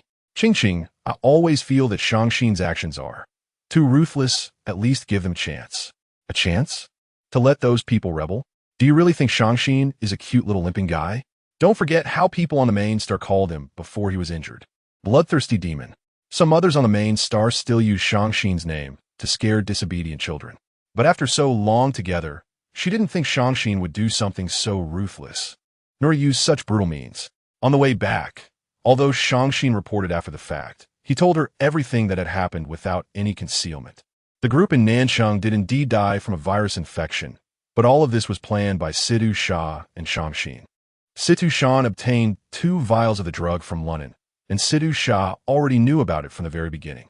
As he said, he did take part of 1 vial to Shangxin for analysis, concluding that it was the original agent of the beast poison virus, after which the two planned a massacre. After Shangxin arrived on A08, he wasn't inactive. He had secretly mapped out the power structure of the entire planet. As a leader, he was not the type to be overly interventionist. He didn't want to interfere excessively with the existing powers on the planet, such as Situ Shah's alliance. Even though Situ Shah had clearly expressed loyalty to the Lord's mansion, Shangxin only arranged the work they wanted to do, and Situ Shah remained the actual spokesperson of the Hunter Alliance. However, that was under the premise of not resisting him. The mayor of Nancheng, Guitai, was clearly not among those who would not resist. Guotiming secretly gathered supernatural beings, wanting to cultivate his own power. Of course, this did not constitute a motive for Shangxin to kill him. What Shangxin told Feng Yin was that Guotiming wanted to launch a coup, so he extinguished it first. But on the way back, when Feng Yin saw the fierce look in his eyes while he spoke, she felt that there was more to it than just this reason. I think Shangxin is right. If someone wants to rebel, cutting the grass and removing the roots is the only way to prevent future troubles. Isn't it just arranging for an assassin to poison him, rather than what Sidhu Shah said about scars? What's the big deal? If it were her, she would have taken action directly. Feng Yin pouted. I didn't say he was wrong, I just feel. Sai, you wouldn't understand. She actually felt that Shangxin was too far removed from her impression of him. At this moment, Baiyu suddenly popped his head out and interjected, I know. This is called the contrast effect. The gentle, disabled, handsome husband suddenly turns into a bloodthirsty killer, so the master can't adapt. You know too much. Go back to sleep. Baiyu thought Feng Yin was really praising him, so he continued to show off. Master, I also know that the big master is showing his loyalty to you. Preparing to go to first base. By the way, first base is... Ching. Quickly stuff him back into the ground. Caw! With a low cry, Baiyu was hit on the head by a bird's claw and forcibly stuffed back into the ground. After Baiyu's commotion, Feng Yin didn't want to think too much anymore. Perhaps, as Ching said, cutting the grass and removing the roots was indeed the right choice. In the cultivation world, she was taken advantage of by her sect because she lacked the courage to cut the grass and remove the roots. Moreover, Shangxin had already told her everything without concealment. And as his wife, she should stand together with him, not doubt him. Feng Yin took out Shangxin's mini figurine and flicked its head, muttering to herself, I really can't do anything about you. Who told you to be my husband? Sigh. This scene was just seen by Shangxin, who was standing by the window in mechanical leg mode. At that moment, his light brain also rang, so he casually answered, Boss. Did you contact me in the middle of the night? Meyer was a bit flustered because Shangxin hung up quickly after dialing, causing him not to react in his sleep. If the boss had something going on, he would be guilty. It's nothing. Wrong number. After saying that, he hung up the communication directly and continued to enjoy the cute look of his wife. For some reason, he felt a bit jealous of that little figurine. After all, Feng Yin would blush while changing the little figurine's clothes, but she wouldn't help him change clothes. Beep, beep, beep, beep. The light brain rang again at an inappropriate time, ringing for a full 10 minutes. Shangxin saw that Feng Yin seemed to be going out, so he lazily picked it up and unusually chose video mode. Nephew, you're not still asleep, are you? The light screen lit up, showing a man whose features resembled Shangxin's, but appeared much softer. Although he was already 45 years old, he looked similar in age to Shangxin, even carrying some childlike innocence. He looked around and, after a moment, asked with some disappointment, Where's my niece-in-law? You little brat didn't manage to win her over, did you? Seeing Shangxin's dark expression on the screen, Shang Yunxiao burst into laughter, almost choking on water. Nephew, you're not doing well. Uncle will teach you a few more tricks. At this point, Shang Yunxiao deliberately paused, as he used to be interrupted mercilessly whenever he taught Shangxin about love skills. But unexpectedly, the young man on the other side of the screen nodded seriously, and Shang Yunxiao knew that this time his nephew had encountered true love. Willing to listen to his ramblings. No, it was love experience. He was really eager to rush to A08 to meet this niece-in-law. Shang Yunxiao imparted some of his so-called love skills to Shangxin, then got to the main topic, nephew, about that beast poison you mentioned. There are also infected individuals appearing on the main star. The Pharmacist Guild has kept it secret, but my people have already found out. Next time Yunshang know. One comes back. Let your niece-in-law get me some of that detoxification agent. Okay? Sure. Shangxin nodded, just as Shang Yunxiao was about to happily thank him. He heard Shangxin continue, low-level agent 500,000, intermediate 1 million, advanced 2 million star coins. Shang Yunxiao, you really are killing me with filial piety. Chapter 66. Chinibium might be contagious, la la la. Feng Yin hummed a little tune, happily skipping along the path to the back mountain like a little sprite. The bluebird flapped its wings and swatted down the tentacle, reaching out, grumpily transmitting, if you dare extend your claws again, I'll pull out all your whiskers. Baiyu was sitting on Feng Yan's shoulder, crying out, Wawa, Master, The big dumb bird is bullying me. Feng Yin rolled her eyes. These two little things, one occupying her head and the other settling for her shoulder. Luckily, both were light, or else every time she went out, it would feel like she was running with a heavy load. By you, Ching Ching is a divine bird, and its feathers can only be given to its mate. You two are different species, so don't even think about it. Then master, I want a mate. This might be difficult. Not to mention whether anyone would actually match by Yu's Cthulhu appearance, but there probably wouldn't be a second Earth elemental in this world, right? Hearing that she couldn't find a mate, Bai Yu wailed continuously, attracting the attention of the workers responsible for infrastructure by the roadside. Feng Yin could only awkwardly greet the passersby while explaining, "It's a toy. This is an electronic toy. Haha." Unknowingly, Feng Yin had already gathered 3 followers. The loudest one was the most useful, while the quietest one was still guarding the little shop in the South City. Was there really a negative correlation between being useful and being quiet? Lord Feng Yin, you're here. Zhang Hai spotted Feng Yin from afar and rushed over as if chased by ghosts, yelling in a panic, "Lord Feng Yin, can you transfer my brother to another place? Or transfer me to another place too?" Feng Yin glanced into the distance and indeed saw Zhang Liang guarding outside the back mountain. This guy had heard a few days ago that Zhang Hai was hired by the Lord S Manor, and after refusing to take his wages, he slipped away. It was only later that Chu Peng Peng managed to bring him back. Now that things had finally stabilized, Zhang Hai was starting to cause trouble again. Can't you two brothers talk out properly? Besides, Zhang Hai couldn't leave. She was counting on Zhang Hai, the child of fortune, to bring good luck to her botanical garden, ideally producing a heavenly treasure every day. Zhang Hai fidgeted for a long time, and Feng Yin rolled her eyes, opened her light brain, cleared her throat, and began reading from the data on the screen. Zhang Liang and Zhang Hai have relied on each other since the age of 10. When Zhang Liang was 12, he was injured while trying to save you from Star Beast's claws, injuring his foundation, so he has been unable to break through. Stop. Lord Feng Yin, how do you know all this? Zhang Hai wished he could cover Feng Yin's mouth.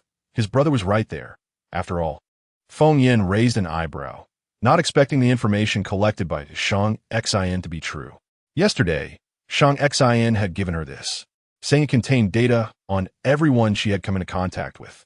She initially thought it would just be basic information like height and weight, but it ended up including everything from ancestors' names to romantic interests, with terrifying detail. She didn't know whether to praise Shang Xin for being thorough or to suspect his motives. However, this information was indeed quite useful.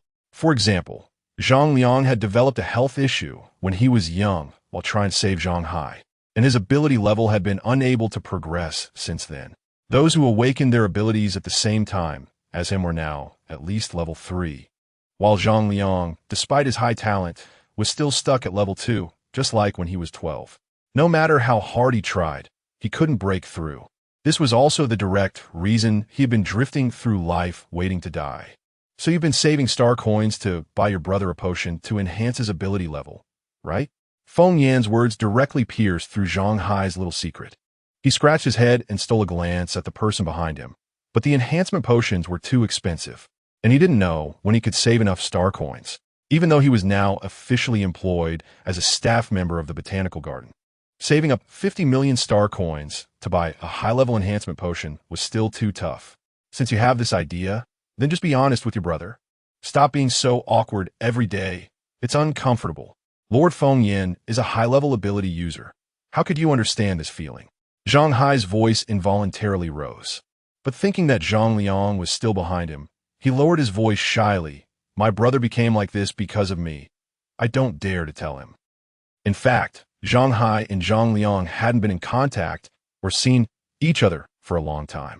If it weren't for this botanical garden project hiring all the previous mountain guards as employees, the two probably still wouldn't have appeared in the same frame. TCH, usually so Chinibu, but when it comes to matters, so cowardly? Feng Yin said, brushing past him and standing next to Zhang Liang with her long legs. Your brother has something to say to you. I? What do you mean I? I'm not responsible for relaying messages. You two brothers talk it out yourselves. You're brothers. There's no grudge. You both care about each other, so talk it out well. If you can't resolve your misunderstandings, then both of you pack your things today and get out of the Lord S Manor. Feng Yin transformed into a mediator, pulling the two together, giving them both an encouraging look before gracefully entering the back mountain. Perfect. A pair of brothers heading down the wrong path were saved by her just like that. How could she be so beautiful and kind-hearted? Ching ching. I suspect Zhang Hai's Chinibu might be contagious. The transformation of the back mountain was still ongoing. Earth element users could easily change the terrain, but couldn't create metal. Zhang Xi knew that what Feng Yin grew was probably not just ordinary plants. Those uniquely flavored fruits must be included too. He even thought that Feng Yin might want to plant medicinal herbs. So the construction level of the botanical garden in the back mountain was very high. The steel and metal framework had already been erected, and it wouldn't be long before this place would become a large indoor plantation that even a particle cannon couldn't destroy. Naturally, there was no need to worry about lighting issues. Zhang Xin said that workers would come to install the central starlight beam collection system in the afternoon. Feng Yin took the opportunity while the workers weren't there to sneak in and take a look, seeing the land planned into sections and various advanced equipment already arranged. Feng Yin nodded in satisfaction. Baiyu knew that this would be his main battlefield from now on, excitedly diving into the soil and swimming around. Feng Yin didn't stop him. This soil full of earth elemental energy would only be beneficial for future planting. Don't celebrate too early. Regarding spiritual herbs, there's not much problem with Baiyu, but whether that old man Gu Wei can refine a Dan furnace is another matter. Qing Qing glanced at her old nest, now transformed into this state, and let out a loud cry of dissatisfaction. The sound was so loud that it startled the workers who were already rushing back, making them look at each other in fear and rush toward the back mountain, as if their lives depended on it. This cry seemed to belong to that unknown B-level star beast. If that star beast destroyed the botanical garden, they couldn't afford to pay with their lives. Feng Yin sensed a wave of unfamiliar energy approaching and didn't want to engage in idle chatter with so many people, so she instructed, "Let us go check on Gu Wei." Chirp. The bluebird flapped its wings in dissatisfaction.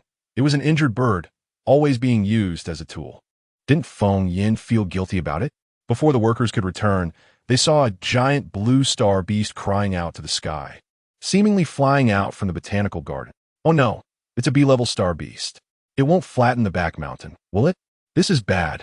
I knew building such an important place on the old lair of a star beast wouldn't work. It has finally come back to bite us. When they arrived at the entrance of the botanical garden, they found Zhang Hai and Zhang Liang staring at each other, clearly present but hesitating to take action. Unable to hold back, they began to scold. What are you two brothers dazing about? The star beast has caused destruction, and you're just standing here. Hurry in and see what's broken. No need, no need. The two replied in unison, exchanging a glance before continuing. That star beast has already been tamed by Lord Feng Yin. It belongs to Lord Feng Yin. They spoke in unison again and shared a laugh. When Feng Yin arrived at Gu Wei's home, she happened to run into Madame Gu, who was just about to enter the house, holding a palm-sized piece of star beast meat. She turned and saw Feng Yin's graceful figure. "Lord Feng Yin, you're here. Please come in. I was just about to prepare dinner. Stay and eat with us." Feng Yin replied, "Is this how one repays kindness with enmity? No thanks. I came to see how the item I asked Gu Wei to make is coming along." I'm not really sure about that. Please come in." Madame Gu stepped aside, and as soon as Feng Yin entered the room, she noticed the difference. It was a bit embarrassing for the former, as she explained that since the last time Feng Yin mentioned it, she had sold and thrown away the accumulated items in the house, and now it was finally livable. Madame Gu was a diligent woman, and within the time it took to talk, she had already placed the star beast meat down and was pouring water and moving chairs for Feng Yin. "I'll go call him out." Feng Yin nodded and looked around the house. Although it was still shabby, it had a warmer atmosphere after being cleaned up. They didn't keep her waiting long. Gu Wei came out, carrying a furnace over a meter wide, struggling a bit as he excitedly introduced, "Lord Feng Yin, look, this is the cauldron I just finished making this morning." "No, it's a pill furnace made from high-tech metal. It looks like wood on the surface, but it's actually metal, fireproof, and heat-resistant. It must meet your requirements." "Really?" Feng Yin wasn't too sure what high-tech materials were, but it looked like an ordinary item. She gently stroked the outer wall of the pill furnace with her jade-like hand, feeling a coldness that pierced through. It was substandard. Just as Gu Wei was about to continue praising his pill furnace, he suddenly saw a flash of green light and instantly fell silent. He would never forget that green flame. He thought it was the demonic fire that would kill his wife, but in fact, it was the holy flame that saved her life. Feng Yin pointed a finger at the outer wall of the pill furnace, and a celestial phoenix flame clung to it, instantly burning a hole in the furnace. Gu Wei's mouth dropped open in shock, his eyes nearly popping out. How is this possible? How could it be burned so easily? This is unreasonable. This material is among the top tier of fire-resistant metals. 1 kilogram costs 50,000 star coins. Feng Yin curled her lips in disdain. The material is inadequate, and the design has some issues too. The two discussed frantically for an entire hour before finally settling on another material. Gu Wei said, "As long as we have this material, we can definitely make a perfect pill furnace." Feng Yin was familiar with this material. It was the blue gemstone hairpin that Shang Xin had given her. However, this material was incredibly precious and rare. Gu Wei told her that she could either ask Shang Xin or inquire with a trader. There was no other way. After leaving Gu Wei's home, Feng Yin hesitated for a long time, but ultimately decided to find the trader to ask about it. That trader was quite eccentric. So she decided to bring Liao along, just in case something happened. In a main star what? Inside the presidential palace. President Wang Yin slammed the table, frowning fiercely at a short segment of surveillance footage displayed on the light screen. General Rand of the National Defense Army handed him a glass of red wine, his sharp gaze sweeping over the screen. "Mr. President, I told you that Shang Yunxiao had been back for so many days without any movement. Something was definitely off.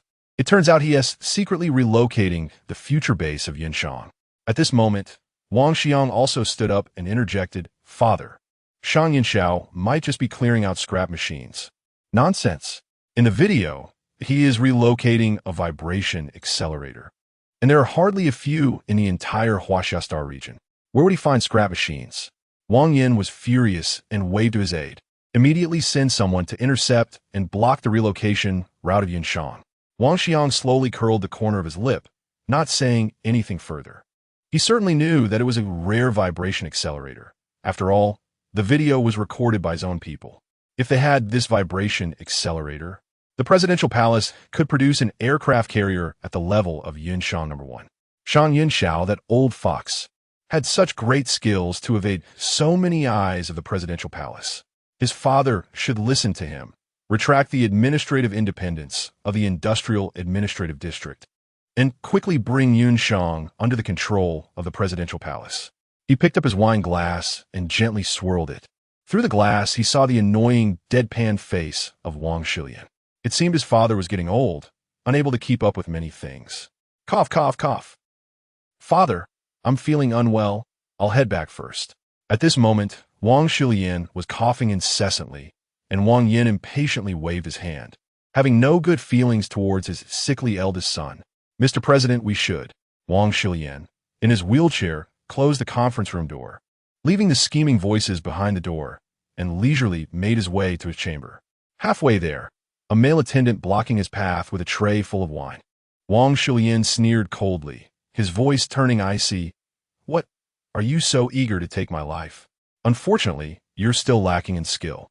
The tall male attendant slightly curled his lips, holding out a glass of sparkling wine to the young man in the wheelchair. "Why must the crown prince be so sharp-tongued?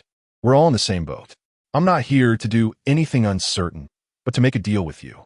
Wang Shilian raised his eyelids, looking at the dark-skinned man with an eye patch. "Interesting. Go ahead. What business could interest me?" "It's simple, for example. I save someone and take him to a remote planet, and then..." Wang Shilian raised his hand to interrupt the man's words, casually opening a light brain account and transferring 5 million star coins to him.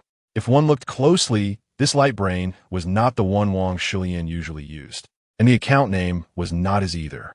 "You're clever. 2 million is your reward. 3 million is for your cleverness." Chapter 67. Too rare. What's the matter with you? A dignified lady of the Lord? Hiding at the door, sneaky. She had already attracted the attention of passers-by for quite a while. If it weren't for the fact that people in Nanxing knew who Feng Yin was, they would have definitely called the police to catch her. "Shh, don't let anyone hear." Feng Yin covered the beak of the bluebird. They were now outside the trading merchant's door, and if they accidentally attracted the person in charge over, it would be bad. After all, that person was a bit strange, and she didn't want to meet him. Although the trading merchant had such a name, it was not a simple small business relying on import and export trade. They were responsible not only for the import and export trade between planets, but also for discovering cosmic resources and developing new territories. In the entire Huaxia star domain, there were 5 interstellar trading merchants, and the one before her was the largest, the Liu family.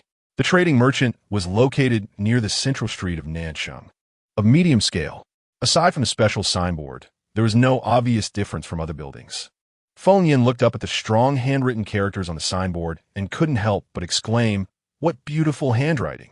In the interstellar era, there were few people who still wrote by hand, and to see such good handwriting on A08, a backward planet, was even rarer. At that moment, a woman happened to walk out from inside, chatting and laughing with someone beside her. She coincidentally bumped into Feng Yin, who was praising the characters on the signboard. "Madam, what are you doing here? Just let me know if you need anything." "Luna?" Just as she caught a glimpse of the fashionable clothes on the woman, she didn't think much about it. When she looked up, wasn't the woman Luna herself? At this moment, Luna was wearing exquisite makeup, and her outfit was quite charming. Completely different from when she worked at the Lord's mansion. She looked like a graceful young woman. "Madam, it's me." Luna smiled awkwardly, finally recalling her purpose for coming to the trading merchant. "Oh, Lord, madam. Hello, I'm Liu Bin." Luna's companion, a young man, quickly took the opportunity to speak, but halfway through, he suddenly bit his tongue. The young man froze for a moment, and his face turned so red it looked like it could bleed. Feng Yin couldn't help but twitch her mouth. This person was indeed quite strange. However, since they had already met, asking this Liu Bin would definitely be faster than asking the staff. "Hello, I came to buy something quite rare." "I see, please come in." Feng Yin. "Actually, I feel like I don't need to go in." Luna seemed to have something on her mind, and, seeing that Feng Yin had matters to attend to, decided to leave first, saying she would return to the Lord's mansion. Liu Bin glanced at Luna's retreating figure, sighed, and attempted to use Luna's topic to get closer to Feng Yin. "Luna is quite strong-willed. That dog of a man has already abandoned his wife and children. Why does she still need to check in on him?" The two entered the store, and Feng Yin was surprised to find that the inside was like a different world. While the outside had a retro style from several eras behind in interstellar development, the inside was filled with genuine interstellar mechanical style. Although small, it had all the essentials, with several transforming service robots acting as guides. The shopping method was also quite special. Select on a holographic screen, and wait at the spot for 10 minutes to receive the goods. Clearly, this was only functioning as a trading post. The real trade port was not here. "Dogman? Isn't Luna's husband dead?" Feng Yin casually asked while observing how others were shopping. Liu Bin wasn't very good at chatting with others, especially women. He thought Feng Yin liked such family gossip topics, so he immediately continued. "My lady, you are mistaken. Luna's husband ran off with all the family star coins, going to the main star by himself. With his decent looks and a bit of cleverness, he is living quite well there. Luna comes here every so often for interstellar communication to check in on her husband. I say, she should accuse him of bigamy and have him arrested. Men who abandon their wives and children deserve to die." Liu Bin became more and more agitated as he spoke, and in the end, he spat in anger. He had the standard appearance of a rich young master, fair and delicate, and looking harmless.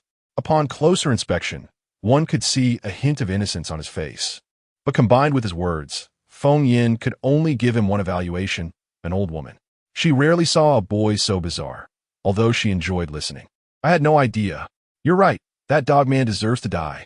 Feng Yin had always thought Luna and Hilti had talked about her husband, father, as if he were deceased, but she didn't expect there to be such a story. It must have been the reason Luna had that timid and cowardly demeanor when she first arrived at the Lord's mansion. She overlooked the fact that there were many women on A08 in similar situations to Luna's.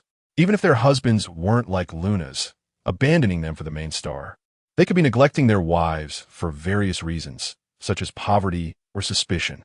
In short, women on A08 seem to be living in an old era. Most still relied on men for survival, not due to a lack of thought, but because there truly weren't suitable job opportunities for them. While Feng Yin was pondering, Lu Bin felt that he had found a topic to talk about with her through Luna, so he invited her to sit down and asked, "I wonder what rare item Lady Feng Yin is looking for. Please say it. In this world, there is nothing my Lu family cannot obtain." Lu Bin was quite proud at this point. Even though he was sent here, he still had the right to access the Lu family's resources. Anything notable in this world? The Lu family had it. Really? That's great. I'm just afraid this item is too rare to buy. Feng Yin breathed a sigh of relief. She was worried that something like blue shimmering stone would be too rare to procure. She took the hairpin that Shang Xin had given her from her head and said, "I need blue shimmering stones, as many as possible, at least this much." Feng Yin spread her arms to roughly indicate the amount. Lu Bin instinctively replied, "No problem. Even if it's a mountain's worth, I can get it." "Wait, what kind of stone did you say?" "Blue shimmering stone, like this." As soon as she finished speaking, Lu Bin knelt on the ground, sliding forward in an exaggerated manner towards Feng Yin, breathing heavily and staring intensely at the hairpin in her hand. It was entirely blue, with stars inside.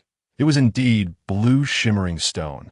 There really was blue shimmering stone in this world. It wasn't just a legend. Seeing the crazed look on Lu Bin's face, Feng Yin instinctively retracted the item. Lu Bin realized he had lost his composure, quickly composed himself, cleared his throat, and stood up. "I apologize, Lady Feng Yin. It's my first time seeing the legendary blue shimmering stone. I got a bit too excited." The blue shimmering stone could not only serve as an energy core for thermal weapons, but also as a power source for aircraft carriers. Of course, these weren't the reasons for excitement. After all, both functions had alternatives. The greatest value of blue shimmering stone was that it could be absorbed by those with abilities. And there were even rumors that absorbing the energy within blue shimmering stone could awaken mental power with a certain probability. What kind of thing would not tempt any ability user? However, what did he see? Lady Feng Yin not only had such a large piece of blue shimmering stone, but had also carved it into a hairpin to wear on her head. This was simply a waste of precious resources. Huh? So this thing is so precious. No wonder she couldn't find much information about it on the StarNet. Yes, Master Feng Yin, if this hairpin of yours were to be sold directly, it would probably fetch bids of 10 billion, and people would fight over it. If it were to be auctioned, it could sell for an unimaginable price. Lu Bin had seen a blue sparkle stone once when he was young, but that one was less than 1/10 the size of Feng Yin's hairpin. So you can't buy it, right? After listening to Lu Bin's story, Feng Yin had basically lost hope, but still stubbornly asked, and, as expected, she received a negative answer. "You're probably the person in the entire world who owns the most blue sparkle stones. If you want beautiful ores, I can recommend some." Feng Yin shook her head, and Lu Bin felt a bit helpless. He had originally wanted to gain Feng Yin's favor and had boasted that he could get anything, but it turned out that she brought up something he could never obtain. Although he couldn't win her favor, Lu Bin decided he still wanted to ask the question he had been wanting to ask. Seeing Feng Yin getting up to leave, he quickly blocked her path. "Master Feng Yin, I want to... What? I can tell you I have no money. I don't need anything else. I'm not buying anything." Feng Yin's heart raced with alarm. Could it be that this guy couldn't sell anything and, feeling humiliated, planned to extort her? Lu Bin quickly waved his hands in denial. "You misunderstood. I actually wanted to ask what the Star Beast eyeballs are for." He had just started speaking when a stylishly dressed young girl suddenly rushed over, and it was unclear whether she tripped accidentally or fell on purpose, landing right at Lu Bin's feet. Lu Bin didn't have time to continue the previous topic and hurriedly helped her up. "Nan Nan, are you okay? How could you be so careless?" The girl named Li Nan Nan looked pitiful, raising her head to glance at Feng Yin, as if wanting to say something but hesitating. I know Master Feng Yin didn't mean it. It's all my fault for running too fast. I just wanted to see Brother Lu earlier." "Feng Yin?" The green bird opened its eyelids and took a look. Even Bai Yu couldn't help but want to peek out from the storage bag to see, because they smelled a strong aroma of green tea. "Master Feng Yin, I'm truly sorry. I haven't introduced myself yet." Li Nan wiped away the tears from the corners of her eyes, covering her reddened knees, and tucked her long hair behind her ears. "My name is Li Nan. I'm from the main star, and I am the exclusive alchemist of the Lu family." She emphasized the words alchemist with pride, which made the green bird feel a bit itchy to flap its wings. However, it was clear she had chosen the wrong person to boast to. Feng Yin simply responded with a faint "oh" and ignored her, asking Lu Bin, "What were you going to ask about the star beast eyeballs?" At this point, Lu Bin remembered and quickly replied, "I wanted to ask what the study of star beasts is really for." "Ouch, Brother Lu, my leg hurts so much. Look, my leg is swollen. Please take me to rest." Li Nandan interrupted again, pointing to a small mark on her leg and crying incessantly. Lu Bin felt heartbroken and hurriedly supported her to head inside, but was blocked by Feng Yin. "Wait a minute." She squatted down to look at the woman's injury and couldn't help but comment, "You should hurry to the hospital for that injury." "Yes, Brother Lu. Please take me to the hospital. It would be terrible if I ended up with scars." I 1T blame Master Feng Yin for accidentally tripping me. Li Nandan climbed up the ladder, causing Feng Yin to laugh. "Right? Hurry up, it will be bad if you go late." "Are you messing with me? What if I am? First of all, I didn't trip you. You lunged at me yourself. Also, you keep interrupting Lu Bin. Does the topic he's discussing have anything to do with you?" Upon hearing this, Li Nandan's eyes flickered a bit, but she still held her head high. "No, you're talking nonsense, Brother Lu. Look at her.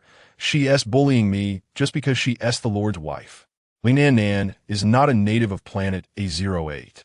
Being an alchemist, she enjoys protection under interstellar law. Not to mention a lord's wife. Even a lord or a president would have to treat her with respect. Nan, why don't you rest first? I'll talk a few words with Master Feng Yin and come find you." "No way. My leg hurts so much right now. I need Brother Lu to take care of me." Lu Bin felt a bit stuck. The question he wanted to ask was crucial for his future standing in the family. But Li Nandan looked very much like his first love, and she was his favorite girl. He felt heartbroken seeing her injured. Just as he was in a dilemma, Feng Yin took out a flower and directly stuffed it into Li Nandan's mouth. "Spit it out. What are you shoving into my mouth?" After spitting for a long time, she found nothing, only saw a small green stick in Feng Yin's hand, and she was enveloped in a faint fragrance, completely unaware of what had just happened. "Is your leg better now? Lu Bin, you can continue speaking." Li Nandan frowned and looked down. The swelling on her leg had actually disappeared. This was something she had just pounded with a steel hammer outside out of desperation. How could it suddenly be fine? While the woman was in a daze, Lu Bin finally asked the question I wanted to ask Master Feng Yin. "What exactly are those star beast eyeballs used for?" "To be honest, I acquired the star beast eyeballs because I learned it from you, thinking I could make a fortune, but now they are all stuck in my hands, and I don't know what to do." He had arrived on planet A08 3 years earlier than Feng Yin, and next year was the last deadline given to him by the family. If his sales for the year still couldn't surpass 10 billion, he would permanently lose the right to inherit the family business and remain on this backward planet, becoming a genuine import trader. The news about Feng Yin acquiring star beast eyeballs was something Si Tushan sold to him for 10,000 star coins, claiming it was fair competition and not considered robbing Feng Yin's business. He thought that since Feng Yin had just arrived here, the star beast eyeball business might have recently become popular on the main star. Merchants fear missing opportunities the most, so he decisively seized this chance to acquire a large number of star beast eyeballs at double Feng Yin's price. Now he had a warehouse full of star beast eyeballs, but couldn't sell them at all. He had inquired with friends on the main star and found out that eating star beast eyeballs was not actually trending on the main star. Trash remained trash and had turned into treasure. Lu Bin was now in despair. He had spent half of this year's business income to acquire these star beast eyeballs. Now that they were sitting in the warehouse, they required ongoing refrigeration and spraying of agents to keep fresh, which was another expense. But if he threw them away, he would incur a total loss. The only person he could think of was Feng Yin, the first one to acquire star beast eyeballs. She must know what they're truly for and what value they hold. Chapter 68. Love depends on oneself. Lu Bin felt that, as the first person on planet A08 to acquire star beast eye, Feng Yin must know its uses and value. "My lord Feng Yin, to be honest, if this deal with the star beast eye falls through, my family's quota for next year will definitely not be fulfilled." What he also stood to lose was his qualification to settle on the main star and his family's inheritance rights. At this moment, Li Nandan also reacted quickly and hurriedly grabbed Lu Bin. "Brother Lu, are you stupid? What are you saying to her? She is the administrator of this planet. She would love for you to stay here and not go anywhere. So how could she help you? In my opinion, Brother Lu should first transport the star beast eye back to the main star. The method of using the eye must have answers on the main star." Lu Bin hesitated. This was not the first time a woman had advised him like this. But he had inquired with several friends on the main star and had not obtained any information related to the star beast eye. If he rashly transported the item back to the main star, and setting aside transportation costs, if he couldn't sell it later, he would be left with nothing. This kind of gamble he didn't dare to take, even if Li Nan was persuading him. What is this? Brother Lu, do you not believe me? Li Nan Bota. Suddenly pointing at Feng Yin, are you interested in her? You don't even listen to me. What nonsense are you talking about? Both Feng Yin and Lu Bin exclaimed in unison, and the latter quickly pulled Li Nan behind him. I'm sorry, my lord Feng Yin. Nan is just straightforward and means no harm. She didn't mean that. Feng Yin waved her hand, stopping the explanation. She then quickly approached Li Nan, her imposing aura scaring the latter into retreating. What do you want? Weren't you saying I tricked you? Yes, it was you who did it. I saw it clearly just now. Feng Yin couldn't help but rub her ears, expressing her dislike for the woman's sharp voice.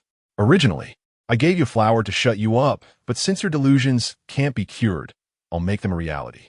What? Before Li Nan could react to Feng Yin's meaning, she raised her leg and stepped down on Li Nan's hamstring, a spot that was usually not well guarded. A woman was easily kicked down. At this moment, Baiyu secretly peeked out from the storage bag, using its tentacles to form two whips, striking Li Nan, perfectly overlapping the bruises on her hamstring, leaving no room for suspicion. Having been kicked down, Li Nan immediately wanted to retaliate, but was met with another kick from Feng Yin. The Lady of the Lord is attacking the apothecary. Do you believe I will report you to the Apothecary Grand Council and ensure you and Shang Xi never have any potions to use? Feng Yan's strength was focused on spiritual power, so the physical damage of this kick was not strong. The magical damage would only manifest at night. At this moment, Li Nan had not suffered any physical injuries, only felt embarrassed. TCH, Shang Xian's relationship with the Apothecary Association was never good anyway. Report if you want. Feng Yin was indifferent, but Lu Bin was heartbroken. He quickly helped Li Nan up and couldn't help but show some blame towards Feng Yin. My lord Feng Yin, what are you doing? Nan is just a defenseless apothecary. How can you hit her? Feng Yin laughed angrily. I didn't hit her. I kicked her. All right, I'll answer your question first. I don't know how to use the Star Beast Eye, but I don't know if others can. Also, your girlfriend's character is a bit lacking. I suggest you open your eyes. Goodbye, I'm not seeing you off. After saying this, she gracefully tossed her hair and left the trading merchant. Lu Bin not only found her strange, but also blind. There was a faint smell of decay about Li Nan, different from beast poison. This was a smell that only someone who had done too many bad deeds would have. This ability had only recently awakened in Feng Yin, sometimes working, sometimes not. But it just happened to take effect on Li Nan. After Feng Yin left, Li Nan changed from her previous cordial demeanor towards Lu Bin, pushing him away with a palm, disdainfully patting the area he had touched. Brother Lu, you mustn't listen to that woman's nonsense. Since she has a way to use the Star Beast Eye, it proves that many others must also have ways to use it. She definitely just wants to deceive you and take our things at a low price. Brother Lu, this woman has a malicious mind. Even when leaving, she didn't forget to sow discord between us. She definitely has ill intentions. You listen to me. We should hurry and transport the Star Beast Eye to the main star. This business is currently ours alone, and if we wait too long, we might miss the opportunity. Lu Bin's thoughts were wavering. He felt that Feng Yin had no need to deceive him. Yet he also believed that Li Nan, having known him for many years, was speaking for his good. After hesitating for a moment, he decided to listen to Li Nan. After all, they had already acquired the Star Beast Eye. And just now, my lord Feng Yin said she could use it, so there must be others on the main star who could use it as well, meaning there would be a market. After leaving the trading merchant, Feng Yin went to her recently purchased shop to take a look. The shopkeeper, Liao, reported that several prospective buyers had come to visit after hearing that the shop had been bought, but they were all scared away by her. Nothing else happened. Feng Yin sighed, wondering if those who had been scared would still come after the official opening, and then return to the Lord's mansion. It was unclear when it started, but no matter how busy Shang Xian was, he would return to the Lord's mansion at dinner time to wait for Feng Yin to dine together. Especially since Feng Yin had given some fruits to Luna, who then researched various kinds of roasted meat. At the dining table, Feng Yin mentioned wanting to provide jobs for women on planet A08. Shang Xin raised an eyebrow. He indeed hadn't thought of this. In today's world, whether apothecaries, supernatural beings, or other mental power practitioners, the main group was predominantly male.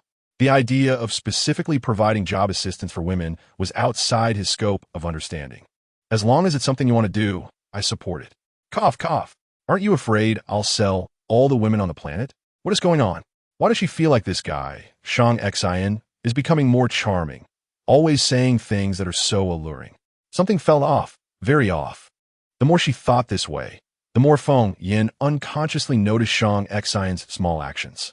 She saw him slightly curl his sexy lips, extend his pink tongue to lick the grease off his lip pearl, then elegantly take a tissue to wipe his thin lips. As long as you think it's necessary. Remember to tell me before you do it. I'll help you solve any worries. Boom! Feng Yin felt a volcanic eruption in her heart, named Heartbeat.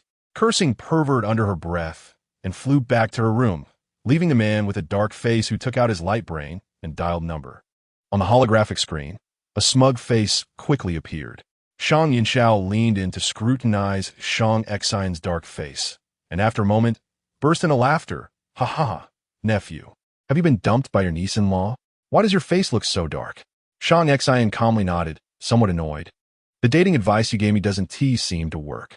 Whether it was his previous initiative or this time's smooth sailing, he had received a pervert's response. He really didn't understand how Shang Yunxiao managed to win over Shang Qingqing's mother with these methods. The holographic screen was also obviously stunned. He hadn't expected Shang Xin to be so obedient. Was he planning to try all the methods he had mentioned? This won't do. He has half the experience in romance. But that's all nonsense. For example, falling into a mud pit and asking the other person to help you take a bath, pretending that your mouth hurts, and then kissing them forcibly when they come to check. He hasn't even tried these methods himself and isn't sure if he would get beaten up for it. Nephew, in love, the most important thing is to summarize your own experiences. Uncle's help is limited. By the way, where's my niece-in-law? Sang-si note that? Feeling that Shang Yinxiao was right, and soon stopped dwelling on the issue.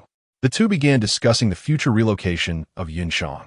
On the other side, Feng Yin returned to her room, still feeling a bit uneasy. She always felt that Shang Xin had been increasingly proactive lately, seemingly trying to break through a certain boundary, which made her very anxious yet somewhat expectant. She walked into the bathroom and soaked in the bathtub, which automatically produced foam, completely enveloping her fair skin. Xing, don't you think Shang Xin is a bit strange? Chirp.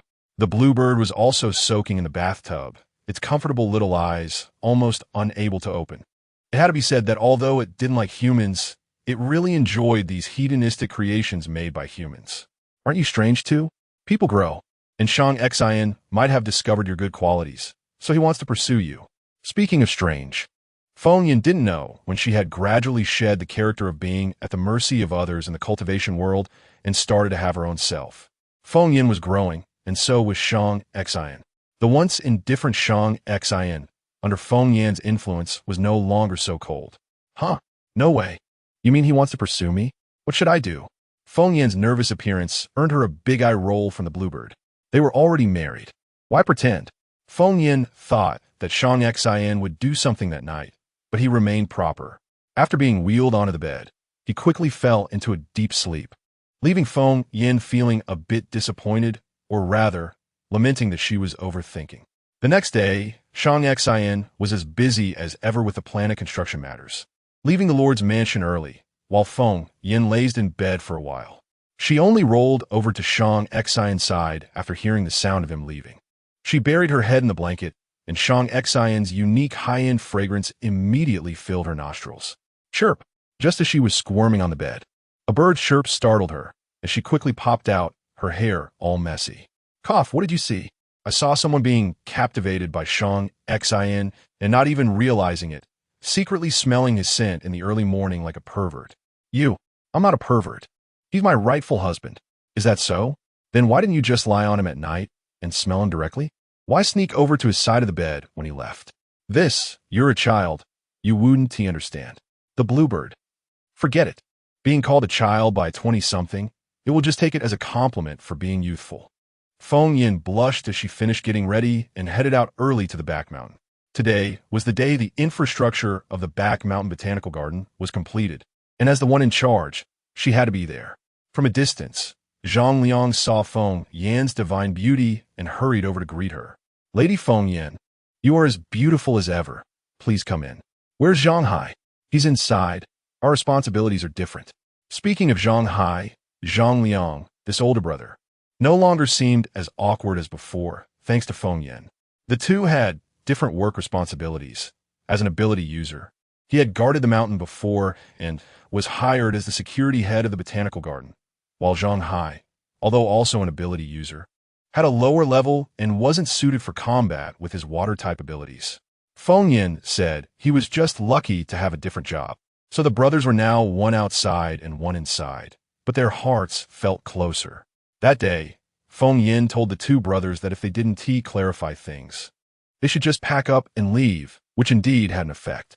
Zhang Hai expressed his guilt, feeling that it was his fault that his brother had become like this, unable to improve his abilities, so he had been avoiding him. Zhang Liang also opened up, admitting that over the years, seeing his brother avoiding him made him increasingly unsure how to interact, causing their relationship to grow more distant, to the point where they lived in the same city but didn't see each other for a whole year. But Zhang Hai knew that whenever Zhang Liang got a job, the first thing he would do was ask if the employer needed more help, and if so, he would find a way to let him know. Zhang Liang also knew that his brother had been saving money all these years to buy potions to enhance his abilities. The two brothers exchanged smiles that day. Without saying any sentimental words, the barriers built over the years could not be broken in a short time. But once the ice has cracks, it will eventually melt one day, and neither of them was in a hurry. Feng Yan nodded, very satisfied with the reconciliation of the two brothers. She walked into the Back Mountain Botanical Garden area and found Shi Ta and the construction team cleaning up. Besides them, there were several unfamiliar faces. These strangers all had one characteristic: tall, with a straight and powerful walking posture, as if they had been trained. "Lady Feng Yan," Zhang Hai called out, and the unfamiliar faces seemed a bit excited, all turning to look at Feng Yan. Feng Yan was confused by their gaze and quickly called Shi Ta over. "Are these new workers?" They're just here to help. Let's not talk about them." "Lady Feng Yan, please take a look at what else you are not satisfied with in the botanical garden." These were not workers at all, but members of the Holy Guard Legion. He never expected to work alongside the famous soldiers of the Holy Guard Legion one day. However, since the Lord did not mention it, these people also did not greet her, presumably not wanting her to know, so he naturally wouldn't say anything. Feng Yan ignored the stranger's intense gazes and looked ahead, puzzled. "You've been building for so many days. How come you haven't even built an outer wall? Didn't we agree on a large indoor botanical garden? This bare appearance clearly looks like an outdoor botanical garden.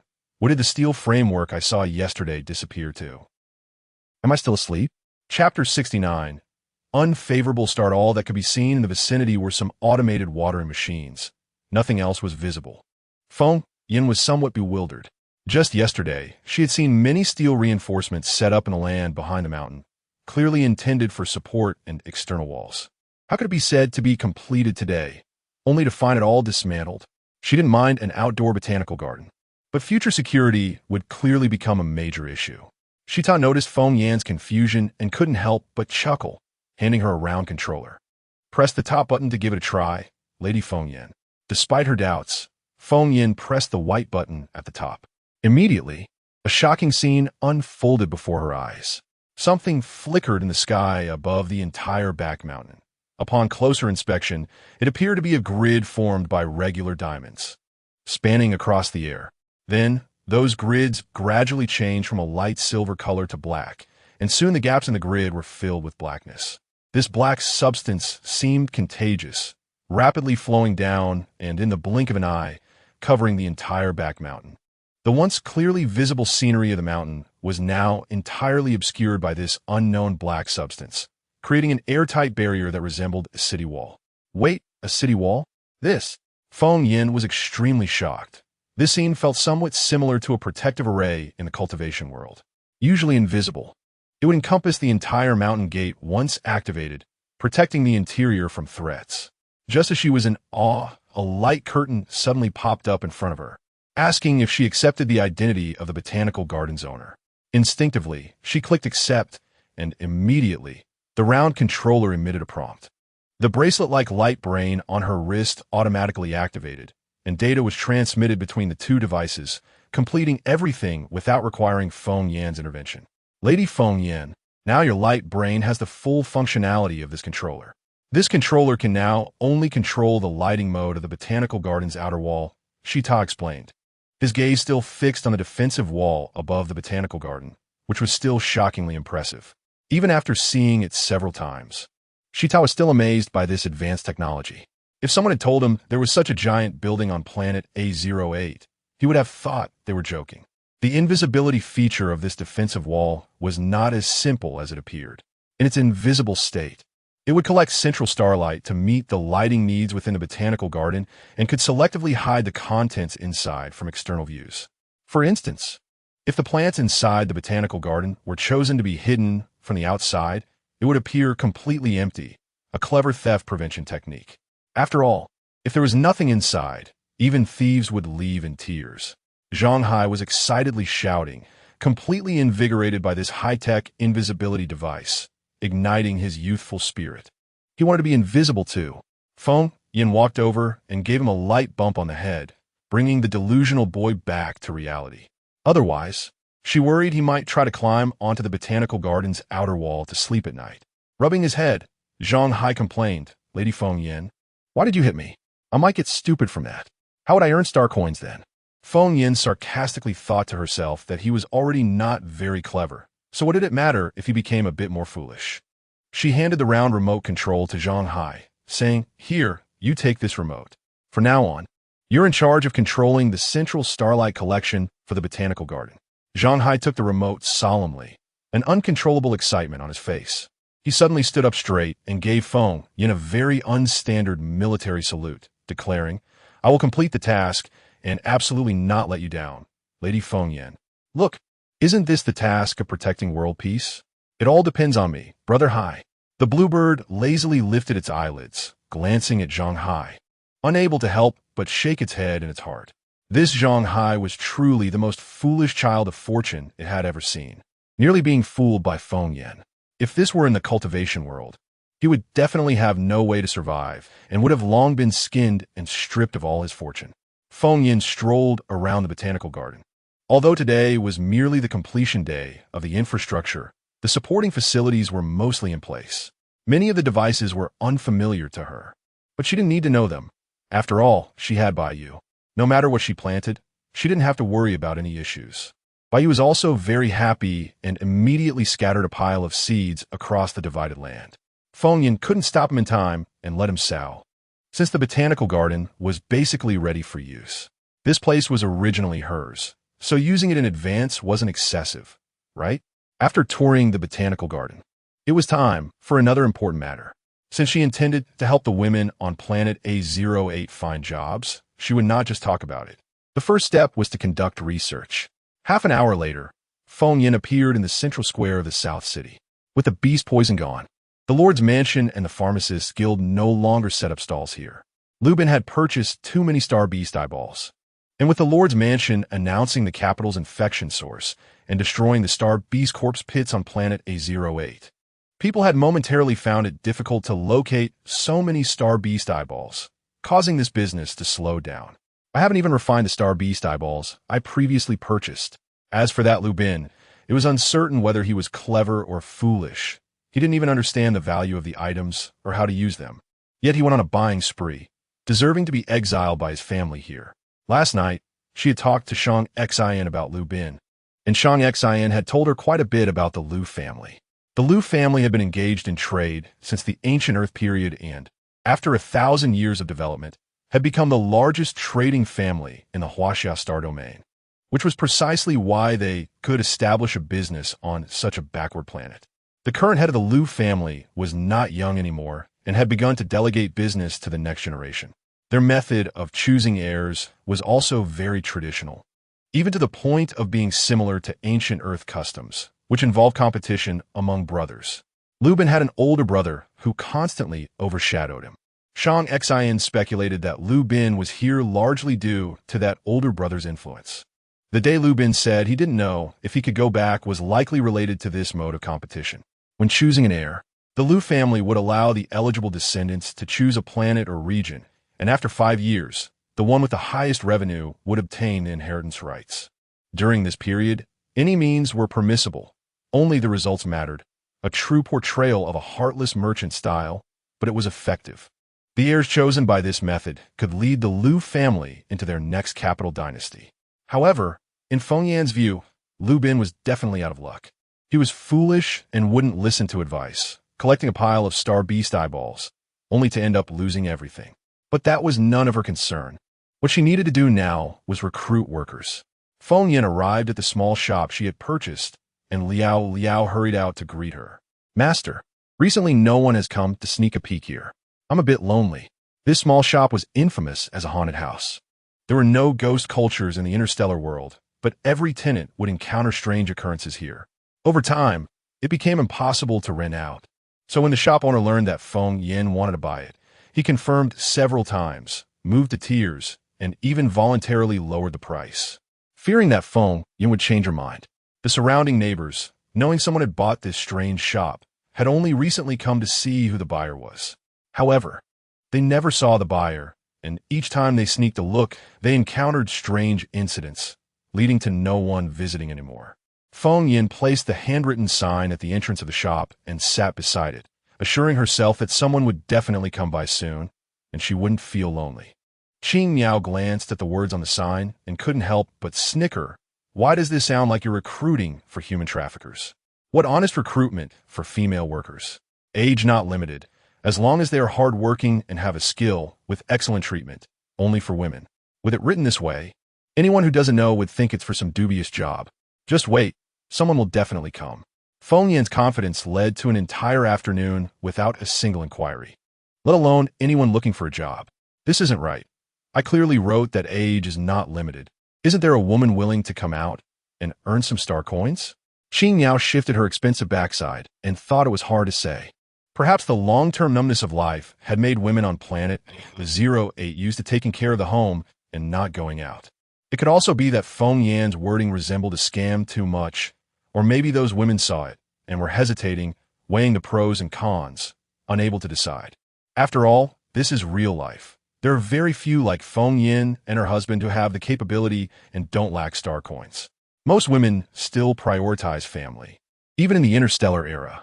Just as Feng Yan was about to end a recruitment, a little girl who had been hiding in the corner suddenly rushed out and blocked Feng Yan's path. Wait. Feng Yan wasn't surprised at all. She half squatted down and said, "Hello there, little sister, what do you need?" She had just noticed the little girl peeking from the corner and guessed that the girl wanted to find her. As expected, when she saw Feng Yan was about to leave, she couldn't hide any longer. The little girl looked about 10 years old, very thin, with a dirty face and clothes that had faded from washing. She rubbed her small hands together, stammering for a long time without being able to express the purpose of stopping Feng Yan. Seeing this, Feng Yan stood up and pretended to leave, prompting the little girl to hurriedly speak up. Is it true that there are no age limits for the job?" Hearing this, Feng Yan raised her eyebrow. Surely this little girl isn't looking for a job, is she? Sure enough, the little girl continued, "Then can I want to find a job." Feng Yan squatted down again, confused. "Little sister, where are your parents?" Although she wanted to help women find employment, that didn't include children. If the little girl had no parents, she could send her to Shita. At least she would have a place to stay. Speaking of parents, the little girl's eyes turned red. "My dad was injured while hunting star beasts, and my mom ran off with someone else." Upon hearing the little girl's explanation, Feng Yan furrowed her brows in concern. From what she knew, the marriage situation on planet A08 was not very optimistic. There were indeed women who abandoned their husbands for lacking star coins, and those who left their families behind, regardless of gender. Many had abandoned their original families due to poverty. "When my dad can't hunt star beasts, there are no nutritional supplements for us to eat, and Chi is hungry." So Chi wanted to ask if it was really true that age doesn't matter and anyone can find a job. Feng Yan was somewhat surprised that the little girl could call her name, indicating that she must have made up her mind to ask. However, she said, "I'm sorry. It's my mistake. While there are no age limits, children cannot do the jobs I mentioned, so I can't introduce any work to you." The little girl, upon hearing that she couldn't get a job, appeared flustered, her eyes instantly turning red. Feng Yin felt a pang of compassion and was just about to say she would let the little girl take her to see her home when the little girl ran away first. She didn't chase after her, just stood there shaking her head. It seemed that the development on planet A08 had a long way to go. In the main star's industrial administrative district, Wang Xiang and Feng Lanlan sat in the conference room, both with gloomy expressions, looking quite displeased. Shang Yinxiao leaned back with his legs crossed, appearing indifferent, and casually took a sip from his wine glass. How about a drink? Third Prince? Wang Xiang slammed his hand on the table, his tone turning dangerously serious. Shang Yinxiao, don't be too arrogant.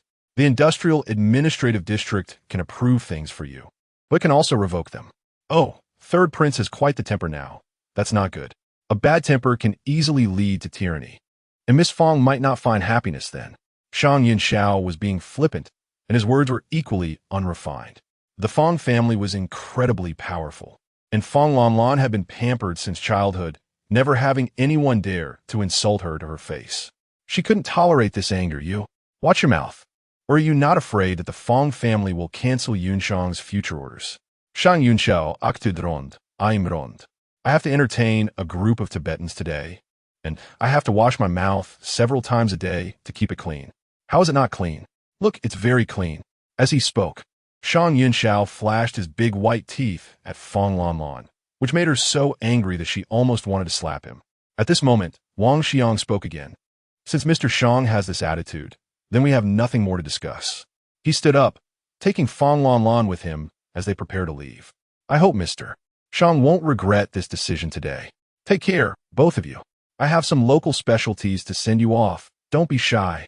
After saying this, Shang Yinxiao exchanged a knowing glance with his assistant, who was stifling laughter as he presented 2 bags of dirt. These local specialties were not brought from another planet, but were dug up right next to the Yunshang future base, specifically for those who came to seek trouble. Wang Xiang didn't know what was inside. Weighing the bags and thinking there might be something good, his mood improved slightly. As they reached outside the administrative district, Feng Lanlan suddenly shook off Wang Xiang's arm, complaining, "He just humiliated me, and you didn't even dare to say a word." A gentleman acts with his actions, not words. He can only show off with his mouth. Whether he can leave alive is uncertain. Fine, what did that guy give us? Wang Xiang opened the gift and was met with a bag of dirt, so furious that he threw it away on the spot. Shang Yinxiao, you have some guts. I will remember this. Wang Xiang was angry, and Shang Yinxiao couldn't feel happy either. He asked his assistant beside him, how is the transfer of the base going? Only a few vibration accelerators and crystal breakers are left. Shang Yinxiao nodded. He always had a feeling of unease. This transfer seemed too smooth, as if some force was secretly helping him. But the more this was the case, the more uneasy he felt, as if he was being manipulated and seen through. This feeling was extremely lethal. Chapter 70. Give you my secret, you little rascal. You've really made it big. Remember to say a few good words for us in front of Lord Feng Yin in the future. Yeah, what exactly are your abilities?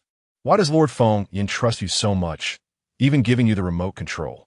You wouldn't be a distant relative of Lord Feng Yin, would you? A few employees from the botanical garden were starting their first day on the job, walking with Zhang Hai on the way to the back mountain. They were surprised by the changes around the back mountain and jokingly teased him. After all, although Zhang Hai was a rare water-type ability user, he was not very skilled, spending all his time making money instead of improving his abilities. As of now, he was still just a level 1 ability user, which meant all he could do was water the plants. Zhang Hai scratched his head awkwardly, casually agreeing with everyone's teasing. He knew these people meant no harm. It's just that anyone would feel uncomfortable when the most inconspicuous person around suddenly climbed to the top. Indeed, even though Lord Feng Yin had not given him a specific position, handing him the remote control for the botanical garden's outer wall essentially conferred upon him the role of a leader. He had gone from a mountain chicken to a phoenix, with a higher status than them. Wow, the Lord is truly impressive. It hasn't been long since we arrived, and our entire planet has changed so much. Have you all been to the West City? The construction there is just beautiful. Yes, I passed by the other day and thought I had left A08 star. I wonder when it will be our turn in South City. Unknowingly, the group's conversation had entirely revolved around the Lord's estate. They were laughing and chatting when they ran into Zhang Liang, who was leading the guard team. Bro, Zhang Hai took the initiative to greet him, causing Zhang Liang to stiffen, pursing his lips and nodding before continuing on with his patrol. A few employees couldn't help but tease. Are you and your brother on good terms again? Looks like it's still up to Lord Feng Yin to intervene. They all knew about the relationship between the Zhang brothers, and they were happy to see them reconciled. Hee, thanks to Lord Feng Yin. We've arrived. Everyone, head back to your posts. The employee handbook has already been sent to your light brains, so please pay attention to it. The crowd dispersed, and Zhang Hai took the remote control, preparing to go inside and take a look. Thank you for your hard work.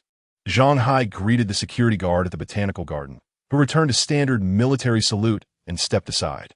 Although the botanical garden had hired many employees, all the staff inside were loyal to Lord Feng Yin. Zhang Hai knew that they were all military personnel. He had seen a high-ranking officer in a wheelchair enter the other day, and everyone had saluted him. Just as he was about to place his hand on the fingerprint scanner, Zhang Hai paused and took out the remote control.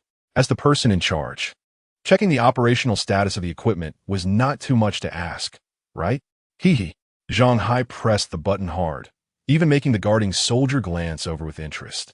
Suddenly, the previously dark outer wall of the botanical garden lit up with golden streams of light, which arranged themselves into a honeycomb pattern.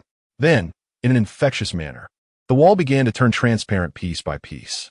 Moments later, the internal conditions of the botanical garden were fully revealed. Zhang Hai was stunned. This scene was impressive no matter how many times he saw it. He hummed a little tune and placed his hand in the fingerprint recognition area. Just as the scanner was working, he inadvertently looked up and seemed to see something on the land inside. The neatly arranged plots of land were still green. As the gate opened, Zhang Hai dashed inside, kneeling by the edge of the nearest plot of land. This can't be sprouting, right? From a distance, he thought he had seen it wrong. But now that he was close enough, he could see that the land was indeed sprouting with uniformly sized, vibrant green plant seedlings. Zhang Hai suddenly stood up, scanning all around him in shock, and was amazed to find that every single plot was filled with various types of plant seedlings, some green, some red, some with 2 tender leaves, and others with a single green needle sticking up. It was a colorful assortment. Zhang Hai rubbed his eyes, opened them again, and they were still there. He rubbed his eyes once more and opened them again, and they were still there. This is bad. No, this is too good. Zhang Hai kicked himself out of the botanical garden's gate, grabbing the security guard's shoulder and shaking him vigorously. At this moment, he was so excited that his mouth couldn't keep up with his brain. He babbled for a long time without being able to explain what had happened. The security guard patted his back, intending to help him catch his breath, but ended up hitting him too hard, almost knocking the wind out of Zhang Hai. Are you okay? What exactly happened? Don't rush. Take your time to explain. Cough, cough. I was fine until you almost knocked me out. Quickly notify Lord Feng Yin. The plants in the botanical garden have sprouted. What? Plants? Where did the plants come from? No way. This botanical garden has even officially opened yet. How could there be plants? Seeing that he couldn't explain himself, Zhang Hai simply dragged the guard inside to see. The guard, upon seeing the sea of plant seedlings, was almost moved to tears. It was the first time he had seen so many plant seedlings. Now do you understand? Quickly notify Lord Feng Yin, Zhang Hai said as he dialed Feng Yin's number. On the other side, after hanging up the call, the two exchanged smiles. Congratulations, the plants have all sprouted. Shan Xin sat in the pilot's seat of the flying vehicle, seemingly looking ahead with a calm expression, but his attention was actually focused on the beautiful woman beside him. He was shocked that Feng Yan's plants sprouted in this season. If the researchers on the main star knew that plants could sprout in such cold weather, they would surely be terrified. He could hardly wait to return and see those plants. However, they had more important matters to attend to today. This all thanks to Bai. Cough, Shan Xin. Where exactly are we going? She almost revealed by U.S. name. Feng Yin cleared her throat, immediately changing the subject. She had mentioned the blue water stone to Shan Xin in the morning, and, as a result, he had brought her onto the flying vehicle without saying where they were going. They had already been flying for over 2 hours, and, at this speed, they might have flown to the other side of A08 star. You'll know when we arrive. TCH, acting mysterious. You wouldn't let me bring Ching Ching this morning. Wait, Why couldn't I bring Ching Ching? Shang Xin wouldn't be selling me off, would he? Shang Xin remained silent, and the more Feng Yin thought about it, the more she felt it might be true. The scenery outside was especially unfamiliar. She didn't remember ever being in this place. Shang Xin, let us talk properly. Human trafficking. We've arrived. Huh? Shang Xin activated the autonomous driving mode of the flying vehicle, cleared his throat, and turned to look at Feng Yin seriously. You are my wife. I cherish you too much to ever think of selling you. Don't overthink it. He mechanically recited the lines he found online, his ears instantly turning red. Seeing Feng Yin in shock, he sighed inwardly that those love words online were indeed unreliable. Let us go. Don't you want the blue water stone? Huh? Oh, okay. Cherish me too much? Is that true? She had always thought that Shang Xin had no feelings for her and that their relationship was purely one of partners. Had she misunderstood? Feng Yin didn't hear what Shang Xin said afterward. The words "I cherish you too much" kept echoing in her mind, making her blush more and more. And before she knew it, she and Shang Xin arrived at a small bungalow. This place is flat and empty on all sides, with only a small bungalow standing in the open space, looking quite out of place. Based on experience, the occupants of the bungalow are either extraordinary masters or extremely reclusive individuals. Shang Xin switched his wheelchair to mechanical leg mode and walked directly to the door of the bungalow to push it open. Feng Yin felt something was off and was about to step forward to stop him when she saw a small robot walk out from inside. The robot first aimed an ion cannon at Shang Xin, and Feng Yin watched, wide-eyed, as the ion cannon was fully charged, ready to fire at Shang Xin at any disagreement. However, Shang Xin remained very calm, opening his holographic computer and operating it for a bit, causing the robot to lower its weapon and return to the bungalow. He continued to operate the holographic computer, and, surprisingly, the small bungalow disappeared into thin air after a flash of light. Feng Yan's eyes widened. Why did this scene seem so familiar? This seemingly ordinary bungalow actually used the same technology as the outer wall of the botanical garden? Follow me. Just as Feng Yan wanted to investigate further, she heard a cold voice come from inside the bungalow. Upon entering, she found that this place was not anyone's home. There were neither extraordinary masters nor reclusive individuals. Just emptiness, nothing at all. Even a small robot was nowhere to be seen. Shang Xin, what are we doing? Why is it so mysterious? Feng Yin felt that this place was a bit strange and couldn't help but move a little closer to Shang Xin, noticing the unique fragrance on her. Shang Xin couldn't help but curl the corner of his lips, feeling a bit playful. He didn't speak, but operated the holographic computer again, causing the room to be filled with colorful lights, which suddenly began to shake. Feng Yin was startled and jumped into Shang Xin's arms. It's an earthquake.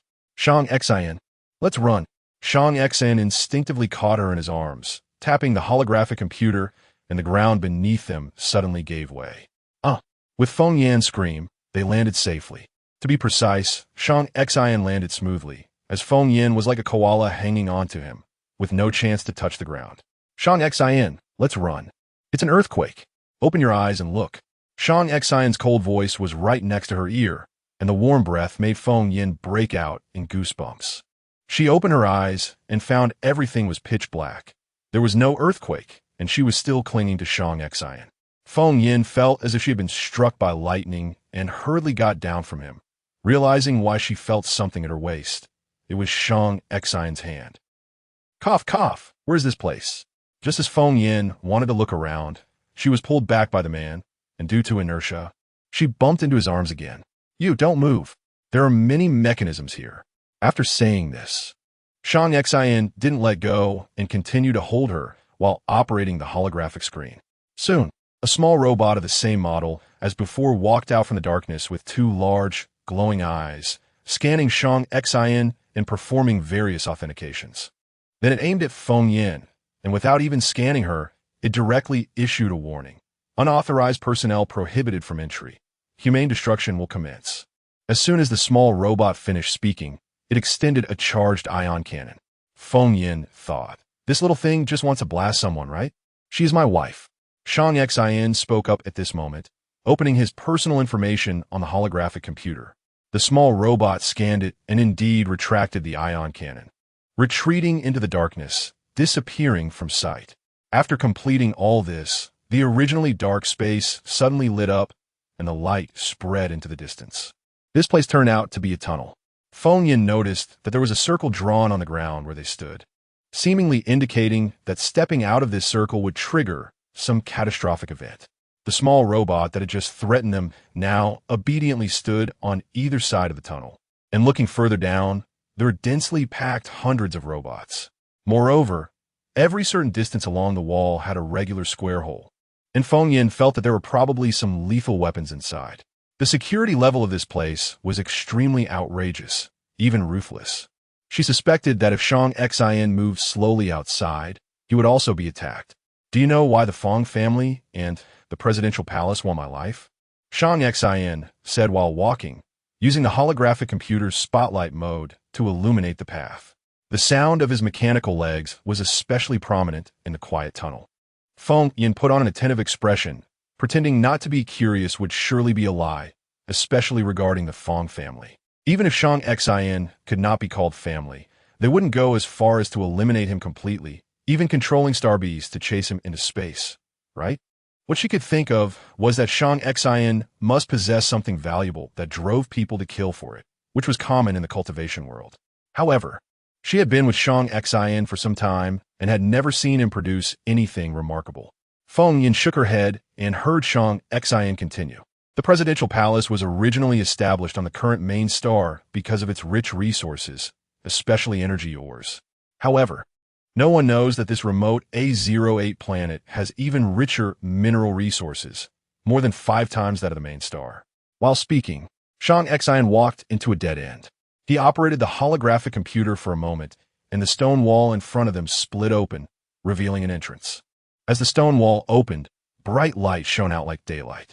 Feng Yin curiously looked in, only to be stunned by the sight before her. This is Blue Miao Stone? Blue Miao Stone, Blue Miao Stone, unknown, or, as far as her eyes could see, it was all ore, piled high. Not only that, but there were also small robots continuously mining and placing the ores into a large machine in the center, which then spat out processed ores. The entire process was completed without any human involvement. These advanced robots could handle the mining perfectly. Indeed, this was the biggest secret of the Shang family. Chapter 71. No deal in the stars. Feng Yin was stunned by the pile of ore in front of her. In this vast space, small mining robots and crystal breakers worked together seamlessly, mining and cutting the ore without any hesitation. Wasn't it said that Lan Miao Stone was a legendary ore? How come there's so much of it everywhere now? Shang Xin, not knowing what he was thinking, picked up a piece of Lan Miao Stone from the ground and said softly, "The one on your head is a relic of my mother, with extremely high energy, not on the same level as these Lan Miao stones."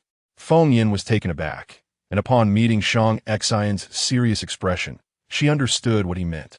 He was worried that she might misunderstand him for casually picking up a stone to fool her, right? A strange feeling surged through Feng Yin, like an electric current passing through her heart, as if it wanted to take root and sprout. She turned her face away and replied softly, "I know. Even if this hairpin was not a relic of Shang Xion's mother, it was still crafted by him, which was invaluable to her." San si note that, pointing to the cut Lan Miao stones on the ground, and said boldly, "Take more just in case. Aren't you afraid I'll reveal this place if you bring me here?" Feng Yin asked quietly instead of immediately taking the Lan Miao stones. If Lan Miao stones were truly as rare as Gu Wei and Lu Bin said, then the ones in this underground space could be worth a fortune. Perhaps selling these Lan Miao stones could make her rich enough to rival a country. Moreover, there were other ores in this mine besides Lan Miao stones. The man released the mechanical leg mode and sat in a wheelchair. He extended his hand, signaling Feng Yin to place hers on it. After hesitating for a moment, she complied. The instant their hands touched, Feng Yin felt the warmth of his palm. "Don't worry. I may not have told you, but I am living for you now. These Lan Miao stones may be my greatest value to outsiders, but for you, they are already our shared property as a couple. I've never intended to hide anything about myself from you, as long as you're willing to ask." The last sentence Shang Xin did not say aloud, but but his earlier words made it hard for Feng Yin to remain calm. The person who had just been awkwardly flirting suddenly turned into a master of teasing. His words sounded as false as a sea king saying he only loved one person, yet coming from Shang Xian's mouth. They felt so convincing that Feng Yin was left speechless. Oh no, she knew it was a mistake not to bring Qingqing. If Qingqing were here, she could have helped her come up with a response. What should she say in response to her boyfriend's sudden confession? No, it should be her husband's sudden confession. What should she say? I. Just as Feng Yin felt her brain was running out of oxygen and couldn't form a complete sentence, a peculiar laughter suddenly erupted from her. She quickly waved her hand. It wasn't me laughing. I know. Shang Xian's gaze turned to Feng Yin's waist, tilting his sharply defined chin. Is it this guy? I remember his name is Baiyu. Baiyu was extremely happy, jumping out of a storage bag and landing on Shang Xian's shoulder. The little creature laughed while reaching out its tentacles to touch Shang Xian's ear. Shang Xian's body tensed, and he took a deep breath to suppress the impulse to crush Baiyu. Baiyu, emboldened, saw that Shang Xian didn't throw him off and kissed Shang Xian's cheek, then turned to Feng Yin with a proud face. You're lying. What did I ever kiss Shang Xian's toy? I'm not envious. Feng Yin's words got stuck as she realized she had just said something strange in front of Shang Xian, clearly provoked by Baiyu's telepathy. Sure enough, when she looked up, she met Shang Xian's teasing gaze, and his cool voice followed. Next time, it can be the real thing. After speaking, Shang Xian went to check the machine's operating status, leaving Feng Yin in a state of confusion. What did he mean by the real thing? She felt there was a huge misunderstanding. Baiyu didn't come out just to make fun of Feng Yin. He followed Shang Xian's movements, using his tentacles to grab a piece of Lan Miao stone from the ground, then stood on Shang Xian's shoulder and bowed like a sycophant. Shang Xian didn't have a master-servant contract and couldn't communicate with these spiritual beings, but he could try to understand from the little creature's actions. You want the Lan Miao stone? Upon hearing this, Baiyu nodded faster than a pestle grinding medicine and took a bite out of the Lan Miao stone, chewing and swallowing it right there. Shang Xian. Feng Yin hadn't figured out how to explain what Baiyu was when Baiyu directly asked Shang Xian for a reward. If she said Baiyu was a toy made by Gu Wei now, would Shang Xian believe her? You little thing, your teeth are pretty good. Shang Xian. Feng Yin was just about to explain Baiyu's origins when she saw Shang Xian wave his hand, looking at her seriously. I'll just consider him a special star beast. Feng Yin, I want to investigate what he is, but he is too intelligent and humanoid. Don't let him show up in front of others, or it will bring unnecessary trouble. He knew Feng Yin had many secrets, and he didn't intend to pry into them unless she chose to tell him. This little being named Baiyu is definitely not a star beast. After all, star beasts were wild creatures without human-like traits. But this guy not only looked human, but also behaved similarly. Considering that this little creature inadvertently made Feng Yin spill some things, he decided not to investigate how Baiyu came along. Shang Xian casually picked up a piece of Lan Miao stone from the ground and handed it to Baiyu, who immediately nodded eagerly. Feng Yin couldn't tell who Baiyu belonged to at this point. It was rumored that Earth spirits were timid and good at hiding. But this guy might just be a fake Earth spirit and a true freeloader. Watching Baiyu treat the Lan Miao stone like a snack, Feng Yin's mouth twitched. The hardness of the Lan Miao stone was extremely high. Wasn't he afraid of breaking his teeth? I got it. I'll keep an eye on him. Are you really not curious about him? Feng Yin asked what was on her mind. Shang Xian chuckled lightly and replied, if you were a normal man, I would be more than curious. But in his current state, when you want to tell me, I'll be all ears. Feng Yin. Was Baiyu lucky to look like this? Stop eating, you little wastrel. While they were discussing Baiyu, he had already started his buffet. Fully aware that Feng Yin was the master and Shang Xian was her husband, thus also his master. Eating his master's food didn't seem unreasonable, right? After Feng Yin finished speaking and tried to grab him, Baiyu jumped into the pile of, or, like a mouse that fell into a rice bin, nimble and quick. In the midst of their chase, Baiyu carefully selected hundreds of Lan Miao stones from the pile and stuffed them into his own space. Feng Yin's current situation felt like she was on a blind date, liking the other party, but dragging along a troublesome kid. This kid was usually well-behaved and cute. But at this moment, he was making a scene and ruining her image. In her anger, Feng Yin made a hand gesture and began to chant a spell. Bai Yu was restrained and couldn't run or jump. He gave Shang Xian a pleading look, but unfortunately he had miscalculated. Shang Xian was Feng Yan's husband, not his. Give it to me. Otherwise, don't even think about your belly pouch. Upon hearing the words belly band, Bai Yu instantly wilted, reluctantly throwing out all the blue meow stones he had just collected, piling them into a small mound. You little thief, Shang Xian only agreed to give you one piece, not to let you take as you please. Feng Yin tugged at Bai Yu's ear and lectured him, but Shang Xian sensed something was off. He picked up a blue meow stone spat out by Bai Yu, took a look, then picked up another piece, and then another. Could he distinguish the energy content of the ores? As an energy or blue meow stones are naturally graded. The one he made for Feng Yan's hairpin was the highest grade. However, this high-grade blue meow stone had formed a small mountain on the ground, and all of what Bai Yu spat out turned out to be high-grade blue meow stones. This, Feng Yan wasn't quite sure. She only knew that earth spirits could extract energy from any earth attribute treasures, including energy ores. However, without needing her confirmation, Bai Yu, with hands on hips and a proud expression, had already told Shang Xian the answer. Shang Xian waved at Bai Yu, who scampered over to him, quickly bowing and making a gesture of respect. If you can help me classify all your grades, I'll reward you with a lot of ores. How about it? Bai Yu was thrilled at the suggestion and extended a tentacle to hook Shang Xian's pinky. In the interstellar era, such customs were long gone, leaving Shang Xian confused as he looked at Feng Yan. This is called hook and hang for 100 years without changing. Shang Xian. Sounds a bit ominous. I won't deceive you. Although he didn't believe in such things, Shang Xian still made a promise. The little creature, having received affirmation, immediately got to work, darting around the pile of ores joyfully. This little one's ability is very special. Don't let outsiders know of its existence. Shang Xian instructed lightly. Feng Yin thought to herself, you don't even know this guy's true abilities. If you did, you'd have to worship him.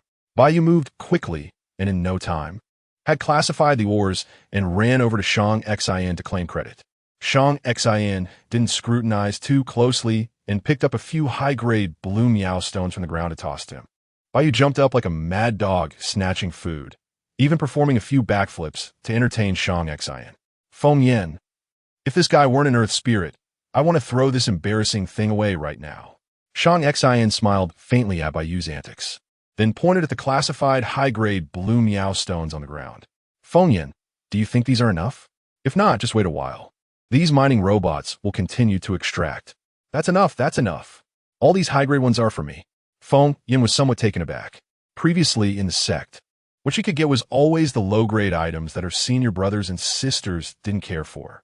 Now, someone was giving her the best from a pile of things, and she couldn't quite adapt to it. Shang Xian, expecting some strange reaction, raised an eyebrow at Feng Yin and said matter-of-factly, of course, you're my wife. Everything I have belongs to you. However, here it comes, Feng Yin thought, knowing there is no such thing as a free lunch.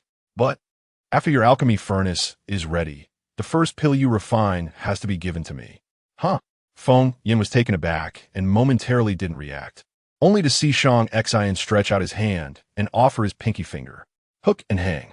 Looking at the serious expression on the man's face, Feng Yin smiled and also extended her hand to hook his rough finger. 100 years without changing. Main star, Alchemist Association. Vice President Li Hui looked at the virus samples sent to him with a frown.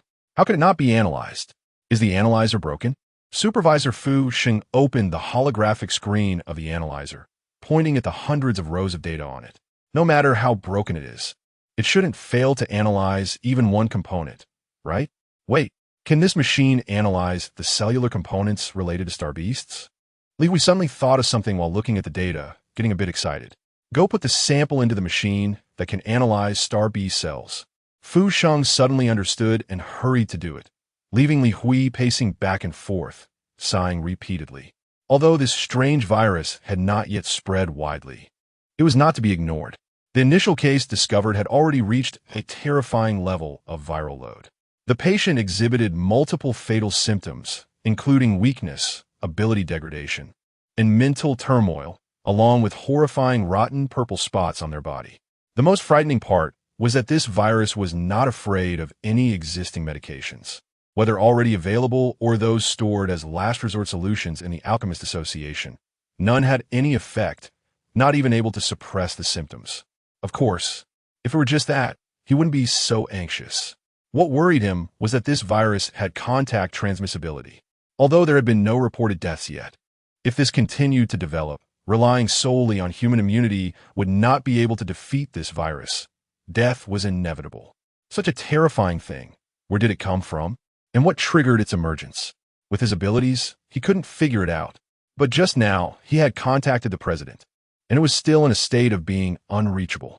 If this virus spread, the capital, no, the entire main star, even the whole Huaxia star domain, would fall into chaos. What to do? Vice President, we've analyzed it. You were right, this virus is related to star beasts. Fu Sheng excitedly presented all the data to Li Hui, who relaxed a bit. Thank goodness, thank goodness. As long as it's related to star beasts, it isn't an incurable disease. No need to find the president. I have the ability to solve this. But, 128. 59 types. I only gave you an infection sample of 1 drop of blood. How could there be so many types of star B cell components in it? Fu Sheng looked troubled.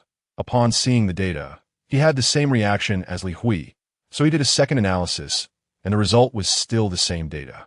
The Alchemist Association's analyzer was already the most advanced machine in all of Huaxia. If the machine's analysis wasn't in error, then it was indeed the case.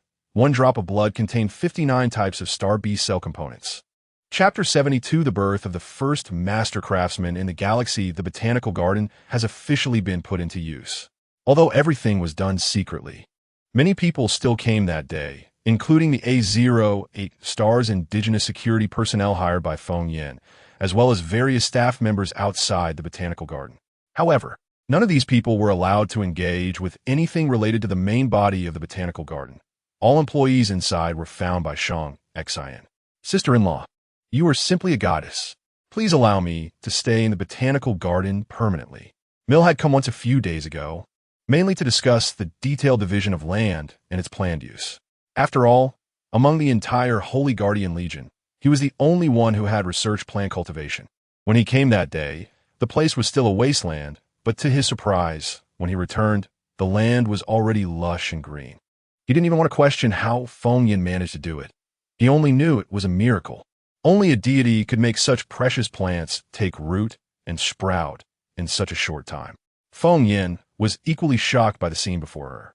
That day, she had brought Bai Yu with the intention of letting him casually scatter some seeds to see what would happen. Little did she expect that not only were all the seeds sown, but they had all sprouted.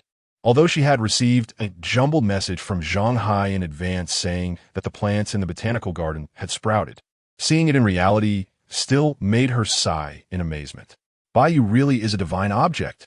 No wonder all the alchemists in the cultivation world look at earth spirits with such longing and fanaticism. Shang Xian had naturally also received the information from the soldiers guarding the entrance. While he was shocked, he felt it was only natural. He had long suspected that Feng Yin had special abilities, which was why he had made the decision to build the Botanical Garden. A construction that was almost a joke in the interstellar era. You can stay here, but you're not allowed to randomly pick my plants. Feng Yin responded to Mill's request after looking around. Mill's face flushed, and he mumbled his agreement. Feng Yin squinted her eyes. This guy must be planning to live here to take advantage of her spiritual plants every day, right? Wow, are all these plants? I've never seen so many plants in my life. Are they edible? The one speaking was a member of the stealth team, Bandit. He had been sent to A08 to gather various news and hurried back upon hearing that something big was happening. Indeed, it was a big deal to see so many precious plants at once. You won't get to eat them even if they are edible. Another member of the stealth team, Shadow, said while elbowing Bandit's waist. Bandit was unconvinced and was about to say something when Shadow pulled him aside.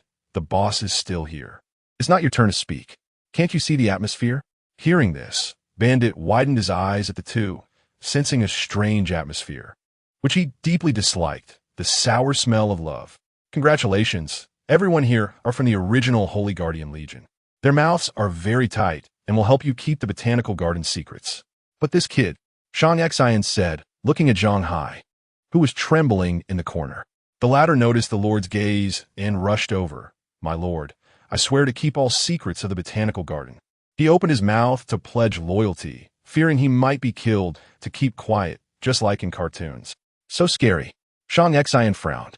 He didn't like Zhang Hai's personality and had indeed considered killing him to keep him quiet. However, Feng Yin strongly opposed it, even saying that if Zhang Hai were killed, he would be unlucky for the rest of his life.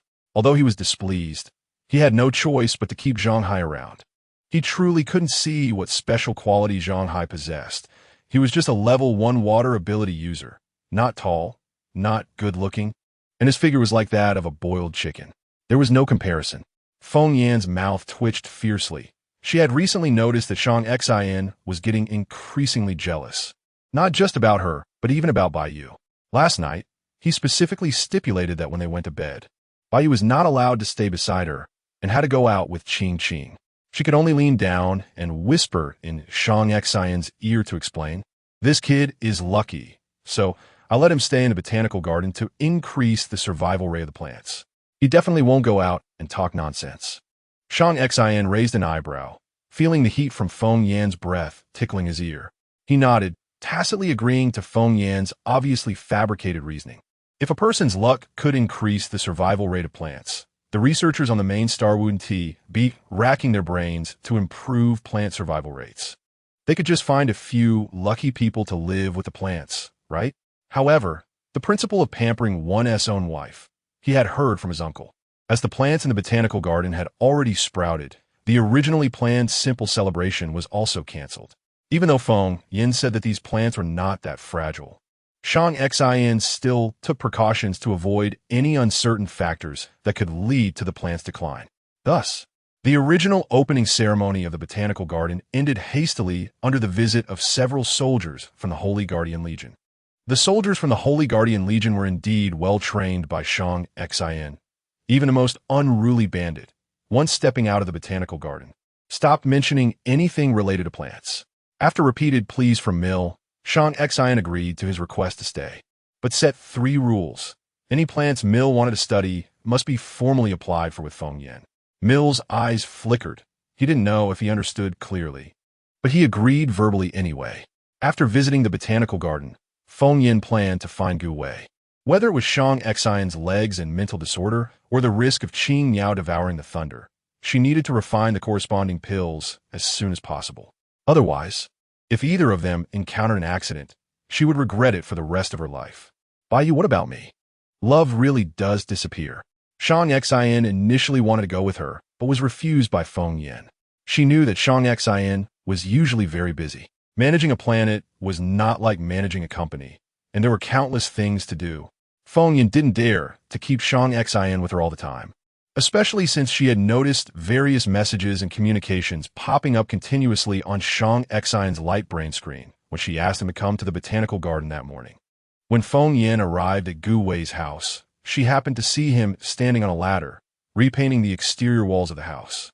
He was so focused on painting that he didn't notice Feng Yan's arrival until Mrs. Gu came out of the house and saw Feng Yan watching Gu Wei paint. Shoo!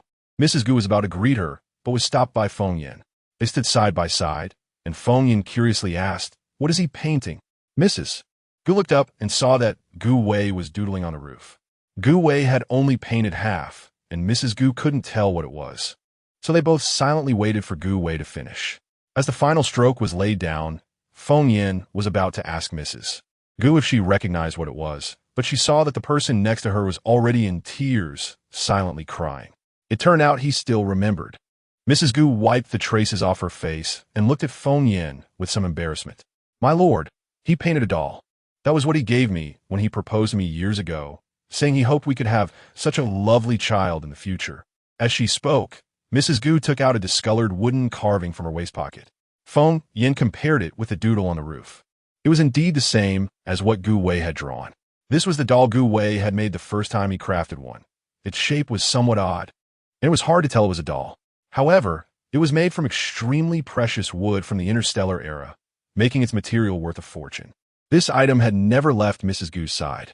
At that moment, Gu Wei was about to come down from the ladder and happened to turn around to see his wife and Feng Yin standing together, with his wife still having red eyes.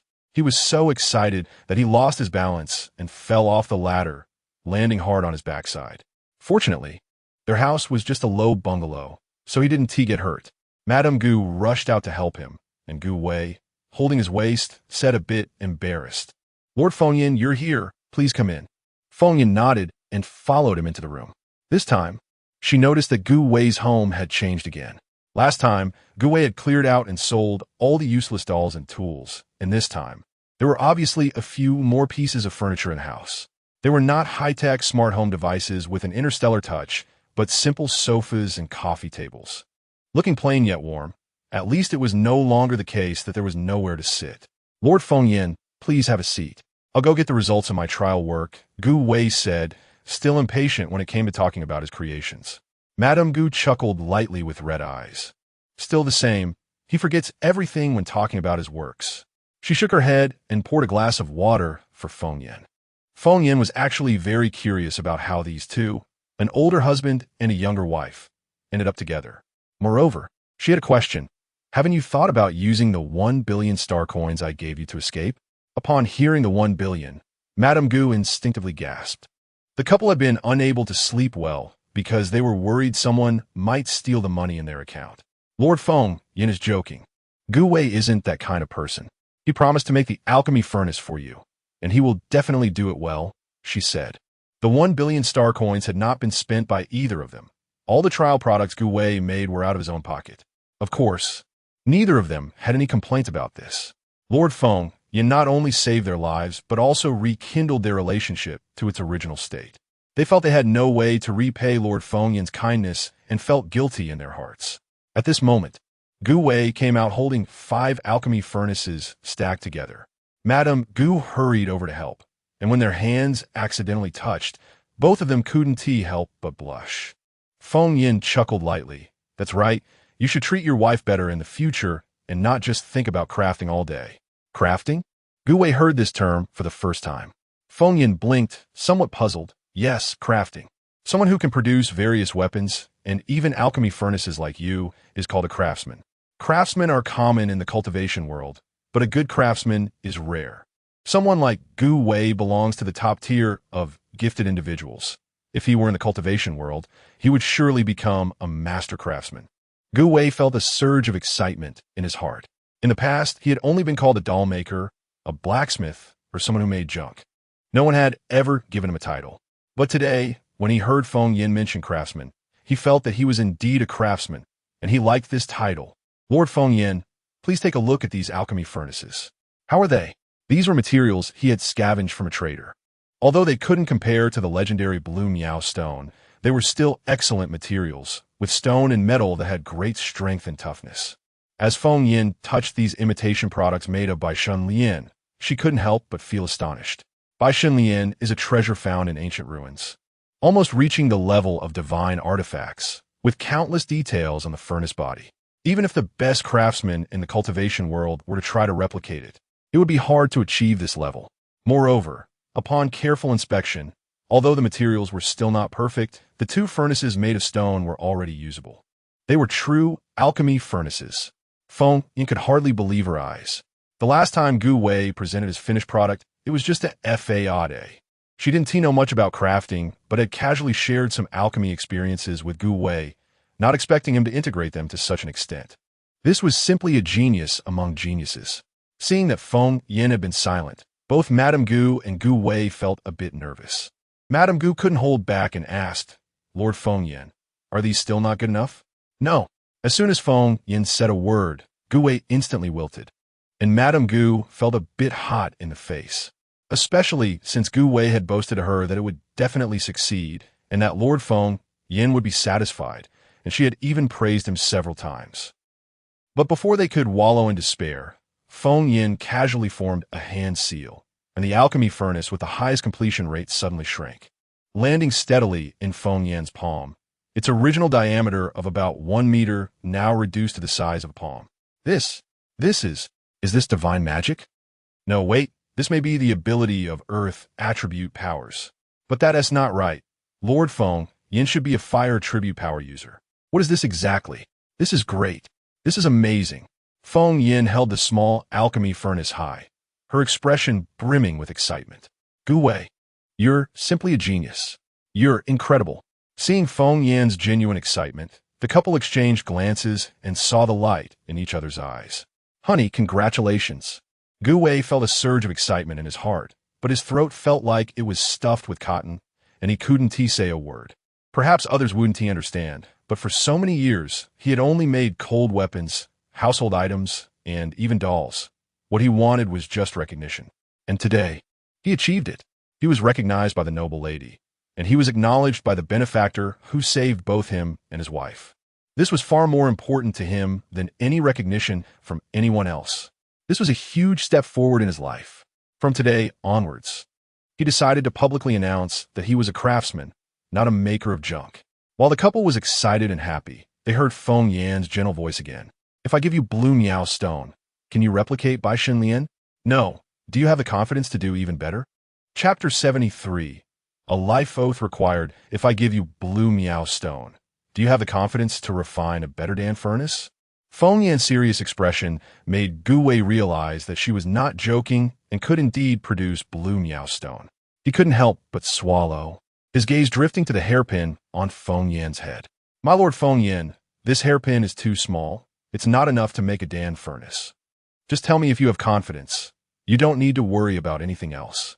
Feng Yan rolled her eyes, thinking to herself, what a bumpkin, so uncultured. I have a whole bunch of high-grade blue Miao stones in my storage bag. Hearing this, Gu Wei hesitated. But upon seeing his wife beside him in the room filled with cheap furniture, he gritted his teeth and said, I have confidence. Or rather, since his wife had narrowly escaped death, he had to have confidence. If he still lacked faith in himself and life, his family would fall apart. Very good. Then you continue making the Dan furnace. Go for it. I believe in you. Feng Yan's encouragement startled Gu Wei, who was already fired up. Normally, wouldn't Lord Feng Yan pull out a whole bunch of blue Miao stones at this moment and shock him instead? Why is she not following the usual script? However, he indeed had a new idea and was eager to verify it. So Gu Wei quickly explained a few things to his wife and plunged into the workshop. My lord Feng Yan, do you have something to say to me? After Gu Wei left, Mrs. Gu asked softly while pouring water for Feng Yan. Feng Yan raised an eyebrow, unexpectedly impressed by Mrs. Gu's cleverness. Before I ask questions, why don't you tell me about you too? All right, Mrs. Gu smiled slightly, reminiscing about when they first met. Although she had just become pregnant and married Gu Wei, it had already been 10 years. At that time, Mrs.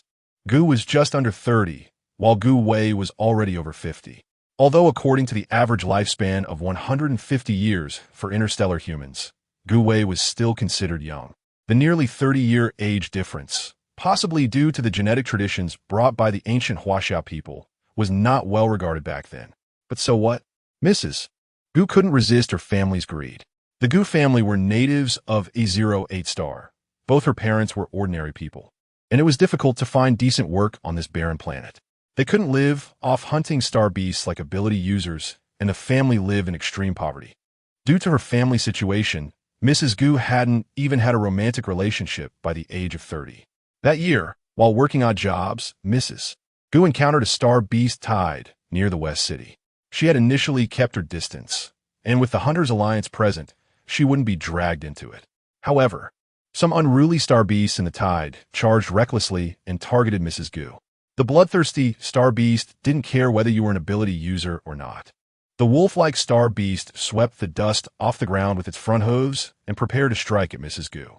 Seeing that it was about to crash into her, and being far from the center of the beast tide, it was unlikely any hunters would arrive in time to rescue her. Mrs. Gu despairingly closed her eyes, but the expected impact never came. Instead, she heard a man shout angrily, cheering himself on. Gu Wei, wielding a cold weapon he had made, struck the star beast's neck, instantly staining its low-grade fur with blood. However, lacking the skills of an ability user, it was difficult to inflict fatal damage with just a cold weapon. Out of fear, Mrs. Gu couldn't remember how Gu Wei fought the star beast. She only recalled that later, Gu Wei was covered in injuries yet still smiling foolishly, asking her if she was hurt. She remembered that the cold weapon was called a sword. Like most hero saves beauty stories, Mrs. Gu fell in love at first sight with Gu Wei, who was nearly 30 years her senior. Perhaps like all beauties who marry heroes, she was deeply attracted by his heroic demeanor. When faced with Mrs. Gu's heartfelt confession, Gu Wei seemed wooden, scratching his head and saying he was too old and poor, and that following him wouldn't lead to a good life. Mrs. Gu thought Gu Wei was rejecting her. Coincidentally, her parents had found her a blind date, so she lifelessly went with them to meet him. Before the man could even introduce himself, Gu Wei rushed in, covered in dirt, and asked her, "Will you marry me?"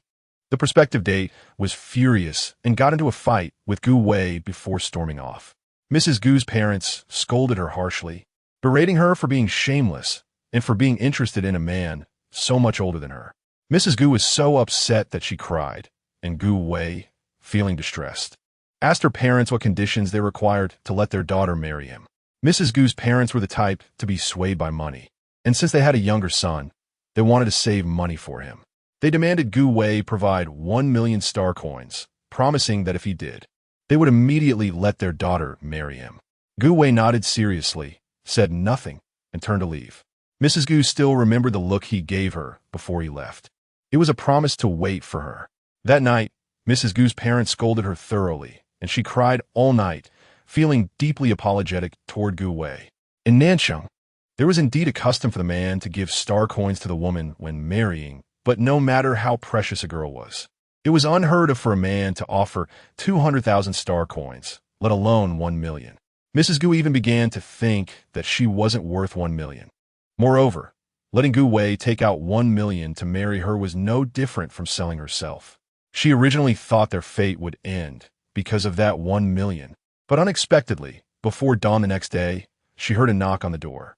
When she opened it, it was Gu Wei, his face glistening with dew. Their eyes met, and both felt teary-eyed. "I'm here to marry you." Gu Wei's simple and unembellished words became a cherished memory for Mrs. Gu. Her parents took Gu Wei's 1 million star coins and left 808 star with her younger brother, not telling her where they were going. Perhaps they went to the main star. It felt as if she had always been an extra in her own family. But fortunately, she had her own home now. Later, she learned that Gu Wei had rushed to the Hunters Alliance overnight, selling all the cold weapons he had made over the years at a low price to C2 Sha, along with his savings, barely scraping together 1 million star coins. They didn't hold a wedding, simply registered at the Lord's mansion, and with Fiki as a witness. They were considered married. Their married life was quite frugal, but no one complained, and they lived happily together. However, after 10 years of marriage, Mrs. Gu had not become pregnant, which inevitably made her feel guilty. After finally getting pregnant, the beast poison incident occurred. As for what happened later, Feng Yin basically already knew. "I have never regretted marrying him. He is a good man. It's just that over the years, his persistence has not been recognized, and his temper has inevitably become stranger. But now it's good. With Lord Feng Yan's recognition, Gu Wei can surely start anew. I believe in him." Madame Gu spoke with a face full of happiness and sweetness. When she mentioned the time when the two registered their marriage at the Lord's mansion, and how Gu Wei had given her a carved toy that looked like a mythical creature as a wedding gift, tears of joy flowed from her eyes. Her situation was exceptional, yet similar to most families on planet A08. There weren't many businesses on planet A08, and it was difficult for ordinary people to find jobs. For ordinary women like them, who had little strength and capability, there were even fewer ways to earn money. Poor couples often faced many sorrows, and it was rare for couples like Gu Wei and his wife to maintain their feelings for each other after so many years. Feng Yin smiled faintly, recalling her own parents. They were just ordinary mortals in the realm of cultivation, and at that time, they had received so many benefits from the immortal pill sect that it was uncertain whether they could return home alive. However, once her parents sold her to the immortal pill sect, they had no further connection with her. "I have a job to hand over to your husband, but my initial impression of him wasn't good, so I want to learn about him from you," Feng Yin said. Madame Gu smiled knowingly. What does Lord Feng Yin think of Gu Wei now? At least he's not an irresponsible scumbag. As they spoke, both laughed. Perhaps their reasons for laughing were different, but it was heartfelt. "I need Gu Wei to refine a special alchemy furnace for me. Because the materials are too special, I need his promise of confidentiality. And this promise must be sworn on your lives. Feng Yin did not continue, quietly waiting for Madame Gu's reaction. She had originally thought Madame Gu would be emotionally stirred. But to her surprise, Madame Gu remained very calm, standing up to bow to Feng Yin. Lord Feng Yin, our lives were given to us by you. Don't say it's a life oath. Even if you ask for our lives now, we would never say a word against it. Good. Feng Yin stood up excitedly and held Madame Gu's hand. I didn't misjudge you too. Feng Yin snapped her fingers, and a blue flame sprang to life at her fingertips, gently touching Madame Gu's brow. The death contract was established. If Madame Gu revealed the source of the blue mysterious stone, she would die instantly. She did not doubt Madame Gu's promise, but this matter was a secret of Shang Xian, and she would never take risks involving anything related to Shang Xian. When Gu Wei came out, Feng Yin recounted the matter to him. Gu Wei insisted on having a death contract for himself as well. The biggest reason being that this way, he would be the same as Madame Gu. Feng Yin was inexplicably fed a mouthful of dog food and viciously marked Gu Wei's brow with a death contract. The latter was still bubbling with joy, saying that this way, he would never have any other intentions toward Madame Gu. Feng Yin rolled her eyes, wishing she could flip them to the back of her head. She had truly never seen anyone treat a death contract as a token of love. She was genuinely impressed. When she took out a large pile of high-grade, blue mysterious stones, Gu Wei was indeed shocked speechless for a long time, but he also felt it was only natural. After all, in his heart, Feng Yin was basically on the same level as a deity, and it was not surprising that she could produce such rare items as blue mysterious stones. Gu Wei wasted no time and dove straight into the studio. At that moment, whether he could complete the refining of the blue mysterious stone alchemy furnace had become the most significant matter in his life. This was not only a trivial thank you to his lifesaver, but also a key to proving his life's value. He would undoubtedly pour all his effort into it. That 100 million star coins, the part that can't be spent, will be your reward. Lord Feng Yin, we can't accept. Before Madame Gu could refuse, Feng Yin interrupted her, continuing, don't rush to refuse.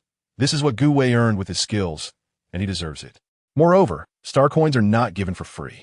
From today on, I require both of you to work only for the Lord's mansion, and anything Gu Wei refines will belong to the Lord's mansion.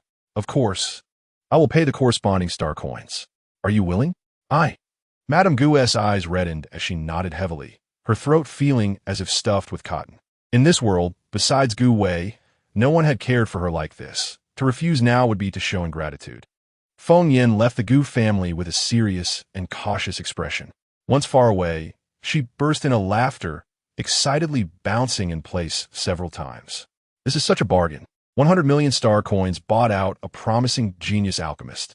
If this were in the realm of cultivation, even offering 1 billion spirit stones would be impossible. Unfortunately, Qingqing hadn't accompanied her today, or she could have shared this good news. As for sharing it with Baiyu, absolutely not. In the industrial administrative area of the main star, Yinshang Future's base had become an empty shell. Shang Yinshao had given each staff member in the base a hefty compensation. Most of them were grateful. After all, the compensation from Shang Yinshao was equivalent to 10 years of salary, meaning they had 10 years to find new jobs or even to squander. However, with so many people, there were always those who were dissatisfied no matter how much you gave. These people reported Shang Yunxiao's little actions to the presidential office, providing a valid reason for the presidential office to hold him accountable. Shang Yunxiao, Huaxia has granted you special authority over the industrial administrative area. You are the local emperor of this entire region. What more could you want? How could you do something so untrustworthy? Wang Xian's face was full of grief and disbelief. The media's floating recording devices captured this scene and broadcast it as a close-up on the Star Network, triggering intense discussions among netizens. What does the third prince mean by this? What untrustworthy thing has Shang Yinxiao done? Doesn't the person above know? Shang Yinxiao has moved all the machines from our industrial special zone. The Xia country has given them so many conveniences, and now they are secretly transferring assets behind our backs. Isn't that untrustworthy? What? Such a thing actually happened. Yinshang Future is the most advanced mechanical manufacturer in all Huaxia. I heard they even have the capability to manufacture mechas. I wonder if that's true? This is ridiculous. Isn't it good to stay on the main star? Why transfer assets? In the Huaxia star domain, is there anywhere better than the main star? Is it possible that Shang Yunxiao is looking for General Shang? Wow, the person above might be onto something. But does anyone know which planet General Shang went to? Report, we can't find out. There are currently no messages related to Shang Xin on the entire star network, and we can't track his whereabouts. Even hackers attempting to locate his light brain through technical means show that it cannot be located. General Shang, could it be that he is no longer with us? Don't engage in conspiracy theories. Our Holy Guardian Legion's general is not so easy to take down. Chapter 74. I'd rather die than be the Bandit Queen. The discussions on StarNet did not affect anyone in the Industrial Special Zone. Shang Yunxiao didn't care at all about the cameras pointed at him. He still lounged casually on the sofa, crossing his legs and swirling a wine glass in his hand. Speaking in a flippant tone, Third Prince, don't just stand there talking, sit. Oh wait, there's no way to sit. I sold all the chairs here as secondhand goods. In this large conference room, the only thing left was the sofa under him, empty and desolate, making it look as if it had been robbed. If Feng Yin were here, she would definitely sigh and remark that it was no surprise Shang Xin was his uncle. They had the same style of doing things. Back then, Shang Xin's family also cleared out like this first, which had caused her to sleep on the floor for quite a while. Wang Xiang had veins bulging on his forehead, but with media reporters present, he had to maintain politeness. Sitting is unnecessary. I didn't come here to chat with you. He opened a holographic screen and clicked on a video showing Shang Yunxiao taking the equipment from the base using flying vehicles under the cover of darkness. The country specially granted you this administrative zone not only to give you rights, but also to impose obligations and responsibilities. Everything produced within the administrative area should be prioritized for the country, and you have privately transferred the fixed assets of Yunshang Future without the knowledge of the presidential office, which has already constituted the theft of national property. I am issuing an arrest warrant to you in my capacity as a representative of the presidential office. As soon as Wang Xiang finished speaking, the video on the holographic screen abruptly stopped, and what lit up next was the arrest warrant stamped with the presidential office's seal. Shang Yunxiao glanced at the content of the warrant, and the corners of his lips involuntarily curled into a playful arc. The presidential office is quite calculating. Wang Xiang claimed he was suspected of stealing national property. Yet the warrant stated he was suspected of improperly managing the unique assets of the Huaxia star domain and needed to cooperate with the investigation. It was truly laughable. All the equipment and instruments of Yunshang Future were assets of the Shang family. The presidential office had no right to manage his assets, and now they were pinning an unfounded accusation of improper management on him, which was clearly just a baseless charge. A beggar who failed to manage his begging bowl could also be accused of improperly managing the unique assets of the Huaxia star domain. It was just a pretext for blame. Moreover, Wang Xiang was quite good at inciting hatred, elevating the matter of his personal assets to a national level. It was likely that at this moment, StarNet was filled with people rallying against Wang Xiang, cursing Shang Yunxiao for being ungrateful. Shang Yunxiao tilted his head back and downed the wine in his glass, then casually threw the cup to the ground with a crash, shattering glass everywhere. The third prince is overestimating me. I'm just a small family dealing with my own property. I can't bear such a grand title. He continued, besides, I did sign an agreement with the presidential office back then, prioritizing the sale of outputs to the country, but my small place has insufficient production capacity. It's been nearly a month and nothing has come out. Even if I wanted to sell to the country, I couldn't. You. Just as Wang Xiang was about to explode, Fong Lanlan hurriedly stepped in to support him. Uncle Shang, you're joking. Everyone knows that Yunshang Future is the largest machinery manufacturer in Huaxia. Which of the most powerful machinery and equipment in our Xia country wasn't produced by Yunshang Future? Why is Uncle Shang being so modest at this time? Could it be true, as we found out, that Yunshang Future is transferring assets? Fong Lanlan was dressed quite formally, displaying a demeanor of a national matriarch in front of the cameras. If one didn't know better, they might think Wang Xiang had already become president, and she was already part of the presidential office. Shang Yunxiao dug in his ears, then blew at his finger, sending non-existent earwax into Fong Lanlan's face, deliberately raising his voice in disbelief. Marrying the president's son really is different, It's better than marrying my nephew. If you had married my nephew, you'd probably be eating dirt by now. Unlike how you're flaunting now, ha ha. You, show some respect. Shan Yinxiao, you don't think the presidential office dares to punish you, do you? Wang Xiang held back the furious Feng Lanlan, his face showing displeasure. What was that woman wearing? Looking like the national matriarch? Did she want to be scorned by public opinion? No brains, just no brains. With him here, it was Feng Lanlan's turn to speak at such an occasion. Wang Xiang glanced at his assistant beside him, who quickly whispered to the media reporters that the interview was over. The reporters were disappointed, but didn't dare say much, as both Wang Xiang and the Industrial Administrative Zone were not entities that could be casually interviewed. With the reporters gone, Wang Xiang was too lazy to keep up the pretense of being a big shot. He glanced at Shang Yunxiao's assistant beside him. Shang Yunxiao, the presidential office is giving you face. I can elevate Yunshang future S status in the Huaxia star domain, but I can also make you fall into the dust. Are you really going to stand against the entire Xia country? I advise you to think carefully. Shang Yunxiao narrowed his eyes, naturally not missing the moment Wang Xiang and his assistant exchanged glances. He felt a faint unease in his heart, and when he tried to gather flames in his hand, he unexpectedly found he could no longer do so. He glanced at the broken wine glass on the floor, sneering inwardly, realizing that the highly paid assistant he had hired had turned out to be a backstabber. What is there to think about? My personality is laid back. I don't want to do this business anymore, so I sold all the equipment. ISNT that, okay?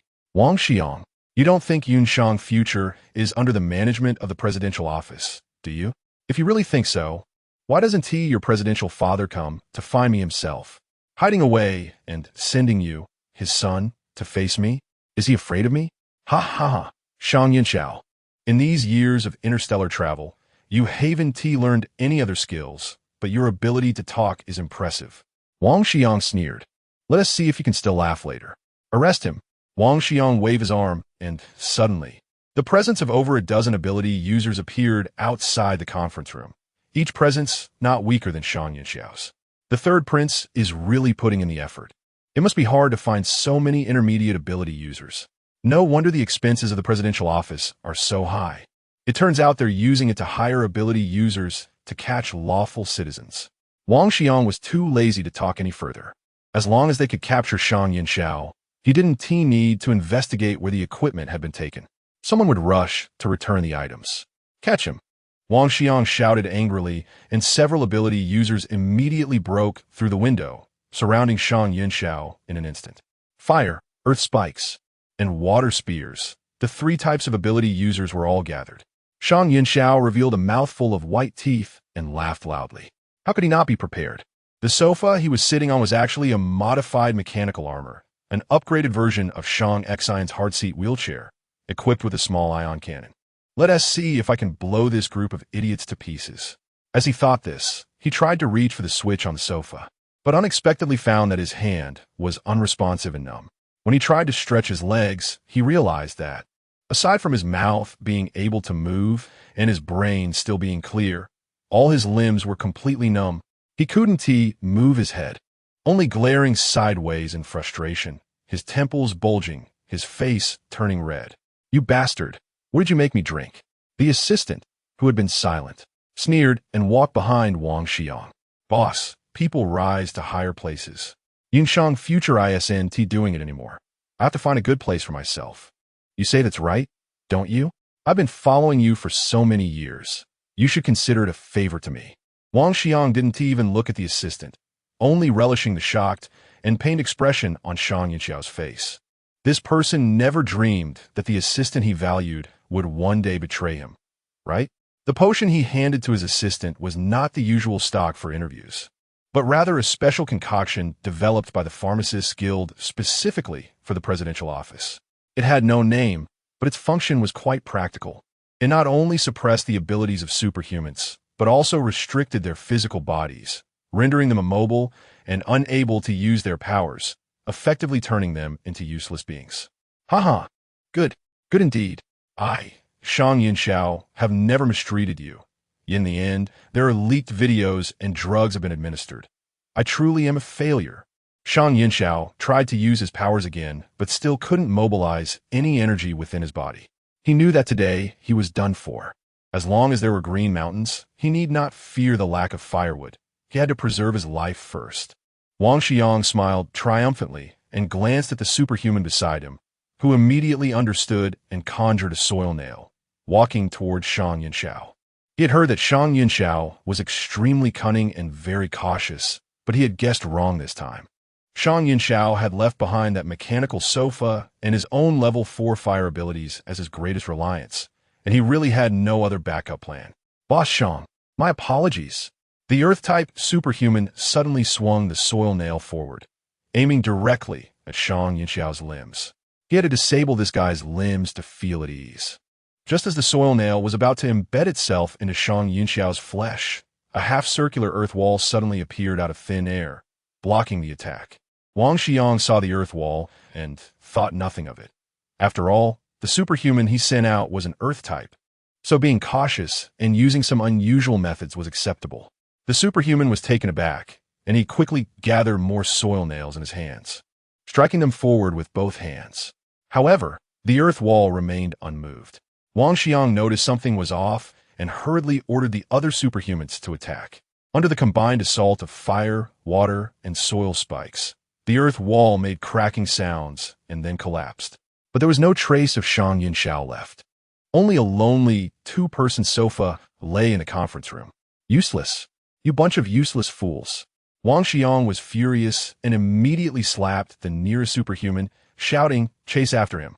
We cannot let Shang Yinxiao leave the main star." Meanwhile, Shang Yinxiao was being princess carried by a muscular man draped in black. The man reeked of blood, which not only came from star beasts, but also had the scent of human blood. "Big brother? Hero?" Shang Yinxiao attempted to call out, but the man showed no response, simply holding him and moving at a rapid pace, fast enough to create a sonic boom in his ears. In just a short while, he felt they had already left the industrial administrative area by at least several miles. Suddenly, Shang Yinxiao's eyes widened as he thought of something incredible. You wouldn't have taken a liking to me and want to capture me as your bride, would you? No way. I'd rather die than submit.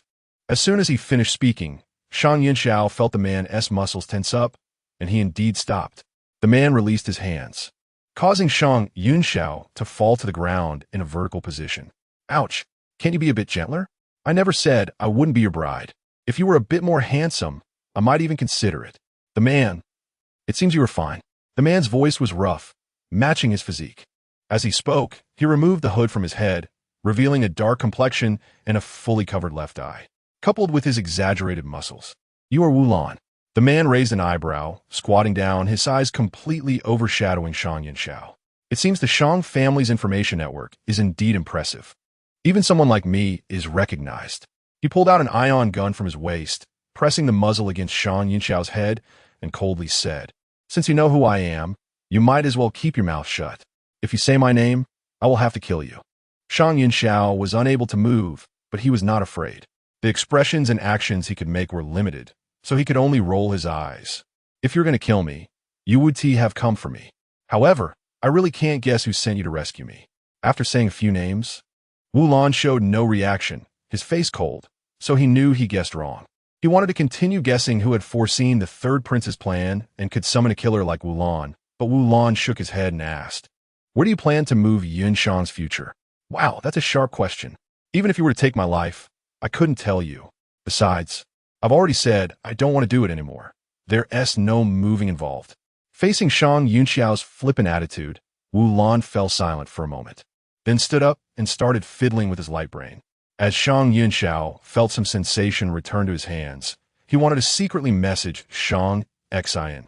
But before he could touch the light brain, a deep voice came from above. "I advise you not to contact Shang Xin. Your light brain is no longer secure." Shang Yinxiao was taken aback, his movements freezing. "Who exactly sent you to rescue me? How much do you know about me?" "You need not worry. The person who sent me to save you does not want you to know who he is just yet. However, you can rest assured, he has his own motives. But they do not concern you. If he wants to do something to my nephew, I advise you to kill me now. I can clearly tell you it's impossible." Shang Yinxiao felt the drug suppressing his abilities beginning to wear off. He slowly gathered flames in his hand and suddenly swung them at Wulan. But the latter didn't even move, allowing the flames to hit him without sustaining any harm. He quietly spoke a few words to the encrypted light screen before hanging up, then grabbed Shang Yinshao by the neck. I promised to save you, but I never guaranteed you wouldn't be harmed at all. Be sensible. I advise you to be obedient. You are a level 6 superhuman. The information he received did not state that this guy was a high-level superhuman. Chapter 75. Releasing into space Lord Fengyan. Is this okay with you? Lord Fengyan, please take a look at mine. Lord Fengyan, I've done my best. A group of women beamed with smiles, filling a small street in Nanjing to the brim. They held various items in their hands, chanting the name of Fengyan. A group of ability users stood at the entrance, peering inside, but seeing nothing, so one of them pulled a woman who had been squeezed beside him and asked, "What's going on in there?" "Yes, I heard you all shouting Lord Fengyan's name. Is Lord Fengyan here?" The woman looked at the crowd and felt that it would take a while before it was her turn, so she struck up a conversation with the ability user. "You must be out of the loop, right? But then again, you men wouldn't enjoy this benefit." As she spoke, the woman showed a proud expression, making the culturally curious ability user even more intrigued. The woman continued, "Yesterday afternoon, Lord Fengyan sent a message through the Lord's office network to the women on planet A08, saying they would provide job opportunities for us, simple and easy to handle with good pay. Anyone willing to give it a try can come here to apply." Although they didn't know exactly what the job entailed, it was from the Lord's office, so it couldn't be bad, which is why they all wanted to give it a shot. The woman in front chimed in, "Our new Lord is really thoughtful, considering us women who don't have many skills." As she spoke, the woman became somewhat angry and said fiercely, "I'm full of confidence today. I must get this job. Let my useless husband see that he isn't the only one who can earn star coins." Exactly. The two women responded to each other, feeling a sense of camaraderie. Yes, they wanted to become independent women as mentioned in Lord Fengyan's message, proving that even without abilities or strength, they could shine and show those useless men a thing or two. Several ability users were stunned by the spark in the women's eyes, suddenly feeling that being single wasn't so bad. In the center of the crowd, Fengyan was already busy.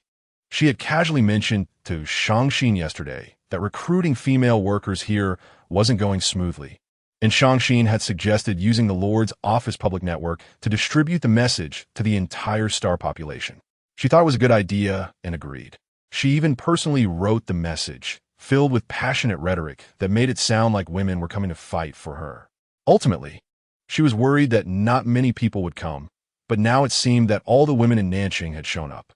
Fortunately, when she wrote the message yesterday, she mentioned that she would go to Xiqing and other cities afterward. Otherwise, if women from other cities came over, wouldn't they overcrowd Nanjing? Fengyan thought of the job for ordinary women being in the catering industry. Planet A08 had virtually no catering industry. Even the restaurants on the main star were mostly just for show, selling various grades of boiled star beast meat, some drinks, and nutritional supplements. Honestly, these items had no place in what was considered high-end restaurants. The boiled star beast meat, despite being made from high-quality materials, had nothing else going for it. Although Fengyan had long since stopped eating in the cultivation world, her good friend was a foodie with many skills, and every time she cooked, it always amazed her. Her favorite dishes were spicy ones like Mao Shui Wang and Shui Zhu Ropian. She hadn't thought much about it before, but now that she thought about it, her friend might also have crossed over from another world into the cultivation realm. Otherwise, how could she know so much that didn't exist in the cultivation world? But thankfully, she had this friend. Otherwise, she wouldn't know about so many dishes. Fengyan took a bite of the grilled meat handed to her by a middle-aged woman, and the salty and fragrant taste instantly spread in her mouth. "Good. You did very well." The woman was overjoyed, pulling her friend's hand and jumping up and down, feeling like a girl again. "Lord Fengyan, it's my turn." Another woman came forward with freshly grilled meat. Fengyan continued to take just a bite, leaving the rest for the creator. In no time, she had praised dozens of people, and Fengyan couldn't help but sigh in her heart. It's true that housewives are amazing. Even in the interstellar age, when they try their hand at making unheard-of food for the first time, they can succeed perfectly. Unlike me, who burnt the meat on my first try. After finishing the grilled meat trial, Luna stepped forward and clapped her hands, assuming the role of a host. Everyone, next is today's second trial dish, stir-fried meat slices. Please step back if you just learned to grill meat, and let those who haven't learned come forward. Limited to 30 people. With a shout, the crowd orderly made a path, and those who had already learned to grill meat stepped back, creating a well-organized line that made one wonder if they were all actors. After all, Lord Feng said they were here to learn skills today, and afterward, the Lord's office would assist them in making a living, even opening their own shops. The most precious part was that all the trial products they made today would belong to them. Just a skewer of star beast meat was worth nearly 200,000 star coins, something they would have never even dared to dream of having before. Feng was very satisfied, sitting aside, supervising, completely becoming a mascot. She had mentioned this to Luna last night, and Luna had voluntarily offered a host, saying it was to repay Feng's life-saving grace. Luna was indeed impressive. She learned everything quickly, even many dishes she only had a vague understanding of. Just by describing the taste, she managed to figure it out. Truly a culinary genius. In this food-scarce interstellar era, it was a pity. But now it was fine. She had a botanical garden. I'm really a beautiful little energy being. I'm exhausted. Feng suddenly muttered to herself, making the green thing on her head scoff. Aside from eating here today, all the work has been done by Luna and Liao, right? Hee. Many hands make light work. At least I provided the ideas. Feng felt a bit embarrassed, but with so many skewers and slices of meat, she couldn't possibly handle them all herself and was too shy to ask Shangxin for help. Liao was a spirit, making such tasks a breeze for her. Moreover, she had just gone to the kitchen and saw Liao was having a great time, shouting things like "I'll kill you," while working hard. There was animal oil in the interstellar world, but because the difference between star beasts and livestock was vast, the animal oil extracted from star beasts was too precious for anyone to use for eating. It was mostly used for the cultivation of ability users. The oil used by Luna to teach stir-fried meat slices was plant oil, which was also a product trialed yesterday. As soon as the plant oil contacted the star beast meat slices in the pan, the aroma was released. Coupled with the pink crystal salt and sweet-sour flavored powder that Luna had found, a plate of sweet and sour stir-fried star beast meat slices was quickly completed. The women stared at the images on the holographic screen at the entrance, dumbfounded by the unfamiliar kitchen utensils, unrecognizable techniques, and rare seasonings. It was simply a kitchen art show. It seemed that some deep-seated soul within all the housewives had been ignited, and they all eagerly wanted to try it out. But unfortunately, Feng's shop was a bit small, and the kitchen could only accommodate 3 people at a time. The women entered in groups of 3, according to the queue, while Luna stayed in the kitchen, teaching them how to use the frying pan step by step. The group quickly adapted to this unfamiliar cooking method, and soon the first trial dish was brought out. My Lord Feng, please try it. I'm a bit unsure, and if it's not tasty, I will compensate. A shy young woman presented a plate of stir-fried meat slices to Feng. Just as Feng was about to say something, she heard a sudden commotion from the crowd, and the already narrow street made way in the middle to create a passage. Gulu. It seemed the men were deliberately making noise with the wheels to help Feng identify who was who quickly. Shangxin, along with Ying and Huangqi, slowly approached. Is everything going well? Feng paused, instinctively replying, yes, very well. Thank you. After saying that, she felt a bit shy, knowing that Shangxin was worried about her and concerned that no one would respond to her call, so he specifically came to support her despite being so busy himself. A warm feeling swept over her heart, and she nervously took the plate of freshly cooked stir-fried meat slices and handed it to Shangxin. It's a trial dish. Please try it. Shangxin nodded, but didn't move, just looking at Feng seriously. She bit her lip, instantly understanding his meaning. Feng picked up a meat slice with her chopsticks and brought it to his alluring thin lips. Shangxin gently curled the corners of his mouth and opened his mouth to eat the meat slice. After chewing a few times, he commented, the taste is good, but if it were made by you, it would be even better. As soon as he said this, the women nearby seemed to be electrified, trembling with excitement. But they didn't dare to lose composure in front of the Lord, so they could only pinch each other to express their excitement. Then, I will make it for you when I go back tonight. Feng lowered her head, muttering softly, but the men heard her clearly. He nodded with a smile, instructing Ying to stay here to maintain order, and then left with Huangqi. As Feng Yan had thought, he had countless things to deal with, and he came over just to see if there were people here.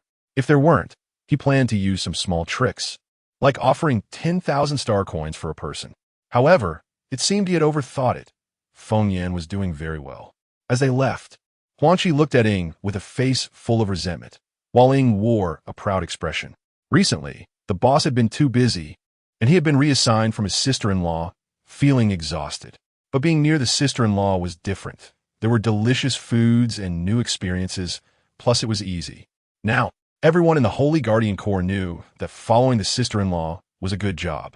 However, he had already reserved this good job when he was on the main star. Just a few days ago, he was beaten by Fei, Huangqi, and Finchen over this matter. Sister-in-law, you must be tired with so much to do. I volunteered a taste for you, Ying said earnestly, causing Feng Yan to twitch her lips but still nod in agreement. Repeatedly eating the same thing was indeed tiring. She watched Shangxin's departing figure from a distance and couldn't help but touch the storage bag at her waist.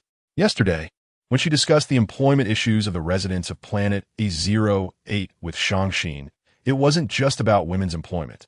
The lack of industry on this planet inevitably led to employment difficulties. Hunters, who were seen as outlaws on other planets, had become rare legitimate jobs here. She still couldn't forget when she asked Shangxin what to do. His serious and resolute expression made her believe he would solve the employment problem on planet A08 soon and fulfill his duties as a lord. She trusted that Shangxin would keep his word, but while this planet had Shangxin as its guardian, no one could protect Shangxin. Don't worry, I will definitely cure your legs and mental turmoil. Since no one could protect Shangxin, she would take on her responsibilities as a wife and guard him from now on. At this moment, in a certain part of the universe, a spaceship pieced together from old parts was swaying in space, as if it would fall apart with a slight bump. However, this spaceship was a nightmare for many space pirates, as its owner not only hunted star beasts but also took pleasure in hunting space pirates. On the ship, Wulan shot a space pirate leader in the head with a handheld ion gun, just a second before, when the pirate agreed to surrender all his belongings. Wulan had promised to spare his life. The other small pirates he had captured trembled in fear. They were just a small pirate gang operating in remote areas and never expected to be targeted by this killing god. Brother Wu, no, Father Wu, please let us go. Our star coins are all with the boss. We really don't have any on us. Brother Wu, please spare us. We have never killed anyone. It was all the boss. He led us to rob in the stars. We were forced. That's right, big bro. We were forced. Please spare us. Shang Yunxiao was lazily lying on a small sofa nearby, and his glass of wine quickly reached the bottom. He hadn't expected Wu Lan to be so reckless. Even as space pirates, they had rights in the galaxy, and any punishment should be determined by the law. But this guy was different. He killed when he wanted, and the lives of these pirates probably meant less to him than that of a star beast. The small pirates, seeing Wu Lan remain silent, turned their gaze to Shang Yunxiao. Although they didn't know the relationship between the two, being so relaxed on the killing god's ship meant he was a big shot. Sir, please, we haven't killed anyone. We became space pirates just to make a living. You have a generous heart. Please spare us. The small pirates begged, and Shang Yunxiao's lips twitched. How did these guys think they could beg him? His situation was not much different from theirs. They were all Wu Lan's hostages. Facing Wu Lan's teasing gaze, Shang Yunxiao's mind snapped, and he actually spoke up for the pirates. I see they really haven't done much bad. They seem like novices. Since you've already taken their star coins, why not just let them go? Oh, you want me to let them go? Wu Lan stroked his stubbly chin, and after a moment, a playful smile appeared on his face. All right, then I will let you go. The pirates were overjoyed, but the next second, the ground beneath them suddenly disappeared, and the immense gravitational pull of space acted on them, causing them to be swallowed by darkness in an instant, disappearing without a trace. Wu Lan smiled and closed the ship's door compartment. I've already let them go. Shang Yunxiao. This is really hard to refute. It's true that they were let go, but it depends on whether they can survive. Chapter 76. Having a boyfriend who can build mechas seems pretty good? Is this okay now? Wu Lan asked seriously. If it weren't for his one-eyed appearance and his muscular build that looked too fierce, one might think he was seeking praise for doing something good. Shang Yunxiao replied, You call that letting them go? You killed them all, even if they were ability users. They were just a bunch of low-level ones, nowhere near capable of moving freely in space. The way this person spoke so naturally made Shang Yinshao momentarily unable to tell if he was just naturally clueless or if he was incredibly cunning. Ulan stood, anyway. He had already let them go, and the rest was none of his business. Besides, once he became a space pirate, even if he hadn't killed anyone now, he would eventually hunt down those innocents. His philosophy was always to deal with potential crises in advance. Looking at the extra 1 million star coins in his account, Wulan scoffed. These guys must have just started being space pirates, with a total of just over 1 million star coins in assets. What a waste of his time. He thought it would have been better to hunt a few star beasts instead. Thinking of this, Wulan looked out the ship's window and saw a group of thick fish swimming by. He immediately put on a set of armor from the corner and jumped out of the cabin that he had previously thrown the space pirates out of. Shang Yinshao was so scared that his hand shook, almost dropping his wine glass. He thought to himself, this guy really has a few screws loose.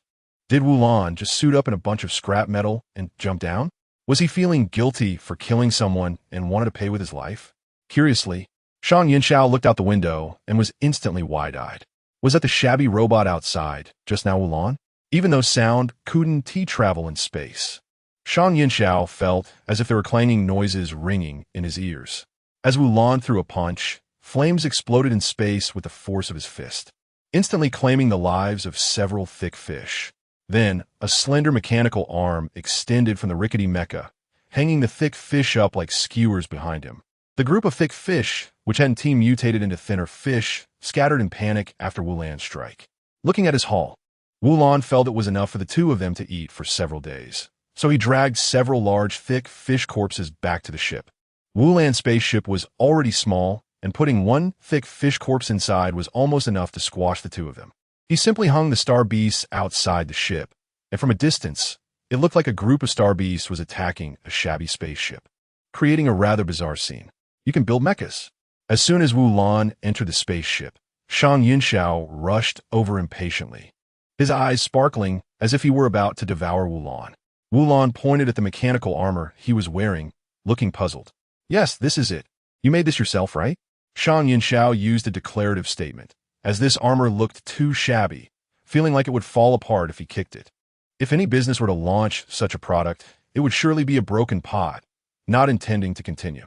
Wulan nodded. I just pieced this together. Otherwise, I wouldn't be able to stay in space for long enough to hunt star beasts. As he spoke, he took off the armor and casually tossed it on the ground, scaring Shang Yinshao into rushing to catch it. Wulan gave him a teasing look. If you like me, you can just say so. I'm not picky about genders. Shang Yinshao, I like your armor. Are you selling this armor? I'll give you 50 million star coins. Shang Yinshao clutched the shabby armor tightly, refusing to let go. Wulan didn't bother with him and directly started cutting the meat off the thick fish, splattering blood all over both of them. I'm not selling this, but I have no grudges against star coins. You can pay me first, and when I have time, I'll make another one for you. After cutting the meat, Wulan poured water to prepare for cooking, while Shang Yinshao hurriedly came over to start the fire. But look, if we part ways later, I want to know where to find you. How will you give me the mecha? I think this one is fine. You've worn it out, and you definitely can't sell it for 50 million to anyone else. What do you think? I'm not selling this.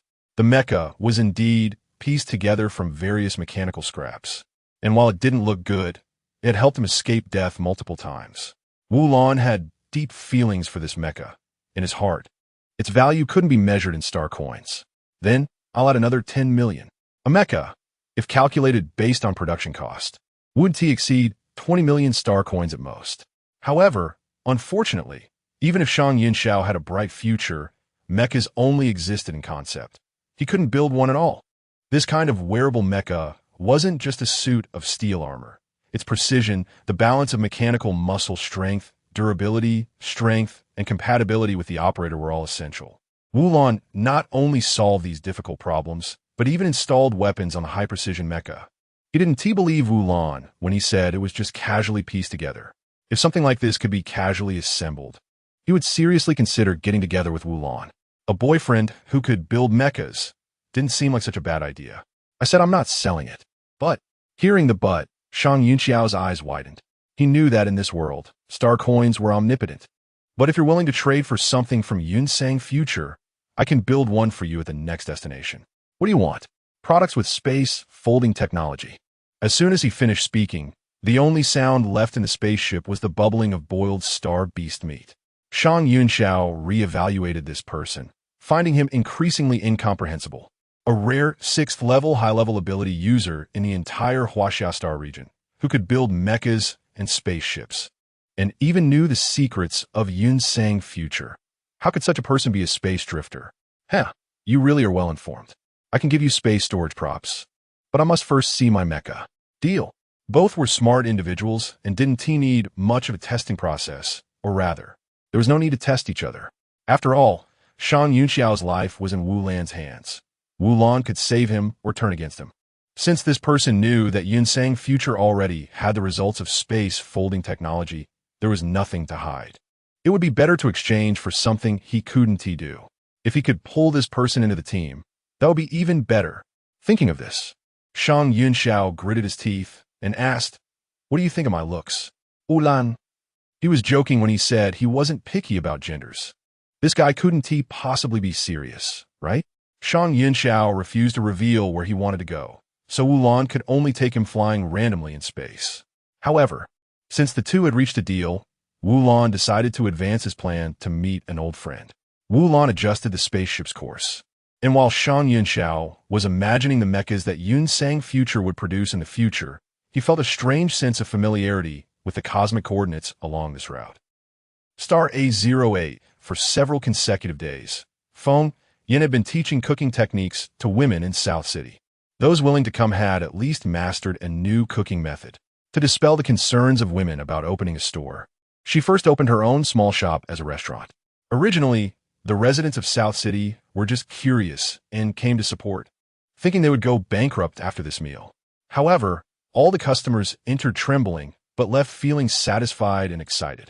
Chu Pang Pang was free today, and when he arrived at this small street, it was already 3 in the afternoon. He originally thought it wasn't mealtime and there wouldn't be too many people. But when he got there, he found that the line had already extended out onto the street. "Didn't you just eat?" he asked. "Why are you lining up again?" I was so focused on eating that I forgot to bring something back for my wife. I don't want to go home and be scolded." "When did your family become so affluent with star coins?" The person in front of Chu Pang Pang looked shocked and talked to another person. The other young man scratched his head awkwardly, saying, "It's not that my family has a lot of star coins. It's just that Lord Fengyin's meals are cheap. A huge plate of stir-fried star beast meat only costs 2,000 star coins." The young man gestured to indicate a meter in diameter, obviously exaggerating, but it was enough to shock Chu Pang Pang. Star beast meat is expensive. Even the lowest level F-class star beast meat costs 30,000 star coins apiece. Could it be that Fengyin has gone mad, selling it for only 2,000? Before the young man's friend could speak, Chu Pang Pang interjected. "Is what you said true? A plate of meat really only costs 2,000? Your assistant fat?" Not everyone knew that Chu Pang Pang had lost weight. The two people looked at the familiar yet strange face, combined with his strong physique, and were a bit hesitant to recognize him. But this was clearly Chu Pang Pang. Chu Pang Pang nodded awkwardly. Recently, he had been training with Huang Qi, following the original Sacred Guard core rules. Not only had his body become proportionate and muscular in a short time, but his abilities were also on the verge of breaking through to the first level. Now, he had no connection to the name Chu Pang Pang. All of this was thanks to Fengyin, who not only cured his obesity, but also introduced him to Huang Qi, who shared the same attributes, allowing him to progress so quickly. Thinking back to when Fengyin first arrived, he didn't like Fengyin at all, nor did he like Shang Xian. He didn't know what he was thinking back then. Perhaps his brain was stuffed with fat. "Come on, assistant fat, you can line up in front of me. Let me tell you, the stir-fried meat developed by Lord Fengyin is incredibly delicious. You must eat a bit more." The young man enthusiastically introduced the delicious food in the small shop to Chu Pang Pang, while the people in line ahead recognized him and all urged him to cut in line. As he cut in, he unexpectedly reached the front of the line. "Next, please come in," a frail little girl shouted loudly after sending off a customer. Chu Pang Pang recognized her at a glance. Her name was Chi Chi. Her father was a hunter from the Hunter Alliance and had been seriously injured while hunting star beasts recently, probably still lying in bed. The child's mother had left A08 star with another man due to their family's poverty, which was very pitiful. He didn't expect to see her here. Chi-Chi also recognized Chu Pang because he had given her star coins before. Uncle Fat. No, wait, Uncle Slim? No, that doesn't sound right. The little girl's brain stalled. Chu Pang smiled and patted her head, knowing without guessing that it must be Lord Feng Yin who took care of this girl, allowing her to help out here. Just call me Uncle Chu. Uncle Chu, please come in quickly. I'll go call Lord Feng Yin. Ah, no need. Before he could finish, the little girl had already dashed into the store. He could only helplessly find the only empty seat to sit down and quietly wait for his food. The small shop only had 4 tables, and individual customers had to share tables with others. In front of Chu Pang sat a superhuman from the Hunter Alliance, who already had a plate of star beast meat in front of him. From the looks of it, it should be stir-fried meat slices, but normally polite. The superhuman was now guarding his plate as if afraid that Chu Pang would use his chopsticks to grab food from his plate. Chu Pang. No need to be so cautious. After a while, the superhuman across from him seemed to think of something and looked at Chu Pang with a bit of schadenfreude, making Chu Pang wonder if he had offended this person. But thinking it over, he had only crossed paths with this superhuman. They weren't really acquaintances. However, he didn't need to think too hard, as he quickly understood what the superhuman was feeling schadenfreude about. Suddenly, a plate floated in midair, carrying stir-fried meat slices. The plate seemed to be controlled by some force. Upon closer inspection, he couldn't sense any traces of abilities, nor could he see any signs of technology. The plate floated over from the kitchen and accurately landed in front of him without any support.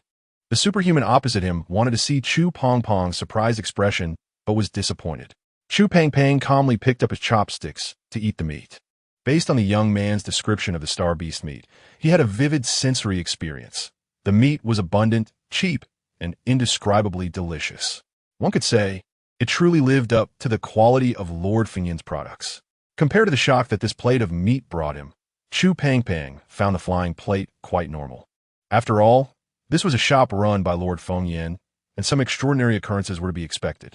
Chi-Chi quickly ran out from the kitchen and said apologetically, Uncle Chu, Lord Feng Yin said she is too busy right now and can't come out to see you. It's okay. Chu Pang smiled and quickly finished a plate of star beast meat, also packing 2 portions for Fiki.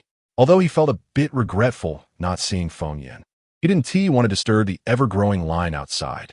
He didn't know whether it was the rich energy in this plate of stir-fried meat or something else.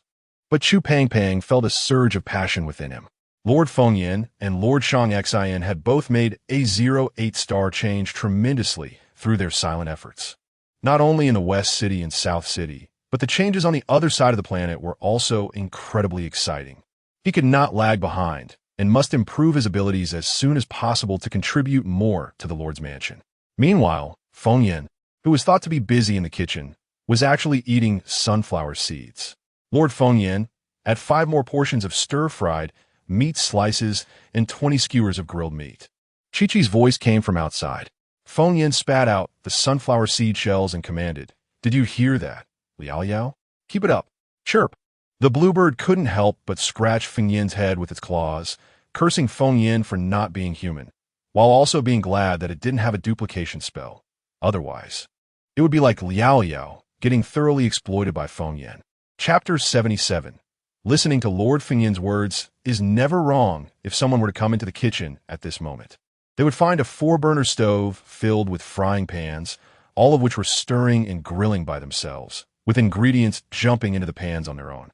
Meanwhile, as the shop owner and the chef that outsiders believe him to be, Feng Yin was leisurely sitting nearby, munching on sunflower seeds. This all came about because Feng Yin accidentally discovered that Liao had the ability to create clones.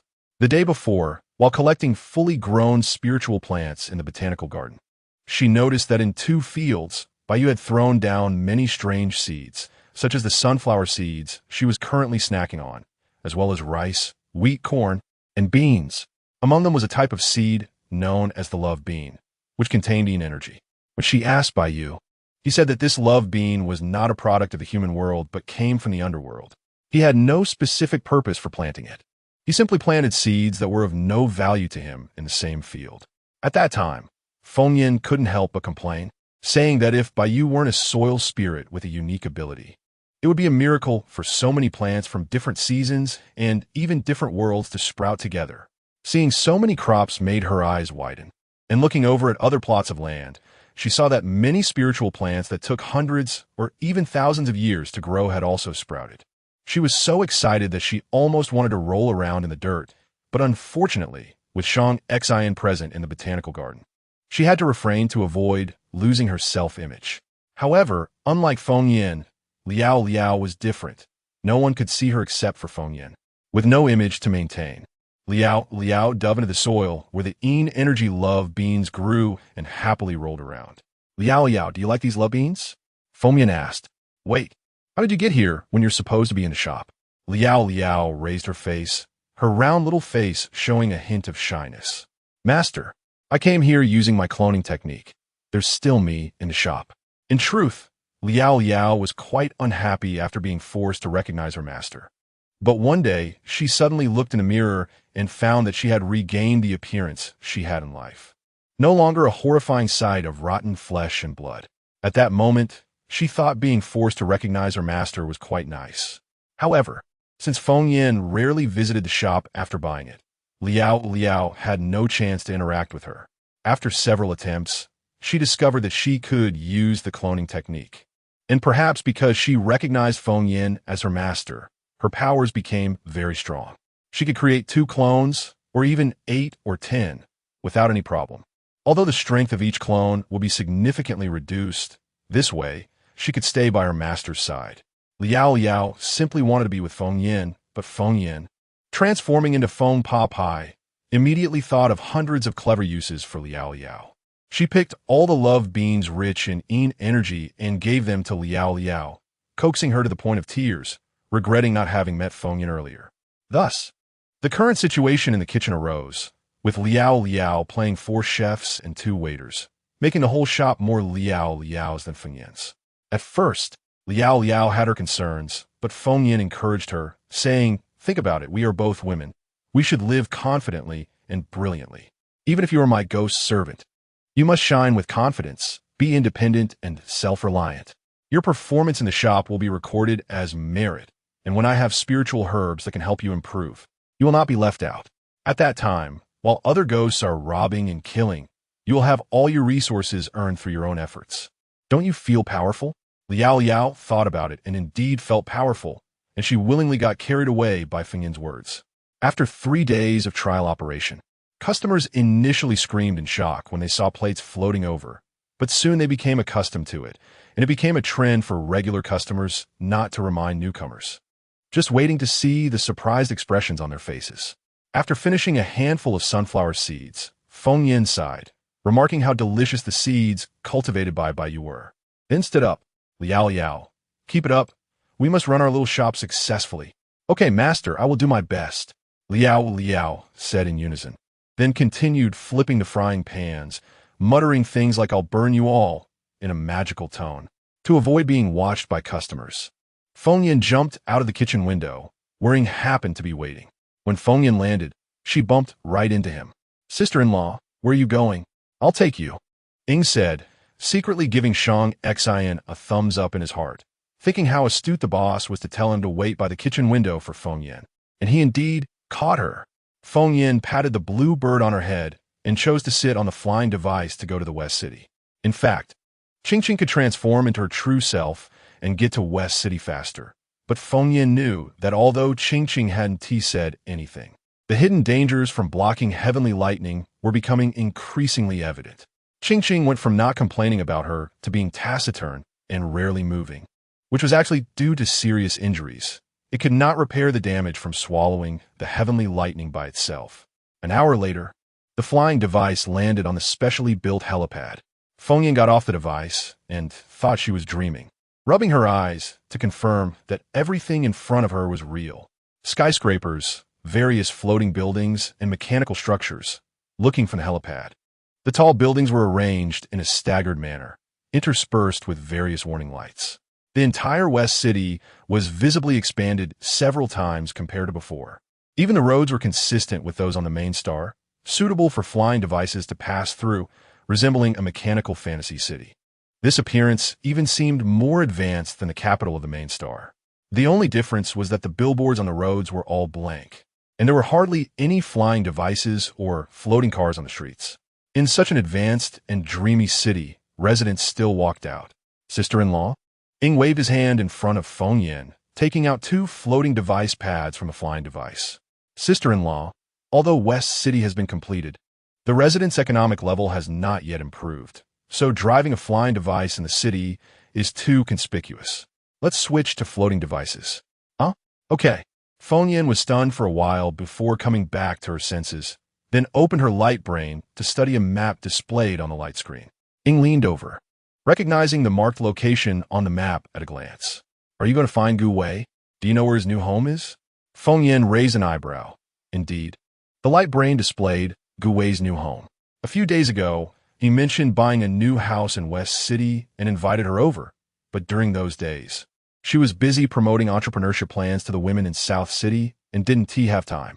She and T looked closely at the map when she received it, but if she had, she could have caught a glimpse of the new West City S-style, and couldn't help but curl his lip, saying, Gu Wei was quite ostentatious when he moved. Sister-in-law, you weren't there. If you were, you would definitely have given him a beating. Huh? Why? Well, I'll take you to see, and you'll know. Ing spoke with a hint of schadenfreude on his face. Feng Yin followed Ing, puzzled, on their way to Gu Wei's new home. Along the way, Feng Yin admired the modern landscape of New West City. What she had seen from the high helipad hadn't seemed so real, but now on the ground, she found that New West City was very well constructed. The aerial lights, public transportation, resting areas, public toilets, etc. were all complete. There was nothing she could think of that was lacking. They even passed through a block that looked like a commercial street, but it was still empty now. As they approached the destination displayed on the light brain, Feng Yin noticed something huge hanging on the 2 tall buildings in the distance, which obscure half of them. Feng Yin initially thought that perhaps some businessman had gotten a good look at the prospects of the West City and had started advertising early. However, as they got closer, Feng Yin gradually sensed something was off. Not to mention that Gu Wei's new home seemed to be right at the location of those 2 buildings. The enormous advertisement hanging from the rooftop appeared to be a portrait of people. At that moment, Ing couldn't help but laugh out loud. Indeed, the images displayed were 2 portraits, one of Feng Yin and one of Shang Xian. The portraits were created by Gu Wei and his wife, and they were hung on the 2 buildings with the unanimous approval of all residents of West City. Moreover, the residents of the buildings were extremely happy, saying they would keep the portraits up for a lifetime. He still remembered the expression of the eldest brother when he saw these portraits, his face alternating between green and red. Wherever there was a joke about Feng Yin, there was Ching Ching. The little green bird, despite feeling uncomfortable, still transmitted teasing remarks. Now you become a big shot. From now on, anyone coming to West City will have to pay their respects to you. Feng Yin had no retort, because the closer they got to those 2 buildings, the more she noticed that not only were there 2 huge portraits on the buildings, but there were also many high-rise shops along the street displaying the same 2 portraits with surprisingly consistent content, Feng Yin and Shang Xian. It seemed that now all that was missing was a statue of herself and Shang Xian. After Feng Yan's complaint, she heard him clear his throat and turn his face away. No way. Sure enough, this thought was confirmed when they reached the bottom of the 2 buildings. The buildings with the giant portraits belonged to the same high-end community. As soon as they entered the community, the security staff, seeing them as if they were rare creatures, stammered while calling the security captain, saying that Lord Feng Yin had arrived and that the captain should bring all the staff to welcome her. This was overheard by Feng Yin, who sternly stopped it, just as she refused to be the center of attention. She looked up and saw a pair of gigantic statues of people placed in the center of the community, 1 male and 1 female. The male was significantly taller than the female, bending down and connecting his lips with the corner of the female statue's lips, looking very affectionate. The front of the male statue was directly facing Feng Yin. After she clearly saw the statue's appearance, her mouth twitched violently. No need to look. The female statue must be her. Giggling, the master and the big master are shameless. I'm so embarrassed. Give me back my storage bag. Sister-in-law, what are you talking about? Where to go back? Ying turned his head in confusion, secretly sighing that the eldest brother and sister-in-law were indeed a perfect match. When the eldest brother saw the statue, he also muttered something nonsensical, something about trying it out when the opportunity arose. "It's fine. Let us hurry to Gu Wei's house." Feng Yin quickly stuffed Bai Yu, who was about to join the excitement, back into the storage bag. Her footsteps so fast they left afterimages. If they didn't hurry, she and Ying would soon be surrounded by the residents coming out of the community. "This is it, sister-in-law." Ying stepped forward and rang the doorbell. A woman's voice came from a communicator. It was Madame Gu's voice. "Lord Feng Yin." As soon as Madame Gu opened the door, she was overjoyed, turning to shout, "Honey, come out quickly. Lord Feng Yin is here. Lord Feng Yin, please come in." Madame Gu was as excited as if she had been given a shot of adrenaline. As soon as Feng Yin stepped into the house, she served her water and introduced her to the home as decor.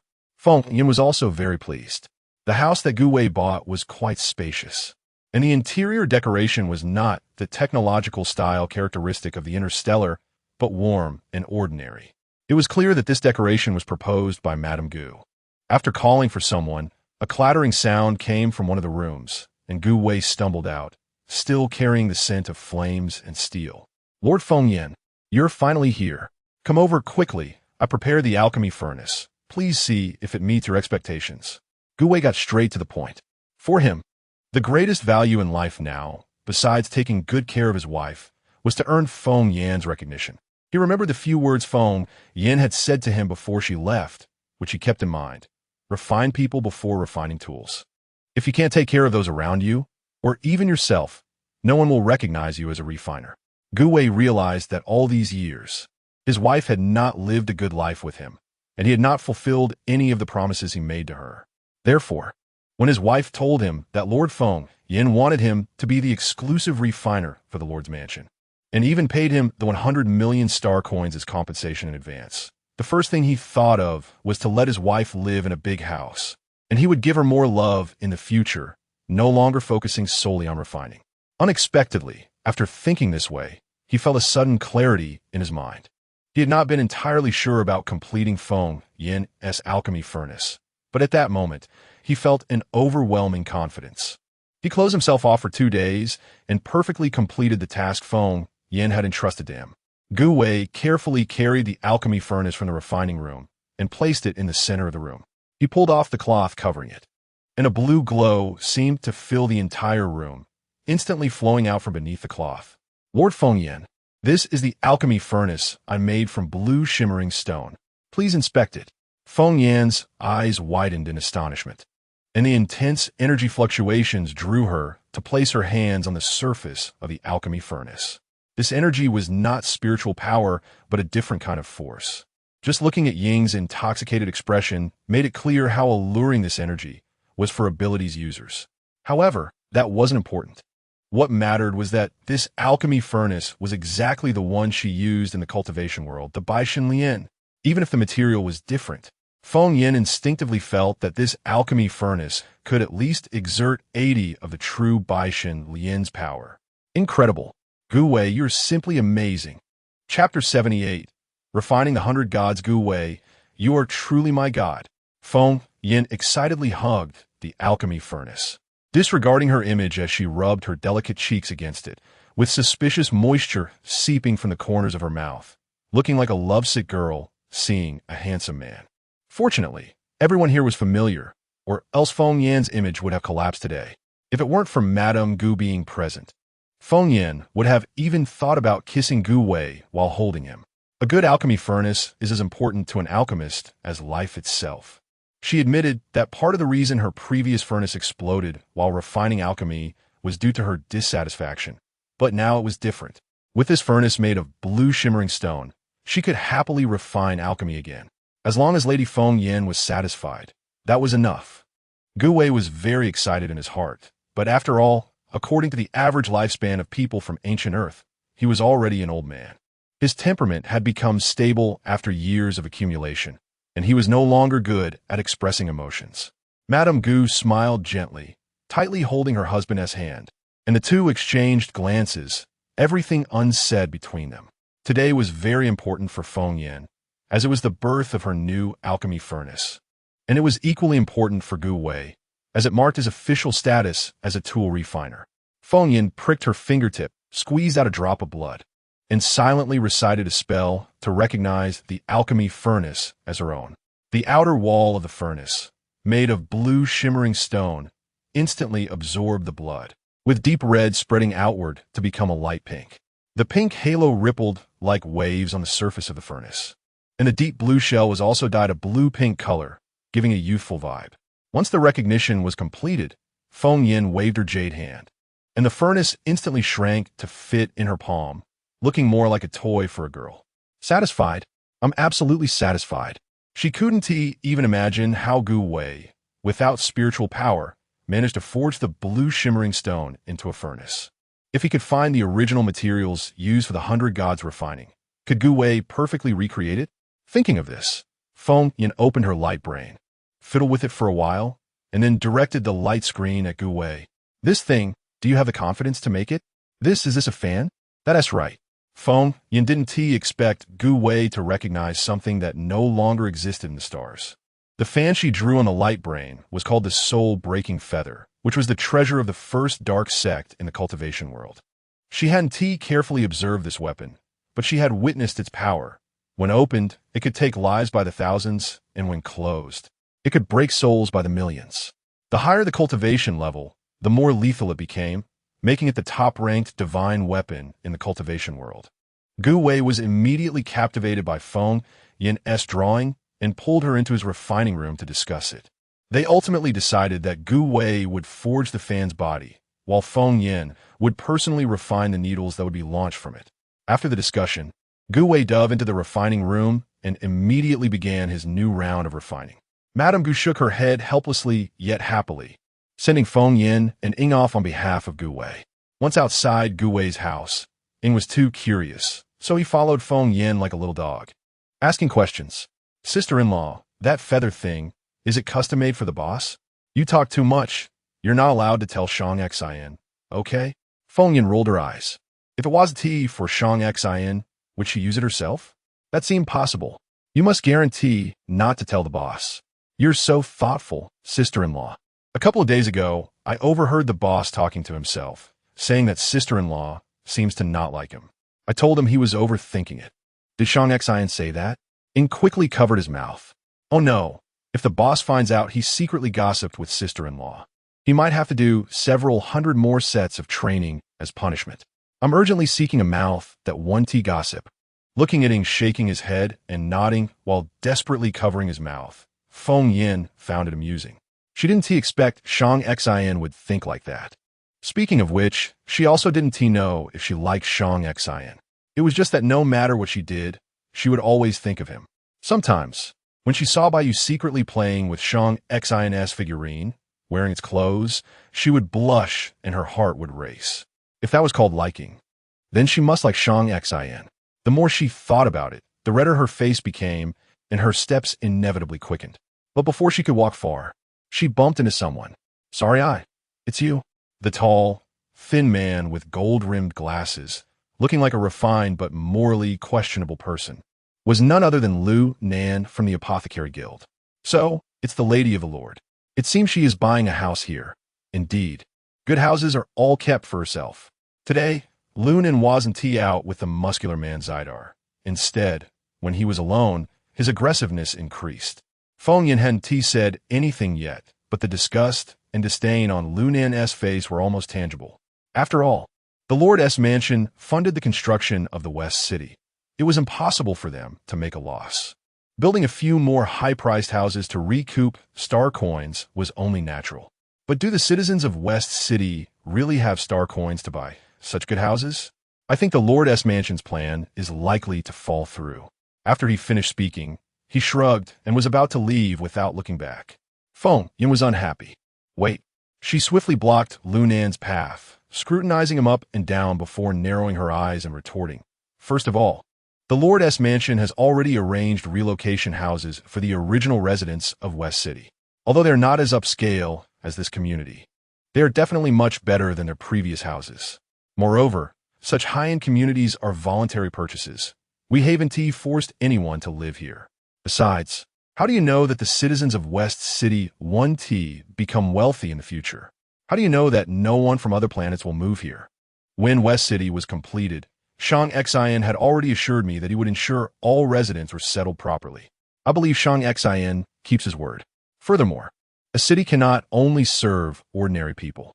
On planet A08, it may not be evident on the surface, but there are indeed wealthy people, such as several high-level ability users from the Hunter Alliance, and then there's this apothecary in front of me. Is that so? Then that's best. However, I advise the Lord's mansion to take heed. No matter how powerful an apothecary is, they're still just an individual, and they cannot go against the apothecary guild. I suggest you have your apothecary subordinate be more restrained. Some businesses are not something everyone can engage in. Apothecary? Feng Yin was a bit confused and didn't even know what Lu Nin was talking about. Shang Xin has another apothecary? How come she didn't know? Seeing Feng Yin pretending to be clueless, Lu Nin couldn't tell if she really didn't know or was just pretending. He didn't want to get entangled with her, so he turned to leave. He had other purposes for being here. Does the Lord's mansion have an apothecary? How come I didn't know? Shang Xin, this guy, has an apothecary and didn't mention it earlier. She still hasn't properly engaged in alchemy and still doesn't know how to refine potions. I can ask about it when I get back. Sister-in-law, apothecaries are a rare existence. Almost no organization has a private apothecary. Wow, Shang Xin is indeed impressive. She knows that almost no apothecary will follow an organization outside the apothecary guild. After all, the methods for refining potions are only available within the guild. So, this makes Shang Xin's popularity even more evident. He actually has a private apothecary. Quick, take me back to meet him. I also want to learn alchemy. Forget it. Let sister-in-law admire him a little longer. Lu Nin watched the two leave through the window of a tall building, furrowing his brow. He had initially wanted to uncover the high-level apothecary from the Lord's mansion, but no matter how he investigated, he couldn't find a trace of this apothecary. Even when he reported it to the main Star-S General Guild, he didn't receive any useful leads. Just now, after testing, he found that Feng Yin didn't even know about this apothecary's existence. Shang Xin truly is someone who has been a general. He is so cautious that even his wife is under surveillance. According to the address, Lu Nin knocked on the door. A woman dressed plainly opened the door and, upon seeing the visitor, was obviously taken aback. Manager Lu, what brings you here? Please come in. She didn't remember Gu Wei inviting Lu Nin to their home. Madame Gu stepped aside to let the guest in and continued to attentively pour water, but Lu Nin only walked into the room, did not take a seat, nor accepted the water she poured. I'm here to find Gu Wei. Is he not here? Yes, he's not here. He said he went out to buy something, and the place is quite far, so he won't be back for a while. Madame Gu didn't want to disturb her husband's thoughts, especially since he was refining something for Lord Feng Yin. Lu Nin frowned and muttered to herself, since he's not here, then forget it. Please tell him I need 5 crucibles, the old tools used by pharmacists for refining medicine, which are now obsolete. Never mind. I can't explain it clearly to you. When he returns, let him contact me. Lu Nin spoke to herself while opening her light brain to leave her contact information with Madame Gu, but Madame Gu did not accept it. She still remembered the scene when she was only 10 star coins short and the pharmacist's guild refused to sell her the healing potion. At that moment, she even thought about following her husband in a tragic end, but Lu Nin acted as if nothing had happened, which she could not accept. The items you need happen to be at home. I can make the decision to sell them to Manager Lu, but Madame Gu showed a hint of difficulty on her face. Lu Nin impatiently asked, but what? It's just that those crucibles took too much effort for my husband, and I. Star coins, right? 3 million each, a total of 15 million star coins. Deal. I'll go get them for you. Madame Gu initially wanted to price them at 1 million, thinking that was already pushing it, but unexpectedly, Lu Nin quoted 3 million. 15 million was a price she found hard to refuse. Madame Gu quickly brought out 5 dry pots the size of basketballs, which were works Gu Wei had used for practice before making Lord Feng Yin's alchemy furnace. They were originally meant to be destroyed, but Madame Gu felt it was a waste, so she temporarily set them aside. One hand exchanged the crucibles while the other exchanged the star coins. Lu Nin got the crucibles and, having achieved her goal, was too lazy to say anything more to Madame Gu. She underestimated Feng Yin just now. She pretended not to know there was a high-ranking pharmacist at the Lord's residence, but turned around and managed to buy crucibles from Gu Wei. Recently, Gu Wei had been closely interacting only with Feng Yin, and few people besides pharmacists would know about crucibles. It was evident for whom Gu Wei was making the crucibles. I want to see if these crucibles can really refine medicinal pills.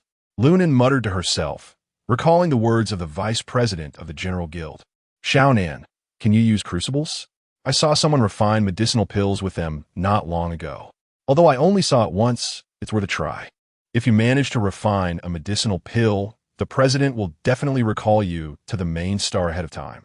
Although he knew Vice President Li Hui could be eccentric and sometimes spoke nonsense, it did not stop him from wanting to return to the main star and leave this hellish place.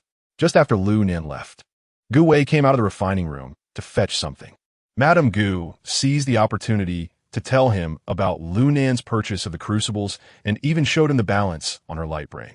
Aside from the star coins given by Lord Feng Yin, there was indeed an extra 15 million.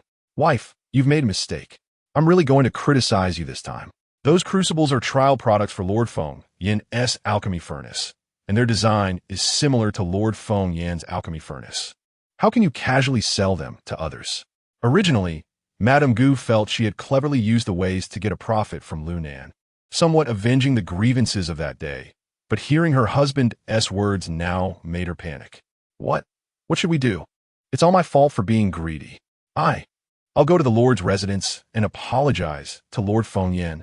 Hey, wife, don't rush. I'll contact Lord Feng Yin first. On the other side, Feng Yin sat in the aircraft, increasingly feeling that she hadn't done well. How could she easily let Lunan go? That Sidar had even injured Qing Qing. As Lunan's partner, he should also pay for this. If I had known, I would have let Lu Nin experience the power of the fart fruit. Fart fruit? The shadow at the driver's seat asked curiously. He actually wanted to ask what it tasted like, but with fart in front, the smell immediately became clear in his mind. Right? When ground in a powder and thrown on someone, it makes them fart continuously without revealing the cause. Hee, do you want to try it? No, that's unnecessary. Sounds familiar. He remembered that not long ago, someone from the Pharmacists Guild, Sidar, had experienced such a situation, farting continuously and making the whole guild stink. They couldn't figure out the cause and had to drink several high-level healing potions to gradually alleviate it. Such luck should be left for the boss to enjoy. At this moment, Feng Yan's light brain vibrated. She answered the call, and Gu Wei's voice came through. All right, I understand. It's okay. Even if the shape is similar, it's not the alchemy furnace. The remaining blue crystal should be just enough to make the broken soul feather. I don't want this to happen a second time. Feng Yan's tone was flat, but it was not difficult to hear a hint of anger in it. The couple on the other end repeatedly apologized, even vowing on their lives that it would never happen again before hanging up. She sneered. It turned out Lu Nin had gone to Gu Wei to buy crucibles. She wanted to see what kind of earth-shattering medicine Lu Nin could refine with the crucibles. As for Gu Wei's concern about it resembling the 100 Gods furnace, Feng Yin did not take it to heart at all. The appearance of the 100 Gods furnace had its significance.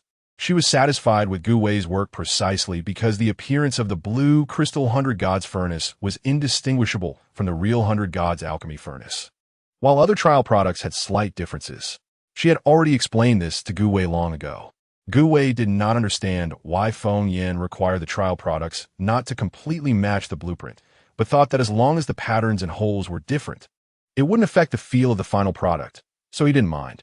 However, he did not know that every scratch and hole in the 100 Gods furnace was crucial to whether the final product could be used. The trial products Lunan bought, not to mention having nothing to do with the 100 Gods furnace, would probably be hard-pressed to qualify as crucibles at all. The Gu couple had truly dug a pit for themselves this time. Chapter 79. Take the initiative in the future. The more anxious she was to return and experiment with the new alchemy furnace, the more things seemed to find their way to Feng Yin. On her way home, she received a communication from the trader Lu Bin, who said he wanted to meet her. Originally planning to brush it off, she heard what sounded like Shang Xian's voice in her light brain. So now she was already on her way to the southern city trader's location in a flying vehicle. In just half a day, Feng Yin rushed from the Lord's Manor to the western city, and then from the western city to the southern city. The 2 trips alone left her feeling exhausted, and she found it hard to imagine how Shang-Exine, sitting in a wheelchair and suffering from mental turmoil, managed to travel around this planet every day. The 2 soon arrived outside the trader's building, where a young man was anxiously waiting. Upon seeing Feng Yin, the young man quickly stepped forward. "Lady Feng, you've arrived.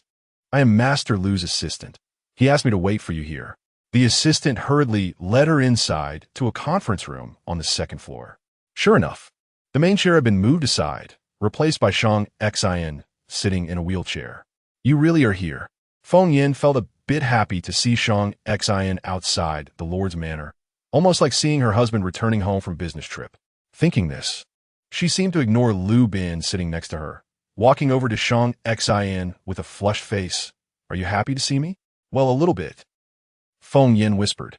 At that moment, Lu Bin noticed that the previously tense atmosphere had instantly disappeared. Even the strong pressure emanating from the Lord seemed to have retracted, as if fearing to hurt anyone, definitely not worried about himself. As a businessman, Lu Bin at least had some awareness. He quickly stood up to greet Feng Yin, and then seizing the moment when Shang-Exine's mood improved, he suggested, "Lord, that batch of Star Beast eyeballs I have is of no use to me anymore. If Lady Feng doesn't mind, I'd like to donate this batch to the Lord's Manor." Shang-Exine raised an eyebrow, secretly sighing to himself. As expected of a member of the Lu family, even the least favored younger son still knew how to handle things well. Feng Yin was puzzled and shot a questioning glance at Shang-Exine. She had bought dozens of pairs of Star Beast eyeballs herself, and hadn't used them yet. How could anyone need so many? Lu Bin, perceptive as he was, quickly continued, "Lady Feng might not have been here earlier, so she may not know much about me. I really regret not listening to Lady Feng's advice back then and believing that womanly Nan.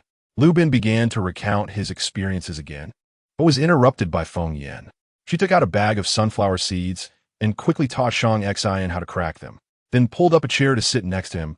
Raising her hand, "You continue." Lu Bin felt as if he had become an object for entertainment. Ing expressed envy, wishing he could taste the new plants grown by his sister-in-law while listening to gossip. Clearing his throat, Lu Bin dutifully took on the role of gossip reporter.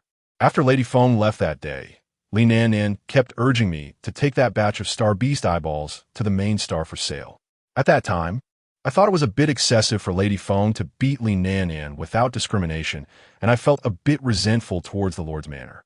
So after some thought, I took Li Nan on a commercial spaceship, bringing the Star Beast eyeballs and another batch of Star Beast resources back to the main star. When I returned to the main star, Li Nan claimed to be unwell and stayed at home to rest. I worried she was sick and even went to the Pharmacist's Guild to buy high-grade healing potions to send to her. After that, I began to inquire everywhere about selling Star Beast resources. Star Beast meat, Star Beast bones all had markets, even Star Beast skins had buyers. But the Star Beast eyeballs I had stockpiled, no matter how hard I tried, I couldn't find anyone to buy them. I was sent to Planet A08 for a family assessment, and the resources I could obtain were limited to what could be found there. However, aside from the abundance of Star Beasts, there were almost no other resources on that planet. Speaking of Star Beasts, there aren't many high-level ability users on Planet A08, and the Star Beasts captured are mostly low-level. With these low-level beasts, I had no way to meet the 10 billion shipment target in the coming year. I can say that the Star Beast eyeballs I purchased were my last hope. Yet, listening to every buyer laugh at me and seeing their disdainful expressions when looking at the Star Beast eyeballs, I knew I had failed in my last gamble. I stayed on the main star for a week, during which I asked around and even went to the underground city, but the answers were surprisingly consistent. The main star had never had a demand for Star Beast eyeballs. Trash would always be trash. However, at that time, I never connected the purchase of Star Beast eyeballs with Li Nan until I returned to the family to report my business and saw Li Nan, who should have been sick at home, holding my brother's arm. The moment I saw her, my mind buzzed and went blank. Facing my father's accusations and my brother's mockery, I couldn't even absorb it all. I directly questioned Li Nan why she had deceived me, but she just chuckled, "I don't know what you're talking about. I was simply taking care of your brother. Yet you still behaved the same as on the main star, failing at everything." Li Nan looked at Lu Bin with a disdainful expression. To actually believe that star beast eyeballs could earn star coins is simply a huge joke. It's strange that someone like you could pass the family assessment. Lubin suddenly felt as if his throat was choked by a stone, unable to say anything.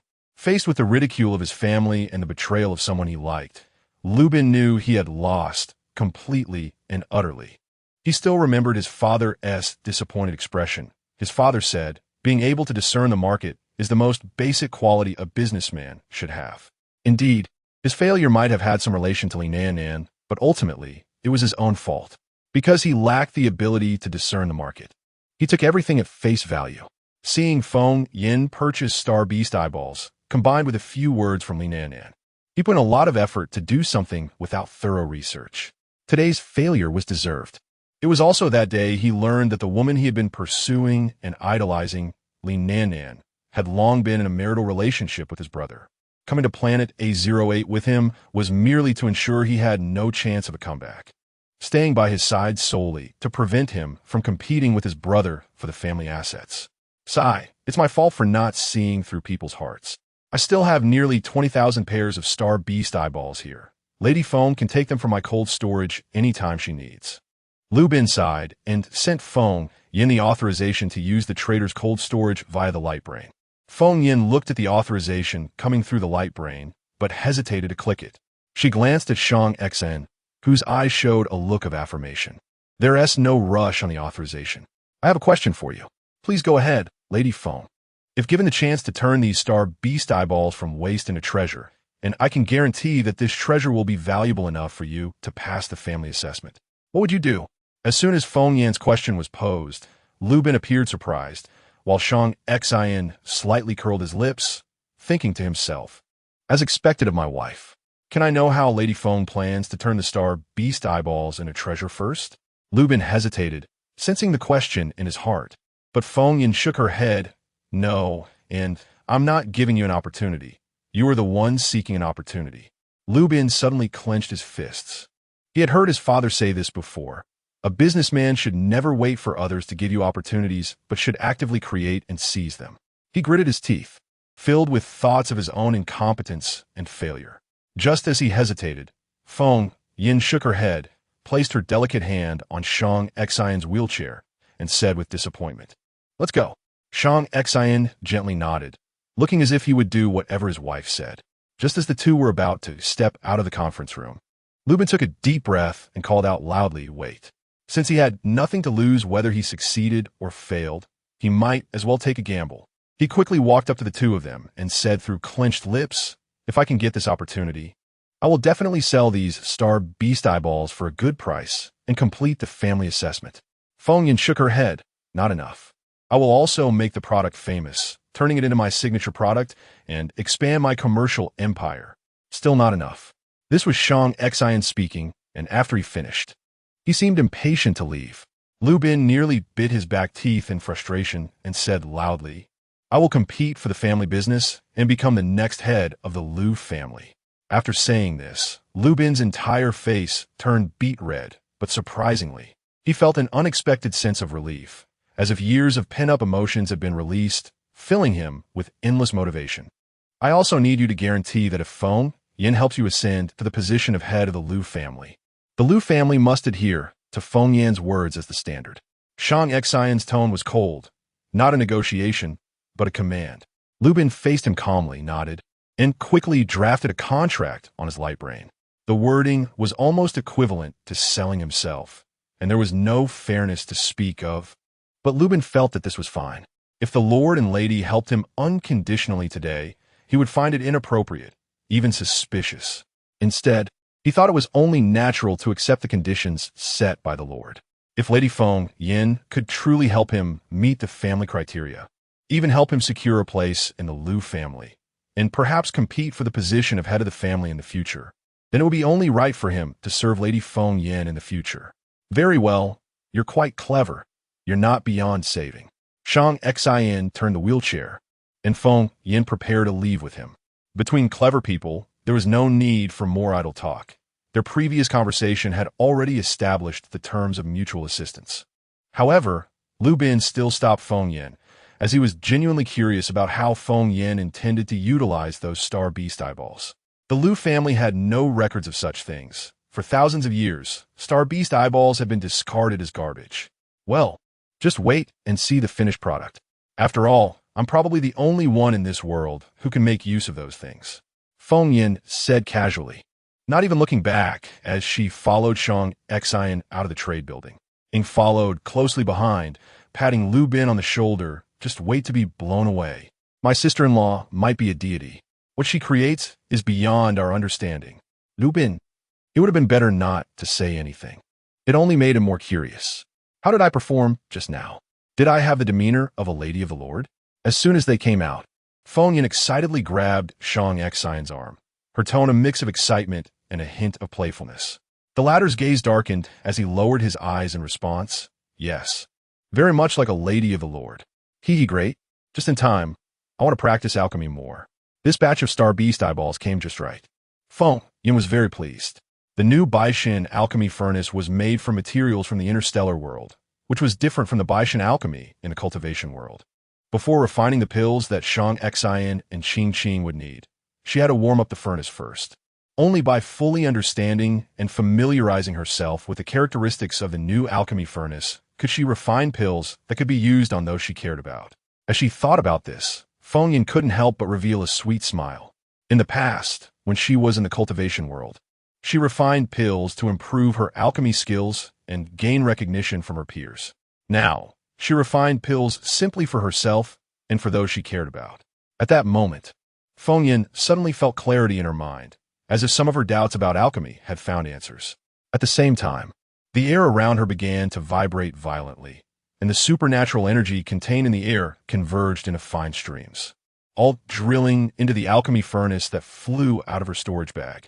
Feng Yin herself fell into a wonderful state. The supernatural energy gathered in the Baishan alchemy furnace made from blue shimmering stones, and the furnace spun rapidly.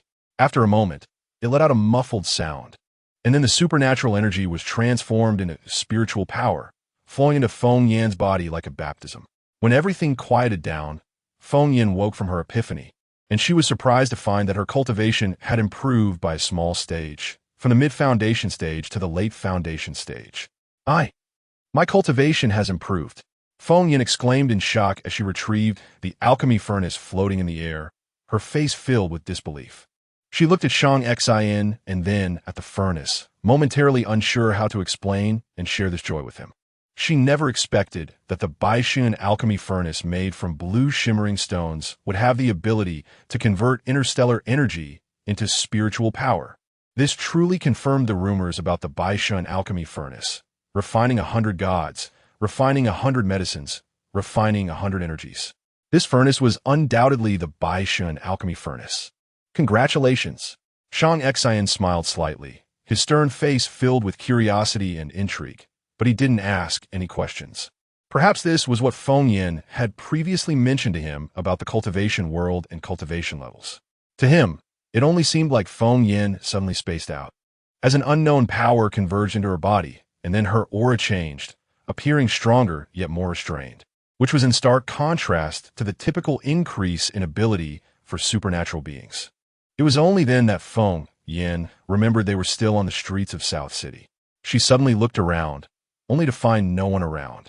Shang Xian then spoke, "Don't worry, I've already heading dispersed the crowd. Besides me, no one saw what just happened. Thank you." Feng Yin hesitated for a moment, blushing as she leaned down and placed a kiss on Shang Xian's cheek. She had read online that expressing gratitude between couples should be done this way. Shang Xian was momentarily stunned by this sudden kiss, until Feng Yin shyly slipped away. He then touched the spot where she had kissed him with his rough fingers, letting out a silly laugh. He had thought that for their first kiss, he should follow his uncle's advice and say his lips were dry to check if she was sick before seizing the opportunity to kiss her. He had always worried that Feng Yin would dislike him for doing so, but unexpectedly, their first kiss was initiated by Feng Yin. It seemed he needed to be more proactive in the future.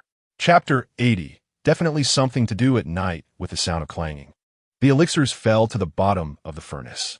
Feng Yin raised her hand and summoned 10 fiery red elixirs into her palm. Wow, impressive. You managed to refine 10 elixirs in one furnace, when a maximum is 9. Ching excitedly fluttered around Feng Yan's head, spitting out blue flames mixed with lightning, causing Feng Yan to swat it away. You almost burned my hair. Feng Yan, still shaken, touched her head. Fortunately, it hadn't turned her into a Mediterranean beauty. Ching was unfazed, continuing to express her astonishment through telepathy. In the past, when you said you refined 10th grade divine elixirs, I didn't believe you, but now I do. Not only did it believe, but it even thought that Feng Yan might be a reincarnation of a pill god. Of the 10 fire execution elixirs she had just refined, 7 were top-tier elixirs, and the dark red patterns on those elixirs were proof.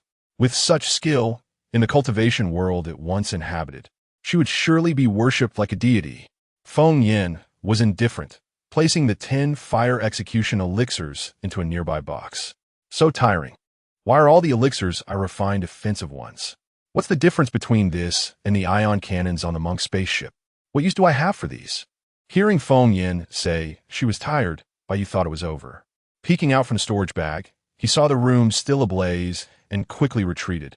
Realizing how terrifying his master was to be able to play with fire so casually, it truly scared the earth spirit. Qing Yao glanced at Bai Yu, who seemed to have transformed into a turtle, and shook her head. You really know how to take advantage of a situation. Each of your offensive elixirs is equivalent to a strike from a golden core cultivator. If these got out, there would be people fighting over them. Feng Yan looked at the 3 boxes nearly filled and shook her head helplessly. She had been refining these star beast eyeballs for 5 whole days. Using the universal technique, she easily customized pill refining methods for various star beast eyeballs. Moreover, she had developed several unique formulas, like elixirs that allowed the user to unleash the abilities of star beasts once consumed. But she didn't know if it was due to her insufficient cultivation or the slight differences in the 100 Gods refinement made from the Lanjiao stone compared to the genuine one. The elixirs she refined always turned out differently from her design formulas and instead resembled the fire execution elixirs she had harvested from the fine 10 fish in the universe. Fire attribute, star beast eyeballs, it produced fire execution elixirs. Earth attributes produced earth execution elixirs, and water attributes produced water execution elixirs.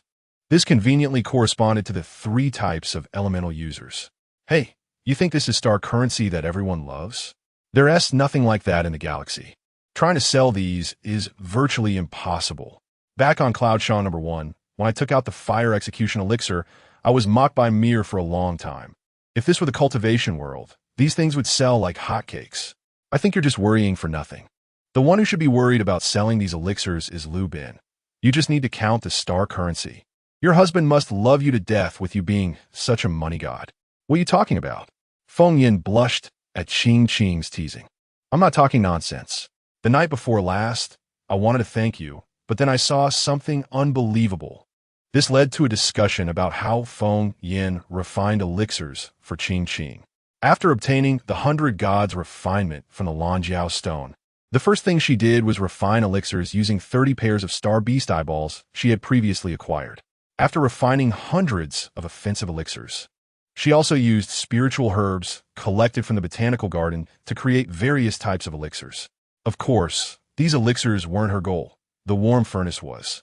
Both Qing's elixirs and Shang Xion's elixirs were not high-grade goods that her current cultivation could refine. The only way to make up for the lack of spiritual energy during pill refining was to consume spirit origin elixirs or let the furnace's own spiritual energy vaporize. In her previous 100 Gods refinement, she had refined over 10,000 elixirs, and just inhaling a breath of the residual medicinal power could allow low-level cultivators to break through instantly. Achieving such results in a short time was certainly impractical, but having something was better than nothing. Fortunately, among the star beast eyeballs she acquired, there were a few beast cores. Refining elixirs with beast cores could maximize the furnace's potential. So, when the 100 Gods refinement from the Lanjiao stone converted all the remaining medicinal power into spiritual power, Feng Yan began refining the elixirs Qing needed. In her past experiences in the cultivation world, there was a similar situation where an elder from a sect sought elixirs, so the formulas were readily available. The botanical garden, through Bai Yu's efforts, had grown plenty of spiritual herbs that cultivators would fight over. The elixir Feng Yin refined was called the 100 Merge Elixir, which could forcibly integrate powers not belonging to the user into their body. Most people would have bad luck, consuming it but experiencing nothing, and the power not belonging to them would dissipate. However, Qing was among the lucky few. After consuming 100 Merge Elixir, the unabsorbable thunder power was merged into her bloodline. Even some of the power from the Tsang Kong Phoenix Flame that contaminated the elixir during its refinement was also integrated into Qing's bloodline. Thus, not only did Qing heal, but she also gained both thunder and fire powers. Qing took the elixir in the afternoon and didn't finish digesting it and repairing all her injuries until the middle of the night. By that time, Feng Yin had already gone to sleep, overly confident in her elixirs.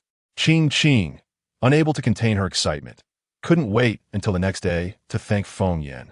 So she flew to the window of the bedroom, ready to wake her up. However, just as she reached the window, she nearly went blind from witnessing an inappropriate scene. What a big chest muscle, I really like it, I don't know who said that.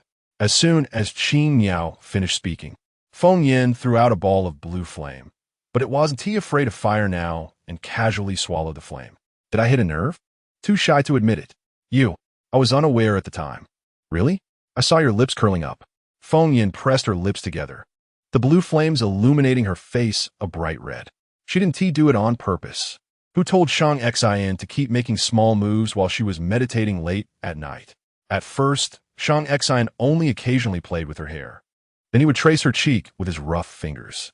Recently, it had escalated. She didn't know if he had been possessed by something nasty in the middle of the night. But a few days ago, he suddenly opened his robe while sleeping, exposing his chest, and even pulled her hand to rest on his chest. This left her unable to move, forced to enjoy the body of a muscular man. That's right, this had nothing to do with her. It was Shang Xin.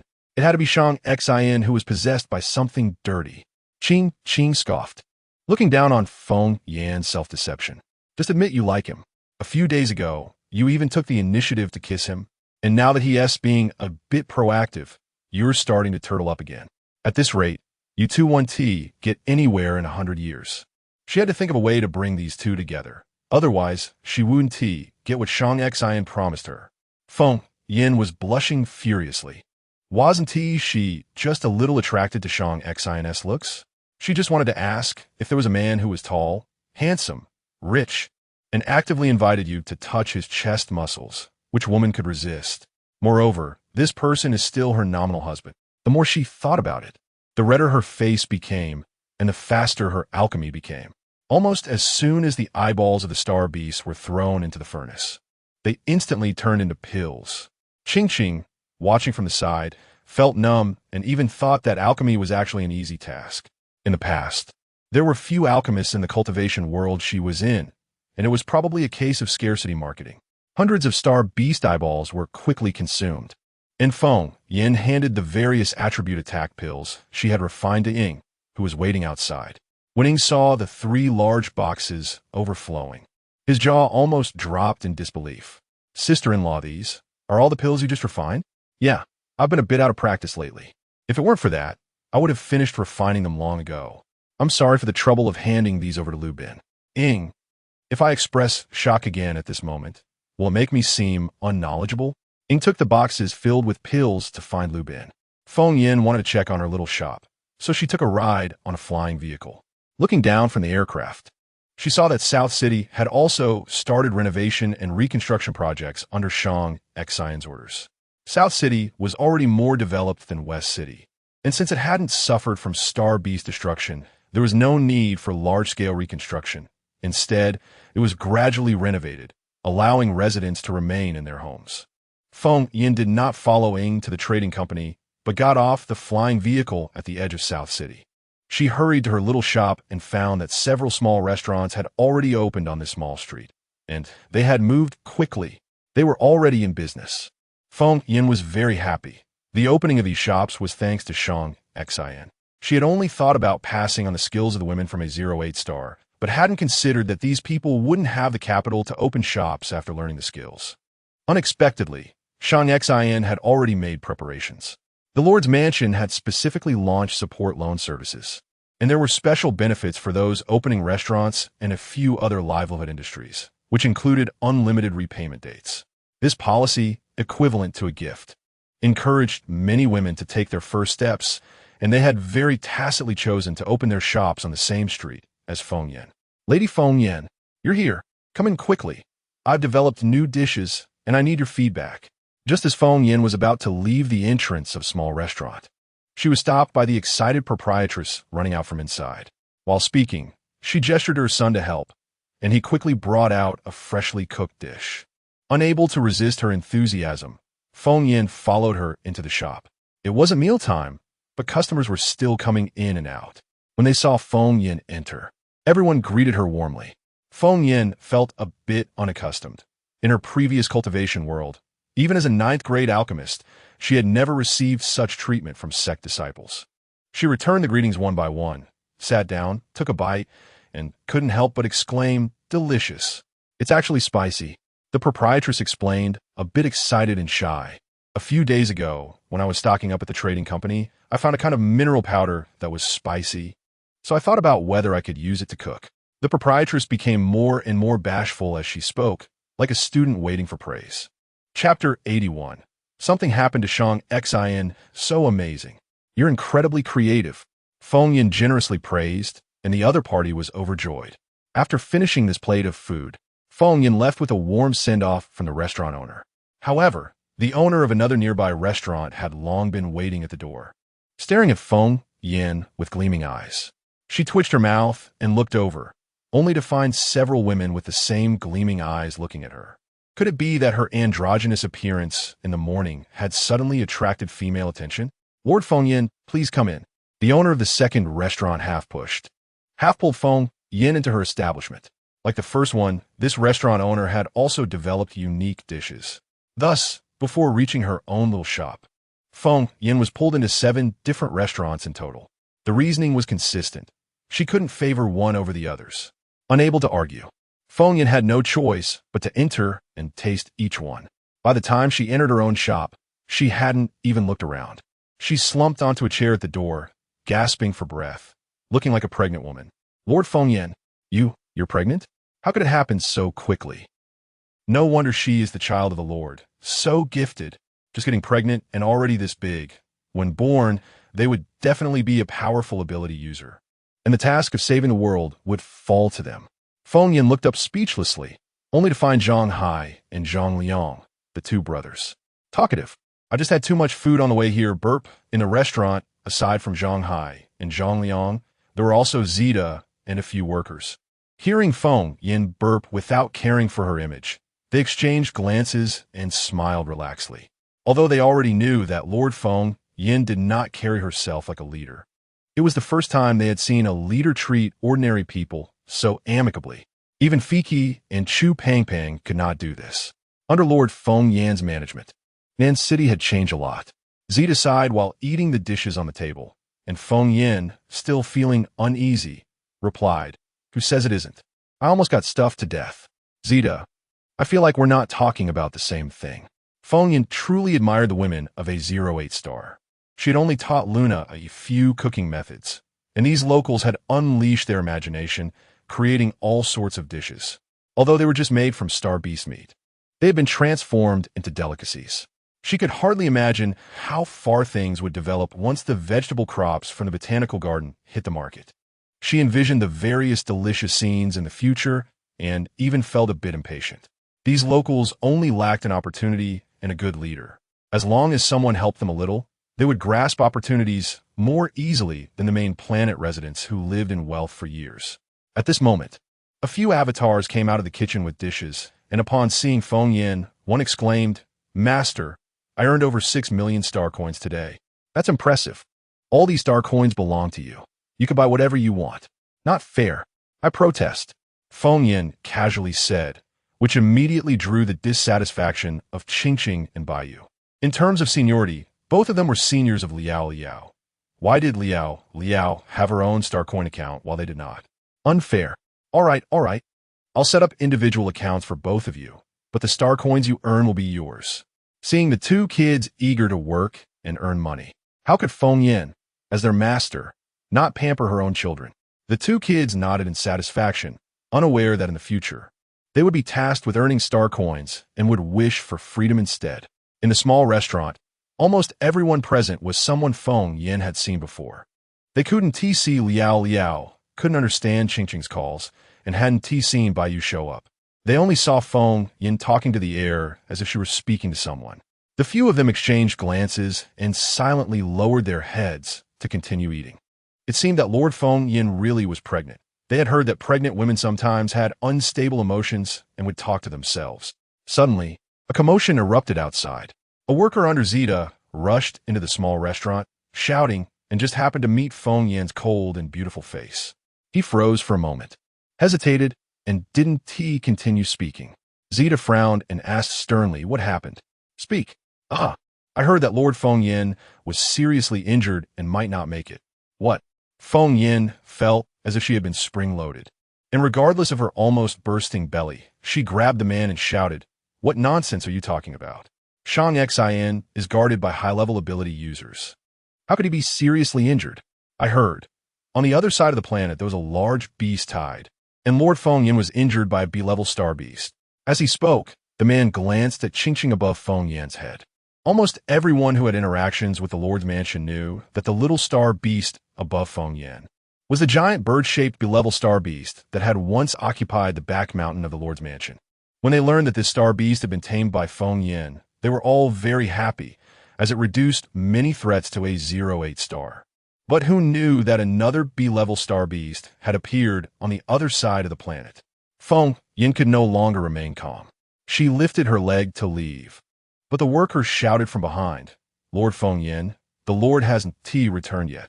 In the small restaurant, Zhang Hai, Zhang Liang, and Zita exchanged glances and quickly headed towards the Lord's mansion. Quick, give the boss the suppressants. I remember the boss has one on him. Huang Qi frantically searched through Shang Xion's clothes, but was grabbed by the latter. He shook his head. The suppressants weren't on him. Moreover, Feng Yin had said that the suppressants had problems and would only expedite his death. Contact. Cough. Boss, don't speak. Huang Qi shouted, but everyone exchanged confused looks. Among them, the members of the original Sacred Guard Corps who were closer to the boss's wife were only Shadow, and coincidentally, Shadow was not present. After saying this, Huang Qi realized the issue and immediately contacted Shadow. After a moment, Shadow told him that Lord Feng Yin was no longer in the small restaurant and instructed him to find her while they continued towards the Lord's mansion.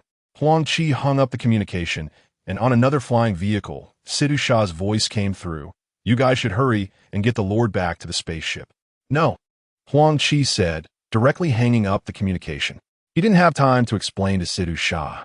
Only they, as the personal guards, knew that Shang Xian was experiencing his 10th mental breakdown. If this couldn't be resolved properly, then Shang Xian would die. The boss believed in the boss's wife. He believed that the boss's wife, who had repeatedly created miracles, could save the boss's life this time too. Full speed ahead. But just as Huang Qi gave the command to the flying vehicle, the dashboard began to sound alarms. B-level star beast detected ahead, approaching at high speed. Please evade. How could this happen? Sidhu Shah's flying vehicle received the same alarm. He clenched his fists, deeply feeling his helplessness. He had just heavily injured that B-level star beast. How could it recover so quickly? Could it be that the beast had companions? You all keep an eye on the boss. I'll go out to fight.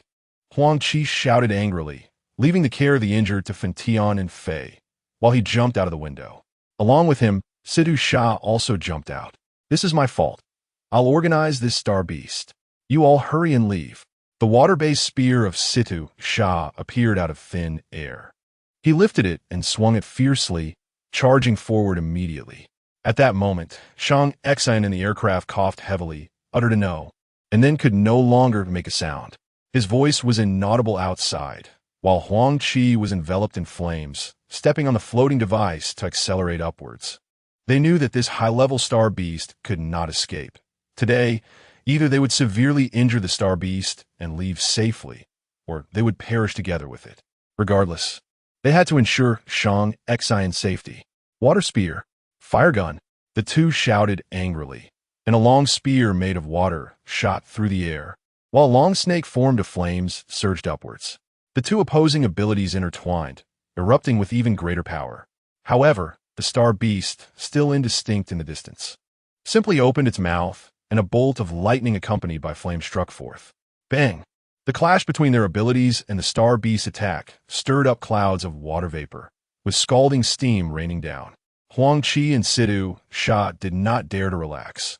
One was a level 5 ability user and the other a level 4, yet their full-strength attack was easily neutralized. It seemed this B-level star beast was indeed formidable. If they wanted to survive, they would need to give it their all. The two exchanged glances and nodded to each other. The flames and water curtain rose again, and just as their techniques formed, a familiar loud voice echoed from afar.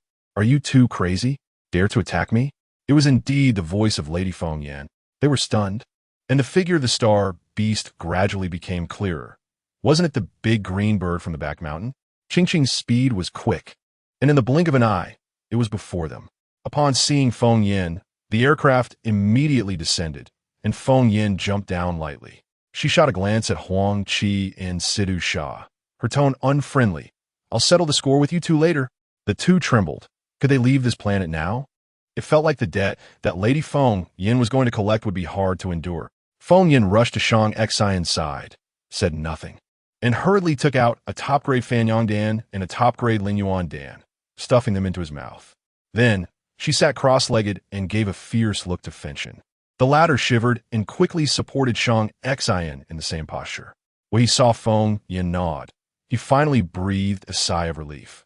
Thankfully, he was a little ability being and guessed the meaning behind his sister-in-law's gaze. Otherwise, he felt he might be crushed by her today. Perhaps he had the potential to be a sycophant, and then he could replace Ying's position, enjoying a good life with his sister-in-law. Before anyone could say anything, a powerful unknown energy suddenly erupted from Feng Yan, and an eerie blue glow illuminated the already darkened sky, like a glowing central star. All were former soldiers of the Holy Guard Legion, and everyone understood what they needed to do. Even Sidu Sha wore a serious expression and joined everyone in forming a defensive line. Chapter 82. How did you find what I want? Shang Xian kept her eyes tightly closed, feeling the mysterious and immense power coming from behind her. After a moment, she was able to speak again. Feng Yan's pure white forehead broke out in a thin layer of sweat, the beads trickling in her eyes, forcing her to close her eyes as well. Don't speak. She needed to concentrate, having no energy to spare for idle chatter with Shang Xian. She released all her spiritual consciousness to probe into Shang Xian's mind domain, once again glimpsing the place that was even more devastated and desolate than before. Shang Xian's sea of consciousness, or spiritual sea, was in utter chaos. Resembling a planet that had been blown apart, in disarray and full of wounds, there was not a single intact spot to be seen. She couldn't even imagine how Shang Xian had managed to hold on until now.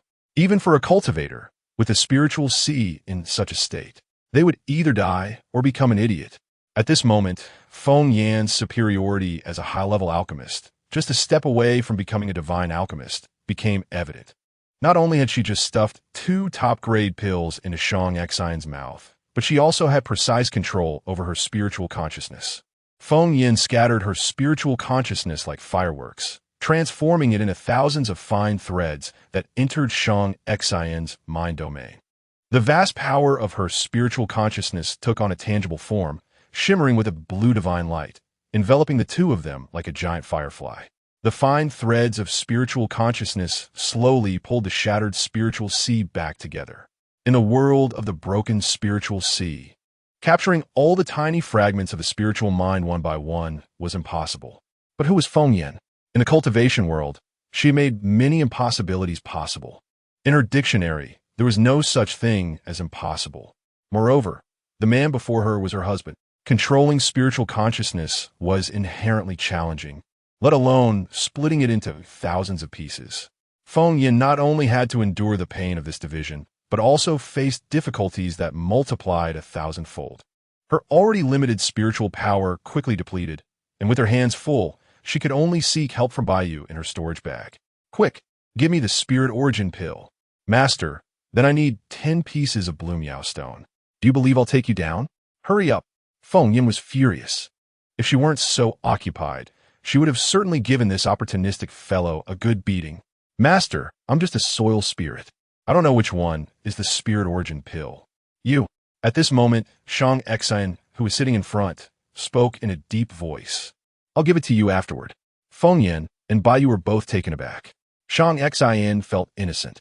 He only thought that a child's voice suddenly echoed in his mind, coinciding perfectly with Feng Yan's words, so he guessed it was Bai Yu's voice. Having received a promise, Bai Yu immediately took out a dozen high-level spirit origin pills and waited to the side.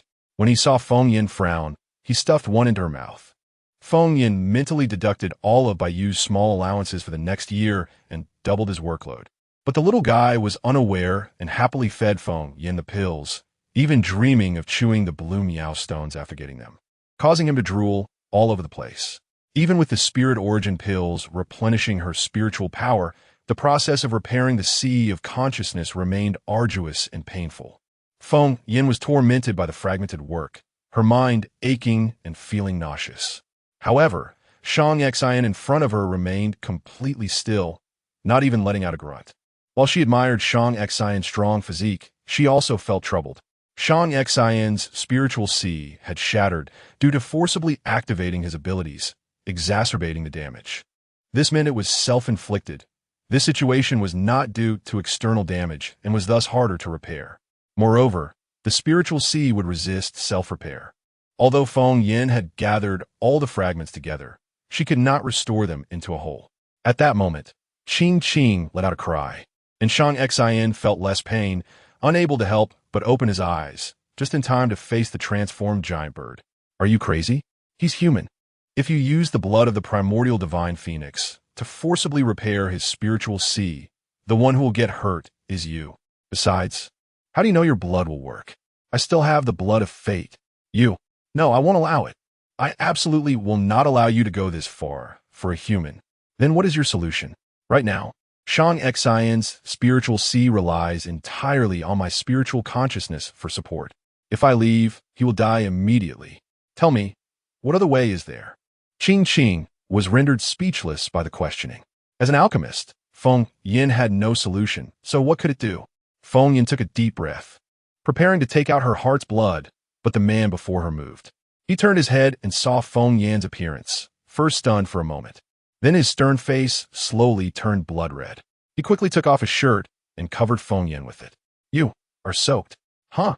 Feng Yan looked down and realized she was completely drenched in mist, her graceful figure faintly visible. She bit her lip, not refusing the coat that was filled with Shang Xian's unique scent. It was all Huang Qi and Sidu Sha's fault. How could they come up with the idea to use both water and fire abilities together? It made her embarrassed in front of Shang Xian. But as Shang Xian averted his gaze, she felt a hint of grievance arise in her heart. Am I not pretty? Shang Xian was taken aback, coming back to his senses, and then saw Feng Yan nearly burying her head in the ground. He chuckled softly. You're beautiful. In my heart, you're the most beautiful person in the world. However, I don't want you to hurt yourself for me. Just as a hint of sweetness arose in Feng Yan's heart, it felt like a blow to the head. Shang Xian's words made her wonder if he had overheard her and Qing's conversation earlier. Don't think about it. Your husband can hear our conversation now, because your spiritual consciousness just probed in. After Qing finished speaking, Shang Xian nodded stiffly. The feeling of hearing such voices directly in his head was indeed quite uncomfortable. Kid, since you can hear, I won't hide it from you. Although you promised me benefits, the fact remains that you're not worthy of Feng Yan. You're even less worthy of her using the blood of the divine bird for you. If you want to blame someone, blame your bad luck. You can't escape this dying fate. Qing, shut up. Feng Yan bit her lip tightly, her eyes moistening with urgency. She wasn't ready to tell Shang Xian everything yet, and Qing was blabbering. What are you afraid of? He already knows something is off. After all, you two are destined partners. What harm is there in telling him your story? Qing shrank in size and flapped its wings to land on Feng Yan's head, looking disdainfully at Shang Xian. Feng Yan was taken aback. She almost forgot that Qing was a lovebird. The blue bird was regarded as a symbol of love for a reason. Qing had the innate ability to see through the fates of others' relationships, but generally, it looked down on human relationships. Feng Yan, is what it said true? Shang Xian's gaze was fiery, as if his spiritual sea had not been damaged at all. At this moment, he didn't care about his spiritual sea.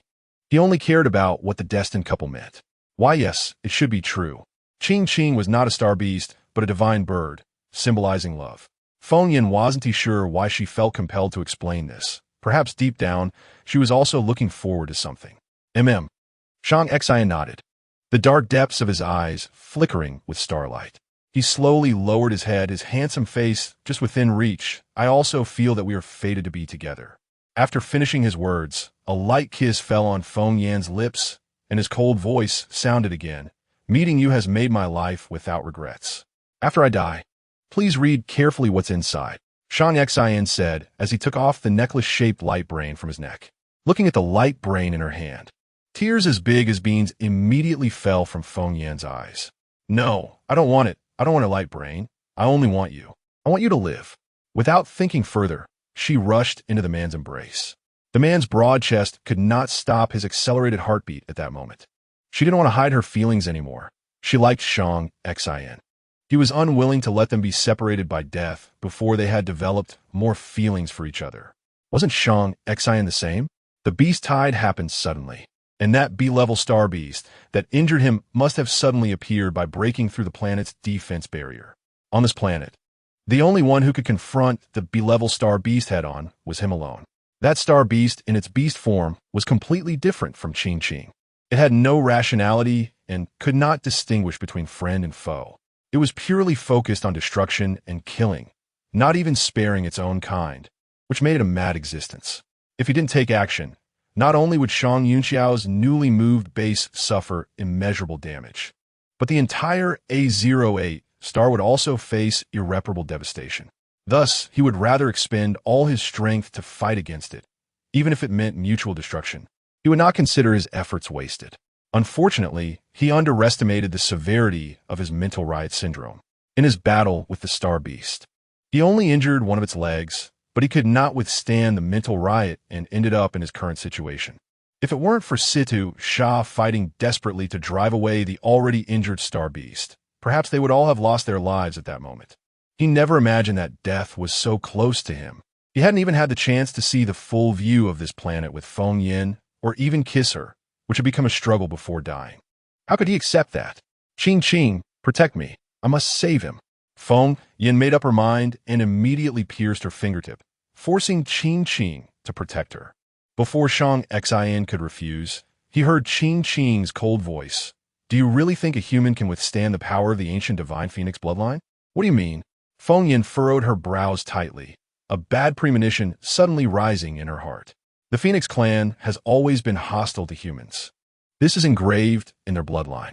If you use the heart's blood of the divine phoenix to heal Shang Xian, it may not only fail to save his life, but also accelerate his death. Hearing this, Feng Yin collapsed to the ground. As a descendant of the ancient divine phoenix, how could she not know this truth? But at this moment, the only thing she could think of was to take this risk. Perhaps there was still a chance for survival, even if that chance was very slim. She didn't want to miss it, especially since she still had the blood of good fortune. Maybe the heavenly path would show mercy. Feng Yin, it's okay. I've already gotten what I wanted. Thank you for appearing in the last journey of my life. Chapter 83. Divine Might. Shang Xian stretched out his large hand. The rough palm filled with calluses rubbed against Feng Yin's cheek, causing a slight sting. He spoke softly, having already put life and death aside. It's okay, Feng Yin. Having you in my life has been worth it. Even if I die, you'll become a widow. I guess today has been so unlucky because you didn't give me the first pill after completing your alchemy furnace. He extended his pinky. Don't you remember? We made a pact. I haven't forgotten. At some point, tears streamed down Feng Yan's cold, beautiful face, like a pipe that had lost its valve, continuously flowing out. She wiped again and again, but it never seemed to be enough. Shang Xian's large hand brushed against the tear stains on her face, and, after a moment, he withdrew his hand and licked his palm. It was bitter. I don't want you to suffer in the future. But what could he do now? Suppressants? Even if he took a suppressant, he didn't feel he could survive.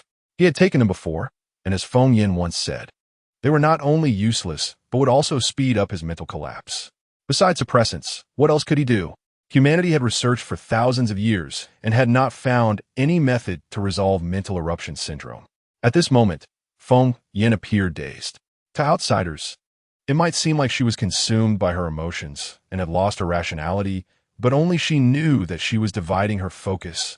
One part on Shang Xian and the other 9 parts on devising a way to save him. But even with the myriad techniques and her godlike alchemy skills, the results of her deductions were all unsatisfactory. Either she lacked the spiritual herbs, or Shang Xian wouldn't last that long. For the first time, she felt so powerless. If she hadn't always sought freedom in the cultivation world, perhaps she would have already stepped into the ranks of divine alchemists. If that were the case, would she still be so helpless? Defense. Quickly, defense. Huang Qi's shout pulled her back to reality.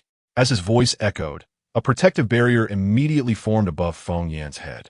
She had seen this thing on the Yun Shang No. 1. It had strong defensive capabilities.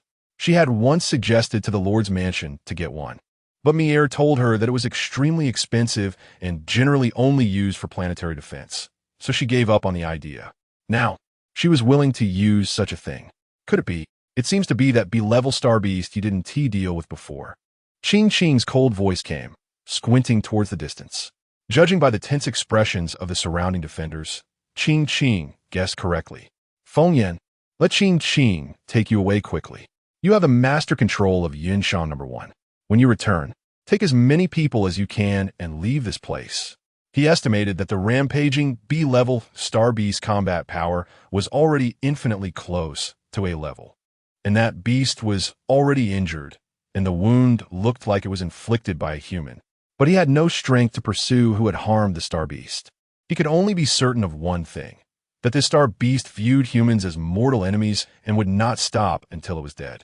Perhaps he was a bit selfish, but at this moment, all he wanted was for Feng Yin to survive. As for the citizens of A08, if Feng Yin was willing to take them, she could. If not, it didn't matter. However, Feng Yin suddenly brightened her eyes, staring intently at Qing Qing, making the latter feel a bit uneasy. What are you planning to do?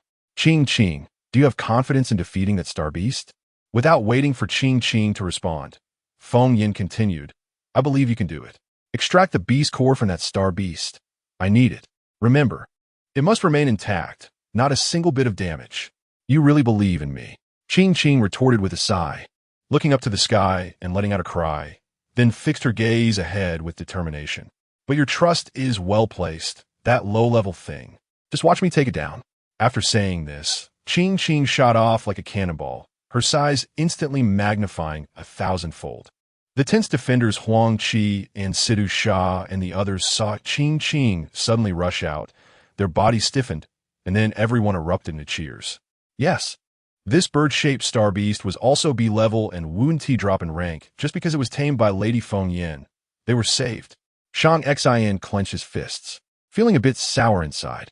His woman had to rely on another being for protection. Can Qing Qing do it? Don't worry.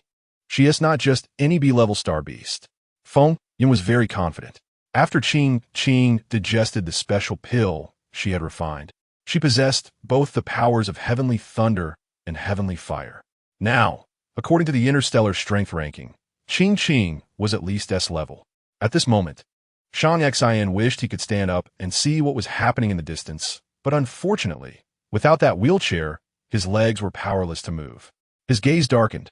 Indeed, as Qing Qing said, he was simply unworthy of someone as radiant as Feng Yin.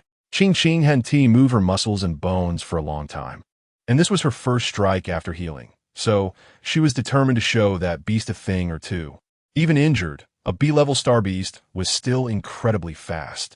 It followed the scent of Shang Xian and the others, kicking up dust along the way, as if it were stirring up a sandstorm.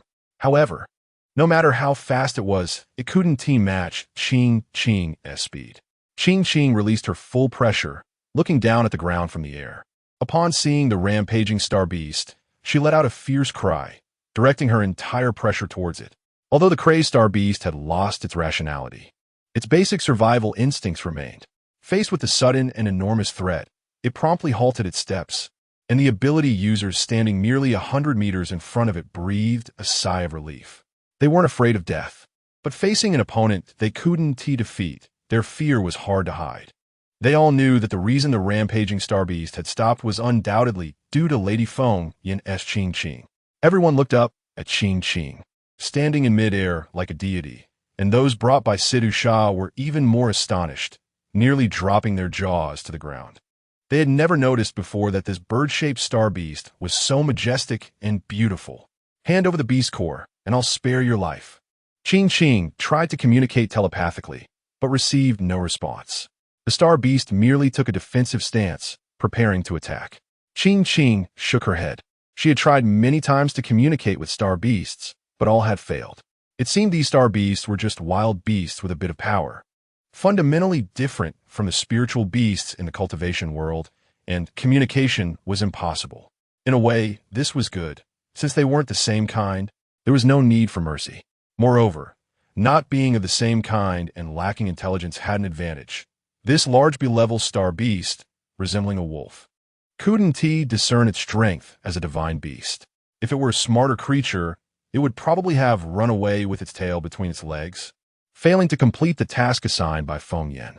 The wolf-shaped star beast let out a low growl and suddenly jumped up, its stinking mouth dripping with yellow saliva, leaping 100 meters high. If it were an ordinary flying star beast, it would definitely be unable to dodge this blow, but unfortunately, Qing Qing was not a star beast. Qing Qing let out a low chirp, raising her position again until it was beyond the reach of low-level ability users. She slightly opened her beak, and dark clouds suddenly gathered in the sky, flickering with purple lightning.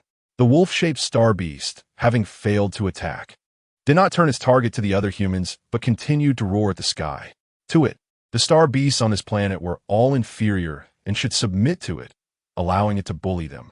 However, Qing Qing's existence was clearly challenging its authority, and it had to kill her. Hung Tian still couldn't see Qing Qing's figure in the sky and asked worriedly, Huang Ge, can your sister-in-law's bird do it? Stop talking nonsense, just watch. He felt uncertain, but he always sensed that something was brewing in the sky. Sidhu Shah shared this perception, always ready to take action. He had encountered this blue bird before. In terms of strength, it was definitely inferior to the same level. But the frenzied beast was a different story. However, he felt that once the bird soared into the sky, the situation above was quite strange. The sky was filled with dark clouds crackling with electricity, as if provoking the wrath of the gods, which was intimidating to behold. The wolf-shaped star beast knew Qing Qing was right above, but it couldn't take off. Anxious, feeling something unusual happening overhead, it finally could no longer hold back, pressing down with its hind legs to gather strength, its muscles tensing as it pushed back. Then, like a cannonball, the star beast shot into the sky, even producing a sound explosion so fast that only an afterimage could be seen. With this leap, it soared over 100 meters without showing any signs of stopping. Sitting cross-legged on the ground, Shang Xian was also paying close attention to the battle. He frowned tightly. This wolf-shaped star beast, in its frenzied state, had already surpassed B-level strength, faintly showing signs of crossing into A level. Could Qing Qing really contend with it? He turned to look at his wife beside him, and the next moment his frown relaxed.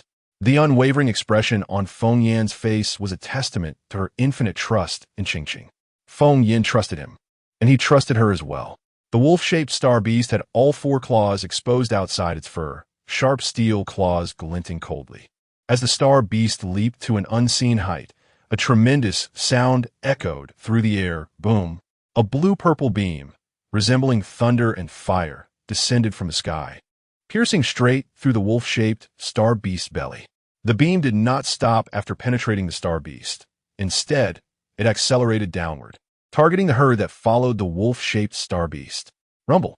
The beam swept through with overwhelming force, quickly enveloping hundreds of star beasts. Amidst cries of agony and explosions, the beam gradually lost its brilliance, transforming into a speck of light that vanished between heaven and earth, leaving behind a ground covered in charred star beast corpses and the lifeless wolf-shaped star beast that fell from the sky. Huang Qi and Sidhu Shah swallowed hard at the same time. There was no need to say. The beam just now must have been emitted by Lord Feng Yan's bluebird. The overwhelming power of that beam, even without striking them directly, was enough to make them break out in a cold sweat. This kind of strength had already surpassed B-level, No, even A level. Moreover, if he wasn't mistaken, that purple glow was likely lightning. C2 Shah's expression darkened. He had never heard of a star beast capable of harnessing the power of lightning. Huang Qi and Fentian were stunned for several seconds, and as they saw the wolf-shaped star beast falling, they finally reacted, preparing the mechanical arms to capture the star beast's corpse. The soldiers following Huang Qi had yet to respond when they saw the blue bird cry out, like a flash of blue lightning, instantly snatching away the star beast's corpse. The mission was completed. Chapter 84, Inheritance of Forbidden Techniques Task, complete. Huang Qi's mouth twitched fiercely. This was indeed the shortest time interval between issuing an execution order and a termination order. The Qingniao was the big sister's pet, and perhaps it would take action as per her instructions. But shouldn't the big sister be treating the boss's condition? With this thought, Huang Qi calmed down again. The boss's condition. At that moment, the shadow pilot arrived late in the flying vehicle. He saw that the big sister and the boss were not in a good state and dare not approach. Just as he was about to ask Huang Qi, he looked up and saw the ground nearby, littered with the charred remains of star beasts. What just happened here? You're late, just now. The big sister's pet displayed its might. You can ask Fentian. Huang Qi couldn't be bothered to explain this to him and wanted to get closer to see the boss's condition. However, after ching-ching through the star beast in front of them, her figure grew larger, spreading her wings and surrounding the two of them, looking as if to say, "Do not disturb." Helpless, he could only place all his hopes for the boss's survival on the big sister, hoping she could create miracles once again. "I brought you the body. I won't take the beast core. You handle it." Even though it wasn't the same kind, it didn't want to dig out meat and take the core from a star beast. Besides, it was also stating a fact. It was afraid of damaging the beast core, affecting Feng Yan's usage. "I really don't understand what you want the beast core for. And how can you be sure this star beast has a core? You'd better pray it has a core." After Feng Yan finished speaking, she stood up but stumbled and almost fell. The recent exhaustion, combined with the strands of divine sense she was still maintaining, left her feeling utterly drained, as if countless ants were crawling over her body, gnawing at her. It was uncomfortable, but she couldn't pinpoint where it hurt. Shang Xin wanted to support Feng Yan, but his lower body had no response. Ever since he was injured by the star beast and couldn't stand, it was the first time he felt such hatred for his immobility. Feng Yan took out a dagger from her storage bag. This dagger was also made from blue shimmering stone, crafted from scrap material when Gu Wei delivered the pill furnace. Feng Yan couldn't absorb the energy from the blue shimmering stone, but she could manipulate this energy. The dagger gently cut along the position of the star beast's eye socket, and the blade fell as easily as cutting through tofu, effortlessly slicing through the hard B-grade star beast's outer skin. Sure enough, there was a beast core. She was also taking a gamble. If this star beast didn't have a beast core, she would follow the original plan and gamble with her heart's blood. But this time, she was right. By the time Feng Yan perfectly extracted the beast core from the eyeball, she was already sweating profusely. Her current cultivation level was low, and maintaining Shang Xin's shattered mental sea while also dividing her energy to extract the beast core was truly taxing. Holding the freshly produced beast core, Feng Yan didn't even glance at the B-grade star beast. Baiyu, very perceptively, stuffed another high-level spirit essence pill into Feng Yan's mouth. The tentacles, which Feng Yan found bothersome, were now incredibly nimble, turning into a little expert at feeding her medicine. After swallowing a high-level spirit essence pill, Feng Yan's complexion improved a bit, but she still lacked blood color. Shang Xin felt very distressed. He gently stroked Feng Yan's hair, the soft touch making him smile knowingly. No matter what method Feng Yan used to save him, he was willing to cooperate, even if there was no result. At least the person he loved was with him to the end of his life. Shang Xin, do you believe me? I believe. Feng Yan felt very nervous, but seeing Shang Xin's determined gaze, her heart was like being brushed by a soft feather, tingling and calming down a bit. She took a deep breath and instructed, "No matter what happens later, you must stay awake. I'll do my best." "No, it's not about doing your best. You must stay awake." Feng Yan had never been so stern before. Shang Xin was taken aback for a moment, the corners of his lips involuntarily curling up. "Okay, I will definitely stay awake." In the past, he felt that Feng Yan maintained a certain distance from him, as if they were two respectful friends. But at this moment, he felt that Feng Yan was his woman, scolding him sharply. This feeling Xian enjoyed it. Feng Yin ordered by you to feed her all the spirit essence pills in the storage bag, leading to Qing's dissatisfaction. Do you want to blow yourself up? Don't mind me. I must save Xian's life today. Is this man really that good? Feng Yin didn't respond to Qing's question, and Xian, who could hear their conversation, felt a bit regretful. He also wanted to know what he meant to Feng Yin. Ignoring the advice, Feng Yin swallowed all the spirit essence pills. The violent spiritual energy made her face turn red and even start to turn blue. 2 high-level spirit essence pills were already the limit of what her current cultivation could bear, and she had just swallowed 35 high-level spirit essence pills. If an ordinary cultivator did this, the pills would be enough to cause them to burst. But for the sake of what she was about to do, Feng Yin was willing to take this risk. The method she thought of was a forbidden technique from the inheritance of the Honghuang divine phoenix bloodline. This forbidden technique had 2 functions. One was to forcibly transform an ordinary mortal without spiritual roots into a cultivator who could practice. And the second was to forcibly elevate a cultivator with no talent, whose cultivation path was limited to foundation establishment, to the golden core stage. However, doing so would sever that person's future cultivation path, leaving them forever stuck at the golden core level, with no possibility of advancement. Both functions shared a common point. They required the creation of a golden core out of thin air. A cultivator's golden core is a spherical energy body formed by compressing all the spiritual energy into the dantian during the transition from foundation establishment to golden core stage. Though called a core, it has no physical entity. It's merely a collection of energy. This energy body must experience the overflowing of spiritual energy during the peak of foundation establishment, and then undergo a process of lightning tribulation to compress into shape. Otherwise, it does not count as achieving a golden core.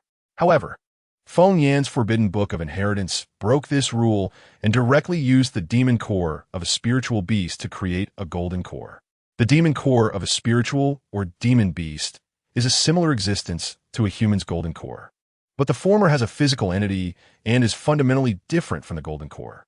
What Feng Yin had to do was to use her divine sense to shatter the demon core, capture the energy from each fragment, and then gather this energy using the forbidden technique to stabilize it into an energy body, which would take root in the virtual mansion, thus completing the creation of an artificial golden core.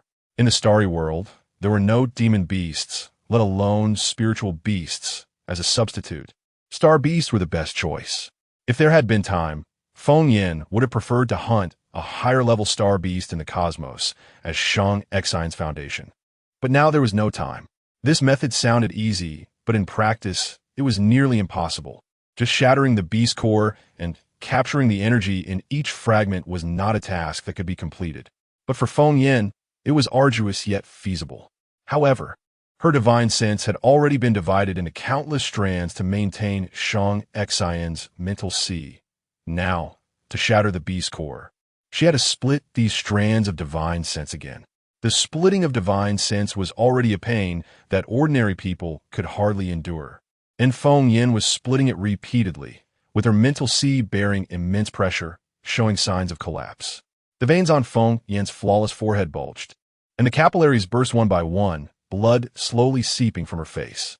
Yet, under the illumination of her divine sense, one could only see her enchanting demeanor and not realize she was on the brink of collapse. Thousands of strands of divine sense held the beast core of the B-grade star beast in midair. Each strand of divine sense was like a tentacle, with the tip rooted on the surface of the beast core. After a moment, all the strands of divine sense pulled outward. At that moment, time seemed to freeze, and the beast core split into millions of pieces in an instant, as if it were being deconstructed. Poof! Feng Yin suddenly spat out a mouthful of fresh blood, her face instantly turning pale, and all her spiritual power was drained in an instant. She hurriedly consumed the spirit essence pill she had just eaten to replenish her spiritual energy, but at that moment, her body felt like a punctured balloon. No matter how much she replenished, it would disappear in an instant. However, she couldn't care about that. She had just risked being overwhelmed to eat so many spirit essence pills for this moment. After the beast core shattered, it left a lingering shadow in the air, with fragments wilting into bits and falling to the ground, turning into bubbles with a gust of wind. Yet, this was the most challenging time. Feng Yin focused all her energy on controlling the threads of her consciousness, and the immense pressure from her sea of consciousness caused blood to seep from her 7 orifices, starting with her ears, then her mouth corners, and finally her eyes. She wiped her face, realizing she could no longer erase the blood-stained scene before her. So she stopped caring and devoted herself entirely to gathering the beast core's energy. At that moment, Bai hesitated for a moment but decided to heed his master's words and use everything that needed to be used. He remembered his master had just mentioned using the blood of fortune. Thus, he astutely poured the entire vial of blood of fortune into the energy mass. Feng Yin, seeing only a sea of blood before her, did not notice anything unusual and focused on consolidating the energy, drawing it into sect.Xion's dantian. As the energy mass gradually submerged into sect.Xion's dantian, Qing merely watched all of this. It noticed Bai's small actions, but did not intervene. The blood of fortune was something difficult for ordinary people to touch, since Feng Yin wanted to save sect.Xion so badly. It would not begrudge this bit of blood of fortune. As for whether sect.Xion could withstand it, that depended on his own fortune. In any case, for Qing, sect.Xion's life or death was irrelevant. It was more curious about how capable a human chosen by the descendants of the ancestral gods could be. With the crisis of the B-grade star beast resolved, everyone still surrounded the protective circle, but their attention inevitably focused on the 2 individuals at the center. Low-level ability users had weaker senses and could not see the situation blocked by Qing's wings, but high-level ability users had the ability to see what was happening inside. Sidu Sha could only see countless energy threads flying out from Feng Yin's body. This energy was unfamiliar, gentle yet powerful. He saw Feng Yin using those threads to shatter a star beast eyeball, after which a more peculiar energy body appeared. At this moment, it seemed that Feng Yin was drawing this energy body into sect.Xion's body. He couldn't understand what Feng Yin was doing, nor could he comprehend sect.Xion's current state. Was it possible that what Feng Yin was doing did not have the slightest sensation? Sect.Xion actually stood there like a wooden statue, completely unresponsive. Chapter 85, I will give everything. What is Lord Feng Yin doing? Shouldn't he be trying to alleviate the turmoil in the Lord's spiritual sea? Situ Sha frowned tightly, not mentioning the scene obscured by the green bird.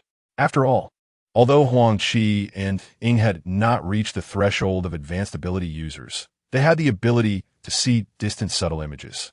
Quick, contact Lune. He must have the suppressants. No need. Ying spoke to stop Situ Sha's order. The hunters who followed Situ Sha were momentarily unsure of whom to listen to.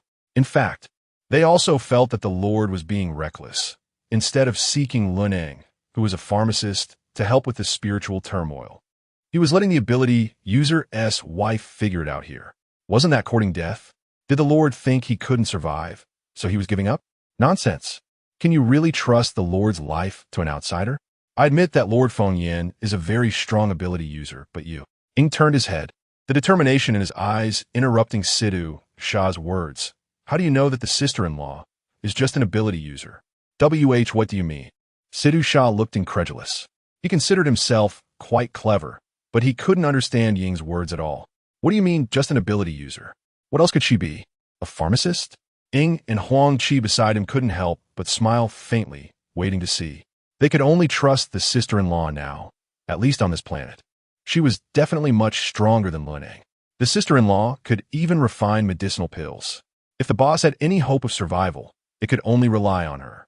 Situ Sha suddenly thought of something, shivering all over, his gaze fixed tightly on the 2 in the center. You can't continue.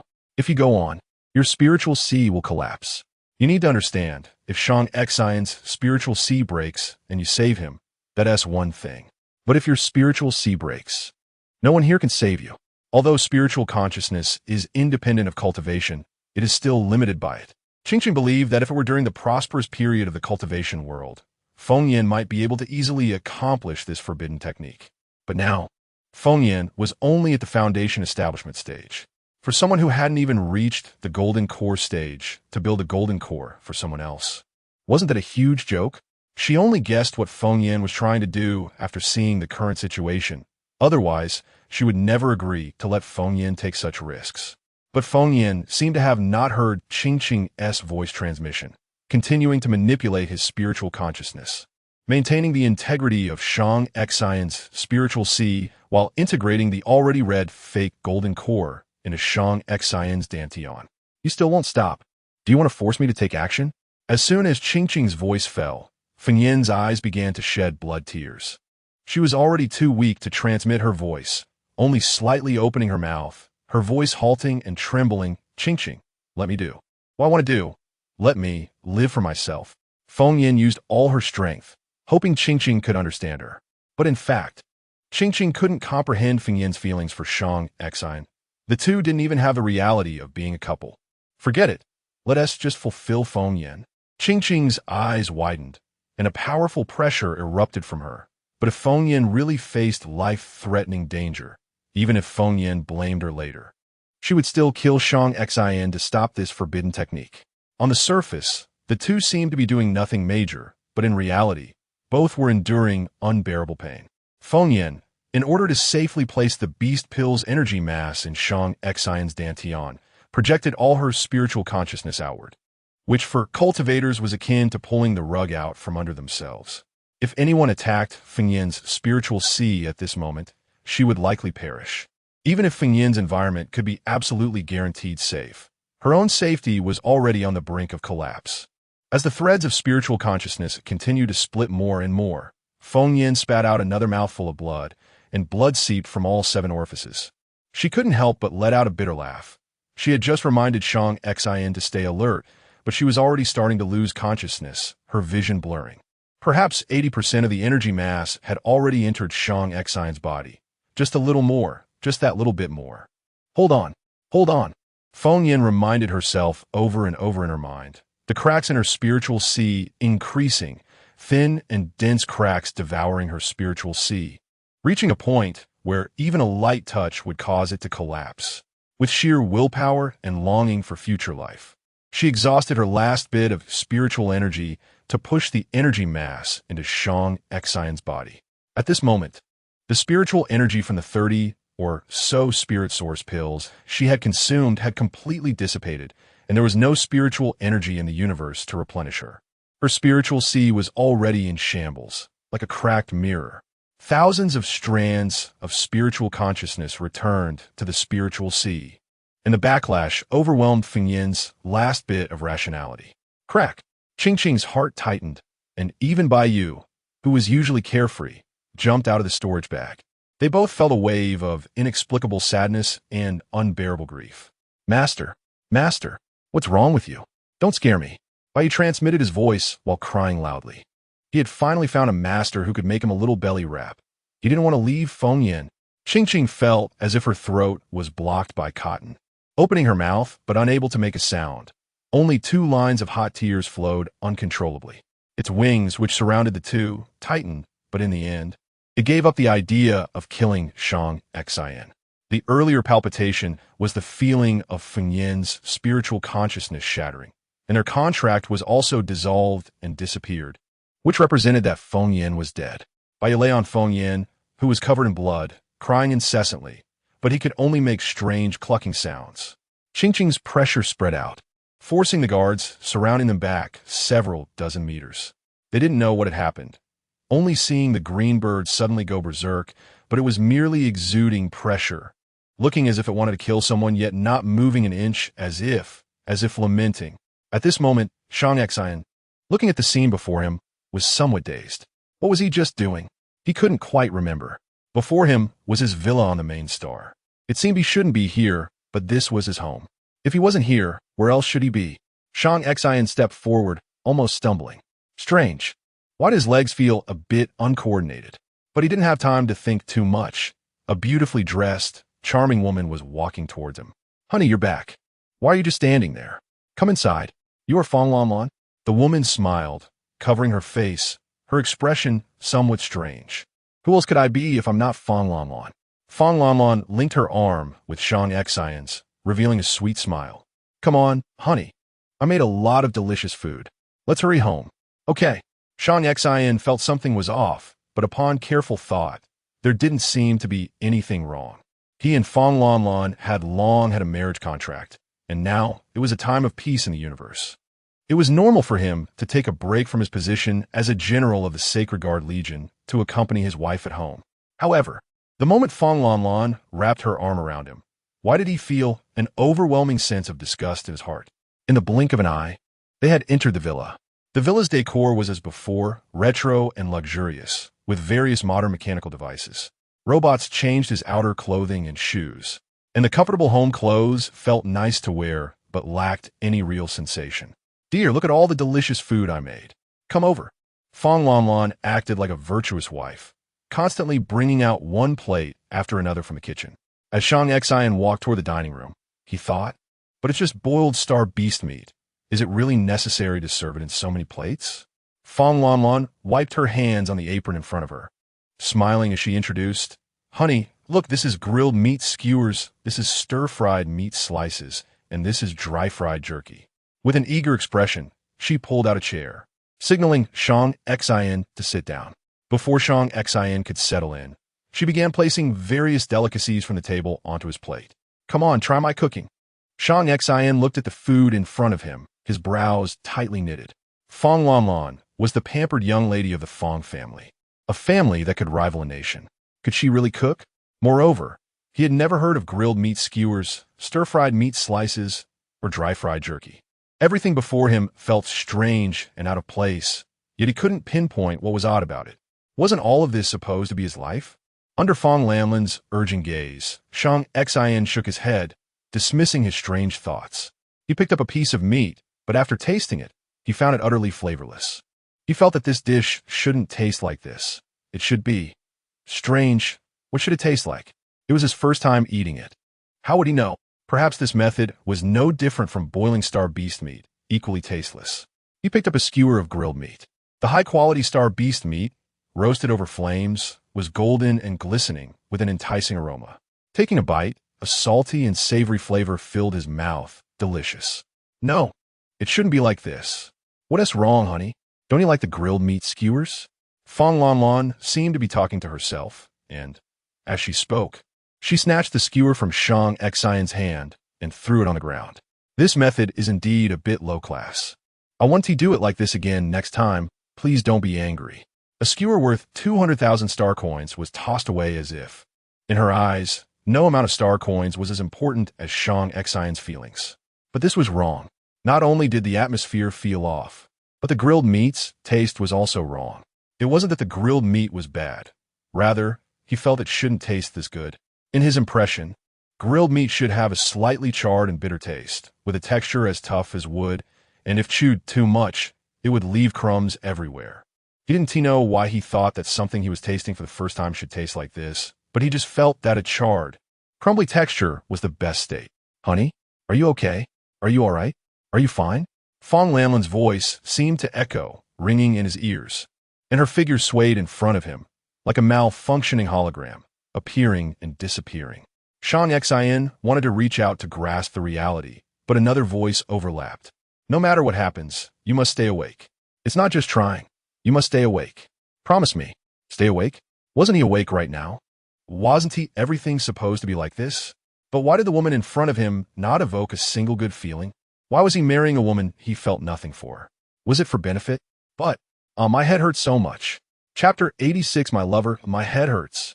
Shang Xian let out a low growl, his head pounding as if someone were using scissors to cut and tear through his mind, leaving it in disarray.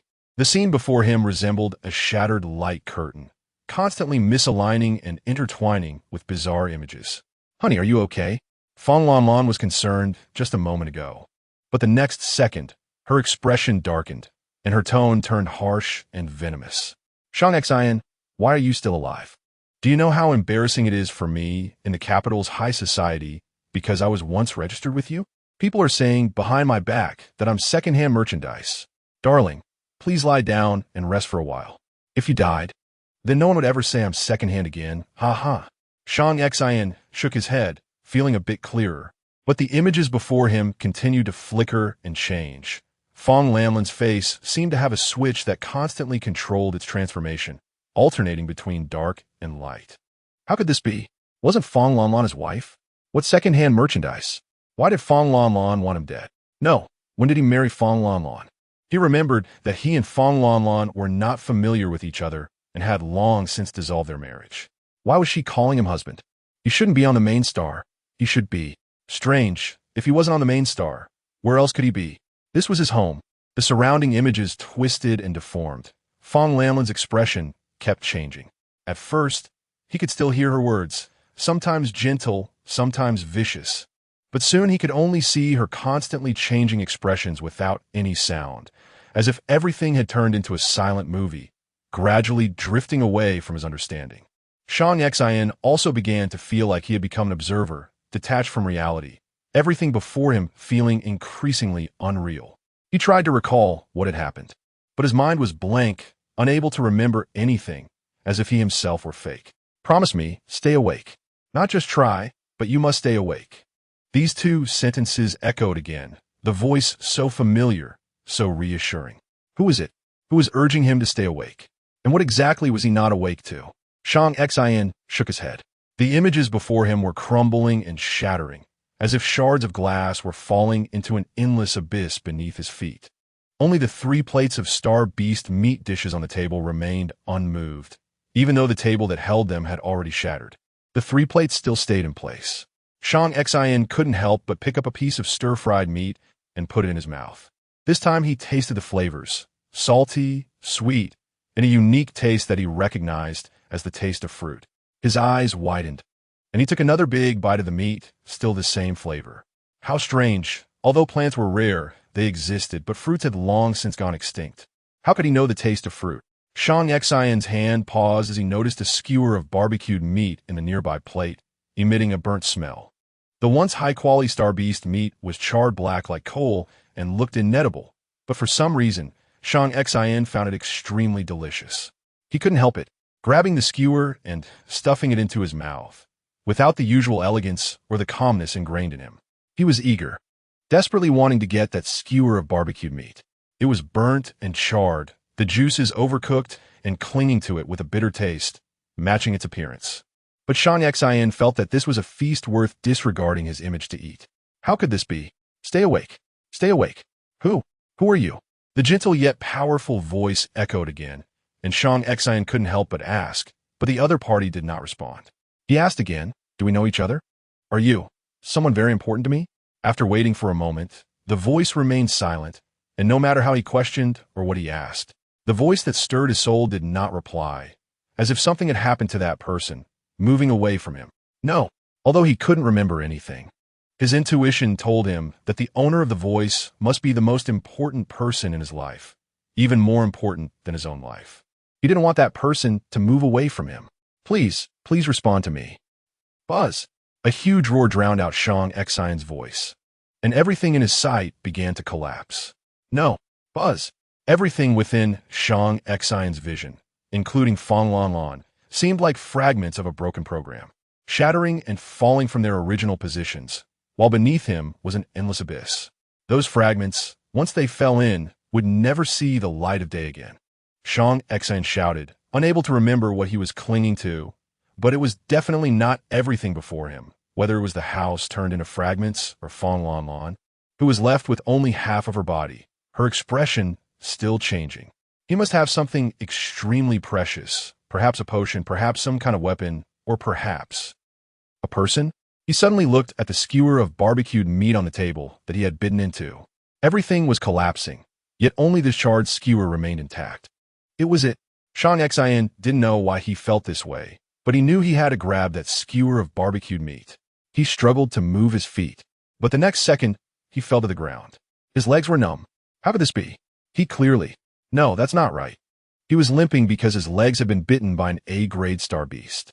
He couldn't care less about why he had just been able to stand. He desperately used his hands to support his body and move forward. He had to grab that skewer of barbecued meat. In the past, he had soared through the stars, piloting fighter jets, wielding abilities to kill star beasts, but now he felt like a helpless mouse, with no way to do anything but crawl forward. This space seemed to be playing tricks on Shang Xion, or perhaps Shang Xion had really guessed right and hit the key point. As he aimed for that skewer of barbecued meat, the speed of the entire space's collapse accelerated. The endless black abyss seemed alive, gradually eating away at Shang Xian's standing ground. How he hated those legs that couldn't he move. If those legs weren't lame, could he not race freely on the original path of fate? No, that wasn't what he wanted. He wanted something else. Buzz! Another loud roar erupted, and it seemed the world was afraid of Shang Xian touching that skewer of barbecued meat, desperately shattering, attempting to eliminate any foothold he could have. No, he was so close. He was so close. Buzz! The collapse won. Just 5 centimeters away, Shang Xian could have touched that skewer of barbecued meat. But unfortunately, the ground beneath him vanished, and the endless abyss opened its gaping maw like a giant beast, ready to swallow Shang Xian whole. He could only watch as the skewer of meat, which was so close, drifted further away from him. No matter how he reached out, no matter how hard he tried, he could no longer touch it, as if his life, no matter how hard he struggled, was merely a dying gasp at the end of the road. Forget it. Even though he couldn't remember, he felt that this was the fate he was meant to have, dying in endless darkness, with no one reaching out to help him. Stay awake. Shang Xian, look, this is my new pill furnace. Shang Xian, I will find a way to heal your legs. Mental breakdown? If only we were in the cultivation world, I would surely be able to find the right spirit herbs immediately. Shang Xian, try this. Can you eat it? Shang Xian, it's a blue bird. It is called by you. Shang Xian. The melodious calls came from all directions. Shang Xian couldn't remember who the voice belonged to, but he instinctively wanted to grasp it. He reached out his hand, but the immense suction of the endless abyss held him tightly, giving him no chance to move. No matter how hard he tried, death was his predetermined fate. Forget it. No matter who she is, she can live well without me. Shang Xian thought to himself as he withdrew his hands. Shang Xian, did you want to marry me because you like me? That makes sense. You must have fallen for me at first sight, pulling me to register the moment we met. A blurry face appeared in his mind, a person with long black hair who looked down at him. Strands falling beside his face, exuding a unique medicinal fragrance. That night, the person talked to him for a long time, finally ending her chatter with a sigh about her own beauty. She thought he was asleep, not knowing he had heard everything clearly from the first sentence. She said she seemed to have fallen in love with him. That night, he didn't dare to respond, because everything that followed was still unknown. He returned to planet A08 like a stray dog, perhaps with the hope of making a comeback, but more so, thinking about providing a guarantee for the future life of those around him. The people around him, besides the loyal members of the Holy Guard Legion, included his uncle and one other person, someone who suddenly entered his life, simple yet complex, kind yet decisive. He never told her that he had fallen in love with her too. So, he didn't want to die. Feng Yan. Yes, he wanted to hold on tight, but was afraid of breaking it. The person he craved yet feared losing was named Feng Yan. The woman whose glance could light up his entire world. The woman who pretended to be tough but would blush just by him getting close to talk was his lover. And if his lover lost him, would she fall apart? Shang Xian suddenly widened his eyes. His fate didn't need to be passively arranged by anyone. He was the youngest general of the Xia Kingdom, the proud war god. He should protect his own fate and the fate of his beloved. Shang Xian reached out his hands again, pushing upward with all his might. What if there was no place to stand?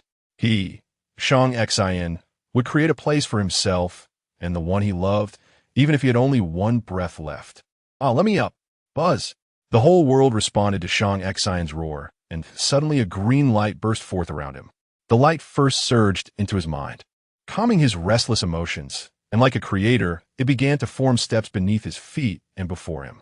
Upon closer inspection, those steps were mirrors reflecting his youthful arrogance. The pride he felt when registering his marriage with the daughter of the top family, the Fong family, in the Xia Kingdom, and the despair he felt when the pharmacist told him his legs couldn't be healed after his injury, as well as the helplessness when he realized he could only wait for death due to his mental disorder. Climbing up those steps now meant crushing his past self. Step by step, without legs, relying solely on the strength of his upper body, each step was incredibly difficult. With only the last step remaining, Shang Xian looked at the charred meat before him, smiled lightly, and carefully picked it up with his hands, which were already bloodied and bruised from the steps. From now on, My life belongs to you. Feng Yan, my beloved. Chapter 87. Whether it's my heart or my life. No, we can't wait any longer. I'm going to bring Lu Nan over. Sidhu Shah was restless, unable to see the situation under the wings of the Qingyao. He couldn't remain as calm as the people from the Sacred Guard Legion. He couldn't understand how this group of people could remain so composed in the face of their boss's uncertain fate. Could it really be that Feng Yin had such great abilities that they felt secure? Ying frowned and didn't reply. He wasn't calm. He just firmly believed that in this place, the only one capable of saving their boss was Dasa, and Dasa would definitely do everything to bring back their boss.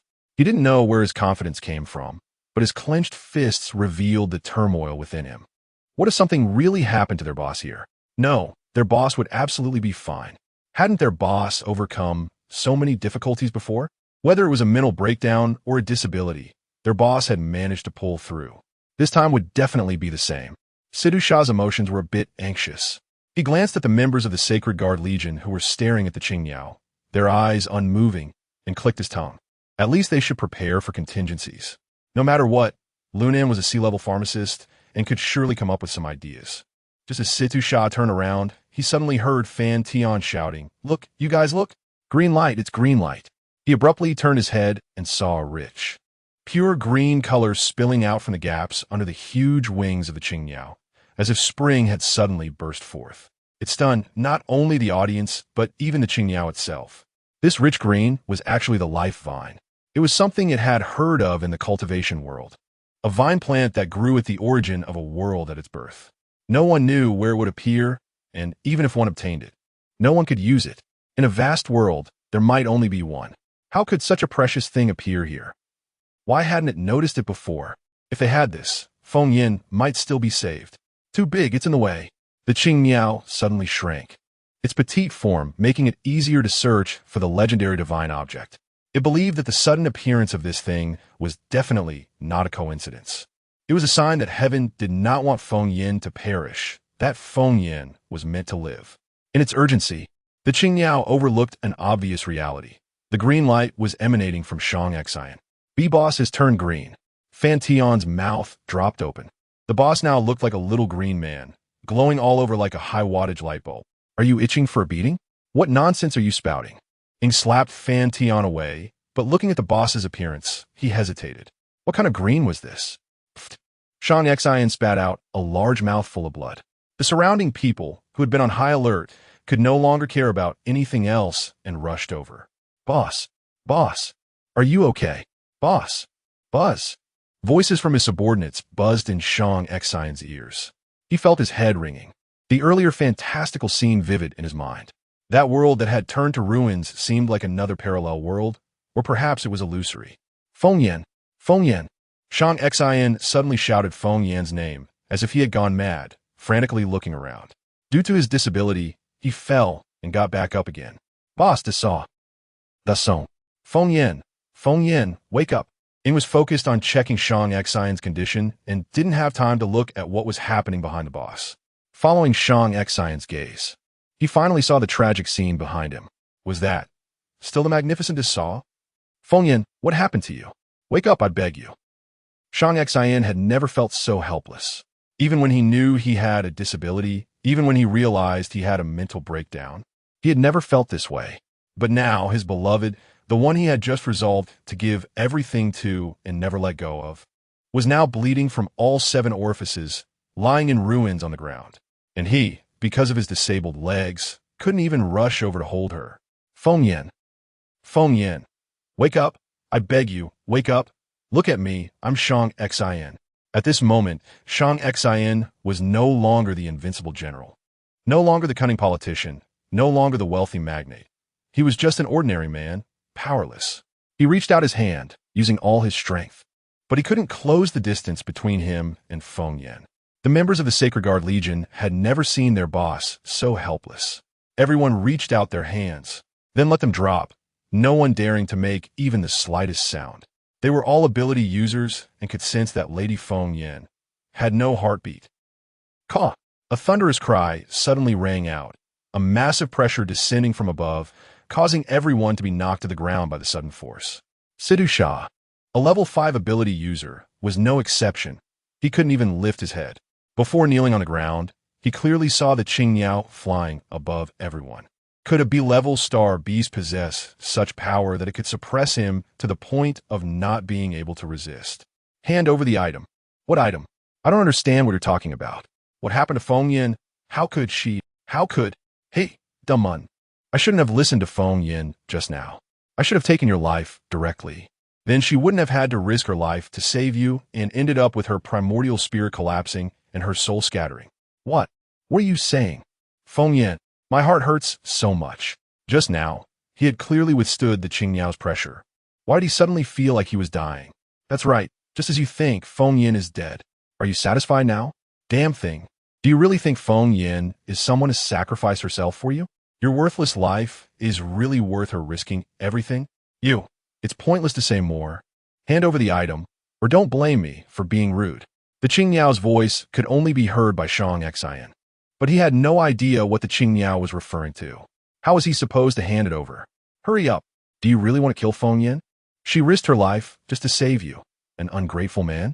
Seeing Shang Xian's confused expression, the Qingniao was furious, its feather blades unsheathed and then retracted, unable to make the decision to kill him. I don't know what you're talking about, but as long as it can save Feng Yin, take it, whether it's my heart or my life. Shang Xian raised his head, his determined gaze only fixed on Feng Yin. Then I will dig out your heart. As soon as the transmission ended, a devastating wind blade, as if it could tear apart heaven and earth, rushed toward Shang Xian. Shang Xian opened his eyes wide, not looking away, keeping his gaze locked on Feng Yin, as if afraid that if he blinked, that ruined person would disappear without a trace. The wind blade drew closer to Shang Xian's face, but he didn't even blink. Boom! A huge explosion sounded from far behind Shang Xian, and he pursed his lips, realizing that the Qingniao didn't intend to take his life. The wind blade brushed past his ear, only cutting off a few strands of hair. Feng Yin risked her life to save you. How could I let her efforts go to waste?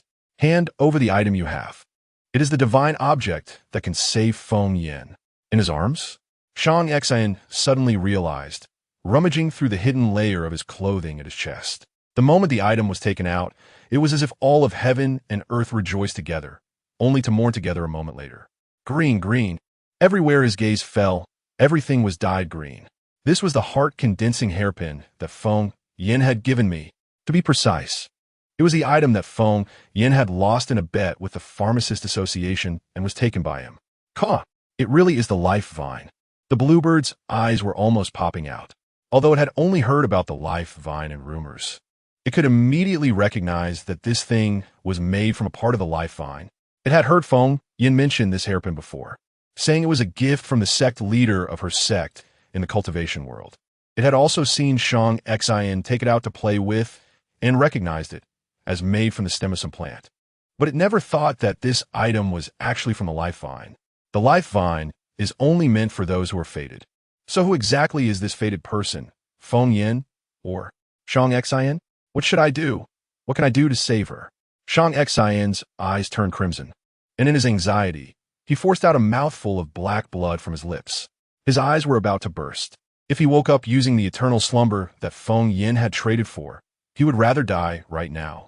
This place is not safe. Put the Ningxin hairpin on Feng Yin and quickly take her back. The bluebird transformed back to its original size, carrying the two on its back. With a cry, it flapped its wings, and in the blink of an eye, it vanished from sight. With the bluebird's departure, the oppressive force also disappeared, and everyone gasped for breath, collapsing to the ground. Phew, I thought I was going to die. Where's the boss? Big sister-in-law and the bluebird are gone. Quick, return to the Lord's mansion. Just moments ago, everyone had been pressed to the ground by the immense pressure, unable to breathe, thinking they were doomed. But now, as they breathed in the air again, their hearts could not settle. The situation of the boss and big sister-in-law was unclear, and they couldn't afford to delay for even a minute. No one spoke another word, and they moved in an orderly fashion. After a moment, a few stayed behind while the others set off towards the Lord's mansion. They had only one wish, that the boss and big sister-in-law would be safe. Then, what was that? A meteor? Impossible, the planetary shield can block it. Is it a spaceship? Not long after everyone left, Those remaining to clean up looked up and saw an unidentified object plummeting toward the ground at high speed. As it got closer, they could see it was actually a dilapidated spaceship. Get out of the way. Boom. As soon as the words were spoken, the broken spaceship hit the ground, kicking up a cloud of dust, followed by a continuous sound of metal breaking and falling. A few soldiers from the Holy Guard Corps approached to investigate. But as they got a little closer, they heard a roar from inside. Do you want to kill me? Ha ha ha. What a mistake, what a mistake. A few soldiers were stunned. One of the voices sounded so familiar, as if they had heard it somewhere. Chapter 88. Hoping you have hope, damn. Was that a mistake? You did it on purpose. A familiar voice cursed, continuously letting out painful groans. Just listening made one feel as if they had been beaten hundreds of times, causing such agony. I was just anxious. There aren't many chances to capture a B-level star beast alive. Damn it. In the thick smoke, the voices of two men occasionally emerged. A few soldiers cleaning up exchanged glances, and a name appeared in their minds simultaneously. It couldn't be. The few men wondered, but after thinking about it, they felt it was unlikely. How could that esteemed person appear here? The person inside listened and shouted, "This is the territory of planet A08. Raise your hands and put down your weapons." One soldier shouted loudly. Although he suspected it might be that person, he still raised his weapon, aiming several lasers accurately at the two men in the smoke. That familiar voice rang out again, "Don't shoot. I'm a good citizen." At that moment, a strong wind blew through, dispersing the smoke raised by the spaceship, finally revealing the two people inside. "Hey, aren't you that someone? Who is it again? I think I've seen you with my nephew." Shang Yunxiao immediately recognized the soldier standing at the front. The ones remaining by Shang Xin's side were the most loyal group of soldiers. Shang Yunxiao couldn't recall their names, but they all looked familiar. "Yes, Major General Shang. I'm called." The soldier was excited, not expecting it to truly be Shang Yunxiao. Just as he was about to report his name, he saw Shang Yunxiao rush over and cover the soldier's mouth. "Cough, cough. Are we that familiar? I don't know you." After saying that, he winked at the soldier, leaving him confused. "What does that mean?" "Ah, I see. Planet A08 is the only planet in the Huaxia star domain that doesn't belong to the government. It seems its current ownership is Shang Xin. No, it's General Shang." Wulon walked over while taking off his mech suit. His tall and dark figure, combined with the unmasked, bloody aura on him, gave a deadly illusion. The soldier instinctively raised his weapon, but the next second, the weapon turned into a pile of fragments scattered on the ground. You can't aim something so dangerous at people casually, right? Right, darling? Who the hell are you calling darling? Are you crazy? Shang Yunxiao's corner of his mouth twitched, recalling the embarrassing moment when Wulon had lifted him like a chick during the spaceship's fall. "Hey." Wulon leaned in closer, almost pressing his face against Shang Yunxiao's. "Weren't you asking me what I think of you on the spaceship? You're a bit older, but well-preserved." Shang Yunxiao, meow. "Ha ha ha. Look at your little courage." Wulon suddenly stood up, his gaze shifting to the soldier beside him. Despite having only one eye left, the soldier could see endless coldness from within. "Did you see a wounded B-level star beast?" "This." The soldier looked at Shang Yunxiao, who nodded, prompting the soldier to respond. "It's already dead, not even a scrap left. It deserved to die." The soldier gritted his teeth when mentioning the star beast, seemingly wishing he could tear the beast into pieces himself. Shang Yunxiao sensed something was off and had no time to play dumb with Wulon. "What exactly happened? Tell me clearly." The soldier didn't know Wulon, but seeing that Wulon was threatening Shang Yunxiao and seemed to have a decent relationship with him, he hesitated for a moment, then knelt on one knee, his voice trembling. "Major General, you should go to the Lord's mansion to take a look." "The General? What happened to my nephew? Hurry and tell me. What happened to him?" In the universe, he had a bad premonition. First, he noticed the spaceship's course was heading towards planet A08, then encountered a wolf-shaped B-level star beast. After that, Wulon insisted on capturing the beast alive, even ignoring the warnings from the planet's defense barrier when the beast escaped into planet A08, charging in without hesitation. It all felt as if someone was guiding him. Or perhaps it was fate. But no matter which, it seemed to be going poorly. He always had a sense that something unbearable was about to happen. "The General, quickly tell me, have you gone mute? What happened to Shang Xin?" "The General is fine, but the lady has passed away." "What?" Shang Yunxiao staggered, being supported by Wu Lan from behind. What on earth happened? Don't talk here. You. Let's go to the Lord's mansion. Wu Lan frowned, somewhat unaccustomed to seeing Shang Yunxiao, as his usual playful expression turn into one of despair. Shang Yunxiao took a deep breath. Yes, let us go quickly. Explain it to me on the way. High-level ability users, when donned in mech suits, can only exert about 50% of their overall strength in space, but on the ground, they can unleash up to 120% of their power. Wu Lan held one in each hand, and, as they approached the Lord's mansion, he was even seen as a weapon. It was only when he recognized the soldier and Shang Yunxiao's faces that he avoided a potential melee. Major General Shang, what brings you here? You should rest first, and later. Normally, everyone would be delighted at Shang Yunxiao's appearance, but at this moment, Ying, aside from stiffly exchanging a few pleasantries, was too preoccupied to care about him or the unexpectedly present Wu Lan behind him. What is happening with my nephew now? What about my niece-in-law? Is she really? As he spoke, Shang Yunxiao paused. On the way here, that soldier had risked being blown bald by the wind and told him the entire sequence of events. Although there were too many unbelievable things, he couldn't care less. He just wanted to know what had happened to his nephew and niece-in-law. Silence.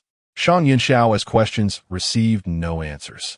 The people he knew or didn't know surrounded the Lord's mansion, but it was so quiet that even the sound of their breathing was clearly audible. What's going on? Speak up. If you don't talk, get out of my way and let me in. Just as Shang Yunxiao was about to push the door, Wu Lan suddenly shoved him from behind. A powerful gust of wind accompanied by a sonic boom struck Wu Lan's face. Wu Lan concentrated all his abilities in his arms, forming a hard earth-type shield. But that gust of wind completely ignored his defense.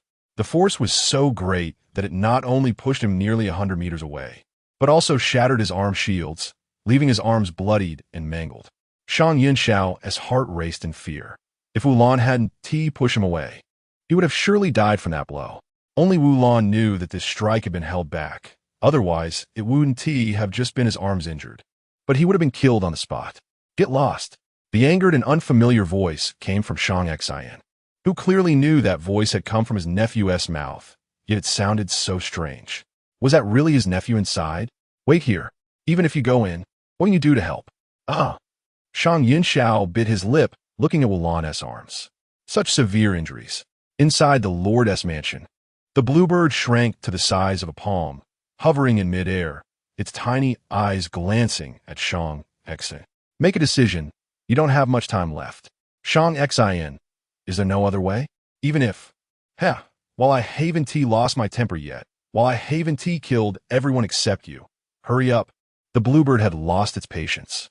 It knew the man who had just attempted to break in was related to Shang Xian by blood, so it had deliberately attacked.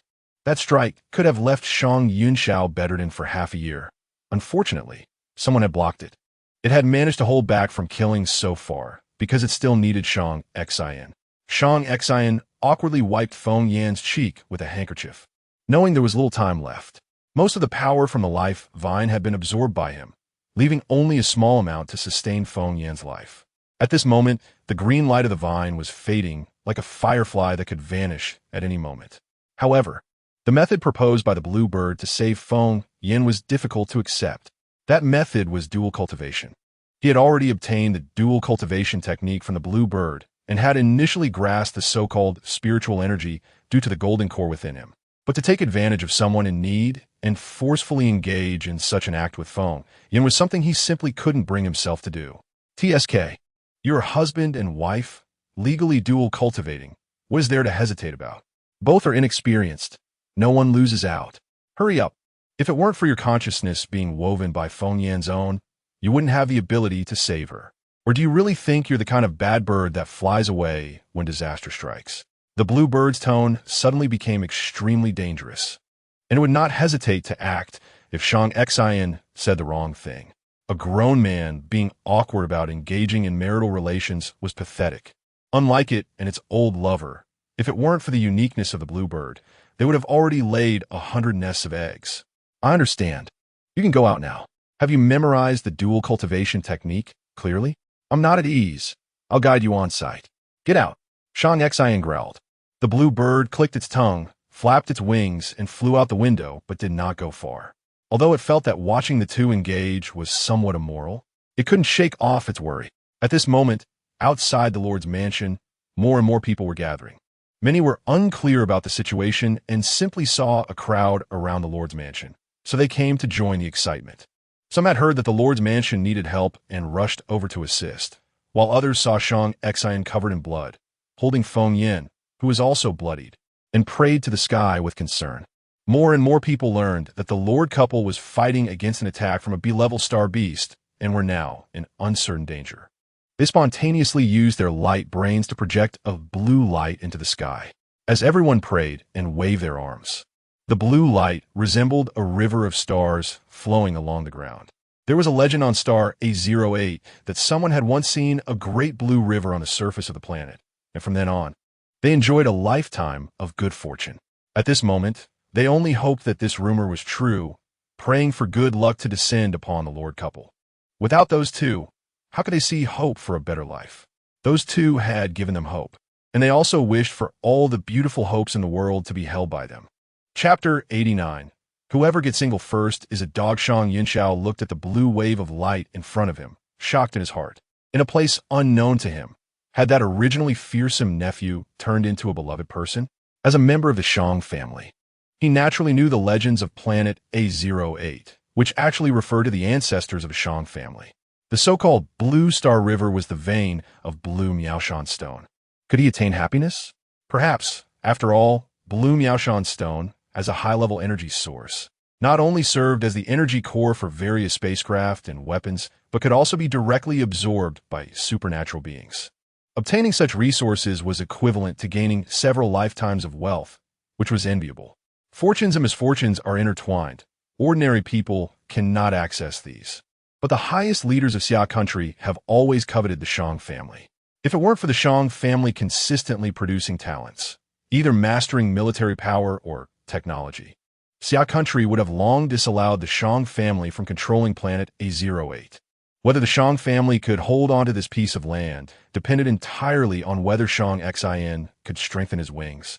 The situation outside the mansion did not affect what was happening inside. In order to avoid making any inappropriate sounds, the Qingyao set up a soundproof array.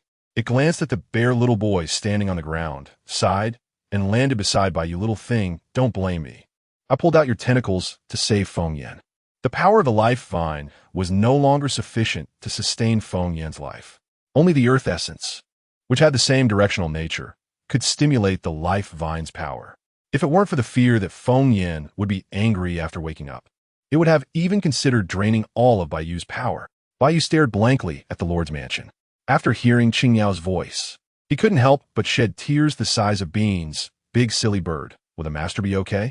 After the master wakes up and sees that all my tentacles are gone, will he not like me anymore? Qingyao, Feng Yin will be fine. As for why Baiyu thought Feng Yin liked his Cthulhu-like appearance, Qingyao didn't want to express any opinions. In the room, Shang Xian gently caressed the lovely face beside him. From the first meeting, Feng Yin had an energetic and cheerful image. He thought Feng Yin was deliberately sent by the Feng family to disgust him. So in a fit of anger, he registered to marry Feng Yin. At that time, he thought about extracting the Feng family's plans from Feng Yin and then getting rid of this woman. But now, this woman had clearly become his entire life. His joy, his hope for living, and even his life were all given by her. Feng Yan, I am sorry. I never thought about touching you because I was afraid that one day when I die, you would still be pure and innocent. Besides, with my appearance, I don't deserve it. Shang Xian gently pressed his forehead against her pale face, which had lost its color.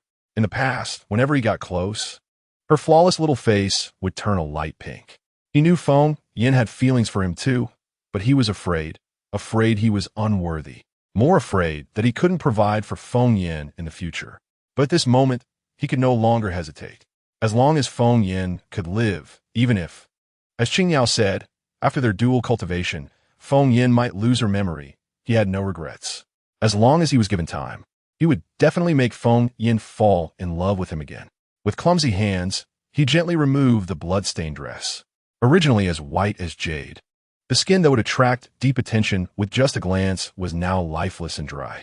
The withered skin was different from the death of a normal person. It was a life flow that even the life vine could not stop. Shang Xian knew that he was no longer a traditional supernatural being. Perhaps he had already become what Feng Yin called a cultivator, but he had just entered the door and could only guess at what Qing Yao had said.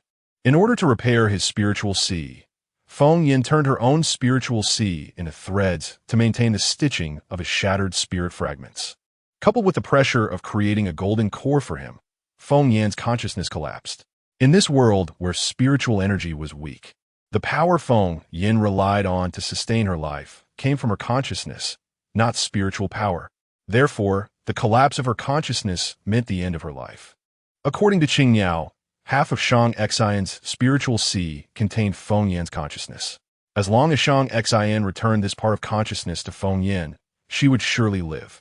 The sea of consciousness of a cultivator is the most private and securely defended place. To break through without harming her could only be done in the most primitive and intimate way, which was dual cultivation. Shang Xian lowered his head, trembling lips pressed against Feng Yin's pale thin lips. "I'm sorry, my love. Our first time together turned out to be in such a form. Where is this?" Feng Yin suddenly opened her eyes, instinctively covering her head. The surrounding scene was both familiar and strange. It was clearly her cave dwelling. The cave dwelling of the cultivation world. Wait, she should have been repairing Shang Xian's spiritual sea. How did she suddenly appear here? Shang Xian, where are you? Feng Yin got up and looked around. This was indeed her cave dwelling, and the arrangement seemed exactly the same as on the day she refined the domain void pill. Yin, are you okay? I heard a loud explosion in your cave. Did you fail in alchemy? A ripple appeared at the entrance of the cave, followed by a young woman dressed in a hoodie and sweatpants, looking flustered as she rushed in. I told you next time you refine a high-difficulty pill, let me watch. I can't refine pills. Are you afraid I'll steal your skills? Look at our Yin. She's been blown up into a homeless person. Qin Xiao skillfully helped Feng Yin tidy up her hair and then patted the dust off her clothes. After a moment, she suddenly froze and took out a talisman, reciting a clumsy incantation. Look at my memory. We're all cultivators now. Using a cleansing talisman would have been enough. Xiao. What are you doing here? Where's Shang Xian? Feng Yin was confused. Qin Xiao was her good friend. If she appeared here, did that mean she had returned to the cultivation world? Qin Xiao smirked lewdly and immediately pulled out some sunflower seeds from her pocket. Sang Xin. Sounds like a man's name. Tell me, are you secretly looking for men behind my back? You're so inconsiderate. We agreed that whoever gets single first would be a dog. Why would you rather be a dog? It's infuriating. Qin Xiao talked to herself, growing angrier as she continued, gradually starting to attack Shang Xian, whom she had just heard of. Shang Xian. Not a good name, definitely trying to set up a reputation, but can't hold it. Just a guy who works hard all his life. Not good. How tall is he? What is his weight? Is he handsome? By the way, what about his cultivation level? Still as chatty as ever. Still so fond of talking to herself. This person was truly her only and best friend. The one she realized was also a fellow traveler when she crossed into the interstellar era. Very tall, a head taller than me. Wait, I'm not sure. Very handsome. All the women who have seen him are attracted to him. As for his cultivation level, it's considered high.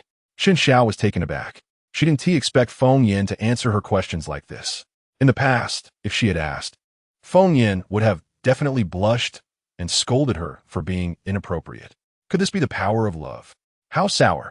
I want to get rid of that Shang Xian. Something's not right. You're acting really strange. Qin Xiao, while munching on sunflower seeds, circled around Feng Yin, scrutinizing her. Initially worried that Feng Yin might have been injured in the explosion, she then caught a whiff of gossip and couldn't help but notice Feng Yin's change. It had only been half a day since they last met, but it felt like Feng Yin was a completely different person. It wasn't a change in appearance or image, but rather, how should she put it? It seemed there was a significant shift in her aura. The old Feng Yin would smile and listen to her chatter, but would never engage in her gossip topics, always giving off a sense of keeping people at arm's length, like the stars in the sky, visible and beautiful, but once you tried to grasp them, you'd find they were far away. She always concealed her inner feelings and emotions. But the Feng Yin in front of her smiled and answered her questions, even blushing after speaking. Such genuine emotion was something Chun Xiao rarely saw on Feng Yan's face. I'm not acting strange at all. Feng Yan was preoccupied with thoughts of Shang Exen, struggling to distinguish between reality and illusion. If she had truly crossed back for some reason, time shouldn't have stopped at the moment she was refining pills. But the Chun Xiao before her was so vivid, clearly real. Thinking this, Feng Yan grabbed Chun Xiao's arm, catching her off guard. Chun Xiao hadn't expected Feng Yan to twist her arm in a fit of anger, and the grip was so strong it felt like a murder attempt.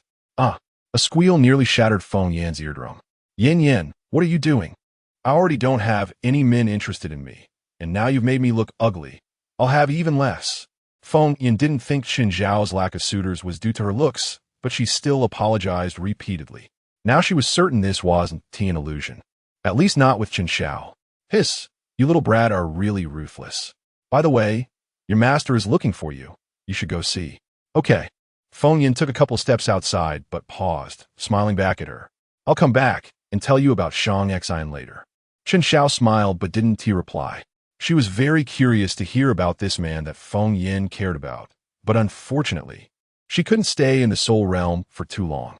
Perhaps there would be a chance in the future to meet him in person, but it certainly wasn't now. Stepping out of the cave, the entire mountain peak was exactly as Feng Yan remembered. Every blade of grass and every brick of the house was identical to the last sight she had before crossing into the interstellar era. It seemed she had truly returned to the day she refined the empty pill. She wondered how Shang Xin was doing. He should be able to survive, right? Well, as long as he was alive, that was good. As long as there was life, there would be a future. Master, you were looking for me? Sit. Fairy Yunlu, one of the few female alchemists in the cultivation world, was over 1,000 years old but still had the appearance of a 29-year-old beauty, with a shapely figure and an exquisite sense of fashion reminiscent of a courtesan. She lay lazily in her luxurious chamber, delicately feeding herself crystal-like spiritual fruits with her slender fingers. She called Feng Yan over just to have her sit down, but then fell silent. Her expression a mix of amusement and contemplation, as if she were looking at Feng Yan, but also trying to see something beyond her. Time passed minute by minute, and with neither of them speaking, the atmosphere grew particularly eerie. Good disciple, this spiritual fruit is very sweet. Why don't you try some? Fairy Yunlu broke the silence first, only to see Feng Yan scoff coldly. Try? Once I do, I won't be able to leave here anymore. As soon as the words left her mouth, a spiritual sword materialized in Feng Yan's hand, charging violently towards Fairy Yunlu on the high platform. Chapter 90 Strange Realm. Wait a minute, I don't understand. Shang Xin is seriously injured, so why is his wife in imminent danger now? Although the soldier who was pulled in halfway to lead the way had recounted the events, his ability level was low, and he couldn't see the situation under the wings of the Qingyao like Ying and the others. Furthermore, later on, the Qingyao deliberately obstructed the view, and even Ying and Sidu Sha were unable to see what had really happened. Wulan asked Shang Yinxiao, who also couldn't figure it out. His greatest fear was that his nephew would use his abilities, and from the soldier's vague explanation, he had already imagined his nephew's desperate appearance when facing a frenzied B-class star beast. If anything happens to my nephew, I will take your life. Wulan did not respond. He had accepted the mission from the Crown Prince Wang Shilian to ensure Shang Yinxiao's safety, and the safest place to settle him was beside Shang Xin. However, due to his momentary greed, wanting to capture a B-class star beast for a good price, he ended up causing great harm to Shang Xin. If anything happens to Shang Xin or his wife, his deal with Wang Shilian would probably come to an end. TSK, the deeper you go into the vortex, the easier it is to get trapped. Wulan irritably grabbed his head and accidentally tore off the bandage covering his eyes, although he quickly tied the bandage back in place. Shang Yinxiao still caught a glimpse of the horrifying appearance of his left eye. Your eye? Oh, that? It was just blinded by a damn mad dog. You don't need to worry about it. As for Shang Xin, I believe he has his own good fortune. He will definitely be fine. Oh, right. His wife will definitely be fine too, Wulan said, revealing a set of white teeth, which somewhat alleviated Shang Yinxiao's irritation. He clenched his fists tightly, his molars grinding together, hoping so. Everyone looked at the Lord's mansion with worried expressions. Fiki, Chu Pangpang, Luna, Hill, and the Guwei couple, Almost all those related to Shang-Xin or Feng Yin were gathered here.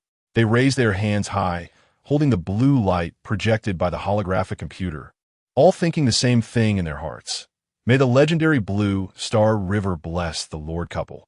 Inside the Lord's mansion, the atmosphere was ambiguous, filled with the heartbeat of love.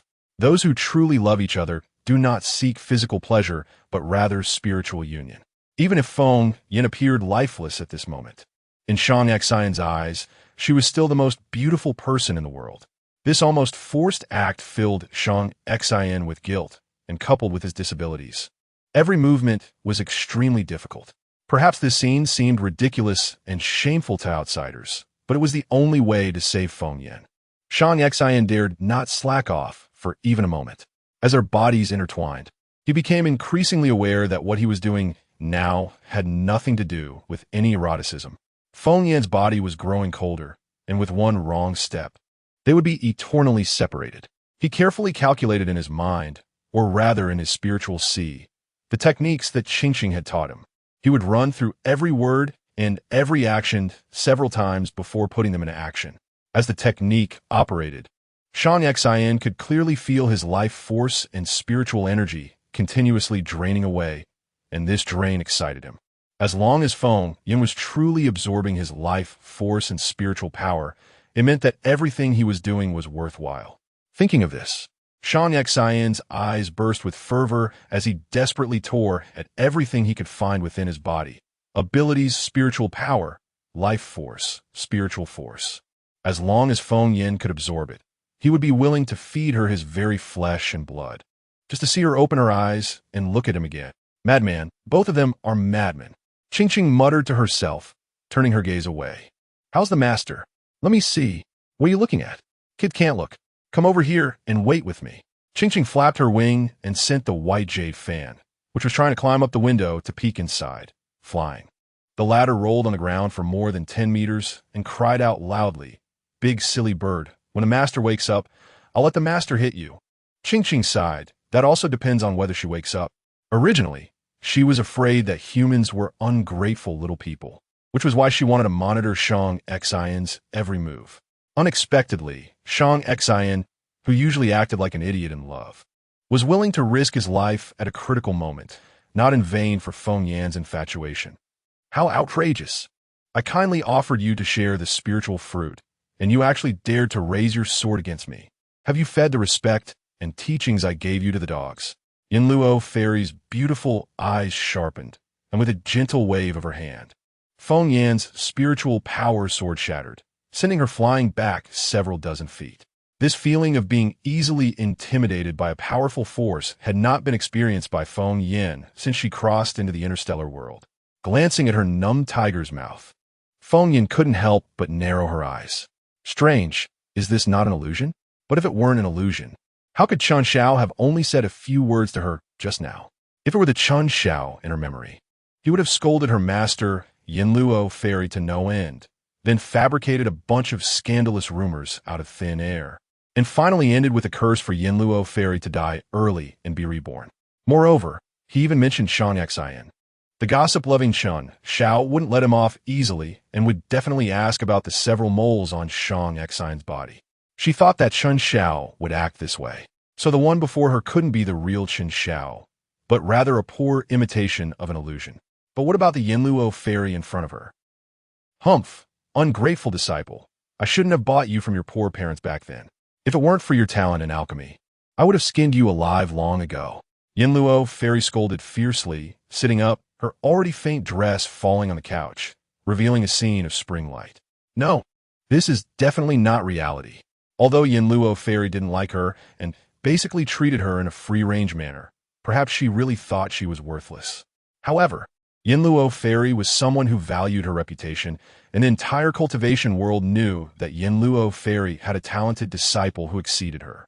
No matter in front of outsiders or Feng Yin, Yinluo Fairy's reputation was impeccable. Such a situation where she spoke filthy words could never happen unless. Good disciple, come here quickly. I wasn't doing it on purpose just now. I only wanted to see if your skills had regressed. As Yinluo Fairy spoke, she stepped down from the couch, her expression of concern not seeming fake.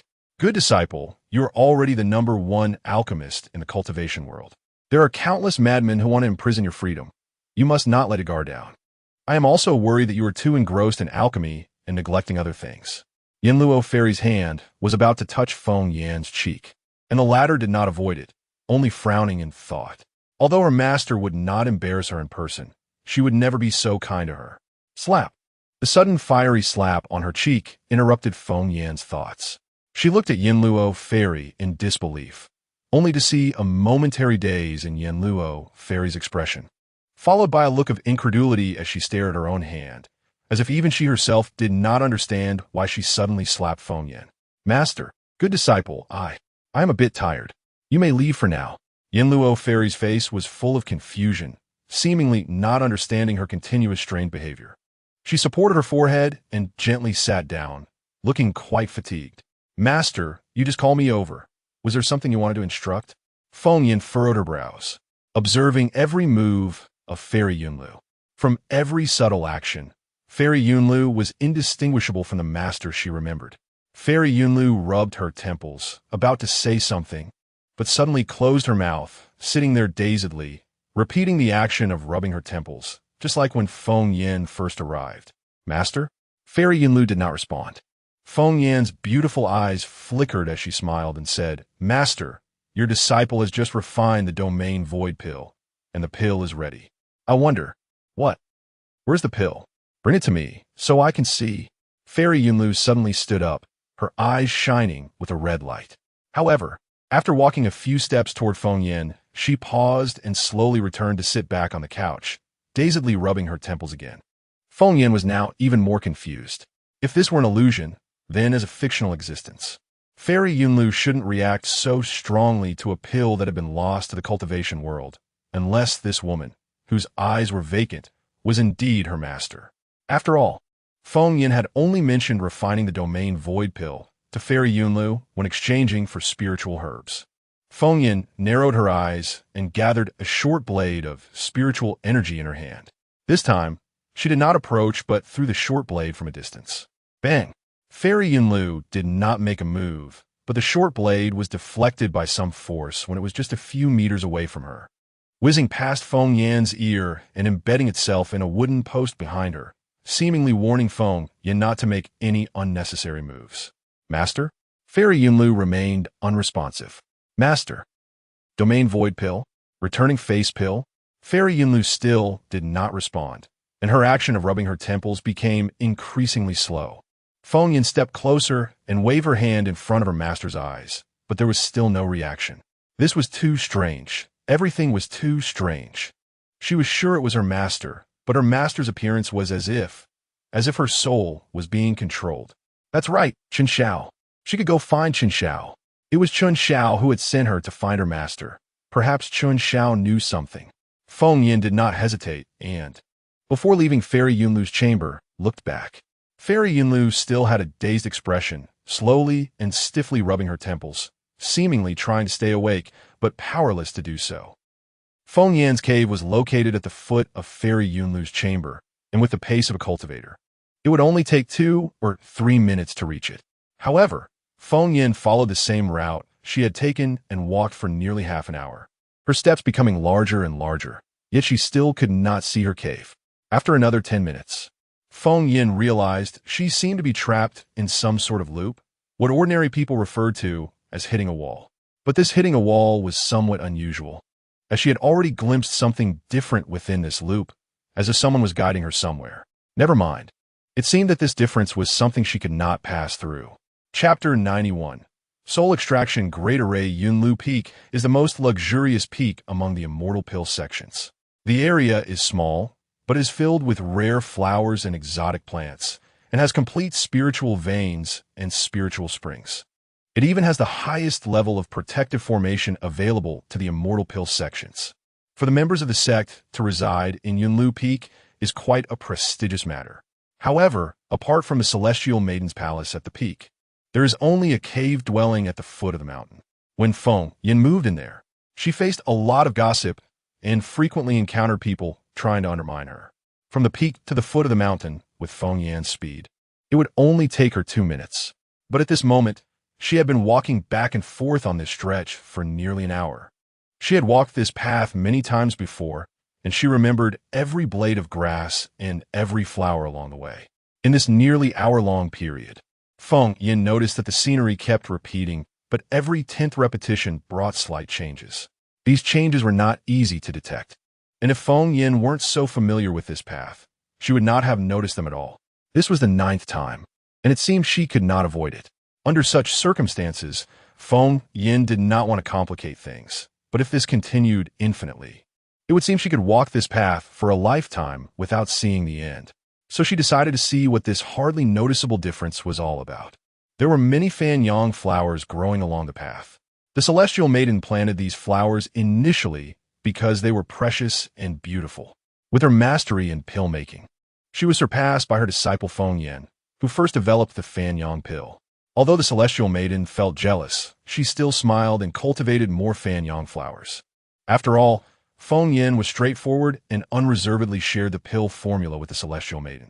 With this healing treasure pill, earning spirit stones was as easy as picking up pebbles, and the celestial maiden had no enmity with spirit stones.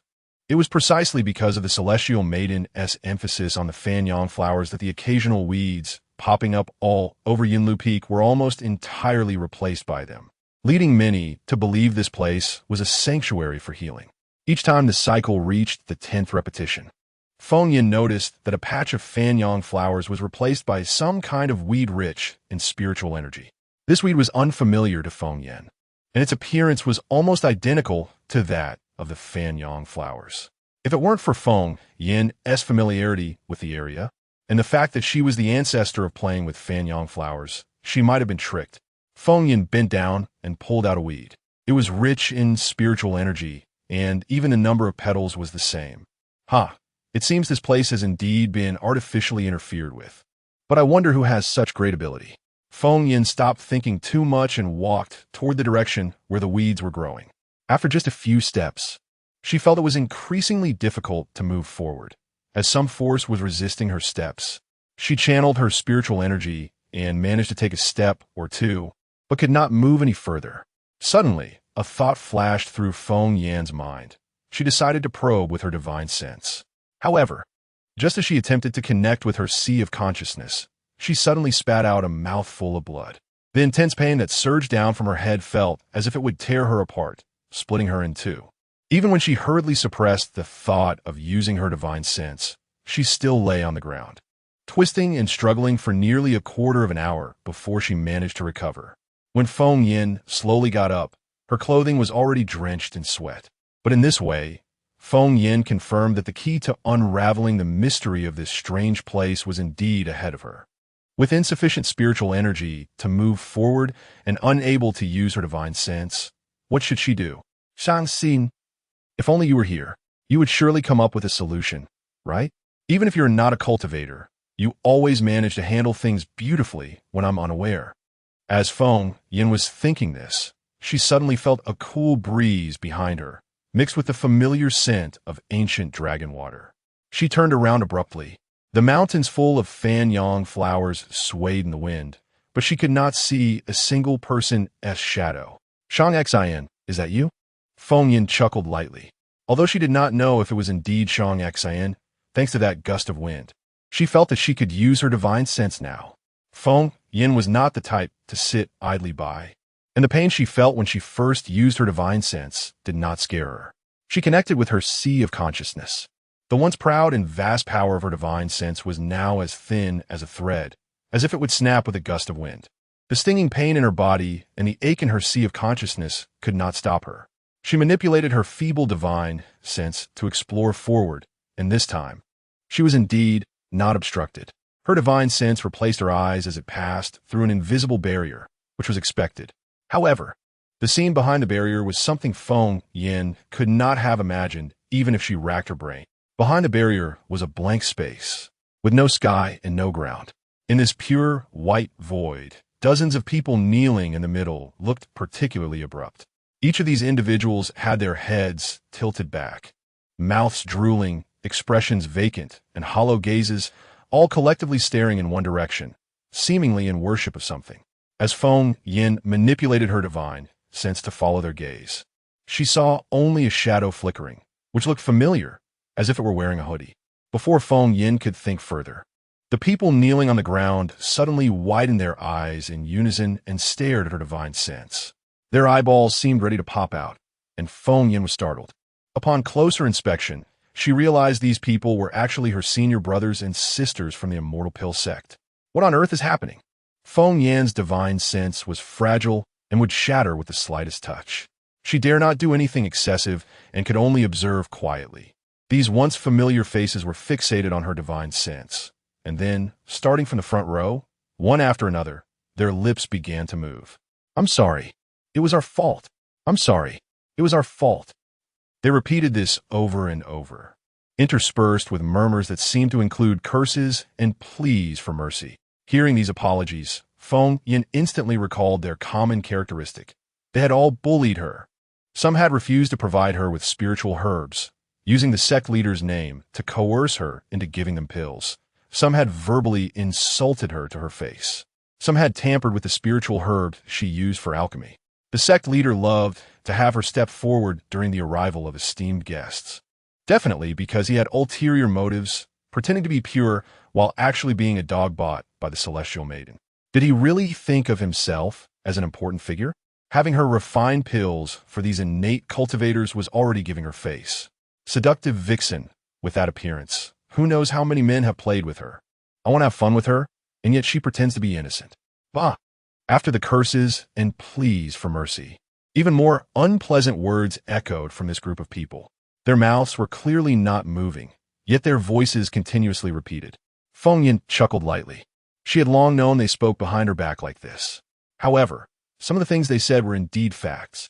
For instance, she was not a descendant of a cultivation family, but merely a discarded child that her biological parents could casually abandon for a few pieces of silver. For example, she had a stunningly beautiful face, but had rejected countless suitors due to her obsession with alchemy. Did you hear that? In the eyes of this group, you are nothing but an insignificant clown. A strange voice echoed from all directions. Before Feng Yin could respond, it continued. You see well. Look at how those who bullied you end up. As soon as the voice fell, the kneeling people seemed to be electrocuted, suddenly convulsing in pain. A huge formation gradually took shape beneath them, glowing with a strange black-blue light, as the light seemed to crawl up each person's body. But it appeared that the light was not trying to draw their spiritual energy, but rather surged directly toward their heads. Soul-refining great array. You guessed close, but it's not right. Just wait patiently. If you can't stand to see these people die like this, I can stop. That unfamiliar voice asked Feng Yin in a familiar tone. After a moment of silence, seeing that Feng Yin didn't respond, it continued to operate the formation. The dark blue light plunged into the foreheads of the crowd, and screams echoed through the sky. The light formed tentacles, absorbing a certain power from everyone's minds. Even without delving into it, Feng Yin could tell that these lights were extracting the consciousness and souls of these people. It was unclear whether the formation was too strong or these people were too weak, but in no time, the formation ceased its operation. Huh? The distant voice expressed a doubt, followed by a light laugh, revealing that it never expected the process of coming to terms would be so quick. The power Feng Yin gained from that gust of wind was insufficient. She could feel that she could no longer maintain this thread of consciousness, so she anxiously asked, "Well, what you're doing? Harm yourself?" The distant voice paused for a long time before answering, "No." These two words were spoken in her original voice without any change. Feng Yin smiled and said, "Thank you."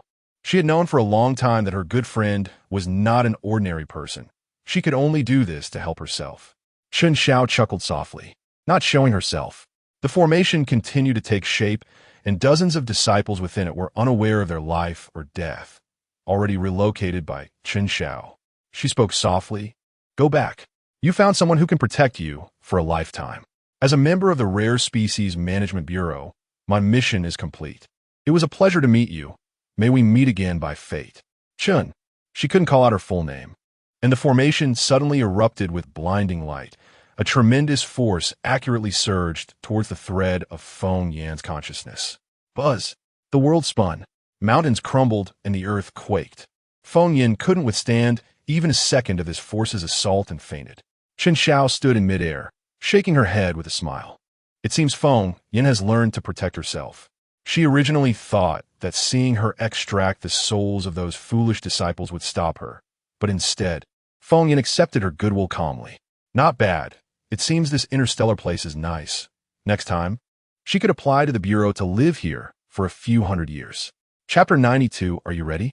Shang Xin gently covered Feng Yin with a soft blanket, his face a mix of worry and tenderness, no longer embodying the imposing presence of a general.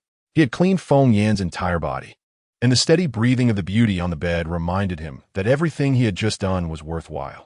Ching Ching, when will Feng Yin wake up? Ching Ching. Hearing the voice, finally came to her senses. She will wake up very soon. How absurd. She thought Feng Yin would need more strength to get through the crisis, and had already discussed with Baiyu that if Shang Xin lacked power, they would both sacrifice half of their cultivation to stabilize Feng Yin's spirit. But now it was clear that it wasn't necessary. What was going on? Just now, Liao sensed that her contract with Feng Yin had been severed, and feeling uneasy, she had come over, only to find out everything Feng Yin had encountered. Liao cried out, but only Qing Miao and Baiyu could hear her. She insisted on going in to help Shang Xin save her master. And since Qing Miao couldn't stop her, she had no choice but to let her in. However, the two were in dual cultivation, which for Liao, who had no knowledge of cultivation, was akin to doing something scandalous. Liao scolded Shang Xin for being shameless, saying that with her master in a life-and-death situation, he still thought about such things. He deserved to die. Fortunately, Qing stopped her in time and explained for a long while before Liao reluctantly accepted. No, Shang Xion's spirit power is simply not enough. Let me do it. Although Liao lacked knowledge of cultivation, her innate spiritual power was genuinely powerful. Otherwise, she wouldn't be able to use abilities like splitting her consciousness. She carefully timed Shang Xion's moment of transmitting his soul power and sent her own soul force into Feng Yan's consciousness at the same time. Shang Xion, knowing that besides Qing Miao and Baiyu, Feng Yin had also contracted with an unseen existence, guessed it was Liao who acted. He took the opportunity to channel all the mental energy and power he could extract into Feng Yan's body, almost fainting from the exertion. However, with Feng Yan's condition uncertain, he forced himself to stay conscious. Fortunately, it wasn't long before Feng Yan's sunken cheeks gradually regained their fullness and color. Although she hadn't woken up, her breathing was now steady. Shang Xian knew that Feng Yan's life had been saved. His feelings were complicated at this moment. When he was just in dual cultivation with Feng Yin, Liao, Qing, and Baiyu all seemed to be present. How would he face these three in the future? However, Qing was not as optimistic as Shang Xian and Baiyu. She had lived longer than these few and knew more. Although the suggestion for dual cultivation came from her, given Shang Xion's power, which barely counted as an entry into cultivation, the chances of Feng Yin waking up were very low. She was merely gambling, betting that the appearance of the life vine was fate, hoping for a miracle to occur with this descendant of the ancestral god. But now that she had won the bet, she couldn't feel happy about it because everything was too strange. Even with Liao's help, Shang Xian couldn't possibly save Feng Yin so easily. Feng Yin was not just an ordinary injury. Her soul and consciousness were damaged, and that couldn't be repaired. Even if she was saved, Feng Yin would still be in a critical state with her spirit harmed. She even thought that if it really came to it, she would pull out Baiyu's leg for Feng Yin to eat. After all, the Earth Spirit Master would definitely be angry and could help in some way. But what she saw now was, Feng Yin looked completely fine. Not only was her soul intact, but her consciousness also showed no signs of damage. And she seemed to have become even stronger. Is this possible? It's unreasonable. What unique power does Shang Xian possess? Or is there an existence she is unqualified to contact that helped Feng Yin? Thank goodness you're okay. Otherwise, I would have to repay your kindness for saving my life by chasing after you. Seeing Shang Xion's infatuated look, Qing Miao shook her little head. Forget it. Why dig into those details? As long as the person was okay, wasn't that enough? At that moment, a very faint knock sounded from outside the door, and Ying's cautious voice floated in. Boss, are you okay? Shang Xian then glanced at the clock and realized that 2 hours had already passed. According to their usual rules, Ing needed to expend all his energy to confirm his safety after 2 hours of uncertainty. Now, that 2 hours had passed. Ing must be like an ant on a hot pot. Come in. As soon as he finished speaking, the door was kicked open. Big nephew, are you okay? You mustn't die. Hearing this voice, Shang Xian couldn't help but rub his forehead. The only person bold enough to kick down his door was his uncle. Ing followed Shang Yinxiao in, temporarily keeping the rest of the concerned people outside. I'm Fina, Ing. Get the S-level star beast meat from the military storage and have Luna prepare a meal. Yes, I'll go right away. Shang Xian nodded and didn't give any further instructions. Ing knew that his boss wanted to speak with the Major General privately, so he left first. His boss looked a bit pale, but it seemed he was not in life-threatening danger, which gave Ing a huge shock. Before he left, he caught a glimpse of the big sister-in-law on the bed. Half covered by the gauze, her complexion rosy. Given his boss's attitude, she should also be fine. Thank the heavens. Once Ing came out, he was naturally surrounded from all sides. Everyone was asking the same question. How are the Lord and Lady of the Lord's residence? Ing reassured everyone, telling them that both adults were fine and that it was getting late, but they should go back first. After dispersing the crowd, Situ Sha, Fei, Qi, and several members of the Holy Guard Corps approached. Is the Lord really okay? Just now, Situ Sha felt that Ing was lying. With the spirit turmoil and being severely injured by a B-level star beast, how could he possibly be fine? And about the Lord's residence. He had seen the two of them brought back by Qing Yao, covered in blood. I knew the boss would be fine. That's right, our boss is tough. And besides, there's big sister-in-law around, so he definitely won't be in trouble. Ing, did the boss give any orders? The group chattered, appearing relaxed. But the cold sweat on their backs had dried multiple times, and their hearts were more anxious than anyone else's. They had never thought about what they would do if their boss were to be absent one day, because in their minds, the boss was always that charismatic figure who could slay star beasts in the universe, as if they were cutting vegetables, a man capable of anything. Until this incident happened. The core members of the Holy Guard Corps, while appearing relaxed on the surface, had undergone significant changes in their hearts. They could no longer rely on their boss's protection. What they needed to do now was to become stronger, strong enough that the next time a powerful star beast appeared, they wouldn't be useless but could fight alongside their boss and even protect him. The boss asked for the S-level star beast meat from the military storage. Big sister-in-law must have expended unimaginable energy to save the boss, and the boss is truly going all out this time to compensate her. Of course, Big sister-in-law deserved to enjoy the only S-level star beast meat in their Holy Guard Corps stock. What did you say? What did the boss say? Huang Qi suddenly spoke up, his tone incredulous. Ing was displeased and immediately retorted, the boss asked me to get the S-level star beast meat. What?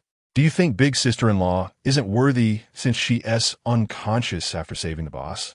You guy, usually pretty clever, are you being dumb now? Where did the boss ask you to get the star beast meat? Ying's mouth twitched. If he hadn't calmed down yet, he would definitely have shown Huang Qi a thing or two. The military storage, where else could I get it from? Wait a minute. It was only then that Ing realized, and his expression changed to match that of the other Holy Guard comrades, their eyes wide open, exchanging glances, their eyes filled with fervent flames. Good. They had been waiting for this day for a long time. The aura of several people suddenly changed. They no longer guarded the Lord's mansion, as if they had received some orders and suddenly became busy. Fei looked bewildered at his suddenly bustling comrades, feeling a bit nervous. What are you playing at? I'm a bit confused here. You've been on planet A08 for years and don't know the boss's habits. Huang Qi was rapidly arranging something on his light brain, his eyes gleaming. Ever since the boss got injured, he hadn't mentioned the Holy Guard Corps again. At this point, Huang Qi didn't continue, as there were outsiders like Wu Lan and Sidu Sha present. Although Fei had not been by Shang Xian's side for a long time, he suddenly realized what was happening, and for a moment, he was so excited that he didn't know where to put his hands. Good. Let those dogs see. Our Holy Guard Corps is not a soft persimmon. Want to squeeze us? They better see if they are worthy. The boss mentioned the armory, not the cold storage, which means the boss intends to reorganize the Holy Guard Corps. Great. He trained his skills just to kill star beasts and those blind dogs who bully them. Situ Sha, facing the strange attitudes of a few people, didn't understand what was happening. However, as the leader of the Hunters Alliance, He instinctively sensed that something big was about to happen. He decided to go back and prepare the recovery ceremony. After all, they had nothing to lose on planet A08. Their Hunters Alliance was a group of desperate people. No matter what Shang Xian wanted to do, they would support him all the way. Following Shang Xian for a meal was definitely better than the late meat they would get fighting alone. Everyone suddenly found something to do, leaving only Wu Lan alone. He gently touched his left eye, covered by a bandage, and a strange smile curled at the corners of his lips. This trip was indeed not in vain. Shang Xian was unaware that with just one sentence, the members of the Holy Guard Corps had overinterpreted it and were now busier than ever. But it didn't matter. It suited his intention. Big nephew, have you thought this through? Doing this is equivalent to being anti-government. Although Shang Yunxiao was asking Shang Xian, his gaze couldn't be torn away from the bluebird and the white jade. He seemed to know what these two magical beings were, but it was clearly not the right time. However, seeing these two little creatures guarding his niece-in-law's bed so closely, they might be pets raised by her. Once his niece-in-law woke up, he had to ask where these little guys came from. He wanted them too. Shang Xian switched his wheelchair to mechanical leg mode, instantly towering in height. His cold and terrifying gaze abruptly interrupted Shang Yunxiao's wild thoughts. Shang Yunxiao couldn't help but swallow. It was this expression that earned his big nephew the nicknames Mad Dog and Devil for a reason. In those eyes was a heavy murderous intent and obsession. That tenderness shown to his niece-in-law just now was what was truly abnormal. Naturally, if they dared to act, they shouldn't blame him for not being tolerant anymore. I think they may have forgotten who I am. Chapter 93. The scum who seeks men immediately after waking up, but isn't it still uncertain at this point? Shang Yunxiao wasn't persuading. After all, persuasion was useless. He merely offered an opinion, hoping his nephew would do more investigation. Moreover, his nephew had just gone through a life-and-death moment. Discussing this now seemed too hasty. Uncle, you've been living in luxury for too long. That B-level wolf-shaped star beast has a white mark on its forehead. Shang Xian's gaze was icy, his tone indifferent. Although he wasn't targeting anyone, it seemed that anyone he found displeasing would be crushed by him. What? That group of dogs. Damn it. Bang. Shang Yunxiao slammed his fist on the table. The white mark on the forehead indicated it was under human control. Only the Fong family had the ability to control star beasts. He had thought encountering a B-level star beast near A08 was an accident, but it turned out someone had arranged it on purpose. It was all Wu Lan's fault. If that guy hadn't insisted on capturing that star beast alive, this wouldn't have happened. I'm going to settle scores with him. Shang Yunxiao's face was so angry it looked like a balloon, and he was about to go find Wu Lan. Wait, I also need to find him. Ching, please notify me as soon as Feng Yin wakes up. Thank you. Shang Xian spoke to Shang Yunxiao in a calm tone, but his attitude towards the Qing bird shifted, becoming gentle and even somewhat cautious. While Shang Yunxiao felt a bit sour, his curiosity was also buzzing like 1,000 ants. What exactly was this little bird? Could it understand human language? The Qing bird waved its wings, indicating it understood, and shortly after Shang Xian left, Feng Yin suddenly opened her eyes. Shang Xian, Shang Xian, Shang Xian, waking up just to find a man, TSK, I wasted my worry for you. The Qing bird flapped its wing against Feng Yin's cheek, the motion barely noticeable, but it tickled Feng Yin. Ching, where's Shang Xian? How is he? Feng Yin only remembered using the beast core of a B-level star beast to construct a golden core for Shang Xian through forbidden techniques. When she sent the golden core into Shang Xian's dantian, she lost consciousness due to a lack of strength, and didn't he know if the golden core was successful? If it wasn't, no. Take me to find him quickly, Feng Yin said, trying to get up, but Liao and Baiyu stopped her simultaneously. Master, I know, the big master is fine, Baiyu advised. Yes, master, Shang Xian is okay, you need to rest now. Liao kindly covered the quilt back over Feng Yin. The Qing bird gave Feng Yin a sideways glance at her desperate state for a man and clicked its tongue. Speaking sarcastically, what could happen to him? You used all your divine sense to weave his sea of consciousness, transferred some of your soul power to him, and even performed a forbidden technique to create a golden core for him. If he could still have problems after all that, he might as well just die. Look at you, almost lost your life. And what did Shang Xian compensate you with? A piece of S-level star beast meat? You're just a money-losing deal. You. How am I a money-losing deal? Feng Yin suddenly exclaimed, her gaze drifting somewhat as she looked at the Qing bird. You're not overly worried about me, are you? Puffed. A person who turns herself into this state for a man has no qualifications for me to care. The Qing bird denied it. But Bai quickly interjected to take credit.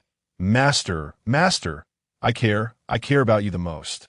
After exchanging a few words with the Qing bird, Feng Yin felt a lot more relaxed. If Shang Xian were in trouble, Qing definitely wouldn't have this attitude. Relaxing, she finally had the mood to look around. Liao is here, Qing is also here, but who is this stunningly beautiful little boy speaking in the same tone as Bai? Feng Yin had no resistance to such a beautiful little boy. Her voice became soft, as if afraid to startle him. The little boy's jaw almost dropped to the ground as he suddenly cried out, Wah! Master, doesn't he recognize me anymore? I can't live. Wait, you're not Bai, are you? Where are your tentacles? Continuing on. In the main star, the President's office in the capital. Wang Xiang had already begun assisting President Wang Yin in handling government affairs. He didn't even lift his head, and the subordinate beside him could only continue reporting with a stiff face. The star beast began resisting orders as it entered the vicinity of the A08 star domain. Unwilling to enter A08 no matter what. It was as if there was something inside that terrified the B-level star beast. But what could be so powerful on A08? A disabled Shang Xian? A group of inexperienced low-level ability users? Surely there couldn't be an A-level star beast there? If that were the case, a 08 would probably have no living people left. Did I tell you to stop?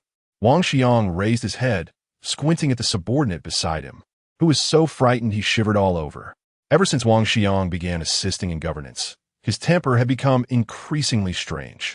Later, a small spaceship appeared near A08, and the people on the ship were greedy enough to attack the star beast. As a result, the star beast went berserk, crashed into the spaceship, and jumped into A08. That dilapidated spaceship followed the star beast and fell into A08.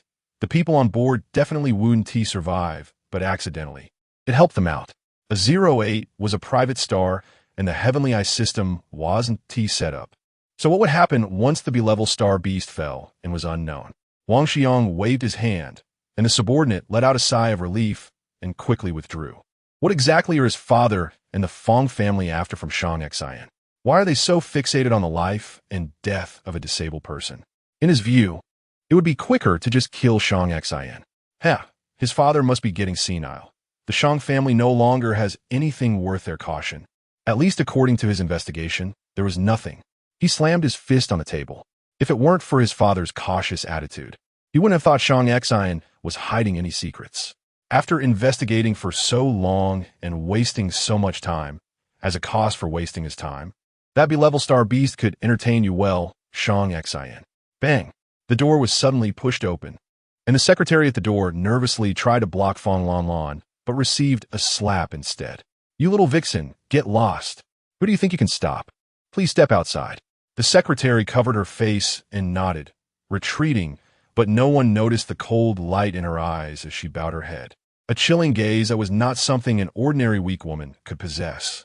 Fong Lan looked down at the secretary, surnamed Na, who had a seductive appearance and was dressed so revealingly, clearly trying to get close to Wang Xiang to take a shortcut. She had seen many women like this. What do you want? Wang Xiang sat back down, continuing to review documents, his face no longer displaying the previous enthusiasm he had for Fong Lan. Fong Lan laughed in anger. This isn't the time you proved your strength on me. What?